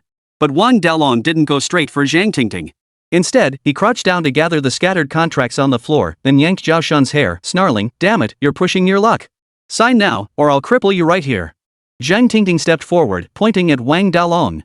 Isn't this forced buying and selling? Oh, you got it right, it is forced buying and selling. Guys, tie this woman up and send her to the room upstairs. Wang Dalong ordered his henchman in a flat tone. Who you didn't want to escalate the situation. She believed she still held some sway over Wang Dalong, after all, they had slept together. How about we just let it go? We're family, after all. Hu Yu cautiously approached Wang Dalong and whispered. But Wang Dalong suddenly grabbed Hu Yu by the waist and said, no problem. Why don't you come accompany me to the bathroom right now? You've done similar things before anyway. What are you doing? Let go of my wife. Zhao Dalan immediately stood up and approached them. Clang. Wang Dalong, still holding Hu Yu, kicked Zhao Dalan away with one swift motion. Pfft, what kind of person are you? Zhao Ao looked at Wang Dalong in surprise and said, Uncle Wang, what are you doing? Smack. Wang Dalong delivered a sharp slap across Zhao Ao's face, sending him crashing to the ground. What kind of person do you think you are? If it weren't for your mother's sake, I'd have crippled you long ago. But now. Oomph. With that, Wang Dalong shoved Hu Yu from his embrace into the arms of his henchman, declaring, this one's your reward. Take her upstairs to enjoy yourselves. Ha ha. Every thug in the room turned their gaze toward Hu Yu. Wang Shui stood beside them, utterly helpless and at a loss, wiping away tears. Zhao An was barely clinging to life. Wang Dalong's attack had been brutal. Seeing his men had already subdued Zhao Shun, Wang Dalong knew the Zhao family's assets were now his. Now his gaze shifted to Wang Shui and Zhang Tingting. Wang Dalong approached Wang Shui, then stomped his foot down on Zhao An's body. Zhao An cried out in pain. Wang Shui clung helplessly to Wang Dalong's leg, sobbing, spare him. I beg you, spare him. Spare him? You're fine. If you agree to accompany me obediently, not only will I spare him, but I'll let you both keep your jobs at the Zhao family company. However, his voice trailed off as his hand reached for Wang Shui's face. You must be available whenever I call. As he spoke, Wang Dalong's hand reached out to touch Wang Shui's cheek. Uncle Wang, I know the Zhao family's company too. I can be your dog. Zhao Ao covered his face as he crawled over, desperately pleading with Wang Dalong. Wang Dalong smiled at Zhao Dalan's pitiful expression. No problem. You can be my dog. But do you have a wife as beautiful as his? Zhao Dalan scrambled to his feet. Yes, I do. Zhang Tingting is my sister. How about I give her to you? Son, save me. Hu Yu cried out as she was held up by the two men. Uncle Wang, look, you've got Zhang Tingting now. My mom. Well, fine. I'm in a good mood today. Let her go. Wang Dalong waved his hand at his men. At that moment, Wang Dalong's gaze was fixed entirely on Zhang Tingting. He grabbed Wang Shui's wrist, yanking her up from the ground. After taking a few steps forward, he reached out to grab Zhang Tingting. But just as his hand was about to touch Zhang Tingting, a pair of cold, powerful hands suddenly seized his arm. The one who acted was none other than Bai Pengfei. Chapter 129, Who are you? Who are you? Wang Dalong glanced at Bai Pengfei, who had seized him. Bai Pengfei, however, merely smiled faintly at the corner of his mouth and said, I have no obligation to concern myself with others, but this person you cannot touch her. Bai Pengfei pointed at Zhang Tingting. Whoa! Who's looking for trouble now? Wang Dalong was taken aback. At that moment, Zhao Dalan slithered over like a sycophant and said, He's Bai Pengfei. Ah! So it's you. Heard you're pretty tough. Let me warn you, you'd better get lost. Just wait here quietly for your wife. Don't worry. I won't take too long. Wang Dalong's gaze was now entirely fixed on Zhang Tingting. But Bai Pengfei merely smiled faintly, refusing to release his grip. Wang Dalong stared at his seized arm and sneered at Bai Pengfei, let go now, or you'll regret it. Seeing his expression, Bai Pengfei showed no mercy. He swiftly kicked out, sending Wang Dalong flying backward in an instant. SSSSHHH. Everyone present sucked in a sharp breath. But Wang Dalong's physical constitution was truly remarkable. Despite the force of the kick, he didn't go down. Gritting his teeth against the pain, he stood up, feeling slightly off balance. Seeing Wang Dalong hadn't fallen, Bai Pengfei was somewhat surprised. After all, he hadn't held back on that kick. Wang Dalong waved his hand at his men and barked, Get him! Take him down! 10,000 yuan each tonight. Instantly, the men's blood began to boil. Thanks for the reward, brother Wang. In an instant, the group closed in around Bai Pengfei. Seeing this, Zhang Tingting stepped forward and confronted them. What are you doing in broad daylight? Ha ha. What are we doing? You'll find out soon enough. Clang. The words had barely left his mouth when each of the three men received a kick. In that instant, the three who had spoken moments before were writhing in pain against the wall. The others hadn't even seen what happened. All they saw was armor now covering Bai Pengfei's legs. Everyone, attack him together. Whoever cripples him gets 1,000,000. Wang Dalong bellowed at the remaining men. As the saying goes, where there's a big reward, there's bound to be brave men. 1,000,000 yuan, no less. Damn it. Charge! No matter how skilled he is, he can't beat all of us. Someone yelled the command, and the group charged at Bai Pengfei. But what Bai Pengfei did next was truly. With one hand, he pulled Zhang Tingting away to keep her out of harm's way, while the other dealt with the attackers before him. And just like that, within 3 to 5 minutes, the entire room was littered with bodies sprawled haphazardly across the floor, their cries of pain echoing throughout the space. Everyone present was utterly dumbfounded. They couldn't comprehend what was happening to Bai Pengfei's legs. But Wang Dalong remained far more composed. Cybernetic enhancements. Wang Dalong silently repeated the word in his mind. Taking advantage of the chaos, he shielded Wang Shui with his body and pressed a knife against her throat. Don't move. If any of you make a sound, I'll kill her. Zhaoan, standing nearby, immediately knelt on the ground and pleaded desperately, please don't hurt her. I'll give you anything you want, just don't hurt her. The Zhao Dalan family was at a loss for what to do. Zhao Ao, however, knew he had defiled Wang Shui and there was no turning back. After coming to this realization, Zhao Ao still crawled over to Wang Dalong's side like a dog and ordered Bai Pengfei, kneel down. Bai Pengfei? What does this have to do with me? Who are you to make me kneel? At that moment, Wang Dalong pressed the dagger closer to Wang Shui's neck. A faint crimson mark had already appeared on her skin. Zhaoan's heart lurched. Fear gripped him as he pleaded, please spare her. Spare her. I'll take her place. Let me do it instead. Zhaoan's plea was heartfelt. He knew Wang Shui had already endured immense suffering, he couldn't let her. Yet, moved by Zhaoan's sincerity, Wang Shui's own eyes welled up with tears. Meanwhile, Wang Dalong, holding Wang Shui, slowly moved toward the seat by the door. Don't move, or I'll kill her. Wang Dalong was extremely cautious. He knew Bai Pengfei's capabilities well and dared not take any risks. He then turned to Zhao Ao and demanded, hurry up and pick up the contract from the floor. Get them to sign it. I'll give you half of the Zhao family's assets. Zhao Ao's interest was piqued. He hurriedly gathered the contract from the floor, then approached his uncle and said, sign it. I won't shortchange us. Hu Yu also approached and said, sign it. Hu Yu had secretly resolved that once today's business was concluded, she would divorce that good-for-nothing Zhao Dalan. If Wang Dalong felt nostalgic for the past, he might take her as his mistress. If not, she could find someone else. As for Zhao Dalan, he was always a weakling. Seeing the situation now, he could only comply. He too hoped to live off someone else in the future. As for his wife Hu Yu's affair with Wang Dalong, he'd just have to endure it. After all, for his son's sake, she couldn't abandon him. With his daughter-in-law now held at knifepoint, Zhao Shun had no choice but to sign the document.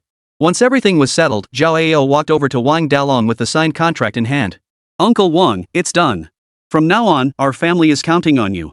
Zhao Ao glanced at his parents standing behind him. Seeing the contract finalized, Wang Dalong was thoroughly satisfied. Good. Very good.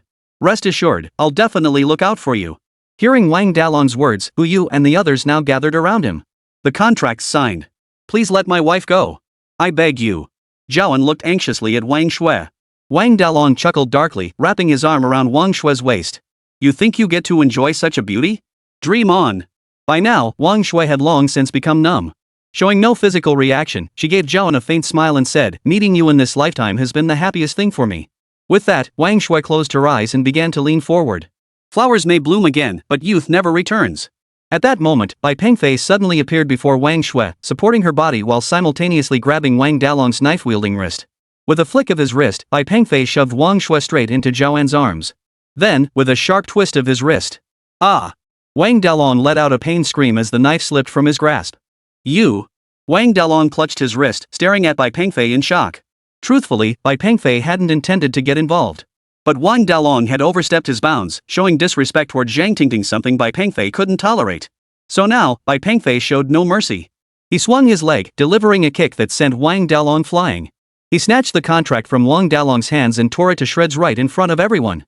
Seeing Wang Dalong knocked aside, the professional sycophant Zhao Ao immediately rushed over, hastily helping Wang Dalong to his feet. Uncle Wang. This kid's no pushover. Wang Dalong chuckled softly as he slowly rose to his feet. You little punk, I know you're a cyborg, but I'm not someone to be pushed around. With that, Wang Dalong stripped off his jacket. Chapter 130, Living Off Others. As Wang Dalong stripped off his upper garments, the onlookers all stared in astonishment. They saw that half of Wang Dalong's upper body was mechanical, and it looked incredibly sophisticated. Gazing at Wang Dalong's body, Bai Pengfei sighed. Oh, another cyborg. What? Aren't you a cyborg too? With that, Wang Dalong punched the wall directly, smashing a large hole through it. This display utterly terrified everyone present. You little punk, today I'll show you the power of technology. The power of technology. Bai Pengfei chuckled. Wasn't that supposed to be his line?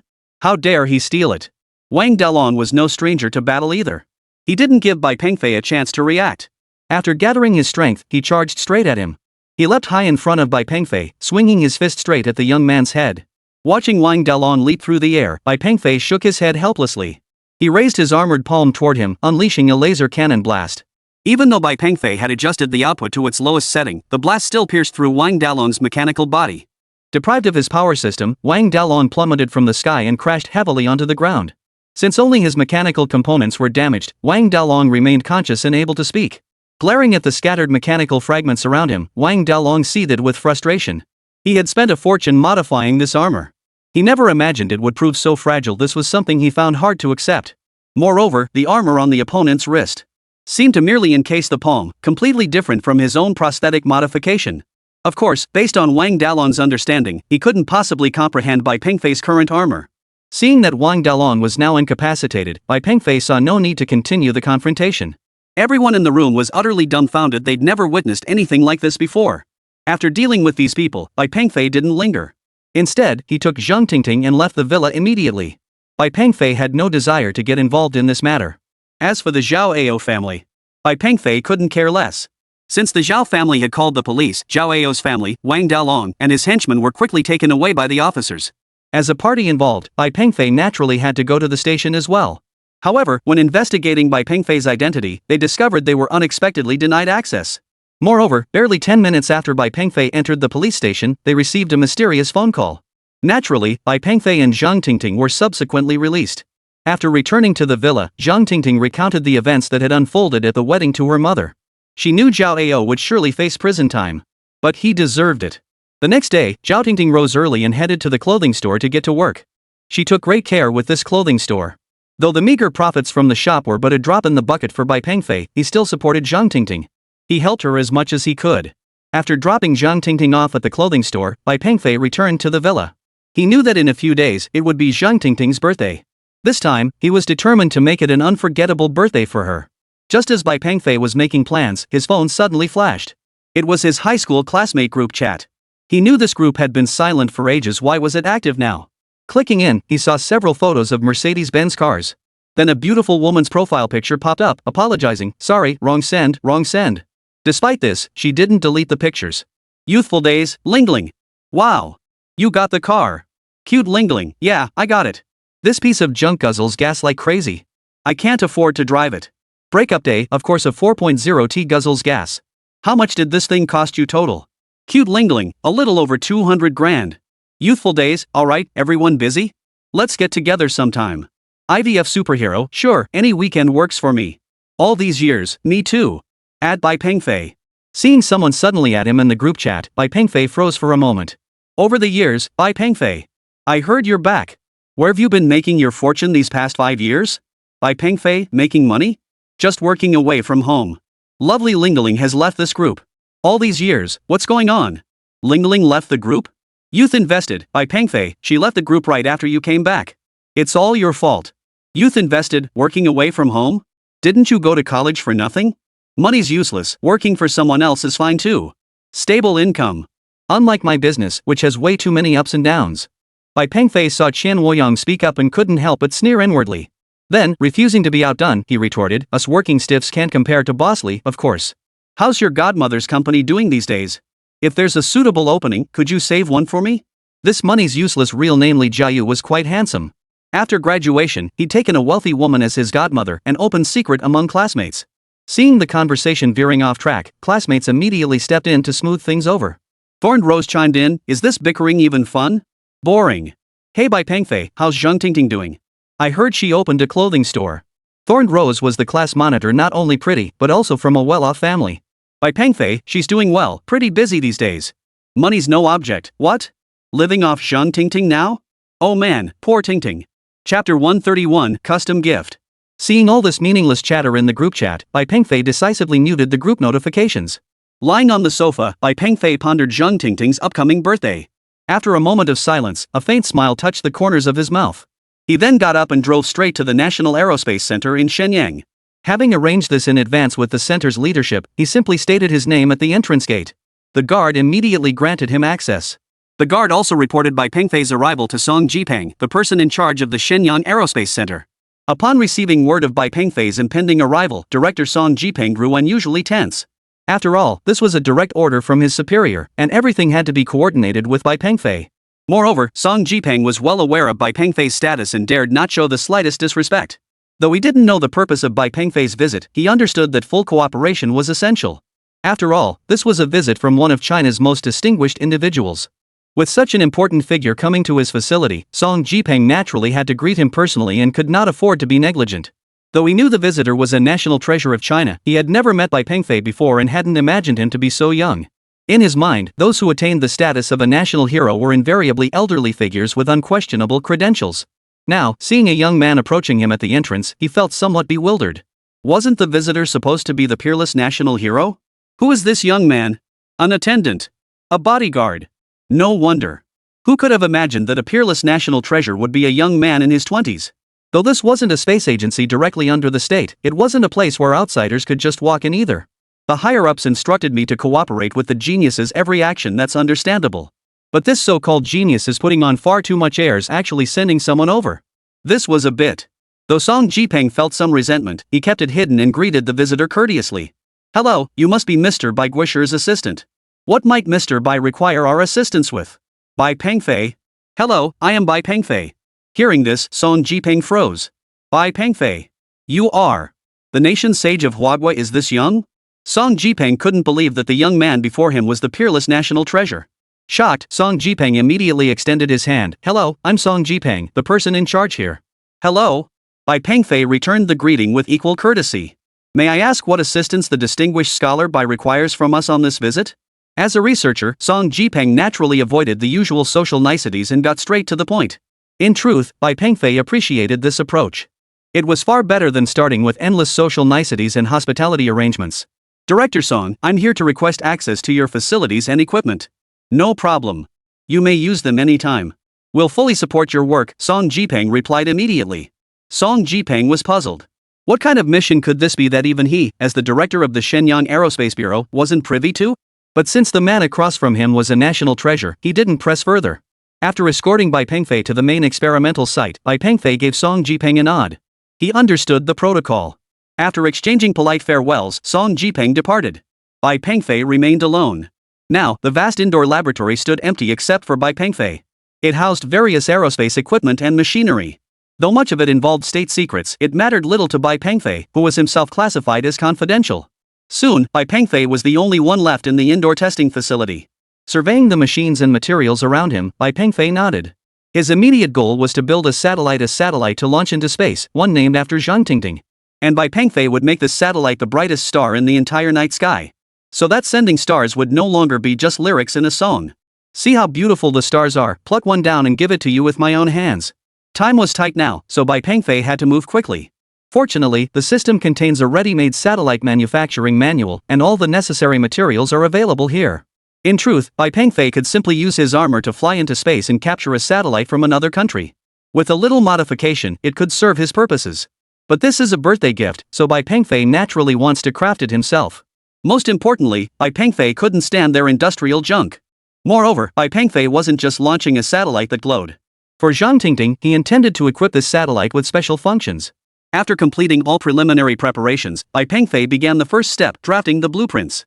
Lost in his work, Bai Pengfei lost track of time. Before he knew it, the sky had gradually darkened. Zhang Tingting, who had long since returned home, began to wonder. After all, since she'd come back from the store, Bai Pengfei's phone had been unreachable. It wasn't Bai Pengfei's fault, though. The laboratory at the Aerospace Bureau had its phone signals blocked, so he simply couldn't receive Zhang Tingting's calls. Seeing the automatic streetlights outside the villa come on, Zhang Tingting felt an inexplicable sense of worry. Her gaze drifted unconsciously to the prepared meal on the dining table. She didn't know what was wrong with her. She felt so worried. With Bai Pengfei not home yet, she naturally lost her appetite. Pulling on a jacket, Zhang Tingting stepped outside alone. Walking along the small garden by the pool, she looked up at the sky. The night sky was exceptionally clear, with hardly a cloud in sight. The sky was dotted with countless beautiful stars. Suddenly, a shooting star streaked across the sky. Zhang Tingting immediately closed her eyes. Like a child, she silently made a wish in her heart. But when she opened her eyes, she froze in shock. Because that so-called shooting star was now hurtling straight toward her. And at an incredible speed. After a gust of strong wind, Zhang Tingting forced her eyes open. There, with his helmet removed, Bai Pengfei now hovered before her, clad in armor. As Bai Pengfei gently pressed the energy core on his chest, the nanotech armor on his body swiftly retracted into the chest-mounted energy core. Deprived of power, Bai Pengfei landed directly before Zhang Tingting. "It's cold out. Wear something warm," Bai Pengfei reminded her as he approached. Zhang Tingting knew about Bai Pengfei's armor, so she wasn't particularly surprised.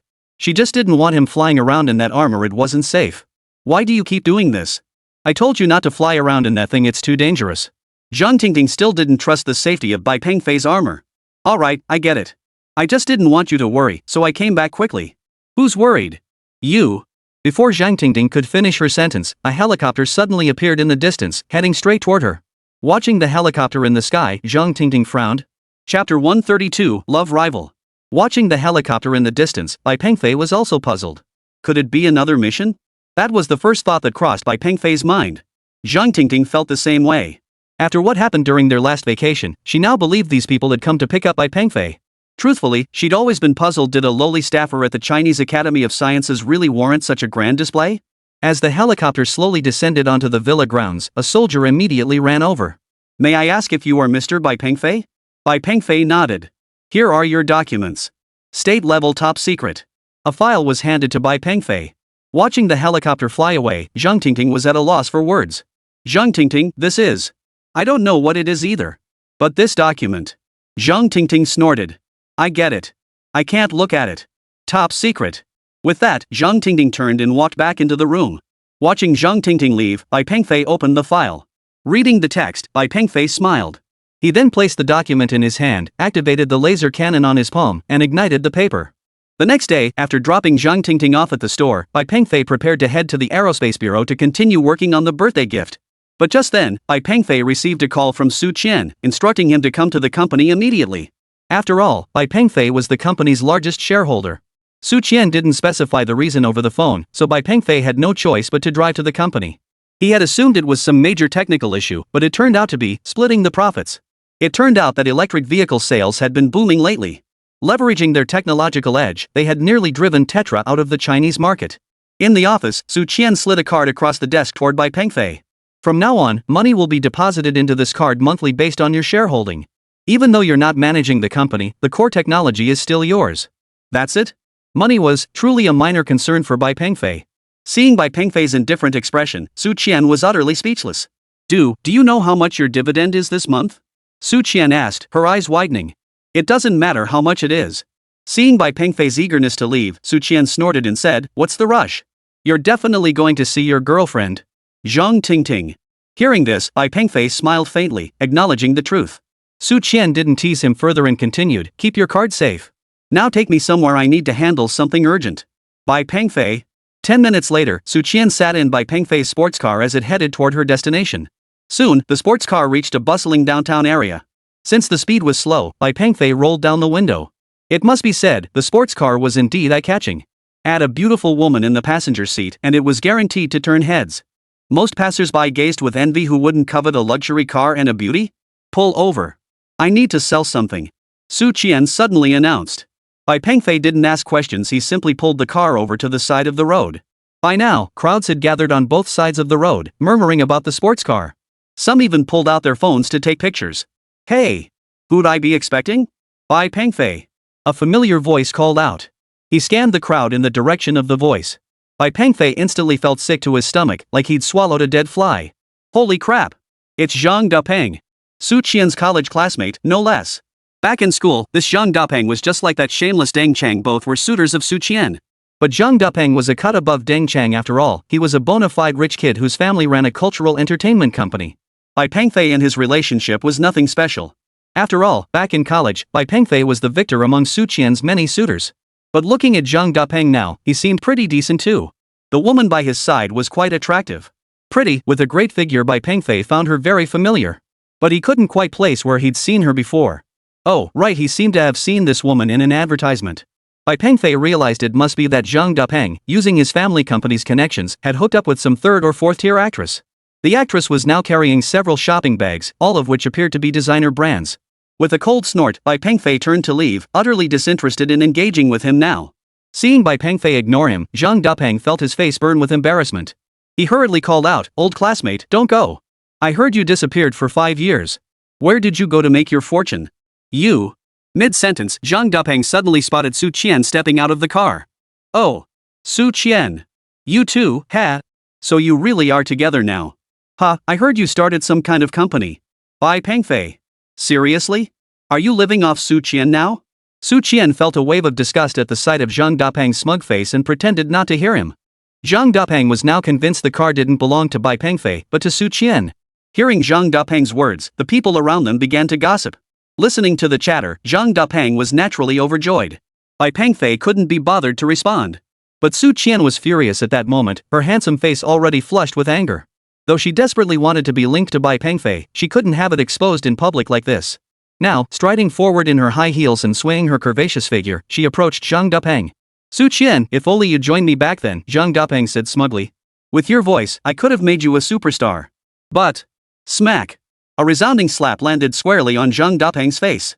After that, the entire room fell silent for several seconds. Everyone froze in shock, including Zhang Dapeng himself. You dare hit me.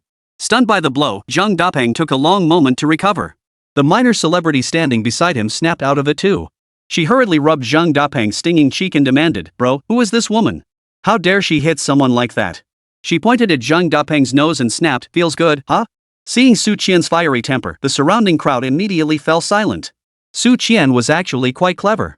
She knew Bai Pengfei's status wasn't ordinary. When she struck him, she deliberately glanced at his reaction out of the corner of her eye. When she saw the faint smile playing at the corners of his mouth, she felt emboldened. Smack! Another slap followed in quick succession. Everyone was stunned. Zhang Dapeng, slapped across the face, was momentarily stunned. Chapter 133, This is getting disgusting. You! How dare you hit me? Zhang Dapeng lost all composure, erupting into a torrent of curses. Now completely disregarding his dignity, Zhang Dapeng stepped directly in front of Su Qian, raising his hand to strike her again. Even if Su Qian was feisty, she was still a woman. How could she possibly block Zhang Dapeng's slap? But Zhang Dapeng's hand froze mid-air. Bai Pengfei had seized his wrist. What the hell? You hit women? How have you become even more shameless after all these years? Bai Pengfei tightened his grip slightly, and Zhang Dapeng couldn't take it after all. Bai Pengfei's wrist was now reinforced with armor. You dare lay a hand on me? You freeloader. Do you have any idea how much I'm worth now? Bai Pengfei couldn't care less about such nonsense now. A mere clown. Bai Pengfei couldn't be bothered to engage him. Bai Pengfei loosened his grip. Zhang Dapeng, carried by momentum, stumbled backward 2 steps. Staring at his reddened wrist, Zhang Dapeng snarled, One phone call from me and I'll destroy your reputations. After all, Zhang Dapeng's family controlled considerable entertainment resources. Leaking fabricated rumors to ruin someone's reputation was child's play for them. But Bai Pengfei slowly walked up to him and said, Go ahead and try. Let's see if you have the power to do it. With that, Bai Pengfei pressed his palm directly against Zhang Dapeng's stomach, sending a jolt of electricity straight into his gut. Zhang Dapeng never saw this coming. Though not excruciating, the shock caused him to unleash an incredibly loud fart. In that instant, everyone around them was stunned into silence. Bai Pengfei clutched his mouth and stumbled backward a few steps. What the hell? You? Before he could finish, Zhang Dapeng felt a sudden warmth on his buttocks and let out another fart. Fortunately, this one was silent. But as the saying goes, a stinky fart doesn't make a sound, and a loud fart isn't stinky. Though it made no sound, the smell. Even the 4th-tier celebrity standing nearby wrinkled his nose. Hey, you! Can you be a little more careful? Su Qian covered her nose and shouted in exasperation. Zhang Dapeng's face flushed red, It wasn't me. Just as Zhang Dapeng finished his feeble excuse, a powerful surge of energy erupted from his dantian. Accompanying it was the most agonized expression on Zhang Dapeng's face. Within mere seconds, his endurance had reached its limit. Bang! Bang! Bang! After a triple explosion, a stench of rotten eggs filled the air. The onlookers were all stunned into silence. Even Bai Pengfei felt a twinge of regret at that moment. Su Qian beside him stared wide-eyed, utterly disbelieving. Even if Zhang Dapeng had no shame, he couldn't possibly go this far. Little did she know that Zhang Dapeng had no choice. Though he'd been suffering from stomach discomfort lately, he usually managed to hold it in until he found a secluded spot. But today, he hadn't expected to lose control completely. The sound and smell were just too. After that wave of relief washed over him, Zhang Dapeng's face darkened instantly. Bai Pengfei smiled and asked, Did you eat something bad? Now realizing Bai Pengfei was behind this, Zhang Dapeng glared at him viciously. Kid, if I don't teach you a lesson today, I'll be your son. It was just too humiliating being taught a lesson by a freeloader. Zhang Dapeng couldn't care less about appearances anymore. He strode purposefully toward Bai Pengfei. A minor celebrity stepped forward to pull Zhang Dapeng back. Enough, let's go. Get out of my way. Zhang Dapeng shoved the minor celebrity aside. She stumbled backward and fell flat on the ground. Zhang Dapeng didn't even glance at her, his gaze fixed intently on Bai Pengfei. But at that moment, Bai Pengfei, standing beside Su Qian, calmly pulled her back a few steps. Step back a bit. It stinks. Bai Pengfei covered his nose first. Seeing Bai Pengfei's expression, Zhang Dapeng seethed with rage. Gritting his teeth and glaring, he snapped, "You." But the words were cut off in his throat. His face twisted in agony once more as a powerful surge of energy gathered in his abdomen. But Zhang Dapeng knew he had to endure this time no matter what. With so many people gathered around him now, if he couldn't hold it in, then later. Gritting his teeth, Zhang Dapeng clamped his legs tightly together, his face flushing crimson. His legs clamped together tightly, every muscle in his body straining. Bai Pengfei could clearly see beads of sweat forming on Zhang Dapeng's forehead. After 5 or 6 seconds of sheer willpower, Zhang Dapeng finally triumphed. The urge to pass gas had vanished. I held it. I finally held it. A faint smile appeared on Zhang Dapeng's face. But just as he was about to speak, he suddenly felt a surge of air pushing up from his stomach to his throat. Before Zhang Dapeng could react, his cheeks puffed out like 2 balloons. Ah! Zhang Dapeng let out a loud, prolonged burp. But the sound was bizarre. It sounded like a fart. After the belch, Bai Pengfei clearly saw a stream of egg yolk-colored gas spurt from Zhang Dapeng's mouth, leaving a layer of yellow mist lingering on his lips. Zhang Dapeng was utterly bewildered. It felt like he'd just eaten freshly baked feces. An overwhelming stench wafted out, leaving everyone around him staring in shock. A few with weaker constitutions even started gagging. Who the hell is this guy? How the hell can he fart with his mouth? What? That's not farting, it's clearly. The onlookers immediately began whispering among themselves. Meanwhile, Zhang Dapeng bent over, half crouching on the ground, biting his lip hard. He was terrified that something else might come out of his mouth. If that happened, it would be utterly disgusting. Seeing the yellowish mist forming on Zhang Dapeng's lips, the young star sitting on the ground seemed to recall certain events from last night at the hotel with Zhang Dapeng. A sharp pang shot through his head, and his stomach churned violently. Ugh! Unable to hold it in, he vomited right there. Bai Pengfei couldn't stand staying in this place any longer. He beckoned to Su Qian, and the two of them got into the car. Damn it! Bai Pengfei, you just wait. If I don't get revenge for this, Ugh! Before he could finish, Zhang Dapeng's jaw bulged again. Chapter 134, The Mars Project. Bai Pengfei couldn't stand staying in this place any longer. It was utterly disgusting. He'd only intended to use weak electrical stimulation to trigger his bowels, hoping to make his stomach react so he could hurry to the bathroom. Little did he expect. The thought alone made him queasy. Before long, Bai Pengfei had delivered Su Qian to a resort. What are you doing here? Vacationing? Bai Pengfei asked casually. Su Qian smiled faintly and replied, I'm here for a blind date. What? Want to join me? Good luck with that. You really don't want to see my blind date? Su Qian inquired. Bai Pengfei shook his head calmly. Anyone brave enough to go on a blind date with you must be pretty special. Maybe. I mean, if I told you I was about to get married, would you? Congratulations. May you have children soon. Clang. Su Qian got out of the car and slammed the door. Bai Pengfei. After leaving the resort, Bai Pengfei headed straight to the Aerospace Bureau in Shenyang. After all, Zhang Tingting's birthday was approaching, and he needed to hurry with the preparations. That evening, Zhang Tingting returned to the villa first. Bai Pengfei still hadn't returned, but he had informed her earlier that morning he might be working long hours for the foreseeable future, so there was no need to wait for him to join her for dinner. With no other option, Zhang Tingting had to make do on her own. Of course, she didn't have to lift a finger herself after all, the butler robot handled everything. She simply told the robot butler what she wanted to eat. It was incredibly convenient. After everything was taken care of, Zhang Tingting sat on the sofa with a fruit platter, idly scrolling through her phone. She glanced at the news. Unexpectedly, an explosive piece of news had already spread across the internet. The United States Explorer 38 spacecraft is poised to carry humans to Mars, marking the most crucial step in humanity's exploration of the Red Planet. The United States has dispatched 2 astronauts for this mission. The entire Mars landing process will be broadcast globally in real time. America will be the nation to achieve human landing on Mars. Not only that, but now the US Space Agency, NASA, can't even release videos. In the video, their so-called leader exudes such overconfidence, and that smug expression is downright nauseating. We were the first to land on the moon, the first to send a probe beyond the solar system, and the first to land a probe on Mars. America's advancement in space exploration is absolutely unmatched worldwide. Our space endeavors serve all of humanity. Bombardment. Using satellite GPS for precision strikes to grab oil in the Middle East is serving all humanity? Turning off GPS navigation for those who don't obey you, is that serving all humanity too? Serving all humanity. Round-the-clock spy satellites monitoring other nations. Though she didn't care about such things, watching these comments made Zhang Tingting feel quite aware. The video continued. This time, we'll broadcast our Mars landing globally, an unprecedented feat. Our beautiful countrymen will be the first to set foot on the Martian surface. This is our pride as Americans, and the pride of all humanity. The comments section beneath the video erupted. The Chinese comments remained fairly objective. After all, they've been developing for so many years. There are still things worth learning from them. China has come a long way too. Considering how few years we've been developing, achieving this much is already remarkable. I feel that give us a few more years, and we will definitely surpass them. Meanwhile, netizens from other countries were feeling a bit. American netizen, number 1. World's best.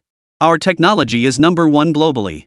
Small island nation netizen, hopefully in the future our two countries can collaborate on aerospace technology.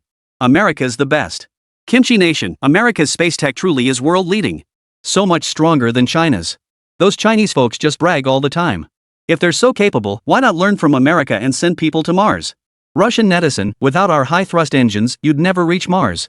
Reading the comments from netizens around the world, Zhang Tingting took a deep breath and shut off her phone. Mars missions? Whatever. She didn't care. If she had time, she'd watch their live streams. If not, so be it. At that moment, in a conference room at the US NASA Space Center, leaders from various fields were gathered for a meeting. Military officials, political figures, and aerospace experts were all present. Everyone was gathered in this conference room. The politicians were particularly anxious. After all, the nation had paid a heavy price in its space program. And this mission was being broadcast live worldwide. Absolutely no accidents could be tolerated. This time, is there absolutely no risk whatsoever in this Mars mission? The political representative asked with grave seriousness. At that moment, NASA's expert responded with unwavering confidence, "Rest assured, we've tested this spacecraft extensively. We guarantee a safe landing on Mars." His tone was unwaveringly assured, radiating absolute confidence. In fact, the United States has made extensive preparations for this Mars mission. They've conducted numerous tests. It's safe to say they have a high degree of confidence. Following the last military exhibition, the United States' technological standing faced international scrutiny. There is a consensus that China's technological capabilities have now surpassed theirs. The decision to broadcast this Mars landing globally is naturally intended to demonstrate their status as the world's leading technological power. However, some researchers still harbor concerns, fearing China might employ underhanded tactics against their Mars mission. After all, the missiles China showcased at the last military exhibition were truly formidable. Thus, these professors feared China might sabotage the mission. Of course, this was purely the result of their own petty suspicions. Admiral Smith, the security of our launch process relies entirely on your military's missile defense forces. Rest assured, Professor. We will activate our most advanced defense and interception systems to absolutely guarantee the successful completion of this Mars mission. After receiving the military's assurance, Professor NASA nodded. Poof. While China has made rapid strides in aerospace in recent years, they still lag far behind us. All the researchers at NASA believe that China's current aerospace technology lagged behind theirs by at least 30 years, if not more. Chapter 135, Star Command Headquarters. Bai Pengfei was naturally aware of the United States' plans to land on Mars. But regarding what the United States had said, Bai Pengfei preferred not to comment yet. Everything would become clear once they actually landed on Mars. Right now, Bai Pengfei's focus remained squarely on Zhang Tingting's birthday gift. Since the satellite project was proceeding smoothly, Bai Pengfei didn't work late that day. After picking up Zhang Tingting that evening, he returned to the villa. Business at the clothing store had been booming these past few days, and things were gradually falling into place. Now Zhang Tingting wasn't as exhausted every day. Today, Zhang Tingting wanted to treat Bai Pengfei to something special. After all, he had handled everything during the clothing store's early days. Don't get the wrong idea, it was simply about preparing a nice meal for Bai Pengfei, nothing else. Besides, now that they were spending every night together, things had naturally. This time, Zhang Tingting wanted to cook something delicious herself. She didn't want to use the robot butler for help, and she definitely didn't want Bai Pengfei to help. Though he knew her cooking skills, Bai Pengfei didn't want to dampen her enthusiasm. Instead, he wandered into the villa's courtyard to pass the time. But just as Bai Pengfei was walking through the small courtyard, he suddenly heard faint cries coming from next door. And it sounded like something breaking too. Since this was a villa community, the houses were quite far apart, so Bai Pengfei couldn't make out the details clearly. But he could tell it sounded like a woman's voice. Bai Pengfei knew his neighbor was apparently a movie star, though he didn't know any other details. The screams grew louder and louder, which puzzled Bai Pengfei. Staring at the high wall before him, Bai Pengfei activated his armor, allowing it to cover his legs. With a powerful leap, he cleared the wall and landed on the neighboring property. Get out! Get out! If you don't, I'll call for help. The woman's voice carried a hint of fear. Hearing this, Bai Pengfei hurriedly approached the house. Uncertain of the situation, he dared not act rashly, instead leaning against the wall to observe. From inside came a man's playful laughter. What are you pretending for? It's been years. Don't you want to? Haven't you been having headaches lately? I think it's just pent-up frustration. Come on, let me help you blow off some steam. Director Song. Get away. If you don't move, I'll call for help. Go ahead and call. I'm Sung the tiger here who dares to interfere. You haven't been in a play for ages. Just accompany me once and I'll get you a role. I don't want to, you. I'll fight you. Chen Mi screamed frantically from inside the room. Bai Pengfei finally understood. This kind of thing was the last thing Bai Pengfei could tolerate. Without hesitation, Bai Pengfei flung open the door and stormed inside. On the floor, a burly, bald man was pinned on top of a beautiful woman. One hand had already ripped her collar, exposing her snow-white shoulder. Seeing this, Bai Pengfei grabbed the man's collar from behind and, without a word, yanked him backward with all his might. The bald man tumbled several times across the floor before finally crashing into the doorframe and coming to a halt. Who the hell are you? How dare you hit me? Song Tiger clutched his head, cursing under his breath. Bai Pengfei showed no mercy. He raised his right foot and stomped down hard on the man's shoulder. Ow! The pain made Song Tiger scream in agony. In broad daylight, you're harassing a lady. Bai Pengfei hurriedly addressed Song Tiger. Song Tiger looked up and saw the man before him was barely in his 20s, with the appearance of a bookish scholar. Do you know who I am? I'm Song Tiger. Song Tiger continued to glare fiercely at Bai Pengfei. Bai Pengfei had never heard of this name before. So he didn't indulge him, immediately increasing the pressure on his foot. Ow! Song Tiger cried out through gritted teeth as the sharp pain shot through him. After all, he was a professional thug. There was no way Song Tiger would let this go. He struggled to his feet and began swinging his fists at Bai Pengfei. Bai Pengfei didn't give Song Tiger's fists a second thought. Without a word, he grabbed Song Tiger's fist with one hand, then kicked him hard with his leg. He kicked the dimwit straight through the door. After all, Bai Pengfei still had his exoskeleton legs. After a clatter of sounds, Song Tiger scrambled and rolled his way into the courtyard. The fool understood that thugs never take a loss head-on. After scrambling to his feet, he slunk away like a scared rat. Watching Song Tiger flee, Bai Pengfei smiled as he returned to the room. But when he saw Chen Mi sitting on the ground, he couldn't help but startle. An expression of utter astonishment spread across his face. What a stunning woman!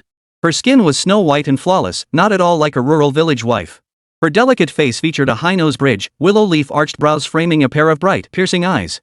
A slender waist, long legs, a perky chest, and a pert behind, in short, every inch of her radiated desire. Seeing this, Bai Pengfei's legs trembled involuntarily. No wonder she's a star. You. Chen Mi pulled at her torn collar, trying to cover her exposed shoulder. Neighbor, my name is Bai Pengfei. Oh, I've seen you before. Upon hearing Bai Pengfei's identity, Chen Mi breathed a sigh of relief. Just moments ago, she'd feared the worst. Now that she knew Bai Pengfei's identity, Chen Mi slowly stood up from the ground.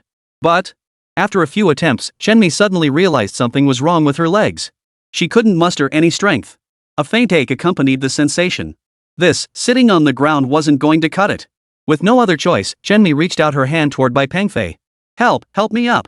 Without hesitation, Bai Pengfei grabbed her delicate hand and gently pulled her up. Ouch! Chen Mi grimaced slightly as she stood up. Seeing her legs crossed, Bai Pengfei frowned. But under Bai Pengfei's gaze, Chen Mi began to feel a bit uneasy. After all, her legs were bare, and her skirt seemed a bit short. Your leg. Before Bai Pengfei could finish, Chen Mi forced herself to release his hand despite the pain. She struggled to sit on the nearby bed, then pulled a blanket over her leg. Your leg, it looks injured. Bai Pengfei asked softly.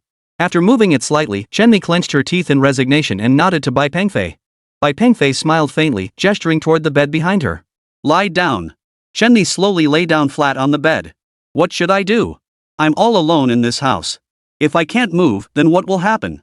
Chen Mi looked at Bai Pengfei anxiously and worriedly. Chapter 136, come with me. It's okay, don't worry. I can call a doctor for you. Really? Thank you so much. Mr. Bai, could you please pick up my clothes first? Chen Mi pointed to the clothes on the floor. Truthfully, she wanted to cover her upper body a bit after all, this situation was truly embarrassing.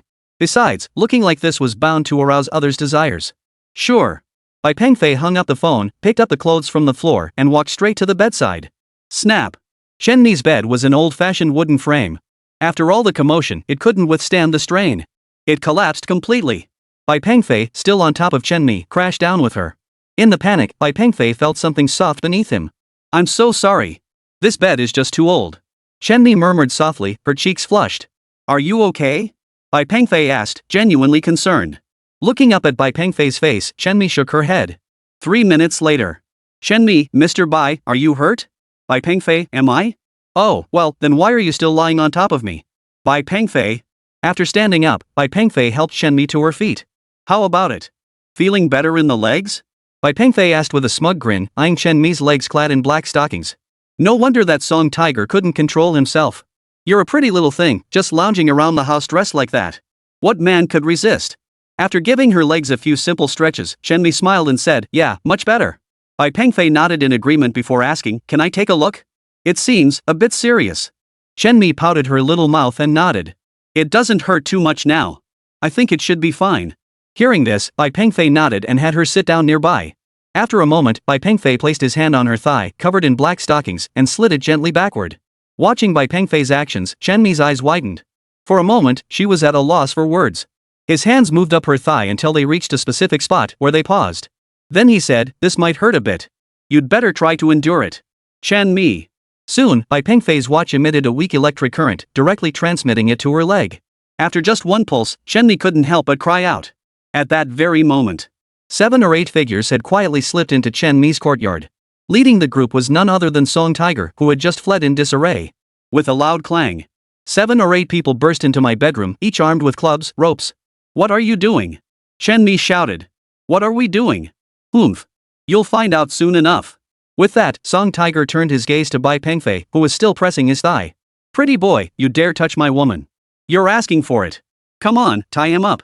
No sooner had Song Tiger finished speaking than 2 men rushed over and bound Bai Pengfei with ropes. Staring at the ropes binding him, Bai Pengfei sighed helplessly. Before Bai Pengfei could react, Shenmi grabbed a kettle nearby. Song.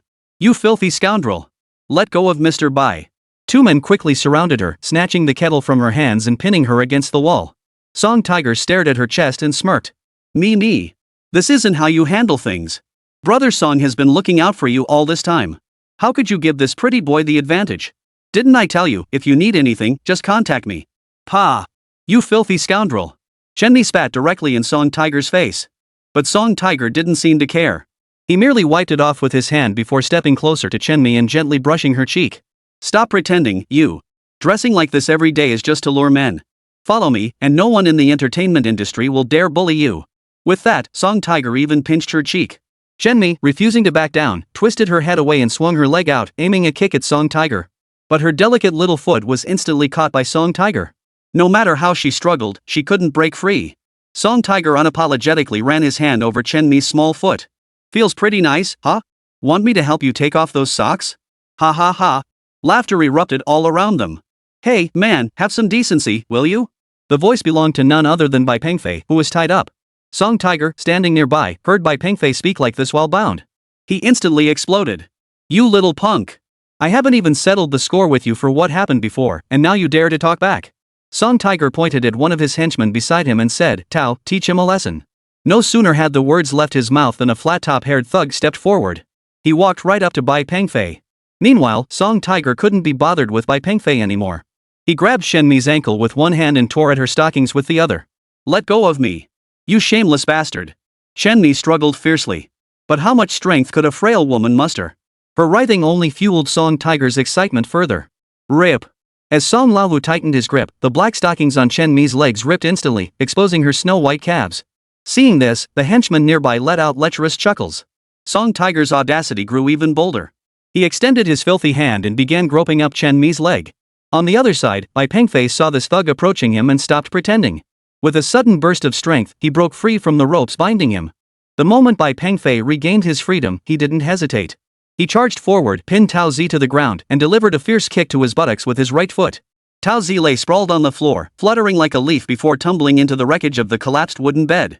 Seeing this, Song Tiger was startled. He quickly released Shenmi's foot and took a few steps back. Go! Take him down! Song Tiger waved his hand, and the men in the room immediately closed in. The 2 men holding Shenmi tossed her aside and charged straight at Bai Pengfei. Bai Pengfei showed them no mercy, immediately donning his full armor. In no time, Bai Pengfei had taken down all of them.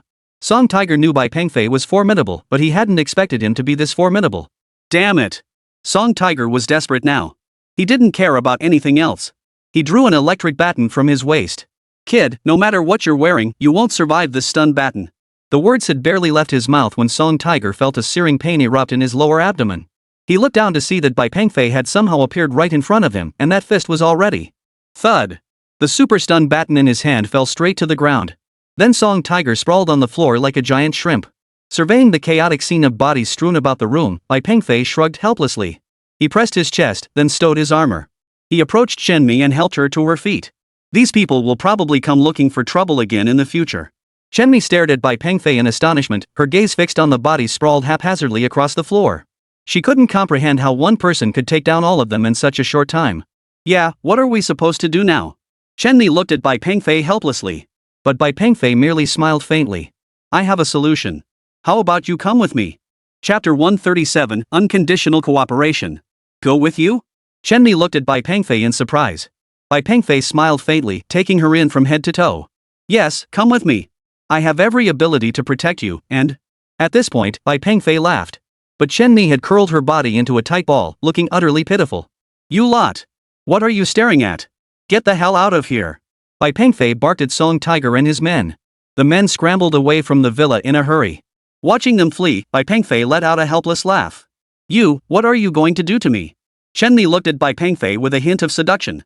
Honestly, if not for Bai Pengfei's iron willpower, she would have succumbed right then and there. I'll take you somewhere nice. Where's your garage? Chenmi. What? You like it in the car? Bai Pengfei nodded and said, change your clothes. I'll wait for you outside. With that, Bai Pengfei walked straight out. Watching Bai Pengfei's retreating figure, Chenmi smiled. These pretty country guys say they're hard to deal with. They're all stinky men, none of them can escape my grasp.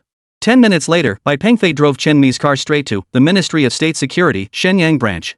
After handing Chenmi over to the State Security Department staff, Bai Pengfei walked away with a flourish. So this was it, a beauty trap. And they even staged a hero rescues the damsel scenario. Bai Pengfei was genuinely speechless at the tactics employed by foreign agents. They always resorted to beautiful women. This time, they went all out, even bringing in a celebrity for themselves. As a national treasure of China, how could Bai Pengfei fail to see through this? Upon arriving at the Ministry of State Security, Chenmi was completely bewildered. She'd imagined Bai Pengfei would take her to some secluded spot in the wilderness. Never in her wildest dreams did she expect this. She'd planned to use her charms to tie Bai Pengfei to her, then gradually infiltrate information about the United States. Eventually forcing him to agree to work for the United States. She never imagined it would end like this. After delivering Chenmi to the State Security Bureau's branch office, Bai Pengfei headed straight home. Zhang Tingting was already asleep, and a table full of food was prepared. After taking a casual bite, he set down his chopsticks and went straight to bed. That night proved to be an absolute sleepless one for the China National Space Administration. In fact, China had been developing plans for a manned Mars landing during this period. The original plan was to achieve a manned Mars landing within 5 years. Unexpectedly, the United States had announced its own crewed Mars landing so quickly. And they intended to broadcast it live globally. This was truly. At that moment, inside the headquarters of the Huagua Space Agency, several leaders and professors were gathered in the conference room. All were discussing the United States Mars landing plan. A global live broadcast. To dare do this means they have absolute confidence in their success. Otherwise, they wouldn't be making such a high-profile announcement, a global live broadcast. Inside the conference room, Wang Jiechi, the head of the space agency, frowned as he looked at the others. It must be noted that every person in this conference room was a professor from the space agency, each possessing considerable expertise. They've all witnessed China's aerospace development over the years. Yet now, none of them looked pleased. After all, they had all seen the video released by the stupid space agency. It could be said that the eyes of the entire world were now fixed on the United States Mars landing mission. Naturally, everyone is also watching China's stance. In truth, everyone knows that the competition and rivalry in the aerospace domain among major powers began over a decade ago. Now, the only nations with absolute power in space are Russia, the United States, and China. In recent years, Russia's space program has stagnated due to domestic economic challenges. Thus, the current competition is between the United States and China. As the first nation to land on the moon, the United States certainly possesses experience in this field. Even amid numerous controversies surrounding that mission, their technological lead remains an indisputable fact. To outside observers, although China has developed rapidly in recent years, it still lags behind overall. The United States has now taken the lead in proposing a crewed Mars landing mission.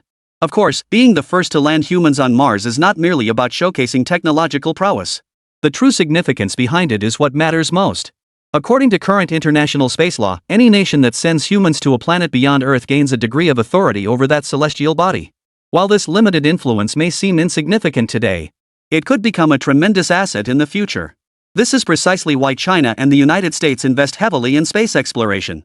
At that moment in the conference room, Guan Jiechi glanced around at the assembled group before finally speaking up. Everyone, you've all heard about the Mars Initiative announced by Nashi, right? Upon hearing this, the professors present all lowered their heads in silence. Though some harbored doubts, they had already tacitly accepted it. Guan Jiechi understood that pressuring these professors now was futile. It was absolutely impossible to achieve a manned Mars landing before the United States. 5 years. Our plan remains unchanged. Everyone must proceed steadily and strive to complete the mission within 5 years. Guan Jiechi didn't want to pile too much pressure on them. After all, the United States had indeed been developing its space program for a longer period of time. Director Guan, at our Shenyang Space Agency, a certain Bai Pengfei has been monopolizing the experimental facilities for days now, severely disrupting our work. Song Jipeng, head of the Shenyang Aerospace Center, stood up to speak. In truth, Bai Pengfei's occupation of their test site over the past few days had already left him deeply unsettled. Although there was no urgent work at hand, Bai Pengfei's daily mysterious comings and goings at the site, without providing any explanation, made Song Jipeng feel somewhat uncomfortable. After all, he was the one responsible for the site. Hearing Song Jipeng's words, Guan Jiechi froze for a moment. Bai Pengfei? Guisher, occupying the test site. Bai Guisher.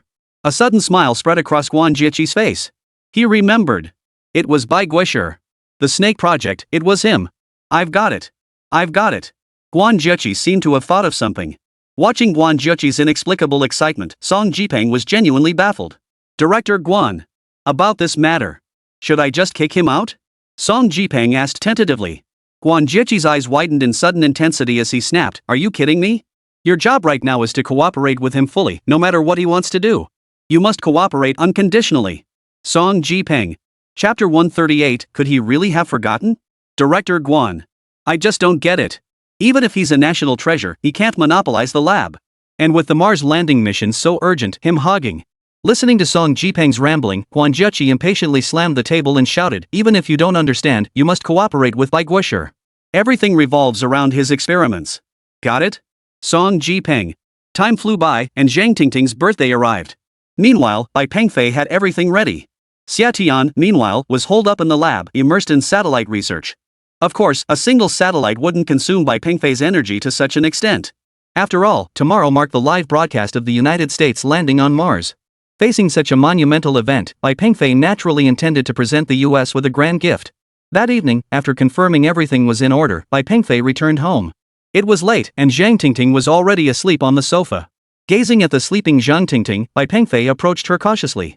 He intended to carry her back to the bedroom. But Zhang Tingting stirred awake. You're back. Zhang Tingting rubbed her eyes and mumbled sleepily. The living room is a bit chilly. You should go back to the bedroom to rest. Bai Pengfei urged gently. Yawning, Zhang Tingting pointed toward the kitchen. I saved dinner for you. Hungry? I'll heat it up for you. Truth be told, Bai Pengfei was actually quite hungry. He'd been busy with satellite work all afternoon and hadn't even had dinner. Yeah, I am pretty hungry.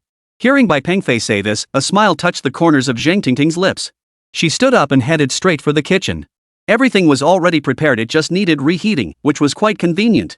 In the kitchen, Zhang Tingting glanced at the clock on the wall. It was almost midnight. After 12 o'clock would be her birthday. I wonder if Bai Pengfei remembers. Tomorrow, are you still busy tomorrow? Zhang Tingting asked casually. In truth, she had never once mentioned her birthday to Bai Pengfei. She didn't know if Bai Pengfei remembered either. After all, the last time he celebrated her birthday was 5 years ago. And he seemed so busy lately, so it was only natural if he'd forgotten. Zhang Tingting tried to reassure herself. As a woman, she still hoped Bai Pengfei remembered her birthday. Gifts didn't matter, even just a simple happy birthday would do. Yes, just a simple happy birthday. What's up? Got something planned tomorrow? Bai Pengfei, sitting on the sofa, replied casually. Zhang Tingting shook her head slightly, a hint of disappointment in her eyes. Nothing, just asking. You seem so busy lately. Oh, just work stuff. Bai Pengfei's response was utterly flat, devoid of any emotional fluctuation. This left Zhang Tingting feeling somewhat let down. She had hoped Bai Pengfei would. Never mind. He really has been swamped lately, it's only natural he wouldn't remember. Besides, it's been 5 years, how could he still remember these things? Though slightly disappointed, Zhang Tingting didn't show it much. She continued preparing food for Bai Pengfei. Once everything was ready, she personally brought the meal over to him. I'm going to bed now. Her tone carried a hint of sadness and disappointment. Without looking back, she returned to her room. You? Bai Pengfei called out. Zhang Tingting immediately turned back, a hint of expectation in her eyes. You? What's wrong? Are you feeling unwell? Zhang Tingting? Nothing, just tired. With that, Zhang Tingting turned and headed straight back to the bedroom without looking back. Once back in the room, Zhang Tingting flopped straight onto the bed. Sigh. He really forgot my birthday. So disappointing. I was hoping for some kind of surprise. Even just a simple happy birthday would have been enough. For Zhang Tingting, birthdays really weren't that important anymore. But if the person she loved could remember this day, then... Truthfully, Zhang Tingting knows she can't blame Bai Pengfei. After all, the last time they celebrated together was 5 years ago, and he'd been so busy all this time. Thinking about this, Zhang Tingting felt somewhat reassured. But why should I be the one remembering his birthday? That night, Zhang Tingting barely slept at all. It was driving her crazy. She even turned down Bai Pengfei's invitation to play cards that evening. Annoying. The next morning, Zhang Tingting discovered Bai Pengfei wasn't beside her. Could it be? Still clinging to a sliver of excitement, she got up and went straight to the living room. Empty. A note lay on the coffee table. Got something urgent to do. Go to the shop yourself. Reading those cold, stark words, Zhang Tingting felt a chill run through her heart. Alright, looks like he really did forget. For days afterward, Zhang Tingting drifted through her days at the shop in a daze. Even though it was her birthday today, she couldn't muster a single ounce of happiness. Throughout the day, she kept glancing at her phone, as if waiting for some kind of message. Maybe she should call him. Zhang Tingting held her phone, staring at Bai Pengfei's name in her contacts. Taking a deep breath, she finally put the phone down. At that very moment, Bai Pengfei was at the launch site of the Aerospace Bureau in Shenyang. Everything was ready, and all checks had come back clear. In truth, Bai Pengfei could see what Zhang Tingting's behavior last night signified. He just wanted to surprise her, so Bai Pengfei deliberately pretended not to know. Gazing at the satellite before him, Bai Pengfei's lips curved into a faint smile. Bai Guosher, you've been hogging the lab all these days just for a satellite? Song Jipeng, who had just walked over, wore an expression of reluctance. After all, Bai Pengfei had used up a considerable amount of aerospace materials these past days. And a satellite, he already had one ready-made. There was absolutely no need for all this fuss. Good grief. All that secrecy and effort over such a long period, just for a satellite. Was that really necessary? Facing Song Jipeng's questioning look, Bai Pengfei didn't hide anything. He simply stated, it's a gift for my girlfriend, so I want to design it myself. Song Jipeng. What? A gift? A satellite as a gift? So all the resources I mobilized to help him ended up being for a birthday present. A birthday gift. What kind of mindset is this? Isn't this satellite a national project, but rather, a gift for your girlfriend? Seeing his astonished expression, Bai Pengfei nodded without hesitation. Exactly. Thanks for your cooperation all this time. This is the gift I'm giving my girlfriend. Song Jipeng. Chapter 139, In a Good Mood. A gift. An artificial satellite as a gift. Song Jipeng couldn't quite wrap his head around it. Seeing Song Jipeng's expression, Bai Pengfei walked over, patted his shoulder, and said, don't feel bad. You deserve credit for this. Trust me. Song Jipeng. Bai Pengfei glanced at the time. 4 hours remained until the satellite's launch. Which meant that in 4 hours, the entire world would witness the gift he had given. This was undoubtedly the most romantic gift imaginable. And once the satellite reached orbit, the pretty country's live broadcast of their Mars landing would become a colossal joke. Just as Bai Pengfei was about to conduct one final equipment check, his phone suddenly rang. He thought it might be Zhang Tingting calling, but to his surprise, it was Su Qian. Why was she contacting him at this moment? Though puzzled, Bai Pengfei answered the call. Got time? I'd like to take you out to dinner. Su Qian's voice sounded heavy over the phone, as if she were weighed down by something. Today, you absolutely must come. It's just dinner, and it won't take up much of your time. I'll be waiting for you at the Dream Restaurant on the 5th floor of Yulong Tower. With that, Su Qian abruptly hung up. Judging by her tone, she seemed to be in a very bad mood. He checked the time he could make it. With no other choice, Bai Pengfei decided to go see what was going on. After all, he had wronged her in the past. But when Bai Pengfei arrived at the restaurant, he was stunned by the scene before him. Women. There stood Su Qian, dressed up to the nines, at the restaurant entrance. Spotting Bai Pengfei approaching, she immediately hooked her arm through his and beamed, I know today is Zhang Tingting's birthday, so I absolutely had to get you out. Just like how she ruined your birthday celebration for me back then. Bai Pengfei. Suddenly, Bai Pengfei recalled some absurd incidents from his college days. Just as Bai Pengfei was about to pull away, Su Qian added, don't worry, I won't copy her. We'll just grab a bite, then you two can have your private time. Bai Pengfei. At the dream restaurant, a neatly dressed waiter smiled as he led Bai Pengfei and Su Qian inside. Coincidentally, there was just one empty table left in the restaurant. After they sat down, the waitress promptly brought the menus. Just as they were ordering, commotion erupted at the entrance. A tall, imposing man accompanied by several graceful women was speaking with a waitress at the entrance. The female server bowed her head apologetically, saying, "Sir, I'm truly sorry, but we really don't have any available tables right now.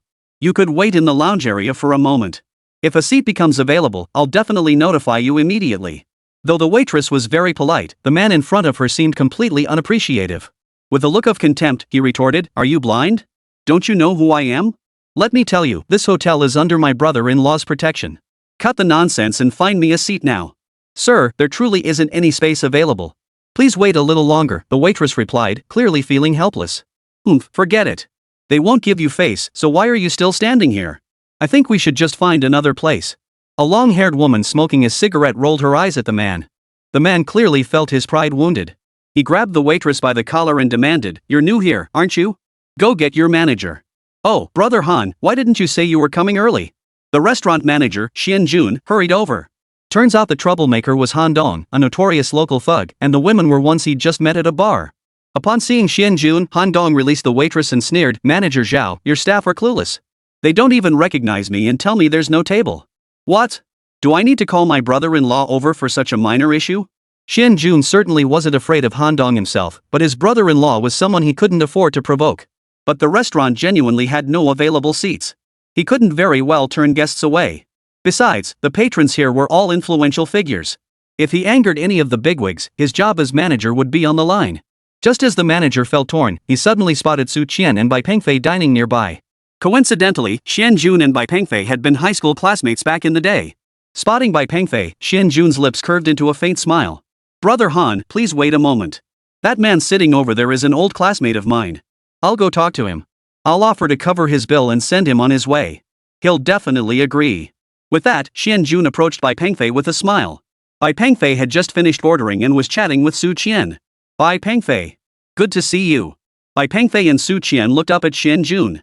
Without hesitation, Xian Jun plopped down beside Bai Pengfei and declared haughtily, "Old classmate, still recognize me?" Bai Pengfei hesitated.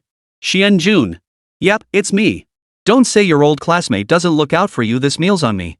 I'll just have them pack up your food for you." Just then, Han Dong walked in with several women. He addressed Bai Pengfei, "I've covered your entire bill. Now get out of here." Bai Pengfei looked up at Han Dong and the women, enunciating each word clearly, "I haven't finished eating yet." Han Dong laughed. No one had ever dared to speak to him like that. "Do you know who I am? Fine, since you're manager Zhao's classmate, I'll give you one chance. Get down on your knees, apologize, then get the hell out." Su Qian stood up angrily, but Bai Pengfei pulled her back down. Smiling, he said, "Don't let a few dogs ruin our mood. Bai Pengfei. I'm doing this for your own good." Xian Jun stood up and pointed at Bai Pengfei, shouting. Han Dong grabbed Bai Pengfei by the collar and said, "Kid, you're being ungrateful, aren't you? She hasn't even finished eating yet and you're already kicking her out? Exactly. That's just rude. Bullying people with your power." Before Bai Pengfei could respond, diners around them began murmuring. "Do you know who I am? My brother-in-law is Wang Dalong." Han Dong glared at the crowd. Upon hearing he was from the Ouyang family, the others fell silent. Seeing things about to escalate, Xian Jun hurriedly interjected, "Brother Han, look, all the guests are eating here. Shouldn't you? Don't worry, I'll drag him outside to beat him up." Han Dong narrowed his eyes and gritted his teeth. "Kid, you got the guts to come outside with me?" Chapter 140, Free Meal. Bai Pengfei slowly turned his head and said, "I'm in a pretty good mood today. If you get the hell out now, I'll pretend nothing happened. You dare talk to me like that? Get out." Han Dong's eyes flashed with menace as he strained his arms to pull Bai Pengfei from the chair. But after several silent tugs, Han Dong realized his hands were sore from the strain, while Bai Pengfei hadn't budged an inch. "What are you doing? Let go of me, or I'm calling the police." Seeing Bai Pengfei grabbed by the collar, Su Qian stood up from her seat and pointed at Han Dong. "You. Pretty face, huh? Stay for dinner." Han Dong eyed Su Qian up and down. Bai Pengfei let out a long sigh. His previously good mood had been completely ruined by this. You chose the path to hell when paradise was within reach. With that, Bai Pengfei swung his arm back, yanked Han Dong toward him, and drove his knee straight into Han Dong's midsection. "Ah!" Han Dong let out a piercing scream, doubling over on the ground. The excruciating pain in his stomach left him speechless. Smack! Bai Pengfei grabbed Han Dong by the hair and delivered a sharp slap across his face as he knelt on the ground. At the same time, the women who had come with Han Dong all froze in place. You dare hit him? Xian Jun, watching nearby, was stunned. Smack! Another slap landed on his cheek. You dare hit Han Dong? I'll find his brother-in-law and have your whole family killed. One of the women, the one with long hair, pulled out her phone and pointed it at Bai Pengfei. Faced with her threat, Bai Pengfei remained completely unfazed, continuing to beat Han Dong. Today, Bai Pengfei was determined to teach the scum a painful lesson. Han Dong reeled from Bai Pengfei's blows, his teeth flying out, his cheeks swollen and puffy. Worst of all, Bai Pengfei had seized both his hands, and no matter how hard he struggled, he couldn't break free. The women standing by in shock realized this was Han Dong, the kickboxing coach. Now he was kneeling before Bai Pengfei, being savagely slapped. It all felt utterly surreal to them. After all, this was the power of technology. The long-haired beauty holding the phone grabbed a nearby beer bottle. Damn it! You're asking for it! The woman roared in fury, smashing the bottle down onto Bai Pengfei's head. Pengfei! Su Qian cried out in alarm. Though Bai Pengfei could have easily dodged the blow, he chose not to, eager to land a few more slaps on Han Dong. The beer bottle smashed against Bai Pengfei's head with a loud thud, beer spilling down his hair. Licking the beer that had dripped onto his lips, Bai Pengfei finally released Han Dong, who lay weakly on the ground. Bai Pengfei grabbed the woman's hair and said, I shouldn't hit women, but for a like you, I feel like I should make an exception. Thud. Bai Pengfei kicked her hard, sending her flying. She landed face down on the ground, clutching her stomach, unable to move from the pain. Seeing Bai Pengfei drenched in alcohol, Su Qian hurriedly wiped his face with tissues, worriedly asking, Are you okay? After all, that blow hadn't been light. Several diners approached, glanced at Han Dong groaning on the floor, then warned Bai Pengfei, Young man, get out of here fast. You can't afford to mess with this guy. Yeah, kid, his brother-in-law is Wang Dalong. You can't take him on. Bai Pengfei chuckled. Wang Dalong. That name sounds familiar. Just then, Xian Jun, who had rushed out to find security upon seeing the commotion, returned. He hurriedly helped Han Dong up, asking in shock, Brother Han, you? Han Dong sat on the ground, pulled out his phone, and quickly dialed a number. Hey, brother-in-law. Brother-in-law. I've been beaten up. I'm at the Dream Hotel. Hurry over with some backup. However, Bai Pengfei had already lost his appetite for dinner due to the disturbance and was about to get up and leave.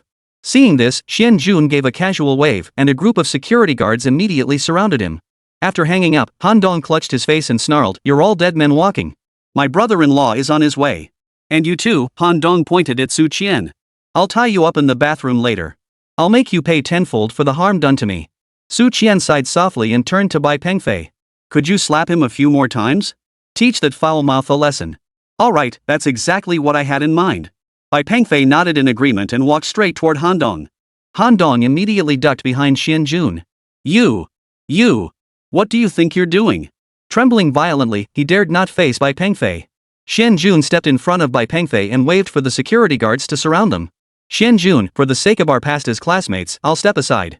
I won't hold this against you. Hearing this, Xian Jun snorted. Let it go? Who do you think you are? Even if you can fight, so what if you're skilled? Open your dog eyes and see clearly how many people I brought with me. A dozen security guards closed in around Bai Pengfei. Xian Jun knew that Bai Pengfei had essentially sealed his fate by crossing Han Dong. Bai Pengfei glanced around calmly. These men are no match for me. I'm giving you one last chance. Get out of my way now. Xian Jun remained unmoved. He waved his hand and barked, beat him to death. If anything happens, it's on me. A dozen security guards immediately pounced. But how could these lowlifes possibly stand a chance against Bai Pengfei? At that moment, Bai Pengfei hadn't even activated his armor. He merely stimulated his bodily functions with a pulse from his watch. Before they could even touch the hem of his clothes, every single one of them was sprawled out on the ground in a heap. Witnessing this, Xian Jun's jaw dropped in stunned silence. He never imagined Bai Pengfei's combat prowess had reached such heights. Smack! Bai Pengfei delivered a resounding slap that sent Xian Jun flying backward onto the ground. Behind Xian Jun, Han Dong had already cowered in fear, sitting on the ground. Remember this, keep your mouth clean when you speak. Chapter 141, The Slap. After uttering those words, Bai Pengfei began slapping Han Dong's face repeatedly, alternating between left and right. Smack! Smack! Smack! Smack! Han Dong's puffy face had long since lost all sensation. Just as Bai Pengfei finished his assault and kicked him flying, a series of hurried footsteps sounded outside the door. Before long, a dozen men strode in, each wielding a metal pipe. Instantly, everyone in the restaurant scrambled from their seats, terrified of getting caught in the crossfire. Leading the group was Han Dong's brother-in-law, his face dark with fury. The moment he entered, he bellowed, Damn it! Who the hell hit my people? If you've got the guts, come out here.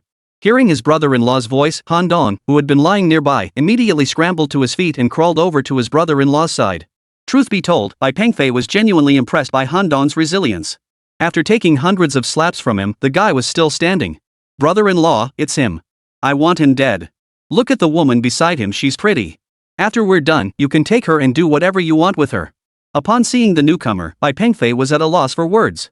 Wasn't this Zhao Ao's cyborg godfather? What? Last time I dismantled his entire suit of armor. And he's already reassembled it this quickly? Who? Where is he? Wang Dalong roared. It's them, Han Dong pointed at Bai Pengfei and Su Qian sitting nearby.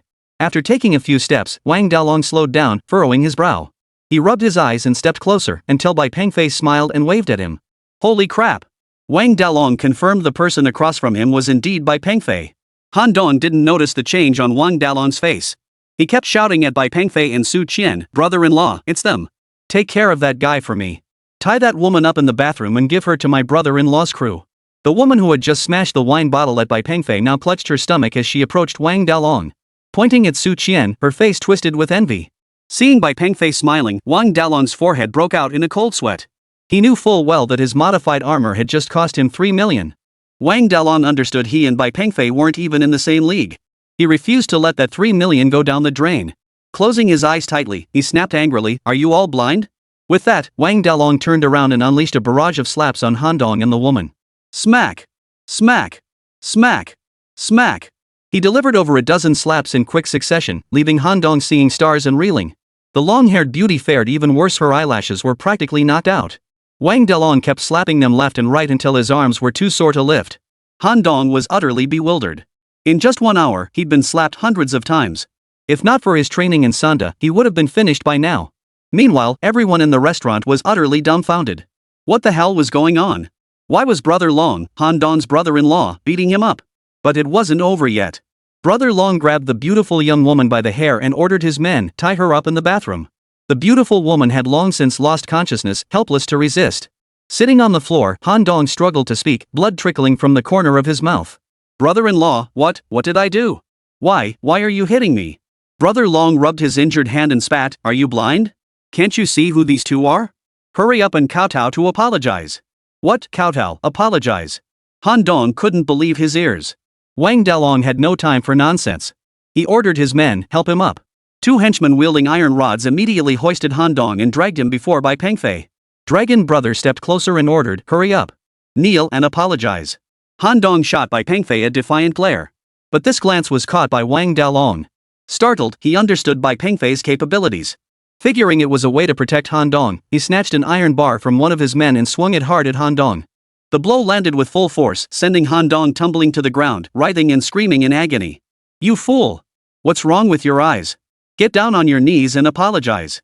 I'm sorry, I was wrong. I'm blind as a bat. Louder. I can't hear you." Wang Dalong stomped his foot on Han Dong's back and roared. I'm sorry, I was wrong, I'm blind as a bat, I didn't recognize a mountain when I saw it, I'm sorry.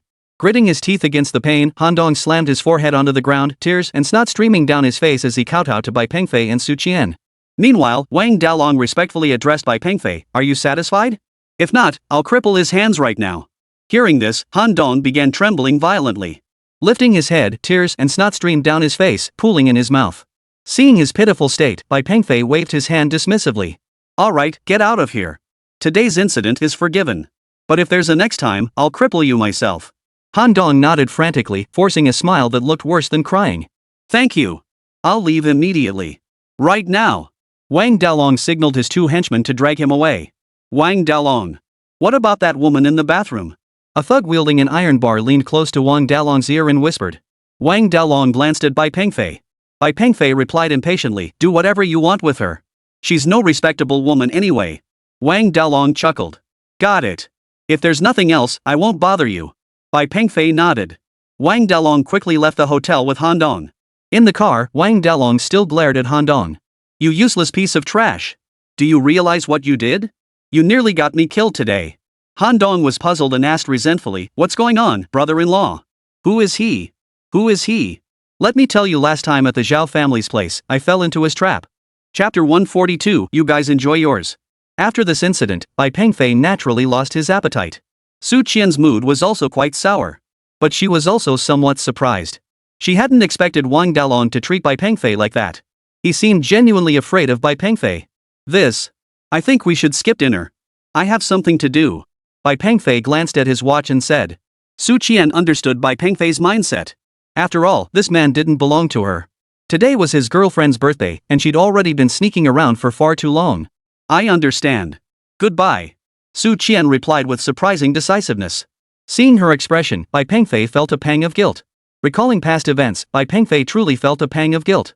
But there was nothing he could do. After all, it was Zhang Tingting he liked. At that very moment, the live countdown for the United States manned Mars mission had begun. A flood of netizens poured into the official live stream room. Inside NASA's command center, scientists stared intently at the large screen. 5.4, 3, 2, 1. The broadcast commenced. The rocket lifted off. As the rocket ascended smoothly, enthusiastic applause erupted. This rocket utilizes the most advanced and highest thrust rocket currently available in the United States. At the very top of the rocket sits the manned spacecraft. Hello friends from around the world, our spacecraft is about to fly over China. You might catch a glimpse of the Great Wall. In the live stream, a scientist from the United States playfully remarked. The live chat exploded with excitement. After all, this marks humanity's first man landing on Mars. Such a huge reaction was only natural. Of course, the American viewers in this live stream were particularly fortunate. After all, it was their nation's spacecraft. American netizen, we're number one in the world. Manned Mars landing? You guys won't get there for another decade. Of course, we were the first to send a rover to Mars, and now landing on Mars must be ours too. We Americans will once again set foot on an alien planet. This is real power. Russia and China have made great strides in manned spaceflight, but they're still far behind us. Keep trying for another 50 years. Why fly over China? I really don't want them to see our spacecraft. Korean netizen. The United States is just amazing. Their technology is truly number one in the world. Not sure if everyone knows, but many of the electronic components on this American spacecraft were developed through national research. Yeah, long live Korea. Soon our astronauts will be riding American spacecraft to Mars too. Russian netizens. If it weren't for our country's economic struggles these past few years, manned Mars missions wouldn't have fallen to them. Impressive. I hate to admit it, but it's true the United States really is formidable. Small island nation netizen. Congratulations to the United States on the success of its manned Mars mission. During the rocket's flight, the clumsy guy supporting the person was also interviewed in the livestream. Mr. Smithams, as the first nation to land humans on Mars, does that mean future control and ownership of the planet will belong to us? Under the leadership of the United States, all of humanity will work together to develop Mars resources. Though he didn't answer directly, everyone understood the implication. Under the leadership of the United States? That's essentially claiming Mars as their own. How shameless. Chinese netizens watching the livestream couldn't take it anymore. How shameless. The spacecraft hasn't even entered Mars orbit yet? It feels like they're already celebrating a successful landing. What's this about viewing the Great Wall? Did you deliberately fly over our territory? Seeing the Chinese netizens' comments, American netizens naturally fired back. Before long, netizens from both sides were locked in a fierce online battle. At that very moment, the leaders of China's space agency were gathered together watching the live broadcast. Seeing Mr. Smith's smug, triumphant expression, the expressions of those in the conference room darkened noticeably. Despite the other side's smugness, they had to admit that the United States aerospace technology was formidable. As the head of the space agency, Guan Zheqi felt surprisingly at ease. This puzzled the scientists under his command. The other side was practically rubbing it in their faces, so how could he still be smiling? Yes, Guan Zheqi was smiling. Because he had learned just yesterday that Bai Guosher hadn't been idle, he had taken action specifically targeting the United States this time. Though the specifics of the operation remained unknown, he understood Bai Pengfei's capabilities. With Bai Guosher involved, there was no need for concern. Director. Why do you seem so pleased? Finally, someone couldn't help but ask. Guan Zheqi immediately dropped his smile. Due to the classified nature of the incident, he couldn't discuss anything related to Bai Pengfei. Right. Let's get serious. Everyone must learn from this lesson and remember this moment. It will also encourage us all to work even harder in the future. Director, why is the United States broadcasting this so prominently? I sense something more than meets the eye here. A young scholar stepped forward and asked earnestly. Very good. It's excellent that you've considered this. Their motives this time go far beyond mere national power display. The command center. After reading the comments from Chinese netizens, the scientists from the scattered nations all broke into satisfied smiles. They're jealous. Jealous of our technological prowess. Envy won't help them. We're the first nation to land humans on Mars. Enjoy the envy. Maybe in 50 years, you'll have your own spacecraft landing on Mars. At that moment, the spacecraft in the live stream had already exited Earth's atmosphere, and the rocket had completed second stage separation. After entering Earth's orbit, the spacecraft would detach from the rocket and fly independently. It would first orbit the blue planet, then harness Earth's gravity slingshot effect to propel itself toward Mars. This technique is extremely challenging. Without significant propulsion, this technique is undoubtedly the key to human space exploration. The United States is confident that in this technology they lead both Russia and China. Gazing at the spacecraft in space, American scientists felt an inexplicable surge of excitement. The thought of the stars and stripes planted on Mars made them tremble with excitement. Most crucially, the astronauts aboard the spacecraft are in excellent condition. They can even be seen having a lively time inside the cabin. Mr. Smith, the clumsy assistant, was equally thrilled as he supported someone.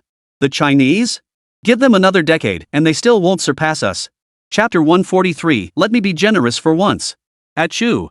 A gust of wind swept past, and Bai Pengfei sneezed. It felt like someone was cursing him behind his back. Bai Pengfei was also watching the live stream from the United States. But, sigh. They're still using the slingshot effect. So outdated. Bai Pengfei could only vent his frustration. Because of this very reason, Bai Pengfei's birthday gift would have to be launched a little later. Seeing Zhang Tingting about to finish work, Bai Pengfei drove over to pick her up first. Seeing Bai Pengfei come to pick her up, Zhang Tingting was naturally delighted. However, once seated in the car, Bai Pengfei made no mention of the birthday celebration, which left Zhang Tingting feeling somewhat disappointed. But just as they passed a shopping mall, Bai Pengfei suddenly drove into the parking lot. This genuinely surprised Zhang Tingting. Why are we stopping here? Zhang Tingting asked. To buy you clothes. For me. I think I should get you a new outfit instead. Look at what you're wearing. Right. Bai Pengfei had been assembling satellites day in and day out lately, leaving his clothes wrinkled and rumpled, making him look like a factory worker. Though she said this, Zhang Tingting felt quite pleased inside. This shopping trip might just be a subtle birthday gift. Even though Bai Pengfei hadn't mentioned her birthday at all. Bringing Zhang Tingting here to shop had a purpose. This time, Bai Pengfei wanted to give her a dress, because they were going to. Before long, the two arrived at the mall. As they passed a clothing storefront, Zhang Tingting suddenly stopped in her tracks. Her gaze fixed on a mannequin in the display window. A white evening gown. But after glancing at the price tag, she still frowned. 19,800. It's quite beautiful. Try it on, Bai Pengfei said with a smile. Seeing his wife's smile, Bai Pengfei called out to the sales clerk standing by the entrance, could you please take this dress down? My girlfriend would like to try it on. The sales clerk at the entrance was a young woman in her 20s. She glanced at Bai Pengfei from a distance, then made a disappointed face at her colleague. Seeing Bai Pengfei's ordinary appearance, she called out from a distance, sorry, sir, we don't allow fittings without a purchase.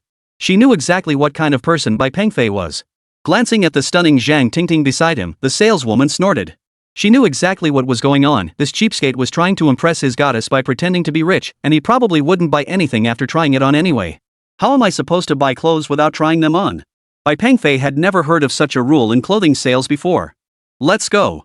This dress is nothing special anyway. Zhang Tingting, adhering to the principle that it was better to avoid trouble, urged Bai Pengfei to leave. Seeing his wife ready to leave, Bai Pengfei felt no reason to linger. Fine, whatever you say. This cheap dress wouldn't suit you anyway. But what a blowhard. The sales clerk at the entrance rolled her eyes. Just then, a wealthy woman decked out in gold and silver approached, pointing at the dress Zhang Tingting had been about to buy.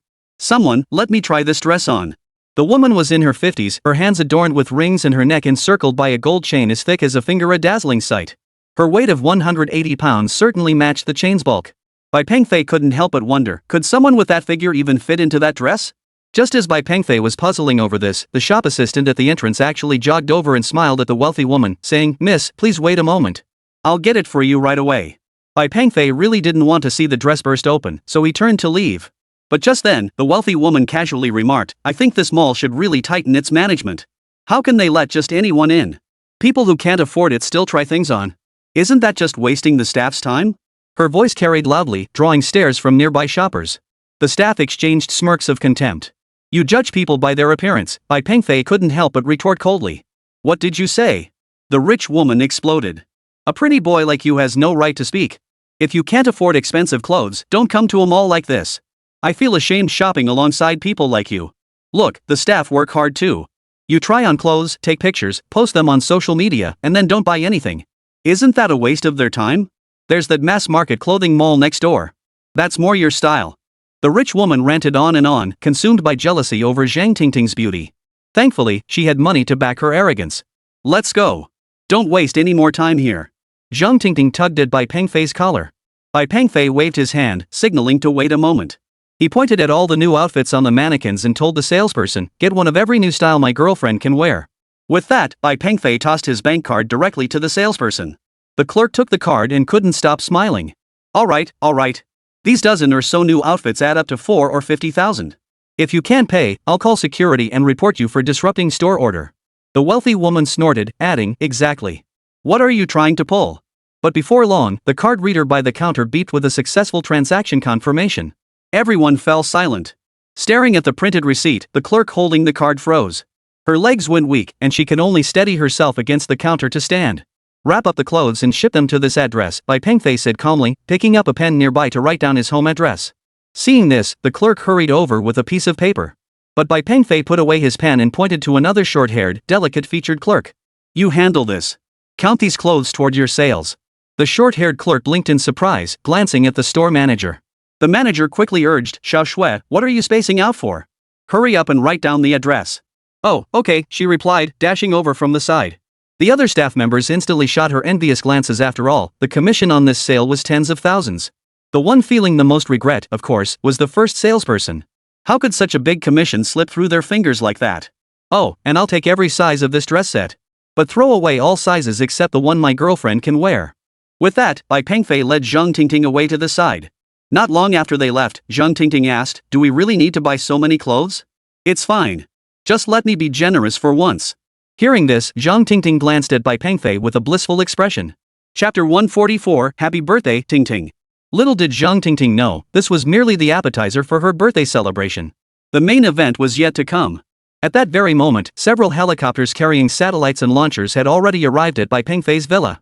Truthfully, if it weren't for Bai Pengfei's modifications that significantly reduced the size of both the satellite and the launcher, they would never have fit through the launch site's exit.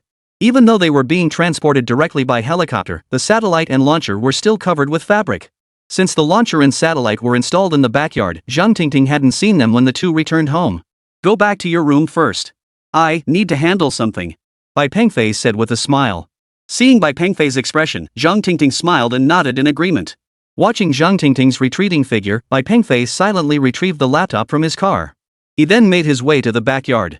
He pulled off the cloth covering the satellite and transmitter. Bathed in the bright moonlight, the satellite looked absolutely stunning. Bai Pengfei examined the transmitter's mounting and felt thoroughly satisfied. It seemed Song Jipang had been quite cooperative after all. He would definitely recommend him for commendation this time. He pulled out his laptop and connected it directly to the transmitter with a data cable. He then sat down on the grass, placing the laptop on his lap. He powered on the computer and launched the specialized software. Flight trajectory, speed, time. All these data points needed to be entered here. Only after completing all the entries did Bai Pengfei slowly rise to his feet. "Done. Now it's all up to you." Gazing up at the starry sky overhead, Bai Pengfei broke into a smile. Without hesitation, Bai Pengfei pressed the launch button. Because it was made of super new energy material, there was hardly any noticeable movement at first. The satellite's propulsion system first ascended at an extremely slow pace. Once it reached a certain altitude, it began accelerating at full throttle. The propulsion material used in this satellite was actually nuclear energy, though Bai Pengfei had scaled down the reactor to a fist-sized unit. Moreover, this nuclear power wasn't conventional uranium-plutonium fission, it utilized an entirely new material. Naturally, Bai Pengfei was the sole master of this technology worldwide. As a streak of blue light sliced across the sky, the birthday gift satellite was successfully launched. Watching the blue light fade into the distance, Bai Pengfei closed his laptop and headed back inside. Inside the house, Zhang Tingting remained oblivious to these developments. Sitting on the sofa, she was watching the television, which was broadcasting live coverage from the United States. Truthfully, Zhang Tingting wasn't interested in their manned Mars mission at all. But right now, the TV was filled with nothing else. What could she do? So annoying. The sound of a door closing echoed as Bai Pengfei entered the room. "Look at this. The TV is nothing but this. What on earth are they trying to accomplish?" Watching the tedious live coverage, Zhang Tingting could only vent her frustration with a weary sigh. Bai Pengfei shrugged and said, "Show-offs. Finally got something worth bragging about, so of course they have to flaunt it." "Zhang Tingting." Just as Zhang Tingting started to laugh, Bai Pengfei suddenly came over, wrapped his arms around her waist, and then went straight for her lips. 5 seconds later, Bai Pengfei slowly lifted his head and said, "Happy birthday." "Zhang Tingting.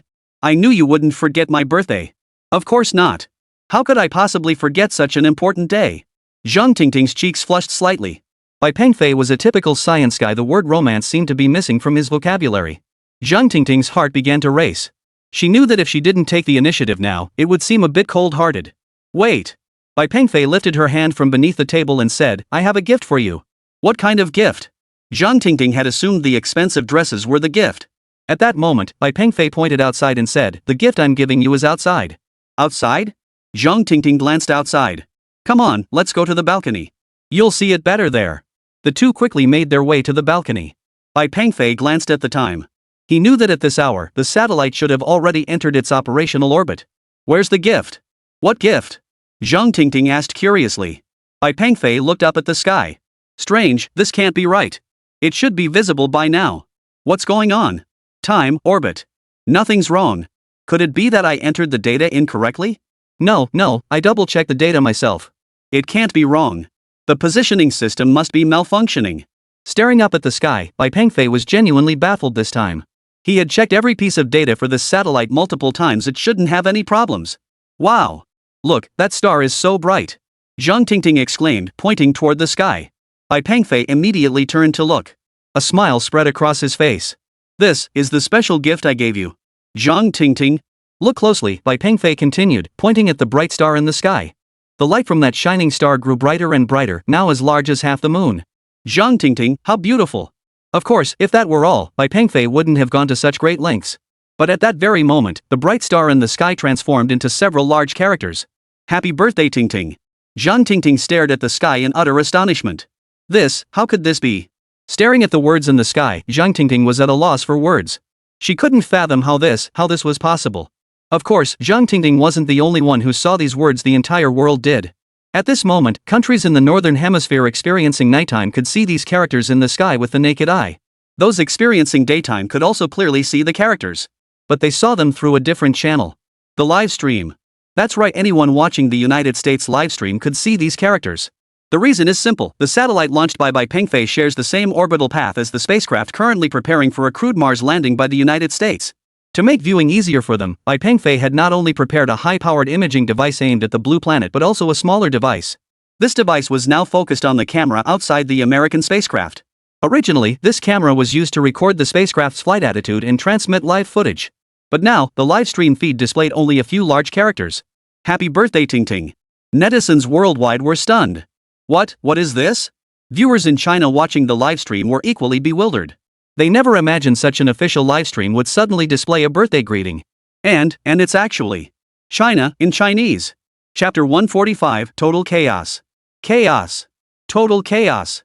Netizens from all countries froze in their tracks upon seeing the words Happy Birthday Tingting in the livestream. Those unfamiliar with Chinese characters began looking up the meaning of the characters. Meanwhile, netizens from Huagua were all in awe of this person named Tingting. This must be some kind of tycoon. To have their birthday celebrated in a global livestream, and in this manner. How much money must it take to pull this off? Rich. Absolutely rich. At that moment, the Nasha command center descended into complete chaos. Everyone scrambled into action, frantically searching for the source of the problem. They already knew a satellite had suddenly appeared in their spacecraft's orbit.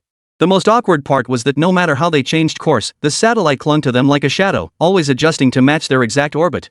And this co-orbital satellite did nothing else but project an image device directly at you, filling your live feed with nothing but Happy Birthday, Tingting. Smith's palms were drenched in sweat. He knew the characters displayed on the live broadcast screen were Chinese. This strongly suggested China was behind the whole thing. But he couldn't fathom why. Why? Happy Birthday, Tingting. What the hell was going on? At that very moment, in the conference room of the China National Space Administration, President Yang Jianbang of the Chinese Academy of Sciences and Administrator Guan Zheqi were also watching the live stream from the United States. But by now, both men were laughing uncontrollably. In truth, Yang Jianbang had initially only asked Bai Pengfei to arrange for a satellite to accompany the mission, to show the United States that landing on Mars was a simple task for China. That was the order delivered to Bai Pengfei by helicopter that night. Yang Jianbang never imagined Bai Pengfei wouldn't just send a satellite to accompany the mission. He'd pull off something like this. It was truly a situation that left one both amused and exasperated. Director Yang. Who is this Tingting? Guan Zheqi asked curiously. Yang Jianbang chuckled. Bai Guisher's girlfriend. Ah, that kid. Deep down, Yang Jianbang was quite pleased with Bai Pengfei's actions. Of course, the one most delighted at that moment was Guan Zheqi. Dean Young, with Bai Guisher on board, what are we waiting for? Let's bring him in immediately and accelerate our manned Mars landing program. Though we're already behind the United States, becoming the second nation to land on Mars is still a remarkable achievement. Observing Guan Jieqi's expression, Yang Jianbang offered him a knowing smile. Everyone at the NASA command center was on edge. The happy birthday Tingting display on the large screen remained unresolved, and another critical issue had them scrambling. Their spacecraft had already changed course multiple times, yet they still hadn't managed to shake off this satellite. Hurry! Hurry! Change course! Alter the trajectory! We're about to collide! Smith eats pseudo eats shouted furiously. Because both spacecraft had been orbiting at the same altitude but at different speeds, Bai Pengfei's satellite was now rapidly closing in. No, it's too late. Too late. Only 20 seconds left. 20 seconds. Inside the control room, the staff all wore grave expressions. It's over. The Mars landing mission has failed. Billions invested, and this is the outcome. Break away. Get the astronauts into the escape pods, hurry. Too late. Only 10 seconds until impact. It's already too late. Of course, the crash itself wasn't visible to viewers in the livestream. Because from start to finish, all the netizens could see were the words Happy Birthday Tingting displayed before their eyes. Inside the command center, the American scientists all bowed their heads, some already beginning to mourn in silence. A meticulously planned live broadcast had ended in tragedy. In front of the large screen, some people had already closed their eyes. 5, 4, 3, 2, 1. It's over. Billions of dollars just vanished. And 2 astronauts' lives. Of course, in their eyes, the lives of 2 astronauts were nothing compared to that money.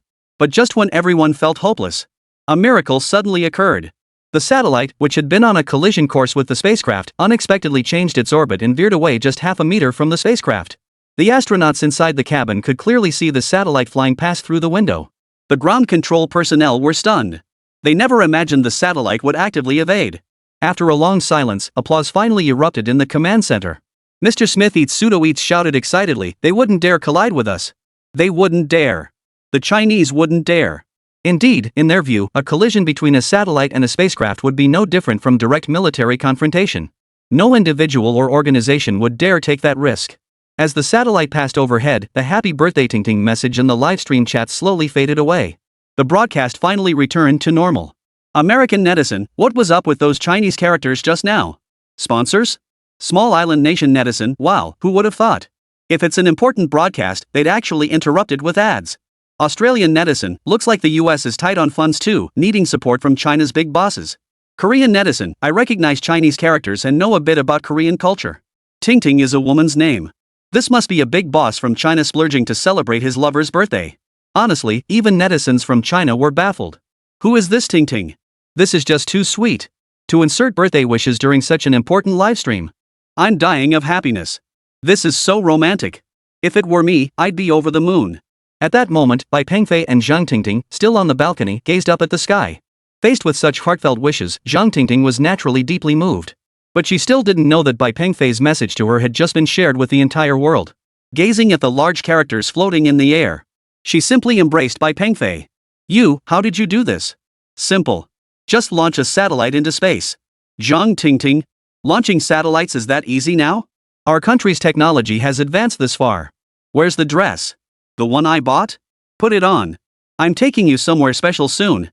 The satellite birthday celebration was merely an appetizer, the main event was yet to come. Seeing Bai Pengfei so determined, Zhang Tingting nodded in agreement. Just then, the command center delivered some bad news.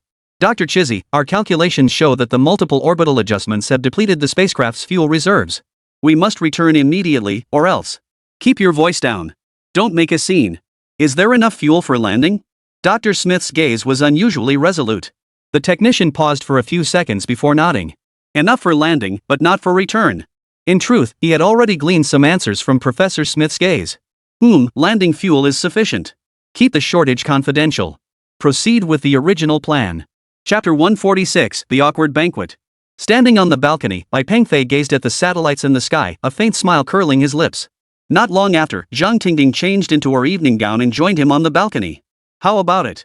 Do you like it? Zhang Tingting walked confidently toward Bai Pengfei. Truth be told, Zhang Tingting truly looked ethereal at that moment. The white gown gave her an air of refined elegance, and her already stunning figure was accentuated beautifully by the dress. If it weren't for the upcoming program, Bai Pengfei would have wanted to push her onto the sofa right then and there. Where are we going next? Zhang Tingting asked. Bai Pengfei walked over to her, wrapping one arm around her waist while pressing the energy module on his chest with the other hand. As the nanotech armor slowly enveloped both of them, Bai Pengfei replied, "I'm taking you somewhere special." "What is this?" Zhang Tingting asked curiously, staring at the armor covering her body. "High tech." Bai Pengfei replied casually. Once the nano armor fully enveloped them, Bai Pengfei swept Zhang Tingting into his arms and soared skyward. By the time they landed, they had arrived at the entrance of a hotel. Standing at the hotel entrance, they gradually shed their nanotech armor.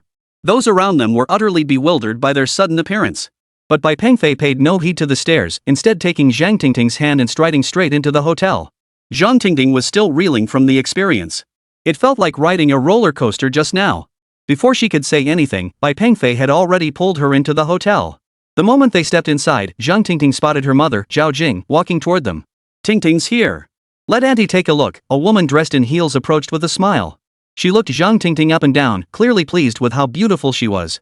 Noticing her strange gaze, Zhang Tingting could only offer an awkward smile and say, "Hello, Aunt Jia." Her name was Jia Fong, one of the few classmates who had married well. "We know today is your birthday. As the saying goes, a child's birthday is a mother's day of hardship. You must treat your mother well." Bai Pengfei understood this principle well, which was why he had specially invited Zhang Tingting's parents over for a proper meal today. But Bai Pengfei never imagined Zhao Jing would bring so many friends along. "Tingting, I heard you opened your own clothing store?" Jia Fong asked again. Zhang Tingting knew her mother must have mentioned it. With a hint of resignation, Zhang Tingting could only nod. Jia Fong nodded approvingly. "How wonderful. Not only is she beautiful, but she's capable too." But when she glanced at Bai Pengfei beside Zhang Tingting, her expression turned serious. "Is this your boyfriend?" Just then, Zhao Jing walked over with a smile and said, "Yes, this is my daughter Tingting's boyfriend. He works at the Chinese Academy of Sciences, a solid job." After saying this, Zhao Jing whispered to Bai Pengfei, just a few classmates gathering. "Sorry to have you foot the bill. Auntie, it's nothing. This small amount is nothing as long as you and Tingting are happy. Where's Uncle? Why haven't I seen him? He had something important to do tonight, so he couldn't make it." At that moment, Zhao Jing's other classmates gathered around, mostly showering praise on Zhang Tingting. Seeing everyone praise her daughter, Zhao Jing couldn't help but feel overjoyed. After all, who wouldn't be delighted to have such an outstanding daughter? But the good mood didn't last long.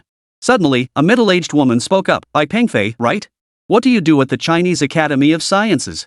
The woman speaking was Song Ping. She hadn't gotten along well with Zhao Jing back in school. Later, she married an older man and now lived a decent life. "Just a lowly clerk," Bai Pengfei replied with a laugh. "A lowly clerk? A lowly clerk at the Chinese Academy of Sciences doesn't make much money either. Wouldn't it be better to open a shop with Tingting?" She deliberately raised her voice to draw everyone's attention. Sure enough, her outburst drew everyone's gaze toward Bai Pengfei. Seizing the moment when all eyes were on him, Song Ping approached with a playful smile and asked, "The Chinese Academy of Sciences? That kind of job is stable. Sure, the pay isn't great, but it's a solid, secure position. Yeah, this kind of place is just so peaceful." Bai Pengfei didn't want to get into a long argument with her, because he knew exactly what she was after. But Song Ping wasn't about to let it go. She pressed on, "Comfort is good. Better than us business people. Sure, the five gates make more money, but there's so much to deal with day in and day out it's exhausting." Truthfully, Zhao Jing hadn't intended to invite Song Ping at all. It was merely because they were classmates that she'd casually mentioned it in the group chat. She never expected Song Ping would actually show up. Now that she was here, it felt awkward to say anything. Song Ping glanced at Zhao Jing, whose face had turned ashen, and felt quite satisfied. She continued, "Alright, having a stable job is good too. It's better than staying home raising kids. Honestly, Zhao Jing doesn't need the little money you earn." A hint of sarcasm lingered throughout every word Song Ping uttered. Zhao Jing's expression darkened, though she couldn't let it show too much. Zhang Tingting beside her looked somewhat awkward too, clearly not expecting this turn of events. Just then, a man's voice suddenly came from the doorway. "Sorry I'm late." The man was quite dashing, dressed in a suit that looked immaculate. Jia Fong, seated beside Zhao Jing, immediately stood up, walked over with a smile, and said, "Son, come here." This man was Yang Hao, Jia Fong's son. He was quite handsome, but as for his character, he was divorced, and it was precisely because he had slept with his ex-wife's best friend that led to the breakup. Seeing Yang Hao approach, Zhao Jing felt her spirits lift considerably. Yang Hao took off his coat, bowed, and apologized. "Sorry I'm late. My company just went public and I've been swamped with work. My apologies." Bai Pengfei gave a wry smile. "Son, this is Zhang Tingting, Auntie Zhao's daughter." Yang Hao's gaze had already been fixed on Zhang Tingting. Her beauty was simply impossible to look away from. "Hello, I'm Yang Hao, chairman of Haotian Apparel." Yang Hao extended his hand with a smile. Out of courtesy, Zhang Tingting extended her hand in return. "Hello, I'm Zhang Tingting. Just then, Song Ping approached again and said, Yang Hao. I heard from your mother that your company is going public soon. Oh, nothing much. We could have gone public last year, but the market wasn't favorable then. Yang Hao maintained his smile, appearing unconcerned. Song Ping glanced at Bai Pengfei again and said, Yang Hao, now that your company is going public, you must need more staff. Why don't you consider hiring Bai Pengfei? Bai Pengfei could tell Song Ping was deliberately stirring up trouble, trying to make fun of him. Yang Hao looked at Bai Pengfei and politely inquired, Excuse me, who might you be? Tingting's boyfriend. Song Ping blurted out loudly. At that moment, Zhao Jing's expression clearly turned extremely awkward. Yang Hao seemed unfazed, merely nodding at Bai Pengfei. But soon, Bai Pengfei caught the exchange of glances between Song Ping and Aunt Jia. Bai Pengfei understood. So this was all to make Yang Hao look good. Since that was the case, there was no need for further politeness. Chapter 147, The Gift. Bai Pengfei glanced at Yang Hao again, his face suddenly breaking into an enigmatic smile. Seeing Bai Pengfei's grin, Yang Hao froze in confusion. He couldn't fathom why the man before him was acting this way. Young Master Yang, how has your ex-wife been lately? I heard she suffered quite a serious injury not long ago? Yang Hao paused, then replied awkwardly, Oh, really? How did she get hurt? Didn't you beat her up? Bai Pengfei blurted out without hesitation. What? Married? And he hit his wife. The room erupted in an instant. Everyone started whispering and gossiping. Hearing this, Yang Hao instantly jumped to his feet, pointing at Bai Pengfei and yelling, Who the hell are you to accuse me of hitting someone? What gives you the right? Bai Pengfei knew about Yang Hao hiring someone to beat his ex-wife because that ex-wife was technically his colleague. At the time, everyone at the base knew about it. If he hadn't covered for him earlier, the State Security Department would have summoned him for questioning long ago. Bai Pengfei shook his head, about to continue speaking, but was abruptly cut off by Zhang Tingting. Pengfei, don't talk nonsense. Without evidence, this kind of thing. Seeing Zhang Tingting like this, Yang Hao's lips curved into a faint smile. After all, before coming here, his mother had told him that Zhang Tingting's boyfriend had gone missing 5 years ago. Gone for 5 years. What kind of relationship could possibly survive that? At best, it was pity. Perhaps Bai Pengfei had gone abroad to work for 5 years and saved some money, and Zhang Tingting was only after his cash. The thought brought a faint smile to Yang Hao's lips. If Zhang Tingting could be handled with money, that would be incredibly convenient. Pengfei. Go pick up Tingting's dad, he's finished his business and heading home. Zhao Jing came over to say. Mom, I'll go with Pengfei. Truthfully, Zhang Tingting really didn't want to stay here any longer. Don't leave, dear. You're the star of the show today. So many guests have come, you. Bai Pengfei, I'll be back soon. Wait here for me. Zhang Tingting. Only after Bai Pengfei left the room did the awkwardness begin to dissipate. Zhao Jing hurried forward to apologize. I'm so sorry, truly sorry. This apology was naturally directed at Yang Hao. Aunt Zhao, it's fine. We wouldn't stoop to his level. Yang Hao resumed his refined, gentlemanly demeanor. By the way, Mr. Yang, your company deals in clothing. My son is studying design. Why don't you consider letting him work at your company? My daughter is learning accounting at a small company. Soon, everyone had put the incident with Bai Pengfei behind them. But Zhang Tingting's mind was elsewhere. She kept glancing down at the parking lot below. Truthfully, she didn't want to linger here any longer. What had been a lovely evening for just the two of them had now. Tingting, come over here. Zhao Jing called out to Zhang Tingting, who was lost in thought. Meanwhile, Yang Hao stood surrounded by the crowd like a moon surrounded by stars. For a moment, the private room was filled with praise and admiration for him. Jiafan's vanity was immensely satisfied. She glanced sideways at Zhao Jing and snorted inwardly. So what if your daughter is outstanding? My son isn't any worse. If it weren't for your daughter's looks, we wouldn't have wanted her in the first place, a second-hand item. Surrounded by admirers, Yang Hao wore a radiant smile, yet he remained modest. Running a company is truly exhausting, he said. With hundreds of people depending on me for their livelihoods, a leader like me can't afford even a moment of carelessness. Don't be fooled by how much I earn, it's genuinely draining. Zhang Tingting understands this perfectly. Yang Hao pointed apologetically toward Zhang Tingting. Dragged over by Zhao Jing, Zhang Tingting nodded awkwardly. After bringing Zhang Tingting over, Zhao Jing hurriedly added, Yang Hao, my Zhang Tingting recently started a clothing store too. Since you're in the apparel business, you should be able to help Tingting out. Really? What kind of clothing? Yang Hao straightened his back and addressed Zhang Tingting earnestly. Before Zhang Tingting could answer, Zhao Jing interjected, yes, Hanfu women's Hanfu. Oh, I see. My factory actually produces that kind of clothing too, Yang Hao said proudly. Is that so? Just as Zhao Jing was about to say more, Jiafen hurriedly pulled her back, saying, look at you, always butting in. Let the young people talk. Right. You two talk.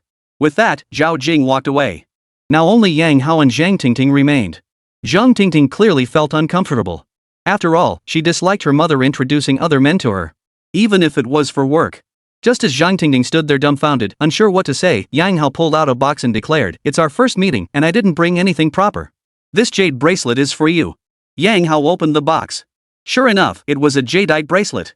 It's far too valuable. How could I possibly accept such an expensive gift from you on our first meeting? Zhang Tingting naturally refused to take it. What on earth is that? Song Ping suddenly exclaimed in surprise beside them. Her exclamation drew the attention of everyone in the room once more. "Young Master Yang, what is this? Why are you sneaking it over like this?" "Yeah, let us see what it is too." Several people nearby now looked on with envy in their eyes. Yang Hao pretended to be embarrassed as he took out the jade bracelet and displayed it before everyone. He humbly remarked, "It's nothing special, just an ordinary jade bracelet." Under the lamp's glow, the bracelet appeared exceptionally translucent and exquisitely crafted. "How big is this jade bracelet? How much could this possibly cost?" Yang Hao shook his head confidently. "Not much. I bought it from a friend for just over 2 million. "What? Over 2 million? Good heavens, a 2 million yuan bracelet. And you had someone else buy it for you." Zhao Jing, watching from a distance, felt immensely satisfied with Yang Hao's reaction. After showing it off to the crowd, Yang Hao held the jade bracelet in his hand and said to Zhang Tingting, "I'm really sorry. It's our first meeting and I didn't prepare anything. I don't know if you'll like it." Watching Yang Hao hold the bracelet, Zhang Tingting hesitated, her hand still not reaching out. She didn't want this gift, but in this situation, she couldn't refuse. Just as Zhang Tingting felt caught between a rock and a hard place, a voice from the doorway cut through the tension. "I understand you want to give a gift, but insisting on giving a fake one? That's where you're wrong." Chapter 148, A Stinging Rebuke. Seeing Bai Pengfei return so quickly, Zhao Jing hurriedly asked, "Where's Tingting's dad?" "Auntie, uncle isn't home, and I can't get through to him on the phone either." Zhao Jing. Hearing someone accuse his jade pendant of being fake, Yang Hao was naturally displeased. But upon recognizing Bai Pengfei, his anger flared even more. "How dare you say my jadeite bracelet is fake?" Yang Hao put on a solemn expression. "Have you ever seen real jadeite? How dare you claim young Master Yang gave you a fake gift? Can't you see? Someone gave his girlfriend a gift and he's jealous. He's saying that to save face. 2 million yuan worth of jade. Bai Pengfei, have you ever seen that much money?" At that moment, the people in the private room began chatting animatedly, each remark dripping with sarcasm. Listening to their conversation, Bai Pengfei felt utterly helpless. Why were there so many snobbish people in this world? "Bai Pengfei, you don't talk nonsense," Zhang Tingting whispered softly. "Hold on." Yang Hao called out from behind, then added, "You just claimed this jadeite is fake. Since you seem to know something about it, I'd like to hear how exactly my jadeite is counterfeit." "Don't take him seriously. What could a lowly clerk possibly know?" Song Ping glanced at the jade bangle and immediately beamed with a radiant smile. "It's truly beautiful, clearly top-grade jade. The seller must be a friend of yours. Otherwise, how could they have sold it to you so cheaply? Auntie Song loves jade. Someday, I'll come visit and bring you one as a gift." "Oh, that would be too kind of you." Though she said this, her smile betrayed her delight. Jia Fong walked over from the side, patted Song Ping on the shoulder, and said, "No need to be so polite. We're all family." Hearing this, Song Ping gave an awkward chuckle. Well, you're right. Well, then, I won't hesitate to accept your kindness." Bai Pengfei slowly approached and took the jade bracelet directly from Yang Hao's hand. This move startled both Zhao Jing and Yang Hao. Yang Hao immediately cursed, "You better be careful, you bastard. Can you even afford to replace it if you break it? A piece of glass? Like I can't afford to pay for it?" Bai Pengfei held the bracelet up, examining it closely under the overhead lamp. You better explain yourself. How dare you call my son's purchase fake?" Jia Fong couldn't hold back any longer, pointing at Bai Pengfei with a fierce glare. Bai Pengfei lowered the jade bracelet and said calmly, "This jade has been well acid washed and resin filled, but upon close inspection, you can still see acid etching marks and dissolution pits." "Sounds like you know what you're talking about. Think you're some kind of jade expert?" Yang Hao sneered, though his inner turmoil was already stirring. After all, what he'd bought was a high-quality imitation, not the real thing. Bai Pengfei continued, "The base material of this bracelet is actually decent. Without the resin injection and acid washing, it could still fetch 10 to 20,000 yuan.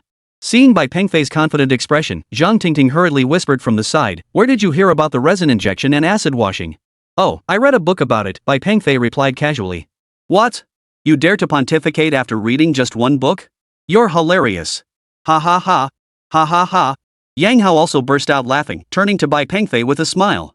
Appraising jadeite and antiques requires decades of experience to make judgments.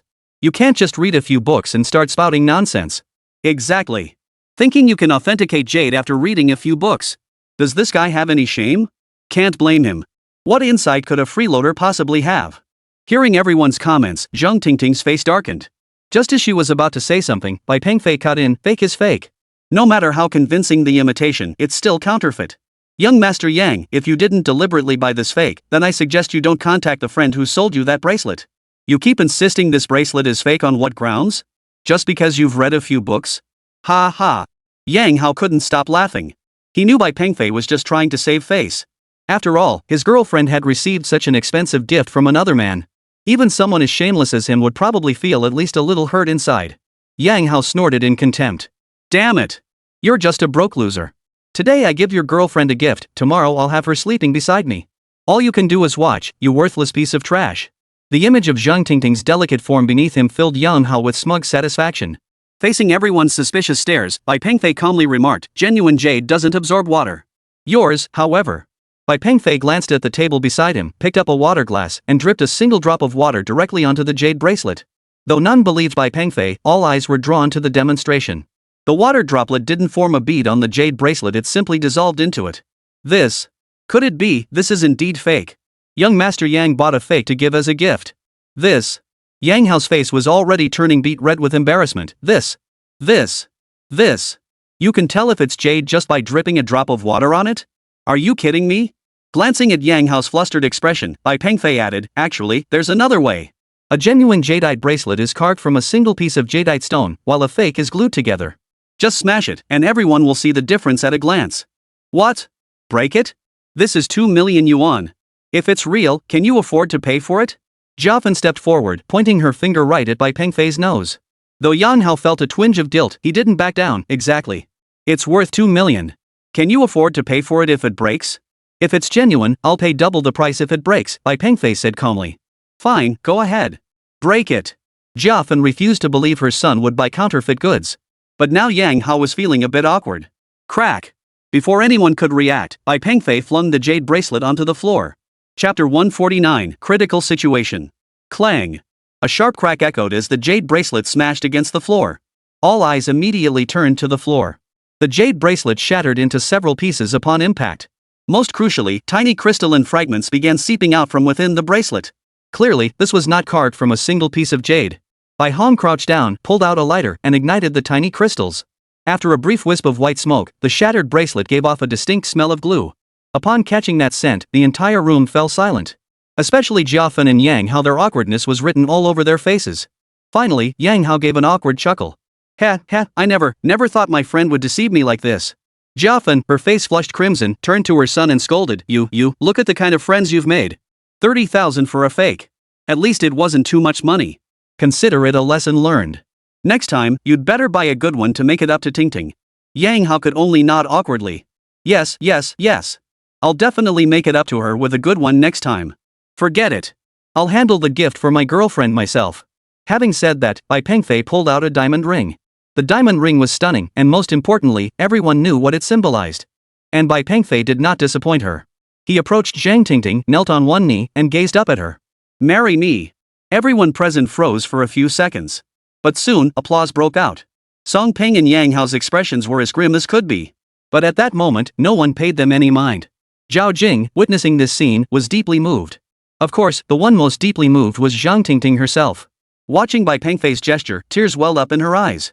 But just as she reached to slip on the diamond ring, a sudden wave of dizziness overcame her, and she collapsed unconscious. Seeing Zhang Tingting collapse, the entire scene descended into chaos. Realizing something was seriously wrong, Bai Pengfei didn't hesitate. He activated his armor, scooped Zhang Tingting up, and flew straight to the hospital. Bai Pengfei knew Zhang Tingting had been wearing the bio watch he gave her. Minor issues could be handled by the watch. Given the current situation, it must be extremely urgent. Inside the hospital. Make way, everyone. Make way. Emergency. Dr. Huang, please proceed to the operating room immediately. Medical staff rushed down the hospital corridor, pushing Zhang Tingting on a stretcher. Upon entering the operating room, the nurse immediately stopped Bai Pengfei outside. Family members, stop here. Doctor. What's going on? Bai Pengfei asked anxiously. I'm sorry, we don't have specifics yet. All we can tell right now is the patient's heartbeat is extremely slow. She needs emergency treatment. With that, the doctor turned and shut the emergency room door. As the surgical lights illuminated the door, Bai Pengfei felt his heart sink. He panicked, truly panicked. He knew Zhang Tingting's condition must be critical. An inexplicable unease surged through him in that moment. As time passed, this unease only grew more intense. How could this happen? How could it come to this without any warning signs? Just minutes ago, they had been laughing and talking. Staring at the iron gate before him, Bai Pengfei felt an indescribable sensation. Just then, Bai Pengfei received a call from Zhao Jing. Since Bai Pengfei had flown directly to the hospital, Zhao Jing didn't know which one he was at. After giving her the hospital address, Bai Pengfei paced back and forth outside the operating room door, occasionally glancing up, hoping a doctor would emerge. But even after both Zhao Jing and Zhang Jun arrived at the hospital, no doctors emerged from the operating room. Meanwhile, at the U.S. command center, although Mr. Smith knew the spacecraft was running low on fuel, he still refused to halt the Mars landing mission. Everything was staged to appear perfectly natural. The live feed no longer displayed the words "Happy Birthday Tingting." The strange satellite orbiting alongside them had vanished without a trace. Their spacecraft was now preparing to depart Earth, heading straight for Mars. Hello to all our viewers worldwide. At this moment, our spacecraft is departing our home planet, heading toward Mars tens of thousands of kilometers away. Throughout this journey, our livestream will broadcast 24 hours a day. In the livestream, a gentle American woman remained steadfast at her post.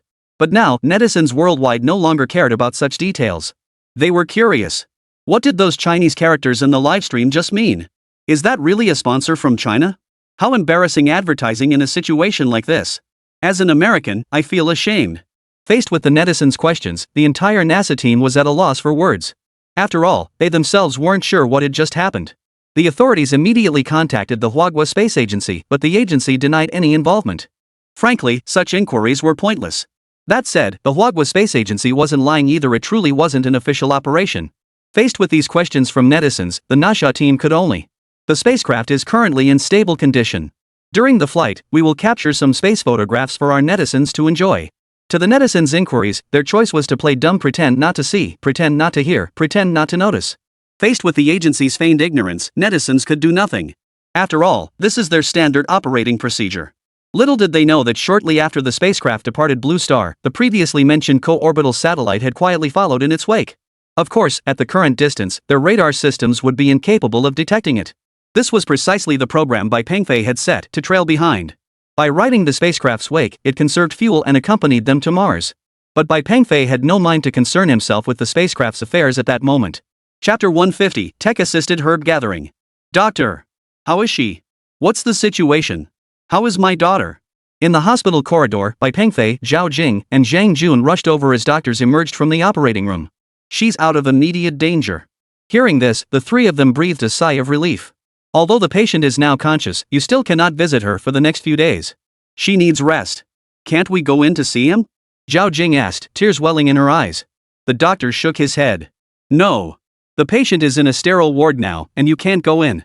Besides, the patient hasn't passed the critical stage yet. Hearing this, Zhao Jing and Zhang Jun said nothing more. Both turned their gaze toward Bai Pengfei. Pengfei, I know you're capable. Do you know any good doctors? Zhao Jing asked. Auntie, don't worry. I've already made arrangements. I think. Before Bai Pengfei could finish, a large group of people came marching down the hospital corridor. Mr. Bai. Leading the group was Huang Ke, the surgeon from the 1st Military Region Hospital who had operated on Bai Pengfei last time. Huang Ke knew Bai Pengfei's identity and naturally greeted him upon seeing him. He had intended to address him as Bai Guosher, but noticing others present, he promptly switched to Mr. Bai. Director Huang, thank you for your trouble. Not at all. We've already coordinated with the Health Bureau. I reviewed the patient's condition en route here. Please rest assured, Mr. Bai, the patient is not in any danger. Hearing Huang Ke's words, Bai Pengfei felt considerably reassured. After all, in matters of medicine, he held absolute authority. Mr. Bai, these are all specialists in their respective fields. We'll conduct a consultation and will inform you immediately of any new developments. Bai Pengfei nodded. All right, I won't disturb you any longer. Oh, right, Mr. Bai, about Ms. Zhang's condition. Well, if we could find the Tianshan snow lotus, that would be ideal, but it's something you can only hope to come across. Huang Ke remarked casually. I understand. If it exists in this world, I'll find a way to get it, Bai Pengfei replied calmly. Seeing the unwavering resolve in Bai Pengfei's eyes, Huang Ke nodded in acknowledgement before entering the hospital room to check on Zhang Tingting's condition. Uncle, Auntie, please wait here. I'll go find the Tianshan snow lotus. I won't be long. Just wait here for me. Huang Ke is a nationally renowned doctor. You can trust him with Zhang Tingting. Hearing Bai Pengfei's words, Zhao Jing and Zhang Jun both nodded in agreement. In truth, Bai Pengfei did know a thing or two about the Tianshan snow lotus. 5 years ago, before heading to the Northwest base, he had sought it out purely out of curiosity. Back then, he had discovered a small device in the system's marketplace that annotated herbal medicine illustrations. Simply scanning any herb with this device would instantly display its name and properties. The most impressive feature of this device was its ability to detect the subtle scents of various herbs in the air, thereby pinpointing their location. Of course, this function had its limitations. As long as the herb being sought was within a 5-kilometer radius, the device could pinpoint its exact location. 5 years ago, Bai Pengfei had used this gadget to search for the Tianshan snow lotus and had actually located one. However, due to an urgent mission at the time, Bai Pengfei never pursued it. Unexpectedly, he now found himself needing this very device. Fortunately, Bai Pengfei still vaguely remembered the location from back then. Now, he just needed to fly there quickly. After leaving the hospital, Bai Pengfei made no adjustments. He retrieved the device from the system store, activated the mech, and flew straight to the location he had searched years ago. This is the whirlwind dragon grass. This is frost leaf. As he ventured deeper into the mountains, Bai Pengfei couldn't help but smile slightly. Here he was, encountering plants he'd never recognized before, yet now they displayed such detailed information on his screen. Root brightening grass, dispels heat and neutralizes toxins. Cloud vine, mildly toxic. When combined with suhu root, it can be formulated into a basic antidote. As he observed the unfamiliar herbs around him displayed on the device's screen, Bai Pengfei nodded with satisfaction. But Bai Pengfei's purpose this time wasn't these things. He quickened his pace, following the narrow path deeper into the mountains. On such steep mountain paths, Bai Pengfei moved with the agility of a sparrow. Remarkably, even after walking for half a day, he felt not a hint of fatigue, a benefit he owed entirely to his biowatch. But not long after entering the mountains, the sky began to darken. Looking up, he saw a massive rain cloud rolling in. Mountain weather was like that. Localized thunderstorms were common. These storms were brief but brought heavy downpours. Scanning his surroundings, Bai Pengfei spotted a small cave nearby where he could take shelter. There was no choice, the device couldn't detect scents in the rain, rendering it useless. Bai Pengfei quickened his pace toward the cave.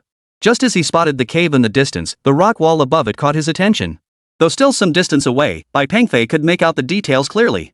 High up on the cliff face above the cave entrance, a woman clad in tight-fitting climbing gear was visible. She was struggling to descend the cliff face using vines for support. Above her head, 2 black, bizarre snakes were slithering down the rock face toward her. Her movements were noticeably clumsy, and the rock face was unusually slippery. It seemed the 2 strange snakes were about to reach her. "Watch out!" Bai Pengfei shouted in alarm, then immediately rushed forward. Bai Pengfei hadn't realized his own speed could be so astonishingly fast. In an instant, he was already below the woman. At that moment, the 2 black snakes bared their fangs and coiled around the woman. Just as the woman looked up, the 2 black serpents soared into the air, hurtling straight toward her. In sheer desperation, the woman let go of the vine and leaped into the air. That was over 10 meters high. Bai Pengfei froze in shock. If he didn't catch her, she would surely fall to her death from this height. The instant Bai Pengfei caught the woman. Ah! After landing in Bai Pengfei's arms, the woman actually let out a cry. Then she lost consciousness. Bai Pengfei hadn't expected this. Wait. What's wrong with her thigh? There's blood. And it's black. Bai Pengfei was shocked to discover wounds on her thigh, 2 deep marks. These were snake bites. It turned out that even as she leaped down, she hadn't managed to evade the black snake's attack. The blood from the wounds had now turned black, evidence of the snake's potent venom. Boom! After a clap of thunder, raindrops began to fall from the sky. With no other choice, Bai Pengfei carried the injured girl into a nearby cave. He had visited this cave many times before his illness struck. It was always a place to take shelter from the rain while gathering vegetables on the mountain. After carrying the girl into the cave, Bai Pengfei removed his wristwatch. Electrical stimulation might force out some toxins from her body. Bai Pengfei stepped closer to the girl. He hadn't examined her closely before, but now he noticed she was exceptionally beautiful. Descriptions like eyebrows like painted strokes and skin like jade would not be an exaggeration. Moreover, her form-fitting mountaineering gear perfectly accentuated her figure. Most crucially, she bore a striking resemblance to Zhang Tingting. But now was no time for admiring her beauty. Her lips were turning purple, sweat beaded on her forehead, and her breath grew weaker by the moment. The wound on her thigh had swollen up. Seeing this, Bai Pengfei frowned. If he delayed any longer, this girl might not survive. Without a moment's hesitation, Bai Pengfei tore open the fabric covering her thigh. Perhaps because Bai Pengfei touched her wound, the moment the fabric was torn, the woman let out a soft cry and immediately opened her eyes. "You're awake!" Bai Pengfei blurted out. Though her eyes were open now, the girl remained extremely weak. Yet this did not stop her from pushing Bai Pengfei away with her small hands. Get away." Her feeble voice carried a hint of stubbornness. Bai Pengfei spread his hands, stood up, and took 2 steps back. "Don't misunderstand. I just want to help you detoxify." The woman glared at him, propping herself up with her hands on the ground as she struggled to stand. "Ah! The excruciating pain in her legs surged again, forcing her back down to the ground. You'd better not move around. Otherwise, the snake venom will spread faster. The woman examined the wound on her leg, exhaled a long breath, then addressed Bai Pengfei, I'll give you a phone. Call my father and have him send someone to rescue me. There's no signal in these mountains. I'll go back to the village to call you, then wait for your father to come. By then, you'll probably be dead. The woman looked again at the wound on her leg, then tears began to fall. If you trust me, I have a way to counteract the poison. You? The girl stared at Bai Pengfei in disbelief. But Bai Pengfei nodded firmly. At this moment, the girl had no other options. How are you going to do it? I'll suck the poison out of you. Then I'll use this watch. Anyway, it'll neutralize the poison. The girl looked down at her wounded thigh, took a deep breath, and asked, You mean with your mouth? Chapter 151, Heavenly Pearl. Inside the cave, the woman stared at Bai Pengfei in astonishment. Bai Pengfei nodded firmly. Of course. As he spoke, Bai Pengfei had already lowered his head, examining the wound on the inner side of her thigh. Just as the woman hesitated, a stream of black blood suddenly surged from the wound on her leg. Seeing this, Bai Pengfei's brow furrowed. He knew the situation had grown genuinely dangerous. He then moved to the woman's side, kneeling down to press against her injured thigh before burying his face. Ah! A sharp cry pierced the air. Though reluctant, she did not stop Bai Pengfei. However, Bai Pengfei had underestimated the venom. After coughing up several mouthfuls of black blood, her blood still hadn't returned to its normal color. With no other choice, Bai Pengfei pulled her pants further down and pressed firmly on her thigh to prevent the poison from spreading deeper. His forceful tearing of her pants made the woman's face flush crimson. After all, this exposed her entire thigh and waist. You pervert! The woman cried out weakly. But Bai Pengfei had no time for such outbursts. He simply continued sucking on her thigh. After a few more sucks, fresh crimson blood finally appeared at the wound. Then Bai Pengfei stood up. The instant he looked up, a chrysanthemum suddenly came into view. An exquisitely detailed tattoo, coin-sized, adorned the woman's waist. Hey, what are you looking at? The woman snapped, slightly annoyed. Bai Pengfei sensibly turned his head away. It should be fine. Once you put on this watch, you should feel much better. Most of the snake venom had been extracted from her body, so the woman's mental state had improved considerably. Ah. Thank you. What's your name? I'm Bai Pengfei. Bai Pengfei. My name is Bai Shiner. Hearing that name, Bai Pengfei froze for a moment. Bai Shiner. What's wrong with my name? Bai Shiner tugged at her already torn pants, covering the mark on her waist. Seeing this, Bai Pengfei averted his gaze and shook his head. Nothing. Most of the toxins in your body have been cleared. Put on the watch and rest for a while, and you should be fine. Bai Shiner nodded. After a moment of silence, she murmured a quiet thank you. Bai Pengfei didn't respond. Instead, he began activating his equipment. Outside the cave, the rain grew lighter, reducing its interference with sense. But just moments after Bai Pengfei entered Tianshan's Snow Lotus into the device, the instrument suddenly displayed. This Snow Lotus was only 2 meters away? Bai Pengfei stared at the device, double-checking the reading. No mistake. Right here in this cave. How could this be? At that moment, Bai Pengfei's gaze fell upon Bai Sini. Why are you looking at me like that? Seeing Bai Pengfei's intense, yearning gaze, Bai Shiner asked with a hint of worry. You, give yourself to me. Is that okay? Bai Shiner. Give you? Give you what? Bai Shiner knew that although this man had saved her, if he harbored any improper intentions, she probably wouldn't accept him. Don't misunderstand, I only want the Snow Lotus, on your body. Bai Shiner froze. How did you know I have a Snow Lotus? Bai Pengfei held out the device in his hand for her to see. This device can automatically locate Snow Lotus. Bai Sini stared at the device in Bai Pengfei's hand, struggling to comprehend. Forget about the device. I need the Snow Lotus urgently. Name your price. Hearing Bai Pengfei's words, Bai Shiner couldn't help but smile. Here, take this as my thanks. With that, Bai Shiner reached into her clothing and pulled out a small pouch containing the Snow Lotus. The Snow Lotus was only about the size of a child's fist, crystal clear and translucent. Thank you. I really do need this urgently. Bai Pengfei accepted it without hesitation. Now that he had the Snow Lotus in hand, Bai Pengfei naturally intended to deliver it back immediately.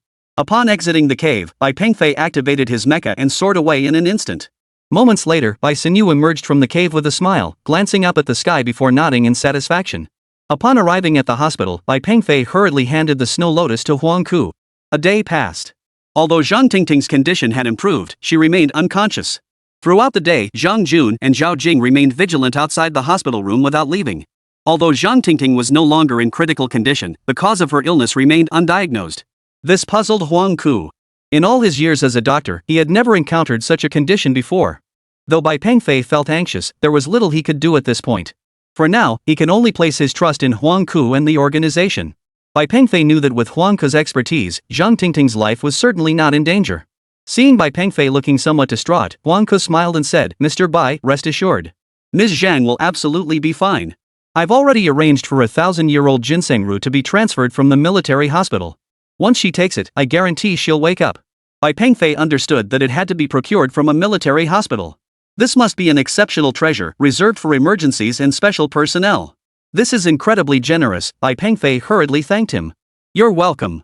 The profits you generated for the military at the last arms exhibition were astronomical. This is the least we can do." Hearing Huang Ku say this, Bai Pengfei smiled too. "Rest assured. While we don't yet know Ms. Zhang's exact condition, her current symptoms indicate there's no immediate danger." Bai Pengfei nodded. Huang Ku continued, "Actually, Bai Guisher, there's something quite remarkable that's been in the possession of a female celebrity. While practitioners shouldn't place faith in such things, if it's possible, I believe it might also benefit Ms. Zhang." Bai Pengfei asked curiously, "What is it?" "A wish-granting celestial bead." "A wish-granting bead." Bai Pengfei had heard of this thing before. "How much?" "I can pay her for it." For Bai Pengfei, anything that could help Zhang Tingting was worth a shot. "I've interacted with her many times. She won't take money, no amount will make her sell it." "But..." After a moment of silence, Huang Ku smiled and said, "I do have a way. You could break through via her father." Her father. Chapter 152, the plan begins. Unbelievable. Unbelievable. Huang Ku actually. Bai Pengfei was utterly convinced, completely convinced. Truthfully, Bai Pengfei didn't fully believe any of this, but for now, it didn't matter. Getting that heavenly pearl and giving it a try wouldn't hurt. At the main entrance of the Imperial Tower, crowds surged as the dazzling spectacle of luxury life unfolded for the elite. Before long, a red Porsche abruptly pulled up at the hotel entrance. Its dazzling body instantly drew the attention of everyone nearby. After the car came to a stop, a pair of stunning legs emerged from the passenger seat, revealing a figure so captivating it was impossible to look away. The woman was Tang Ruo, a renowned socialite in Xin City. She had appeared in several films recently released nationwide. Naturally, such a woman was the object of desire for Xin City's wealthy young masters. Just as Tang Ruo basked in the admiring glances around her, a dark figure suddenly flashed past her side.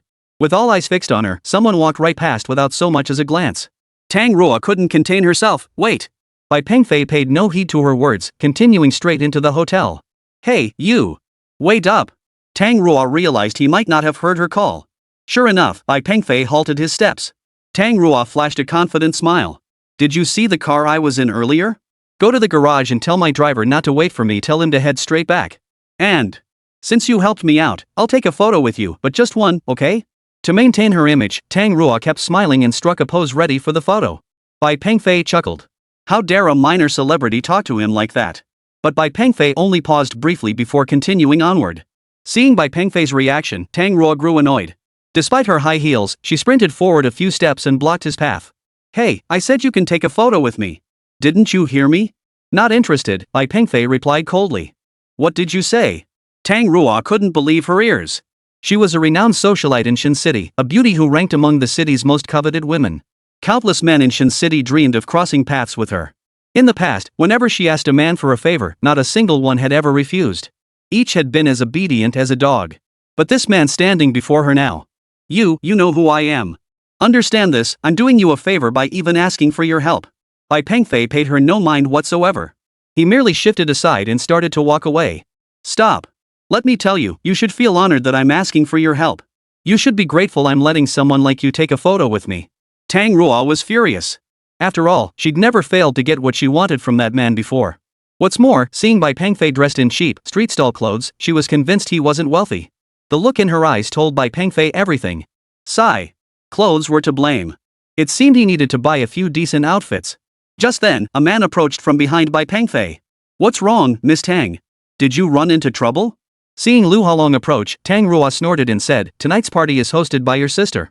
This guy appeared out of nowhere, and when I asked him to do something, he flat out refused. "Is he one of your employees?" Hearing this, Bai Pengfei turned to look at Lu Halong. "Never seen him before, a new hire? You. Which company are you from? Who sent you here? Get down on your knees and apologize to Miss Tang immediately." "Apologize?"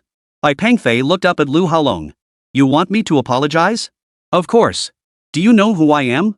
Let me tell you, mess with the Lu family, and you'll suffer terribly. Lu Haolong pointed his finger at Bai Pengfei as he spoke. The Lu family. So what if I offend them? Oh, really? Fine. If I don't teach you a lesson, it seems. Before Lu Haolong could finish, Bai Pengfei delivered a resounding slap across his face right in front of everyone. Smack. The force sent Lu Haolong reeling backward. Slowly, a large tooth rolled out of his mouth. Remember, don't point your finger at people when you speak. It's rude. You dare hit me? Just wait. I'll remember this. Bai Pengfei smiled faintly, meeting Lu Haolong's gaze directly. Then. You'd better remember me. What a load of crap, the Lu family. In Bai Pengfei's eyes, these so-called prestigious families weren't worth mentioning. Besides, Bai Pengfei didn't want to waste time with people like them now. After all, the auction was about to begin. Tang Ruo, who had been hiding nearby, spoke up. Have you lost your mind? He's from the Lu family. So what? Bai Hao scoffed coldly, shrugged his shoulders, and strode directly into the Imperial Tower. This was a paradise for the elite. Virtually every influential figure in Shin City held a membership card here, and even ordinary families considered it an honor to gain entry to the Imperial Hotel. Inside, Bai Pengfei discovered the banquet wasn't traditional but resembled a Western ball. Well-dressed waitstaff glided through the crowd, trays laden with drinks. The socialites gathered in small groups, deep in conversation. Good evening, sir. May I take your order? A neatly dressed waiter approached with a tray, smiling as he spoke. No, thank you. Bai Pengfei nodded his thanks. After leaving, the waiter couldn't help but glance back at Bai Pengfei a few times. After all, he was the only person in the entire venue not wearing formal attire. Do you know him? Who is he? How did he get in like this? No idea. Probably hotel staff. Suddenly, several groups near Bai Pengfei began whispering and discussing animatedly. Bai Pengfei paid them no mind, focused as he was on his mission. Most of the crowd gathered in the hall now were from the entertainment industry, including quite a few third and fourth tier celebrities. Their presence at this cocktail party was entirely due to one person's influence. Xue Mumu, the owner of that string of celestial beads. As a top-tier star, she held considerable standing within the industry. Talented, beautiful, and backed by powerful supporters. With such advantages, it would be hard for her not to be popular. Well, everyone, welcome to my daughter's birthday party. A middle-aged man with a receding hairline walked into the center of the banquet, hand in hand with a stunningly beautiful woman. Upon seeing this man, Bai Pengfei smiled. For he was none other than Xue Bin, Xue Mumu's father. And the young beauty he was holding hands with was certainly not Xue Mumu, but rather his newly adopted goddaughter, a minor celebrity just starting out in the entertainment industry. What goddaughter nonsense! It was just Xue Bin, the old bull grazing on tender grass. Chapter 153, Breakthrough. This so-called birthday party Xue Bin was throwing was really just a ploy to boost his goddaughter's exposure. After all, this wasn't the first time Xue Bin had thrown such a birthday party for his so-called goddaughter. Because Bai Pengfei knew this Xue Bin was quite the daughter exploiter. Gambling, chasing celebrities. He spent way too much of Xue Mumu's money. Of course, to get the celestial bead from Xue Mumu, he had to get past her father. Thinking about it, Bai Pengfei couldn't help but admire Huang Ku. For a single celestial bead, he'd schemed so relentlessly. Spotting his target finally arrive, Bai Pengfei's lips curled into a faint, sinister smile. Just as Xue Bin exchanged a few pleasantries, the banquet hall doors swung open. A man in a suit, wearing glasses, walked in with a smile on his face. In his hands, he held an exquisitely crafted small box. All eyes in the room immediately turned to the box in his hands. Xue Bin smiled and whispered something into his goddaughter's ear, causing the minor celebrity's face to flush crimson. The refined gentleman slowly made his way to the banquet hall stage, the small box in his hands. After setting the box aside, he announced, upon learning of your presence, our hotel's general managerly requested I bring his treasured collection for a small auction. With that, he opened the box, revealing a deep crimson necklace before everyone's eyes. The Yanjue gemstone necklace? Someone nearby recognized the item inside the box and couldn't help but gasp in surprise. The minor celebrity standing beside Xue Bin instantly broke into a radiant smile.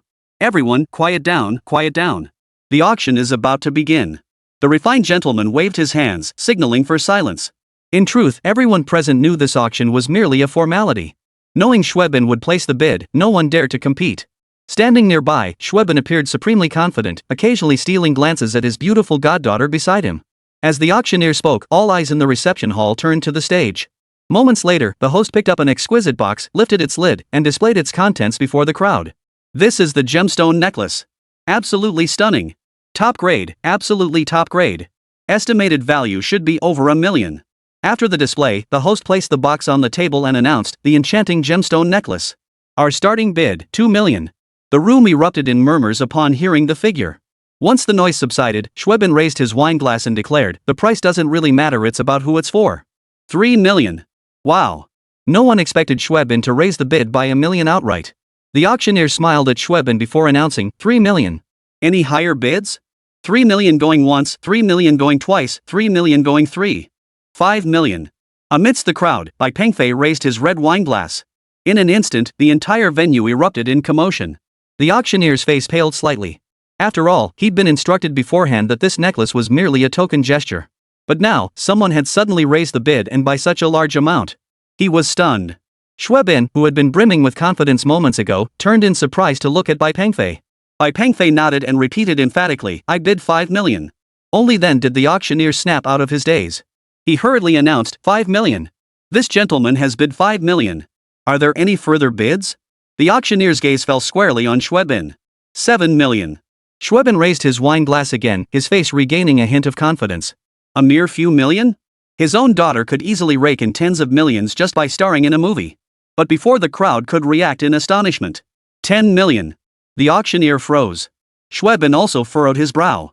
After all, he'd just raised his bid by 2 million on top of 5 million, a significant leap that could easily put immense psychological pressure on his rivals. But unexpectedly, at that moment, Bai Pengfei slowly stepped forward. Taking a sip of red wine from his glass, he declared, "If you don't raise your bid, you're out." Having raised the bid to 10 million, Bai Pengfei left nearly everyone present frozen in shock. Now, coupled with Bai Pengfei's recent urging for him to withdraw, Schweben was genuinely losing his composure. He adjusted his collar and tugged at his tie. "I'm determined to have this necklace today, so 120 million. All eyes in the room turned toward the stage. The auctioneer had even forgotten his duties. He never imagined tonight's event would unfold like this. Upon hearing the bid of 12 million, Bai Pengfei let out a bitter laugh. "What are you laughing at? What's wrong? If you don't raise your bid, you're out." Those were your own words. After speaking, Schweben glanced again at his beautiful goddaughter. In his mind, he could even picture her lying on a bed wearing the stunning necklace. Despite this, fear still crept into his heart. Noticing Schweben's expression, the auctioneer quickly called out, 1,200,000, going once. 1,200,000, going twice. 1,200,000, going 20 million. The entire room fell silent. The starting bid of 2 million had soared to 20 million in mere minutes. The once bustling cocktail party now fell into an eerie silence. But Bai Pengfei's expression remained impassive. Schweben was struggling to maintain his composure. After a brief moment of silence, the onlookers began to stir with commotion. "Who is this guy? He's messing with Schweben. Does he want to die?" "Exactly. I've never even seen this guy before. 20 million? Does he even have that kind of money?" Schweben now believed Bai Pengfei had come to disrupt the auction. 20 million? You? Fine. If you can come up with 20 million, I'll let you have it. Glancing at the wine glass in his hand, Bai Pengfei spread his hands and said, "Money? I have almost no concept of it." Now, under everyone's gaze, Bai Pengfei actually uttered such words, and throughout his speech, he didn't even glance at Schweben. What was this? It was nothing short of openly defying Schweben. No concept. Fine. I'll see how you come up with 20 million. But let me make one thing clear beforehand: if you can't produce it, you'll have disrupted this party. I guarantee you won't walk out of this room. Bai Pengfei still didn't look at him directly. Instead, he casually pulled out a bank card and said indifferently, "Swipe it." Before long, staff arrived and actually withdrew 20 million. Finally, under everyone's stunned gaze, Bai Pengfei slipped the stunning gemstone necklace into his pants pocket. Witnessing this, the minor celebrity beside Schweben immediately pouted, shot Schweben a withering glance, and walked off to the side. Chapter 154, Gambling for Fun. This was precisely the outcome Bai Pengfei had intended. Though Schweben was furious now, there were simply too many people around for him to vent his anger. But his restraint didn't mean Bai Pengfei wouldn't add fuel to the fire. He pulled out the dazzling gemstone necklace, gave it a flourish in his hand, and deliberately emphasized his words, "Price isn't the issue, the real question is who it's for." These were the exact words Schweben had uttered during his initial bid. Hearing it now from Bai Pengfei's mouth, Schweben trembled with rage. Seeing Schweben's fury, Bai Pengfei felt a surge of satisfaction inside. He pretended to glance at his watch, then muttered to himself, "It's almost time. The casino on the top floor seems to be open already. My luck's been good today, I'd better go have some fun." Hearing Bai Pengfei's words, Schweben's anger subsided considerably. After all, Schweben was a compulsive gambler who considered himself quite skilled at the game. A faint smirk touched the corners of Schweben's mouth. "Damn it! Just wait until we hit the casino, I'll clean you out." With that, Schweben went to chase after his goddaughter. Catching a glimpse of the smug Schweben walking away out of the corner of his eye, Bai Pengfei knew he'd taken the bait.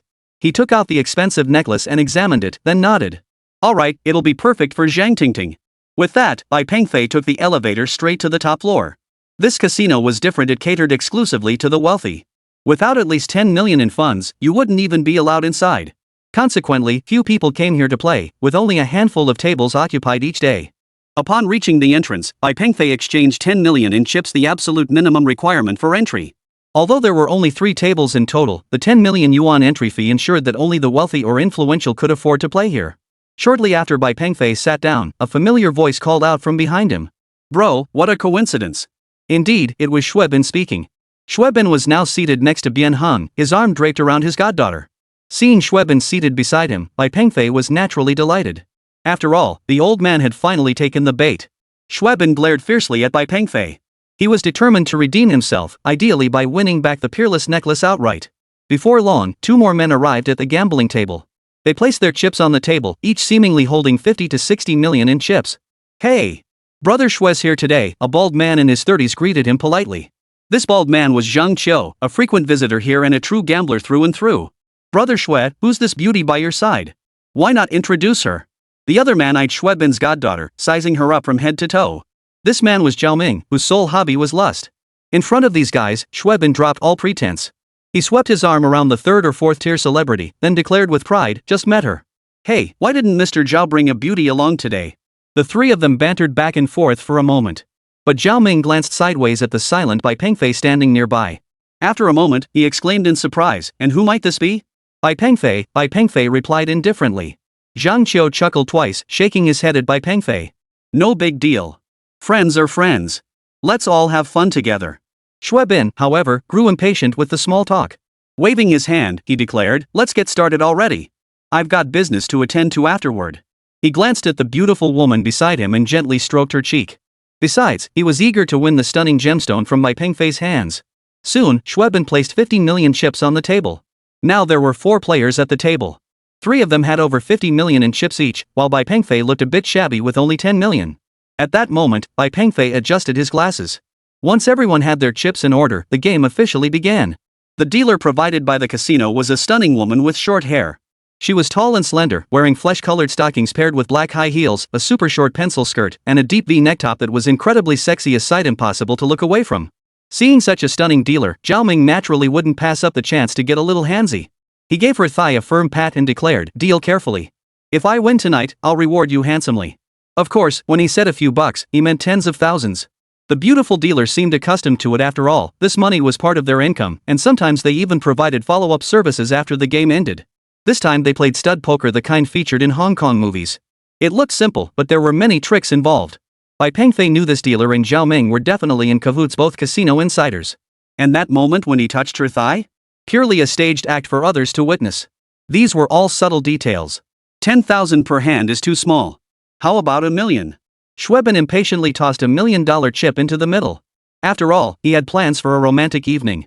Zhao Ming certainly had no objections, and Zhang Qiu shrugged his shoulders, indicating acceptance. The only holdout was Bai Pengfei. With only 10 million chips, a 1 million yuan minimum bet meant he could only play 10 hands if he didn't call every round. Kid, if you run out of money, can you use your stuff as collateral? Xuebin shot Bai Pengfei a withering look. Bai Pengfei understood exactly what he meant, nothing more than coveting the exquisite gemstone in his possession. Bai Pengfei smiled faintly. Sigh. He wanted the exquisite gemstone necklace too. All 3 players at the table now turned their gaze toward Bai Pengfei. Fine, no problem. 1 million it is. Bai Pengfei tossed 1 million chips onto the table. Seeing Bai Pengfei agree so readily, all 3 men broke into smiles. Especially Xuebin, after all, he had business to attend to tonight. Chapter 155, Securing the Heavenly Bead. Again! Xuebin was furious. After all, he'd only lost a little, and now he was utterly unwilling to accept defeat. Without a second thought, Xuebin pushed out 10 million chips and glanced at Bai Pengfei. The meaning was clear. Let's see if you've got the guts to play. Seeing his expression, Bai Pengfei almost burst out laughing. He hadn't expected it to be this easy to bait him. No question about it. Call. Bai Pengfei immediately pushed out 10 million chips. Without hesitation, Xuebin drew 2 cards, a 9 and a 10. Ha! Your luck's run out, kid.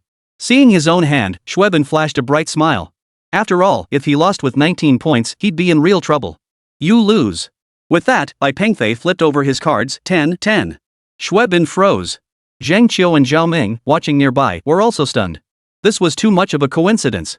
Zhao Ming was surprised, but he quickly figured it out. He knew something fishy was going on with this game. But gambling tables had their own rules.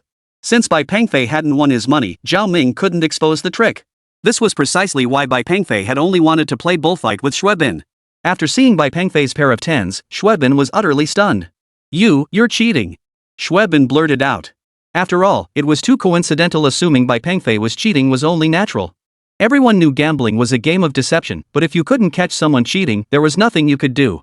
What are you saying? You need proof. Or are you just sore loser? Bai Pengfei retorted sarcastically as he collected his chips. What annoyed Xuebin most was being called a sore loser. After all, his daughter was a big star. She could rake in tens of millions just by shooting a commercial. Bull. Bring me another 100 million in chips, kid. I'll play you to the bitter end. Xuebin was clearly seeing red by now. But casinos couldn't care less about such matters. Besides, Zhao Ming, standing nearby, now understood that Bai Pengfei was deliberately trying to trap Xuebin. Zhang Qiu had now become nothing more than a spectator, but witnessing such an exhilarating showdown made him feel it was worth every penny. Soon, the short-haired dealer fetched 100 million in chips for Xuebin. Kid, come on, let's play this out. With that, Xuebin tossed a 10 million chip onto the table. Bai Pengfei naturally called. And Bai Pengfei wasn't about to give him a chance to catch his breath, winning 10 hands in a row. Before long, Xuebin had lost his entire 100 million in chips. Plopping down in his chair, Xuebin couldn't believe his luck had turned so sour. Not a single hand won. Seeing his expression, Bai Pengfei began organizing his chips and tossed 10 million chips to the dealer, saying, "Here, the rake." Though the amount was substantial, the dealer accepted it with a smile. After all, that's how casinos operate. Winners never really think twice about the money. In truth, Bai Pengfei had another motive for this gesture: to silence Zhao Ming. After glancing at the chips on his table, Bai Pengfei stood up and told the dealer, "Put it straight into my account." The dealer nodded with a smile. "Wait, why leave after winning?" Xuebin angrily called out to Bai Pengfei. Bai Pengfei glanced back at him and sneered, "You still have money?" "I do. Let's play again." He pointed at the dealer and ordered, "Go get me another 100 million in chips." But this time, the dealer didn't move. "What are you doing? Go get me the chips." "Mr. Xue, your account balance is 0, the short-haired dealer said with a smile. "What? Put it on my tab. Hurry up and get them." Xuebin, now blinded by greed, had forgotten how much was left in his account. "Brother Xue, this casino doesn't offer high-interest loans. You should know that," Zhao Ming remarked calmly from the side. Indeed, most casinos offered high-interest loans, but this one was an exception. After all, this casino didn't rely on that for profit. Xuebin knew the rules, but he had no choice now. Xuebin grabbed the minor celebrity beside him and shoved her toward Bai Pengfei, declaring, "She's yours." 10 million. The woman resisted, but she had no choice. "Fine. 20 million. We'll settle this in one go." Bai Pengfei immediately tossed over 20 million in chips. Xuebin couldn't care less about the consequences now. He rubbed his hands together and drew 2 cards. But the outcome was predictable. Seeing Xuebin staring blankly beside him, Bai Pengfei stated directly, "I can give you the money in this woman." "What do you mean?" Xuebin was momentarily bewildered. "It's simple. I want some of my daughter's things. This. Don't worry, it's just a small item." After a moment of silence, Xuebin asked, "What do you have in mind?" "The Tibetan prayer bead she carries." Hearing Bai Pengfei say this, Xuebin smiled faintly. "All right, no problem. I'll have her send it over right away." Xuebin immediately called his daughter. About half an hour later, Xue Mumu's assistant delivered the Tibetan prayer bead. Bai Pengfei kept his word, returning both the money and the young actress to Xuebin. After receiving the items, Bai Pengfei headed straight back to the hospital. He knew full well that such items were little more than talismans for peace of mind. At best, they offered psychological comfort. But the fact that Huang Ku actually believed in this thing, maybe it really did have some special power. After all, this world held far too many things beyond his comprehension. The very next day after placing the heavenly bead on Zhang Tingting, Huang Ku and the other specialists confirmed her diagnosis. The prognosis, however, was not optimistic. Zhang Tingting was suffering from an extremely rare condition. "Bai Guosher, your girlfriend's condition, well, it's not good. There are some things I think I should tell you up front." On the hospital balcony, Huang Ku spoke to Bai Pengfei with a solemn tone. Chapter 155, Who Doesn't Want to Live? Hearing Huang Ku's words, Bai Pengfei fell silent. Seeing his silence, Huang Ku continued. "This condition has fewer than 10 known cases in the country. We call it intermittent idiopathic cerebral blood withdrawal in China. Based on previous cases nationwide, this is a congenital disorder, and currently, there is no cure available anywhere in the world." Hearing this, Bai Pengfei took a deep breath. Huang Ku continued, "Currently, we can only administer medications to alleviate symptoms and reduce the frequency of comas. Frequency of episodes? What does that mean? This condition is peculiar. The onset is completely unpredictable. Patients can collapse at any moment. Moreover, over time, the frequency of these episodes increases. Eventually, the patient, after the final coma, they won't wake up again. How long? How much longer? Bai Pengfei demanded firmly. It's hard to say. The shortest case recorded was just 2 months. The patient never regained consciousness after one episode. The longest was about a year. Hearing this, Bai Pengfei fell silent. Moreover, as time passes, the frequency and duration of these comas will only increase. Your family should be mentally prepared for that. Bai Pengfei understood. He never imagined that after 5 years apart, he'd meet her again. He'd thought he'd spend the rest of his life slowly growing old with Zhang Tingting, but is there truly no way? I'll pay whatever it takes. Bai Pengfei truly refused to give up. But Huang Ke shook his head.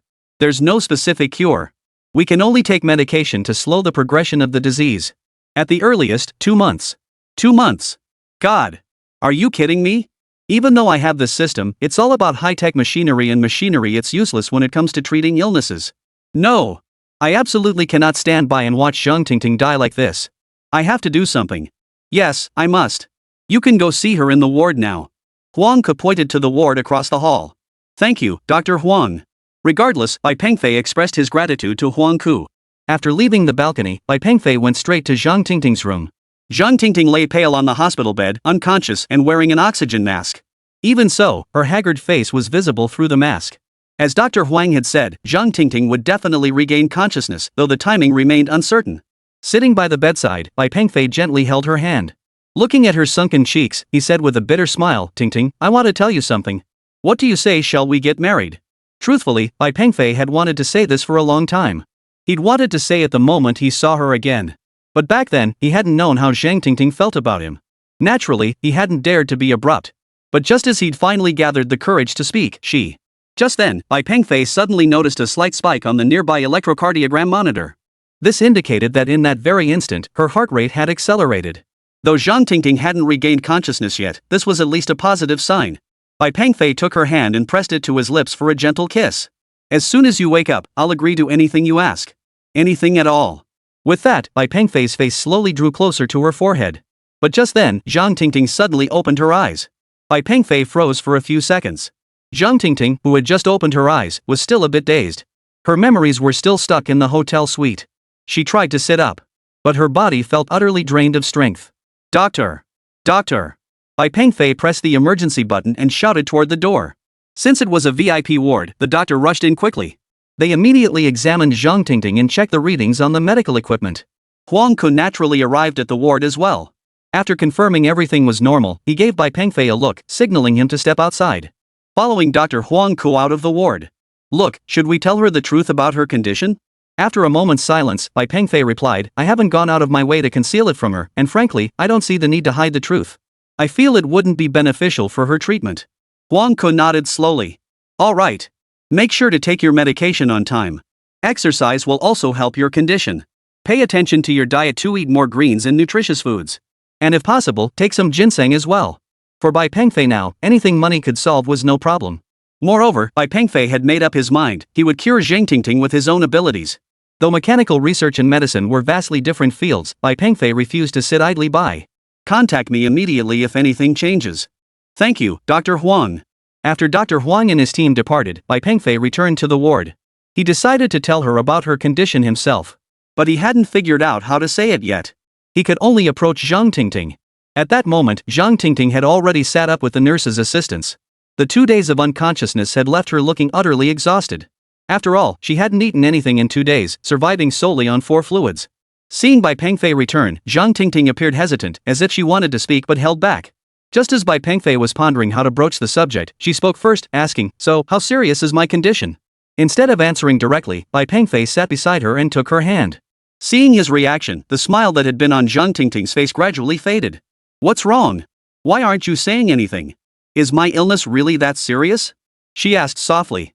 Actually, Bai Pengfei still didn't know how to begin. At that moment, Zhang Tingting abruptly pulled her hand away from Bai Pengfei, her voice trembling with emotion. What's wrong with me? What exactly is this illness? Intermittent unexplained ischemia. Zhang Tingting froze. She'd never heard of this condition before. What? Is it untreatable? Zhang Tingting whispered. In truth, she had already sensed from Bai Pengfei's expression that her situation might not be promising. Perhaps, her time really was running out. How much time do I have left? When Zhang Tingting asked this question, she showed no agitation, her tone remaining remarkably steady. Bai Pengfei looked at her with a complex expression, grasping the hand she had just opened. You know I wouldn't lie to you. The doctor said this disease, at best, 2 months. At worst, a year. Hearing Bai Pengfei's words, tears welled up in Zhang Tingting's eyes. Indeed, who wouldn't want to live in the prime of their life? Chapter 156, Letting Go. In the hospital room, the two sat in silence for a long while. Finally, Zhang Tingting managed to control her emotions. She looked at Bai Pengfei before her, her heart filled with a complex mix of feelings. Feeling the warmth radiating from his palm, she realized that though Bai Pengfei was physically close, he felt distant to her in that moment. Rest assured, I won't let you leave. I won't. Bai Pengfei's gaze was unusually resolute. Zhang Tingting said nothing, only staring at Bai Pengfei with tears welling in her eyes.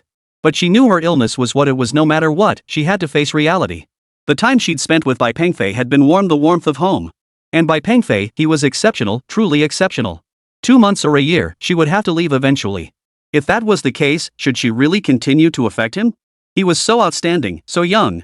At this moment, Zhang Tingting didn't want to burden Bai Pengfei any longer. He might be hurt. But in 5 years, 10 years, she would inevitably become a passing figure in his life. Time would surely smooth over everything. That was it.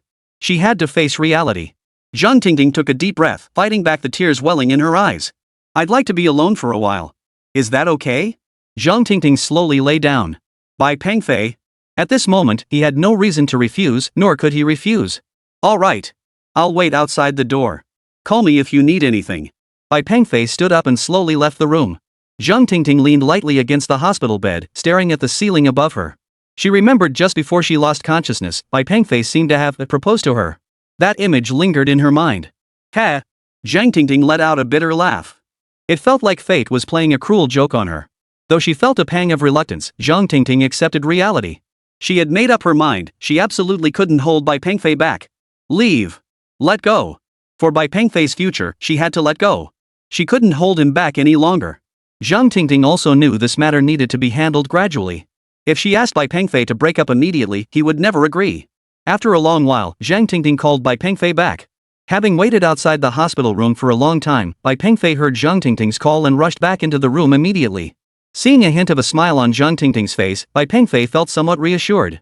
In truth, Bai Pengfei already had a preliminary solution in mind for Zhang Tingting's illness. However, he wasn't sure how effective that approach would be. But even if there was only a 1% chance, Bai Pengfei was determined to try it. He would never give up. About my condition. I'd rather not tell my parents, if that's okay? Zhang Tingting understood that if her parents learned of her condition, it would be an absolute thunderbolt for them. She simply couldn't bear to face that reality. Alright, I promise. Bai Pengfei nodded in agreement. Also, I want to go back to the countryside, to my grandfather's house, for a few days. Having been raised by her grandparents since childhood, she longed to visit them at this moment. Even if Zhang Tingting hadn't mentioned it, Bai Pengfei had already planned to take her to a quiet place to recuperate. Alright, we'll leave right away. What do you say? Zhang Tingting nodded. Before long, Zhao Jing and Zhang Jun also arrived at the hospital room. Neither Bai Pengfei nor Zhang Tingting revealed the truth to them. Moreover, they both agreed with Zhang Tingting's idea to return to the countryside for a visit. After bidding farewell to her parents, Bai Pengfei drove Zhang Tingting straight to her grandfather's home in the countryside. Grandfather's home was in a place called Baiqing village. To reach Bai Anning's home, one must take a boat from the town. Bai Anning's ancestral home was in a place called Baiqing village. Baiqing village is surrounded by rivers on all sides, and the several villages within its jurisdiction all thrive along the riverbanks. Cars could only reach the dock. To get to Baiqing village, one had to board a small boat unique to the area and travel upstream. An hour later, the boat docked at the village pier. The boatman looped the rope around a nearby wooden post, then pulled out planks for the passengers to carefully step ashore. Among them were Bai Pengfei and Zhang Tingting. This dock was the liveliest spot in Baiqing village. People from several villages came here daily to buy daily necessities, and of course, those with mountain produce brought it here to sell. After all, it served as the transportation hub for the entire Baiqing village.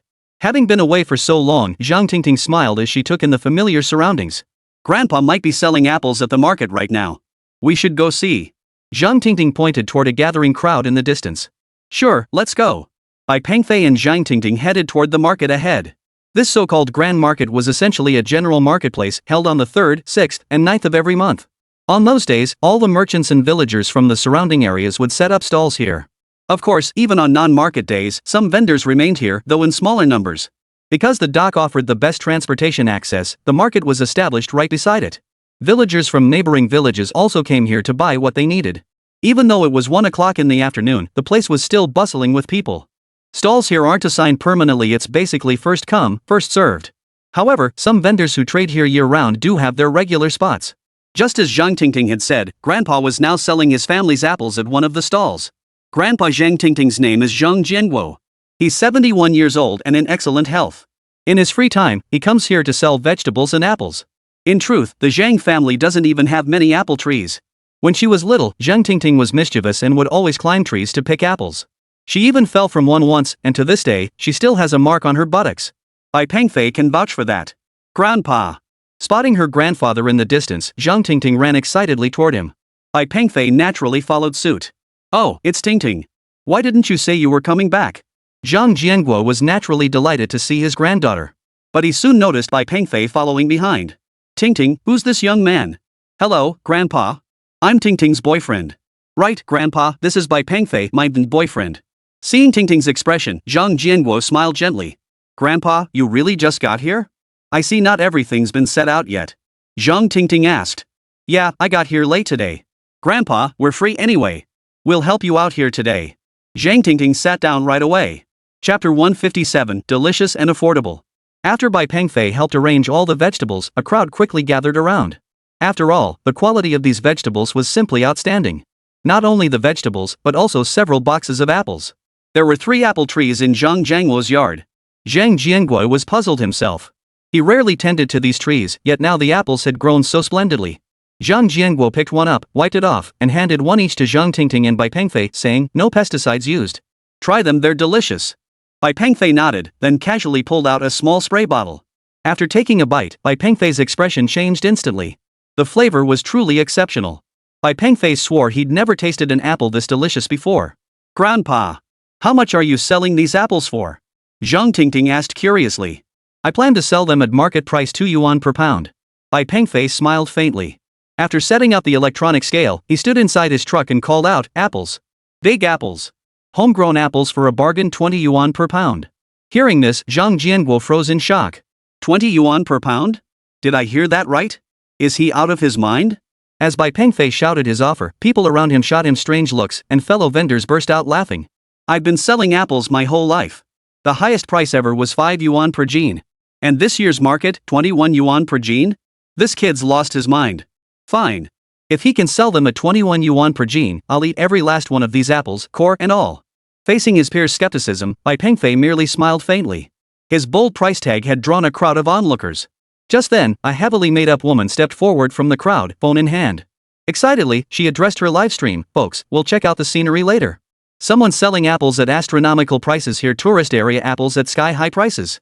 From the way she held her phone, Bai Pengfei knew she must be an outdoor streamer. But with her looks, working as a streamer. After a closer look, Bai Pengfei realized she had her beauty filter cranked up to level 100 and her face slimming feature activated. The outdoor streamer had been wondering what to do next, and now perfect timing, the topic of exorbitantly priced apples at the tourist spot had presented itself. Guys, send this little sister some gifts, and I'll expose these outrageously priced apples. Thanks for the super hot gift, Principal. Thanks for the night plane missing you gift. Love you. This gimmick definitely paid off for the outdoor streamer. Hey, young man, are you sure this apple costs 21 gene? The female streamer approached Bai Pengfei and asked. Just as Zhang Jianguo was about to explain, Bai Pengfei stepped in front of him and nodded at the woman. Alright, can I try one? Let me see what makes your apples special. Bai Pengfei nodded and handed her one. Holding the apple out to the streamer, he said, here, try it and see how it tastes. The hostess snorted and rolled her eyes at the live stream audience. She took the apple and popped it straight into her mouth. But the very next second, the female streamer's eyes widened in shock.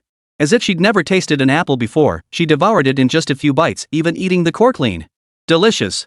Delicious. For a moment, the streamer was speechless. Zhang Jianguo, watching from the side, was stunned by her eating style.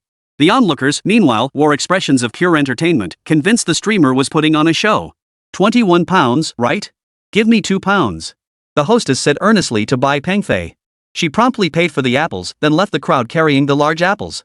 This is just an act, right? Doesn't really feel like it. 20 yuan per pound? If that were the price, I'd be rich. Damn it. I'll be damned if I don't see what's so special about this apple. A fellow driver stormed up to Bai Pengfei's car and demanded, "Give me one too. I want to taste it." Bai Pengfei nodded and handed him one. The man took a bite. As a seasoned apple farmer with 10 years of experience, the man was utterly captivated in that moment. He had never tasted an apple this delicious before. The texture and flavor completely overturned his understanding of apples. After finishing the apple in his mouth, the farmer didn't say another word. He simply waved his hand, signaling Bai Pengfei to bring some more. 12 Jin and 3 Liang, just give me 240 yuan. Watching this seasoned melon farmer, who'd been in the business for over a decade, walk away with his payment and apples in hand, the onlookers were stunned. After witnessing this transaction, the onlookers could no longer resist. Everyone wanted to taste these apples and see what all the fuss was about. After a few tasters sampled them, the business naturally took off. "Give me 2 Jin.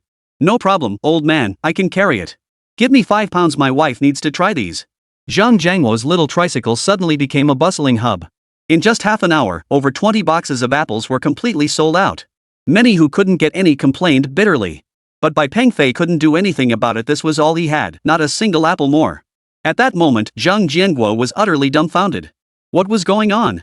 How could his apples sell out so fast? In truth, these apples had been freshly picked by Zhang Jiangguo that very morning. He hadn't even tasted them himself yet. Watching Bai Pengfei bustling about, Zhang Tingting couldn't help but smile. She knew it was Bai Pengfei's doing that these apples tasted so delicious.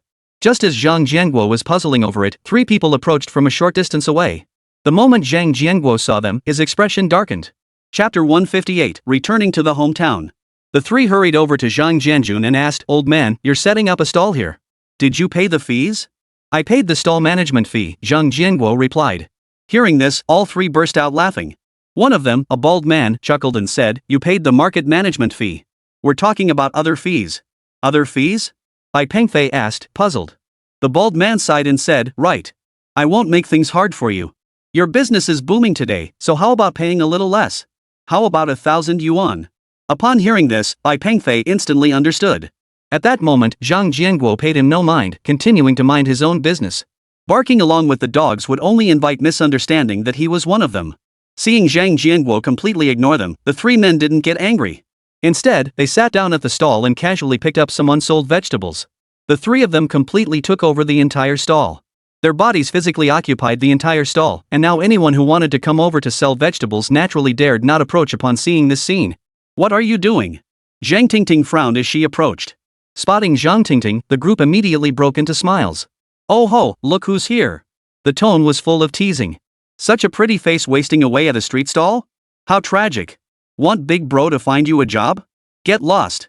Zhang Tingting's retort was sharp as a knife. Seeing Zhang Tingting roll her eyes, the guys weren't about to back down. They quickly chimed in, "Look at her, pretty feisty. That's exactly my type." At that moment, the bald man approached and scrutinized Zhang Tingting from head to toe. "You're not bad looking either. How about I hook you up with a nice place? Just drink and sing, guaranteed money." After he finished, the 2 men beside him burst into laughter. "Sounds good. Let me know where you're going, and I'll definitely show up to support you. I'm not as low as you are." Faced with such mockery, Zhang Tingting fired back immediately. The bald man perked up at the word lowly, as if it had struck a nerve. "Who the hell are you calling lowly? Come on, explain yourself. You filthy, you're asking for it. I think you're just looking for a slap." With that, he raised his hand. Smack!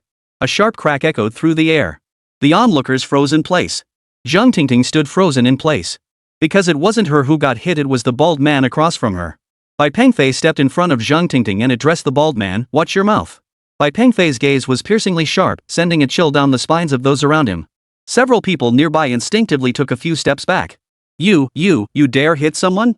The bald man stammered. "Get him. Let this punk know who's the kingpin of this market." The bald man took a few steps back and barked at the people beside him. Before he could finish, Bai Pengfei's fist slammed into his face, leaving him no time to react. The blow sent the bald man tumbling backward, blood gushing from his nostrils. For Bai Pengfei, if someone insulted him personally, he might not care. But if they bullied his woman? That was absolutely intolerable. Not even verbal abuse would be tolerated. Bai Pengfei showed no intention of letting him off. He leapt onto the man, then began slapping him repeatedly across the face with both hands. "You!" 2 men nearby rolled up their sleeves, ready to intervene, but when they met Bai Pengfei's fierce glare, they fell silent. Watching Bai Pengfei's expression, Zhang Tingting beside him grew fearful. She feared Bai Pengfei might beat the man to death. "Enough! You'll kill him if you keep hitting him." Zhang Tingting stepped in and pulled Bai Pengfei away. Bai Pengfei slowly stood up, glaring at the disfigured bald man. You can talk trash about me, but don't you dare insult my girlfriend. With that, Bai Pengfei returned to his stall. The bald man lying on the ground was utterly unable to respond. Since everyone watching had seen the entire incident clearly, the crowd even began to clap. Some disliked their bullying ways, while others were merchants who had been victimized by them before. Sensing trouble brewing, the two men hurriedly helped the bald man to his feet. Amidst the crowd's jeers, they fled like rats scurrying through the streets, disappearing from sight in moments. Good job, kid. Those two jerks bully people at the market every day. They deserved it, they deserved it. The crowd voiced their approval of Bai Pengfei's actions. But just then, a well-dressed man spoke up with concern. This is trouble. Boss Yang won't let you off the hook. Mr. Yang. Bai Pengfei couldn't care less. At that moment, Zhang Tingting was the only thing that mattered to Bai Pengfei. These thugs, they're so infuriating. Zhang Tingting frowned helplessly. Yeah, exactly. Come on, let's go. We've sold all the apples today. I'll make something delicious for you guys when we get home tonight. Hearing her grandfather say this, a smile spread across Zhang Tingting's face. That evening, Zhang Jianguo indeed prepared some delicious home-cooked dishes. Although Zhang Tingting didn't eat much, Bai Pengfei could tell she was very happy. This put Bai Pengfei's mind at ease considerably. The next morning, Zhang Jianguo rose early. Spotting Bai Pengfei and Zhang Tingting just waking up, he grinned and said, I'm going to dig some bamboo shoots. Want to come? The best time for digging bamboo shoots was precisely now. The high carbon dioxide levels at this time of day gave the bamboo shoots a slightly sweet flavor. Of course, some people didn't care for that sweetness, so there was no need to dig them at this time. Moreover, bamboo shoots weren't just for stir-frying with meat, they could also be pickled for preservation. Hearing this, Zhang Tingting shook her head, but she pushed Bai Pengfei gently and said, Grandpa, take Pengfei with you. I'll wait for you at home. You'll be home alone? Bai Pengfei asked with concern. Zhang Tingting smiled faintly and said, It's fine. You go ahead. I'll wait for you at home. It won't take long. The bamboo grove isn't far from here, Zhang Jianguo said as he organized his tools. Seeing Zhang Tingting smile, Bai Pengfei nodded in agreement. To the west of the village lay an entire bamboo forest. No one knew exactly how large it was. No one from the village ever ventured too deep into it. First, the bamboo outside was sufficient for the villagers' needs. Second, it was extremely easy to get lost within the grove. Once, an expedition team ventured deep into the grove, accompanied by a guide from the village. However, only the guide returned from that expedition. Upon his return, he became erratic and disoriented, and soon after, he vanished without a trace. After that incident, no one in the village dared venture deeper into the bamboo forest. Truthfully, there was little need to venture deeper anyway, as the resources at the forest's edge were ample enough for several surrounding villages. By use, they meant little more than digging up bamboo shoots and cutting bamboo for fences, hardly a significant amount. Fresh rain had just fallen, and now the bamboo shoots were poking their pointed tips through the soil, densely packed together in a spectacular sight. Be careful when digging these bamboo shoots, don't damage the mother bamboo. Watch how I do it first. Zhang Jianguo demonstrated for Bai Pengfei. With bamboo shoots so abundant in this spot, it didn't take long for the two to fill a basket. Watching the bamboo basket on his back fill up, Bai Pengfei couldn't help but exclaim how satisfying it felt. Alright. That's enough, more than enough. These bamboo shoots will last us for quite a while. Zhang Jianguo straightened his back and declared. What? That's it? Bai Pengfei clearly felt unsatisfied. But the basket was indeed full. There was nothing else to be done. Before the heat became too intense, the two hurried down the mountain, each carrying a large bamboo basket full of bamboo shoots. Back home, Zhang Jianguo selected some exceptionally tender bamboo shoots. After cleaning them thoroughly, he sliced them into sections and immediately prepared a dish of stir-fried bamboo shoots with pork. The freshly dug bamboo shoots had a rich, fresh aroma. Stir-frying them with pork was perfect for eliminating the pork's gaminess. But Zhang Tingting's absolute favorite was stir-fried bamboo shoots with cured sausage. If you had top-quality cured sausage, the flavor of that stir-fry would be absolutely incredible. Unconsciously, Zhang Tingting found herself drooling. Grandpa, do we have any cured sausage left at home? I knew you'd love this. Look, I've already prepared some for you. Grandpa casually pulled out a piece of sausage from nearby. Seeing the sausage in Grandpa's hand, Zhang Tingting beamed with delight. The fragrant aroma of stir-fried bamboo shoots and pork soon filled the entire courtyard. But just as the three were about to sit down for lunch, a group of people suddenly walked through the front gate. Chapter 159, A Request for Help. Grandpa Zhang, good news. Someone wants you to go into the mountains to find ginseng? Two villagers led a middle-aged man into the courtyard. This is a big shot. How long has it been since you last went up the mountain, Master Zhang? The two villagers, upon seeing Zhang Jianguo, began bombarding him with questions. Mr. Zhang, I have something to ask of you. A middle-aged man approached Zhang Tingting's grandfather anxiously. And you are? Oh, my name is Dongfang Ming. I'd like to ask the old master to go into the mountains to find cloud ginseng. Zhang Jianguo shook his head. It's been years since I last went into the mountains for ginseng. Besides, I'm too old now to take such risks. Hearing this, Dongfang Ming dropped to his knees with a thud. Mr. Zhang, I've searched far and wide. You're the only one in these surrounding villages who can find wild ginseng. I must have your help, no matter what. Otherwise, my daughter, she... What are you doing? Get up and speak, get up and speak. Zhang Jianguo hurried to help the man up. It turned out Dongfang Ming's daughter was ill. She had visited many hospitals, but her condition showed no improvement. Finally, an old traditional Chinese medicine practitioner had given him a prescription. However, one ingredient wild yun ginseng was extremely hard to come by. After searching high and low, Dongfang Ming finally tracked down Zhang Tingting's home. In earlier years, Zhang Jianguo had been renowned throughout the surrounding villages as a ginseng hunter. But in recent years, wild yun ginseng had become increasingly scarce. Coupled with his advancing age, the old man had stopped going up the mountain. Now, as he helped Dongfang Ming up from his kneeling position, Zhang Jianguo frowned and said, "Even if I agree to go up the mountain, there's no guarantee I'll find it. Old master, as long as you go, there's hope." Looking at Dongfang Ming before him, grandfather hesitated for a moment before saying, "All right, I'll give it a try." Hearing this, Dongfang Ming was filled with immense gratitude. "Grandpa, should I come with you tomorrow?" Bai Pengfei asked tentatively. If this was something valuable, Bai Pengfei wanted to get some for Zhang Tingting too. Besides, with his high-tech resources, finding this ginseng would be easier. "No, it's too dangerous. You can't go." Grandfather flatly refused Bai Pengfei. But Zhang Tingting understood Grandpa was getting old. Climbing the mountain alone was indeed perilous. Wild beasts aside, the rugged mountain paths alone would likely be too taxing for him now. But if Bai Pengfei went with him, if an emergency arose on the mountain, he could definitely assist Grandpa. "Grandpa, it'll be fine. Besides, you're getting older now. I wouldn't feel at ease if you went up alone." Zhang Tingting insisted. Bai Pengfei agreed emphatically, "Exactly. It'll be a good learning experience for me too." Faced with Zhang Tingting's persuasion, Grandpa could only nod in agreement. "Old man, if you can find the cloud ginseng, we can talk about the price," Dongfang Ming declared solemnly. But Zhang Jianguo retorted angrily, "What nonsense! This stuff saves lives, how could I profit from it? Mark my words, if we find it, we'll stick to the market rate. I won't let anyone talk behind my back."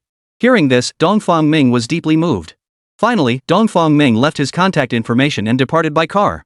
That evening, Grandpa lit the lamp and prepared supplies for tomorrow's mountain trip.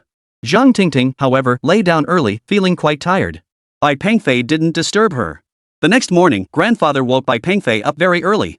After changing clothes and eating breakfast at home, Bai Pengfei and Grandfather left the village, heading straight for Yunshan. Yunshan stretched for hundreds of miles, encircling the entire Baiqing village. Its numerous peaks were extremely steep, with the main peak piercing through the clouds, hence the name Cloud Mountain. Perennial snow and glaciers covered the main peak. This Yunshan ginseng was the wild mountain ginseng that grew in the Yunshan mountain range.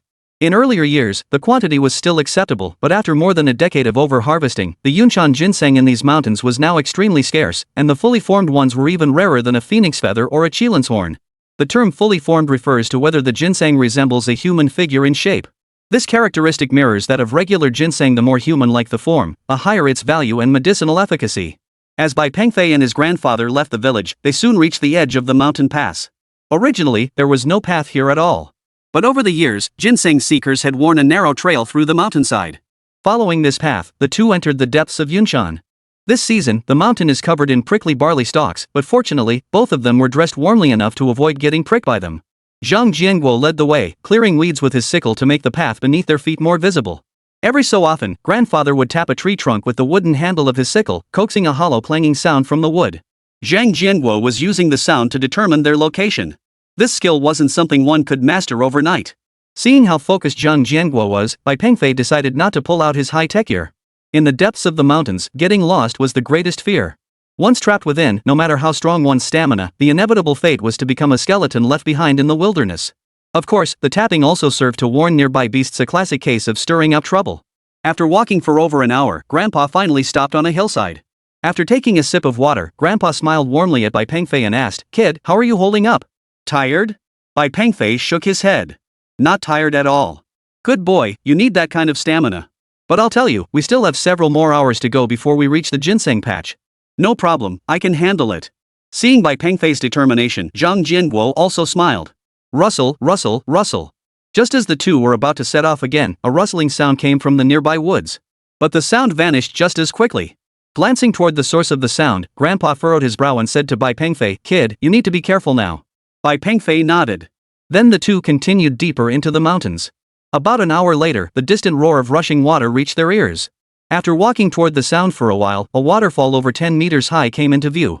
The water cascaded down with tremendous force, plunging into a pool below that was 70 or 80 square meters in size. The pool was crystal clear, its surroundings composed of stones washed smooth by the water. Smoothed by years of relentless flow, the stones had lost all sharp edges, each becoming perfectly rounded. This made walking on them quite difficult. "Son, this is the Tianshan waterfall. Try the water here, it's incredibly sweet and refreshing." Arriving at the pool's edge, Bai Pengfei cupped his hands, scooped up a handful of clear water, and gulped it down. Just as grandfather had said, the water was refreshingly sweet. He then filled his water bottle to the brim. "Kid, you're only truly entering the deep forest once you go further in. You'd better be extra careful. Everything else is fine, but I hope we don't run into any wild wolves."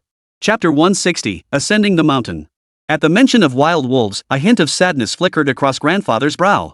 Even Grandpa, who frequently ventured into the mountains, hadn't seen any signs of wild wolves in over 20 years. Droppings, footprints, fur. Not a single trace had been seen. Even so, one couldn't afford to be careless. After all, dangers abounded deep in the mountains. After a brief rest at the heavenly waterfall, the two continued onward toward the region where cloud ginseng grew. But just as they had left the water pool behind, rustling sounds once again emanated from the surrounding grasses. The sound then began to follow their direction. After leaving the heavenly waterfall, the mountain terrain offered almost no discernible paths. They could only plod along, sinking into the soft soil of the slopes with each step. Upon reaching this spot, grandfather tapped the trees with increasing frequency. He would occasionally sniff the scent of the bark or pinch up soil from the ground, examining it between his fingertips. Bai Pengfei couldn't make sense of his grandfather's actions. After all, Zhang Jianguo was renowned as the top ginseng expert in the surrounding villages. His skills and experience in locating ginseng were undoubtedly reliable. Around noon, the pair reached a small stream. After splashing water on their faces, Zhang Jianguo pointed toward the forest ahead and said, "Cross this stream and you'll be at Yunshengu." Over the past 20 or 30 years, nearly all the ginseng harvested in our area has come from Yunshengu. Let's go. Whether we find any depends on luck. Grandfather stood up and began crossing the stream by stepping from rock to rock, with Bai Pengfei following closely behind. After crossing the stream, they first encountered a mountain slope. Reaching the top, a vast mountain valley came into view. The valley resembled a broad riverbed, with steep cliffs on both sides and a relatively flat central area. Due to its low elevation, the area was perpetually shrouded in mist and exceptionally damp.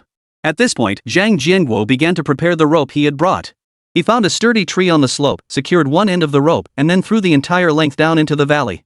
The slope here was actually manageable. The rope served only as an auxiliary measure, just in case. After preparing their gear, the two men cautiously descended along the rope into Yunshengu. The rope was over 30 meters long, just enough to reach the bottom of Yunshengu. It was Bai Pengfei's first time here, and he hadn't expected the air to be so refreshing.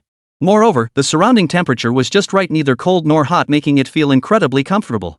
Upon reaching Yunshan Gully, Zhang Jianguo began his routine, tapping tree trunks and sniffing the soil. Only now, his movements were faster.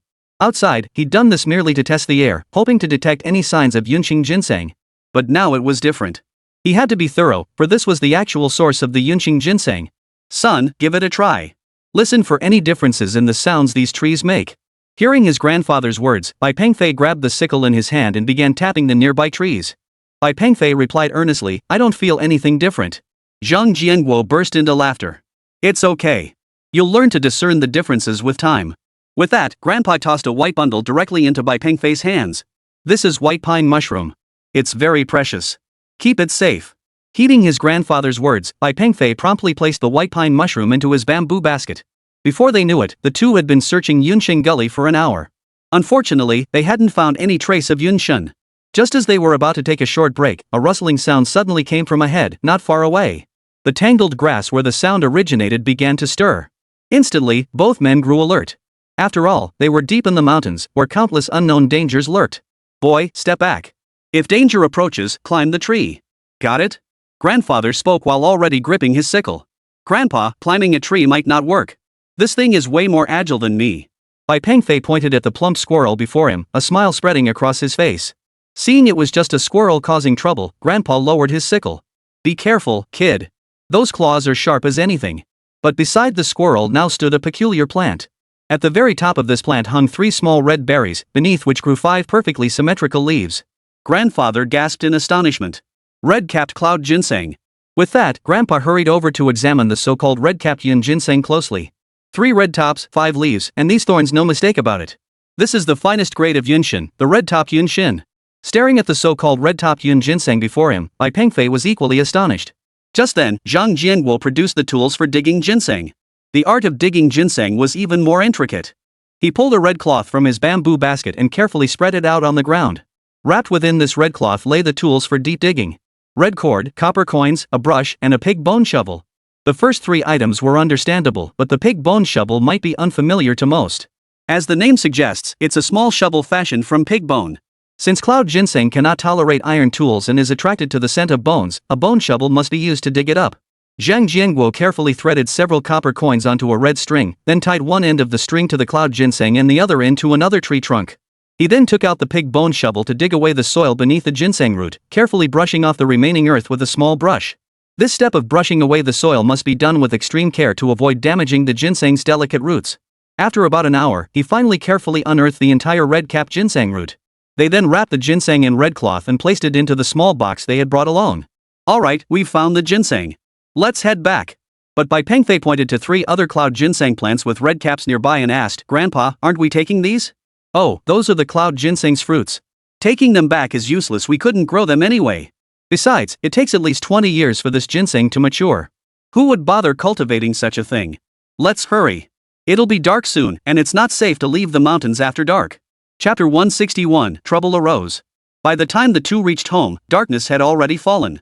Zhang Tingting, being the older one, went straight to bed to rest upon returning home. Bai Pengfei hadn't expected this trip to go so smoothly. He'd been prepared to deploy his high-tech gadgets. After dinner, Bai Pengfei and Zhang Tingting made their way to the grape arbor in the courtyard. They settled into comfortable lounge chairs. So, what do you think? How does it feel? Bai Pengfei asked. Zhang Tingting smiled and nodded. It's great. I really like life here. I'm glad you're happy. But in a day, I'll have to leave for a while. You'll wait here for me, okay? Zhang Tingting looked puzzled. Leave for a while? What for? It's about your illness. Trust me, I'll definitely cure you. Okay, I believe you. That night, a torrential downpour raged outside, a downpour that lasted all night long. Zhang Tingting barely slept a wink that night. She knew that curing her illness was just Bai Pengfei's way of comforting himself. Perhaps it was time for her to leave. To slip away quietly, without anyone knowing.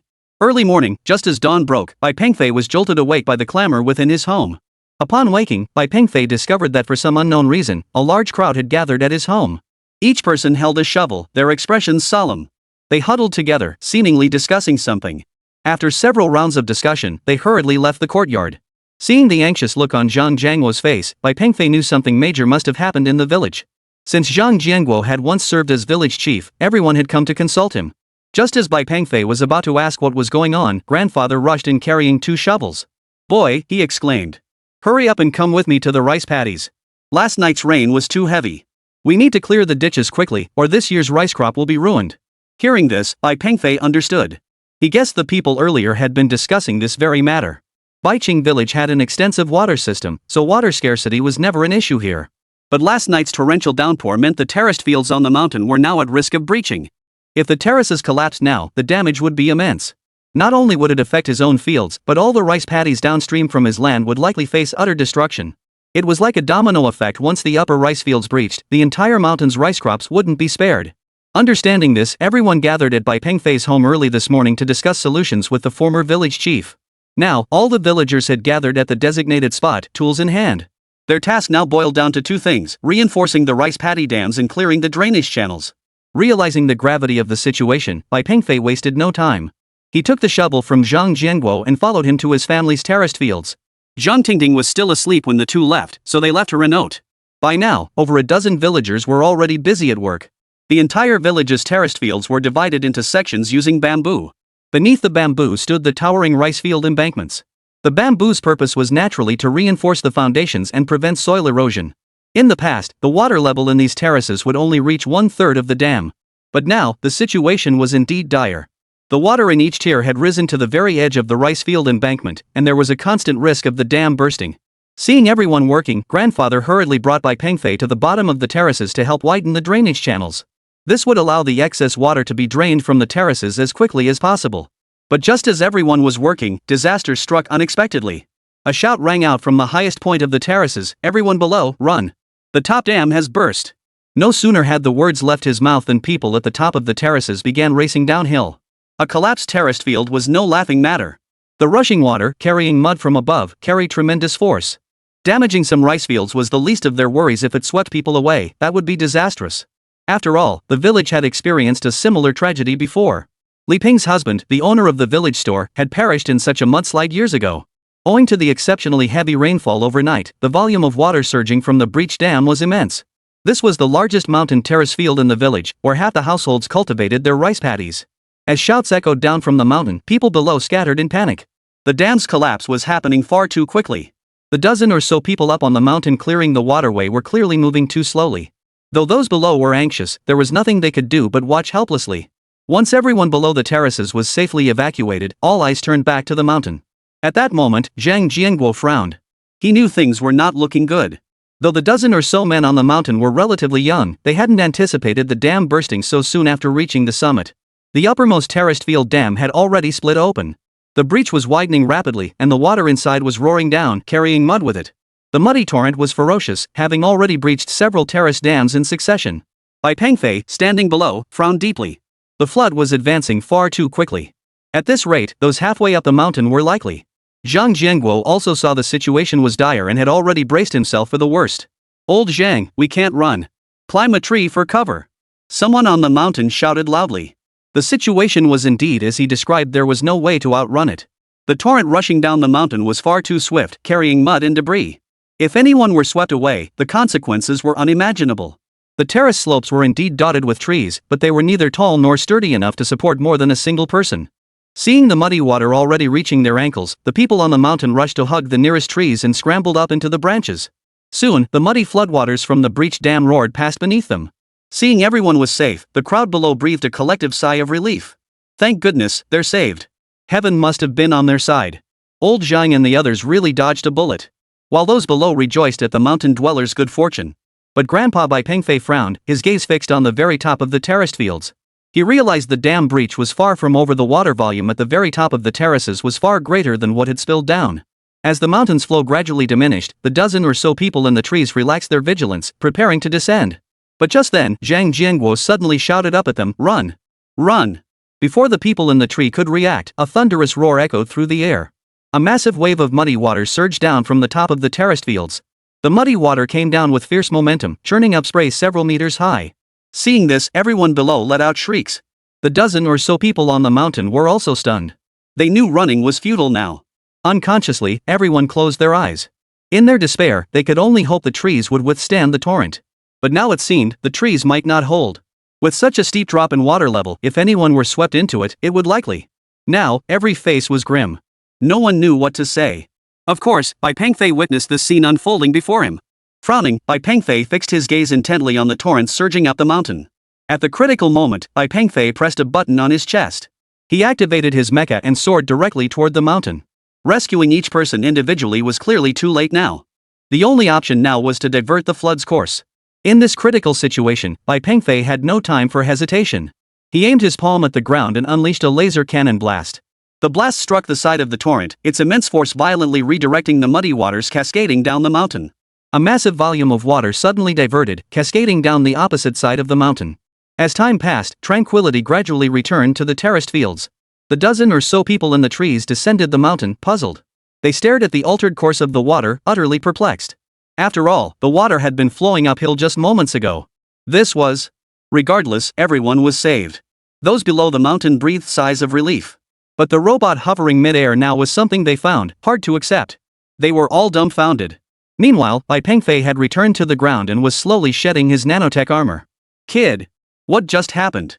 Zhang Tingting asked, his face brimming with curiosity. "High tech. Transformers. I used to work at the Chinese Academy of Sciences, so..." Truthfully, Bai Pengfei wasn't sure how to explain such things to a man in his 70s. By now, everyone had gathered around, each of them intensely curious about how Bai Pengfei had pulled it off. But Bai Pengfei truly didn't know how to explain it to them. High tech, Bai Pengfei explained helplessly. But the talk about Bai Pengfei didn't last long. After all, the real concern now was that the terraced fields were completely ruined. This was their main source of income. Now. At this thought, everyone lowered their heads. Just then, a deafening crash erupted from the distance. Boom!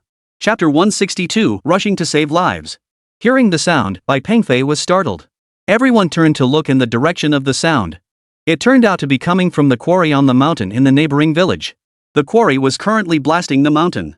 Those folks have it good, blasting rocks up the mountain nets them thousands a month. Exactly. We're done for this year. Our terraced fields are gone, how are we supposed to get by? The villagers sighed in unison.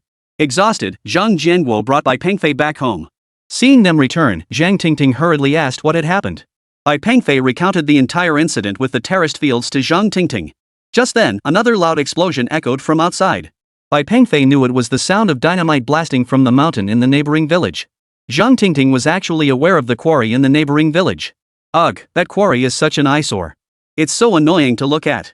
Indeed, such quarries inflicted significant damage on the local ecosystem. Before long, Zhang Jianguo also woke up, and the three sat chatting idly in the courtyard. Truthfully, Zhang Tingting hoped her grandfather would leave the village and move to the city. Of course, having lived in the countryside for so many years, Zhang Jianguo naturally didn't want to leave.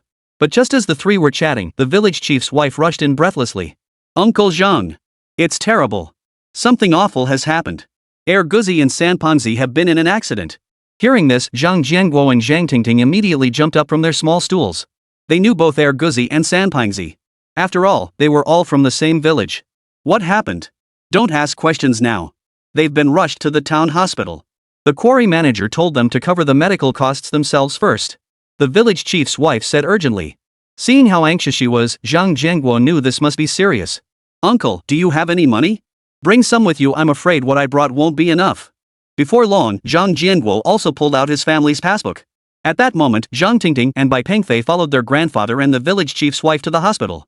By the time the four arrived, Guzi and Sanpangzi had already been wheeled into the operating room. Their families and some villagers had also gathered at the hospital. What exactly happened? Zhang Jianguo asked anxiously upon seeing the village chief. The village chief frowned and explained, Guzi and Sanpangzi both work at the quarry. It probably rained last night, making the mountain path slippery. They fell straight down from halfway up the mountain. Even though they had safety ropes, they took quite a hard fall. Uncle! This should count as a work injury, right? The village chief's wife asked from the side. Work injury? That's hard to say. The quarry has hired a lawyer, claiming they never signed a contract. I don't know the specifics yet. The village chief sighed beside him. Listening to the village chief's words, Bai Pengfei fell deep in thought. About half an hour later, a nurse hurried out from inside. Seeing her emerge, the crowd immediately gathered around. How are they doing? As the former village chief, Zhang Jianguo was deeply concerned about Ergo and Sanpang's condition. The nurse shook her head and said, their conditions aren't looking good. We need family members to come sign the consent forms. Zhang Jianguo hastily waved for the two men's families to come forward. The nurse then added, the costs are going to be substantial. You'd better get the deposit ready quickly. Ergo's wife and Sanpang's father froze upon hearing this. Finally, Sanpang's father asked, how much will this cost? 100,000. Hearing that figure, Ergo's wife collapsed onto the floor. Sanpang's father also fell silent. This sum was clearly beyond their means. I have 150,000 here. I'll cover it for you first. We'll figure out the rest later. Zhang Jianguo pulled out his passbook. Zhang Tingting also said, don't worry, money isn't an issue. Seeing the expressions on Zhang Jianguo and Zhang Tingting's faces, Ergo's wife and Sanpang's father were momentarily at a loss for words. With that, the nurse turned and headed straight back into the operating room. Pengfei, go withdraw the money and hand it over to the hospital, Zhang Jianguo said, placing the passbook into Bai Pengfei's hands. I'll go with you. Zhang Tingting followed closely behind Bai Pengfei as they left the hospital. In no time, they withdrew the money from the bank. After returning to the bank, Bai Pengfei deposited the entire sum as a deposit before heading back to the operating room entrance to wait anxiously. For now, there was nothing else to do but wait outside for news. About an hour later, a nurse rushed out again. Approaching the group, she urgently announced, it's critical. Family members must come sign consent forms immediately. Both patients are experiencing severe hemorrhaging. Upon hearing this, Ergo's wife fainted immediately. Everyone's expressions turned tense. But there was nothing to be done now, they had to steel themselves and sign the papers. Bai Pengfei knew he had to do something, or these two would be in grave danger. His watch, it should be able to save one of them. But upon arriving at the operating room, Bai Pengfei found himself stumped. Because right now, he couldn't even get inside the operating room. What could he do? Just then, a nurse emerged from inside and said calmly, the patient is near death. Family members may come in for a final farewell. The moment the words left her mouth, the families of Ergo and Sanpang began to weep. But Bai Pengfei charged straight in. You can't go in there. You need to put on a gown, a medical gown. In his urgency to save a life, Bai Pengfei couldn't afford to hesitate. He rushed in without hesitation. The surgery had just concluded, and the two men were being wheeled out into the corridor by the doctors. The monitoring equipment was still attached to their bodies. Judging by the doctor's grave expression, the situation didn't look promising. You must be family. I'm sorry. We did everything we could, but their injuries were too severe. We couldn't save them. However, they should still be conscious. If there's anything you want to say, now is the time. Watching their gradually weakening breaths, Bai Pengfei raised both hands, adjusted his watch's power to maximum, and injected biological weaknesses into each of their bodies. Several doctors watched Bai Pengfei's strange actions and frowned. A younger one sternly rebuked him. What are you doing? This is a hospital, not some altar for your rituals. The doctors couldn't be blamed for their reaction. Bai Pengfei's actions were truly. Bai Pengfei quickly withdrew his raised hands and said, hurry. They should be revived by now. Get them back to the operating room immediately. They need security. Security. One doctor had already grown impatient. Four security guards rushed in moments later. Just then, the nurse returned from outside and, seeing the situation, hurried forward to explain. I'm so sorry. This family member must have gotten too emotional. I'll take him out immediately. With that, the nurse pulled Bai Pengfei toward the exit. Hey! They're ready. Hurry up and wheel them back. Bai Pengfei pointed at Sanpang and Ergo, shouting anxiously. Bai Pengfei knew that even though the two had undergone biological weakness stimulation, they still needed treatment at this moment. I understand how you feel, family member, but the two of them have already. Chapter 163, Disclaimer Agreement. They've regained spontaneous breathing. Their blood pressure is rising. Eyes open, consciousness restored. The nurse monitoring the equipment beside them looked utterly astonished. The lead surgeon came over to examine the monitor. But then he hurriedly waved his hand and shouted, back to the operating room. In an instant, all the doctors and nurses returned to the operating room. Only Bai Pengfei and the four security guards remained in the hallway. The four security guards stared at Bai Pengfei in astonishment. The older security guard gave Bai Pengfei a faint smile and said, I saw everything just now. Master, what's your Dharma name? Bai Pengfei. Amitabha Buddha. This humble monk hails from the spider cave on Flower Fruit Mountain. The four security guards. After Bai Pengfei emerged, everyone gathered around him. So, what happened? The nurse just said they seemed to. Bai Pengfei smiled and waved his hand dismissively. It's fine. No life-threatening injuries. Don't worry. Hearing Bai Pengfei's words, everyone's hearts finally settled. I told you they wouldn't die so easily. Look, Attorney Kong, I was right. I'll tell you what, these troublemakers love to exaggerate things. When there's nothing wrong, sigh. They just have to make a big fuss, like it's life or death. What for? Just to extort some money from us. Rest assured, Manager Liu. With me here, they won't get a single penny. At the stairwell entrance, the bald-headed Lu Haizhu approached, accompanied by a man dressed in a suit and leather shoes. But when Lu Haizhu spotted Bai Pengfei, his smile vanished instantly. Bai Pengfei? Lu Haizhu recalled the incident at the market a few days prior. If it weren't for the quarry's recent troubles, Lu Haizhu would have already sent men after Bai Pengfei. In fact, after that day, Bai Pengfei had been puzzled why hadn't that bastard come looking for revenge? Seeing his smug expression, Bai Pengfei nodded and said, yes, it's me. What's up? Poof. Lu Haizhu snorted and said, we'll settle our business later. Rest assured, I'll find you. With that, Lu Haizhu walked over to Ergo's wife and Sanpang's father. After sizing them up, he plopped down on a hospital bench and waved his hand dismissively. At that moment, Lawyer Kong pulled out 2,000 yuan and 2 contracts, stating, I'm here on behalf of Yang Stone Company to offer our condolences. Here's 2,000 yuan as a condolence payment. Please accept it. The two stared at the money before them, momentarily stunned. Just as both were reaching out to take it, Lu Haizhu suddenly stood up and said, hold on. He slammed the 2 contracts down in front of them and declared, if you want the money, you have to sign these first. Bai Pengfei leaned in to read the contract's title. Liability Waiver Agreement. Seeing everyone staring at the contract, Lu Haizhu clearly grew impatient. He stood up abruptly and snapped, what are you staring at? Can you even read this? Just sign it and take the money, end of story. Manager Liu. This isn't right. It says, injuries are personal responsibility. And it wasn't during work hours? That's not fair. My son got hurt at the mine, and he was definitely on the job. Sanpang's father protested. Uncle. If you insist on arguing like this, you won't get a single penny of that 10,000 yuan. Zhang Jianguo stepped forward, snatching both contracts. You think paying 20,000 yuan will settle this? Are you kidding me? These two were injured while working at the quarry. You're responsible for the surgery costs and all follow-up treatment. Hey, old man, the family hasn't said anything, and you. At that moment, Lawyer Kong stepped forward. Legally speaking, they weren't even official employees of the quarry. They never signed labor contracts with us. So this 20,000 yuan is merely a goodwill gesture, not compensation. Attorney Kong patted the father of the third fat man on the shoulder and said, "Uncle, your son never signed any labor contract with us. Therefore, the quarry bears no responsibility for his injury. It's just that Mr. Song is a kind man, offering your family 10,000 yuan as a gesture of sympathy." At that moment, Lu Haizhu chimed in, "Uncle, this 10,000 yuan is actually coming from my brother-in-law because he respects me. We're neighbors after all, would I lie to you?"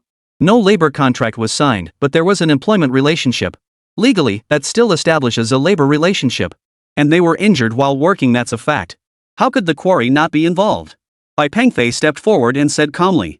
Seeing Bai Pengfei step forward, Lu Haizhu felt a wave of frustration wash over him. He knew Bai Pengfei was right. At that moment, Attorney Kang's expression also turned grim. "Fine, since you put it that way, go ahead and sue. Let's see if you can afford to drag this out," Lu Haizhu said smugly. Moments later, Lu Haizhu whispered, "Uncle, you can't afford to drag this out against the company. Just sign. If you think 10,000 yuan is too little, fine, I'll cover it. I'll add another 10,000 for you." Hearing Lu Haizhu's words, Ergo's wife and San Pang's father both froze. Unsure how to respond, they both turned their gaze toward Zhang Jianguo. Zhang Jianguo shook his head at them. "Since you refuse to pay compensation, we'll take this to court. Don't be afraid. They want to settle for 20,000 yuan, we can't agree to that," Bai Pengfei stated bluntly. Hearing Bai Pengfei's words, Ergo's wife and San Pang's father both nodded in agreement. Faced with this situation, Lu Haizhu felt so frustrated he didn't know what to say. What could have been settled for 20,000 yuan had turned into this. Damn Bai Pengfei. You wait. After shooting Bai Pengfei a vicious glare, Lu Haizhu hastily pocketed the money and coldly told Lawyer Kong, "Let's go." Attorney Kong, feeling thoroughly humiliated, followed Haizhu out of the hospital. Chapter 164, Ignorance is truly terrifying. After handling matters at the hospital, Bai Pengfei took Zhang Tingting back to his grandfather's house. Zhang Jianguo hadn't returned. As the village's former chief, and with San Pang and Ergo both related to him by marriage, he stayed behind to handle matters at the hospital. Upon arriving home, Zhang Tingting, feeling exhausted, retired to her room to rest. Her treatment was set to begin within the next couple of days. As darkness deepened, the lights at the quarry in the neighboring village began to glow. But what Bai Pengfei hadn't expected was that at that very moment, a little squirrel actually ran in through the front gate. But this squirrel was incredibly dirty.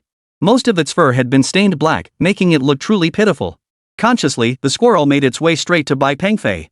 It showed no fear of Bai Pengfei, merely circling around him as if it had something to say. This puzzled Bai Pengfei. Before long, a red glow suddenly appeared in the little squirrel's eyes. This startled Bai Pengfei. Then, images began projecting directly from the squirrel's eyes? Bai Pengfei realized it was a robot. As he watched the images projected by the robotic squirrel, Bai Pengfei's mood grew increasingly somber. He never imagined this quarry would be polluting the environment to such an extent. After the footage finished playing, the robotic squirrel walked straight toward the entrance. It gestured for Bai Pengfei to follow. After seeing those images, Bai Pengfei decided to go take a look. He also wanted to find out who was controlling this squirrel. Though he felt a bit afraid, he still followed. The robotic squirrel led Bai Pengfei toward the quarry. After navigating the mountains for over half an hour, the mechanical squirrel finally halted. Before Bai Pengfei now stood a simple wooden hut. It was very close to the quarry, and beneath the wooden hut lay a large puddle. The cabin was brightly lit inside, where two men were chatting. Upon spotting the cabin, the mechanical squirrel paused for a moment before cautiously approaching. Bai Pengfei also crept cautiously to the rear of the wooden structure. Bai Pengfei still couldn't figure out why the mechanical squirrel had led him here. Just as Bai Pengfei drew near the wooden hut, he heard the voices of several men inside. Come on, cheers. Brother Lu, why don't we go check? We can't let those damn squirrels damage the pipes again. It'll be fine this time. There's an electric fence all around the pipes. If those stinking creatures dare come near, we'll have a special treat tonight. Ha ha ha ha. Brother Lu, why did Boss Yang yell at you today? Damn it. Don't even get me started. This afternoon I went to the hospital with Lawyer Kong, but we didn't get anything done. Damn it. It's all that guy surnamed Bai's fault. He just had to stir up trouble. Hearing this, Bai Pengfei smiled faintly. So this room belonged to that bald-headed Lu Haizhu and his henchman. Brother Lu, who's this Bai guy? Tomorrow I'll bring some guys to teach him a lesson. Exactly. Damn it. If he dares mess with us, he must be out of his mind. Yeah, that kid needs a lesson. But we gotta be careful that Bai guy's got some skills. Lu Haizhu recalled the day he'd been beaten at the market. Don't worry, bro. I've got the gear. Come on, let's keep drinking. Just then, the squirrel robot little squirrel crept over from the side. It bit Bai Pengfei's leg with its mouth, trying to pull him aside. Bai Pengfei was puzzled. Wasn't this robotic squirrel the one who brought him to this little wooden hut? Well, he was already here anyway. Bai Pengfei hurriedly got up. The two cautiously left the wooden hut, following the machine squirrel's footsteps to the puddle beneath it. But upon arriving, Bai Pengfei caught a whiff of a foul, pungent odor. Damn it! What is that smell? Bai Pengfei was puzzled. Mountain pools were supposed to be fresh water, they shouldn't smell like this. And this smell wasn't just the stench of stagnant water. Squeak, squeak, squeak. Just then, 7 or 8 small dark shapes suddenly emerged from the nearby grass. Under the moonlight, he got a closer look. They were 7 or 8 little squirrels. But 2 of them seemed injured, with scorched marks on their bodies. Bai Pengfei. This. Just then, the mechanical squirrel led its companions forward. Seeing this, Bai Pengfei followed behind. But the further he went, the stronger the smell became. Only when he reached the edge of this watery pool did Bai Pengfei stop. What he saw before him left him utterly stunned. The usually clear and clean water surface was now murky and filthy. Dead fish and shrimp floated on the surface, and an odd stench filled the air. Bai Pengfei frowned deeply. Gurgle. A peculiar sound emanated from the water's edge nearby, followed by a large mass of black water surging up from the surface. Bai Pengfei stepped forward to investigate. Holy!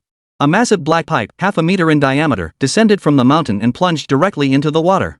The black water that had just appeared was flowing out from this very pipe. The pipe descended precisely from the wooden house above, no wonder the foul odor was wafting from this very spot. However, the large pipe was surrounded by barbed wire, and some small flying insects that landed on it were instantly scorched. Bai Pengfei knew this was an electric fence. Now Bai Pengfei understood why the little machine squirrel had brought him here. So that's why. And judging by the injuries sustained by the other squirrels, it was likely these electric fences that had caused the injuries. No wonder he'd overheard them talking about pipes and electric fences earlier. So that's what it was all about. The little machine squirrels were sabotaging these sewage pipes, and Lu Haizhu and his crew actually installed electric fences on them. That's downright vicious. And this is industrial wastewater, it's toxic. Bai Pengfei knew this must be wastewater from the quarry. Quarry stones usually go through crushing machines to break them into smaller pieces. Some companies use chemicals to wash the stones to reduce their hardness, and this black water was likely the wastewater left over from that process. Ha ha ha. At that moment, laughter erupted from several men behind him. Leading the group was none other than Lu Haizhu. He held a baseball bat in his hand and said, "You little punk. I was looking for you, and here you are, walking right into my trap." In an instant, 5 or 6 flashlights shone brightly, blinding Bai Pengfei so he couldn't open his eyes. Then, one of the men spat out a curse before charging forward, wielding an iron bar. The guy didn't hold back, aiming straight for Bai Pengfei's head. But Bai Pengfei remained unflustered. He sidestepped the blow, then delivered a kick straight to the man's bulging rear end. Splash! The black water behind Bai Pengfei instantly splashed up in a huge spray. No wonder to Bai Pengfei, the man's movements had seemed like slow motion. Attack! Hit him! If anything happens, it's on me. Lu Haizhu bellowed. With that, the men behind him charged forward. Ah! Oh! Holy! Keep in mind Bai Pengfei was wearing a watch at the time, so these few punks. Thud! Thud! Thud! After several consecutive thuds, only Lu Haizhu remained standing opposite Bai Pengfei. You. For a moment, Lu Haizhu didn't know what to say. Who would have thought Bai Pengfei could fight like this? What are you doing? Don't come any closer. Lu Haizhu held the baseball bat, pointing it at Bai Pengfei while backing away. Don't come any closer. Don't come any closer. Lu Haizhu pointed fearfully at Bai Pengfei. Bai Pengfei lunged forward in a single stride, then delivered a kick straight to Lu Haizhu's midsection, sending him crashing into the metal pipe. Lu Haizhu's body slammed face first into the pipe. And this pipe was electrified. His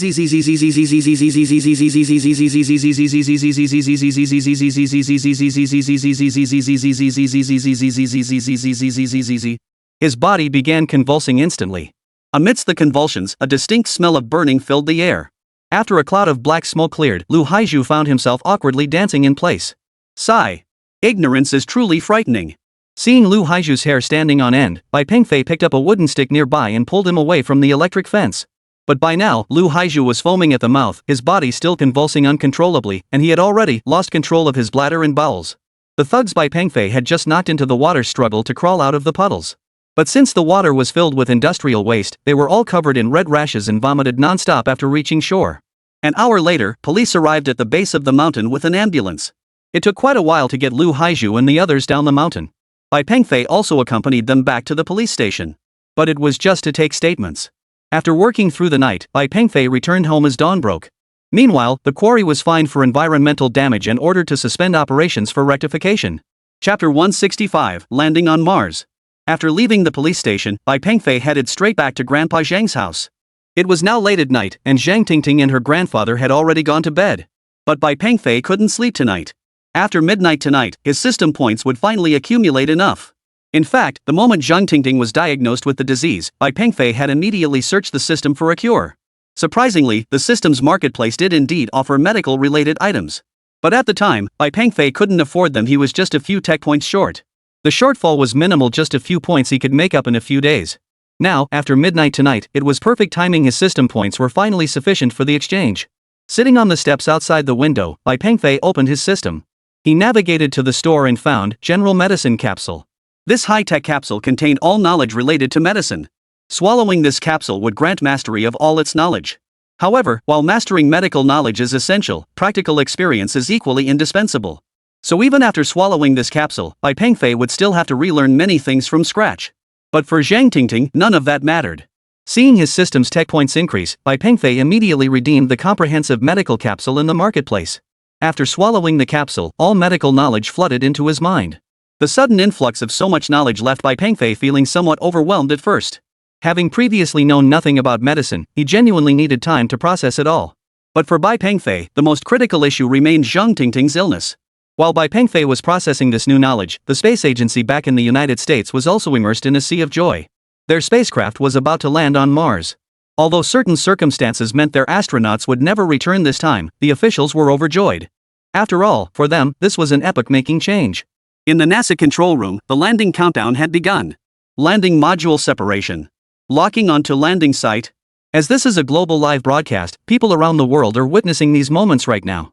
American netizen, so exciting. So exciting. We'll be the first to land on Mars. American netizen, impressive. Our technology is unmatched.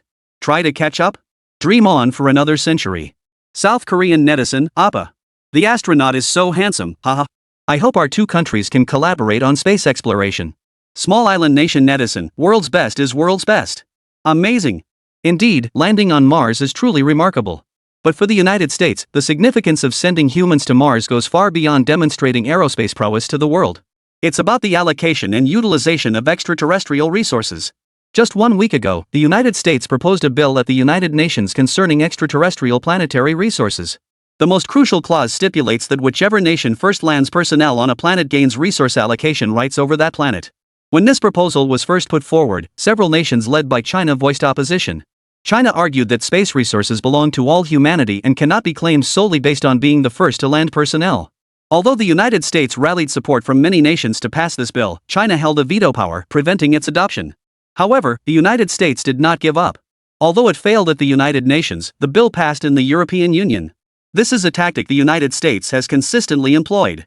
Whenever disputes arise in the future, they will inevitably invoke this precedent. Naturally, China categorically rejects these so-called bills from such worthless alliances. Take the command center. Main parachute deployed. Astronaut status, good. Temperature normal, signal feedback normal, retro rockets functioning normally. Inside the spacecraft, several astronauts smiled at the camera and waved. This moment was naturally witnessed by countless netizens. Of course, if they knew the spacecraft's fuel wouldn't be enough to make it back, who knows if they'd still be smiling. Landing countdown.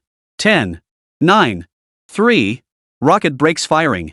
2, 1, success. Landing successful. A wave of enthusiastic applause erupted in the command center. Some people even shed tears of excitement. Mr. Smith even addressed global netizens with fervor. From this moment onward, human space exploration will enter a new era. In the near future, our beautiful country will lead our allies into space, jointly developing and utilizing space resources. The implication couldn't be clearer. Led allies. If they weren't allies, then. Upon hearing this, America's allies were overjoyed. South Korean netizen, Appa, it's great to have a big brother. Australia, we look forward to collaborating with you. Small island nation, hopefully in the near future, our exclusive films can be shot on Mars. Let's make a Mars amateur series. Inside the China National Space Administration. Director Guan. Their fuel seems insufficient. Should we? Guan Zheqi waved his hand to cut off his colleague. I need to consult higher-ups on this. What's the current position of Bai Guisher's satellite? It has already entered Mars orbit. Guan Zheqi nodded. Good. Proceed with the original plan. Although the pretty country spacecraft had already landed, the astronauts inside couldn't exit just yet. After all, they needed to thoroughly scan the external environment first. For now, they could only deploy a small robot outside. Meanwhile, the astronauts inside the spacecraft had preparations to make. The Mars spacesuits were extremely cumbersome, severely restricting the astronauts' mobility inside the spacecraft. After over an hour of external reconnaissance by the small robot, the command center finally authorized the EVA. As the most accomplished astronaut from the United States, Amster would be the first to exit the spacecraft. Amster pushed open the spacecraft hatch and leaned halfway out. At that moment, the command center erupted once more in enthusiastic applause. Netizens worldwide were watching his every move. Amsterdam slowly descended the ladder and stepped out of the spacecraft. Soon, his feet touched the Martian surface. At that very moment, he declared before the entire world, "This is one small step for me, but one giant leap for mankind. Welcome! A warm welcome." Before he could finish his sentence, the radio in his ear crackled with Chinese voices. Turning his head in his bulky spacesuit, he saw two Chinese nationals waving national flags at him. This scene, captured by the overhead surveillance camera, was broadcast live to the entire world. Chapter 166, Surprised. Seeing the two Chinese astronauts in front of him, Amster was stunned. Welcome! Welcome! Welcome to Mars! The two Chinese astronauts, waving their national flag, continued communicating with the other party via radio. It wasn't just the American astronauts who were stunned. Netizens around the world were equally dumbfounded. American netizen, what the hell is this? How can there be people on Mars waving the Chinese flag? Did the Chinese land on Mars long ago? Holy crap, did China land on Mars long ago? South Korean netizen, what's going on here? How did Chinese people appear? Could this Mars landing be a joint project between the US and China? No way. Didn't you see? The Chinese are waving their flag to welcome them. Japanese netizen, I'm speechless. Never imagined the Chinese had already landed on Mars. Chinese netizens watching the livestream were also buzzing. My country rocks. What's going on here? When did they land on Mars? Why hasn't this been made public? No need to say more. Let's wait for the official explanation from the space agency. Naturally, such monumental news prompted China's spokesperson to immediately convene a press conference. Our nation's Mars program commenced 2 years ago. The reason it wasn't publicly disclosed was due to unforeseen circumstances. We now congratulate the United States on becoming the 129th nation to land on Mars. What does the number 129 signify? Asked a reporter from the United States. The spokesperson smiled faintly and replied, "A year ago, we established an underground base on Mars with the participation of 129 nations. Astronauts from these countries are working there. Oh, and most of these 129 nations are developing countries." Simultaneously, numerous nations worldwide announced their participation in China's Mars program. Pakistan, our brother nation, we thank China for its assistance in space exploration. Long live China-Pakistan friendship. Serbia, we thank China for their assistance and for training our astronauts. In an instant, numerous nations rushed to make their voices heard. Seeing this flood of news, the face of the American official in charge turned green with envy. They had hoped to make a grand show before the world, but never imagined this would be the outcome. Of course, America's allies were dumbfounded too. They had hoped to share in the space resources with their big brother, but now their plans were completely dashed. But the most awkward situation now belongs to the astronauts stranded on Mars. All three astronauts had already exited the spacecraft. Clad in bulky spacesuits, they stared at the two Chinese astronauts before them, dressed in lightweight suits. "Hello, welcome to Mars. Your spacesuits are too bulky. Once you arrive at our base, you can switch to our spacesuits." To accommodate them, two Chinese nationals communicated directly with them via radio in their language. The three stood in a line, each staring at the other, utterly clueless about what to do. No orders had come from headquarters at that moment. But just then, a large Mars rover emblazoned with the Chinese national flag approached from the distance. "Your spacecraft is hopelessly outdated. We'll preserve it as an antique exhibit for future visitors. Whenever you wish to return, you're welcome to ride with us. We operate weekly shuttle flights anyway." Hearing this, the three American astronauts were utterly dumbfounded. Outdated. Antiques. This is the cutting-edge technology of our beautiful country, the culmination of countless scientists' wisdom. And what do you mean there are shuttles back and forth every week? Are you kidding me? The money we spent to get here for the Mars landing was astronomical. And you're talking about a weekly round trip. The trio was utterly flabbergasted. But before they could process it, China's Mars rover extended its long mechanical arm, hoisted their spacecraft, and tossed it straight into the vehicle. "Gentlemen, let's go. Now I'll show you around our base." The Chinese astronaut waved politely to the trio. Though they hadn't received orders to act foolishly, the trio had no choice but to board the Huagua rover. After all, their spacecraft had been loaded onto the vehicle. If they didn't go along, they'd be left behind to die. With no other choice, the three astronauts boarded the Huagua rover, heading toward Huagua's underground Mars base. At that moment, in the conference room of China's space agency, Director Guan Zheqi was grinning from ear to ear. Yet he couldn't help but grumble about Yang Jianbang from the Chinese Academy of Sciences. Hey, Director Yang, your secrecy is a bit much. Such a crucial space mission, and even I, the head of the space agency, wasn't informed. Yang Jianbang of the Chinese Academy of Sciences offered a wry smile. There's nothing we can do. This is a military operation absolutely classified. In truth, Wang Jieqi understood this well. Though he was the head of the space agency, matters involving the military were beyond his purview. He couldn't help but marvel at the CAS technological prowess. A Mars base. That's just too incredible. Director Yang, now that this has been made public, does that mean our space agency will be involved in managing the Mars base going forward? It's not a matter of participation.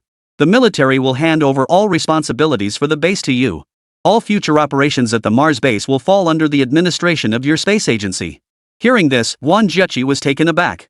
But he quickly grasped the implication and nodded in agreement. Yet one thing still puzzled Wang Jieqi. How could the scientific and technological capabilities of the Chinese Academy of Sciences and the military be so far ahead of the rest of the world? Director Yang, I'm curious, our space agency's technological capabilities are already among the world's best. But let's be honest, even the United States doesn't possess the capability to build a base on Mars. How is it that you? Yang Jianbang smiled, paused briefly, then replied, the Mars base is entirely thanks to Bai Pengfei. It was he who designed the base blueprints and a series of large thrust rockets 2 years ago. Bai Pengfei? The one who built satellites at the Shenyang Space Agency before? Wang Jieqi asked curiously. Yang Jianbang nodded. At that moment, Bai Pengfei sat in the small courtyard, gazing toward Mars. Though he hadn't watched the live broadcast, he knew the pretty country's spacecraft should be landing by now. And that Mars base seemed poised to reveal itself to the world. Gazing toward Mars in the sky, Bai Pengfei smiled faintly before returning to his room. Chapter 167, In High Spirits. The next morning, Bai Pengfei was awakened by a faint, pleasant fragrance. Opening his eyes, he followed the scent to the courtyard. Zhang Tingting and her grandfather were already standing there. The two stood in front of their own courtyard, staring blankly at the vegetables growing inside. The fragrance was emanating from the vegetable garden. How strange. What's happening to these vegetables?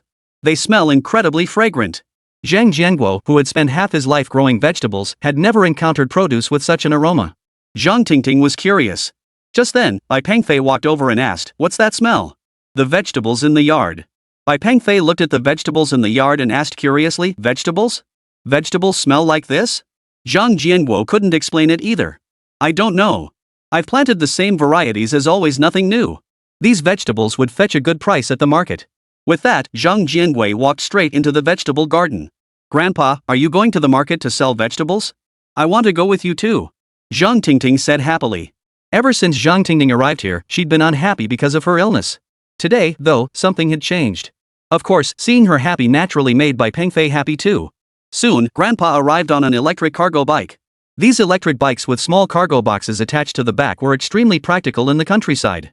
After parking at the gate, Bai Pengfei and Grandpa headed into the vegetable patch to pick greens. But once they got to the vegetable patch, Bai Pengfei was shocked. Good heavens! This was simply outrageous. Forget about the appearance and taste of these vegetables for now. The sheer quantity was outrageous. One cucumber trellis alone had sprouted 20 new baby cucumbers. The tomato plants were no different. Unripe cherry tomatoes hung in clusters like grapes, thick as grapes. The eggplant plants were no different. New little eggplants had sprouted so densely they were impossible to count.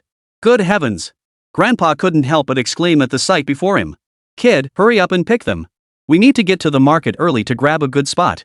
After bustling about for quite a while, Bai Pengfei and Grandpa finally loaded a whole truck with vegetables. The truck was packed full, mainly with tomatoes, cucumbers, and eggplants, along with a few bunches of leeks and celery. After loading everything onto the cart, Bai Pengfei and Zhang Tingting hurried with Grandpa toward the village pier. This so-called market was a general marketplace that opened on the 3rd, 6th, and 9th of every month. On those days, all the merchants and villagers from the surrounding areas would set up stalls here. Of course, even on non-market days, some merchants would still be present, though in smaller numbers. Because the dock offered the best transportation access, the market was established right beside it. Villagers from neighboring villages also came here to buy what they needed. After riding for about half an hour, Bai Pengfei and his grandfather arrived at the pier market. Although it was only a little past 6, some of the prime spots were already occupied by vendors. Stalls here weren't assigned permanently, it was basically first come, first served. However, some vendors who trade here year-round had their regular spots. After selecting a spot, Bai Pengfei unloaded all the vegetables from the cart. As the saying goes, good wine needs no bush. So when Bai Pengfei laid out his produce, it immediately drew a crowd. After all, the produce was exceptionally fresh and appealing. But at this hour, everyone here was a seller. So even if Bai Pengfei's vegetables were top-notch, they wouldn't buy from him. Son, you haven't had breakfast, have you? Go buy yourself something to eat. With that, Grandpa pulled a crumpled 100 yuan bill from his pocket. No need. I have money. Bai Pengfei hurriedly replied. Take it if you're given it, and keep the rest for yourself. With that, Grandpa turned his head and began rolling a cigarette. Seeing Grandpa like this, Zhang Tingting didn't feel right saying anything, so she just motioned for Bai Pengfei to put the money away. After buying some steamed buns and soy milk, Bai Pengfei weaved through the bustling market. The surrounding stalls offered an astonishing variety of goods, fruits and vegetables, clothes and shoes, daily necessities, everything imaginable, and all at remarkably low prices. Clothes 15 each, 15 each. Don't miss out. Fresh tomatoes just arrived 1 yuan per pound. Steamed cakes, jujube cakes, osmanthus cakes. Tofu, tofu. The surrounding cries of vendors rose and fell in waves, mingling with a cacophony of aromas. The sweet scent of corn, the savory aroma of meat buns, the fragrance of liquor, the smoky scent of tobacco, and more. Such a hodgepodge was indeed the quintessential scene of a town fair. Hey there! Isn't this Tingting? City girl. What brings you back to the countryside? Couldn't make it in the big city anymore? After a barrage of sarcastic remarks from the stall, a man emerged from the side with a mocking grin. About the same age as Zhang Tingting, he sported dyed red hair, oversized sunglasses, and a look of disdain on his face. Just taking a few days off to relax at home, Zhang Tingting replied indifferently before ignoring him. This man was actually Zhang Tingting's junior high classmate, Zhang Fuping. Since Zhang Tingting had attended school in this area since childhood, most of her junior high classmates were also from the surrounding area. Hey, hey, hey! Don't go! College student, we were classmates. If you need help, just say the word. But Zhang Tingting ignored him and walked straight back to her grandfather. Hey, old man, how much for these tomatoes? A woman approached, pointing at the tomatoes before him. Zhang Jianguo set down his Hanyan cigarette and replied cheerfully, these are all homegrown, no chemical fertilizers or pesticides. 1 yuan per pound. Looking at the vegetables before her, the woman snorted. Is that all? You call this homegrown? Chapter 168, The Bet. There isn't even a single bug hole on these vegetables. How could they not have been sprayed with pesticides?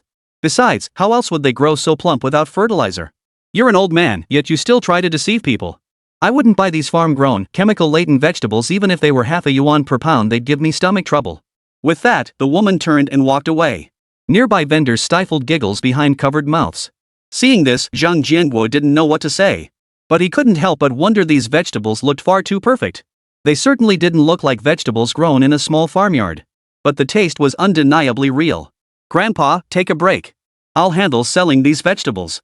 Bai Pengfei stepped forward, volunteered to take the front seat, and then addressed the elderly woman selling free-range eggs beside him. Grandma, could I borrow your marker pen? Sure thing, here you go.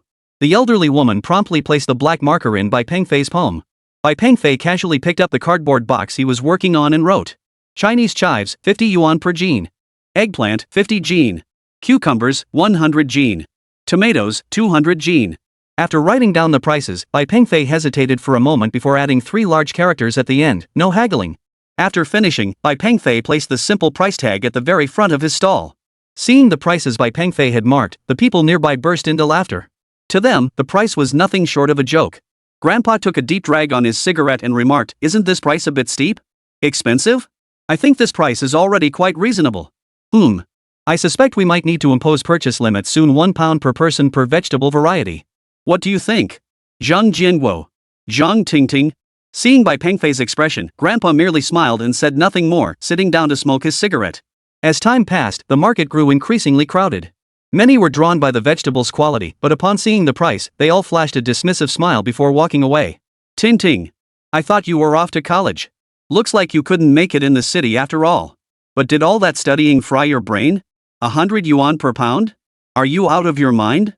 Zhang Fuping sauntered over to the stall, his face twisted in disgust as he spoke. Grandpa's face darkened the moment he recognized Zhang Fuping. He knew Zhang Fuping was Lu Haiju's lackey and a notorious local thug who routinely bullied ordinary folks at the market. He often bought vegetables from people at ridiculously low prices. If you refused, he'd team up with a few local thugs to harass you daily. But at that moment, Bai Pengfei blocked grandfather as he tried to stand up. Glancing at Zhang Fuping, he said, if you think it's too expensive, don't buy it. Damn it, he snapped. Do you know what I do for a living? I handle all the vegetable procurement for the quarry cafeteria. With just your little operation, I could make you earn hundreds a day with a single word. Tingting, what good did your college education do you? You're still stuck selling vegetables. If you'd followed me back then, we'd be living in a townhouse by now. Seeing Zhang Tingting's expression, Zhang Fuping suddenly burst into laughter. Seeing his ignorance, Zhang Tingting laughed too. After the laughter died down, Zhang Fuping continued, "What's wrong, college girl? You've gone quiet. Back then, you were the pride of your teachers. Now, ugh." Seeing his smug expression, Bai Pengfei smiled faintly, deciding to indulge his vanity for the moment. "Yeah, I can't compare to you at all," Zhang Tingting replied, playing along. Hearing Bai Pengfei's words, Zhang Fuping instantly flew into a rage. "What the hell? You're comparing yourself to me? Forget it. The quarry owner is my brother-in-law, Lu Haizhu. I'm second only to the boss at the quarry now. You're comparing yourself to me? Oh my god. Who? Lu Haizhu? Your older brother?" Bai Pengfei recalled the earlier incident. "Yeah, Lu Haizhu is my older brother." "What? Do you know him?" Bai Pengfei smiled faintly and said, "You don't know yet? He's already behind bars, and the quarry's shut down for rectification." "You, how do you know?" "I only found out this morning." "You? Knowing won't change anything. My brother-in-law has connections. He'll be out in no time, and the quarry will resume normal operations." Bai Pengfei gave a bitter laugh. "Let's hope so." At that moment, Zhang Fuping glanced at the prices Bai Pengfei had written down and immediately bellowed at the top of his lungs, "Cucumbers, 100 yuan per pound. Tomatoes, 200 yuan per pound. These vegetables look decent enough, but these prices are outrageous." "Exactly. How much do imported fruits even cost per pound? Good grief, cucumbers cost more than beef." The crowd began murmuring in protest. "After all, every household has these vegetables this season, yet you go and price them in triple digits. Who'd waste money on that?" The crowd grew larger by the minute. Many didn't even know what was happening. Seeing the crowd swell around him, Zhang Fuping felt a surge of satisfaction. "Hey, Tingting, just between us classmates, I'll take all your vegetables. I'll take the whole lot. I'll give you $100, but you have to deliver it to me, okay?" Zhang Fuping put on a pitiful act toward Zhang Tingting. "You think my veggies are overpriced? Let's make a bet. You believe I can sell all this stuff at this price within an hour? At this price? Sell it all in an hour? Are you out of your mind? How about this, let's wager 5,000 yuan on it?" Bai Pengfei said provocatively. Hearing Bai Pengfei's words, a faint smile appeared at the corner of Zhang Fuping's mouth. "Fine, I accept. Alright, I love a good spectacle. I'll be your witness on this matter." A burly man over 2 meters tall, wearing an apron, stepped forward from the crowd. Chapter 169, Pride vs. Profit. This burly man was none other than Zhao, the pork butcher from the market. "Ah, I'm just the type who loves sticking my nose into other people's business. Today, I'll be the witness. Whoever loses won't get away with it." Seeing Zhao step forward as witness, the onlookers instantly perked up. As the old saying goes, spectators never fear a big fight. "I'll time you now. Go ahead." Zhang Fuping gave his watch a proper glance. But Bai Pengfei ignored him for now, instead picking up a tomato and scanning the crowd. "Miss, yes, you there. Could you help me out?" Following Bai Pengfei's call, everyone turned their gaze in that direction. A girl of 17 or 18 stood frozen nearby. "Me? Are you calling me?" "Yes, you.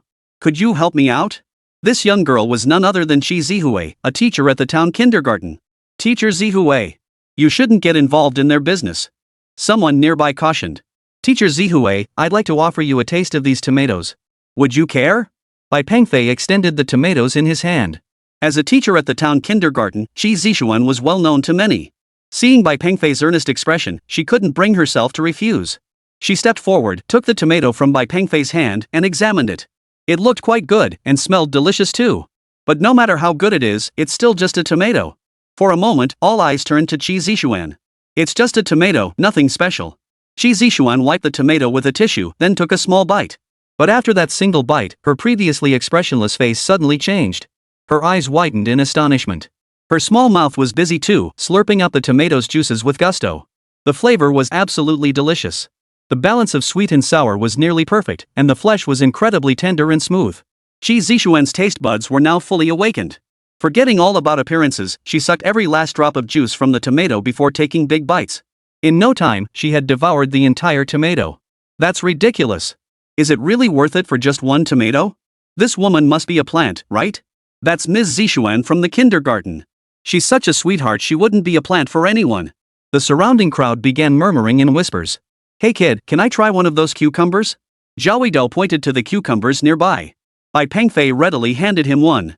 Without a second thought, Zhao brushed off the prickles with his hand and took a big bite. Zhao closed his eyes, unable to finish his sentence before shoving the rest of the cucumber into his mouth. Seeing this, Bai Pengfei hurriedly warned, "The root end, don't eat that." Zhao Dao wiped his mouth. Whatever. How much is this cucumber per pound? 100?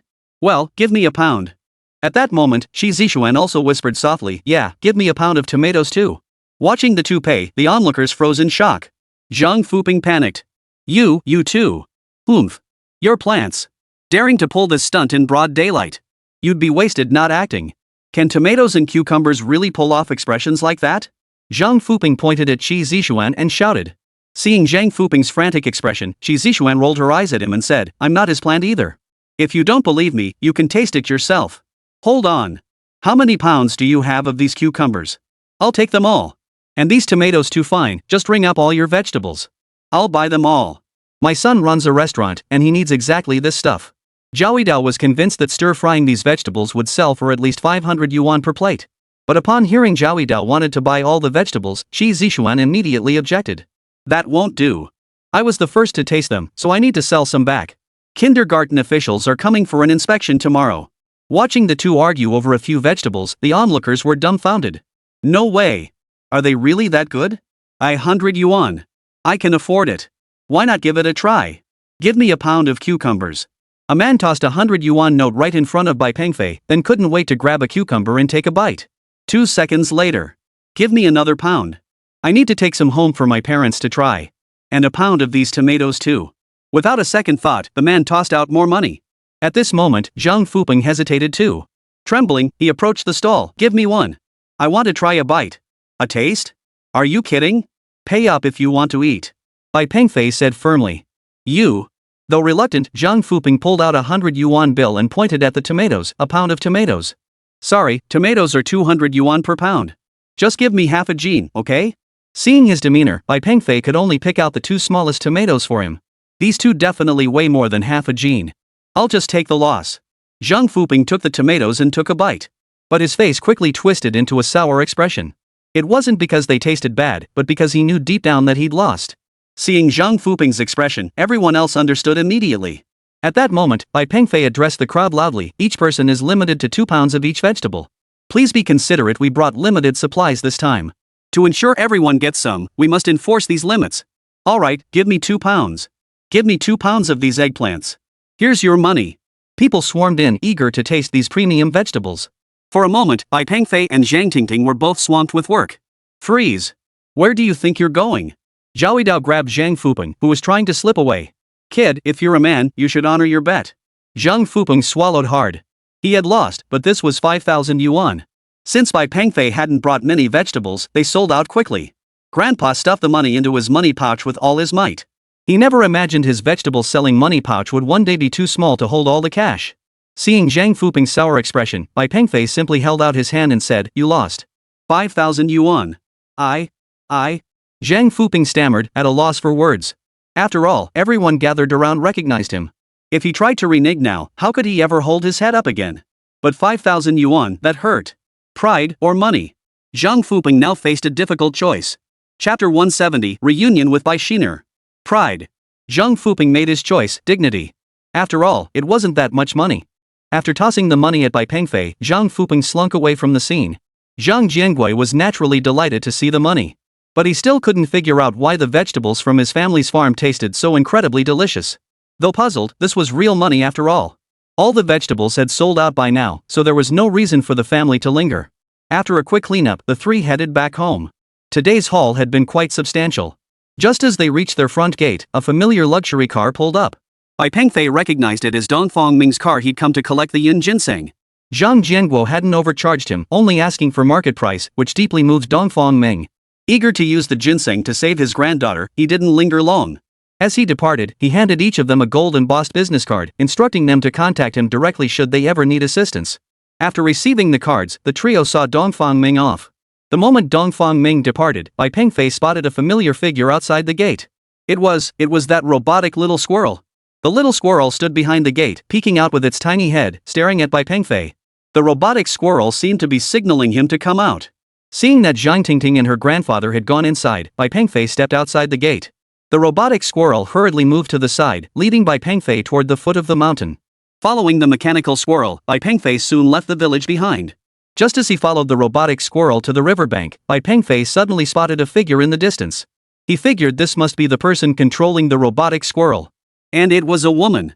As he approached, Bai Pengfei realized it was none other than the girl he had rescued from the cave while searching for ginseng by Cine. What was she doing here? Bai Pengfei felt a surge of curiosity. He never expected to encounter her here. The robotic squirrel immediately came to a stop at her feet. It's you. Bai Cine gave a faint smile. Yes, it's me. Shouldn't you be thanking me? If not for me, how would you have found the Yun ginseng?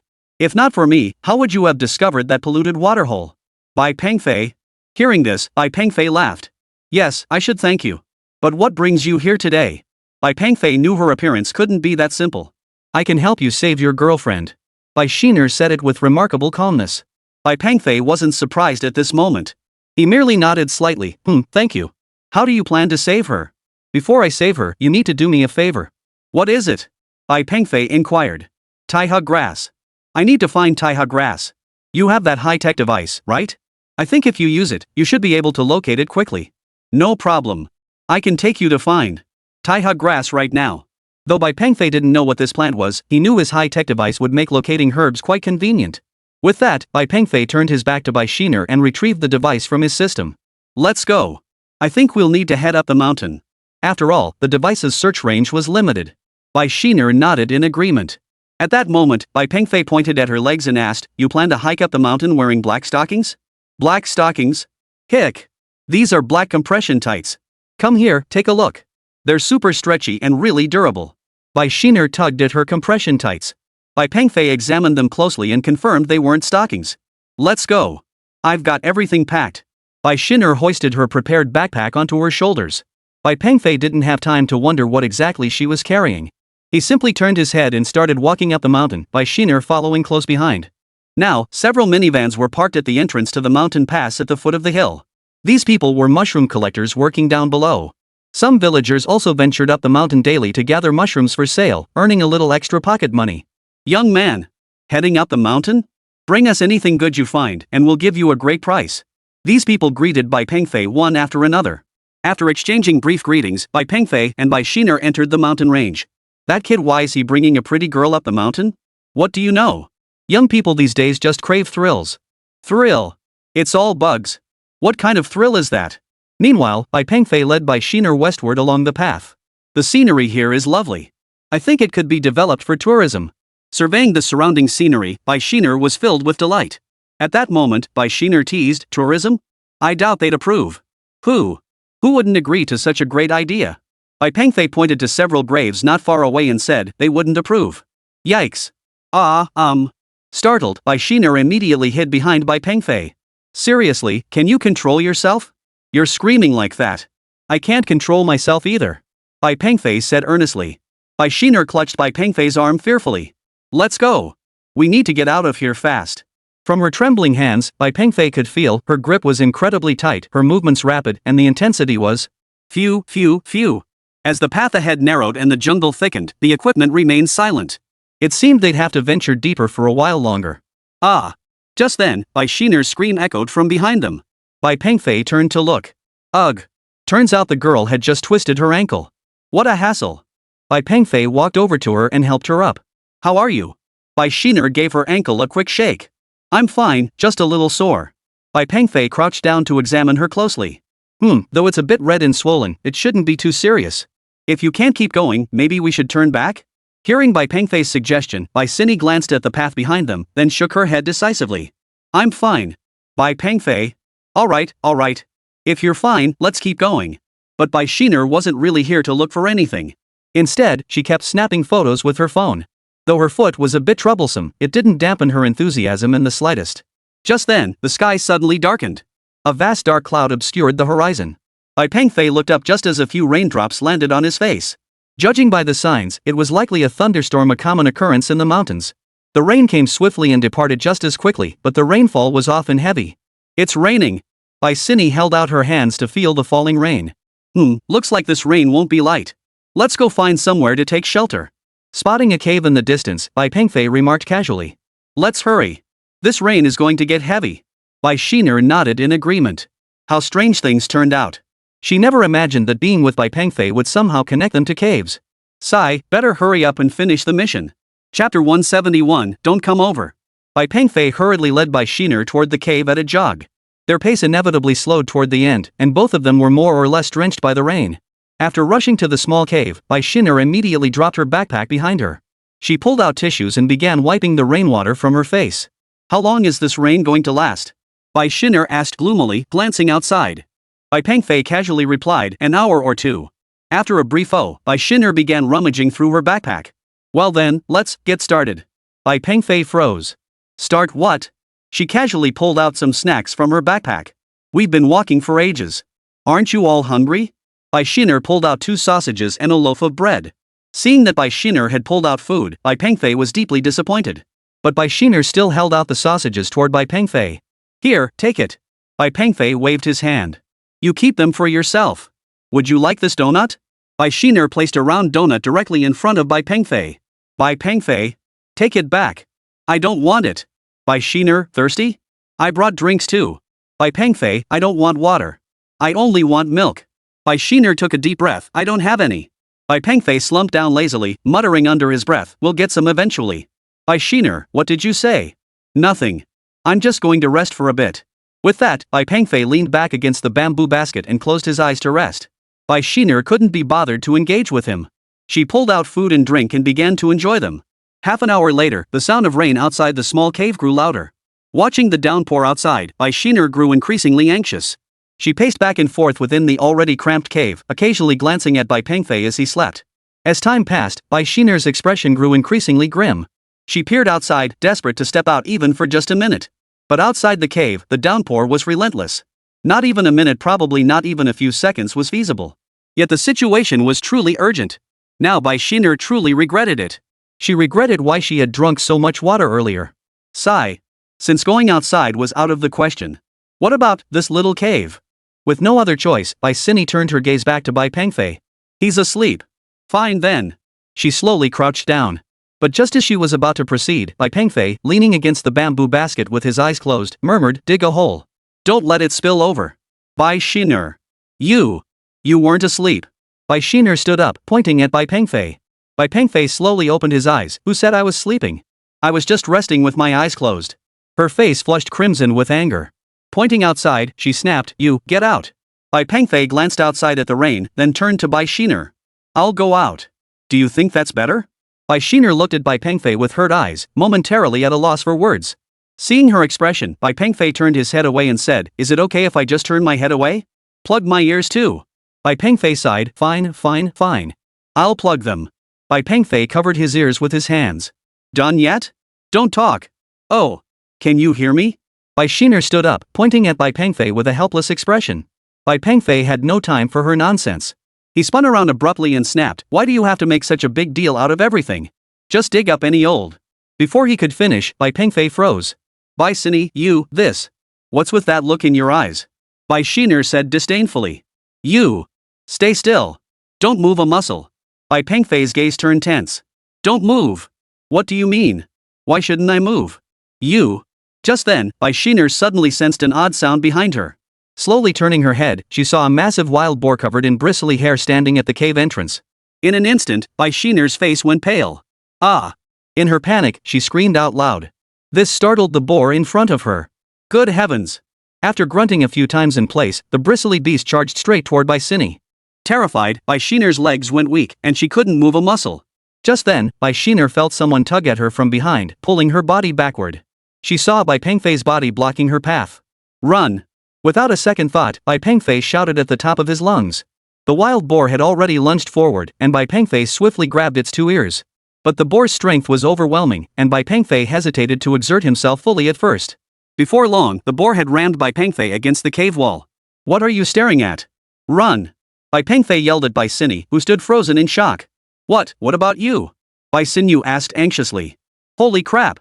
The boar gave another powerful shove, slamming Bai Pengfei hard against the cave wall once more. Forget about me. Just run. Seeing Bai Pengfei's state, Bai Shiner nodded tearfully, then took off running. Bai Pengfei, she really left. But Bai Pengfei didn't dare delay either. He immediately tensed his arms. Before long, Bai Pengfei had pinned the wild boar to the ground. The boar struggled desperately, kicking wildly with all 4 legs, instantly kicking up a shower of stones from the ground. This was one reason Bai Pengfei had sent Bai Sini outside. He feared he might accidentally injure Bai Shiner when he exerted force. But just as Bai Pengfei was about to look for something to tie up the boar, Bai Shiner suddenly dashed back, soaking wet, clutching a miniature spray canister. Without a word, she closed her eyes and sprayed wildly. Ah! SSSSHHH.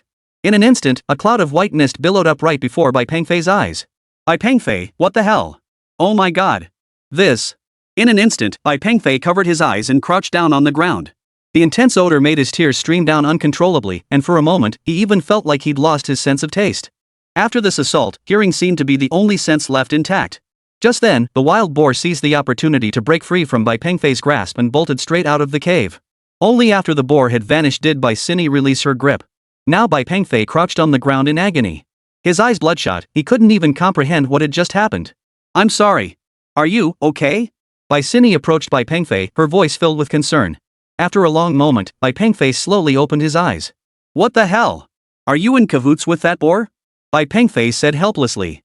Bai Shiner replied apologetically, but I was just trying to save you. Bai Pengfei snatched the spray can from her hand and read the small print on it. Wolf repellent spray enhanced formula. He was speechless. Bai Pengfei, who had been about to get angry, now saw Bai Shiner soaking wet and suddenly didn't know what to say. Her hair was soaked, her clothes clinging to her body. The already lacy tank top now seemed even more. Sigh. With no other option, Bai Pengfei draped his own jacket over her. Bai Pengfei, my feet hurt. Bai Shiner pouted and plopped down onto the ground. Hold on, let me take a look. Bai Pengfei splashed rainwater on his eyes. After a long moment, he managed to open them. He saw Bai Shiner's ankle swollen and red, puffed up like a small steamed bun. She'd twisted her ankle climbing the mountain earlier, and the recent fright had likely worsened the injury during their hasty escape. It's probably just a sprained ankle. Nothing too serious. Ouch. Bai Sini nodded with a grimace. After a while, the rain outside finally stopped. Chapter 172, Bai Guoshir's identity must be revealed. Let's go. The rains cleared up outside. Carry me so we can keep searching. Bai Sini stretched out her arms, signaling Bai Pengfei to come closer. At that moment, Bai Pengfei actually smiled. He set down his high-tech equipment and slowly sat down on the ground. What's wrong? Let's go. Can't you carry me? Bai Sini looked at Bai Pengfei with a smile. Who exactly are you? Bai Pengfei asked indifferently. What? Don't you recognize me? Bai Pengfei simply handed her the electronic device used for locating herbs. Good heavens! Taiha grass was now everywhere. Seeing this, Bai Shiner's face flushed red. She never imagined that the thing she'd casually made up actually existed, and in such abundance. Bai Pengfei added, our last meeting probably wasn't a coincidence either. Those mechanical black snakes must be yours too. In truth, Bai Pengfei had suspected as much the moment he saw that mechanical squirrel. He could tell that the mechanical snake he'd encountered before and this little squirrel shared the same basic mechanical principles. He just hadn't connected the two at the time, until he saw Bai Shiner again. Of course, Bai Pengfei still didn't know what Bai Shiner's true purpose was in approaching him. Faced with his questioning, Bai Shiner didn't bother to hide anything. After a moment of silence, she said, well, since you already knew, why did you play along with me just now? Bai Pengfei shrugged and smiled. Just bored. I was keeping you company. So, was this all part of getting close to me?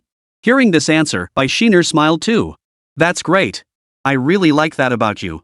Actually, it was your mother who asked me to get close to you. I'm your fiancé. Bai Pengfei. Mother. Bai Pengfei knew his mother was a leader in the ZZG. Wait a minute. What does fiancé even mean? You're the fiancé my mother arranged for me? That's correct. I belong to ZZG's 5th Operations Group.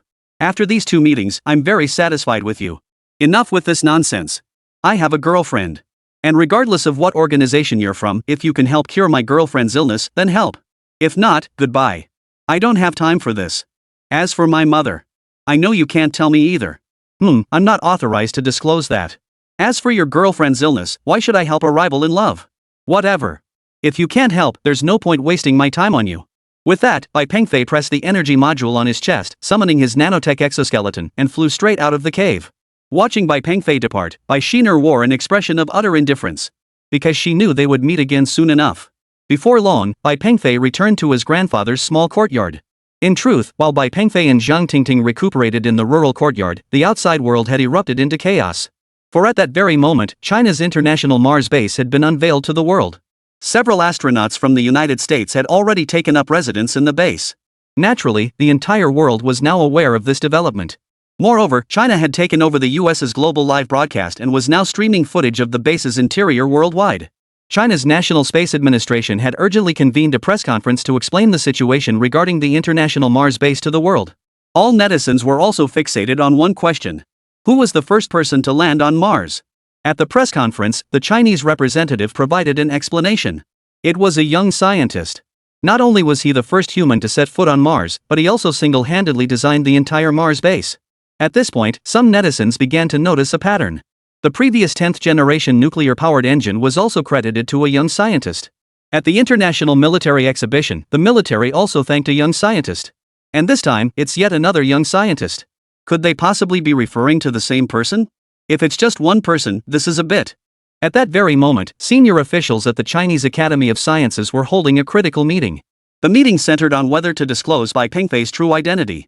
Now that the International Mars Base project had been made public, as the first person to land on Mars and the base's foremost contributor, it was indeed necessary to reveal Bai Pengfei's identity.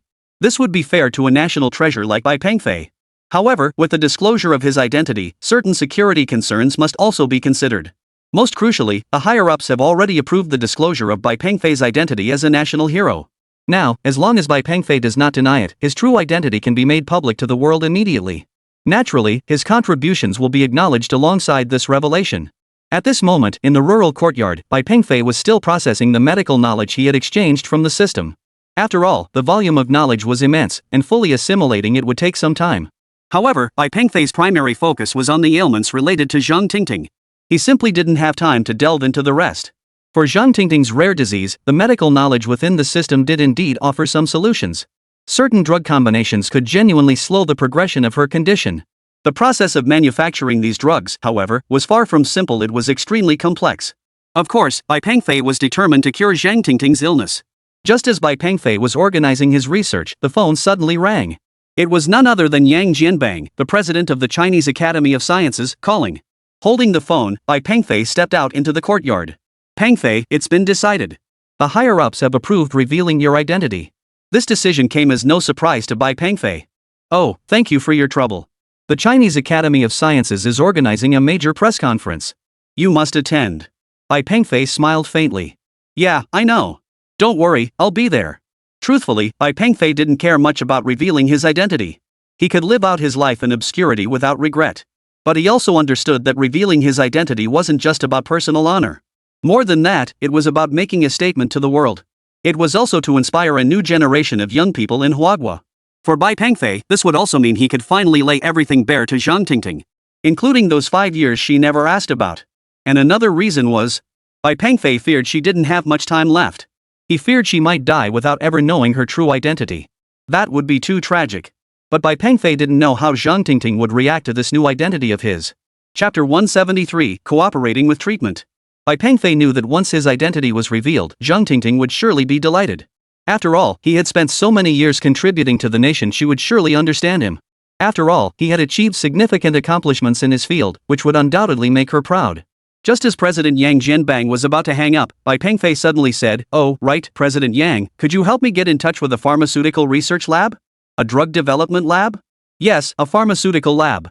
I'll need it for a while, preferably in Shenyang." Dean Yang Jianbang knew Bai Pengfei was exceptionally skilled in technological R&D, but pharmaceuticals, that had nothing to do with mechanical engineering. Still, he knew that with Bai Pengfei, anything was possible. I can connect you with a national-level pharmaceutical research facility, but what exactly do you need a pharmaceutical lab for? Bai Pengfei felt no need to hide anything from President Yang Jianbang. I want to develop a new drug. To be honest, my girlfriend has a rare disease. Currently, there's no medication available to treat her condition, but I want to try developing one myself. Yang Jianbang knew Zhang Tingting and was well aware of Bai Pengfei's feelings for her. Yet when it came to medical matters, Dean Yang Jianbang was truly unfamiliar with this field. After all, different fields are worlds apart. Still, he could assist with the laboratory arrangements. Now that Bai Pengfei had confided in him like this, he understood that Zhang Tingting's condition must be extremely serious. Hearing this news, Director Yang Jianbang felt deeply distressed. Alright, no problem. I'll arrange it immediately and secure the lab for you as quickly as possible. Rest assured, it will be one of the top-tier laboratories in the country. In the meantime, you should take her out to relax. Sometimes, her state of mind is crucial. Listening to Yang Jianbang's words, Bai Pengfei fell silent for a moment. He understood that Director Yang was offering comfort, encouraging him to accept and process what had happened. But Bai Pengfei wasn't one to give up easily. Even if there was only a 1 in 1,000 chance, he would give it his all. Yeah, I know. Thanks for your help. Don't worry, I'll start arranging the lab situation for you right away. They exchanged a few more words before hanging up. With the lab situation now settled, Bai Pengfei breathed a sigh of relief. He knew the challenges ahead were far greater than developing the 10th generation nuclear-powered engine. But Bai Pengfei wouldn't give up. For the sake of his beloved, he would never give up. Truthfully, these days spent at her grandfather's place had genuinely lifted Zhang Tingting's spirits. But this was the countryside after all, with limited medical resources. If anything unexpected happened to Zhang Tingting, it would be a serious problem, a concern Bai Pengfei had harbored since the very first day.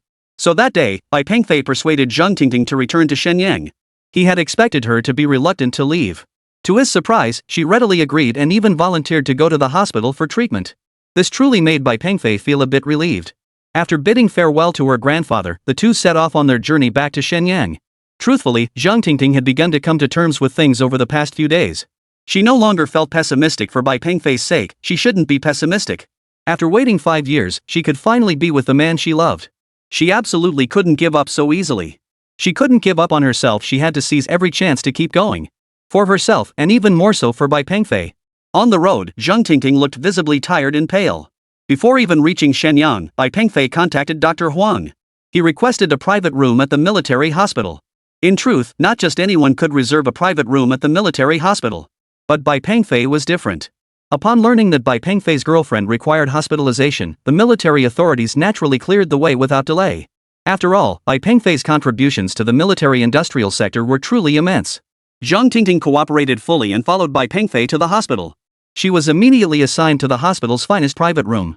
The room contained not only a multifunctional hospital bed but also a single bed beside it. This was Bai Pengfei's special arrangement. The purpose was to allow him to stay by her side. After accompanying Zhang Tingting to the room, Bai Pengfei placed all his belongings inside the cabinet. Watching Bai Pengfei organize her things, Zhang Tingting couldn't help but admire his thoughtful attention to detail. Good heavens! He even brought her favorite underwear. This made Zhang Tingting feel a bit embarrassed. Seeing the faint blush on Zhang Tingting's cheeks, Bai Pengfei chuckled, "What's there to be shy about? It's not like I haven't seen what's underneath these clothes before." Zhang Tingting? Stop it. What are you saying? The environment here isn't bad. Oh, and in a couple of days, there's a surprise coming. You'd better be prepared for it. Bai Pengfei said mysteriously. A surprise? What kind of surprise? He'd already been surprised enough on his birthday just the other day. You'll find out when the time comes. Bai Pengfei remained enigmatic.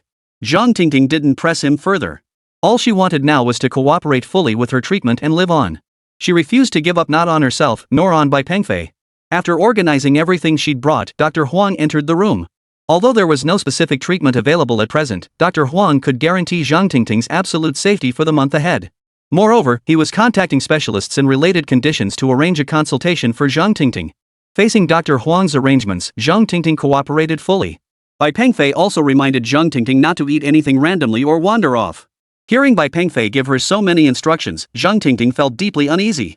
She knew it was highly likely Bai Pengfei was about to leave her again. You're going to leave? Zhang Tingting asked. Bai Pengfei nodded. Yes. I'll likely be very busy from now on and may not visit the hospital often. I'm sorry. Truthfully, Bai Pengfei longed to stay by Zhang Tingting's side. But there was nothing he could do. Hearing Bai Pengfei's words, Zhang Tingting felt a pang of disappointment. Actually, I've been thinking about having your parents come take care of you during this time. And about your condition. I think, well, I should probably tell them. After all, some things couldn't be kept hidden forever. Zhang Tingting understood this too. Given how things had unfolded, hiding it was no longer possible. After a moment's hesitation, Zhang Tingting nodded. She picked up her phone and called her mother. Chapter 174, The lab situation resolved. Hearing their daughter had contracted such a rare disease, the couple was utterly stunned. Their daughter was the apple of their eye. Soon, the elderly couple's sobs filled the air. Is this real? Daughter! When did this happen? Where are you? I'll be right there. As parents, nothing terrifies us more than our daughter falling ill. Especially when it's a rare disease. For a moment, the elderly couple couldn't accept it. Losing a child is unbearable for anyone. Hearing her mother's sobs, Zhang Tingting's heart ached deeply. But what could they do now? They had no choice but to accept reality. Bai Pengfei, standing nearby, didn't know what to say. He could only hand Zhang Tingting a tissue to wipe the tears from her eyes. Upon receiving the news, her parents rushed to the hospital immediately. After sharing the news with her parents, Zhang Tingting felt utterly heartbroken.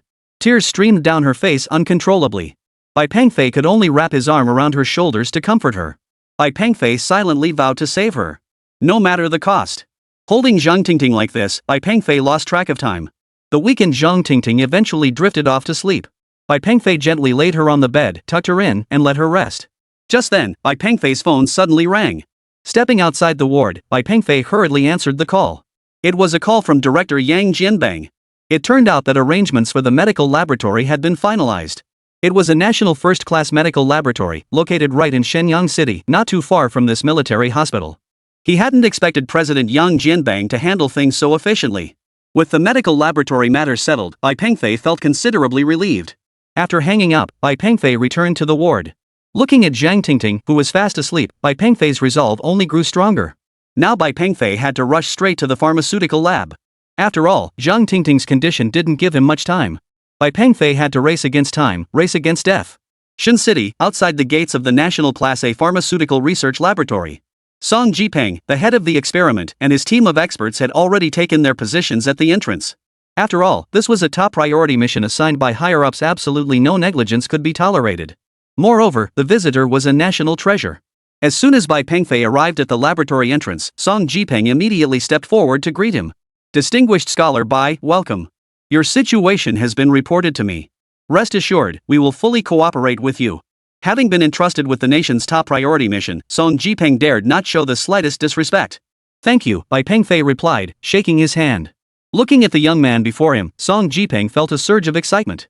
After all, this was the first time he had ever received such an important figure. He hadn't expected this peerless genius to be so young. What a pity that such an outstanding peerless genius had a girlfriend who... What a pity. I'll need to use your lab for a while. My apologies for the inconvenience, Bai Pengfei said politely. Song Jipeng nodded. No problem. I'm aware of your girlfriend's situation. Actually, we targeted her condition in our new drug development last year. Unfortunately, our progress has been slow. Currently, we only have methods to alleviate the symptoms, not yet a cure. Song Jipeng was correct. They had indeed established a project for Zhang Tingting's condition last year. However, progress had been extremely slow. First, it was a rare disease affecting a very small population, which inherently slowed their efforts.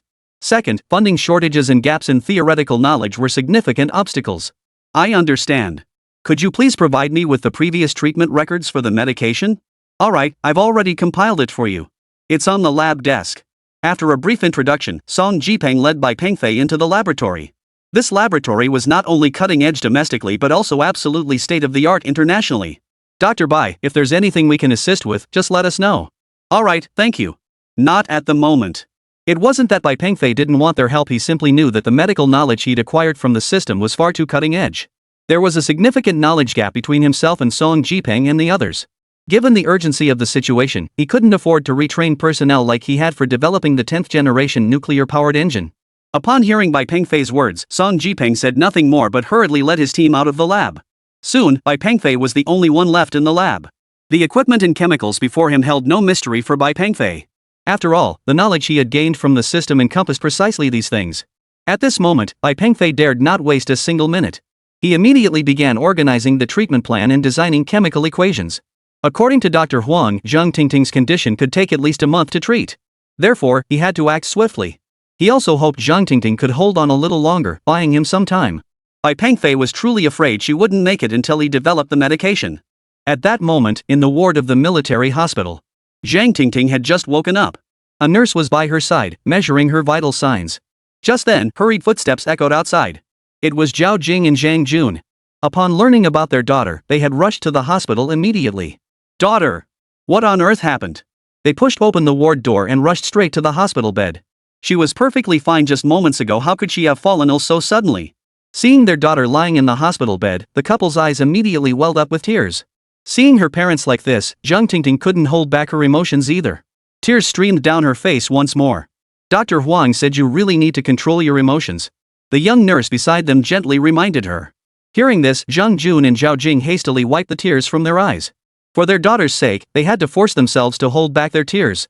Where's Pengfei? Zhao Jing asked. Zhang Tingting wiped the tears from her eyes and said, this hospital room was arranged by him, and Dr. Huang too. It was all by Pengfei's doing. He's gone out now. Zhang Jun knew it too. The military hospital, especially a private room like this, was definitely not accessible to just anyone. Dr. Huang, aware that Zhang Tingting's parents had arrived, came to the room immediately to explain her current condition to them. He held nothing back, telling them the truth plainly. Upon learning how serious their daughter's condition was, the couple's heart sank instantly. But knowing that their emotions could affect their daughter's condition, they held back their feelings. Everything was buried deep within their hearts. Chapter 175, Envy. After watching Dr. Huang explain everything clearly to her parents, Zhang Tingting sighed. After all, it was better to hear it from the doctor. After receiving the doctor's confirmation, though the elderly couple were deeply saddened, they had no choice but to accept this reality. Moreover, they feared it might affect their daughter's emotions, so they dared not show too much sorrow at that moment. The next morning, Bai Pengfei hadn't slept a wink all night in the lab. Upon learning the direction of Bai Pengfei's research, some of the lab's scientists wore expressions of utter despair. In their view, achieving success in such a short time frame was virtually impossible. Though they doubted Bai Pengfei could complete the drug development, they all admired him from the bottom of their hearts. The morning sunlight streamed onto the lab desks. After a sleepless night of work, Bai Pengfei finally stood up, stretched, and walked to the window, letting the sunlight wash over his face. Pushing open the lab door, Bai Pengfei headed toward the cafeteria for breakfast. Good morning, Bai Guesher. Good morning, Bai Guesher. Although Bai Pengfei's identity had not yet been fully disclosed to the public, it was no longer an absolute top-secret matter that could not be mentioned. Therefore, at this national-level medical research institute, everyone was aware of Bai Pengfei's identity. He looks so young. Who would have thought such an accomplished R&D specialist could be so young? My first time seeing a national-level peerless genius in person so thrilling. In the cafeteria, all eyes were fixed on Bai Pengfei. Did you hear? He arrived yesterday afternoon and has been working non-stop in the lab until now without a single break. Sigh, if someone this talented works so hard, what excuse do we have to slack off? Hey, what do you think? Why would a tech researcher suddenly get involved in the medical field? I know apparently he's doing it to save his girlfriend. She has some rare disease. What a noble soul. If I were his girlfriend, I'd die without a single regret. I really want to help him. And getting to work alongside such a national treasure? That's a once-in-a-lifetime opportunity. What are you thinking? Last night I was assigned to deliver coffee to Bai Guesher. I caught a glimpse of the chemical formula he was working out on scrap paper. Guess what? Poof. Just that one formula. I've been trying to figure it out since last night and still haven't cracked it. If anyone's interested, I've got a photo on my phone. I can show you. With that, the man pulled out his phone. The others crowded around. After a moment of viewing, they all fell silent. After all, those working here were elite in pharmaceutical science. Every single one held a doctorate. Precisely because of this, after seeing the formula Bai Pengfei had casually scribbled down, they instantly grasped the gap. It was a gap so vast it felt like a fault line. Though they all deeply admired Bai Pengfei, not a single one approached him at that moment. Bai Pengfei, meanwhile, paid no heed to the gazes around him. He simply focused on eating. Just then, Bai Pengfei's phone suddenly rang. It was Su Qian calling. Since he was eating, Bai Pengfei simply put it on speakerphone. Hello, what is it? What are you doing? Having lunch at the lab cafeteria. Oh, it's been a while since you came by. Just wanted to let you know our revenue this month broke 500 million. According to the contract, 40% of that is yours personally. Bai Pengfei, oh, just transfer it directly to my card. I'm planning a celebratory banquet, you've gotta come. No time. I'm pretty busy lately. You handle it yourself. Su Qian. Anything else? If not, I'll hang up. Su Qian, nothing really, but are you sure you don't? Beep beep beep beep. Before she could finish, Bai Pengfei hung up. Everyone in the cafeteria was stunned into silence. Billions of yuan, just like that, casually, gone. If I had a few 100 million, I'd just lie back and relax. Why bother working anymore? That's the gap between you and a national treasure. Shortly after hanging up, Bai Pengfei finished his breakfast. He headed straight back to the lab to continue his work. It wasn't until evening that Bai Pengfei finally breathed a sigh of relief. Completely absorbed in his experiments, he hadn't noticed the time passing. The afternoon's experiment proved highly successful for Bai Pengfei. Several synthesized antibodies had demonstrated a certain degree of inhibitory effect against the virus causing Zhang Tingting's rare disease. However, Bai Pengfei knew full well that true success remained a distant goal. Meanwhile, in the Chinese Academy of Sciences office, President Yang Jianbang was busy preparing to announce Bai Pengfei's identity. Since the announcement would take the form of a press conference, numerous preparations were required. Here's the list of invited media outlets. Send it out immediately so they can check into the designated hotels and stand by. Also, here are the details for the press conference. Print a copy for Pengfei immediately. Yang Jianbang handed a document to his secretary. The press conference was now scheduled for 2 days later. Yang Jianbang finally breathed a sigh of relief. Over the years, the Chinese Academy of Sciences had truly owed Bai Pengfei too much. Now, at last, his name could be known to the entire nation. May Bai Pengfei adapt well to life in the public eye. Chapter 176, Little Cutie. The press conference date had been finalized, so Yang Jianbang naturally needed to notify Bai Pengfei. Still busy in the lab, Bai Pengfei received Yang Jianbang's call. Pengfei, about that thing we discussed earlier, the press conference date is set. You absolutely have to be there. Bai Pengfei knew this was a press conference about his own identity. It was crucial. Yeah, I'll definitely be there for the press conference. What about your girlfriend? Would you like her to attend too? If she's coming, I can make arrangements in advance. No, she's undergoing treatment at the hospital and can't make it. Bai Pengfei didn't want to trouble Zhang Tingting any further. He just wanted her to focus on recovering fully at the hospital. After exchanging a few more words over the phone, they hung up. After that, Bai Pengfei got busy working in the lab again. After all, there were still many experiments ahead. However, during the time Bai Pengfei was researching the new drug, the entire Medical Research Institute was abuzz over some discarded calculation drafts he had thrown away. It all started with the chemical equation a researcher had displayed during breakfast. This equation, which he had accidentally glimpsed. Shortly after he shared it, the entire institute erupted in discussion. This chemical equation was something these researchers had never encountered before, holding immense research significance for them. Not only that, but the discarded drafts Bai Pengfei had thrown away sent the entire institute into a frenzy. Despite this, Bai Pengfei's experiment made little progress today.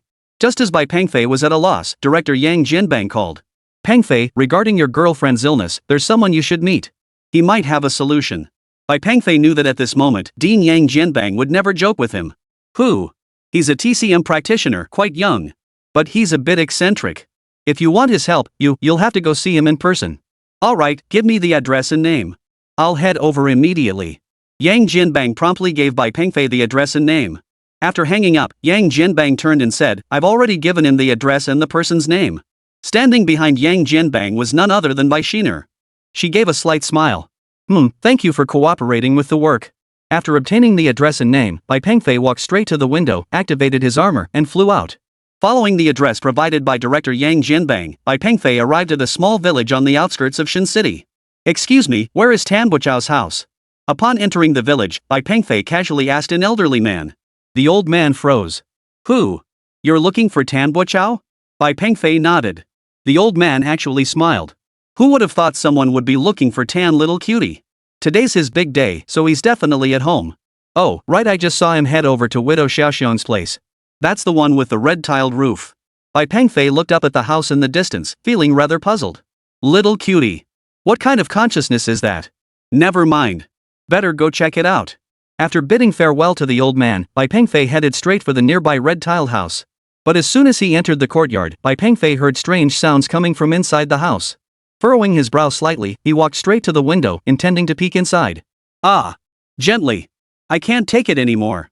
Bai Pengfei saw a handsome young man massaging the legs of a stunningly attractive woman radiating sensuality. Dressed in a short skirt and black stockings, she allowed his skilled hands to press and knead her thighs. Her name was Su Xiang. Though beautiful, fate had been unkind. Her husband had passed away just a year after their marriage. Now she was enjoying the massage service from the young man before her, but his hands lacked control, causing her some pain. Looking at the young man in the room, Bai Pengfei felt a sense of familiarity, but he couldn't quite place where he'd seen him before. Su Xiang then clamped her legs around the boy's hands, sat up, leaned close to his cheek, and said, Tan Buchao, you're getting married today. But in your current state, how are you supposed to consummate the marriage? Tan Buchao just shook his head blankly. Seeing Tan Buchao's handsome features, Sister Xiang squeezed her legs tighter around his wrists and whispered softly in his ear, Want me to teach you? Tan Buchao still shook his head blankly, tugging his arms backward twice, trying to free himself. Though Sister Xiang held him tightly, the stockings were incredibly smooth, and Tan Buchao quickly withdrew his hands. Sis, the massage is done. Can I have the chair back now? That's right, Tan Buchao had come today specifically to borrow the chair. Sitting on the bed, Sister Xiang tugged at her black stockings and gestured to the side. Take it. Watching Tan Buchao's retreating figure, Sister Xiang bit her lip and sighed, what a pity. Such a fine young man, but he's a bit dim. Still, fools have their own luck. His wife is quite pretty. I just wonder if that beautiful wife will catch someone else's eye in the future. Through their conversation, Bai Pengfei realized this handsome young man was the person he was looking for, Tan Buchao. However, when Tan Buchao emerged carrying the chair, Bai Pengfei didn't approach him directly. Instead, he quietly followed behind. Tan Buchao hurried back home carrying the chair. Tan Buchao's father, Lin Tan, now stood at his doorstep, beaming as he greeted the endless stream of guests. Spotting his son returning with the chair, he hurried over, his voice urgent, "Give me that chair. Now go find your mother and have her change your clothes." Tan Bochao set down the chair and nodded uncertainly. "Welcome, welcome. Welcome to my son's wedding." Dressed in a slightly worn but clean suit, a red flower pinned to his chest, Tan Bochao had regular, somewhat handsome features. Yet his face bore a perpetual air of foolishness, his smile simple and vacant, his eyes unfocused. Finally ushering in the last guest, Tan the Lame turned to his son, now dressed in his wedding attire. "Let's go inside. It's time for you to enter the hall and marry." He tugged at his son's sleeve, only to find he couldn't budge him.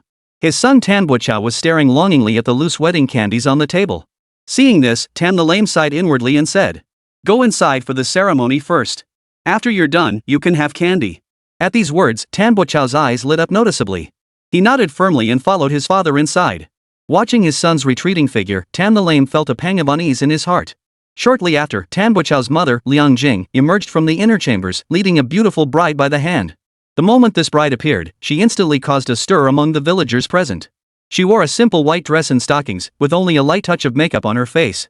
Yet she appeared like an ethereal fairy descended to earth, her beauty utterly captivating. The guests nearby began whispering among themselves. "Goodness gracious, the bride at Tan the Cripple's place is stunningly beautiful. Tan the Lame sure has good fortune to find such a stunning daughter-in-law by the riverbank. So what if she's beautiful? She's still mute, after all. Tan Bochao, that little cutie. Fools really do have their own kind of luck to marry such a gorgeous bride. Sweetheart. Paired with a mute? Perfectly absurd." The surrounding crowd buzzed with chatter, but Tan the Lame pretended not to hear. He had his son Tan Bochao and the bride Bai Shiner stand in the center of the courtyard, while he and his wife Liang Jing stood to the side. But Bai Pengfei, hiding in the crowd, was utterly stunned. Because this bride was none other than Bai Sini. Chapter 177, The Bride, Bai Shiner. What the hell is going on? Bai Pengfei was stunned, yet he sensed this situation was far from simple. Just then, the officiant beside them called out, "Bow to heaven and earth." Tan the Lame rose to his feet, his voice trembling with emotion. "Child, once you've paid homage to heaven and earth, you'll be part of the Tan family. You too." Bang! Just then, the half-open gate was violently pushed open from outside. A group of men strode arrogantly into the courtyard, led by a bald, burly man with a menacing aura. "Tan the Lame, your place sure is lively." The burly man scanned the surroundings with his eyes, then sneered coldly. The moment he appeared, the lively atmosphere in the courtyard fell silent. Every villager his gaze touched immediately lowered their heads. "Brother Biao, you're here. Quick, come inside." Tan the Lame hurriedly gestured for Lu Biao and his henchmen to take a seat. "No need for seats. Tan the Lame, when are you paying back the money?" Lu Biao brushed Tan aside with a dismissive wave. "But we agreed I'd pay you back after the autumn harvest." That's still months away." Tan the Lame replied bitterly. "Autumn? Tan the Lame, you've got money to marry off your stupid son, but you can't pay me back?" Lu Biao yanked Tan the Lame by the collar, snarling. His gaze then shifted to the bride, Bai Sini. "But," Lu Biao added with a hint of amusement in his eyes, "Master Ma has spoken today. He says if you can't repay this debt today, there's another option for you." Tan the Lame followed Lu Biao's gaze and caught Bai Shiner looking over at them, her eyes filled with fear. He shook his head immediately. "No, not Bai Shiner. Brother Biao, give me 2 more days. I swear I'll pay you back." Tan the Lame grabbed Lu Biao's arms, pleading desperately. I said if you don't pay today, your bride will pay instead. Whether you agree or not, it's settled." Lu Biao pushed Tan Lame aside with both hands, grinning savagely as he strode toward Bai Shiner. Terrified, she backed away step by step. The usually timid Tan the Lame suddenly lunged forward, clutching Lu Biao's leg and wailing, "Biao, today's my son's wedding day. Please talk to Boss Ma. Just one more day, just one day, okay?" "No means no." Lu Biao's eyes narrowed. Seeing Tan the Lame clinging desperately to his leg, he delivered a powerful kick with his right foot. Tan the Lame flew through the air like a kite, crashing into a pile of tables and chairs. He lay sprawled on the ground, unable to get up for a long while. Liang Jing rushed over in a panic, clutching Tan the Lame as she wailed, "Help us. Are you just going to stand by and watch him destroy our family?" The villagers around them all lowered their heads, cowering like quails, not daring to utter a sound. Just as Lu Biao was about to reach for Bai Shiner, a figure stepped forward, spreading his arms to shield her. "Don't you dare bully my family."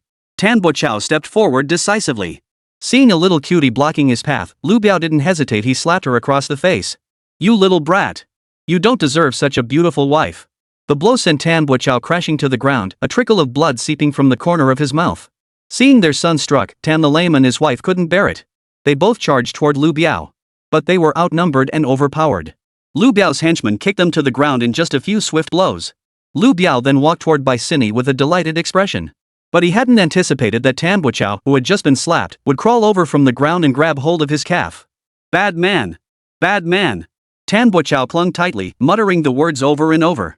Faced with this, Lu Biao abruptly yanked his foot free and ruthlessly stomped on Tan Buchao's head. Crouching down, he pointed at Tan Buchao and sneered, "You little brat. You deserve to have such a wayward wife." Then, Lu Biao contemptuously slapped Tan Buchao's cheek and said, "Don't worry, after I'm done with your wife, I'll definitely send her back to you." With that, he delivered a powerful kick, sending Tan Buchao's body crashing toward Bai Xiner. Watching Lu Biao approach her, Bai Xiner slowly backed away, retreating all the way to the wall. Helpless, she could only shake her head at Lu Biao. Her helpless expression only fueled Lu Biao's interest. Meanwhile, Bai Pengfei was puzzled. Forget about Yang Jianbang telling him to find a cute girl. What was this about Bai Xiner? What was going on? Lu Biao flashed Bai Xiner a sly smile before grabbing her arm and yanking her toward him. Though Bai Xiner struggled desperately, the disparity in strength was overwhelming. Unable to speak, Bai Xiner could only scream in frustration. Though the courtyard was filled with wedding guests, no one dared intervene. Lu Biao dragged Bai Xiner across the courtyard, heedless of her high heels slipping off. The stubborn Tan Buchao charged forward once more, wrapping his arms around Lu Biao's thigh. Seeing the little cutie blocking his path, Lu Biao flew into a rage, kicking Tan Buchao repeatedly in the stomach. "You little brat! Get out of the way! Get out of the way! Get out of the way! Don't hit my son!" Tan the cripple yelled from the sidelines. "You crippled bastard! You still have time to meddle in others' affairs." The thugs unleashed another barrage of brutal kicks on Tan the cripple and his wife. At that moment, Bai Xiner was also terrified, screaming loudly. Lu Biao forcefully pulled Bai Xiner toward him, pinned her to the ground with his hands, and used a pre-prepared rope to bind her arms. He then tore a large piece from her stocking and stuffed it directly into her mouth to silence her screams. Now pinned face to face with Tan Buchao, tears streamed uncontrollably down Bai Xiner's cheeks. But she knew this little cutie in front of her could do nothing but endure the beating. At that moment, Lu Biao let out a pained cry. Tan Buchao had sunk his teeth into Lu Biao's calf, blood seeping through the fabric of his pants. In pain, Lu Biao shoved Bai Xiner away and swung his other leg, delivering a series of fierce kicks at Tan Buchao. "You little brat! Let go! Let go!" Despite excruciating pain radiating throughout his body, Tan Buchao's gaze remained unwavering as he refused to let go. As the blood flowed more and more, Lu Biao could no longer endure it. Gritting his teeth, he grabbed a wine bottle nearby. "You damn little brat! I'll kill you today!" With that, he swung the bottle directly at Tan Buchao's head. The onlookers were all stunned. After all, this could easily end in death. Yet even so, no one dared step forward to stop him. Lu Biao, however, cared not a whit. He swung his fist straight at Tan Buchao's head. Thud. Chapter 178, Mother Organization. Just as the bottle was about to smash into Tan Buchao's head, Bai Pengfei blocked it with his arm. The shattered bottle scattered across the floor. Lu Biao froze for a moment. "You little punk! Who do you think you are, meddling in my business?" Facing the village bully, Bai Pengfei wasted no words. He swung his leg out, delivering a powerful kick that sent the man flying. With the armor's reinforcement, the blow carried tremendous force.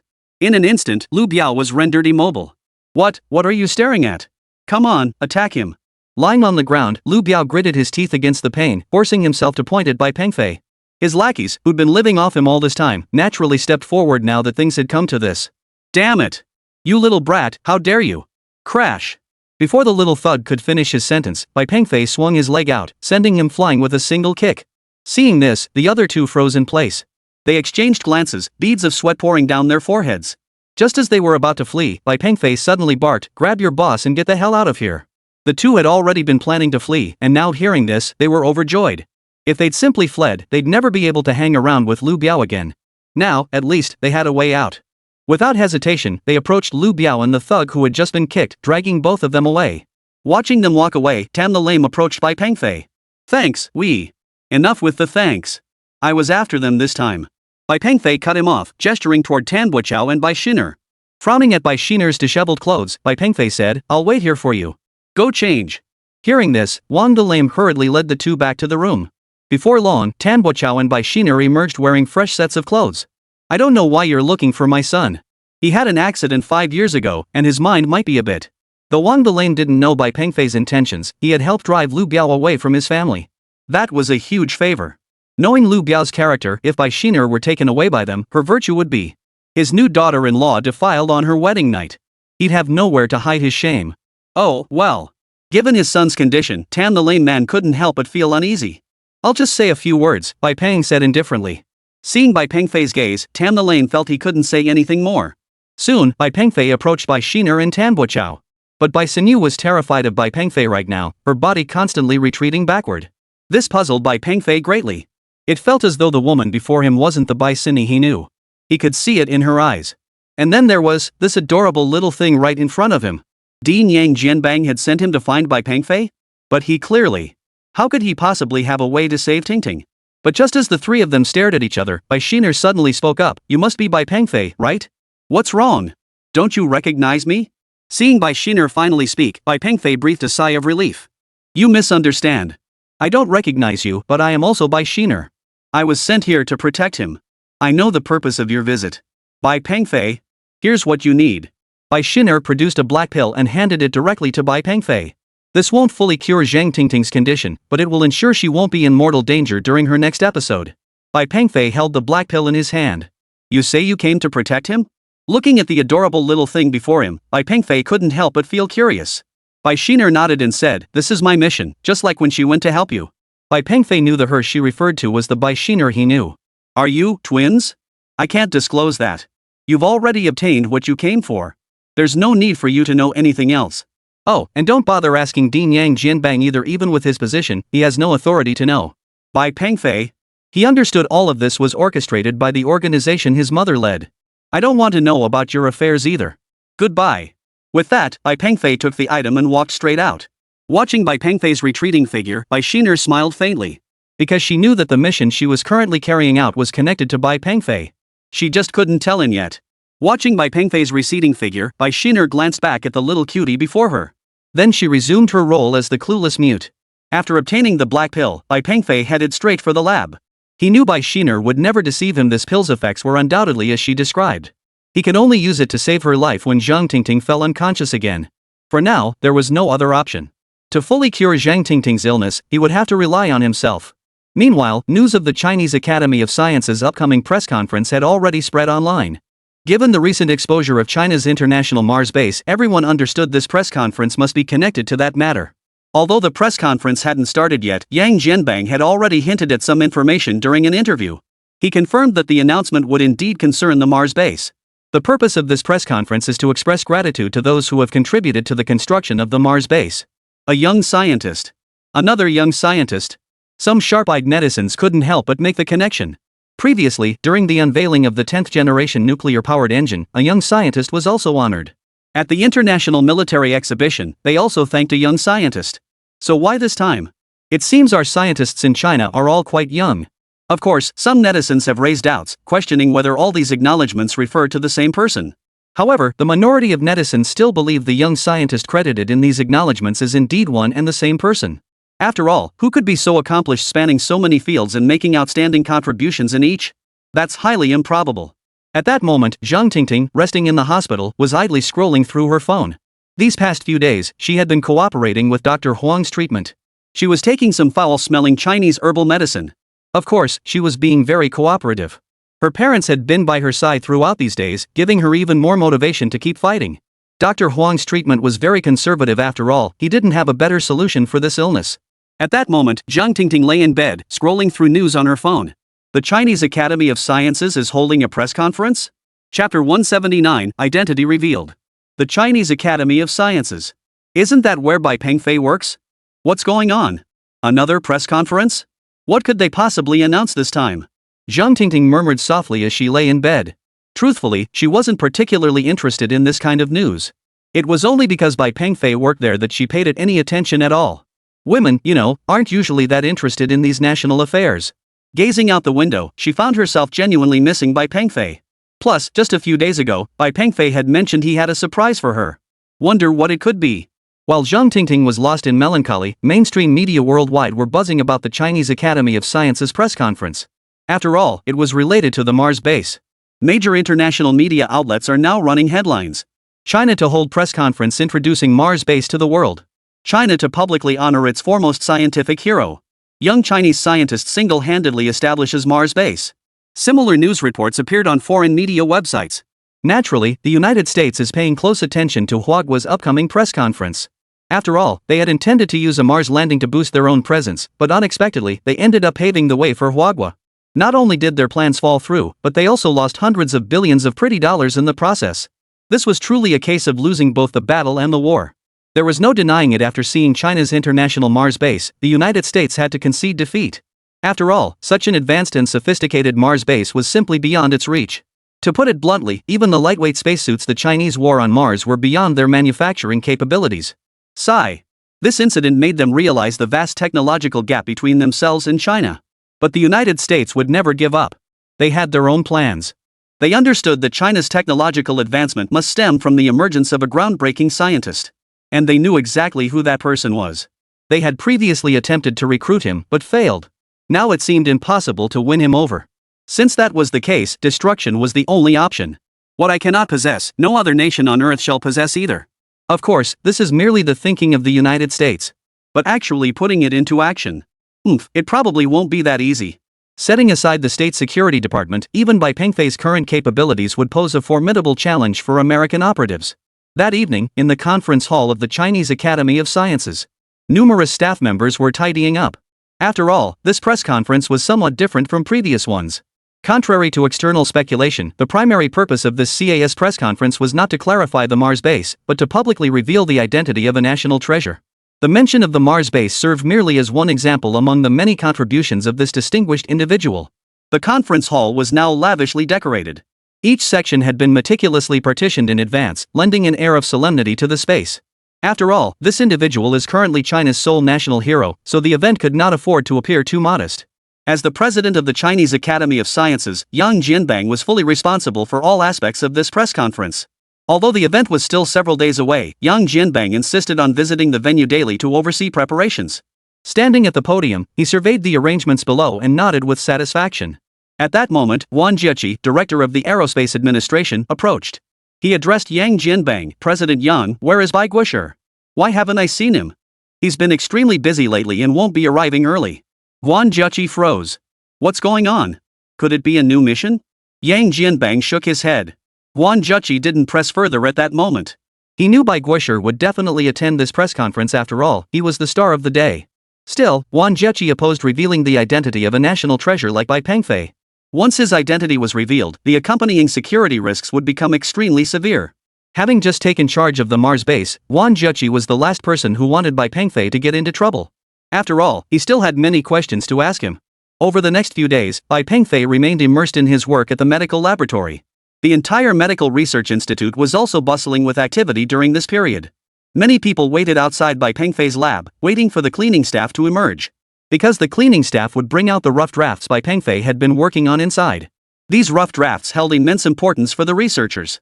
After all, they often contained chemical combinations the researchers had never encountered before. To ordinary people, these might seem insignificant, but to these researchers, they were priceless treasures. Thus, Bai Pengfei worked tirelessly in the lab until the morning of the press conference. Little did Bai Pengfei know that a vehicle from the Chinese Academy of Sciences was already waiting outside the lab entrance. And it was none other than President Yang Jianbang himself who had come. Accompanying him was Huang Peng, the head of the First Division of the Ministry of State Security. Stepping out of the lab, Bai Pengfei saw the two men standing by the car.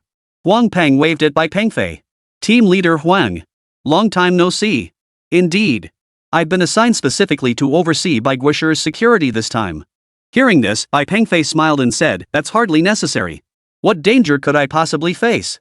Yang Jianbang replied, "Especially at a time like this, we must be extra cautious." Though Bai Pengfei didn't agree with this arrangement, since they had already arrived, he felt it was inappropriate to say anything more. "Let's go. We'll head to the airport first and board the military-provided special aircraft." Yang Jianbang stepped forward to greet him. After all, the headquarters of the Chinese Academy of Sciences wasn't in Shenyang, so the journey would take some time. Bai Pengfei nodded promptly.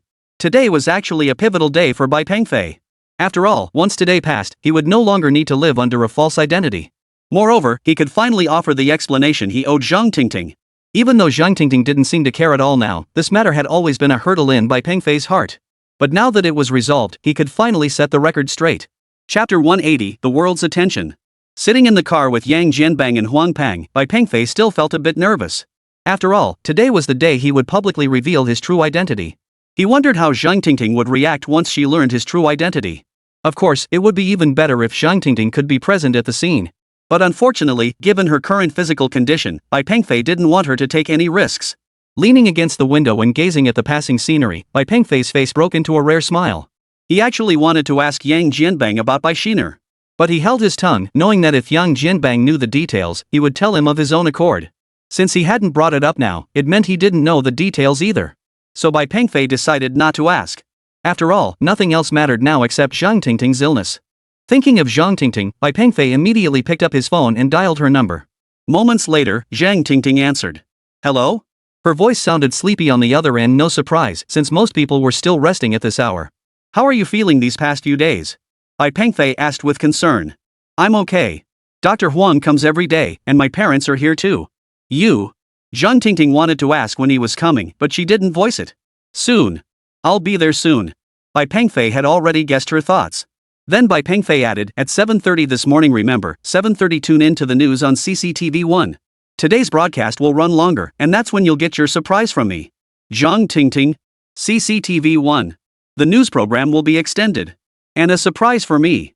These words left Zhang Tingting feeling a bit dazed. What's going on? CCTV1, news program extended. That usually means something major is happening to take over this time slot. Could he have bribed the TV station? That can't be possible. Zhang Tingting just couldn't wrap her head around it. What kind of surprise will it be? Driven by curiosity, Zhang Tingting blurted out the question. Bai Pengfei laughed on the other end of the line. Since it's a surprise, he couldn't reveal it beforehand. You'll find out when the time comes. Don't forget. 7:30, news channel. Okay, I know. I won't forget. And so they chatted idly all the way until Bai Pengfei arrived at the military airport. Once again, a domestically produced Z-35 helicopter arrived to transport the group. Accompanying them were two Z-17 armed helicopters. This was specifically arranged by Huang Peng. Truthfully, such arrangements were unnecessary for Bai Pengfei. Had it not been for his consideration of President Yang Jianbang, he could have easily flown there himself. After all, his nanotech armor offered far greater protection than any helicopter. The helicopters landed directly on the rooftop of the Chinese Academy of Sciences headquarters building. At that moment, numerous people had already gathered not far from the helipad. Bai Pengfei didn't recognize most of them, though some looked vaguely familiar. As Yang Jianbang stepped out of the helicopter, they all gathered around. Of course, they weren't there for Yang Jianbang, they wanted to catch the first glimpse of the national hero. Although his identity would be officially announced tonight, some high-ranking individuals already knew Bai Pengfei's status. The crowd instantly surrounded Bai Pengfei. This left Bai Pengfei genuinely feeling a bit overwhelmed. Who would have thought our nation's sole national hero would be so young? A prodigy, truly a prodigy. National scholar Bai, what will be your next research focus? Faced with the crowd gathering around him, Bai Pengfei felt momentarily dazed. Thank you, Seeing this, Yang Jianbang immediately stepped forward and sternly addressed the crowd. What's going on? What's going on? Bai Guosher is exhausted right now and doesn't have time to answer your questions. With that, Yang Jianbang ushered Bai Pengfei through the crowd to the elevator entrance. Inside the elevator, Yang Jianbang smiled and remarked, see? This is what happens once your identity is revealed. You need to be mentally prepared for this. Bai Pengfei. After exiting the elevator, the two walked straight into the conference hall. The venue was now packed with people. Journalists from various countries had set up their filming equipment in the open spaces on either side. Although numerous press conferences had been held regarding Bai Pengfei's research before, Bai Pengfei himself had never taken the stage. This was Bai Pengfei's first time standing on stage by himself. Yet he showed no signs of nervousness, appearing instead remarkably composed. Yang Jianbang, standing beside him, asked with some concern, "How are you? Nervous?" Bai Pengfei shook his head. "I'm fine. Once the press conference begins, they'll cover other matters first.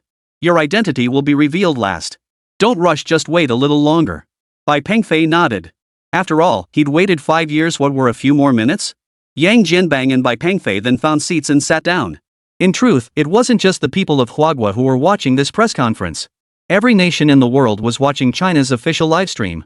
Especially the United States. They wanted to learn more about the Mars base. Additionally, their 3 astronauts had lost contact after being picked up by China on Mars. They have no idea what has become of the 3 men. They hope China will provide an explanation. In fact, the US has been in constant contact with China's space agency during this period. China has simply never responded. In reality, their 3 astronauts are doing exceptionally well, thoroughly enjoying themselves at the Mars base. Moreover, they enjoy complete freedom of movement. Should they agree to return, China would honor tradition by covering their travel expenses and facilitating their journey home. Of course, the United States has its own plans. That is to jointly develop Mars. China refers to its base as the International Mars Base. This signifies that the base does not belong solely to China, but to all of humanity. China has also stated that resources in outer space belong to all of humanity, not to any single nation or organization. To the United States, this statement sounds utterly foolish. Fine. Since you've made such a declaration to the international community, don't blame us for playing by the rules. As time passed, the press conference entered its final countdown. 5, 4, 3, 2, 1. Ladies and gentlemen, media friends, hello. This is the special press conference of the Chinese Academy of Sciences. Click, click. Countless flashes erupted, their rhythmic bursts of light and sound filling the air. The eyes of the entire world converged here at this moment. International organizations awaited China's explanation regarding the Mars base. Chapter 181, Identity Revealed. Inside the hospital, Zhang Tingting listened to Bai Pengfei's words. Now she was watching the official live broadcast. Though she didn't know what surprise Bai Pengfei had in store, she was certain he wouldn't disappoint her. Zhang Jun, who was keeping her company in the hospital room, was puzzled. He couldn't understand why his daughter had suddenly developed an interest in the news. Honey, what are you watching? When did you start caring about this kind of news? Bai Pengfei told me to pay attention. He said he has a surprise for me and that I should watch carefully. She looked up and replied to her father. A surprise? For you?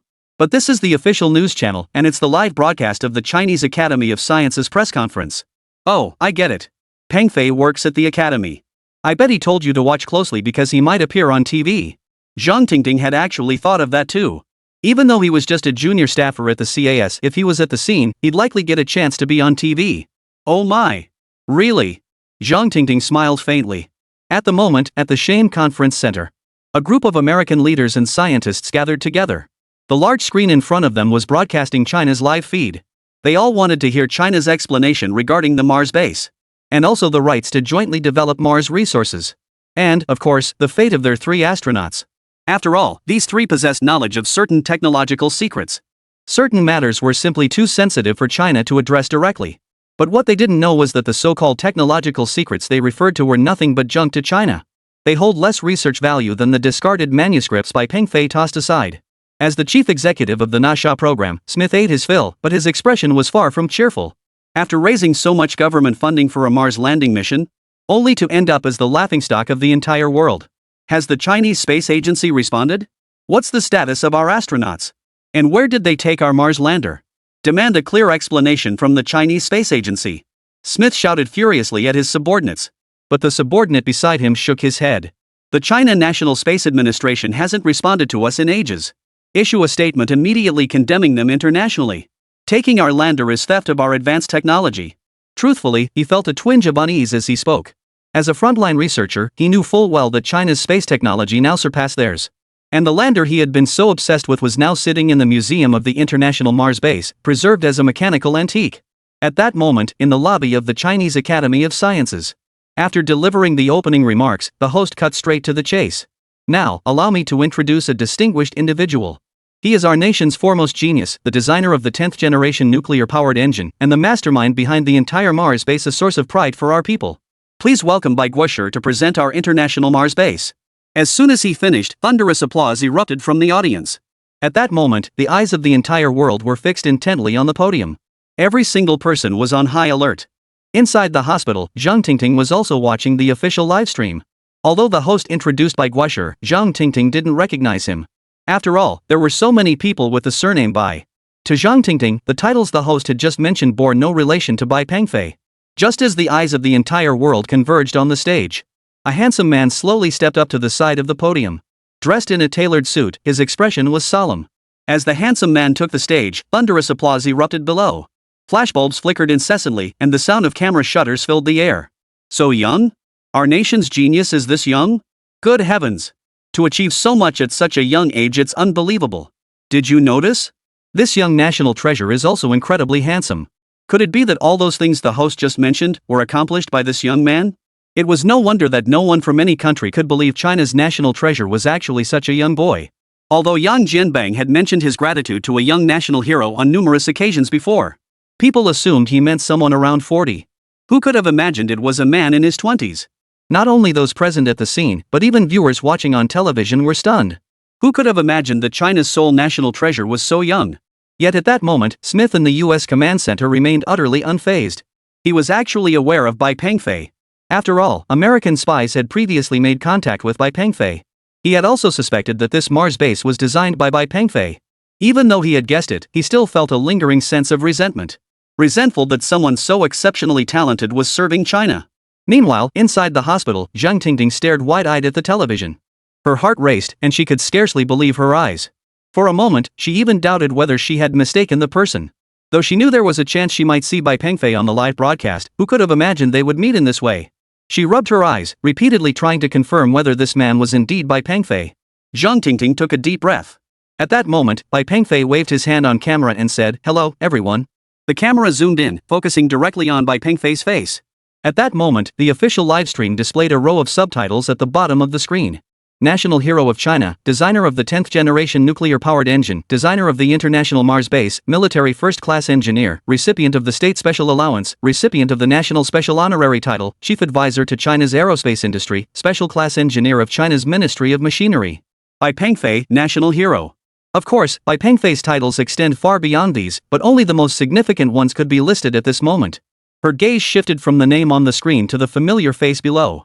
Zhang Tingting was certain. This was Bai Pengfei. A man she had spent every waking moment with. The man she deeply loved. He. A national treasure. Chief engineer. Reading these titles, Zhang Tingting's breathing grew rapid. At that moment, Zhang Jun pointed in astonishment at the TV hanging in the hospital room. That's Pengfei. How could? National first-class scholar of Huagua, designer of the 10th generation nuclear-powered engine, architect of the International Mars Base, military first-class engineer, recipient of the State Special Allowance. This can't be wrong. Zhang Jun gaped in disbelief. A pair of eyes stared fixedly at the television.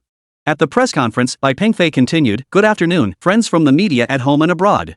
I am Bai Pengfei, a researcher from Huagua." Chapter 182, Press Questions. Zhang Jun froze, unable to believe his eyes. His daughter's boyfriend was actually the peerless genius. The thought made Zhang Jun smile bitterly. There was a time when he had looked down on Bai Pengfei, even feeling that he wasn't good enough for his daughter. Now, how laughable that notion seemed. Back to the press conference. The international journalists in the audience were all dumbfounded. They never imagined China's peerless genius would be so young. After introducing himself on stage, Bai Pengfei began explaining the Mars base project. Shifting gears with a slight smile, Bai Pengfei stated, "I know everyone is concerned about the Mars base. I can provide an explanation right now. The International Mars Base was established 3 years ago through the joint efforts of China and several partner nations.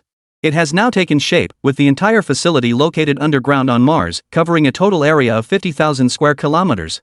At that moment, the large screen behind Bai Pengfei displayed a panoramic view of the Mars base. In an instant, all the media cameras turned toward the screen. After 3 years of construction, the Mars base is now fully self-sustaining. Moreover, we have discovered vast deposits of oil, coal, iron, and other resources within the Martian interior. This also confirms that life once existed on this planet. Every word Bai Pengfei spoke now felt like a thunderclap to the assembled crowd. Life once existed on Mars. It possesses vast resources. As Bai Pengfei concluded his introduction of the Mars base, the Q&A session began. A reporter from Korea asked first, "Mr. Bai, I'm a reporter from Korea's Blue House. I noticed the Chinese characters Tingting, Happy Birthday appeared in the recent live broadcast of the US landing on Mars. Is this related to the China National Space Administration?" Well, I can assure you it has no connection whatsoever. This was not an action taken by the China National Space Administration. The Kimchi Nation reporter nodded, "Thank you." Before he could sit down, Bai Pengfei added, "This was entirely my personal initiative." Kimchi Nation reporter. Journalists worldwide.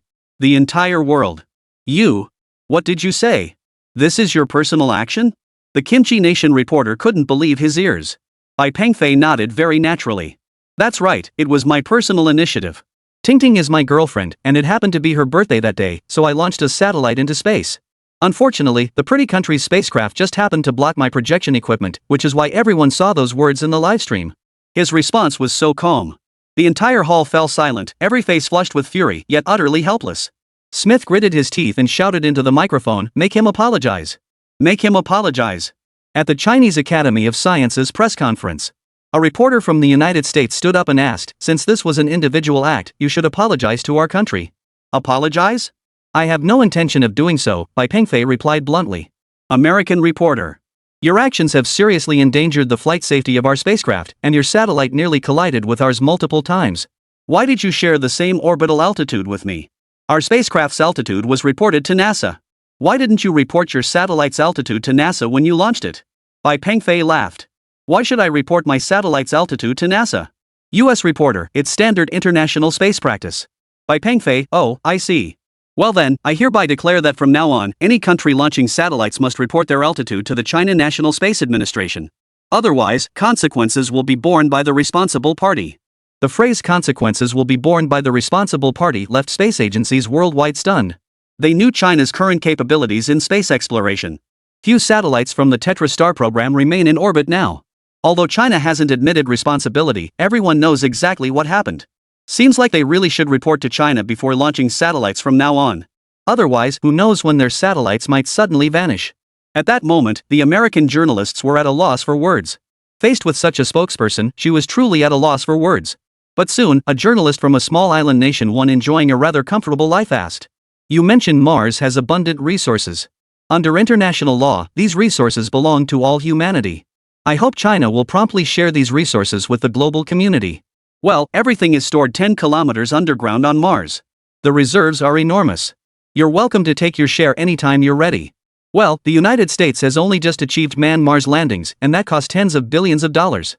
How could they possibly have the capability to bring back Martian resources now? In the conference hall, faced with Bai Pengfei's response, everyone present was boiling with rage. As the leader, Mr. Smith remained remarkably composed. He understood that while they couldn't bring back Martian resources themselves, neither could China. After all, the transportation costs were simply prohibitive. A rare smile touched his lips at this realization. Anyway, you can't take them now. Give us a few more years. Once we develop our low-cost, ultra-high thrust rockets, won't all these resources be ours then? Just as he was lost in his vision, Bai Pengfei delivered another bombshell from the other side. In the lobby of the Chinese Academy of Sciences. Pointing to the Mars base displayed on the large screen behind him, Bai Pengfei announced, China's space agency is now preparing to launch a Mars tourism program. Ordinary citizens will be able to travel to the Mars base aboard spacecraft, and the ticket prices are surprisingly affordable. A round-trip ticket will cost only 20,000 Chinese yuan. At this moment, Bai Pengfei was even promoting the space agency's tourism project. While this appeared to be promoting the space agency's tourism initiative, it also demonstrated that China had achieved ultra-low cost and absolutely safe launch capabilities. Listening to Bai Pengfei's introduction, Nia Shaw's brain short-circuited. Smith and Sidwa were so enraged they nearly fainted on the spot. His gaze hardened as he addressed his subordinate beside him. We must recruit Bai Pengfei, no matter the cost. If we can't recruit him, we'll make him vanish from this world. Chapter 183, that's how tough he is. Hearing Bai Pengfei's response to the reporter, everyone in the audience, watching on TV, or glued to their phones couldn't help but gasp in astonishment. The Chinese nationals present were deeply moved by his words. Of course, for Bai Pengfei, they felt more admiration. After all, standing up to the United States like this required real strength. The American journalists in the audience were now at a loss for words. To her, the series of questions she had just asked now seemed like a joke. Meanwhile, Bai Pengfei's exchange with the American reporter was spreading across the globe. And then there was Bai Pengfei's personal gesture. He was actually celebrating his girlfriend's birthday. For countless young women, this was nothing short of a devastating blow. Seeing their boyfriends glued to video games day after day, they suddenly felt their relationships weren't so sweet anymore. Meanwhile, inside the hospital, Zhang Tingting had finally recovered from her shock. But her father, Zhang Jun, and mother, Lai Peng, were still staring wide-eyed at the TV. Pengfei really is something else. I knew it. How could a lowly clerk be so amazing? Oh my, so that happy birthday Tingting message everyone was talking about was actually for my daughter. The elderly couple exchanged smiles.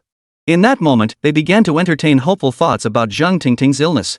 After all, Bai Pengfei was a national treasure. As the family of such a distinguished figure, medical treatment would certainly be no problem. Moreover, having such a son-in-law filled the couple with immense joy. They practically wanted to write Bai Pengfei as my son-in-law on their foreheads. After learning Bai Pengfei's identity, Zhang Tingting's mood while watching the livestream changed significantly. Moreover, she noticed that when the camera panned across the audience, many familiar faces caught her eye. Yes, she had seen these people at the hospital. She seemed to have seen them at the hospital when Bai Pengfei was shot. She studied the nameplates in front of them. Director of the Equipment Department, Armed Forces Department. Commander of the Air Force. Commander of the Shenyang Military Region. Director of the Aerospace Bureau. Good heavens! Seeing these people's identities, Zhang Tingting couldn't help but gasp in shock. So her boyfriend actually knew all these people. What a network! Could it be that Bai Pengfei had been associating with these people all along?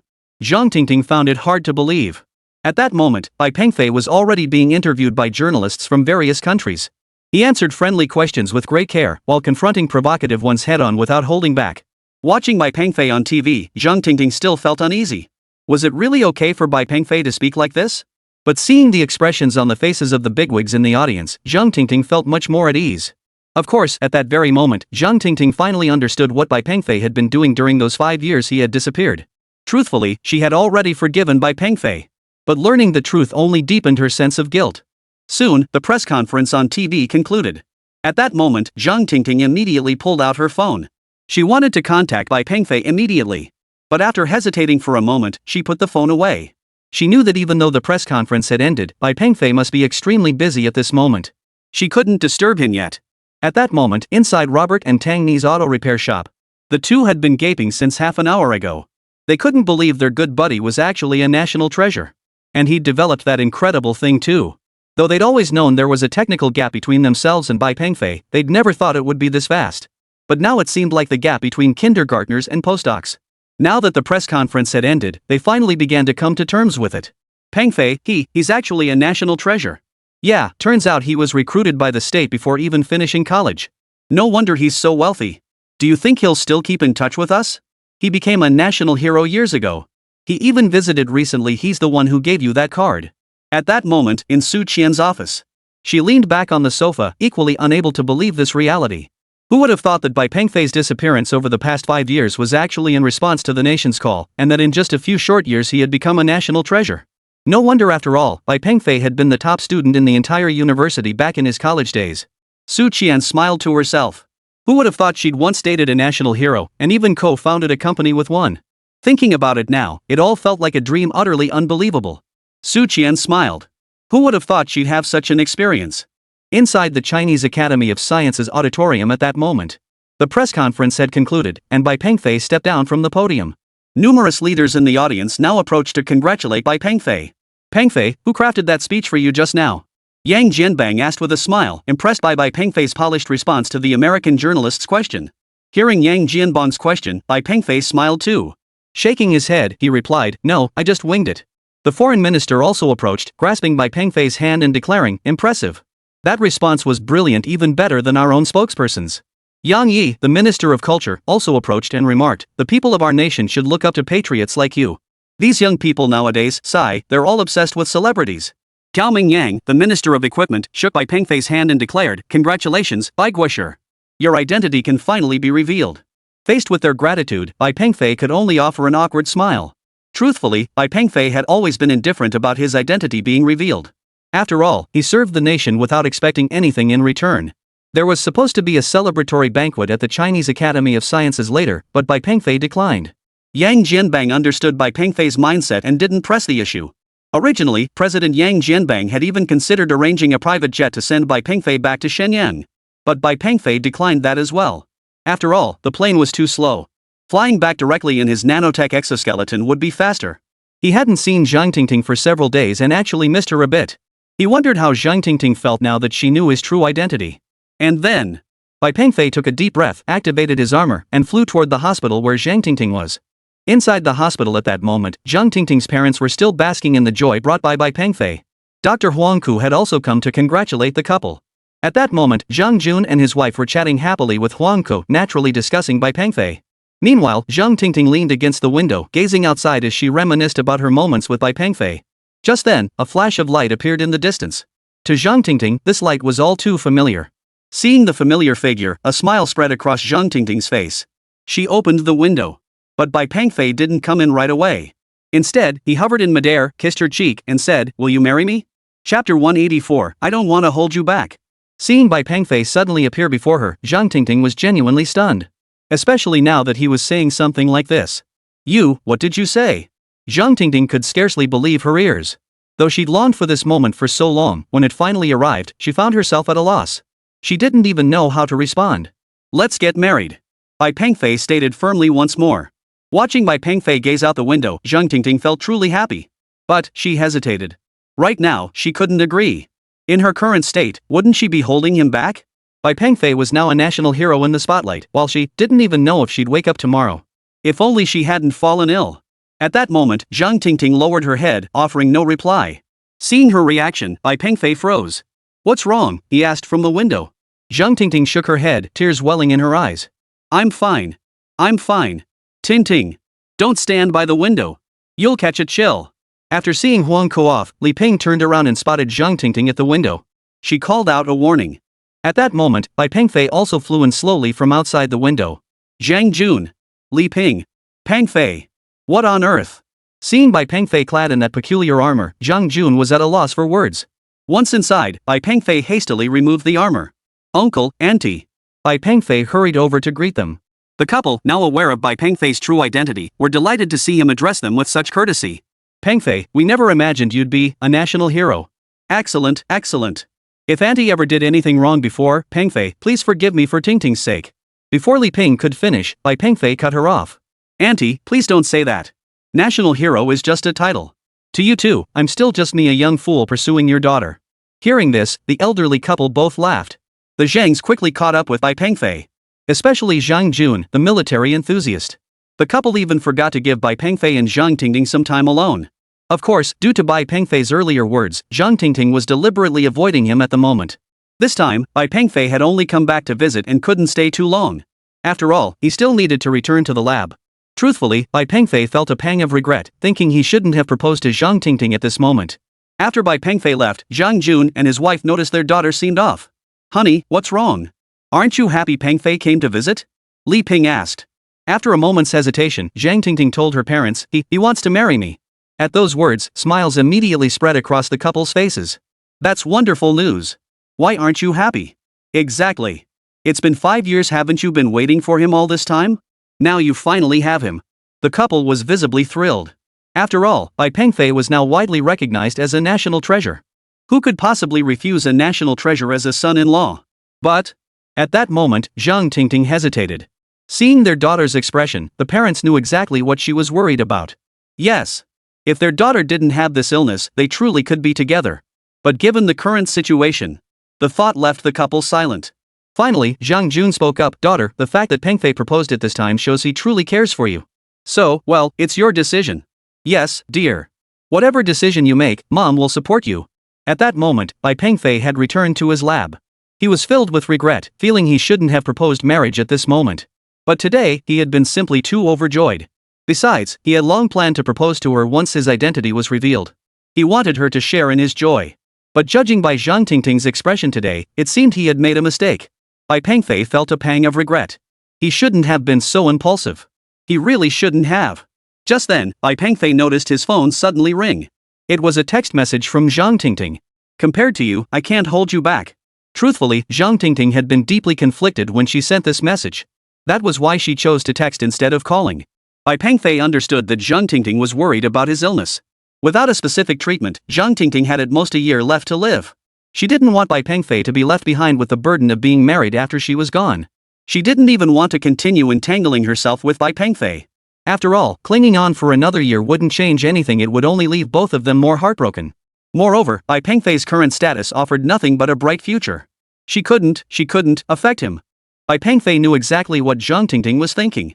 But he simply didn't care. Even if it was just for one day, Bai Pengfei wanted to marry the woman he loved.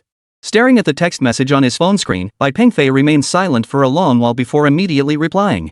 Stop overthinking. I will marry you, and I will find a way to cure your illness. Trust me. After sending the message, Bai Pengfei set his phone aside. He knew these were two promises he had to keep for the rest of his life. There could be absolutely no room for error. For the next stretch, Bai Pengfei immersed himself entirely in the lab. Meanwhile, Zhang Tingting's condition had also been brought under control. After all, Huang Ke was one of the country's foremost physicians.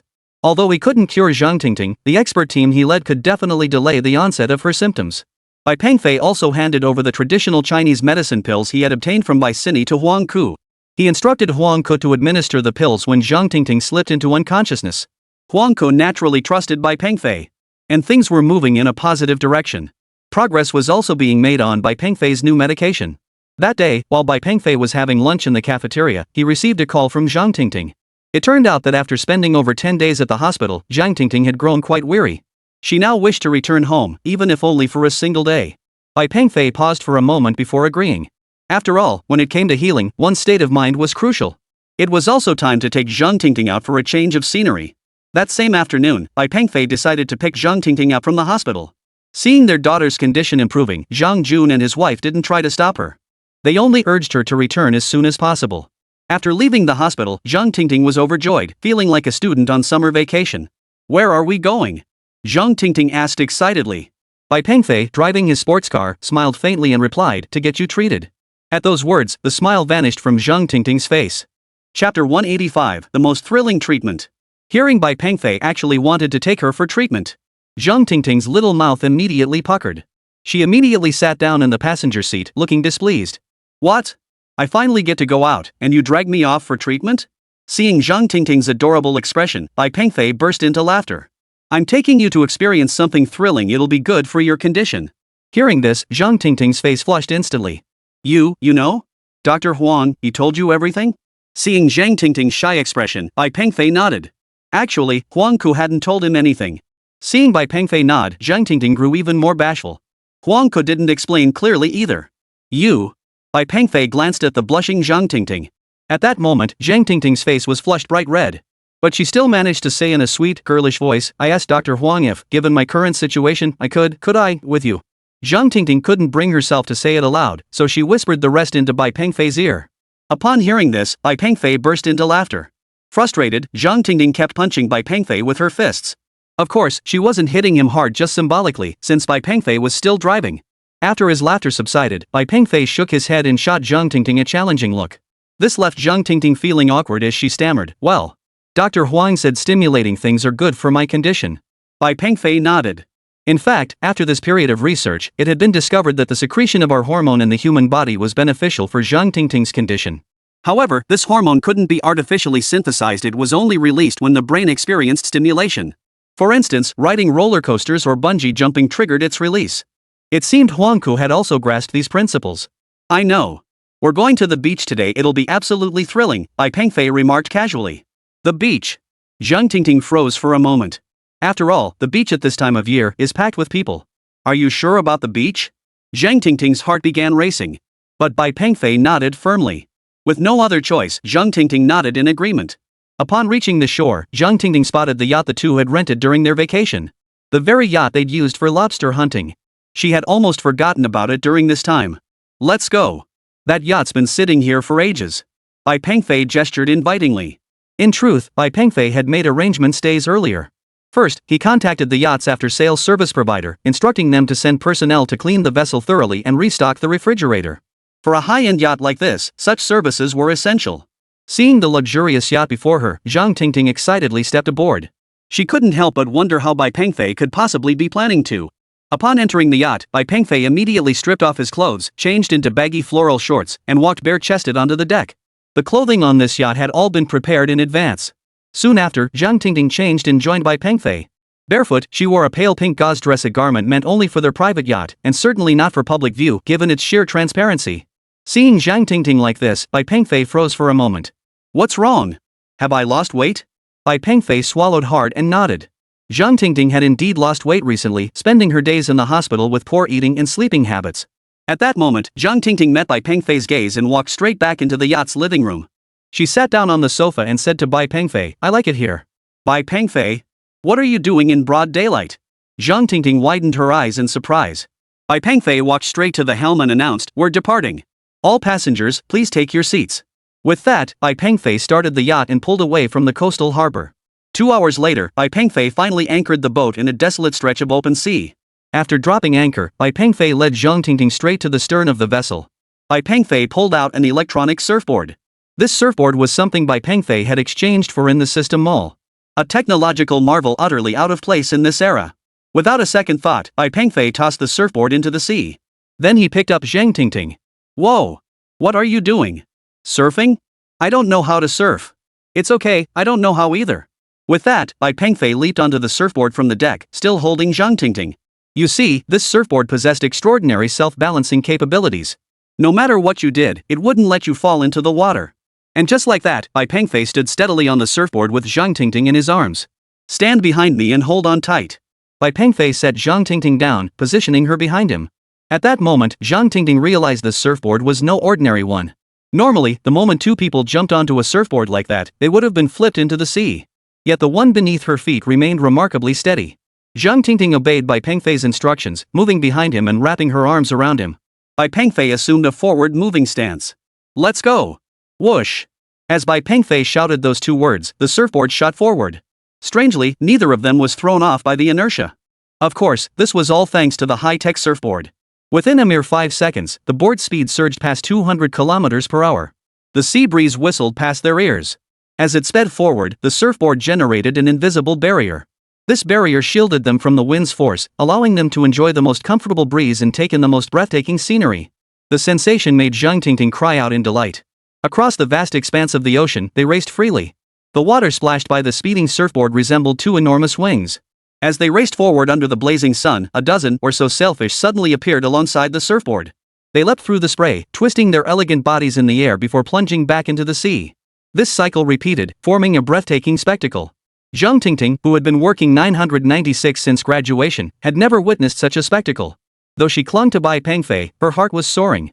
One word summed it up: exhilarating. Just then, Bai Pengfei suddenly turned his head. This startled Zhang Tingting. He gave her a faint smile, then wrapped his arms around her waist. Propelled by the surfboard's momentum, Bai Pengfei leaped high into the air. In an instant, Bai Pengfei, still holding Zhang Tingting, soared over 10 meters into the air. Chapter 186, Huge and Fierce. Gazing down at the sea below, Zhang Tingting couldn't help but scream. Her arms clung tightly to Bai Pengfei, not daring to relax for a moment. In the blink of an eye, the two began their rapid descent. The smart surfboard was already waiting for them below. Plop. The two landed directly on the surfboard. Thanks to the surfboard's intelligent cushioning, they felt no impact whatsoever. And so, they began racing across the vast ocean. After about an hour, Bai Pengfei finally brought Zhang Tingting back to the yacht's deck. By now, both of them were completely soaked through by seawater. Zhang Tingting's string bikini clung tightly to her skin. Her figure was now accentuated even more. For a moment, Bai Pengfei found himself staring in awe. Zhang Tingting, however, showed no intention of returning to change. Instead, she pulled out a bottle of sunscreen and tossed it to Bai Pengfei. Do me a favor, I want to sunbathe here for a bit. Bai Pengfei. This favor. Bai Pengfei loved it. Watching Zhang Tingting lie down on the top deck, Bai Pengfei simply stretched out beside her. Wouldn't it be wonderful if we could stay like this forever? Zhang Tingting murmured casually. It can, if you want it to. Hearing Bai Pengfei's reply, Zhang Tingting smiled. She said nothing, simply lying there in silence. At that moment, Bai Pengfei didn't disturb her. Where should we go next? I don't want to stay here forever. After a long while, Zhang Tingting suddenly spoke up. Wherever. We've got plenty of supplies on the ship anyway. Hearing this, Zhang Tingting smiled. This kind of journey was exactly what she wanted. Bai Pengfei entered the cockpit. It was equipped with the most advanced Beidou positioning system from China. Bai Pengfei casually scanned the radar for nearby islands. After selecting his destination, Bai Pengfei activated autopilot and headed for the island. Night fell. The vessel glided smoothly alongside the shore as Bai Pengfei stepped out, holding a powerful flashlight. Standing on the deck, Bai Pengfei could clearly see the island's features. Fortunately, the moonlight tonight was quite bright. But just as the ship came to a stop, a large patch of glowing green light suddenly flickered along the island's shore. It flickered up and down, truly beautiful. What's that? The navigation system said this was an uninhabited island. Why is there light? Zhang Tingting asked curiously. Though unexpected, the bioluminescence was undeniably beautiful. The pale green glow certainly sparked some imagination. But Bai Pengfei wasn't afraid. He smiled at Zhang Tingting and said, "Want to go ashore and check it out?" Zhang Tingting was already curious. Now, of course, she had to go see for herself. Sure, I'll take the jet ski. The yacht came equipped with a jet ski, which proved perfectly useful at this moment. This time, the two of them simply took the jet ski to the island. Soon, they reached the shore. After parking the jet ski nearby, Bai Pengfei gazed at the faint green glow on the beach not far away. As Bai Pengfei approached, the light grew clearer. Oh, so it's fireflies. A faint smile touched Bai Pengfei's lips. I never imagined we'd see so many fireflies on this deserted island. Zhang Tingting said with a smile. Watching the fireflies dance in the distance, the scene was truly beautiful. Their starlight glow formed a winding dragon, undulating up and down as it stretched out from the island. Upon reaching the sea surface, the fireflies dispersed automatically, settling upon the water and swaying with the waves. Pale green specks of light formed luminous waves on the water, creating a dazzling sea of stars beneath the clear night sky. Occasional sea breezes disrupted the dance of the glow, causing the tiny creatures to dim their light. Yet they soon reignited, shining even brighter than before. As the fireflies multiplied across the island, the volcanic isle beneath the night sky gradually resembled a celestial sphere enveloped by stars. Just as Zhang Tingting was admiring this beautiful scene, Bai Pengfei slowly walked towards the firefly swarm. Zhang Tingting froze in surprise. How could these timid fireflies gather around Bai Pengfei? Before long, Bai Pengfei was completely surrounded by fireflies, creating a truly dreamlike scene. Regaining her composure, Zhang Tingting called out to Bai Pengfei, "You, don't move. I'm taking a picture of you. This is just too beautiful." Zhang Tingting hurriedly snapped several photos of Bai Pengfei with her phone. Now she deeply regretted not bringing the professional camera from the boat. "Come here," Bai Pengfei beckoned to Zhang Tingting from within the glow. Zhang Tingting froze. "What? Me? I?" Zhang Tingting was genuinely afraid she might scare away the fireflies. "Yes, come closer. It's fine. This little guy is quite friendly," Bai Pengfei continued beckoning. But Zhang Tingting was also incredibly excited at that moment. Holding her phone, she cautiously approached Bai Pengfei. At first, the fireflies were indeed wary of Zhang Tingting. But when Bai Pengfei took her hand, they began to circle around her. Speechless with astonishment, Zhang Tingting gazed at the fireflies all around her. She felt that coming out with Bai Pengfei this time had been the right decision. Such a magical experience was something most people would never get to have in their entire lives. "Hey, why are these fireflies circling around you?" Zhang Tingting whispered. "This. Bai Pengfei, struck by inspiration, said, "Actually, it's my typo blood." Zhang Tingting. Bai Pengfei nodded. "That's right. Typo blood attracts fireflies. Didn't you know that?" Zhang Tingting. "I thought I heard typo blood attracts mosquitoes? They're both insects, same thing. Seeing Bai Pengfei's expression, Zhang Tingting merely smiled faintly and didn't press further. Just then, a massive wave suddenly crashed against the nearby shore. Bai Pengfei hesitated for a moment before turning to Zhang Tingting. "Let's go check it out." Seeing the determination in Bai Pengfei's eyes, Zhang Tingting nodded. After walking along the beach for about 5 minutes, the two arrived at the spot where the wave had just broken. What greeted them now left them utterly stunned. A massive silhouette emerged from beneath the waves. A blue whale. Zhang Tingting pointed excitedly toward the distance. Though blue whales are the largest creatures on Earth, they are gentle by nature and show no aggressive tendencies. "A blue whale?" Bai Pengfei asked calmly. "A blue whale. How did you recognize it?" That's just a dark shadow." Bai Pengfei narrowed his eyes and peered intently, but the poor visibility still prevented him from discerning what the dark shape was. "Of course I know. I've seen it before in the ocean." "Come on, let's get closer and take a look," Bai Pengfei said boldly. Zhang Tingting nodded curiously. "Okay, but be careful." The two waded through the water toward the shadow. After advancing several meters, a massive tail suddenly broke the surface. The tail slammed heavily against the water's surface. Slap. A loud crack echoed, followed by a massive wave surging up from the sea. It was enormous and ferocious. Half of the blue whale's body emerged above the water. This time of day is when plankton congregate.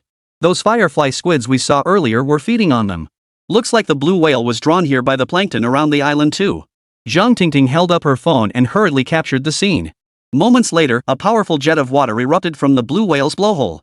This was the first time Bai Pengfei and Zhang Tingting had ever seen a blue whale up close. As the clouds dispersed, the moonlight grew brighter. The blue whale's form gradually became clearer. It was beautiful, truly magnificent. But at that moment, Zhang Tingting's body felt weak. Yawning, Zhang Tingting said, "I'm getting a bit sleepy. Should we head back? Why are you taking off your shirt?" Watching Bai Pengfei take off his shirt, Zhang Tingting instinctively grew wary. But Bai Pengfei said, "Lend me your waterproof phone. I'll take some pictures for you." Hearing this, Zhang Tingting perked up instantly. "What? What did you say? You're just going to dive over there like that?"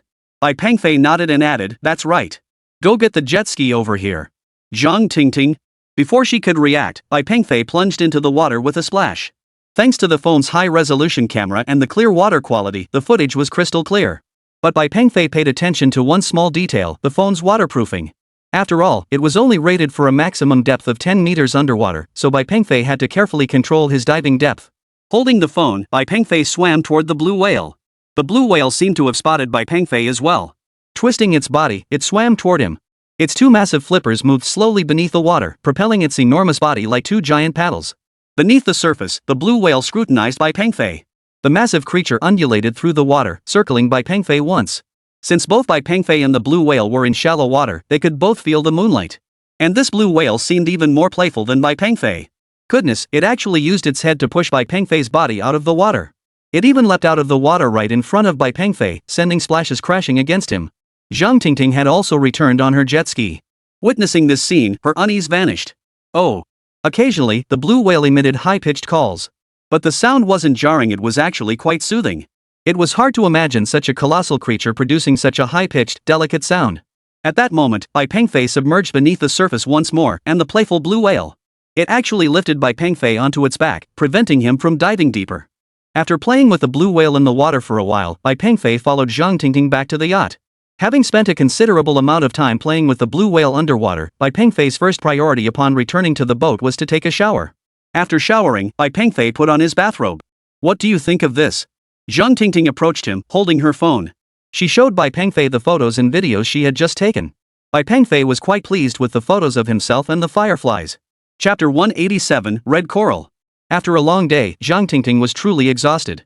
After showing Bai Pengfei the photos, she headed to the bathroom to shower. Before long, she emerged from the bathroom, already dressed in her nightgown. However, the nightgowns provided on the yacht made Zhang Tingting blush a little. Though they were all high-end brands, they were all incredibly sexy. This truly made Zhang Tingting feel a bit excited. She sat nearby, smoothing her hair to one side and gently drying it with a hairdryer. Because the nightgown was semi-transparent silk, her entire beautiful back was now half exposed. The loud hum of the dryer drowned out the sound of Bai Pengfei approaching from behind. Suddenly, Bai Pengfei came up behind her and wrapped his arms around her body. This startled Zhang Tingting. "Yeah. How's your body feeling?" Bai Pengfei whispered softly in her ear. Zhang Tingting replied shyly, "I feel great." Hearing this, Bai Pengfei picked her up and carried her toward the bedroom. The next day, morning sunlight filtered through the sheer curtains of the yacht's bedroom, illuminating the entire room. As the sunlight appeared, the bedroom's sleep lights gradually dimmed and turned off. However, both were too exhausted from the previous night to wake up just yet. After an unknown period of time, an alarm suddenly sounded. Both of them immediately opened their eyes. It was the radar system sounding the alarm. They rushed to the cockpit. Before resting last night, Bai Pengfei had set the autopilot route. Following the preset route, there shouldn't be any islands. Could it be a submerged reef? No. This alarm wasn't for a reef, it was the warning signal triggered by a massive obstruction on the course. Upon reaching the bridge, they immediately checked the electronic chart. Nothing. There shouldn't be any islands in these waters. But at that moment, the radar system sounded the alarm again. This alarm specifically indicated an obstacle in the ship's path. To be safe, they reduced the ship's speed to 8 knots. Zhang Tingting stared anxiously at the nautical chart. "I've double-checked, there are absolutely no islands in this area on the electronic chart." Bai Pengfei nodded and instructed, "Reduce speed for now and maintain lookout." Bai Pengfei added, "If you spot any obstacles, send out the drone to scout ahead. Do not proceed recklessly." "Got it." Zhang Tingting replied with utmost seriousness. Though they usually joked around, both became immediately serious when faced with danger. After all, they were in the middle of the vast ocean. Zhang Tingting kept watch while Bai Pengfei monitored the radar. Everything proceeded smoothly. Looking around, Zhang Tingting still couldn't help but wonder aloud, "This is so strange. The radar shows there should be an island here. But why can't we see it on the electronic map?" "Well."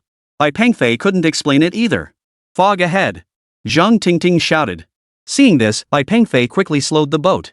Zhang Tingting glanced down at the radar and said, "It's very close now." Bai Pengfei nodded, his voice tinged with tension. "Keep a lookout. Turn on the searchlight." "Got it." Zhang Tingting swiftly activated the searchlight on the ship's roof and cranked the brightness to maximum. Soon, Bai Pengfei and Zhang Tingting could vaguely make out a dark mass ahead, resembling a small island. Bai Pengfei instructed Zhang Tingting, "Stop the boat. I need to deploy the drone for a closer look." Moments later, Bai Pengfei launched the drone specifically designed for live streaming. Now both Bai Pengfei and Zhang Tingting stared intently at the drone's feed. What could be so mysterious out in the vast ocean? Could it be an unknown island? Or an unidentified creature? Or perhaps an iceberg drifting with the ocean currents? As the image grew clearer, Bai Pengfei and Zhang Tingting gradually made out what lay before them. Holy crap! This is beyond belief. It's actually. The scene before them defied description. Bai Pengfei and Yang Ying both froze on the deck. The footage the drone was transmitting back was just too shocking to watch. Who could have imagined? This vast, dark mass stretching for kilometers was actually a garbage dump. Every kind of household waste. Plastic bags, plastic bottles, tattered clothing, damaged tires. A motley assortment of refuse piled upon the sea surface, an utterly nauseating sight. Watching the drone feed, Bai Pengfei sighed helplessly to Zhang Tingting, "Don't get too close to that garbage mountain. I'm afraid it'll ruin my mood." Zhang Tingting nodded in agreement. After a moment of silence, Bai Pengfei suggested, "Why don't you go take a look?" "Whoa." Zhang Tingting sucked in a sharp breath and shook her head vigorously. Bai Pengfei, who was now remotely controlling the drone back toward them, added, "My taste isn't that strong either. Let's just get out of here." Zhang Tingting agreed with Bai Pengfei's suggestion. Once the drone returned, she immediately turned around and left the water area. 15 minutes later, Bai Pengfei and Zhang Tingting stood at the stern, gazing at the distant mountain of trash. "Zhang Tingting, tell me, how long did it take humans to produce all this trash?" Bai Pengfei chuckled, "Way faster than you'd imagine. Zhang Tingting pursed her lips and asked again, then tell me, how long will it take for the ocean water to decompose all this trash? Bai Pengfei, it'll take far longer than you imagine. As the yacht continued onward, Bai Pengfei finally lost sight of the mountain of marine debris. Back in the wheelhouse, Zhang Tingting asked, where are we headed next? Bai Pengfei smiled faintly, glanced at the electronic nautical chart, and said, a good spot. It's still over 1,200 nautical miles away. At our current speed, it might take a few more days. Zhang Tingting nodded in agreement. Right, no rush, safety first. And you don't need to push yourself too hard. Just set the autopilot. The radar will alert us if anything comes up. Bai Pengfei nodded. After lunch, Bai Pengfei tidied up in the galley and prepared some fruit, while Zhang Tingting headed to the outdoor pool on the second deck for some exercise. Zhang Tingting sauntered over, plopped down beside Bai Pengfei, and began snacking on the fruit on the table. What's up? Why are you staring at me? Zhang Tingting asked Bai Pengfei. Nothing. That swimsuit looks pretty good. Zhang Tingting stood up to show off her bikini, saying, well, of course it's imported. Hey, what are you doing? Don't take pictures. Meanwhile, Bai Pengfei pulled out a long bath towel nearby and said, don't catch a chill. Bai Pengfei got up and walked to the boat's side. A gust of sea breeze swept by, and suddenly a white figure appeared before Bai Pengfei. 1, 2, 3. A flock of seagulls had flown up at some point, now keeping pace with the yacht, their flight level perfectly aligned with the deck. Zhang Tingting, sitting nearby, also noticed the approaching seagulls. She walked over to Bai Pengfei and said, these little rascals can be quite mischievous. You'd better be careful. Bai Pengfei? What do you mean? What's so bad about them? Zhang Tingting, you'll see soon enough. Bai Pengfei? But the next second, Bai Pengfei felt awkward. A flock of seagulls flew overhead, leaving behind only feathers. Don't you guys have any hygiene standards? Bai Pengfei yelled at the flock of seagulls. But alas, they couldn't understand him. The seagulls flew swiftly, soon leaving the yacht behind. Seeing the feathers scattered across the deck and on his own clothes, Bai Pengfei could only grit his teeth and endure it. I'm going to take a shower. Bai Pengfei muttered in frustration. Seeing his expression, Zhang Tingting turned and smiled. In the bathroom, Bai Pengfei rubbed shower gel vigorously all over himself. Did this seagull fly straight from a garbage dump? Frustration piled upon frustration, making him even more frustrated. But at that very moment, Bai Pengfei's heart suddenly gave a jolt. After changing clothes, Bai Pengfei returned to the deck. Zhang Tingting was still leisurely eating fruit. Gazing out at the endless expanse of sea, Bai Pengfei felt an indescribable sensation welling up inside him. Moments later, his gaze locked onto the depths below the surface. Moreover, he sensed something approaching him. Until. Stop the boat. Stop the boat. Bai Pengfei shouted loudly. Zhang Tingting froze for a second, but seeing Bai Pengfei dash into the wheelhouse, she followed suit. What's wrong? Is there danger? Zhang Tingting immediately grew tense. After shutting off the engine, Bai Pengfei breathed a sigh of relief and said, no danger. I feel like diving. Zhang Tingting. Faced with Bai Pengfei's sudden whim, Zhang Tingting was at a loss for words. Zhang Tingting. Bai Pengfei said, I suddenly want to see this underwater world.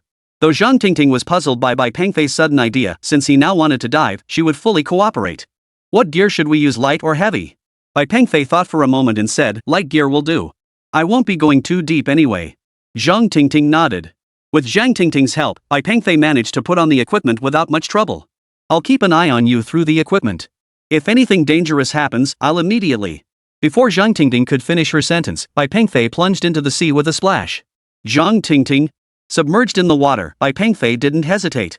He swam straight toward the direction in his mind. He didn't know what was happening. It was as if a radar had suddenly activated in his mind, guiding him relentlessly toward a single destination. Since the water wasn't deep here, Bai Pengfei soon reached the seabed. As the underwater spotlight swept overhead, every detail on the seabed came into sharp focus. Seaweed, scattered rocks, mantis shrimp, tiny crabs. Everything looked perfectly normal. But soon, a red target appeared in the distance. Seeing what lay before him, Bai Pengfei felt a surge of excitement. It was a red coral. Red coral was a rare find. And judging by its color and quality, this piece was likely top tier. Without hesitation, Bai Pengfei drew the dagger he wore at his waist. The true quality of this coral couldn't be determined underwater. He'd have to bring it back to the ship for a closer look. Underwater, Bai Pengfei hauled the red coral up with little effort. As for whether this thing was valuable, who cares? Get it back to the boat first. Before long, Bai Pengfei surfaced. On the swim-up deck, Zhang Tingting came over to help Bai Pengfei out of his diving suit. Glancing at the coral beside them, she remarked, why bring this thing back? It's so dirty. What do you know? This is a treasure. I'll just rinse it off with water later. Having shed his wetsuit, Bai Pengfei carried the coral to the bathroom. After rinsing it with clean water, the red coral's form became clearly visible to Bai Pengfei. After drying it off, Bai Pengfei, still holding the coral, approached Zhang Tingting. Chapter 188, Little Dolphin. Even if it's valuable, I don't like it. Faced with the red coral, Zhang Tingting seemed utterly unimpressed. Where are we going next? Having finally gotten out for a change, where to go next was what truly concerned Zhang Tingting. She didn't want to return to the hospital so soon, it was just too boring. Actually, Bai Pengfei had already planned the itinerary before last night's workout. This time, Bai Pengfei intended to take Zhang Tingting to the southernmost tip of their homeland, the Seven Ring Reef. According to the yacht's navigation chart, they would reach the beautiful Seven Reefs this afternoon. The southernmost reef within the Seven Reefs, also known as James Shoal, marked the southernmost territory of the motherland. Although some external forces claimed it was not Chinese territory, it has been Chinese territory since ancient times. Chinese fishermen have fished here since antiquity, leaving behind traces of their presence, a fact beyond dispute. Of course, certain nations eager to stir up regional turmoil persistently create trouble in various ways. In the face of historical evidence, the provocations of these clowns destined to play the leading role are bound to come to nothing. Take a break. We'll reach the southernmost point of our motherland this afternoon. Zhang Tingting, are we going to the South Pole? Bai Pengfei. Who told you the southernmost point of our motherland is Antarctica? But, that's a pretty good idea. Zhang Tingting. 7th atoll, 126 nautical miles. 15 knots per hour, 8 hours. Wind direction, wave height, weather. Bai Pengfei in the wheelhouse confirmed a series of parameters. After more than 7 hours, a cluster of islands and reefs began to emerge faintly on the horizon. At that moment, Bai Pengfei deployed a drone for aerial photography. After all, such a beautiful natural wonder deserved to be appreciated from the best possible vantage point. Standing on the deck, watching the drone ascend into the warm sea breeze, Bai Pengfei began explaining to Zhang Tingting. The Seven Reefs are renowned islands in China's South China Sea. Our ancestors from the Ming dynasty were likely fishing here over 400 years ago, and stone monuments they left behind still stand on the reefs today. Hearing Bai Pengfei's explanation from the cockpit, Zhang Tingting couldn't contain her excitement. The 7 reefs of Qihuan Reef are all interconnected. They say that at night, viewed from above, each emits a distinct glow, hence its nickname, the 7 colored pearls. Like I don't know that? Put. Zhang Tingting retorted with a dismissive sneer. Bai Pengfei. At that moment, the aerial drone drew ever closer to the Seven Ring Reef, capturing increasingly vivid footage. Turquoise seas, azure skies, and sparkling waves, all the breathtaking scenery unfolded before their eyes, a sight too beautiful for words. As Bai Pengfei maneuvered the drone, the yacht gradually drew nearer to the Seven Ring Reef. Only a portion of the Seven Ring Reef was visible above the water surface, with extensive coral reefs lying beneath. Therefore, if the vessel approached directly, it risked damaging the yacht. Therefore, the anchor was dropped while still a considerable distance from the Seven Ring Reef. Bai Pengfei understood this principle well. There are motorboats below. We'll take the motorboats up, Zhang Tingting said to Bai Pengfei. Bai Pengfei retrieved the drone and nodded in agreement. The Seven Ring Reef is a chain of 7 connected reef islands. Dawn Island is actually the largest, and the only visitor center is located there, so the two naturally headed for Dawn Island. The main island of Seven Ring Reef measured approximately 3,000 meters long and 650 meters wide, the only inhabited island among the 7. Several 2-story buildings stood here, housing over a dozen people year-round. Now arriving at the yacht's hull, Bai Pengfei and Zhang Tingting, who were preparing to ride jet skis ashore, had even brought along some fruits and vegetables. Zhang Tingting nodded approvingly at Bai Pengfei's preparations. She knew that fruits and vegetables were the scarcest items on the island. I didn't expect you to be so thoughtful. Zhang Tingting generously praised Bai Pengfei. Do you like dolphins? There's a dolphin sanctuary here, Bai Pengfei said. A dolphin sanctuary? This was something Zhang Tingting hadn't researched. Bai Pengfei chuckled. You don't know about it? Don't you ever read travel guides before going anywhere? But. Zhang Tingting pouted. This is the White Dolphin Reserve, home to 1/3 of the world's white dolphins. But, even though it's 1/3, there are probably only about 150 left. Hearing this, Zhang Tingting inexplicably lowered her head. The extinction of marine life is deeply tied to changes in Earth's environment, and those massive environmental shifts are almost entirely caused by humans. Let's go. I've got everything packed. We're off.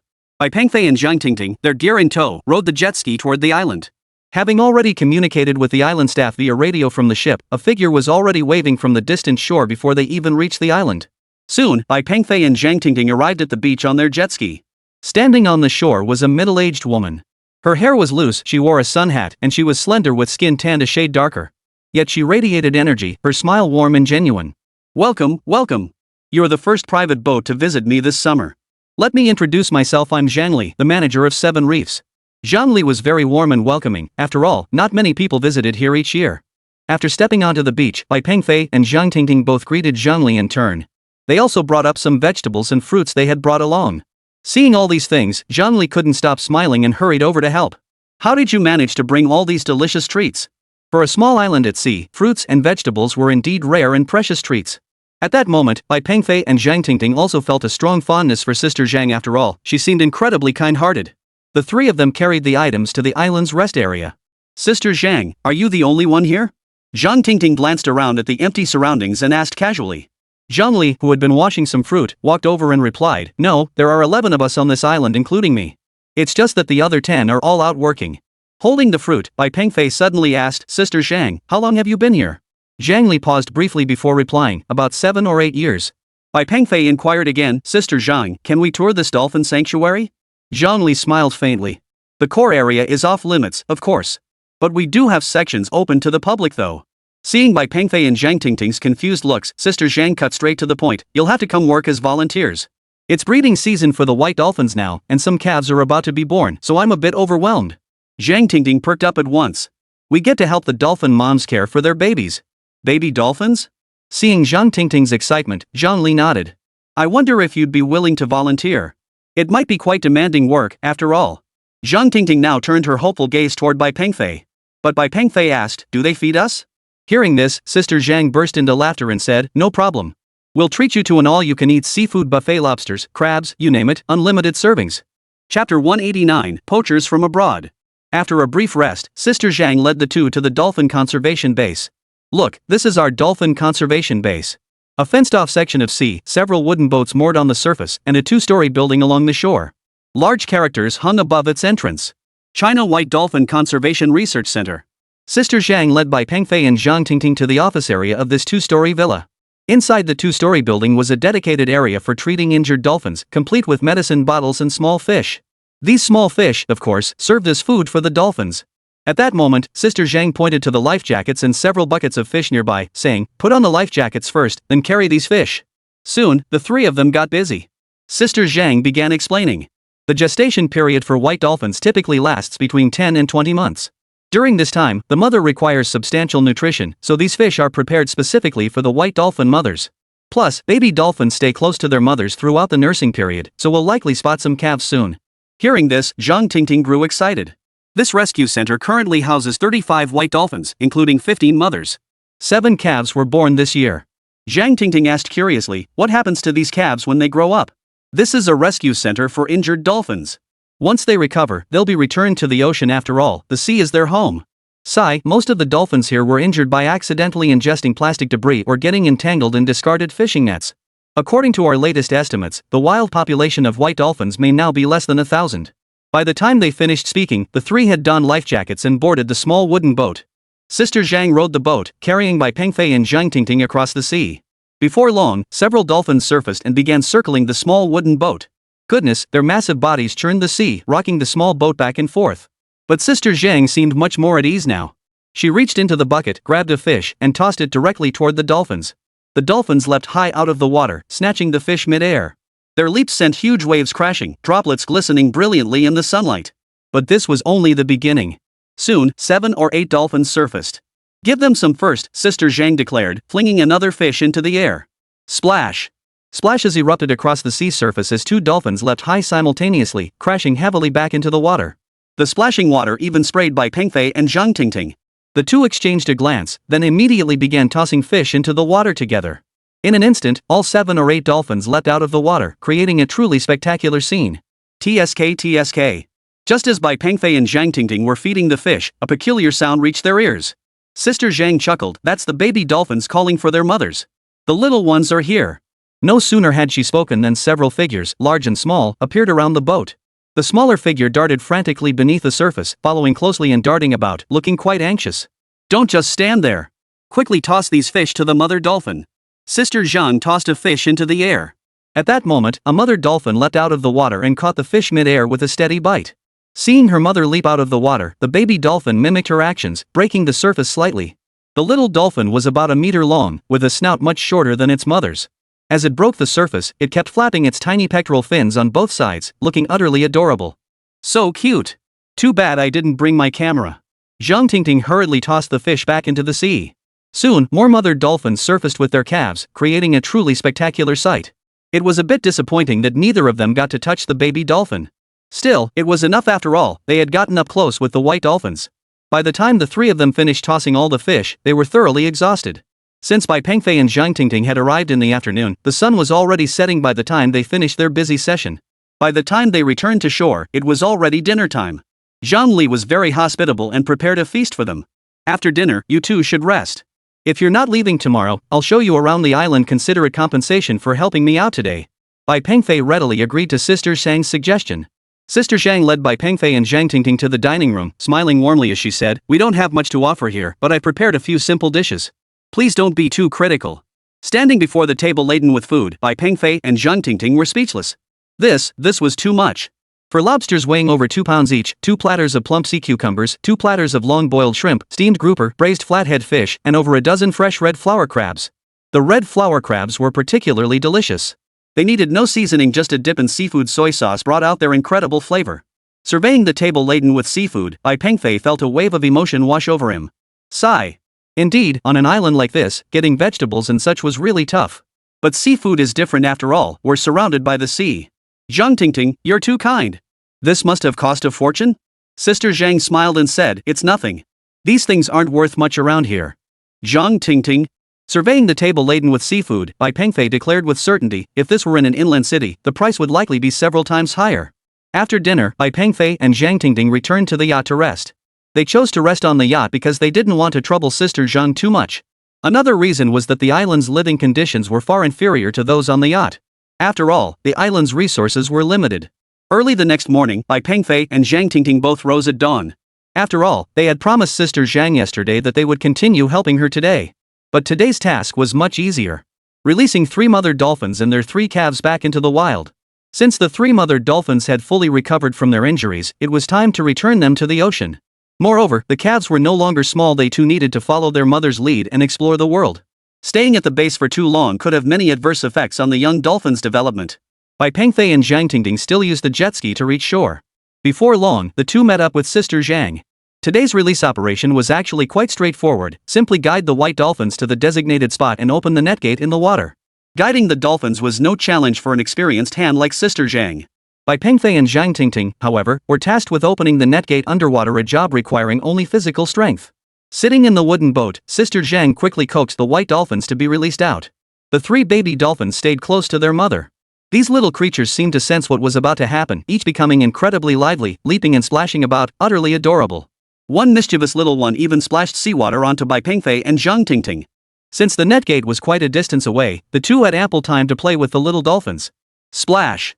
The little dolphins splashed water near the boat, drenching the 3 people on board. Perhaps they'd grown quite familiar with us, because soon these little dolphins were actually pushing the wooden boat from behind, making it hard for Sister Zhang to steer. But this had its perks, it saved a lot of effort. Seeing this, Sister Zhang chuckled and said, "These little rascals are just like that, playful. Don't be afraid." But she regretted saying it the moment the words left her mouth. She'd expected Bai Pengfei and Zhang Tingting to be scared. Instead, both of them came to the stern and started getting up close and personal with the little dolphins. "Look, they're so adorable. Their little heads are so smooth." Zhang Tingting timidly stroked the dolphin's head, her face lighting up with a bright smile. The 3 little white dolphins were very cooperative, bumping against her while making yee-woo sounds. This was pure dolphin song, after all.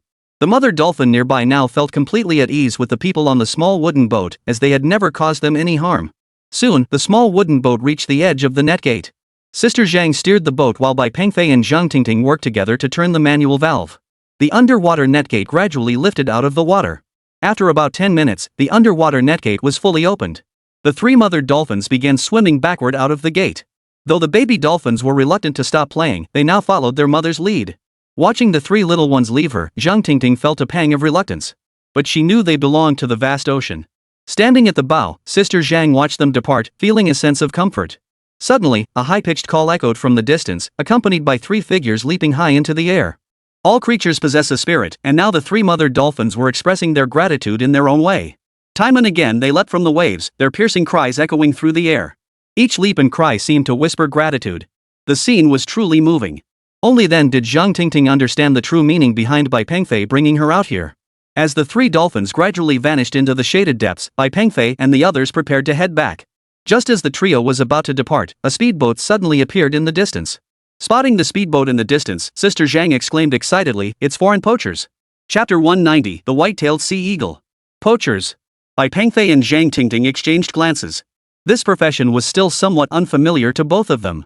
At that moment, Sister Zhang hurriedly grabbed the whistle from her chest and blew it forcefully. The whistle emitted a peculiar sound. Only later did Bai Pengfei learn that Sister Zhang's whistle wasn't meant to scare off the poachers, but to alert the dolphins. Thanks to that peculiar whistle, the dolphins actually heard it and immediately darted underwater at full speed. The speedboat in the distance, seeing the dolphins disappear, had no choice but to give up. Sister Zhang finally let out a sigh of relief. Ugh! These poachers are truly despicable. But at that moment, Zhang Tingting felt a pang of worry. Sister Zhang, doing this, aren't you afraid they'll retaliate against you? Sister Zhang smiled, pointing to the national flag pinned to her chest. These petty thieves wouldn't dare. They know exactly what happens when they attack Chinese citizens. After watching the poachers' speedboat depart, the trio boarded their small boat to leave. But on the way back to base, a piercing scream from the sky startled all three of them. A sea eagle was circling overhead. Seeing this, Sister Zhang immediately tensed up. She knew this was a stellar sea eagle, a predatory bird and extremely dangerous. Staring at the sea eagle in the sky, Sister Zhang immediately grabbed the oar. Having lived in the Seven Reefs for years, she knew these eagles were highly aggressive and truly dangerous creatures. Last year, one of her colleagues had encountered this creature at sea and ended up with a clawed arm that required numerous stitches to heal. At that moment, Bai Pengfei stared intently at the stellar sea eagle in the sky, not daring to relax for a second. He himself wasn't afraid, but he was worried about Zhang Tingting. Zhang Tingting held her phone in one hand, while her other hand instinctively wrapped around Bai Pengfei's wrist. Sister Zhang looked up at the sky and said, "The stellar sea eagle, the largest seabird species. An adult's wingspan can reach about 2.5 meters. No sooner had she finished speaking than the sea eagle suddenly dove from the sky. Seeing this, Zhang Li immediately shielded Bai Pengfei and Zhang Tingting with her oar. After all, the impact of such a massive body diving from the sky. As the sea eagle plunged toward them, Zhang Li raised her oar and began swinging it through the air. She still feared the sea eagle might harm Bai Pengfei and Zhang Tingting. After all, they were guests, and they were helping. But at that moment, Bai Pengfei didn't hide behind Sister Zhang. Instead, he stepped forward, directly facing the diving stellar sea eagle. He grabbed the remaining fish from the bucket on the boat and tossed it directly into the air. The stellar sea eagle reacted swiftly, snatching the fish mid-air with its talons. Its dive was so steep that the bird didn't stop its descent until its body hit the water. After a few powerful wing beats and a light tap of its talons on the surface, it soared back into the sky. Seeing the sea eagle soar back into the sky, Zhang Li's heart finally settled. A full-grown stellar sea eagle would never be satisfied with just one small fish. Bai Pengfei, holding his breath, fixed his gaze on the sea eagle soaring overhead. Moments later, he flung the entire remaining catch from the bucket into the air. The sea eagle showed no hesitation, catching every fish with precise, fluid movements. Bai Pengfei chuckled, "Golden eagles may be fierce, but they're incredibly intelligent. You just need to show them you pose no threat." That sea eagle's wing looks injured. Zhang Tingting pointed to the sky. Moments later, Bai Pengfei turned to Zhang Tingting and asked, "Do we have any usable medicine on board?" Zhang Tingting looked utterly bewildered. "We do have medicine, but it won't be able to use it anyway. No need to go back. Our rescue station has a pretty complete supply of medicine, but how are we supposed to calm it down for treatment now?" Zhang Tingting added, "A sea eagle this big is definitely much more temperamental than a baby dolphin. Treating its injuries won't be easy." Sister Zhang nodded in agreement. But Bai Pengfei wasn't afraid of that. He reached into his pocket and pulled out a palm-sized tablet. This was a futuristic high-tech product Bai Pengfei had just exchanged for in the system. A taming device. This device emitted special frequency waves to achieve the effect of taming various animals. Bai Pengfei typed "Stellar Sea Eagle" directly into the screen. Once the information updated, he aimed the device at the stellar sea eagle soaring overhead. Soon, the stellar sea eagle dove from the sky, heading straight for Bai Pengfei. Zhang Tingting, Zhang Li. But soon both of them froze in shock. For the fierce stellar sea eagle flapped its wings twice and landed directly on Bai Pengfei's arm, behaving quite docilely. At this moment, Bai Pengfei dared not make any sudden movements. After all, this was his first time using the device, and he had no idea how effective it truly was. Glancing sideways, he saw the sea eagle's wing was indeed injured and the wound looked quite severe. No wonder it nearly fell into the water while catching fish earlier. Its wing was bearing such a heavy wound. Sigh. After confirming the eagle's injury, Bai Pengfei addressed Zhang Tingting and Sister Zhang. "We'll take it to the rescue station now and try to bandage its wound." Sister Zhang nodded. "We do have the supplies, but will it cooperate?" Bai Pengfei shifted his body slowly and said, "Let's try. It should cooperate." Zhang Tingting swallowed nervously, her voice laced with concern. "Maybe we should wait until the professionals return." This feels so dangerous. Exactly. Our rescue center has highly skilled veterinarians. Let's secure it first to prevent it from harming you. Sister Zhang gestured toward a nearby wooden barrel.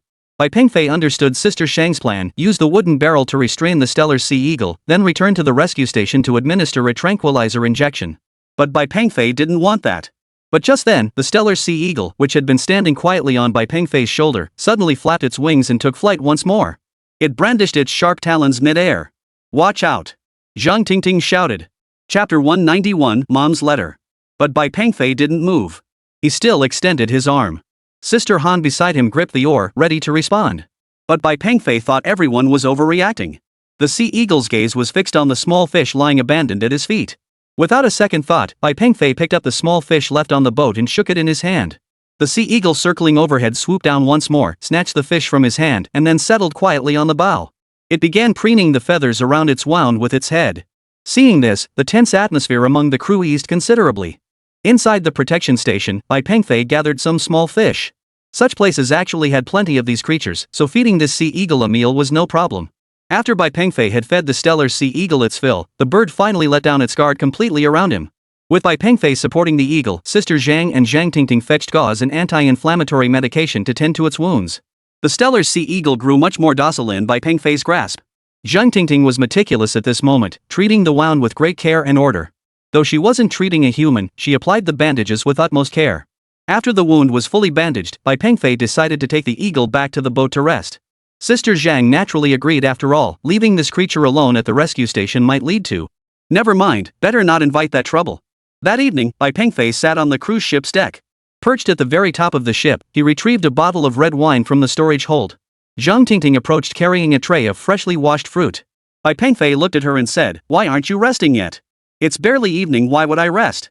Bai Pengfei thought about it. True, though it was already dark, it was only 8:30 p.m. Care for a glass? Bai Pengfei held up the decanted red wine beside him. Zhang Tingting glanced around uneasily before nodding. The wine's fragrance wafted through the air, a beauty beneath the moon, her cheeks flushed with wine. "I want to go home now." "I'm so glad we came out this time," Zhang Tingting murmured softly, leaning against Bai Pengfei. Deep down, Zhang Tingting knew this outing was partly to lift her spirits, but more importantly, Bai Pengfei wanted to give her hope to keep living. Truthfully, Zhang Tingting had never given up. It wasn't just for herself and her parents, it was more for the man before her who loved her. "Alright, we'll set off for home tomorrow." As the two sipped wine aboard the boat, a faint, eerie glow suddenly emanated from the seven-ring reef ahead. "Look ahead!" Bai Pengfei pointed toward the seven-ring reef. Zhang Tingting followed his gaze. "Wow! It's so beautiful." Bai Pengfei knew these were actually bioluminescent plankton gathered on the reef, creating the effect. Different plankton emitted different hues of light, earning the seven-ring reef its reputation for its multicolored splendor. But this peculiar sight wasn't visible every night, it depended on the weather in season. "So beautiful!" Zhang Tingting exclaimed. After a moment, Bai Pengfei asked, "Want to get up close and personal with this spectacle?" Hearing this, Zhang Tingting flashed a smile. Soon, the two of them rode their jet ski to the glowing areas. In truth, aside from Dongjiao Island being relatively large, the other islands of this seven-ring atoll were quite small, with many parts submerged underwater. Now, Bai Pengfei and Zhang Tingting steered the jet ski slowly, navigating the surface with utmost care, afraid of disturbing the plankton. Zhang Tingting carefully took out her camera to photograph the scene. Even so, the moment the camera flashed, the small cluster of plankton scattered in all directions. As they circled several islands, Bai Pengfei suddenly noticed something flickering at the center of one of the seven reef's luminous islets. It flickered on and off, starkly contrasting with the surrounding glow. An inexplicable force compelled Bai Pengfei to investigate. "You go back first. I'll check it out myself," Bai Pengfei casually told Zhang Tingting. But Zhang Tingting wasn't quite done admiring the view yet. She immediately retorted, "Do whatever you want. I'm not going back now anyway. I still have tons of photos to upload." "Alright, be careful." Zhang Tingting nodded and replied, "You be careful too." After parting ways with Zhang Tingting, Bai Pengfei headed straight for the spot he'd just been at. This was likely the smallest atoll among the 7 atolls. It was circular in shape, with very few exposed reef rocks above the water. It resembled a volcanic crater, with reefs encircling the perimeter. In the center, a space of about 300 to 400 square meters had extremely shallow water, averaging only about half a meter deep. Consequently, fish were rarely found here.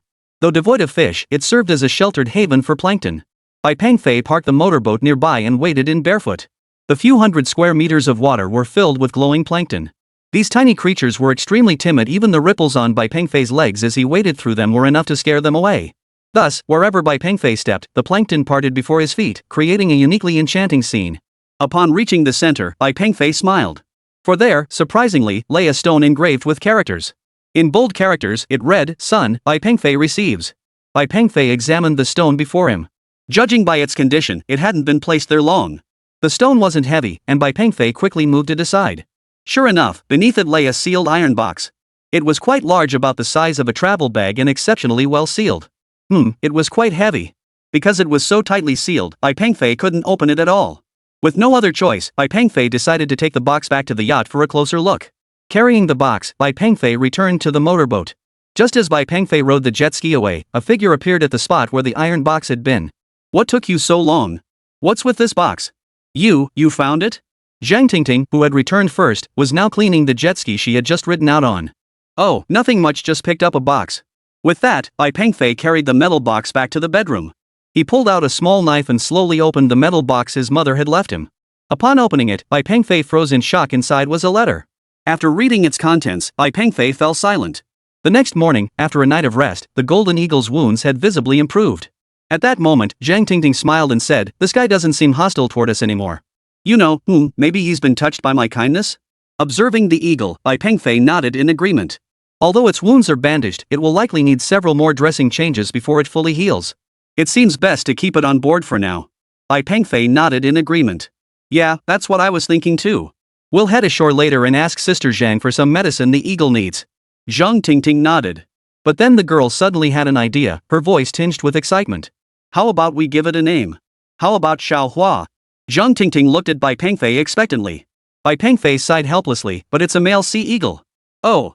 Well then, let's call it Little Tough Guy," Zhang Tingting suggested. "Don't just name it after your own desires. I say we call it Xiao Xiang." Zhang Tingting. Before long, the two landed on the island again and obtained some medicine for Xiao Xiang from Sister Zhang. "My colleague will be back this afternoon. We're having a dinner gathering tonight. You're both welcome to join us." Sister Zhang remained as warm as ever. But Bai Pengfei shook his head. "No need to trouble you. We'll be setting sail soon." "What? Not staying a few more days?" Sister Zhang smiled warmly again. "I suppose so. You're still young and should explore more, unlike me, who spent half my life here with dolphins. Sister Zhang's work is incredibly meaningful." "No one can compare to that," Zhang Tingting said earnestly. Sister Zhang smiled faintly and nodded in agreement. "Come back whenever you can. The little dolphins here will always welcome you." Bai Pengfei and Zhang Tingting exchanged a glance before nodding together. After a brief farewell, Bai Pengfei and Zhang Tingting returned to the boat. At last, the two were finally heading home. Chapter 192, First Try Success. After 2 days at sea, Bai Pengfei and Zhang Tingting finally returned to the port they had departed from. The tiger-headed eagle had healed its wounds and returned to the wild. Bai Pengfei drove Zhang Tingting back to the hospital, gave some instructions, and then returned alone to the laboratory. From then on, Bai Pengfei spent every day in the lab, visiting Zhang Tingting at the hospital every few days. A month later, Bai Pengfei finally achieved a breakthrough. A smile spread across Bai Pengfei's face as he examined the experimental results and data. The new drug had now passed all experimental tests. All that remained was synthesizing the medication. This was definitely cause for celebration for Bai Pengfei. However, at the hospital, Zhang Tingting had been experiencing physical issues over the past few days. She constantly felt tired. She also felt nauseous and had vomited several times. Most crucially, her period hadn't arrived this month. Zhang Tingting counted the days the last time she and Bai Pengfei had been on the yacht. The thought plunged her into deep contemplation. To confirm her suspicions, she secretly bought a pregnancy test from the pharmacy downstairs. Upon returning to the hospital room, she went straight to the bathroom. Moments later. "Ah!" A shriek echoed from the bathroom. "Oh no! It's positive." Though Zhang Tingting felt a touch of fear at that moment, it was mostly replaced by delight. Her cheeks flushed crimson in that instant. After briefly calming herself in the bathroom, she fell deep in thought. Staring at the two lines before her, she felt both thrilled and afraid. After all, her current physical condition was far from ideal. Without specialized medication, she knew she wouldn't survive to deliver the baby. At this thought, she let out a long sigh. If only she'd known, she would have taken precautions. Damn it! That damn Bai Pengfei, how could it happen on the very first try? After leaving the bathroom, Zhang Tingting sat down on the bed. She debated whether to tell Bai Pengfei about this. After much deliberation, Zhang Tingting still couldn't make up her mind. What should she do? This was just an accident. If her body were in perfect health, she could absolutely keep this child. But her body was in this condition now. But if she told Bai Pengfei about this, how would he react? Would it break his heart? Zhang Tingting hesitated, unsure what to do. Just then, the ward door opened unexpectedly. There stood Bai Pengfei, holding a bouquet of flowers. He'd brought flowers each time recently, hoping the sight of them would lift Zhang Tingting's spirits a little each day. What's wrong? Feeling down? Seeing Zhang Tingting sitting on the bed looking a bit downcast, Bai Pengfei asked.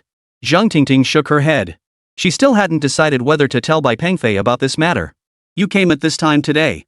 Previously, Bai Pengfei had always come over in the evenings. Yeah, I suddenly missed you, so I came to see you.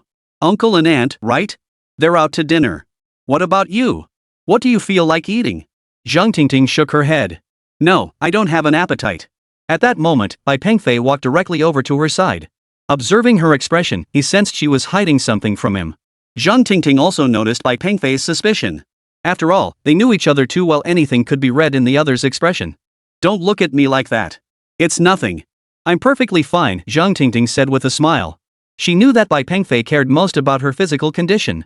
And that was indeed the case. Bai Pengfei feared Zhang Tingting might be hiding her health issues from him. Even after hearing her words, Bai Pengfei still felt uneasy. With no other option, Bai Pengfei sought out Dr. Huang for confirmation. Fortunately, Dr. Huang confirmed that Zhang Tingting's condition was stable and showed no signs of relapse. With Dr. Huang's confirmation, Bai Pengfei felt considerably reassured. Seeing that Bai Pengfei no longer harbored doubts, Zhang Tingting breathed a sigh of relief. She quietly tossed the pregnancy test aside. Maybe this pregnancy test isn't accurate. I'll try again tomorrow. Yes, I'll try again tomorrow. For now, Zhang Tingting could only console herself this way. Little did she know that Bai Pengfei hadn't left today. He spent the entire afternoon discussing something with Dr. Huang, and that night, he even slept in the hospital room with her. The next morning, Zhang Tingting woke up early.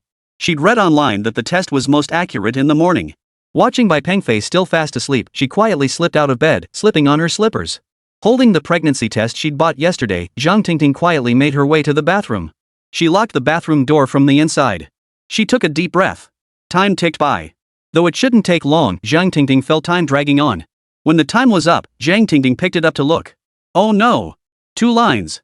This time it was definitely true. She was pregnant. What on earth was she supposed to do now? How could she possibly keep it? My body can only handle this for a year at most. Thinking that way, I might as well keep it. But that's only the best case scenario. And even if the baby is born safely, what about the future? Leave the child with Bai Pengfei. Make him raise the child alone from now on. That wouldn't be fair to him. A man of such exceptional talent will surely find a wonderful woman to be with him. I can't. At this thought, tears welled up in Zhang Tingting's eyes. With that thought, Zhang Tingting silently vowed, this child cannot be kept. Are you in there? Bai Pengfei's voice echoed outside the bathroom door. Zhang Tingting quickly wiped away the tears, stowed the pregnancy test, composed herself, and opened the bathroom door. Why not sleep a little longer? Zhang Tingting asked after opening the door. You should be the one sleeping in. Why did you get up so early today? Are you feeling unwell? Bai Pengfei asked with concern. No. Zhang Tingting shook her head and walked toward the sofa in the living room. What's that in your hand? Bai Pengfei noticed the object in Zhang Tingting's hand. Truthfully, Bai Pengfei had sensed something off about Zhang Tingting since yesterday. She had gotten up so early again this morning. All of this made Bai Pengfei a little worried. But Zhang Tingting had made up her mind. She needed to tell him about this matter. After all, he was the child's father and had the right to know. Besides, her physical condition was plain to see, and Bai Pengfei knew it too. Zhang Tingting slowly approached the sofa, placed the pregnancy test on the table, and said earnestly, I'm pregnant. Chapter 193, I will save you all. Bai Pengfei. He stared blankly at Zhang Tingting. For a moment, he couldn't quite believe it was true. After all, this was far too sudden. But he also knew Zhang Tingting wouldn't joke about something like this. And last time, it seemed like they hadn't taken precautions. Could it really be true? At that moment, Zhang Tingting handed the pregnancy test directly to Bai Pengfei. He stared at the 2 lines on it. Bai Pengfei fell silent for a long moment. My child. I'm going to be a father. Seeing Bai Pengfei's expression, Zhang Tingting lowered her head and said nothing. Yes, if this child were to be kept, he would indeed become a father. But given the current circumstances, it simply couldn't be kept. At that moment, Bai Pengfei felt both shocked and overjoyed. Overjoyed, he began gesturing wildly with his hands.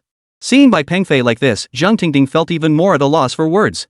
Her expression stood in stark contrast to Bai Pengfei's, filled with profound sadness. After a moment of elation, Bai Pengfei noticed Zhang Tingting's expression. In that instant, he understood. This child. You don't want it? Hearing this, Zhang Tingting nodded. Bai Pengfei fell silent. Is it because of your illness? Zhang Tingting nodded again. Bai Pengfei fell silent. He didn't want Zhang Tingting to terminate the pregnancy. He wanted this child. He knew that his breakthrough treatment for Zhang Tingting's current illness would be completed soon. But to blurt out now that he wanted to keep the baby would seem a bit selfish. It showed no consideration for Zhang Tingting's health. Given her current condition, keeping the baby would indeed be extremely dangerous. Bai Pengfei set down the pregnancy test and embraced Zhang Tingting. Tell me, he asked softly, if your illness were cured, would you be willing to keep this child? Hearing this, tears streamed uncontrollably down the corners of Zhang Tingting's eyes. How could she not want this child? But reality was cruel. Her current circumstances simply wouldn't allow her to keep this child. She leaned against Bai Pengfei's shoulder. Of course I want it. But we have to face reality. I've been told I won't wake up after that day. By then, the baby won't survive. Even if I manage to hold on until birth, what then? If your illness could be cured, we'd raise this child together. Bai Pengfei's tone was incredibly gentle. I've been thinking all night. I never knew how to tell you this. If my body can't hold out during this process, I'm afraid you won't be able to bear it. By this point, Zhang Tingting's cheeks were streaked with tears. Truthfully, she couldn't accept it either. Why did fate have to play such a cruel joke on her at this moment? Seeing Zhang Tingting weeping so bitterly in his arms, Bai Pengfei felt even more guilty. He knew it was his fault that the woman he loved was shedding tears. A woman's tears only prove how incompetent the man beside her is. Bai Pengfei took a deep breath and said earnestly, this child, I want to keep it. Trust me, I won't give up on either the child or you. Believe me, we still have so much left to do. Zhang Tingting knew Bai Pengfei had been researching a new drug all this time. But she also knew this was no overnight endeavor. Bai Pengfei continued, you know I've been working on this new drug. I'm telling you now, the development has made progress. We just need to run a few more experiments. Although the drug isn't fully developed yet, its chemical composition has been finalized. If no side effects are observed in animal trials, it can proceed to clinical use. Originally, Bai Pengfei had planned to wait until the animal trials were complete before telling Zhang Tingting. But circumstances had changed, forcing him to share the news earlier than planned. Hearing this news, Zhang Tingting was also quite surprised. After all, if the drug proved successful, it would mean there was hope for her condition. And this child could be kept. Zhang Tingting looked down at her belly. Perhaps this was fate. This was a gift from heaven, a celebratory gift. Trust me, I won't let you die, Bai Pengfei said with absolute certainty. Zhang Tingting nodded without hesitation. She too hoped to spend the rest of her life with Bai Pengfei. All right. Take good care of yourself and our child. I need to get back to the lab immediately. For Bai Pengfei, the experiments had to be accelerated and there was one crucial matter. That was the fact that when researching the new drug earlier, they hadn't considered pregnant women. Now he had to incorporate that factor. Certain chemical components would need to be modified. But this posed no real challenge for Bai Pengfei. After calming Zhang Tingting, Bai Pengfei headed straight back to the lab. He needed to accelerate his pace now and develop this new drug as quickly as possible. Though the past period had been exhausting, it was all worth it. This time, Bai Pengfei stayed in the lab for 10 straight days. He never left the lab once during those 10 days. He barely slept at all. However, the development of the new drug progressed remarkably quickly. Bai Pengfei's relentless work ethic genuinely startled the other researchers at the institute. They couldn't fathom why a renowned genius of unparalleled talent would push himself so relentlessly. Although the experiments were progressing rapidly, Bai Pengfei remained extremely cautious, paying meticulous attention to every detail. Everything had to be executed flawlessly. That day, Bai Pengfei finally emerged from the laboratory. Research Institute staff members saw him emerge and immediately approached to greet him. Good day, Mr. Bai. Good day, Mr. Bai. Hello, Mr. Bai. Actually, Bai Pengfei had told them before not to address him that way. But today, Bai Pengfei had no time to dwell on such matters. Where is the dean? Where is the dean? Where is he? Bai Pengfei asked urgently. He's in his office on the second floor.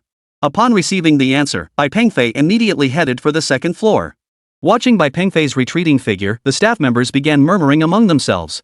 What's gotten into Bai Guisher? He's in such a hurry. Could it be that his new drug development hit a snag?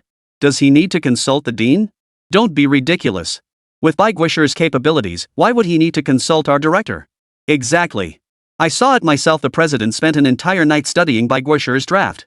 While the group was discussing, Bai Pengfei had already arrived at the dean's office door.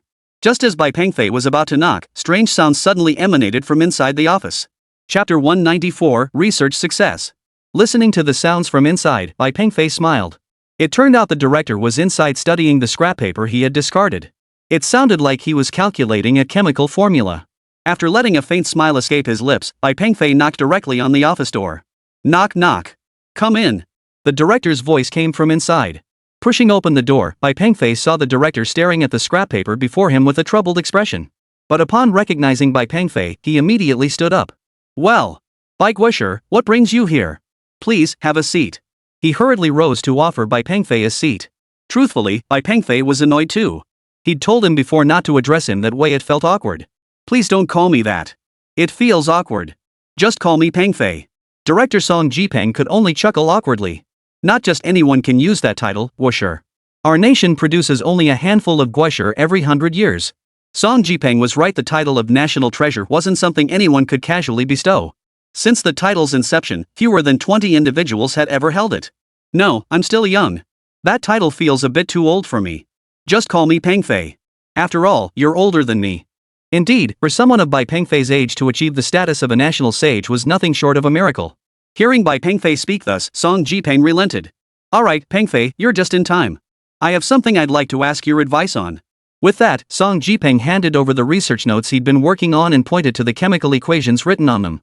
Look, these combinations. In truth, Song Jipeng held considerable authority in the pharmaceutical field. He had published numerous articles on medicine both domestically and internationally, earning him many awards. After all, he still held the title of doctoral advisor. However, when it came to the chemical equations Bai Pengfei had written, he was genuinely at a loss.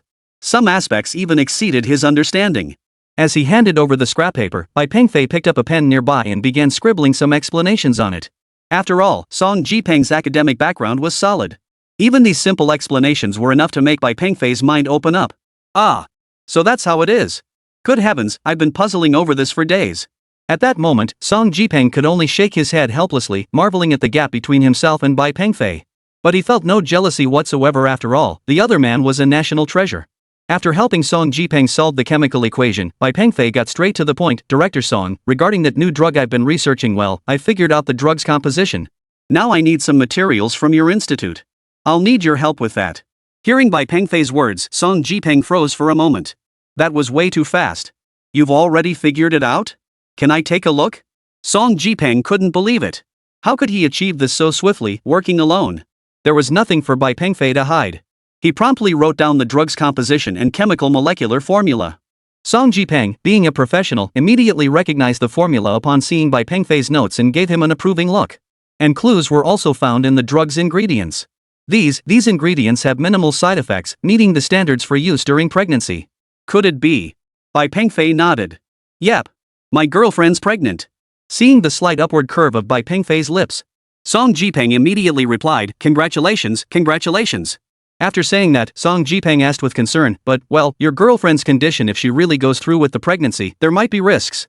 Facing Song Jipeng's concern, Bai Pengfei nodded again. Yes, I'll minimize the risks as much as possible. And I have confidence in this medicine. The most critical thing now is to get the finished product ready and start testing immediately. Once the tests pass, my girlfriend can try it. Song Jipeng nodded in understanding. He knew the disease Bai Pengfei's girlfriend suffered from didn't leave her much time. From Bai Pengfei's gaze, he could see the man was deeply confident. Alright, rest assured. I'll support you fully. Thank you. In truth, Bai Pengfei mainly needed him to assist with the drug production and provide some test subjects. The production of this drug required highly specialized equipment. Although the Medical Research Institute possessed such equipment, it was rarely used under normal circumstances. With the sudden need to activate it now, Song Jipeng had to immediately call in personnel. While Bai Pengfei could research the drug's ingredients, the actual manufacturing process, well, that was completely outside his expertise. He certainly didn't know how to operate the pharmaceutical equipment. Song Jipeng immediately contacted the relevant personnel. Upon hearing they were assisting Bai Guosher, these experts rushed over without hesitation. After all, in the eyes of these researchers, Bai Pengfei was the absolute superstar. Such a national treasure was not someone one encountered every day. Within a week, the finished drug product was successfully manufactured. With the drug in hand, the next step was to immediately proceed to the mouse testing phase. Song Jipeng had plenty of mice on hand, so that wasn't a problem. Several test subjects were quickly arranged. Now it was just a matter of waiting. Several days of observation were required. During this downtime, Bai Pengfei found himself with free time, which he spent visiting Zhang Tingting at the hospital. However, Zhang Tingting hadn't yet told her parents about her pregnancy, and she'd asked Bai Pengfei not to mention it either. She feared her parents would worry, and she dreaded the possibility of them pressuring her to terminate the pregnancy. That day, after finishing his observations in the lab, Bai Pengfei flew straight to the hospital. The experiment was progressing exceptionally well, with the mice showing no adverse reactions whatsoever, which greatly lifted Bai Pengfei's spirits. Upon arriving at the hospital, he first brought Zhang Tingting some fruit, then packed some of her favorite seafood. Seeing the abundance of food Bai Pengfei had brought, Zhang Tingting felt a bit helpless. That's too much, way too much. I can't possibly eat all this. Just pick a few things, I bought them all. If you don't eat them, it'll be such a waste. Bai Pengfei carefully arranged everything on the table. Zhang Tingting. Though she grumbled at Bai Pengfei, she was secretly delighted. After all, what girl could resist such a warm-hearted guy?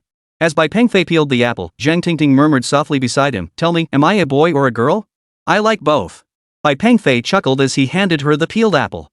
Taking the apple, Zhang Tingting hesitated before saying, "Then what should I name it?" "Bai." At that very moment, Zhang Tingting's words abruptly stopped. The apple slipped from her grasp and fell to the floor. Everything before her eyes blurred. A powerful wave of dizziness swept over her entire body. Seconds later, Zhang Tingting's body collapsed directly into Bai Pengfei's arms. Chapter 195, Critical Situation. Seeing Zhang Tingting unconscious, Bai Pengfei didn't panic excessively. In fact, from the very first day he confirmed her condition, Bai Pengfei had anticipated such a sudden crisis. He hurriedly carried her to the hospital bed and immediately pressed the emergency button beside it. He needed to get doctors and nurses here quickly. Ensuring her vital signs were stable was paramount. Being a special care unit, within half a minute of pressing the button, a large group of nurses rushed in. Huangku had already established an emergency protocol for Zhang Tingting, and Bai Pengfei had approved it. The nurses immediately activated all monitoring equipment to stabilize her vital signs before swiftly transferring her to a sterile ward for further observation. Huangku also rushed to the ward at that moment. Bai Pengfei did not intervene throughout the process, as he was fully aware of the entire contingency plan. Soon after, Zhang Tingting's parents arrived. Though heartbroken, the elderly couple understood there was little they could do in the current situation and followed Bai Pengfei's instructions. Once Dr. Huangku arrived, Bai Pengfei hurried over. After a brief exchange, Dr. Huang changed into his scrubs and entered the ward. Bai Pengfei and the aunt and uncle then waited outside the ward for the latest updates. After an unknown amount of time, the emergency room door opened and Dr. Huangku emerged with a grave expression. Seeing him, Bai Pengfei rushed forward. "How is she? What's the situation?" Zhang Jun and his wife also wanted to know their daughter's current condition. But at that moment, Dr. Huang shook his head solemnly and said earnestly, "The situation isn't good. This time it's very serious. You need to be prepared." Hearing this, Zhang Jun and his wife were overcome with emotion. How could this happen? How could this happen? She was perfectly fine yesterday. How? The elderly couple was now sobbing uncontrollably. But Huangku also seemed helpless. As a doctor, he could only convey the truth to the family. Though he was accustomed to such situations, this time it truly weighed heavily on him. Mrs. Zhang's condition is already in its late stages. Episodes like this will inevitably become more frequent. But I can assure you, she will wake up this time. However, during future episodes. In truth, Bai Pengfei could see from Huangku's expression that the situation was far from optimistic. Moreover, this time Huangku had already used the medicine pills he had given him. The very same Chinese herbal pills he'd obtained last time at that little cutie's place. "Dr. Huang, please ensure she remains out of immediate danger these next few days. I need to step away for several days," Bai Pengfei said with unwavering resolve. "Rest assured, Bai Guisher. I will guarantee it." It must be noted that Huangku was exceptionally skilled. Though he couldn't cure this illness, with his abilities, ensuring Zhang Tingting remained stable for a few days was no challenge. Bai Pengfei then turned to Zhang Jun and his wife. "Uncle, auntie, I'll be away for a few days. You two stay here at the hospital and rest assured I absolutely won't let Tingting leave us." Seeing the unwavering resolve in Bai Pengfei's eyes, the elderly couple nodded in agreement. They now understood Bai Pengfei's true standing and harbored no doubts about his capabilities. Besides, they had no other options now. Their only hope rested on Bai Pengfei. "Pengfei, Tingting is counting on you," Zhang Jun said, his voice heavy with meaning as he looked at Bai Pengfei. These words carried immense weight for Bai Pengfei. Of course, Bai Pengfei understood its deeper meaning. Without hesitation, Bai Pengfei dashed toward the hospital window, leaped out, and instantly transformed his armor mid-air. Fortunately, the others knew Bai Pengfei well and had seen his armor before. Bai Peng flew straight to the Research Institute's laboratory. Now he needed to accelerate the progress of the new drug trials. Though he desperately wanted to stay by Zhang Tingting's side, it simply wasn't possible at this moment. Zhang Tingting's condition had reached a critical juncture, with danger lurking at any moment. Bai Pengfei must develop the drug immediately. The remaining procedures must be expedited. There can be no further delays. Back in the lab, Bai Pengfei began streamlining experimental procedures and increasing the frequency of observations on the test subjects. During experiments, Bai Pengfei worked relentlessly, oblivious to the passage of day and night. This dedication earned him the profound respect of all other staff members at the Research Institute. As a man, he fulfilled his duties to the nation above and to his wife and children below. 3 days later, Zhang Tingting finally regained consciousness in the hospital. Her parents were by her side at that moment. Nurses were stationed around them. All medical monitors showed normal readings. This illness is like that when the patient is well, they appear just like anyone else, showing no signs of trouble whatsoever. Mom, Dad, where's Pengfei? Zhang Tingting looked around and asked. He's not here. He said he went to find a way to save you, Zhang Jun replied. Zhang Tingting nodded.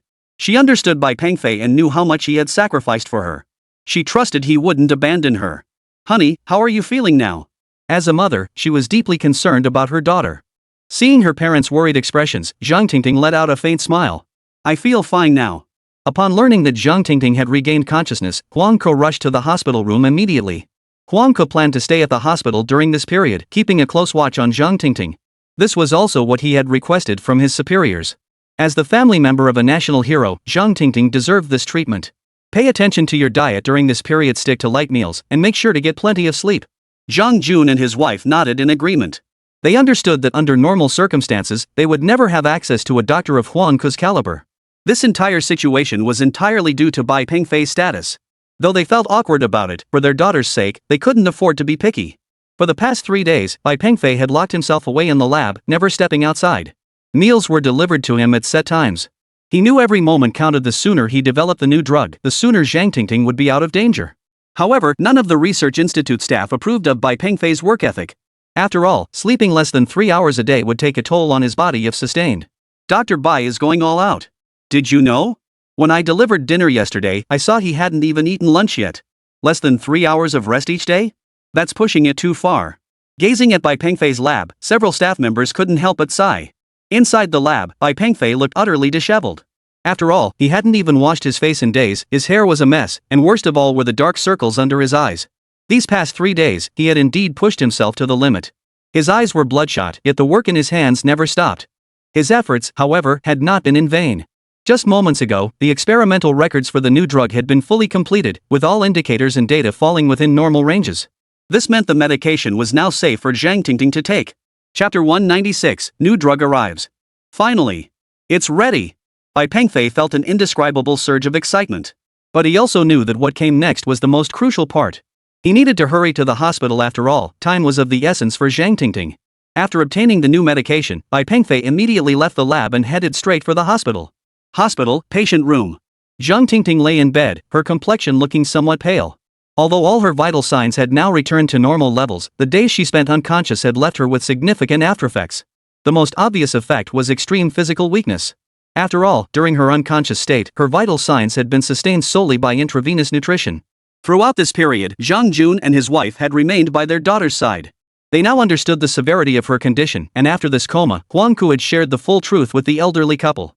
Yet they felt powerless, pinning their hopes solely on Bai Pengfei. They knew Bai Pengfei was a national treasure, an extraordinary man who would never abandon Tingting. Never. Having survived solely on 4 fluids during her coma, Zhang Tingting was now extremely weak, lacking even the strength to speak. Though she said nothing, the way her gaze kept drifting toward the doorway suggested she was waiting for someone to arrive. As parents, Zhang Jun and his wife understood their daughter's thoughts. Tingting, Pengfei must be very busy right now. He'll come see you as soon as he can. Yes, exactly. That boy Pengfei seems like a good kid. If he asked us to wait, he must have his reasons. In the eyes of the elderly couple, Bai Pengfei was now a national treasure. That status alone was enough to inspire trust. Looking at her parents, Zhang Tingting could only nod in agreement. Deep down, she understood. But at times like this, she missed Bai Pengfei terribly. Zhang Tingting thought to herself, if things really took a turn for the worse, how desperately she wished Bai Pengfei could be by her side.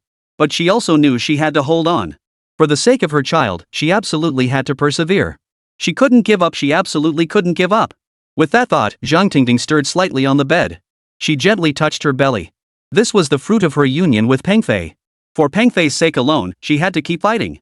Truthfully, Zhang Tingting had considered telling her parents about the pregnancy. But she hadn't. She feared her parents would disapprove of her keeping the child. Just as she had once been. But after witnessing Bai Pengfei's resolve, Zhang Tingting abandoned that thought. Now she even thought that even if something happened to her, she had to protect this child. Yes, that was exactly what Zhang Tingting was thinking now. Just as she glanced toward the doorway once more, a vaguely familiar figure suddenly appeared. Weak as she was, she could only make out a rough outline. Through blurred vision, the familiar figure slowly approached. It was Bai Pengfei. It was him. How are you? How are you now? Stepping up to the hospital bed, Bai Pengfei asked anxiously. All vital signs are normal. Dr. Huang comes every day and says that although the condition is stable now, it's actually become more serious in terms of its progression. Zhang Jun and his wife spoke honestly, with nothing to hide. After all, Bai Pengfei's current position must be more capable than his own, so there was no need to hide these matters. Upon hearing this, Bai Pengfei nodded in agreement. Sitting beside Zhang Tingting now, gazing at her lying in the hospital bed, her heart was filled with guilt. I'm sorry, I'm so sorry. Bai Pengfei began apologizing to Zhang Tingting. In Bai Pengfei's mind, if the woman he loved was injured, it meant the man by her side was incompetent. Perhaps it wasn't right to think that way, but that was how Bai Pengfei felt. Seeing Bai Pengfei's distressed expression, Zhang Tingting shook her head. She didn't blame Bai Pengfei after all, her situation had nothing to do with him. If she truly couldn't make it, then it was fate's fault, no one else's. Stepping to the hospital bed, Bai Pengfei gently helped Zhang Tingting sit up. Then he took out the medicine directly. Do you trust me? Bai Pengfei asked. Looking at the medicine bottle before her and meeting Bai Pengfei's resolute gaze, Zhang Tingting nodded. Truthfully, no medicine could guarantee 100% effectiveness, especially a new drug one never tested on humans before. Bai Pengfei understood this well. He knew there was a certain degree of risk involved. But given the current situation, even with the risks, they had to try. Besides, Bai Pengfei was certain the risk was absolutely 1 in a million. Without further ado, Bai Pengfei opened the vial and placed the medicine into Zhang Tingting's palm. Without further words, Bai Pengfei simply nodded at her. Soon after, Zhang Tingting swallowed the new medicine Bai Pengfei had brought. Just then, a young doctor entered with several nurses. Routine checkup? The young doctor stated sternly. With that, he led the nurses straight to Zhang Tingting's bedside and began recording the readings from the monitors surrounding her. The doctor didn't acknowledge Bai Pengfei at all, simply instructing him to step aside. Bai Pengfei knew this was arranged by Huang Ku, so he said nothing. Very good. Heart rate is normal. Blood pressure, blood sugar, all back to normal. After a series of examinations, the doctor nodded in satisfaction. He treated Zhang Tingting with great courtesy. After all, she was a patient personally referred by Huang Ku. Moreover, he knew the patient before him held a highly distinguished status. Though he didn't know the exact details, he had heard some rumors. Apparently, this patient's husband was a very remarkable figure. What he hadn't anticipated was that the formidable figure he imagined was standing right beside him at that very moment. Dr. Zhao. Dr. Zhao. This DFG value is much lower than usual, a nurse suddenly exclaimed. Hearing this, the young Dr. Zhao froze in surprise. He hurried over to check. Sure enough, the DFG value had returned to normal levels. But, how could this be possible? After all, this DFG value was the most fundamental indicator of this disease. In fact, it could be said that elevated levels of this value were what caused the disease in the first place.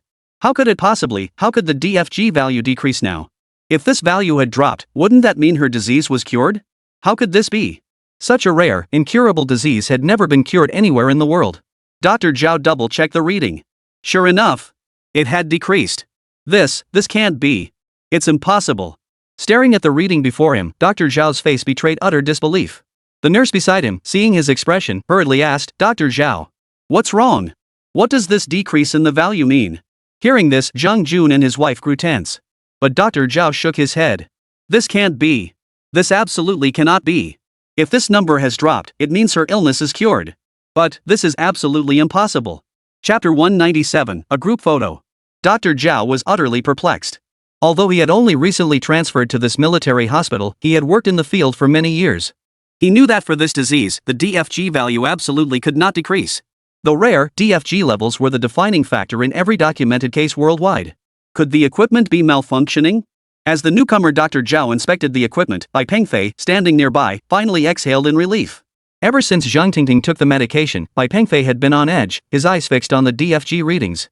Watching the readings slowly stabilize, Bai Pengfei's heart finally settled. This moment signaled that Zhang Tingting's condition had improved. The new drug had succeeded. All their efforts over this period had not been in vain. Bai Pengfei was truly overcome with emotion, tears welling up in the corners of his eyes. Both Zhang Tingting and his child were saved. At that moment, Dr. Zhao had quietly approached Bai Pengfei. Just moments ago, Dr. Zhao had noticed the small vial in Bai Pengfei's hand. Hello, what did you just do to this patient? Dr. Zhao's gaze was fixed on the small medicine bottle in Bai Pengfei's hand. Bai Pengfei saw no reason to conceal it nor any need to. He raised the small vial in his hand and said, this is a new drug specifically designed to treat this intermittent, unexplained cerebral ischemia. What? A new drug? Specifically for treating intermittent unexplained cerebral ischemia? Are you kidding me?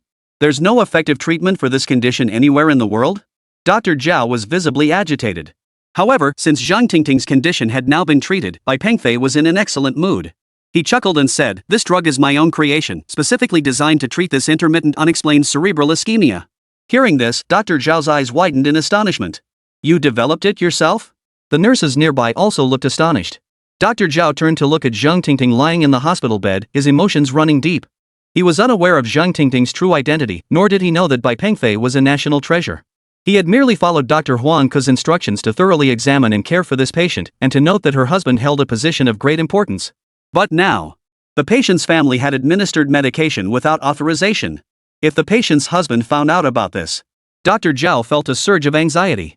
As a doctor, he understood the family's feelings, but he disagreed with resorting to unproven remedies. Throughout his medical career, he had seen countless patients whose conditions worsened after taking folk remedies brought by family members. Some had even lost their lives. At this moment, he didn't know the exact relationship between the man before him and the patient, nor what medication he had administered. After all, the patient's status was unique. Though he was seething inside, he couldn't show it in front of the patient. "Sir, please step outside with me." Though unsure of the reason, Bai Pengfei followed him into the hallway. Once they were outside the ward, Dr. Zhao asked angrily, "Sir, what is your relationship with this lady?" "Bai Pengfei, I'm her. How could you recklessly administer medication to a patient? What if something goes wrong? I'm sure you're aware that this patient's husband holds an exceptionally high-ranking position. If anything happens to her, who will take responsibility? Even the top medical teams in the United States can't cure intermittent idiopathic cerebral ischemia. How dare you resort to some folk remedy and recklessly give her medication?" Bai Pengfei. Folk remedies. At that moment, Bai Pengfei smiled. "Old school doctor. Fine, then tell me, has the patient's condition improved? Have the critical indicators stabilized?" Hearing Bai Pengfei's words, Dr. Zhao fell silent instantly. Indeed, the most critical indicators had indeed decreased. After a moment's pause, he asked, The folk remedy you just gave the patient, what exactly is it?" "It doesn't have a name yet, but if you're interested, I can tell you the ingredients." Dr. Zhao was taken aback. Next, Bai Pengfei proceeded to list all the ingredients of the medicine in one breath. As a professional physician, Zhao Jian found himself completely engrossed in the explanation. By the end, he was utterly dumbfounded. The combination of these ingredients was something he had never encountered before. After a quick mental calculation, he could visualize an entirely new molecular formula for the drug. That's right. A completely new molecular formula, one that absolutely no one had ever encountered before. This is impossible. How could this be possible? Where did you get this medicine?" Zhao Jian asked, still somewhat stunned. "Bought? This is a drug I developed myself," Bai Pengfei said indifferently. "Right. If it were bought elsewhere, how could he possibly know the exact composition? Self-developed medication? Are you kidding me? Project initiation, approval, review, team formation, experimentation, and finally release. Even the fastest timeline for all these stages would take 2 to 3 years. Zhao Jian had participated in some drug development projects before and understood the process of creating new medications. And a drug this new would definitely have a proper launch event. Yet he hadn't heard a single whisper about any drug launch event during this entire period. But, well, due to the patient's unique circumstances, I must inform Dr. Huang Ke about this matter. Alright, no problem. My name is Bai Pengfei. Just tell Huang Ke that my new drug is ready and he'll understand. Zhao Jian. Bai Pengfei? That name sounds so familiar. Zhao Jian suddenly realized. He looked closely at Bai Pengfei in front of him. It was him. It was him. That national treasure. Bai Pengfei. That's the name. It's him. He now understood the true identity of the patient inside the room, a national treasure's family member. And this national hero stood right before him. You're Bai Guisher. Zhao Jian was genuinely startled, especially considering his earlier attitude. Seeing his reaction, Bai Pengfei gave a slight smile and nodded. Zhao Jian. For a moment, he felt dizzy. Bai Guisher. It's fine. You did well. You're very responsible. Thank you very much. Seeing his nervousness, Bai Pengfei immediately offered reassurance. Hearing this, Zhao Jian finally let out a long sigh of relief. If there's nothing else, I'll head back now. Bai Pengfei smiled broadly, gesturing toward the ward. It's fine, Zhao Jian blushed, stammering. But just as Bai Pengfei turned to leave, Zhao Jian suddenly plucked up the courage to call out, "Wait! Bai Guisher, can I take a photo with you?" Chapter 198, Let's Get Married. Inside the hospital room, Zhang Tingting still lay in her bed. She was unaware that her condition had been effectively controlled. After all, the symptoms usually showed no difference from those of a healthy person. At that moment, Bai Pengfei returned from the hallway.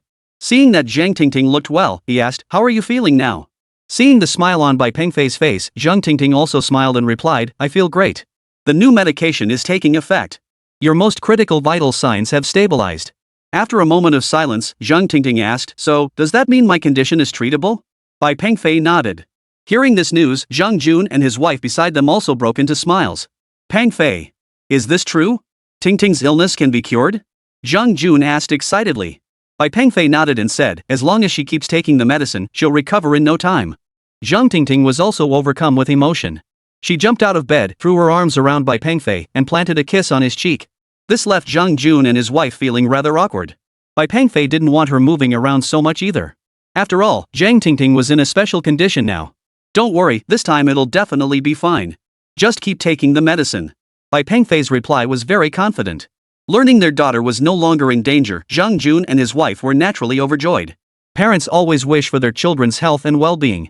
At that moment, Zhang Tingting still clung tightly to Bai Pengfei, refusing to let go. She was overcome with emotion.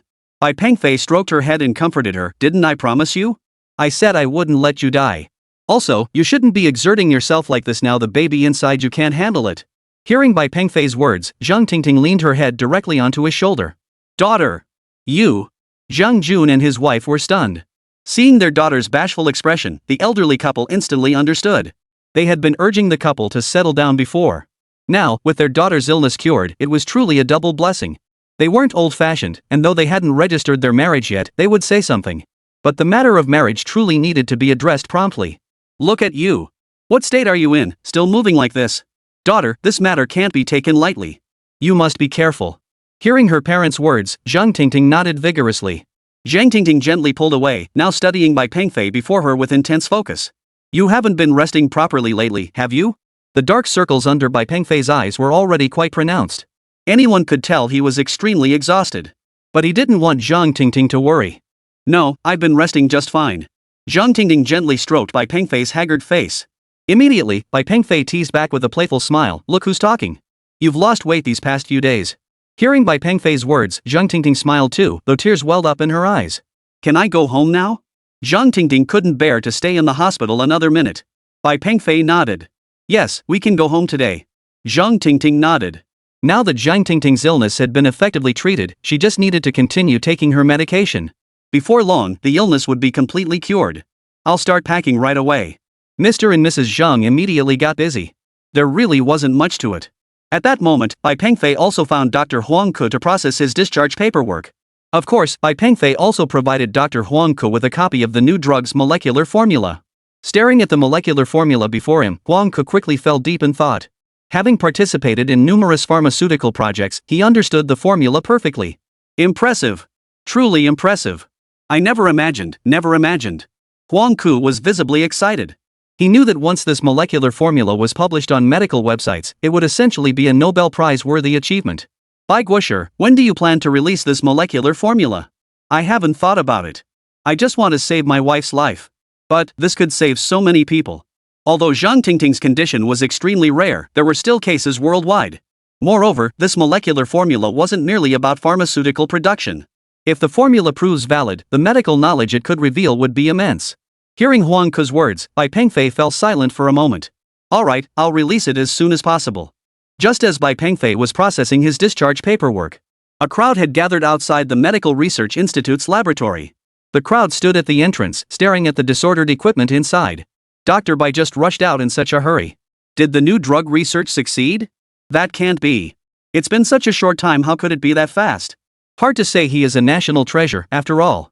The research institute had suddenly become bustling with activity since Bai Pengfei's arrival. Every day, crowds gathered around the trash bins outside the lab doors. They hoped to find some of Bai Pengfei's discarded manuscripts inside. During Bai Pengfei's brief tenure at the institute, researchers published a total of 36 papers based on the scraps of paper they had collected. Though they yearned to enter the lab and see for themselves, none dared to approach. After all, the director had issued a strict order forbidding unauthorized entry into the laboratory. Naturally, no one dared defy the order. However, Bai Pengfei had not returned to the laboratory for several consecutive days. In truth, Bai Pengfei had already forgotten about this place. After leaving the hospital, he had been staying by Zhang Tingting's side at the villa, never leaving her. Every day, he would prepare delicious meals for her. That afternoon, after lunch, the two lay on the balcony soaking up the sun. After several days of continuous rest, Zhang Tingting had gained a few pounds, and her complexion was improving day by day. Of course, she still needed to take her medication daily. According to Bai Pengfei's estimate, she would need to take the medication for about a month. The supply he currently had on hand would suffice. Because of Zhang Tingting's naturally slender frame, her belly was now showing a slight curve. "Would you like some fruit?" Bai Pengfei asked. "I ate too much at lunch. I can't eat anything right now." "A little fruit is fine, it's good for you." Bai Pengfei had already instructed the robot butler to bring some fruit over. Zhang Tingting sighed. "Ugh, I've gained weight these past few days." "What's wrong with gaining a little weight?" "I actually hope you gain a bit more," Bai Pengfei said with a smile. Zhang Tingting pouted. Soon after, the robot butler delivered a fruit platter. Bai Pengfei picked up a large cherry and placed it on Zhang Tingting's lips, asking, "Hey, I have something to tell you, let's get married." Chapter 199, The Proposal. Zhang Tingting froze, staring at Bai Pengfei.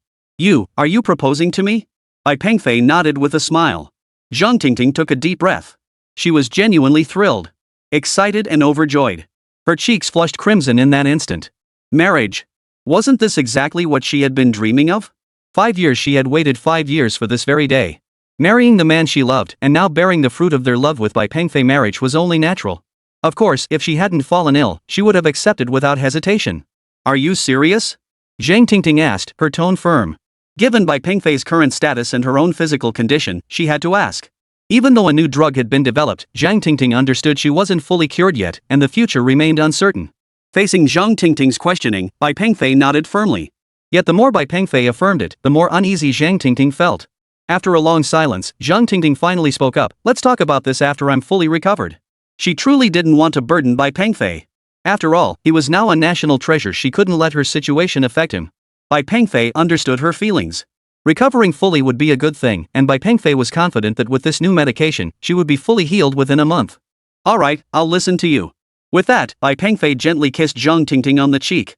After that, Zhang Tingting immediately embraced Bai Pengfei. "Bai Pengfei? No, not at this stage. It's dangerous." Glancing at her belly, Zhang Tingting reluctantly let go. "We should go to the hospital today for a checkup to see how the baby is doing." Bai Pengfei gently placed his hand on Zhang Tingting's belly, his voice filled with warmth. Although Zhang Tingting strongly disliked hospitals, this was for the baby's checkup she had to go. Zhang Tingting nodded. Given Zhang Tingting's current condition, Bai Pengfei naturally couldn't drive the sports car he used to drive, and taking her for a spin was out of the question. The most suitable vehicle for her now was a spacious minivan. Of course, with Bai Pengfei's current financial standing, purchasing a vehicle was a mere trifle. Anticipating this need, Bai Pengfei had contacted a dealership online the previous night, arranging for them to deliver a vehicle directly. Naturally, this would cost Bai Pengfei a bit extra, but that was of no consequence. Soon, Bai Pengfei arrived at the hospital with Zhang Tingting in the new vehicle. The prenatal checkup at this stage was straightforward, consisting of routine procedures. While Zhang Tingting was undergoing her examination, Bai Pengfei's phone suddenly rang. It was Director Song from the Medical Research Institute. Seeing the caller ID, Bai Pengfei suddenly remembered that he had rushed out of the lab that day without leaving any instructions. After answering the call, Bai Pengfei immediately apologized. "Oh, I'm so sorry. I completely forgot about the lab." Song Jipeng on the other end burst into laughter. After interacting with him these past few days, Song Jipeng had discovered that despite Bai Pengfei's status as a national treasure, he carried no airs whatsoever and was incredibly easy to get along with. "You left in such a hurry that day, and we didn't know why. We didn't dare tidy up the lab for you. Hey, what exactly happened that day?" Song Jipeng showed no hint of reproach toward Bai Pengfei. He was genuinely curious why Bai Pengfei had departed so abruptly that day. He even suspected Bai Pengfei's new drug might have been successfully developed. After all, the last time we met, the development of this new drug was already approaching the mouse testing phase. "Oh, you guys tidy up. The new drug has been successfully developed, and I've already formulated the dosage for my wife," Bai Pengfei stated matter-of-factly. Though mentally prepared, Director Song was still deeply moved. The emergence of such a new drug would not only save Zhang Tingting's life but offer hope to all patients worldwide suffering from intermittent cerebral hypoperfusion. Bai Guosher was truly remarkable. Achieving this breakthrough single-handedly in such a short time made him a prodigy in the medical field. Director Song now held nothing but profound admiration for Bai Pengfei. He had once suspected that if Bai Guosher was truly a genius, there might be some backdoor connections involved. But after interacting with him over this period, he realized how ridiculous his previous thoughts had been. After regaining his composure, Director Song said, "Congratulations." "Congratulations. Oh, and by the way, the detailed composition ratios and chemical molecular formula for this drug are on the lab desk. We'll publish them under our institute's name on the International Medical Network." That way, we can help even more people. Hearing this, Zhang Tingting froze. This meant the ownership of the drug was being handed over to the institute. Handing over all the fame and fortune associated with this drug to the institute. Zhang Tingting could hardly believe his ears. You're not joking, right? Hearing the tremor in Zhang Tingting's voice, Bai Pengfei chuckled. Oh, come on, what kind of joke is that? We've occupied your lab for so long, this is just our way of repaying you. Over the phone, Bai Pengfei thought he heard shouts. This discovery was an immense honor for the entire research institute. Since its founding, the institute had never witnessed such groundbreaking research. Once made public, such a breakthrough would undoubtedly send shockwaves through the medical community. After all, the information contained within Bai Pengfei's molecular formula extended far beyond mere disease treatment and drug development. Some of the molecular combinations were unprecedented. Its release would virtually guarantee a Nobel Prize. Zhang Tingting never imagined such a monumental research achievement would be handed over to the institute.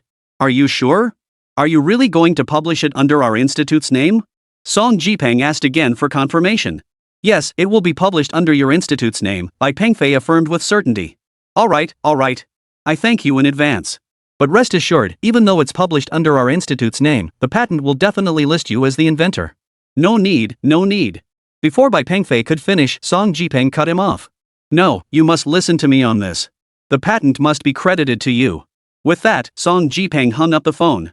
At that moment, Zhang Tingting emerged from the examination room. But now she looked heartbroken. Seeing her expression, Bai Pengfei immediately asked, "What's wrong?" Zhang Tingting threw herself into Bai Pengfei's arms, sobbing, the baby. Chapter 200, Bull Nobel Prize. What's wrong with the baby?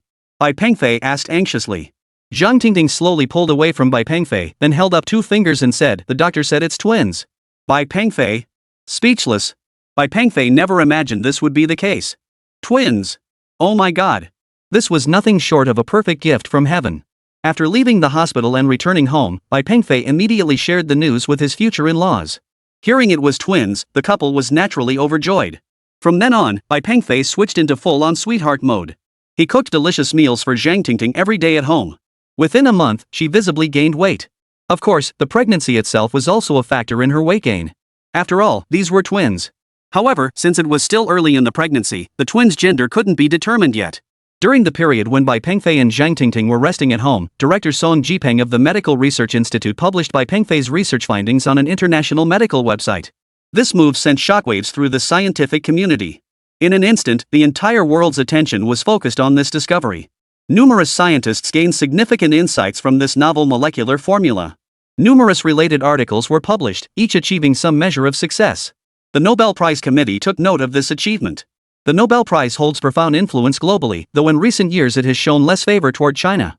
After all, the United States dominates the judging process, so the evaluation of scientists from dialogue countries is exceptionally rigorous. Unless the contributions are truly monumental and the achievements exceptionally high, they will not allow Chinese scientists to be selected. At this moment, inside the Nobel Prize Committee's roundtable meeting room, a group of American scientists sat together, discussing the Nobel Prize in Medicine for this year.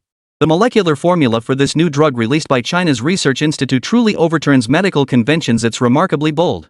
Indeed, it's remarkable.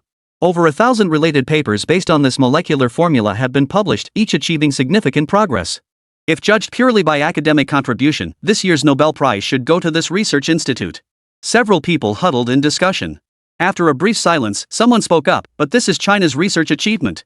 If we award it to Chinese individuals or institutions, the government of this floating nation might not be pleased. True. All our operational funding comes from the United States. If they cut off the funding, our Antarctic expedition this year would be. Dr. Jack, what did you say our purpose was for going to Antarctica? Oh, my apologies. I meant scientific research expedition to Antarctica, research expedition. What achievements has the United States made in hospitals this year? If there's something comparable, we could replace China's project with that. Everyone present fell silent. There is one. The National Institutes of Health released a study 2 months ago. Tell us, what was it? Well, it examined how many days humans can survive in extreme environments by consuming their own excrement. The room fell silent. After a long pause, someone finally spoke up. How many days? It's complicated. People who've experienced it firsthand have drawn many conclusions. The number of days depends on how much and what you ate the day before. Another crucial factor is whether you get an upset stomach. Oh, and they also found that eating your own waste is different from eating someone else's. The group fell silent once more. Regarding this research, one can only say that scientists from the United States possess an extraordinary spirit of dedication and self-sacrifice. What to do? After much deliberation, the panel of judges ultimately decided to award this year's Nobel Prize to China. But, after much deliberation, they couldn't simply let China's medical laboratories off so easily. They had to create some obstacles to make them look bad. Since the research was published under the institute's name, the Nobel Prize was awarded to the entire organization, not to any individual. However, as the institute's director, Zhang Tingting was the first to learn of the Nobel Prize win. Initially, Zhang Tingting was quite pleased. But upon learning the special conditions for accepting the award, he fell into deep thought. Since all the credit belonged to Bai Pengfei, he decided to let Bai Pengfei make the call. Zhang Tingting directly provided Bai Pengfei's contact information to the Nobel Prize review team. Of course, this was also done with Bai Pengfei's consent. Truth be told, Bai Pengfei was a bit puzzled. It's just a Nobel Prize. Why all the confusion? After receiving the news, Bai Pengfei didn't immediately get a call from the Nobel Prize organizers. But Bai Pengfei didn't mind after all, such things meant little to him. On the third day, Bai Pengfei finally received a call from the Nobel Prize organizers. Hello? May I speak with Mr. Bai Pengfei? Yes, speaking. I'm from the Nobel Prize Judging Committee. You must immediately bring all relevant materials and everyone involved in this research to our headquarters in the United States. Not a single person can be missing. And let me tell you, you'll have to cover your own travel expenses. Also, the prize money for this year's Nobel Prize has been donated in your name to the United States Research Institute. Therefore, you will need to pay for your trophies yourselves. We require a payment of $100,000. Due to certain special circumstances, this award ceremony will not be covered by international media. However, media from your country may attend. One crucial condition: during your acceptance speech, you must explicitly state that this research received support from the United States National Institutes of Health. This is non-negotiable. If you agree to these terms, the Nobel Prize will be awarded to your country. If you cannot agree, we will consider awarding it to someone else. Bai Pengfei fell silent, then smiled. Mr. Bai, hold your excitement. There's one more condition I forgot to mention. The list of recipients for this award must include 10 scientists from the United States. You must acknowledge their leading role and agree to their participation in your future research. Bai Pengfei took a deep breath and declared, "What a worthless Nobel Prize. Keep it for yourselves." Making demands? We Chinese are already doing you a huge favor by attending the ceremony. You might as well award it to that team researching how long one can survive eating feces. They're perfectly suited for your prize, absolutely perfect. With that, Bai Pengfei hung up the phone. Chapter 201, Departure for Maple Leaf Country. Bai Pengfei was utterly speechless. He'd never encountered such brazen audacity before. After hanging up, Bai Pengfei went back to preparing a delicious meal for Zhang Tingting. These past 2 months at home had been rather trying for Zhang Tingting. After all, one couldn't stay cooped up indoors forever. That morning, as soon as she woke up, Zhang Tingting went up to the rooftop to watch the sunrise. She had been cooped up in the villa for far too long these days and desperately wanted to get out and see something. Of course, Bai Pengfei had noticed all of this. He understood that staying cooped up at home throughout pregnancy wasn't ideal. Sometimes getting out for some fresh air was good for the baby growing inside.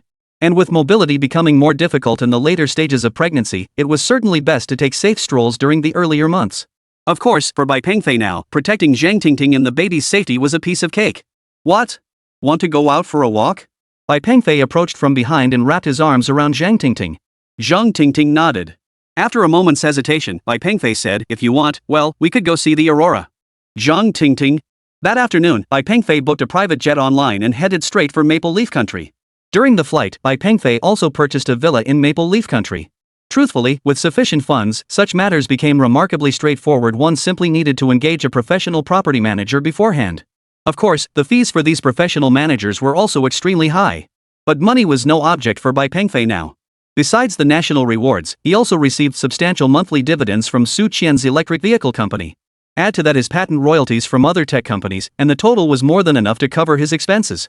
Since the villa was nestled deep within the forests of northeastern Alaska, Bai Pengfei really needed to prepare some essentials for this trip.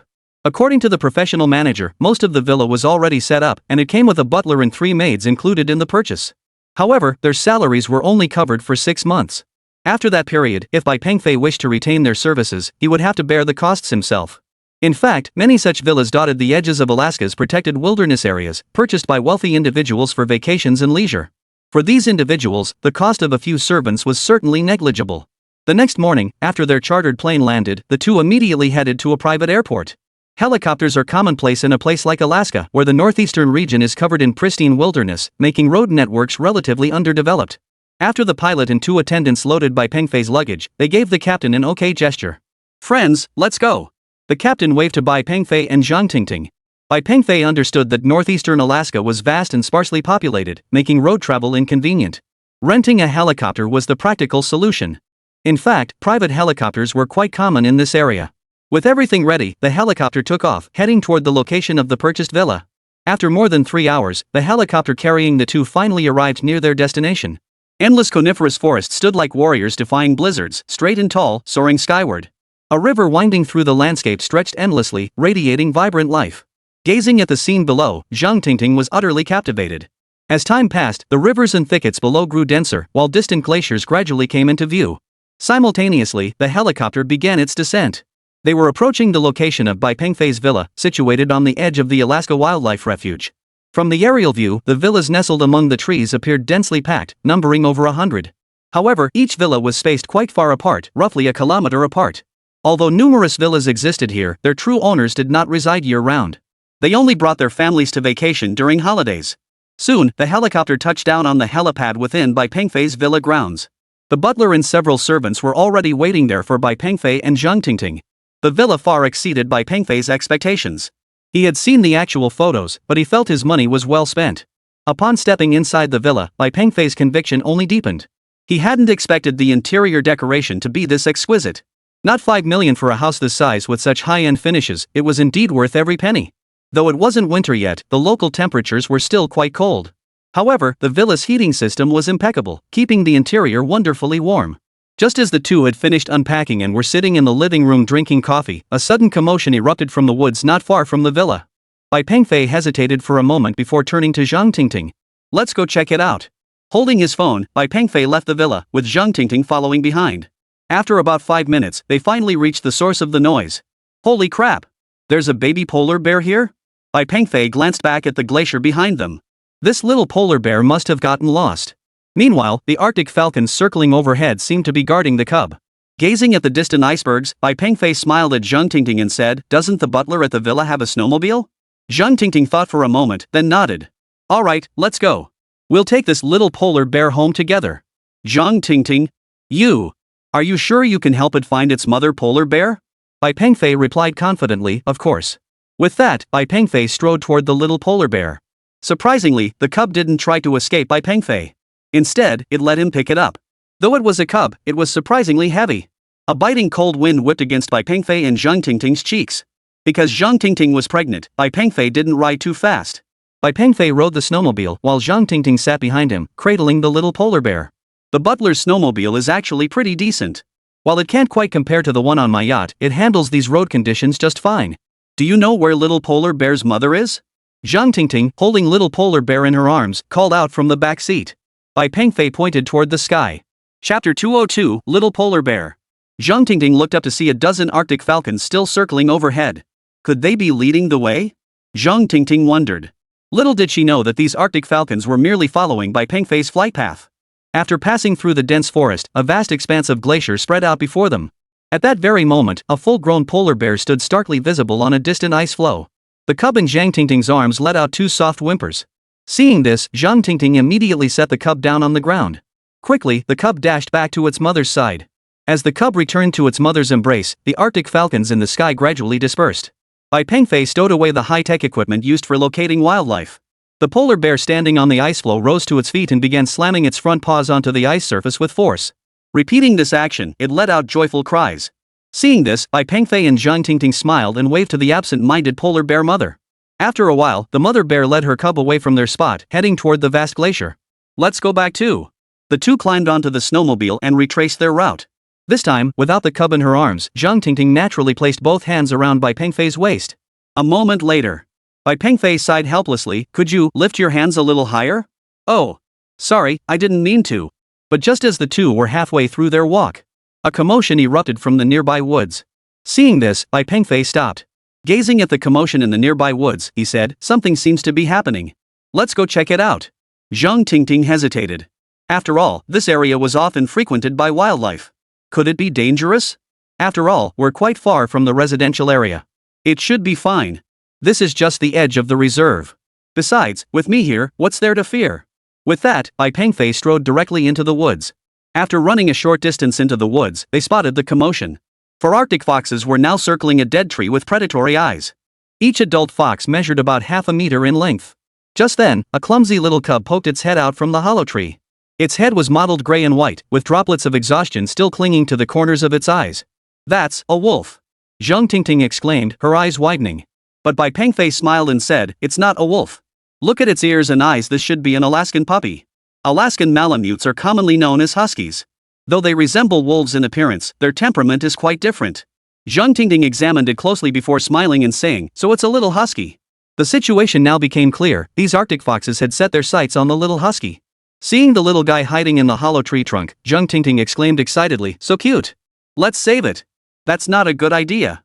Bai Pengfei shook his head. Deep down, Zhang Tingting knew she shouldn't interfere. In the wild, predation between animals was fundamental to their survival. It was like feeling sorry for a fawn. What would happen to the lion if it didn't hunt it? So even though this little husky was adorable, Bai Pengfei had no intention of intervening. It was a matter of principle. "Then what should we do?" Zhang Tingting pouted. Bai Pengfei turned to glance at her. At that moment, Zhang Tingting also looked at Bai Pengfei with an expectant gaze. But Bai Pengfei replied, "I must stand by my principles, so whatever. If you won't help, I will. I don't care about any principles." With that, Zhang Tingting actually started walking toward the 4 Arctic foxes. "Wait!" Bai Pengfei suddenly called out. "Zhang Tingting." 10 minutes later, Zhang Tingting was holding a little Siberian husky puppy in her arms. And the happiest person there was undoubtedly Zhang Tingting. She was overjoyed holding this little husky. "Oh! Look, its leg seems injured." Zhang Tingting noticed a wound on the puppy's leg and grew concerned. "It's fine. We have medicine at the villa," Bai Pengfei called out from his snowmobile.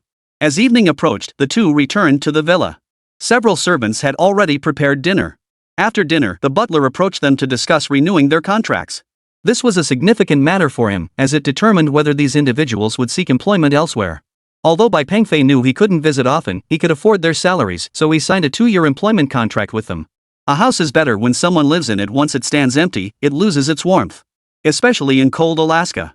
In truth, most homeowners in this region kept their properties occupied by servants and housekeepers during the off-season. After settling these matters, Bai Pengfei headed to the gym on the 2nd floor. At that moment, Zhang Tingting was tending to the little husky's wounds there. "How's it going?" Bai Pengfei asked as he approached. "It's okay. The wound isn't too deep.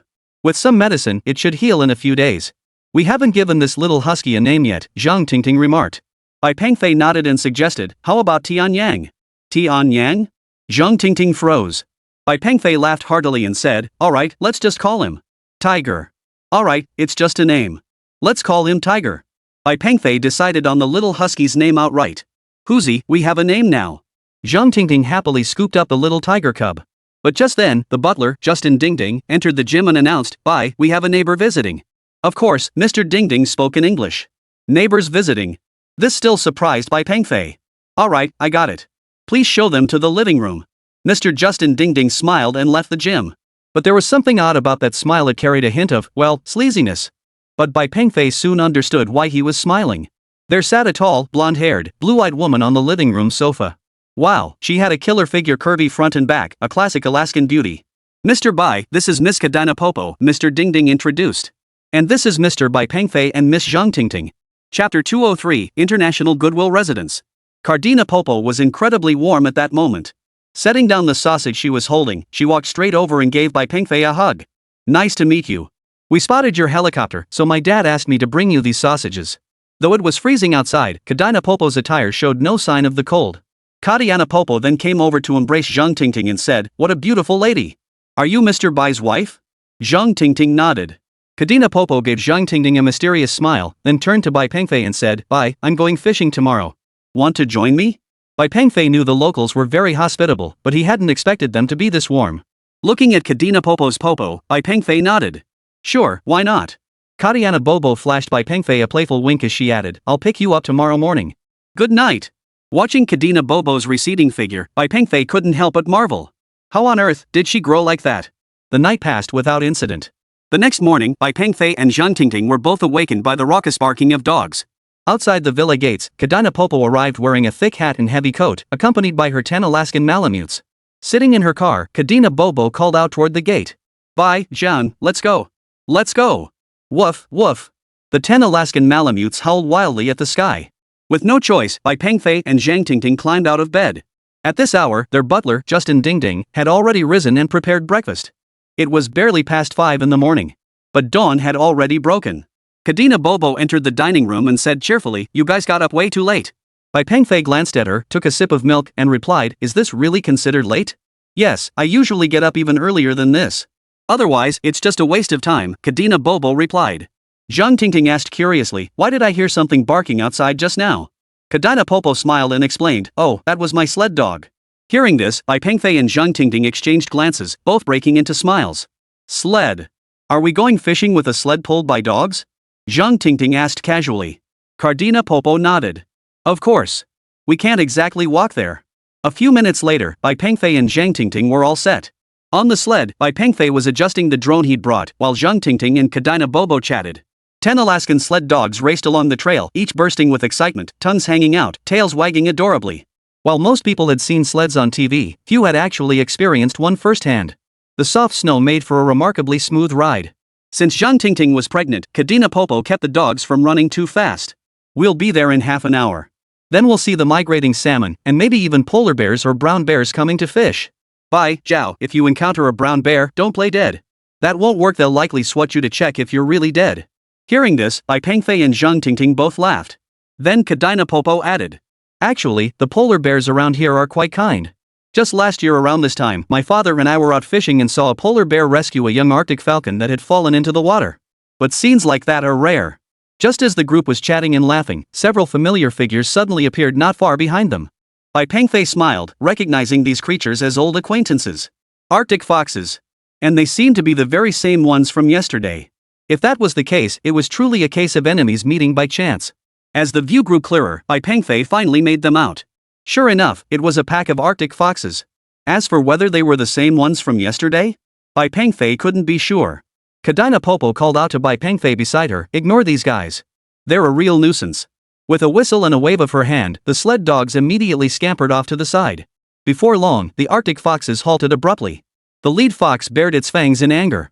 After narrowing its fox eyes, the cunning creatures gradually dispersed. "Why did we have to run?" Zhang Tingting asked, slightly confused. "These creatures are troublesome. They'll keep bothering you, so it's best not to provoke them." Kadena Bobo whistled again, and the sled dogs changed direction once more.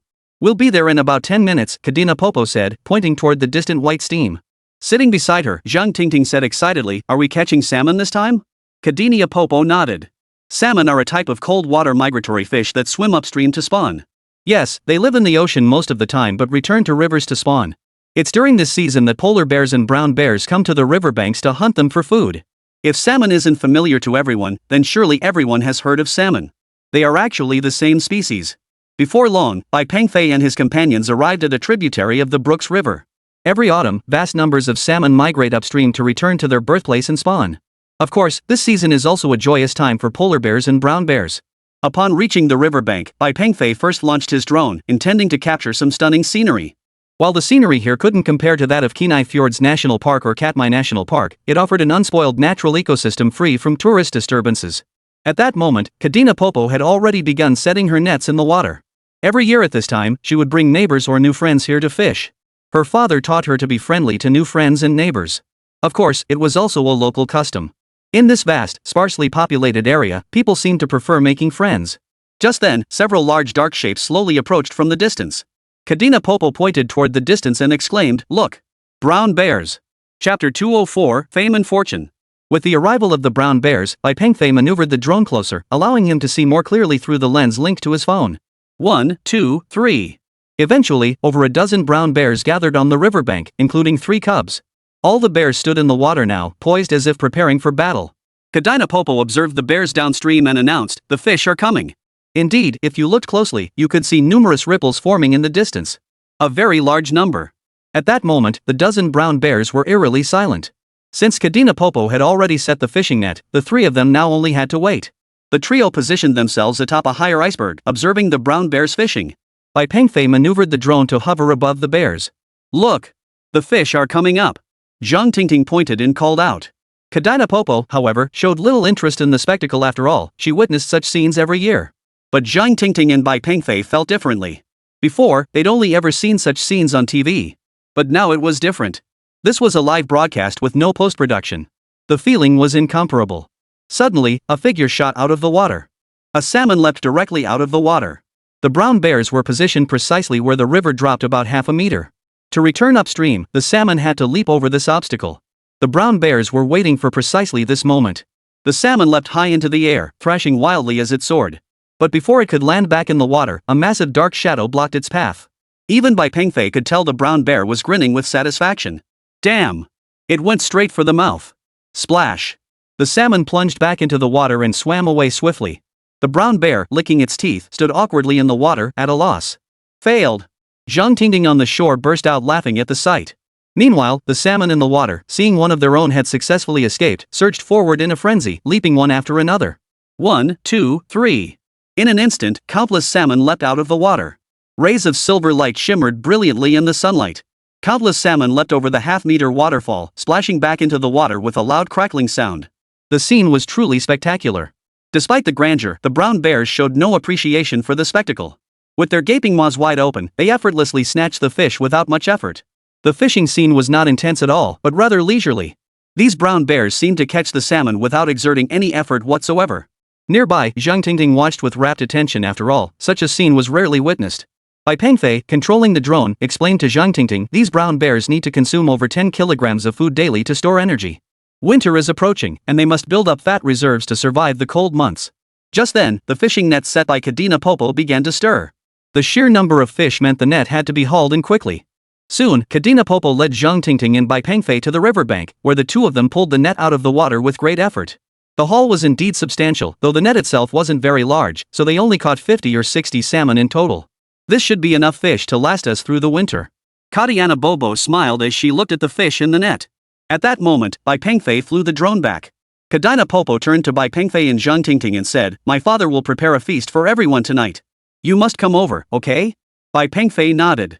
Zhang Tingting added, "Don't worry, we'll definitely be there." That evening, Bai Pengfei and Zhang Tingting headed straight to Kadina's home. In truth, tonight's gathering wasn't just for Bai Pengfei and Zhang Tingting. Many neighbors from the surrounding area had also come. Since this season was peak vacation time for the area, most of the villa owners were present.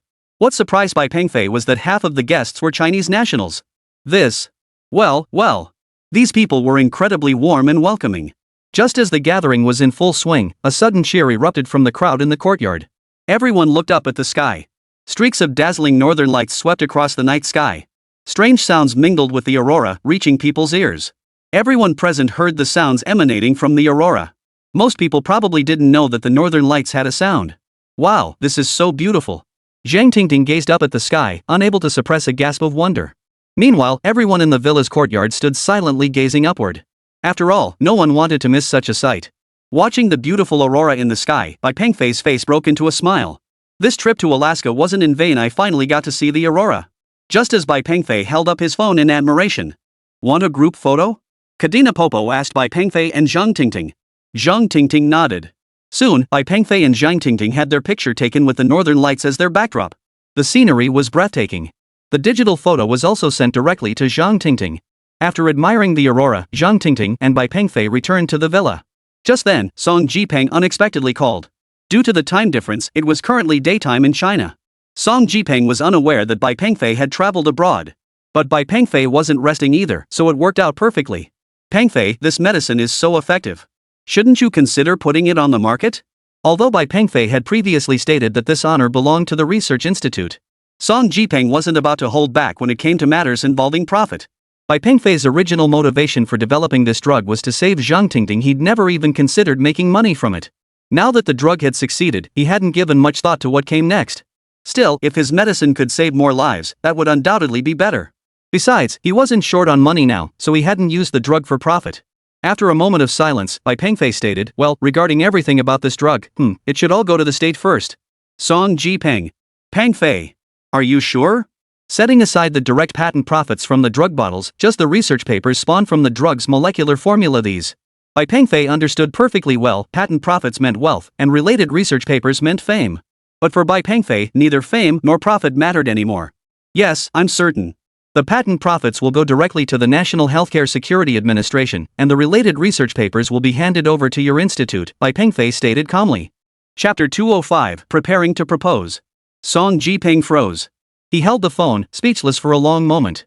Though he knew Bai Guosher cared little for such matters, he hadn't expected Bai Pengfei to speak with such casual ease. Hearing Bai Pengfei speak this way now, he naturally had nothing more to say. Alright, I understand.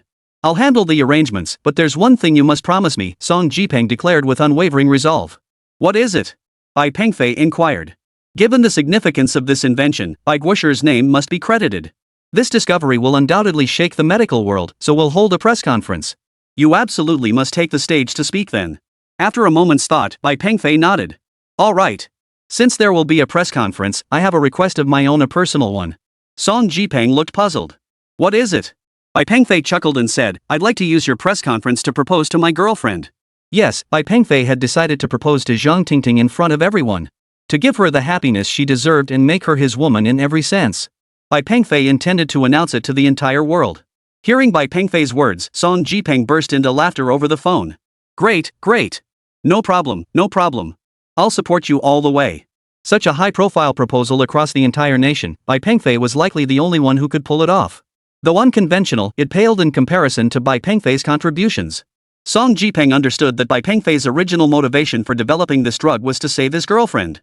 Proposing at the new drug's launch event would surely become a celebrated chapter in medical history. And Bai Guosher deserved this kind of romance.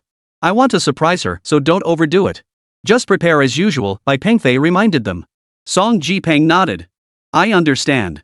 Rest assured, I won't ruin your romantic gesture. Then thank you, Director Song. The press conference was scheduled for a week later, and Bai Pengfei planned to spend that time vacationing here with Zhang Tingting. Though the temperature here was a bit low, the scenery was truly breathtaking. What would you like for a late-night snack? Zhang Tingting approached Bai Pengfei and asked. We've got plenty of fish, so let's have that tonight. Zhang Tingting nodded in agreement. She immediately instructed the housekeeper to prepare it. After their late-night snack, Bai Pengfei and Zhang Tingting retired for the night. The next morning, while eating breakfast, the two suddenly received some very bad news. The entire area within 100 kilometers had suddenly been placed under military control by the US Navy. No individuals or organizations were permitted to enter the pristine forests or any glaciers. Those who disobeyed would bear the consequences. Zhang Tingting was puzzled. Isn't this Maple Leaf country? How can the pretty country's navy just come and go as they please and impose military control? Bai Pengfei smiled faintly and explained, while Maple Leaf Nation is an independent country, it possesses no defense forces of its own. All its military capabilities rely entirely on the United States. Zhang Tingting didn't understand these matters. But in her view, a sovereign nation without its own defense forces must live in utter frustration. Then what's the difference from a colony? Not much difference at all. Bai Pengfei agreed with Zhang Tingting's assessment. Of course, Bai Pengfei knew that the sudden imposition of military control in this location, especially by the Navy, was no simple matter. After all, the seas here were perpetually frozen, offering almost no military value. In recent years, there had been no reports of military administration within the Arctic Circle. After all, this place was known as a naval no-go zone. The extreme cold and frozen seas were utterly unsuitable for any naval operations unless nuclear submarines. Bai Pengfei knew things weren't that simple. Since there was no way out, after breakfast, Zhang Tingting went to soak in the hot springs, while Bai Pengfei contacted Yang Jianbang via beta satellite communication. He wanted to understand the specifics of this military control. He sensed that the US military's intervention wasn't as straightforward as it seemed. Sure enough, after speaking with Yang Jianbang, Bai Pengfei finally grasped the full story. It must be noted that China's intelligence agencies were an absolutely formidable force. Back when China's top intelligence chief passed away, the US FBI shut down operations for 3 days. And after years of development, China's intelligence capabilities had only grown more formidable. China's intelligence agencies had already thoroughly investigated this US military operation. It turned out that an unknown signal source had been detected within the Arctic Circle of Maple Leaf Country. Deep beneath the glacial seabed, something was suddenly emitting peculiar signals. This signal frequency had never been recorded on Earth before. Given its proximity to the United States, the US promptly dispatched its navy to the area. Upon hearing the news, Bai Pengfei smiled faintly. A strange signal source. He had to investigate this himself. According to intelligence reports, the signal originated from a 4,000-meter deep trench beneath the Arctic Ocean. Keep in mind that the maximum diving depth for nuclear submarines is only 1,000 meters, and that's just the theoretical limit. To explore such depths, specialized submersible equipment is required. Globally, only China, Russia, and the United States possess such capabilities. In this regard, the United States holds a stronger capability. Meanwhile, aboard the US Navy's nuclear submarine DXB, we've descended to 800 meters. Signal lot. Divers boarding the circular submersible chamber, preparing. Request authorization to proceed. Dive order has been issued from above. Deploy the circular descent chamber. Two professionals slowly stepped into the darkness within the cramped submersible. Powerful lights illuminated the 10 meters ahead of the submersible. At first, seated inside the submersible, they could still make out numerous creatures. But as the descent grew deeper, the creatures visible before their eyes grew fewer and fewer. Soon, they began to banter. We're already at 3,000 meters. At this depth, no manned submersible from any country except ours can reach this depth. Yeah, exactly. Even if you handed this mission to Russia or China on a silver platter, they'd never pull it off. I hear China's tech has advanced rapidly in recent years. Maybe they've got better equipment. You're kidding. With such immense water pressure, even if their tech advances rapidly, they couldn't possibly develop equipment capable of diving this deep in such a short time without relevant experience. Ha ha ha. The two men laughed proudly. Lately, the Mars base fiasco had made the United States the laughingstock of the world. Now they desperately needed something to prove themselves. And this peculiar signal was the key to their redemption. They knew this signal couldn't possibly be natural, it was definitely man-made. In other words, it was most likely the work of extraterrestrials. After all, it's impossible for humans to transmit rhythmic radio waves from such deep waters at this stage. But just as the two were gloating, a sudden red light streaked past their window. Holy crap! What the hell is that? In that instant, both of them broke out in a cold sweat. Chapter 206, Alien Technology. The flash of red light sent ripples through the water that reached the submersible, causing it to spin uncontrollably in the ocean. The two inside were completely stunned. The submersible spun in the ocean for a full 2 minutes before finally coming to a halt. By then, both had already vomited up everything they'd eaten the night before, filling the already cramped submarine with the stench of vomit. Since the submersible was a completely sealed environment, well, what was that just now? Some kind of sea creature? It was moving so fast. Recommend terminating the operation. The submersible is damaged and unfit to continue the mission. Following the recent rotation, the cable connecting the submarine to the submersible has sustained irreversible damage. The two crew members covered their noses, enduring the foul stench, and urgently relayed the situation upward. Meanwhile, aboard the nuclear submarine, the crewman was sipping red wine and eating steak. The data indicated everything was normal, no cable damage alarm had been triggered. Truthfully, they knew that even if the cable broke now, rescue would be impossible, their location was simply too deep. After receiving the report, the soldier in the submarine glanced at the fault display and stated, "No problem. Continue the mission. The sonar hasn't detected any objects approaching you. This is all just your claustrophobic hallucination." Humans are highly susceptible to hallucinations in completely enclosed environments. This phenomenon is particularly common in submarines and spacecraft. Both astronauts and submariners undergo specialized training for such scenarios. After uttering those words, the submarine operator hung up the phone and returned to savoring his steak. Hearing this, the two men in the submersible were furious. Damn it! Hallucinations! This can't be hallucinations. Surrounded by vomit, their minds raced with fury. But there was nothing they could do. Control was firmly in the other party's hands. For now, they had no choice but to grit their teeth and continue the descent to complete their mission. At that moment, Bai Pengfei, clad in his mecha suit, plunged rapidly into the depths of the ocean. Descent depth, 4,000 meters. Distance to signal source, 694 meters. A faint smile touched Bai Pengfei's lips as he read the prompt before him. As Bai Pengfei's descent slowed, he drew ever closer to the ocean floor. The signal source grew closer with each passing moment. After gently settling onto the seabed, Bai Pengfei followed the signal's trail until he finally discovered a small metal box nestled within a canyon. The intense signal emanated from this very box. The small metal box was square in shape and easily fit in the palm of his hand. At that moment, Bai Pengfei was certain that this metal box emitting the peculiar signal was definitely not a product of Blue Star. At such depths, under immense water pressure, no metal from Blue Star could possibly remain intact and form such a perfectly square shape. Its edges were sharp and distinct, yet it felt weightless in his hand. Of course, the strangest aspect was the peculiar electromagnetic signal. Bai Pengfei decided to take this thing back for further study. Clutching the peculiar little box, Bai Pengfei began ascending toward the surface. Meanwhile, just moments ago, a major accident had occurred in the diving chamber of the beautiful country. The steel cable connecting the submarine to the diving pod snapped. Two American researchers sat in the descent chamber, slowly descending in despair. They understood that at their current depth, rescue was utterly impossible. The submersible could only operate at 4,000 meters for a maximum of 2 hours. In other words, in just over 2 hours, the submersible would be crushed by the pressure, and they would. At this thought, tears streamed down their faces. They never imagined this submersible would become their coffin. Chaos erupted aboard the American nuclear submarine as well. They too were stunned by this unforeseen disaster, yet rescue was impossible at such depths. All they could do now was report the situation to higher-ups, then prepare for the aftermath. Award the 2 researchers who perished at the bottom of the sea the Presidential Medal of Freedom and compensate their families with a substantial sum. Yes. That was the extent of their actions. What the hell is that? Bai Pengfei, rapidly ascending, suddenly spotted a spherical object slowly descending nearby. Using his mech's infrared capabilities, Bai Pengfei discovered 2 people seated inside the small sphere. Above the sphere hung a severed steel cable. Bai Pengfei. He headed toward the sphere. Inside, the 2 occupants had closed their eyes in despair, fully resigned to awaiting death.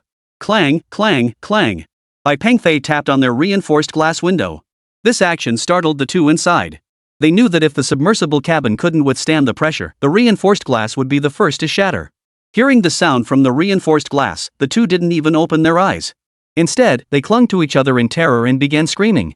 Though Bai Pengfei couldn't hear their voices from outside, their expressions made it clear they were utterly terrified. Bai Pengfei clearly saw that both of their pants were damp with fear. Clang, clang, clang. Bai Pengfei banged on the reinforced glass window again with force. Sensing something was amiss, the pair finally opened their eyes. The sight of the steel visor outside the window instantly sobered them. Help is here. Help is here. This must be a high-tech military robot. Excitedly, they pressed their faces close to the window. They still naively believed the US military had come to rescue them. Of course, Bai Pengfei couldn't hear what they were saying. There was no time for such thoughts now. He had to drag them to the surface first. Bai Pengfei, holding a small metal box in one hand and cradling the submersible pod in the other, moved swiftly toward the surface. Because the 2 inside the submersible couldn't withstand the intense acceleration, Bai Pengfei moved at a relatively slow pace. It was precisely because of this that Bai Pengfei was spotted by the American nuclear submarine. The proximity allowed the 2 inside the submersible to spot their nation's nuclear submarine. Seeing this, they began gesturing wildly. But they never imagined that at that very moment, they would witness their own country's submarine launching a torpedo directly at them. Through the glass window, the 2 men were utterly dumbfounded. Inside the submarine at that moment. Target acquired. Torpedo launched. Reporting to the captain, this robot is the same one that captured the Stars and Stripes satellite in space earlier. Video verification is confirmed. Headquarters orders, destroy it at all costs. Bai Pengfei was stunned. He hadn't expected this American nuclear submarine to be so impolite, using torpedoes as a greeting. Well then. Reciprocity is the way of the world. I'll send you a gift in return. Chapter 207, Nuclear Submarine on Mount Everest. Target lost. Radar and sonar, rescan immediately. Report. Target vanished. Torpedoes detonated. Report. Target detected, but what? Target is directly below us. What? The target is directly below us. Clang. A sudden vibration shook the submarine's interior. Everyone broke out in a cold sweat. What happened? Did we come under attack? Check the sub's damage. No seawater ingress? No, everything's normal. It's just. What is it? We're rapidly surfacing. Ascending? Who gave that order? Maintain depth, relock the enemy. Captain. We can't hold this depth. The submarine is surfacing uncontrollably at high speed. Will break the surface any second. Report this to the surface immediately. Reported now. Splash. The American nuclear submarine DSB surfaced directly from the sea. But surfacing alongside it was a diving pod carrying 2 stunned personnel. And of course, Bai Pengfei, clad in his armor. At that moment, he was carrying the massive submarine as it broke through the surface. In no time, Bai Pengfei had lifted the massive submarine into the air. Meanwhile, the naval crew inside the submarine were all utterly bewildered. What's going on? Quick, check our coordinates. The submarine's air conditioning was blasting cold air, yet sweat still beaded on the captain's forehead. Reporting to the captain, the sea level depth gauge indicates we are currently at -670 meters? What? -670 meters? Impossible. Are we in the air? Since the dawn of submarine technology, no vessel had ever reached such an altitude. The 2 unlucky souls in the dive chamber could already see clearly through the reinforced glass window. Outside, mountains and seas of clouds stretched endlessly, the sunlight growing increasingly blinding. The pair were utterly bewildered, completely clueless about what had just happened. Just moments ago, they were at the bottom of the ocean, and now, they were in the sky. Quickly determine our position. Contact headquarters immediately. Inside the submarine, the captain frantically ordered his crew to report the situation to higher command. Every sailor aboard the submarine was utterly bewildered. They couldn't believe it for the life of them. A submarine could actually ascend into the sky. There was nothing else they could do but try to contact the outside world. Meanwhile, Bai Pengfei increased the output power of his mecha. Before long, Bai Pengfei had reached the skies above the Triple Kingdom. Holding the nuclear submarine aloft, Bai Pengfei crossed the borders of the three countries and headed straight for Mount Everest, the world's highest peak. Although the triple nation detected the nuclear submarine on radar, their air defense capabilities were utterly inadequate to pose any threat. Clang! A violent jolt suddenly shook the submarine. It quickly subsided. The crew exchanged bewildered glances, none knowing what had transpired. After a long moment, someone finally opened the hatch. The moment the hatch opened, an icy blast of cold air swept in. Towering mountains, ice, and other extraordinary landscapes came into view. Those who had spent their entire lives beneath the sea could never have imagined they would one day find themselves aboard a submarine atop an iceberg. Activate satellite positioning immediately. Determine our coordinates. The captain bellowed at the top of his lungs. Report. Our position is locked. Where? We are now on top of Mount Everest, the world's highest peak. Captain. Meanwhile, after delivering them to Mount Everest, Bai Pengfei hurried back to Zhang Tingting's side. He knew he'd played a pretty big joke on the US Navy, and now wasn't the time to stick around. He had to get out of there fast. After all, Aurora had seen it too. Pack up. We're leaving today. Emerging from the bathroom, Bai Pengfei said while drying his hair. Are we going home? Zhang Tingting asked, though she didn't really want to go home yet. She hadn't had enough fun. No, we're not going home. I rented a yacht. We're heading to Hawaii for a few days. Hearing they'd get to keep playing, a smile spread across Zhang Tingting's face. That afternoon, Bai Pengfei and Zhang Tingting arrived at the harbor by helicopter. Bai Pengfei had chartered a luxury yacht. Though the cost was steep, the service provided was absolutely top-notch. After a quick tidy-up on board, Bai Pengfei set the course directly for the Hawaiian Islands.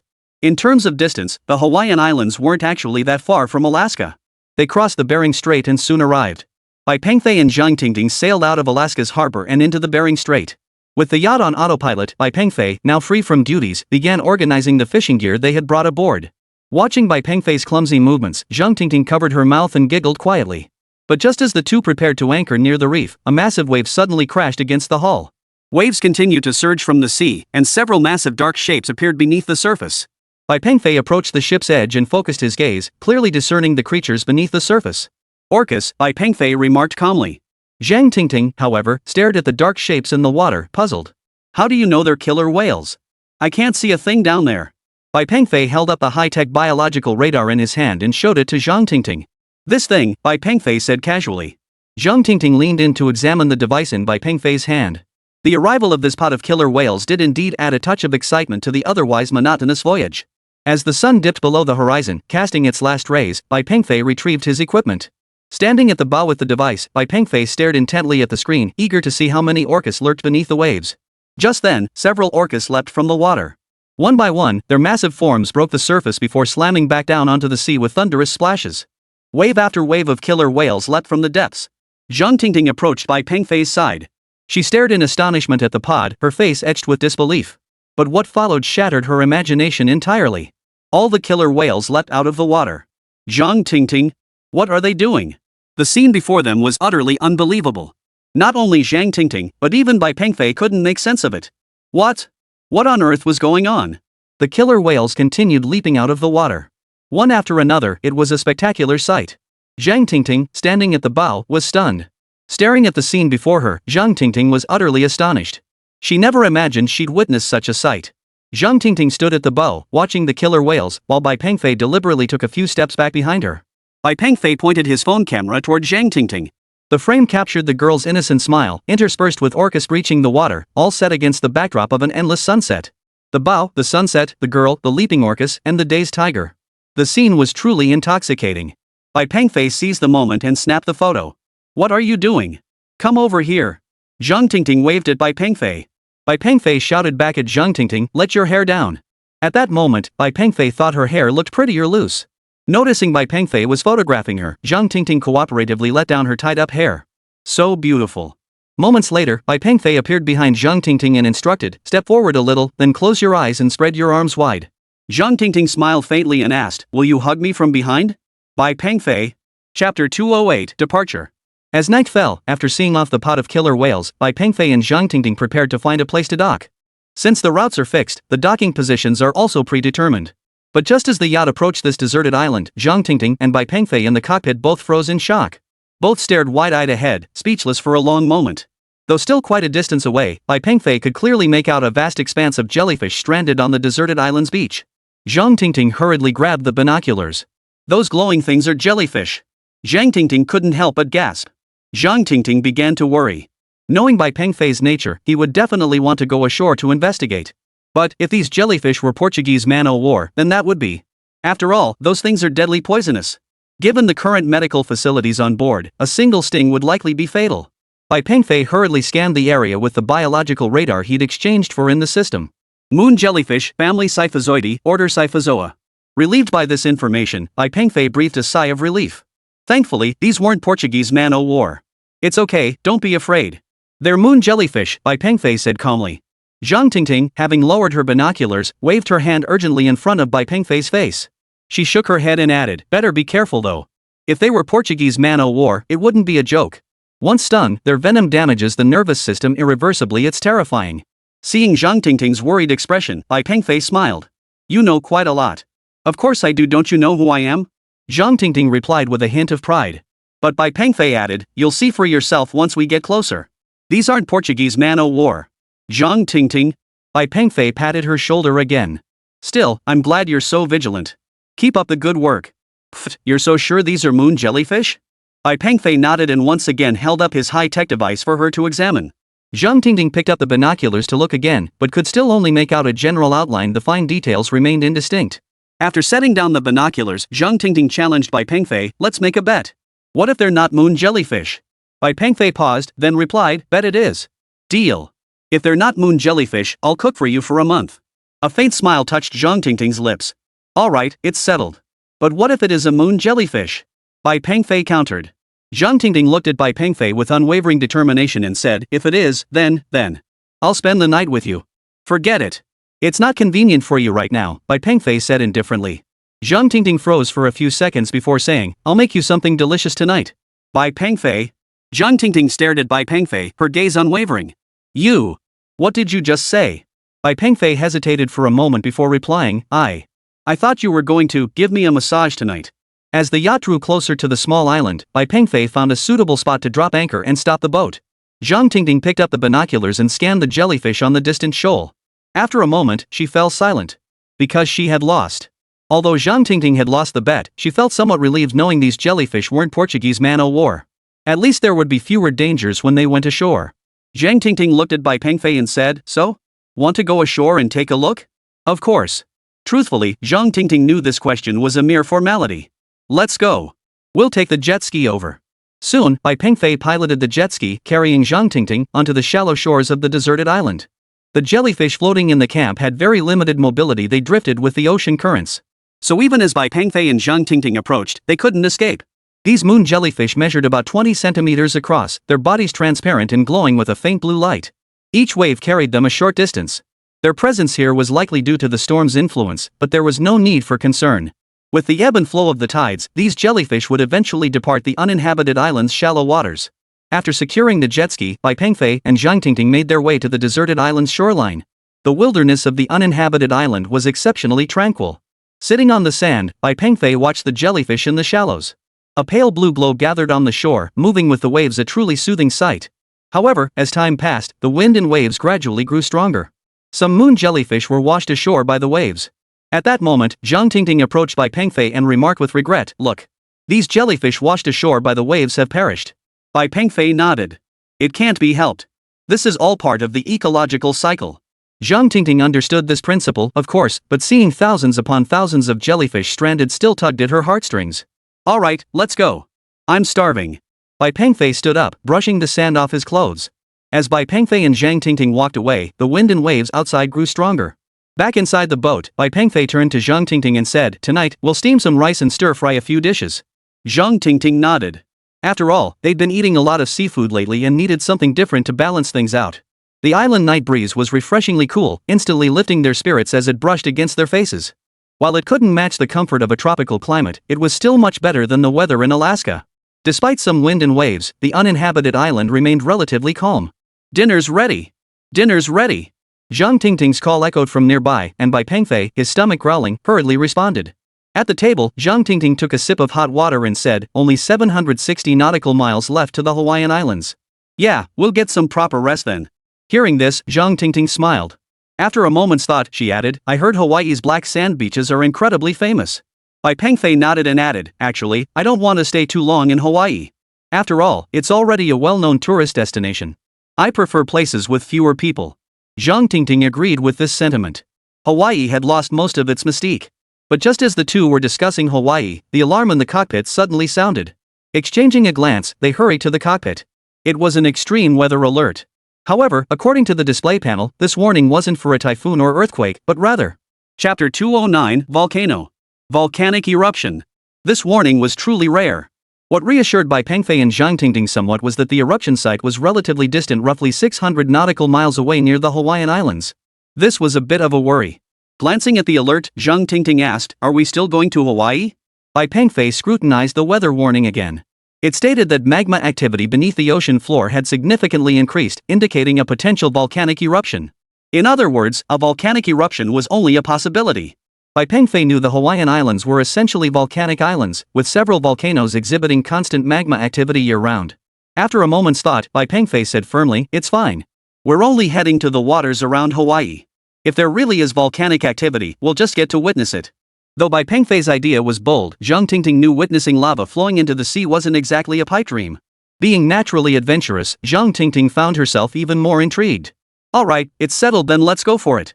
For the next few days, the yacht cruised at full speed across the Pacific Ocean. True to its name, the Pacific Ocean lived up to its reputation. It was indeed very peaceful. Standing on the deck, Bai Pengfei held his binoculars, his gaze fixed firmly ahead. Before long, an archipelago came into view. What Bai Pengfei hadn't anticipated was the white volcanic smoke now billowing above the islands. It seemed the ship's weather alert had been quite accurate. But this was actually quite fortunate. At least they would get to witness the spectacular sight of lava plunging into the sea. Zhang Tingting emerged from the wheelhouse. Gazing at the white smoke in the distant sky, she exclaimed excitedly, "Is that Mauna Loa?" "Not entirely sure. It could be Kilauea." Bai Pengfei replied casually. After all, both of these volcanoes are massive in scale. Zhang Tingting added seriously, "Looks like landing on the island is out of the question now." "Yeah, I bet the staff have already evacuated the tourists." After a moment's thought, Bai Pengfei added, "We should detour to the northwest side of the volcano. The northwest corner offers the best view of the lava flowing into the sea." Zhang Tingting nodded in agreement with Bai Pengfei's assessment. As the yacht rounded the designated point, a dark, murky expanse became visible along the distant island's shoreline.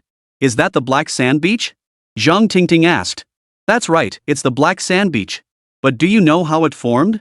Bai Pengfei countered. Zhang Tingting. The so-called Black Sand Beach wasn't particularly mysterious. It was simply the result of volcanic magma cooling upon contact with seawater.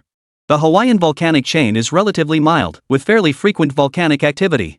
Unlike volcanoes capable of triggering earthquakes, tsunamis, or massive eruptions, Hawaiian volcanoes mostly just flow lava into the sea. Even so, humans still cannot approach them. Not only could the heat of the lava cause injury, but the gases emitted are not safe for humans to inhale for extended periods. After a brief explanation, Bai Pengfei, standing on the deck, took out a drone and guided it toward the site. As the drone drew nearer, images of the molten lava gradually came into view for the audience. The lava flowed at a very slow pace, occasionally releasing wisps of yellowish smoke. Compared to the floodwaters, the magma did indeed appear far gentler. Yet upon closer inspection, it was evident that wherever the lava flowed, it melted even rocks into tiny black particles. Slowly flowing from the crater, the magma eventually seeped into the ocean. Where the scorching magma met the seawater, white gas rapidly billowed forth. The surrounding seawater begins to boil, and the cooling magma forms new seabed. This process forms the foundation for the creation of many islands. It takes tens of thousands of years of accumulation to establish even a few inches of solid ground in the ocean. One can only imagine how many years of magma eruptions it took for these islands to become what they are today. This timescale likely far exceeds the lifespan of any human being, and even the entire history of human civilization pales in comparison. Magma plunging into the sea. Bai Pengfei could feel the immense force of the impact even through the screen. Yet the lava surging into the sea now seemed even more ferocious, as the seawater simply couldn't cool all the molten rock in time. Like a waterfall, the molten rock cascaded down a cliff over 10 meters high. Its fiery red hue stained the azure sea into a crimson ocean. Only as the waves relentlessly crashed against it did this crimson tide gradually recede. This clash of natural forces, captured by the drone's camera, was truly spectacular. The magma's temperature ranges between 900 and 1200 degrees Celsius. The gases are mostly water vapor, with some sulfur dioxide mixed in. Zoom in, no problem. The magma's core is the hottest part, so the drone is relatively safe. Zhang Tingting added, but the gases contain hydrogen sulfide, so humans still can't get close. Just as Bai Pengfei lowered the drone's altitude, an explosion echoed through the air.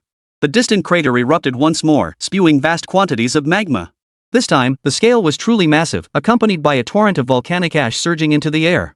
The shockwave from the eruption disrupted the drone's flight path, causing it to plummet more than 10 meters out of control.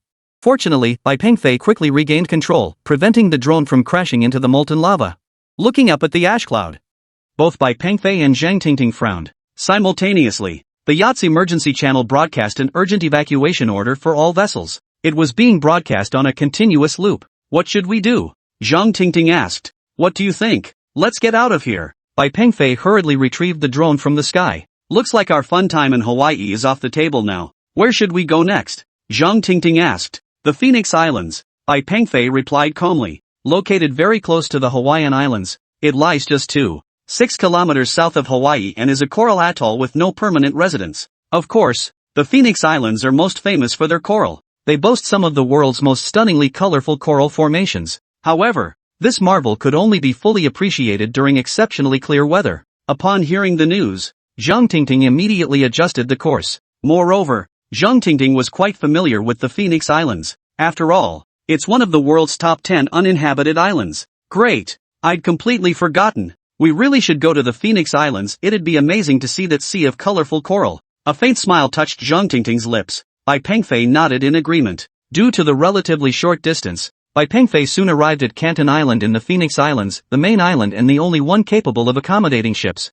Back in the 1960s, a village still resided here. But later, due to environmental changes, these people gradually moved away. If you look closely, you can still find traces of their former activities. Canton Island is surrounded by reefs, with a lagoon encircling its center. A lagoon is essentially a lake enclosed by a coral reef barrier in the ocean. Although located in the ocean, it possesses its own small ecological cycle. Due to poor seawater circulation, the salinity here is often relatively high. After Bai Pengfei docked the yacht at the abandoned harbor of Canton Island, he made his way onto the island. Zhang Tingting followed him ashore. Surveying the somewhat desolate surroundings, Bai Pengfei remarked to Zhang Tingting, the last residents left here 50 years ago, but judging by the state of this harbor, ships must have docked here during that time. Surveying the dilapidated structures, Zhang Tingting murmured, yeah, it feels so desolate. Yeah, don't touch anything. These things are all dilapidated. We don't want any accidents happening. Zhang Tingting nodded at Bai Pengfei's warning.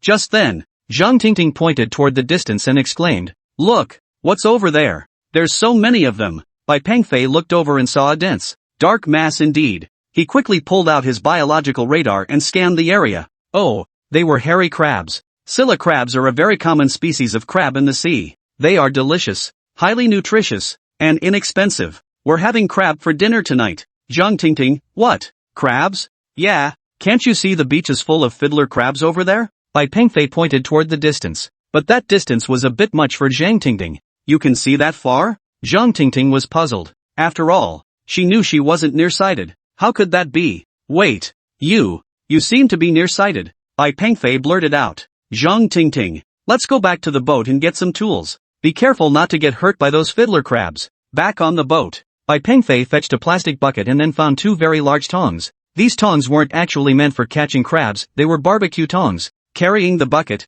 each holding a pair of tongs, they approached the beach where the fiddler crabs seemed to be basking in the sun. Ha! Bai Pengfei didn't hesitate. But just as Bai Pengfei's tongs touched the spider crab, good heavens! The spider crab reacted swiftly and burrowed into the sand. Chapter 210, The Competition. And this seemed to trigger a chain reaction in an instant. Every single fiddler crab retreated into the sand. Now Bai Pengfei and Zhang Tingting were at a loss. Bai Pengfei dug through the sand with his claw, but after a long while, he couldn't spot a single crab. Zhang Tingting walked over and said, I'll go get the flashlight. She knew light was essential for catching these creatures. Before long, Zhang Tingting returned with 2 flashlights. You try it. Bai Pengfei called out to Zhang Tingting. Zhang Tingting took a deep breath and began searching the sand. Soon she found one in the diving area. She shone the flashlight on it. Sure enough, the spider crab froze. Zhang Tingting quickly grabbed it with the tongs, but just as she was about to place it into the bucket, her hand trembled, and the crab slipped right out of her grasp. Bai Pengfei chuckled beside her. Are you any good at this or not? Of course I can. Zhang Tingting flexed the tongs in her hand and scanned the area. Before long, she spotted another one. She shone her flashlight on the spider crab. Then, it slipped from her grasp again. Zhang Tingting. Sigh. After sighing, Bai Pengfei walked over and said, Shine the flashlight for me. I'll catch it. Oh. Zhang Tingting reluctantly agreed. Soon, the crab-catching duo was formed. Zhang Tingting was in charge of spotting and pinpointing the crabs, while Bai Pengfei used the claw to catch them. With their roles clearly defined, they worked quite efficiently. Here. Zhang Tingting's eyes widened as she called out for Bai Pengfei to hurry over. Here. Zhang Tingting called out again from a few meters away, but Bai Pengfei waved her off. No need. The bucket's already full. Ah, how fast. Zhang Tingting still looked reluctant to stop. Bai Pengfei nodded. Soon, the two of them carried all the spider crabs back to the boat. After several hours of hard work, Bai Pengfei felt quite tired. He took a short nap in the living room. When he opened his eyes again, it was already 3:30 p.m. Standing on the deck, Bai Pengfei stretched his body. You're awake. Zhang Tingting stretched her back as she emerged from the cabin. Gazing out at the sea, Bai Pengfei remarked, the tide's going out. Yeah, by the way, how do you want the spider crabs cooked tonight? Steamed or boiled? Steamed, Bai Pengfei replied casually. Zhang Tingting nodded. Then Zhang Tingting glanced at the fishing rod Bai Pengfei had prepared earlier and suggested, how about we catch a couple more fish to serve as a side dish? Bai Pengfei turned to glance at the professional gear set aside. Sounds good. With plenty of time before dinner, the pair headed to the stern with their fishing gear. There was a dedicated fishing spot designed for two people. After settling in, Zhang Tingting declared confidently, so, what do you say? Want to have a little competition? Compete at what? Doing laundry? Bai Pengfei teased, remembering how Zhang Tingting had lost a bet to him last time and ended up doing his laundry. Fine. But let's make it bigger. How about washing clothes for a whole month? Bai Pengfei chuckled and asked confidently. Does that include underwear? Zhang Tingting was equally brimming with confidence, having gone deep-sea fishing before. Meanwhile, Bai Pengfei, well, he looked utterly clueless, even when it came to something as basic as attaching bait to a hook. If you don't know how, don't pretend. I can teach you, Zhang Tingting teased. You'd better be prepared to do my laundry for a month. Poof. Zhang Tingting turned her head and flung the fishing rod out with a toss. Bai Pengfei mimicked her and cast his rod as well. But awkwardly, Bai Pengfei didn't cast very far. His float landed just 7 or 8 meters from the boat's edge, several times shorter than Zhang Tingting's cast. Oh dear. Need some help? Zhang Tingting asked smugly. Bai Pengfei swallowed hard and retorted. You don't know anything. There are fish right here. Oh, really? But it feels like your hook is snagged on the coral reef. Bai Pengfei tugged at the line. 5 minutes later, Bai Pengfei hauled up a 3-kilogram chunk of coral reef. Zhang Tingting smiled and said, that doesn't count as a fish. Bai Pengfei. Just then, Zhang Tingting's fishing rod suddenly jerked. Zhang Tingting stood up, gripping the rod tightly. At the end of the line, a black cloud-patterned grouper, not too long, kept breaking the surface. Without hesitation, Zhang Tingting moved with practiced skill and dexterity, swiftly hauling the spotted grouper aboard the boat. The cloud-patterned grouper measured about 15 centimeters long. With a brown body, it was a common catch in sea fishing and commanded a decent price. This was the first fish caught today, a promising start. Zhang Tingting held the fish up, waving it in front of Bai Pengfei's face to show off. It's just a measly grouper. What's there to brag about? Someone might think you caught a tuna. Bai Pengfei muttered under his breath. Well, it's better than you not catching a single mantis shrimp, Zhang Tingting retorted, pouting her lips. I wouldn't even bother with these stinky fish and rotten shrimp. With that, Bai Pengfei rebaited his hook and cast it out once more. This time it worked out better, though not far. At least it didn't snag on the coral reef. After waiting about 10 minutes, Zhang Tingting hooked another fish. This time it was a small yellow croaker, about 20 centimeters long. While not worth much, it was better than nothing. After placing the yellow croaker in the fish bucket, Zhang Tingting's lips curved into a faint smile. Judging by the way things were going, even if she only caught these 2 fish, she'd probably still win. As time slowly passed, Zhang Tingting kept reeling in fish one after another. Yellow croakers, grouper, salmon, she hauled in quite a few, while none were particularly valuable. At least she was catching them. Truth be told, Bai Pengfei had never sea fished before, but even if his fishing skills were lacking, he had technology on his side. He hurriedly searched the system store for some cutting-edge fishing tech. After a while, Bai Pengfei opened his eyes. By now, Zhang Tingting's bucket was nearly overflowing with all kinds of fish. You're awake. What? Still up for a bet? Zhang Tingting said confidently, but Bai Pengfei replied, now it's time to witness the miracle. Before Zhang Tingting could react, Bai Pengfei pulled a new fishing rod from behind him. He cast it out with practiced ease. This time, the rod trembled almost immediately. He knew it was a bite. Bai Pengfei sprang to his feet, grabbed the rod, and without any fancy technique, yanked the fish out of the water. Not bad, a big black bass. Seeing that everyone had caught something, Bai Pengfei grew excited. Hey, not bad at all, got a fish. But Zhang Tingting had witnessed the entire scene from the sidelines. Bai Pengfei quickly removed the fish, rebaited the hook, and cast the rod out again. But the moment the hook touched the water's surface, the float on the rod sank again. Quick as lightning, Bai Pengfei jerked the rod upward, hauling the fish up with a sharp tug. Chapter 211, Danger,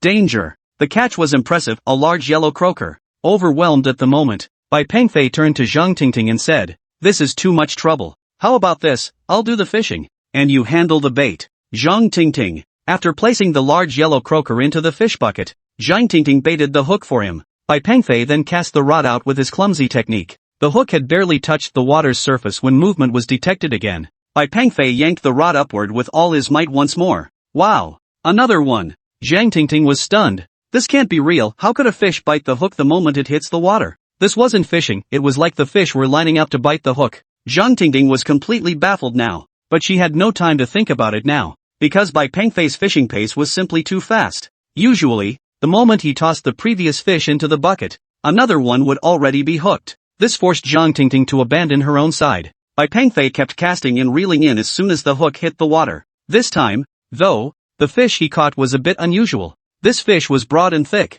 brown in color with a slightly reddish back. Beneath its eye ran a distinct blue stripe.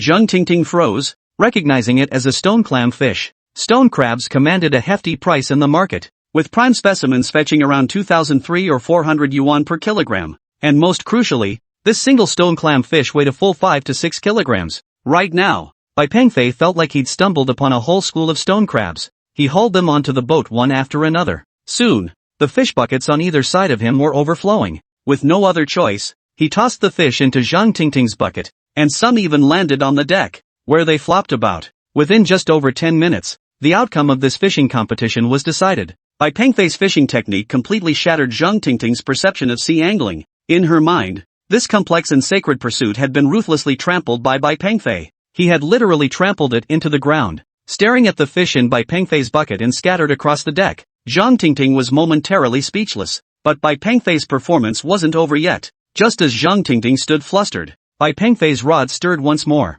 This time, however, the tug was far more violent. The line reel spooled out rapidly, the speed astonishing. Watching the waves churned up in the distant sea, Bai Pengfei knew this must be a big one. "It's a bluefin tuna," Bai Pengfei suddenly exclaimed. But the fish hadn't surfaced yet. "You're kidding, it's still." Zhang Tingting started to protest, but then a pale blue flash erupted from the water in the distance, sending up a massive spray. Seeing this, Zhang Tingting gasped. "It is a bluefin tuna." Seeing such a massive tuna, Bai Pengfei couldn't contain his excitement. After all, this one was enormous, at least 3 meters long. Brother. Zhang Tingting was now utterly thrilled, unable to think of anything else to say except to call out to her brother. For someone who frequently went sea fishing, a bluefin tuna of this size was extremely rare. "Tonight we'll taste this bluefin tuna," Bai Pengfei said, gripping his fishing rod tightly, a hint of excitement in his heart. Moments later, a loud splash echoed. Bai Pengfei's body was yanked toward the boat's edge by the immense pole, slamming him into the guardrail. Zhang Tingting gasped in alarm, her face turning pale with fright. She rushed over and wrapped her arms around Bai Pengfei's body. But Bai Pengfei knew he couldn't rely on brute force this time. The rod and line had their limits. "The spear gun. Hurry!" Bai Pengfei barely managed to steady the rod before urgently calling out to Zhang Tingting beside him. The harpoon on this yacht was specifically designed for catching large fish, tailored for tackling these massive specimens. The spearhead featured barbed points, while its rear was tethered to a specialized rope as thick as a thumb. Once embedded in a large fish, it held its prey so firmly that even the most powerful creature couldn't break free. Zhang Tingting wasted no time now. She hurried over, grabbed the harpoon, and secured the line to the boat. Bai Pengfei controlled the rod, slowly transferring it into Zhang Tingting's hands. Though she couldn't land this bluefin tuna herself, she was confident in her ability to wrestle with it. Her real worry now was whether Bai Pengfei could land the harpoon accurately. After all, this thing only gets one shot. At that moment, Bai Pengfei weighed the harpoon in his hand and leaped onto the yacht's railing. "Be careful," Zhang Tingting called out anxiously. Bai Pengfei's eyes were fixed intently on the water's surface. Seizing the moment, Bai Pengfei leaped forward, harpoon in hand. "Ah!"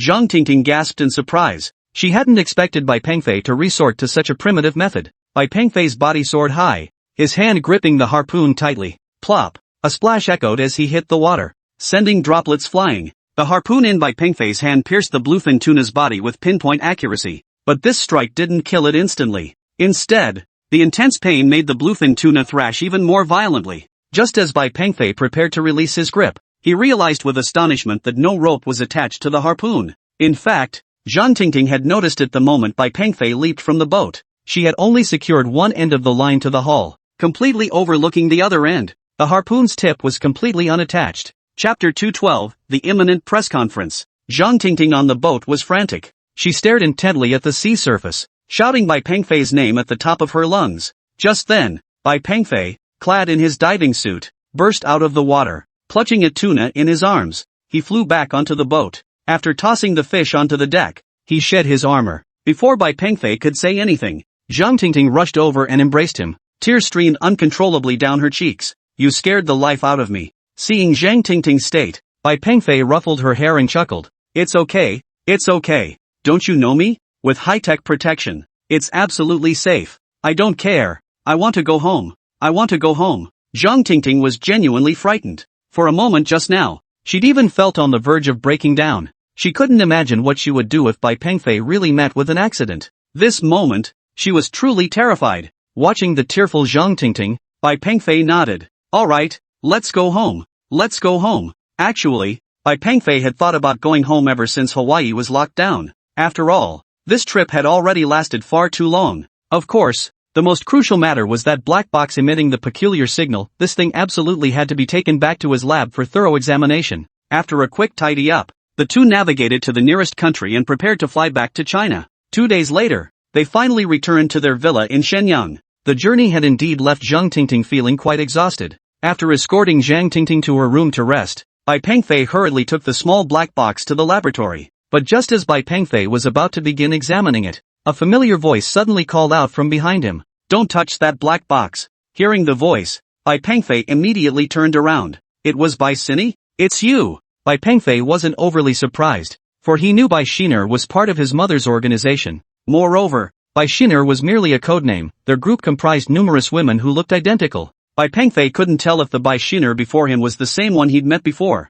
Mr. Bai, I'm sorry, but you cannot study this thing yet. Bai Shiner's tone was unwavering. What? You want this too? Bai Shiner nodded. Bai Pengfei smiled and said, what if I don't want to give it? My mission is to retrieve this item. As for the method, there are no restrictions from above. Bai Pengfei understood this meant force was not out of the question. Just as Bai Pengfei was about to respond, Bai Shiner spoke again. I don't want to fight you. Consider this repayment for the favor I did you last time with the medicine. And I can assure you, this item will serve Huagua far better in my hands. Hearing this, Bai Pengfei fell silent. Deep down, he knew his mother's organization also served China. After a moment's thought, Bai Pengfei stepped aside, gesturing for her to take the item. Bai Shiner didn't hesitate, stepping forward to take the small black box. Watching her receding figure, Bai Pengfei said nothing more. The next day, major websites across China suddenly broke a shocking news story. A civilian mountaineering group from Huagua discovered a U.S. nuclear submarine on Mount Everest. It was the DSB, the most advanced active-duty nuclear submarine of the United States. The news instantly exploded across the global internet. Has American technology advanced to such heights? Can nuclear submarines fly now? What kind of technology could possibly bring a nuclear-powered submarine to Mount Everest? China is conducting rescue operations out of humanitarian concern. Given Everest's unique environment, this submarine may remain there permanently. The U.S. military has yet to comment on the matter. Reading these reports, Bai Pengfei merely smiled faintly. They had it coming. For the next few days, Bai Pengfei stayed home with Zhang Tingting. Just as the buzz around the Mount Everest nuclear submarine began to fade, news from a pharmaceutical research institute ignited another online frenzy. Congratulations to our institute on successfully developing an effective treatment for transient ischemic attacks and discovering a novel molecular combination. A press conference will be held tomorrow. We extend our gratitude to Bai Guisher for his scientific contributions to this medical breakthrough. As this news gained traction, netizens turned their attention to Bai Guisher. After all, it hadn't been long since the nation had publicly revealed Bai Guisher's identity. Why is Bai Guisher being mentioned again? And it's related to medicine. Everyone remembers that the last time Bai Guisher was publicly mentioned, it was about military technology research and development. Could it be the same person? After all, military technology and civilian healthcare, they're worlds apart. But how many people can truly be called national masters nowadays? Especially with the same surname. Or perhaps this Baiguisher provided financial backing without offering technical support? Netizens were speculating about what was really going on. Zhang Tingting saw these posts too. She knew full well that the Baiguisher the Medical Research Institute thanked was Bai Pengfei. You're attending the press conference the day after tomorrow? Leaning against Bai Pengfei on the sofa of the villa's top floor balcony, Zhang Tingting asked while scrolling through news on her phone. Bai Pengfei nodded. Yeah, you'll be coming with me then. Me? Zhang Tingting froze, asking, why me? But Zhang Tingting quickly realized she did have some connection to this press conference. After all, she was a patient with intermittent ischemia. Could it be they wanted her to share her personal experience? To prove how effective this medicine is? At this thought, Zhang Tingting couldn't help but look at Bai Pengfei with some surprise. There's a banquet after the conference. Lots of good food. Hearing this, Zhang Tingting smiled. Bai Pengfei felt a surge of secret delight. For to him, the star of this launch event was none other than Zhang Tingting. He just couldn't let her know that yet. After a few seconds of hesitation, Zhang Tingting nodded in agreement. Alright, what do I need to prepare? You need to look your best. Hearing this, Zhang Tingting pouted her lips. She took Bai Pengfei's hand, touched her slightly rounded belly, and complained, what could possibly look good on me now? Besides, all the clothes I sold before were summer styles. With the seasons changing soon, I don't have any nice outfits left. Seeing her pouting lips, Bai Pengfei immediately suggested, why don't we go shopping today? We can pick out a few outfits. Chapter 213, Causing a Sensation. Before long, Bai Pengfei arrived at a shopping mall with Zhang Tingting. After parking the car, Bai Pengfei led Zhang Tingting upstairs. It was a holiday weekend, so the mall was packed with people. Many young couples were out shopping here. However, Bai Pengfei seemed to have forgotten something. He was solely focused on searching for women's clothing stores, somewhat neglecting Zhang Tingting beside him. Seeing all the young couples around them walking arm in arm, Zhang Tingting felt a pang of disappointment. In that moment, she felt as if she were being neglected. Could it be because she was pregnant? None of that mattered anymore. Or, had he forgotten? Zhang Tingting began to overthink. Hey, look at them, one after another. Zhang Tingting pointed at a young couple nearby and remarked. She was really just reminding Bai Pengfei. Yeah, they're cute. They remind me of us back then. Bai Pengfei just said it offhandedly, then continued searching for clothing stores. Zhang Tingting felt a twinge of disappointment. Why was that? Could it be because I'm pregnant? At this thought, Zhang Tingting reluctantly pouted her lips, but she didn't give up just yet. Instead, she quickened her pace and walked right up beside Bai Pengfei, deliberately letting her arm brush against his. Finally, Bai Pengfei noticed Zhang Tingting's subtle gesture. He smiled faintly, took her small hand, and slipped it into his pants pocket. This gesture instantly felt like a flashback to 5 years ago, when they had first started dating. You must be hungry. Why don't we grab something to eat? They hadn't eaten at home before leaving, and given Zhang Tingting's current condition, she certainly couldn't afford to go hungry. However, due to her current condition, they couldn't just eat anything. Fortunately, the top floor of the mall had many restaurants, and the breeze was quite pleasant. After searching for a while, they finally settled on a noodle shop that looked decent. Having eaten rather lavishly at home these past few days, something light and simple sounded just right. The restaurant was mostly filled with young couples. Though younger than Zhang Tingting and Bai Pengfei, none could match their looks. Especially Zhang Tingting, she completely outshone all the young girls there. Though a slight bump was visible at her waist, it couldn't hide her excellent figure. Her face, needless to say, was flawless. With skin that radiated perfection, she could outshine celebrities even without a trace of makeup. Such beauty naturally drew the admiring glances of many men. After all, who wouldn't want to take a second look at such a beautiful face? Zhang Tingting and Bai Pengfei had grown accustomed to it, but the expressions on the faces of the women accompanying those men were turning sour. Already seething with jealousy toward Zhang Tingting, now their boyfriends were acting like this too. What are you staring at? Is she even your girlfriend? Are you blind? She's pregnant. Look at that hottie across from her. Then look at yourself. Bai Pengfei and Zhang Tingting, of course, were unaware of these misunderstandings. At that moment, they were just quietly eating their meal. After finishing their meal, the two continued browsing the mall. But soon, a crowd had gathered not far ahead. Upon closer inspection, they discovered it was the grand opening of an internationally renowned jewelry store. To attract customers and create a buzz, the newly opened store had brought over a super diamond ring directly from headquarters.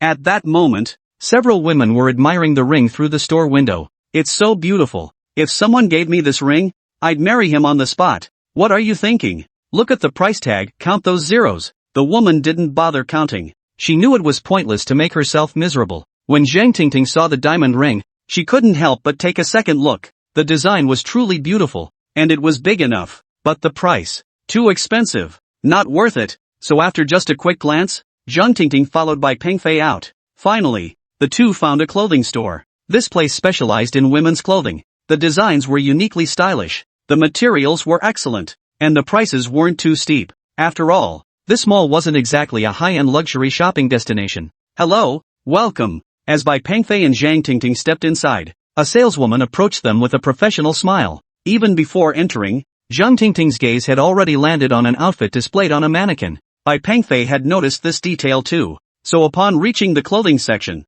he pointed directly at the mannequin and said, "That outfit, find a suitable one for my wife to try on." Seeing the outfit Bai Pengfei indicated, a smile spread across Zhang Tingting's face. She was pleased that Bai Pengfei had noticed the subtle hint in her gaze. "Sir, you have excellent taste. This is our new collection, currently on sale. Originally priced at $12.99, now only $9.99. This price point was insignificant to Bai Pengfei. After all, it was just casual wear for Zhang Tingting to wear at home during her pregnancy. But upon hearing the price, Zhang Tingting shook her head. It wasn't that she was stingy with money, but rather that she felt it wasn't worth it. In her view, the clothes looked nice but felt overly loose, something comfortable to wear. She never imagined it would cost over $1,000. What a ripoff. Let's look at something else, Zhang Tingting said, pulling Bai Pengfei toward the side. But this one's pretty nice. Don't you like it? Bai Pengfei was puzzled. From her gaze just now, he'd clearly thought she liked the dress. Could it be the price? Thinking this, Bai Pengfei smiled and quickly said, "Don't overthink it. Money isn't an issue. Isn't that what I earn it for, to spend on you? Besides, you know your husband's capabilities. No problem." Hearing Bai Pengfei say this, Zhang Tingting felt a bit awkward for a moment. She knew Bai Pengfei wasn't short on cash, just look at the cards he'd given her recently, each loaded with millions in deposits. "Alright, I'll try it on." Zhang Tingting took the clothes and headed straight for the fitting room. A few minutes later, the fitting room door slowly slid open. A graceful figure emerged from within. The loose-fitting top perfectly concealed her baby bump, while the off-the-shoulder neckline added a touch of charm. The pants were also loose-fitting, yet the design accentuated her legs beautifully. Of course, only Zhang Tingting's figure could pull them off. It wouldn't be the same on anyone else. As Zhang Tingting stepped out, she not only captured Bai Pengfei's gaze but also made passers-by outside the store pause in their tracks. "Do you like it?" Ignoring the stares of others, Zhang Tingting twirled twice in front of Bai Pengfei before asking. Bai Pengfei hurriedly nodded. "Beautiful. Absolutely stunning." It was the honest truth. Zhang Tingting truly looked stunning at that moment. Receiving Bai Pengfei's affirmation, Zhang Tingting was naturally delighted. "Pick out a few more outfits. Their clothes suit you perfectly." "No need. I have my own clothing store. If anything, I'll just have Xiaonan and the others restock a few items. That's too much trouble. Way too much hassle." Zhang Tingting. After selecting a few more outfits in the clothing store, Zhang Tingting and Bai Pengfei finally left. But the moment they stepped outside, a crowd immediately poured into the shop. "I want the same outfit that woman just bought." Me too. Chapter 214, Preparing to Propose. After leaving the mall, Bai Pengfei took Zhang Tingting back home. After all, given Zhang Tingting's current physical condition, walking too long would easily tire her out. Once home, Zhang Tingting went to rest, while Bai Pengfei headed to his lab. The fact that Bai Sini had been able to enter his home so directly last time had deeply unsettled Bai Pengfei. He feared that if it hadn't been Bai Shiner who came last time, but someone else, it could have been dangerous. While he could protect himself, what about Zhang Tingting? And if they had children in the future, wouldn't that pose even greater risks? Bai Pengfei resolved to employ technological means to fortify his villa with a layer of protection. This was nothing to Bai Pengfei, merely a waste of time. But the level of this defense, Bai Pengfei decided to use the highest level. On the day of the press conference, Bai Pengfei rose from bed early. After preparing a lavish breakfast spread, he came over to wake Zhang Tingting. Lately, due to her pregnancy, Zhang Tingting had been exceptionally sleepy, always feeling like she couldn't wake up properly. Of course, it seemed like all pregnant women were like that. But today, Zhang Tingting knew she had to accompany Bai Pengfei to the press conference. So after Bai Pengfei called her, she immediately began getting ready. After all, this was a formal occasion. As Bai Pengfei's girlfriend, Zhang Tingting knew she couldn't embarrass herself, especially given Bai Pengfei's status. Still, being pregnant, she had to be careful with cosmetics. After breakfast and finishing her makeup, Bai Pengfei took Zhang Tingting out of the house. This time, They didn't drive themselves. Instead, a dedicated car came to pick them up. In fact, the car had already arrived at the entrance of their residential complex while they were eating breakfast. As soon as Bai Pengfei and Zhang Tingting emerged, a neatly dressed middle-aged man stepped out of the vehicle. Mr. Bai, it's a pleasure to meet you. I'm here to pick you up. As he spoke, the man opened the car door. Thank you. After a polite response, Bai Pengfei helped Zhang Tingting into the car first. Before long, the vehicle arrived at the venue for the press conference. President Yang Jianbang of the Chinese Academy of Sciences and Song Jipeng from the Research Institute were already waiting there. President Yang Jianbang had met Zhang Tingting before when Bai Pengfei was injured. He had even deceived her, telling her that Bai Pengfei was just a low-level staff member at the academy. Upon meeting her now, Yang Jianbang hurriedly said with a smile, I'm truly sorry, Ms. Zhang, for deceiving you at the hospital last time. Hearing this, Zhang Tingting smiled too. I understand. It's all for the sake of work.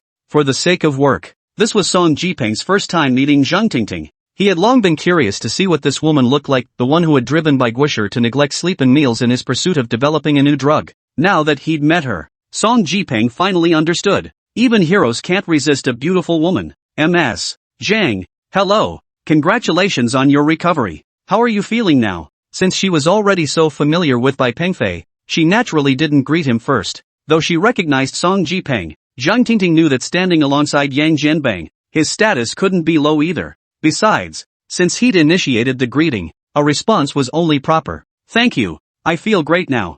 I went for a checkup at the hospital recently, and all my indicators are normal. As she spoke, Zhang Tingting deliberately glanced at Bai Pengfei. After all, without Bai Pengfei, her recovery would have been impossible. And in that moment, Zhang Tingting realized she had never properly thanked Bai Pengfei. Perhaps, the best thanks had already been given. Zhang Tingting instinctively touched her small belly. Song Jipeng added, this time, Bai Guisher developed this new drug entirely for you. You should have seen his work ethic in our lab, sleeping only 2 or 3 hours a day, barely taking time to eat. Song Jipeng's words weren't exaggerated at all. Bai Pengfei had been in that exact state back then. Of course, Zhang Tingting knew none of this. Why bring this up? It's all in the past. Bai Pengfei quickly interrupted their conversation. After all, he didn't want to get sentimental here. Song Jipeng smiled faintly and said nothing more. He knew Bai Pengfei planned to propose at the press conference. Arriving at the press conference venue, quite a few people had already gathered. These individuals were either deans or directors,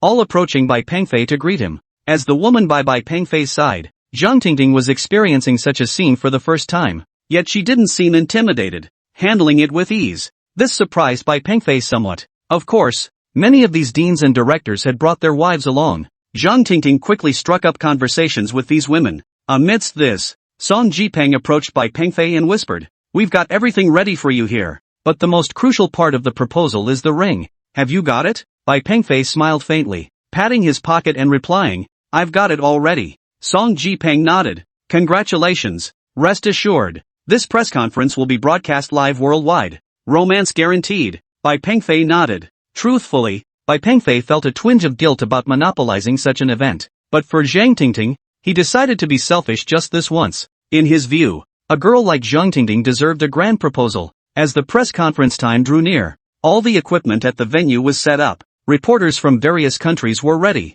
This kind of scene was nothing new to Bai Pengfei. In fact, if he hadn't deliberately turned down some invitations, such events would likely occur every month. After all, his research was extensive and had yielded significant achievements. Amidst the buzzing journalists in the venue, whispers began to circulate. What do you think? Is this Bai Guisher the same one revealed earlier? Of course it is. How many Bai Guishers could there be in our country? If it really is him, that would be incredible. To achieve success in both military technology and medicine, that's just too amazing. I doubt it. Bai Guisher is probably just here to save face. His medical research likely has nothing to do with him. With the venue packed and Bai Pengfei heading straight to the lounge upon arrival, the reporters never even caught a glimpse of him. And the topic these reporters were discussing is now trending among netizens. After all, no matter how talented someone is, it's unlikely they could achieve such high levels of accomplishment in two completely unrelated fields. But they were certainly underestimating Bai Pengfei. Chapter 215, Family Shock. At Zhang Tingting's parents' home,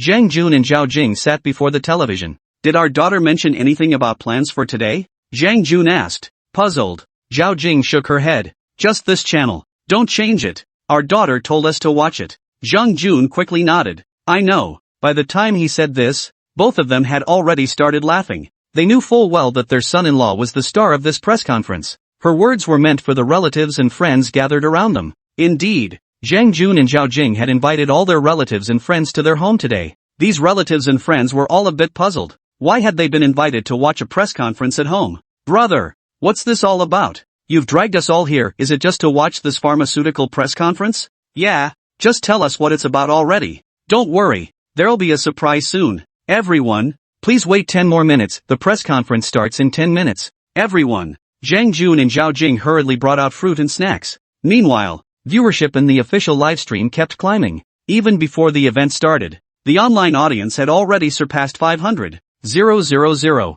I've heard this announcement has something to do with a brand new drug. What new drug could possibly warrant such attention? You guys are clearly outsiders. As a medical professional, you should know that something huge just happened in the medical world. A brand new molecular combination formula was unveiled, completely overturning traditional understanding. Plus, the academic papers published based on this formula have won countless awards. I know. The new drug being released uses this molecular formula. So do you think this research is connected to Bai Guoshi, who they thanked in their announcement? Could Bai Guoshi have been involved in the research? If it's that Bai Guoshi from military tech, I personally doubt it. After all, military tech and civilian medicine have little connection. Among the live stream audience were some special individuals, people like Zhang Tingting, patients with intermittent cerebral hypoperfusion. Though not numerous, they were paying closer attention to this launch. Previous announcements had already revealed that the new drug being launched was specifically for treating intermittent cerebral hypoperfusion. If this rare disease can truly be cured,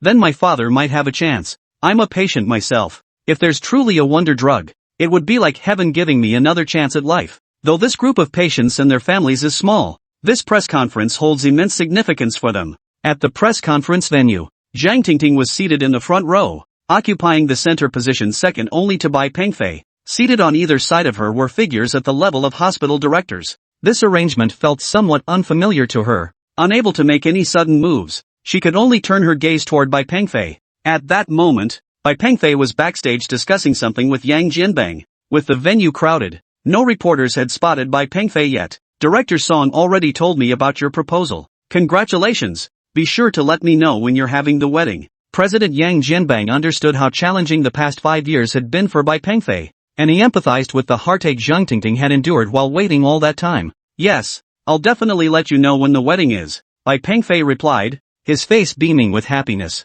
So, will you propose first, or announce the new drug? Announce the drug first. The proposal is personal, we can save that for later. Truthfully, Bai Pengfei felt somewhat uneasy about proposing at this press conference. After all, it was using public resources. But for Zhang Tingting, he was willing to be selfish just this once. As time passed, the opening of the press conference drew ever closer. The two stopped chatting. At that moment, Bai Pengfei returned to his seat and sat down beside Zhang Tingting. Seeing Bai Pengfei return, Zhang Tingting's tense nerves finally relaxed. The moment Bai Pengfei sat down, all the media cameras instantly focused on him. It's him. It really is him. Bai Guoshi. He's actually here. Is he involved in developing this new drug? Or maybe he was just invited to attend. Did you see the woman sitting next to Bai Guoshi? She's stunning. Could she be Bai Guoshi's wife? She looks familiar somehow. This woman. I feel like I've seen her before. At Zhang Tingting's home at that moment, everyone was glued to the live broadcast on the TV.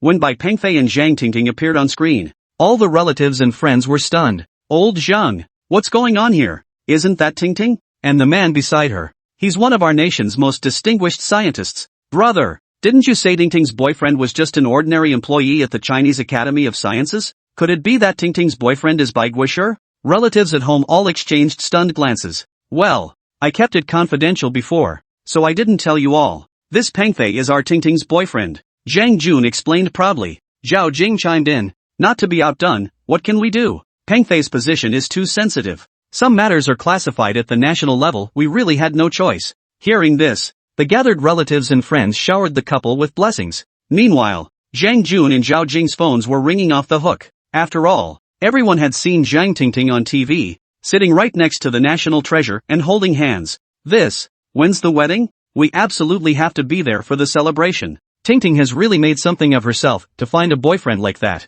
How did Tingting even meet Guoshi? Someone of his stature is usually so hard to come by. The press conference officially commenced. and the broadcast camera shifted away from Bai Pengfei, landing on Song Jipeng. Song Jipeng stepped onto the podium and addressed the crowd with confidence. "Good evening, everyone." As Song Jipeng waved, the shutter clicks of all the cameras filled the air. After the applause subsided, Song Jipeng continued. "On behalf of the Shenyang Pharmaceutical Research Institute of Huaguo, I am here to announce a new drug and its chemical molecular formula for the treatment of intermittent cerebral hypoperfusion." He then outlined the condition's characteristics and addressed academic attribution issues concerning the new molecular formula. After covering these points, Song Jipeng added, "Truthfully, the research behind this new drug and molecular formula owes everything to one person. Without his work, this groundbreaking press conference wouldn't exist." By this point, everyone present understood who he was referring to. The Song Jipeng referred to was none other than Bai Pengfei. Chapter 216, The Crucial Matter.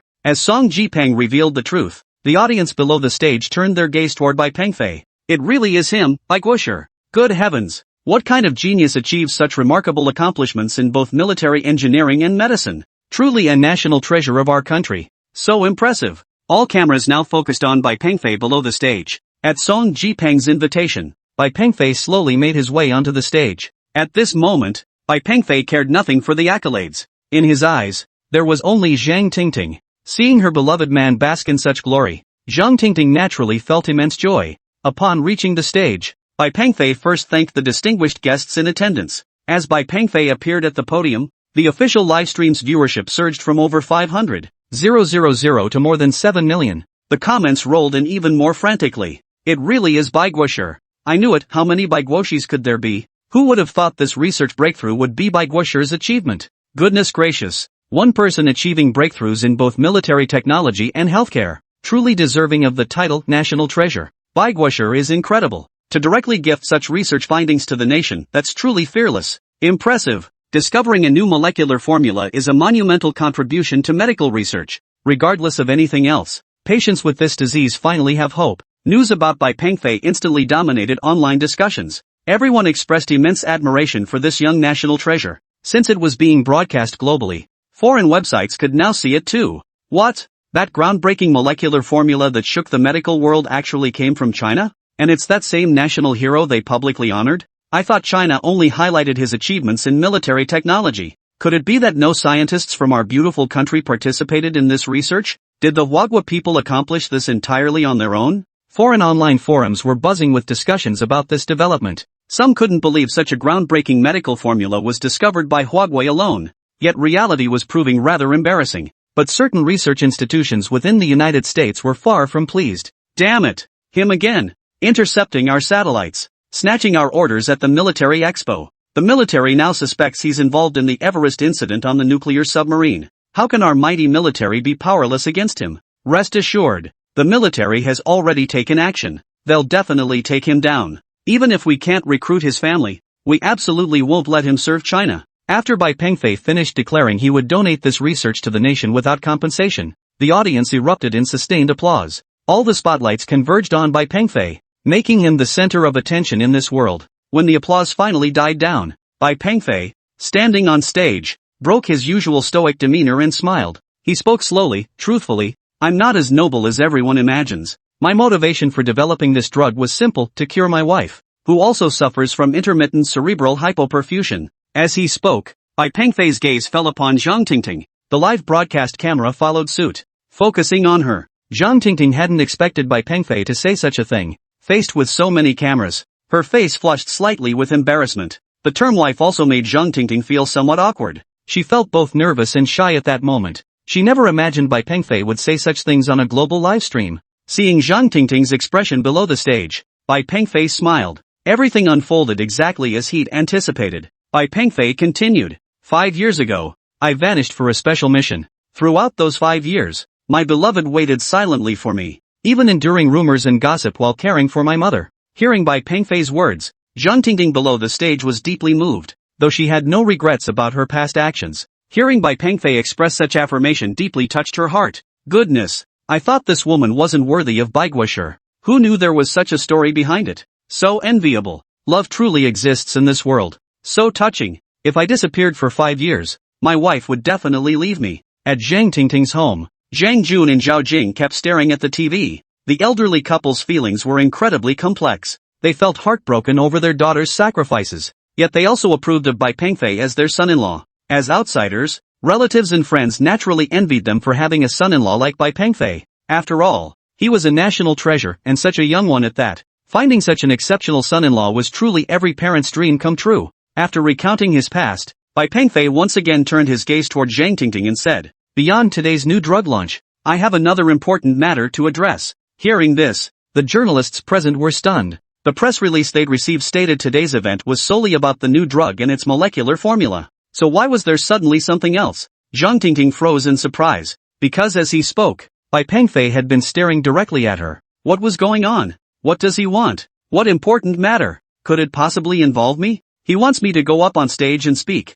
Oh my god, I can't do that. Although Zhang Tingting suspected the upcoming event had something to do with her, she never imagined it would be a proposal. Just then, the lights in the entire hall suddenly dimmed. The entire hall was plunged into darkness except for the lights from the photography equipment. As everyone looked on in confusion, a spotlight suddenly shone directly on Zhang Tingting. Simultaneously, a shower of petals began falling inexplicably from above her head. The sudden turn of events left Zhang Tingting momentarily flustered. Another spotlight then focused on Bai Pengfei. He was holding a bouquet of flowers in his hand, slowly walking toward Zhang Tingting. At that moment, everyone finally understood what this important event was. Applause erupted from the crowd. Zhang Tingting was completely dumbfounded. She rose slowly, standing frozen in place, her mind a blank. She watched Bai Pengfei walk toward her slowly. Zhang Tingting knew that the important matter he had just mentioned was a marriage proposal. Chapter 217, Proposal Success. Looking at Bai Pengfei before her, Zhang Tingting felt a lump in her throat. Her heart brimmed with emotion, and tears had long since streamed down her cheeks. In this moment, she cared not for the setting. Tears streamed down uncontrollably. As Bai Pengfei approached, Zhang Tingting slowly rose to her feet, holding a bouquet of flowers. Bai Pengfei approached her, knelt on one knee, and pulled out the diamond ring he had prepared in advance. "Tingting, you've waited 5 years for me. These past 5 years have truly been hard on you. I'm willing to spend the rest of my life making it up to you. So, will you marry me?" All the lights in the venue now focused on the two of them. All the journalists' cameras were trained on them. Through these lenses, Bai Pengfei's proposal was being broadcast live around the world. Meanwhile, Zhang Jun and Zhao Jing, watching at home, were stunned. They never imagined their future son-in-law would propose in such a public setting. This was truly unexpected. But for the two elders, what they felt most now was excitement and joy. Pengfei, this boy, why didn't he give us any warning? Exactly, how could he do this? Proposing at a press conference like this? Though Zhang Jun and Zhao Jing voiced their concerns, their hearts were already bursting with joy. Relatives and friends inside the house rushed over to offer congratulations. Of course, among them, those with daughters were mostly filled with envy. Why couldn't they find such an outstanding son-in-law? Sigh. At that moment, Zhang Tingting was already in tears, moved, so happy. At this moment, Zhang Tingting simply couldn't control her emotions. The leaders seated beside Zhang Tingting rose to their feet and applauded in celebration. Unnoticed, someone in the crowd began shouting, "Agree!" The voices grew louder and louder. Even the directors and deans among the leaders joined in, shouting loudly, "Agreed!" The scene suddenly became lively, but everyone could tell that even though Zhang Tingting hadn't spoken, her expression said it all. The gesture of her outstretched hand made it clear she had accepted. Though Bai Pengfei was proposing for the first time, he'd seen the scene play out countless times on television. At that moment, Bai Pengfei first handed the bouquet to Zhang Tingting, then slowly produced the diamond ring he had prepared in advance. He carefully slipped the ring onto Zhang Tingting's finger. As the couple embraced, the venue erupted in enthusiastic applause. "Congratulations, Bai Guisher! Congratulations!" Cheers and celebratory shouts filled the entire venue, instantly energizing the atmosphere. Bai Pengfei, unable to contain himself, leaned in and kissed her right there in front of everyone and all the cameras. This moment was broadcast live around the world via the cameras. Netizens erupted in excitement. So bold. Proposing at a time like this, how romantic. Using a press conference for a proposal? That's a first. Bai Guisher's wife is stunning. Wishing them both happiness. Honestly,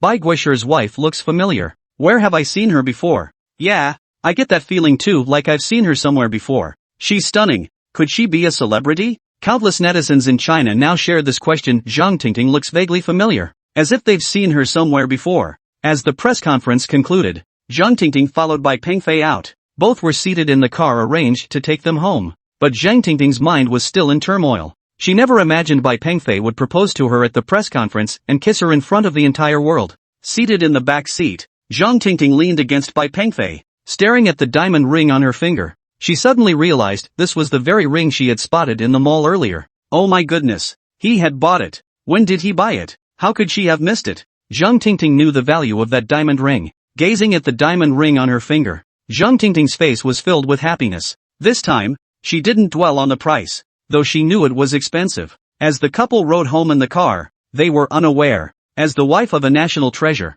Zhang Tingting's photos were now circulating online. Her popularity was no less than that of top-tier celebrities. But as Zhang Tingting's photos spread, those who found her face familiar finally caught on. What's Bai Guisher's wife's name? She looks so familiar. Is she a celebrity? What has she acted in? Famish, I swear I've seen her somewhere before. Such murmurs echoed across the internet. But eventually, someone with sharp eyes spotted it. I know.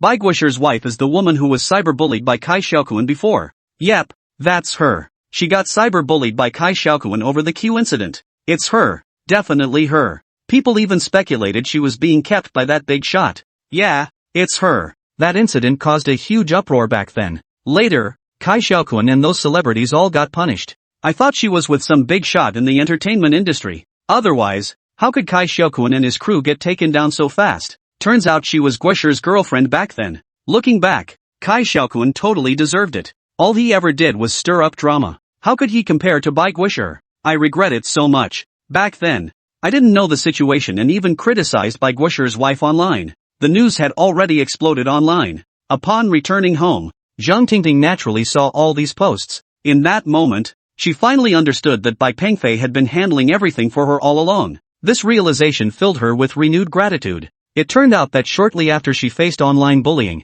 Bai Pengfei had stepped in to handle things for her. And at the time, she hadn't known any of it. Now that the truth was clear, Zhang Tingting felt a twinge of guilt. But upon reflection, Zhang Tingting came to terms with it. After all, she was already his person now, so there was no question of repayment. After the proposal at the press conference, wedding plans were added to the schedule. Before the wedding, though, both sets of parents still needed to meet. But Bai Pengfei's mother, Bai Pengfei had never mentioned this situation to Zhang Tingting. Given the current circumstances, he knew he had to tell her. Chapter 218, Restaurant Gathering. Bai Pengfei told Zhang Tingting everything about his mother. Zhang Tingting couldn't believe it. She had cared for her for 5 years and hadn't noticed a thing. But having weathered many storms, Zhang Tingting wasn't particularly shocked by this revelation. After all, her husband was a national treasure. What else could possibly surprise her? Given the circumstances, the only option was to have a meal with her parents and relatives. That day, Zhang Tingting woke up very early. She needed to get dressed up for the occasion.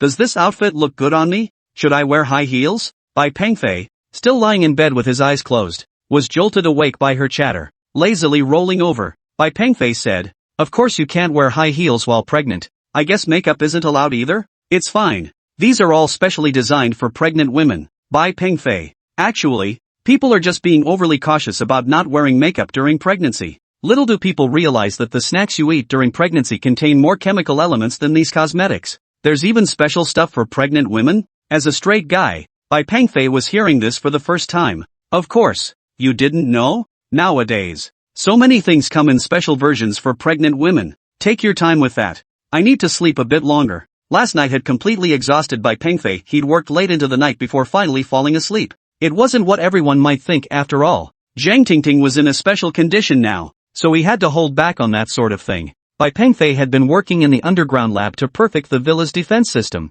After last night's upgrades, the entire villa's defense system was now complete. To put it bluntly, even if a missile were to fly this way, the villa's defense system could intercept it. Seeing Bai Pengfei fast asleep again, Zhang Tingting didn't disturb him. It wasn't until breakfast time that Zhang Tingting woke Bai Pengfei. Zhang Tingting's pregnancy was now approximately 3 months along. Because Zhang Tingting was naturally petite, her belly was already noticeably rounded. It was obvious at a glance that she was pregnant. The clothes she wore now were all extremely loose-fitting. After breakfast, the two drove to Zhang Tingting's parents' house. This occasion could be considered an engagement banquet. So many of Zhang Tingting's relatives would be in attendance. Of course, Zhang Tingting's uncle's family wouldn't dare show their faces. That was probably for the best, sparing Zhang Tingting the distress of seeing them. Aware of the occasion's significance, Bai Pengfei had specially reserved a private room at a hotel the day before. The hotel was one of the top-tier luxury establishments in Shenyang. After all, it was about saving face for his future in-laws.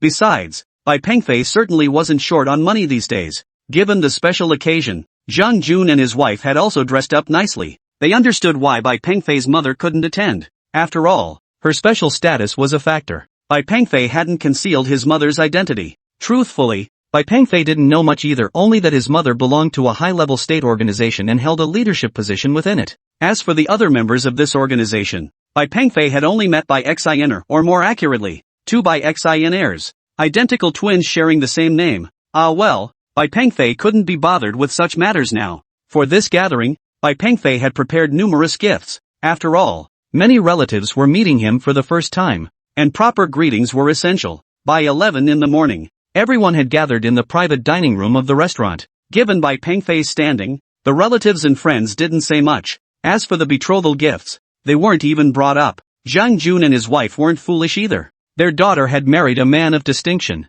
so their future certainly wouldn't be difficult. Besides, Bai Pengfei had already given them a substantial sum beforehand. There was no way they'd bring up the dowry now. After everyone had enjoyed the meal for a while, Zhang Jun spoke up first. Pengfei, Tingting, when are you planning to hold your wedding? The question instantly drew everyone's attention. All eyes turned to Bai Pengfei and Zhang Tingting. Even Zhang Tingting herself turned her gaze toward Bai Pengfei. She waited for his answer. But Zhang Tingting hadn't expected Bai Pengfei to turn the question back on her. What do you think? Should we follow your lead and act quickly? Or what? In an instant, all eyes at the table turned back to Zhang Tingting. Faced with their collective gaze, Zhang Tingting felt a bit flustered. I think, well, the wedding could wait a little while. After all, given my current situation. Zhang Tingting glanced down at her slightly rounded belly. Zhang Jun and his wife actually hoped their daughter would hold the wedding sooner rather than later. Besides, the baby bump didn't look too big yet, she could just wear a looser wedding dress. Of course, Zhang Tingting didn't see it that way. After all, a wedding only happens once, and she didn't want any regrets. You silly girl, why aren't you worried? Look at your situation now, Zhao Jing said, genuinely anxious. Mom, I want to wait until after the baby is born to have the wedding. By then my belly will be gone, and the wedding dress will look better. Zhang Jun, truthfully, her parents weren't old-fashioned at all. As long as their daughter agreed, they had no objections. Besides, Zhang Tingting had just recovered from a serious illness and was now pregnant. Hosting a wedding would mean running around non-stop, and her body might genuinely struggle to handle it. Bai Pengfei agreed with Zhang Tingting's idea. Seeing the young couple had reached a consensus, the elders at the table felt it inappropriate to say anything more. After all, since Zhang Jun and his wife weren't opposed, they naturally felt it inappropriate to press the matter further. Auntie, I promise to throw Tingting a grand wedding when the time comes. The proposal ceremony was so grand, the wedding certainly wouldn't be any less. I trust you, dear. Just treat Tingting well from now on. Focus on building a good life together, don't worry about us old folks. Zhao Jing said gently. Zhang Jun came over and patted Bai Pengfei on the shoulder, saying, Pengfei, you've helped us so much these past few months. Our family never properly thanked you. Uncle, don't say that. We're all family, there's no need for formalities. Hearing Bai Pengfei's words, Zhang Jun and Zhao Jing couldn't stop smiling. Seeing her parents like this, Zhang Tingting was naturally very happy too. Since we're all family now, why call each other uncle and auntie? Someone suddenly chimed in at the dinner table. Zhang Tingting quickly chimed in. Exactly. You should start calling us by our names. Bai Pengfei had anticipated this. After all, given his relationship with Zhang Tingting, changing titles was only natural. Without hesitation, Bai Pengfei walked over to Zhang Jun and Zhao Jing and said, Dad, Mom, from now on, that's how I'll address you. This caught Zhang Jun and Zhao Jing off guard. This is so sudden. We didn't prepare any name change money. Chapter 219, Alumni Gathering. For the next week, Bai Pengfei stayed home with Zhang Tingting, occasionally taking her out for walks when he had free time. Life had been fairly leisurely for Bai Pengfei during this period. However, since the release of the 10th generation nuclear-powered engine, the United States standing on the international stage had plummeted dramatically. At the military exhibition, they were completely overshadowed by China. The live broadcast of the moon landing had become a laughingstock. Their pride and joy, the strategic nuclear submarine, inexplicably ended up on Mount Everest, where it remains frozen to this day. And all these events are somehow connected to China, which has left the United States deeply unsettled. Watching their position as the world's top military power slip away, they certainly won't let it go quietly. Not to mention, the pretty country's intelligence agencies weren't pushovers. They knew all this was connected to Bai Pengfei. And while Bai Pengfei and Zhang Tingting were enjoying their leisurely days at home, the United States had already launched a covert operation targeting Bai Pengfei. They naturally wanted to recruit such a talent into their ranks, but they tried before money, beautiful women, and failed every time. This was proving quite a headache for the American intelligence operatives, but they refused to give up. That afternoon, as Bai Pengfei swam in the villa's outdoor pool, the phone left on the deck suddenly rang. In truth, no calls had come through in quite some time. Bai Pengfei suspected it might be Director Yang Jianbang, likely assigning him some task to complete. Upon seeing the caller ID, Bai Pengfei froze for a few seconds. Seeing no one around, Bai Pengfei finally answered the call. A crisp, gentle voice came through the line almost immediately. Bai Guisher, why haven't you contacted me in so long? Have you forgotten about me? The voice belonged to none other than Su Qian. No, what's going on? Is there a technical issue at the company? What? Am I only allowed to contact you about company matters? Bai Pengfei. No. Truthfully, Bai Pengfei always felt a bit indebted to Su Qian. Back in college, he had truly wronged his girlfriend. That was precisely why he'd handed the company over to her now. Oh my, did you make a big deal out of this proposal? A global livestream, how romantic. So, when's the wedding? Will you invite me? Bai Pengfei. Please, I insist. Bai Pengfei could only reluctantly agree. Truthfully, he didn't want Su Qian and Zhang Tingting to meet after all. Their past encounter hadn't ended well. Of course, Bai Pengfei had only himself to blame. But those were mistakes made in his youth, when he didn't know any better. Alright, no more joking around. Our school principal is organizing an alumni reunion and specifically requested your attendance. He couldn't reach you, so he asked me to find you. An alumni gathering. You must understand that Bai Pengfei and Su Qian attended the prestigious National University of Defense Technology, ranked number 1 in China. The university president was quite a figure himself. How did the president know you could reach me? Bai Pengfei asked. How should I know? I'm just passing along the message. You absolutely have to go this time. I heard they've even erected a statue and plan to hang your photo on the school's wall of fame. Bai Pengfei was at a loss for words. Ha, I thought only deceased scientists were honored there. This remark made Su Qian burst into laughter. It's the day after tomorrow, right here at our school. If you don't show up, the principal might even come personally to invite you. Okay, I got it. I'll definitely be there. With that, Bai Pengfei hung up the phone. Just then, Zhang Tingting walked over and asked, who was that? What's got you so excited? A classmate. He said our principal is organizing an alumni reunion and wants to put up a statue of me and hang a portrait of a famous person. Really? That's wonderful. When is it? The day after tomorrow. The day after tomorrow? I've got plans to go shopping with my bestie then. I won't be able to go with you. Alright, just don't walk too much. You don't want to get tired. Zhang Tingting nodded. That very evening, Bai Pengfei received a call from Principal Zhang Donghui. In fact, Zhang Donghui and Yang Jianbang, the president of the Chinese Academy of Sciences, were classmates and knew each other well. With the president personally calling, Bai Pengfei naturally had to attend. This alumni gathering was also the largest ever organized by the National Defense University since its founding. After all, since its founding, Bai Pengfei was the only graduate to have attained the status of a national treasure. President Zhang Donghui attached great importance to this reunion. In addition to erecting a statue in Bai Pengfei's honor, he planned to establish a Science and Technology Award in Bai Pengfei's name to inspire a new generation of scientists. Since Bai Pengfei's university was located in Beijing, he flew into the city the day before. President Zhang Donghui, aware of Bai Pengfei's early arrival, personally greeted him at the airport. He also arranged for Bai Pengfei to stay on campus. Back then, Bai Pengfei had been specially recruited before graduation. It had been over 5 years since he last set foot on campus. Returning to this campus now filled Bai Pengfei with a flood of emotions. The small lake at the center of campus, the basketball court, and the grove of trees where love blossomed. Looking at these familiar places, Bai Pengfei was filled with memories. That evening, with nothing else to do, Bai Pengfei wandered aimlessly around the campus. Seeing the young couples around campus stirred a peculiar feeling in Bai Pengfei's heart. Just as Bai Pengfei was about to head back, a sudden burst of cheers erupted nearby. Following the sound, Bai Pengfei walked over. It turned out to be a group of college students holding a dance battle on the soccer field. This was the first time Bai Pengfei had ever seen such a thing. Back when he was in college, this wasn't popular yet. Curious, Bai Pengfei joined the crowd watching. The crowd spontaneously formed a large circle around them. Inside the circle stood 2 teams, each with 5 members, both men and women. They were dressed in the latest fashions, radiating youthful energy from head to toe. As the music began to play, the contestants launched into their dance battle. Bai Pengfei could tell these dancers possessed solid skills. Though they were performing street dance, their moves were incredibly captivating and visually stunning.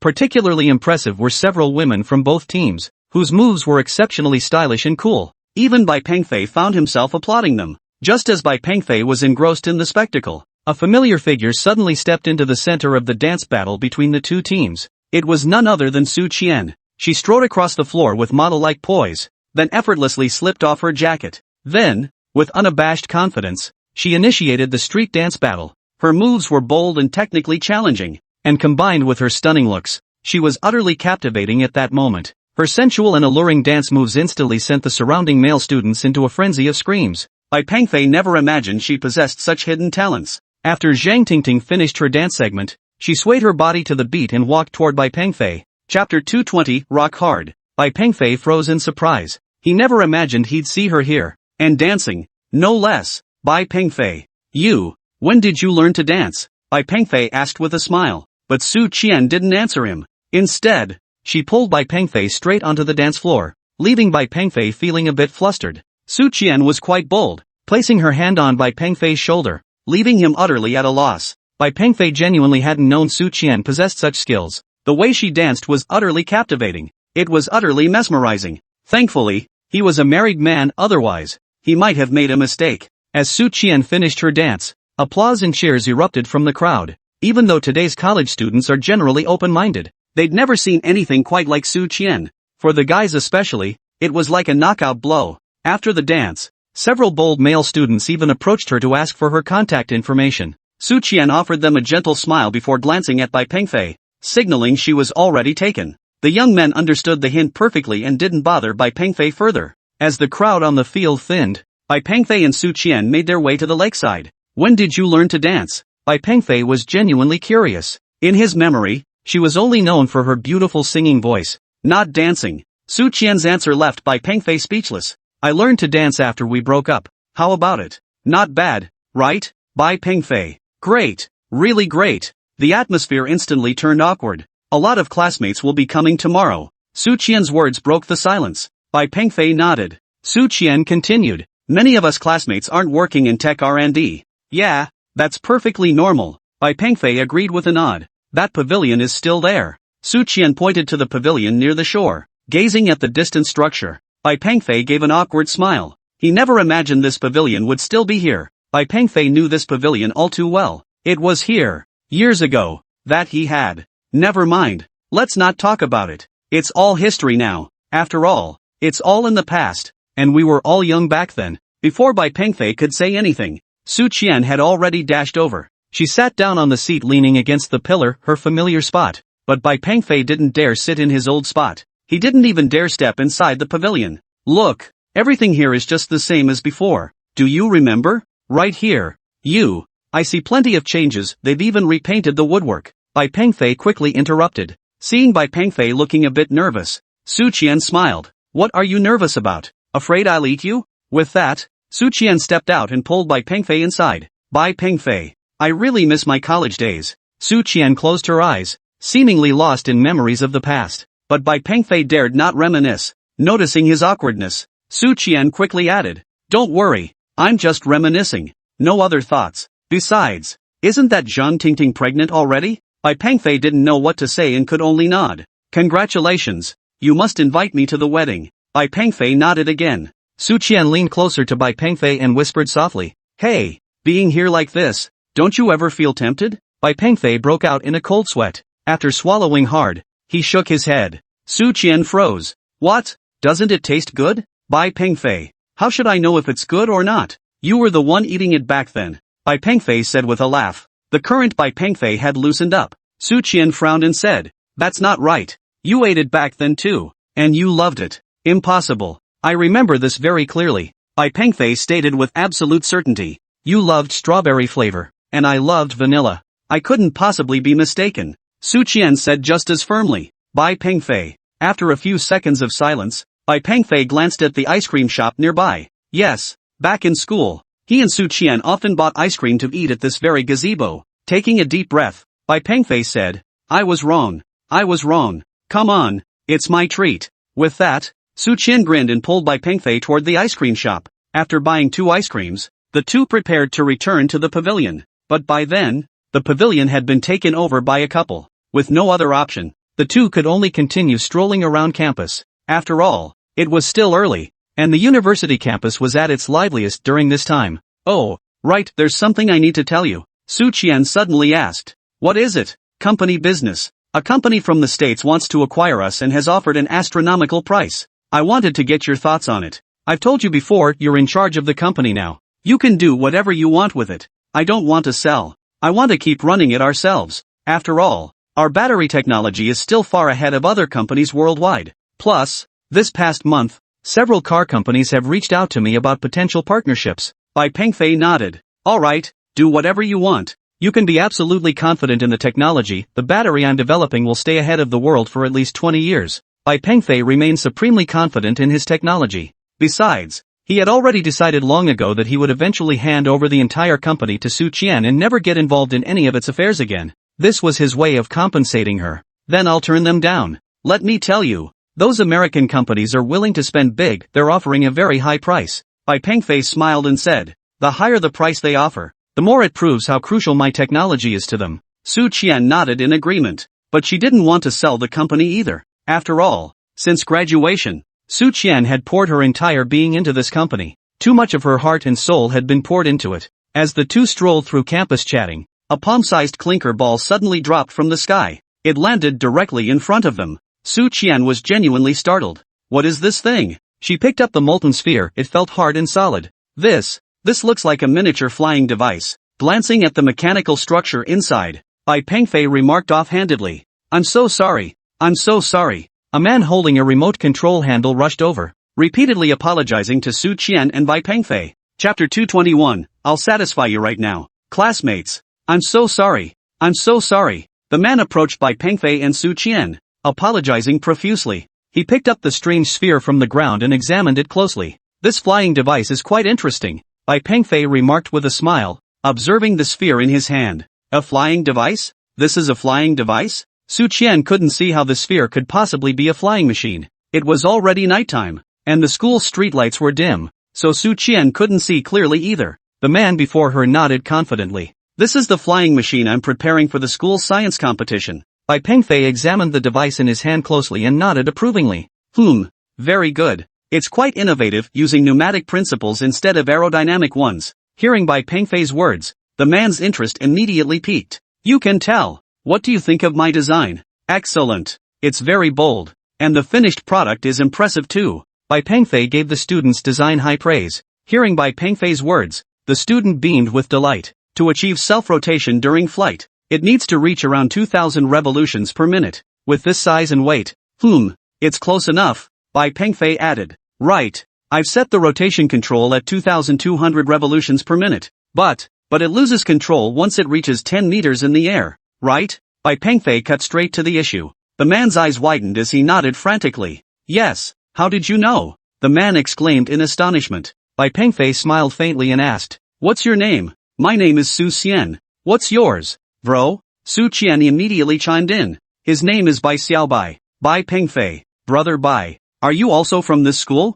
Bai Pengfei, I used to be. I graduated several years ago. Brother Bai's an expert in this field. If you have any questions, feel free to ask him. Su Qian introduced him with a mischievous grin. Really? Then do you know what I should do about this? Where's the design blueprint? Let me take a look. Even without Su Qian prompting him, Bai Pengfei had already intended to teach him. Follow me. My team is over there, and the blueprints are there too. Wu Jin pointed to a spot not far away. Bai Pengfei and Su Qian followed him to a small plaza. At that moment, over a dozen small tents stood here, each with a desk set up outside displaying various electronic gadgets. This is our school's annual tech competition. All the participating teams are here conducting their final experiments. Bai Pengfei and Su Qian were naturally familiar with this competition, especially Bai Pengfei, who had won it back-to-back years. It was after this competition that Bai Pengfei was specially recruited by the Chinese Academy of Sciences. Bro, take a look, these are the blueprints I designed. Wei Jin handed the blueprints directly to Bai Pengfei.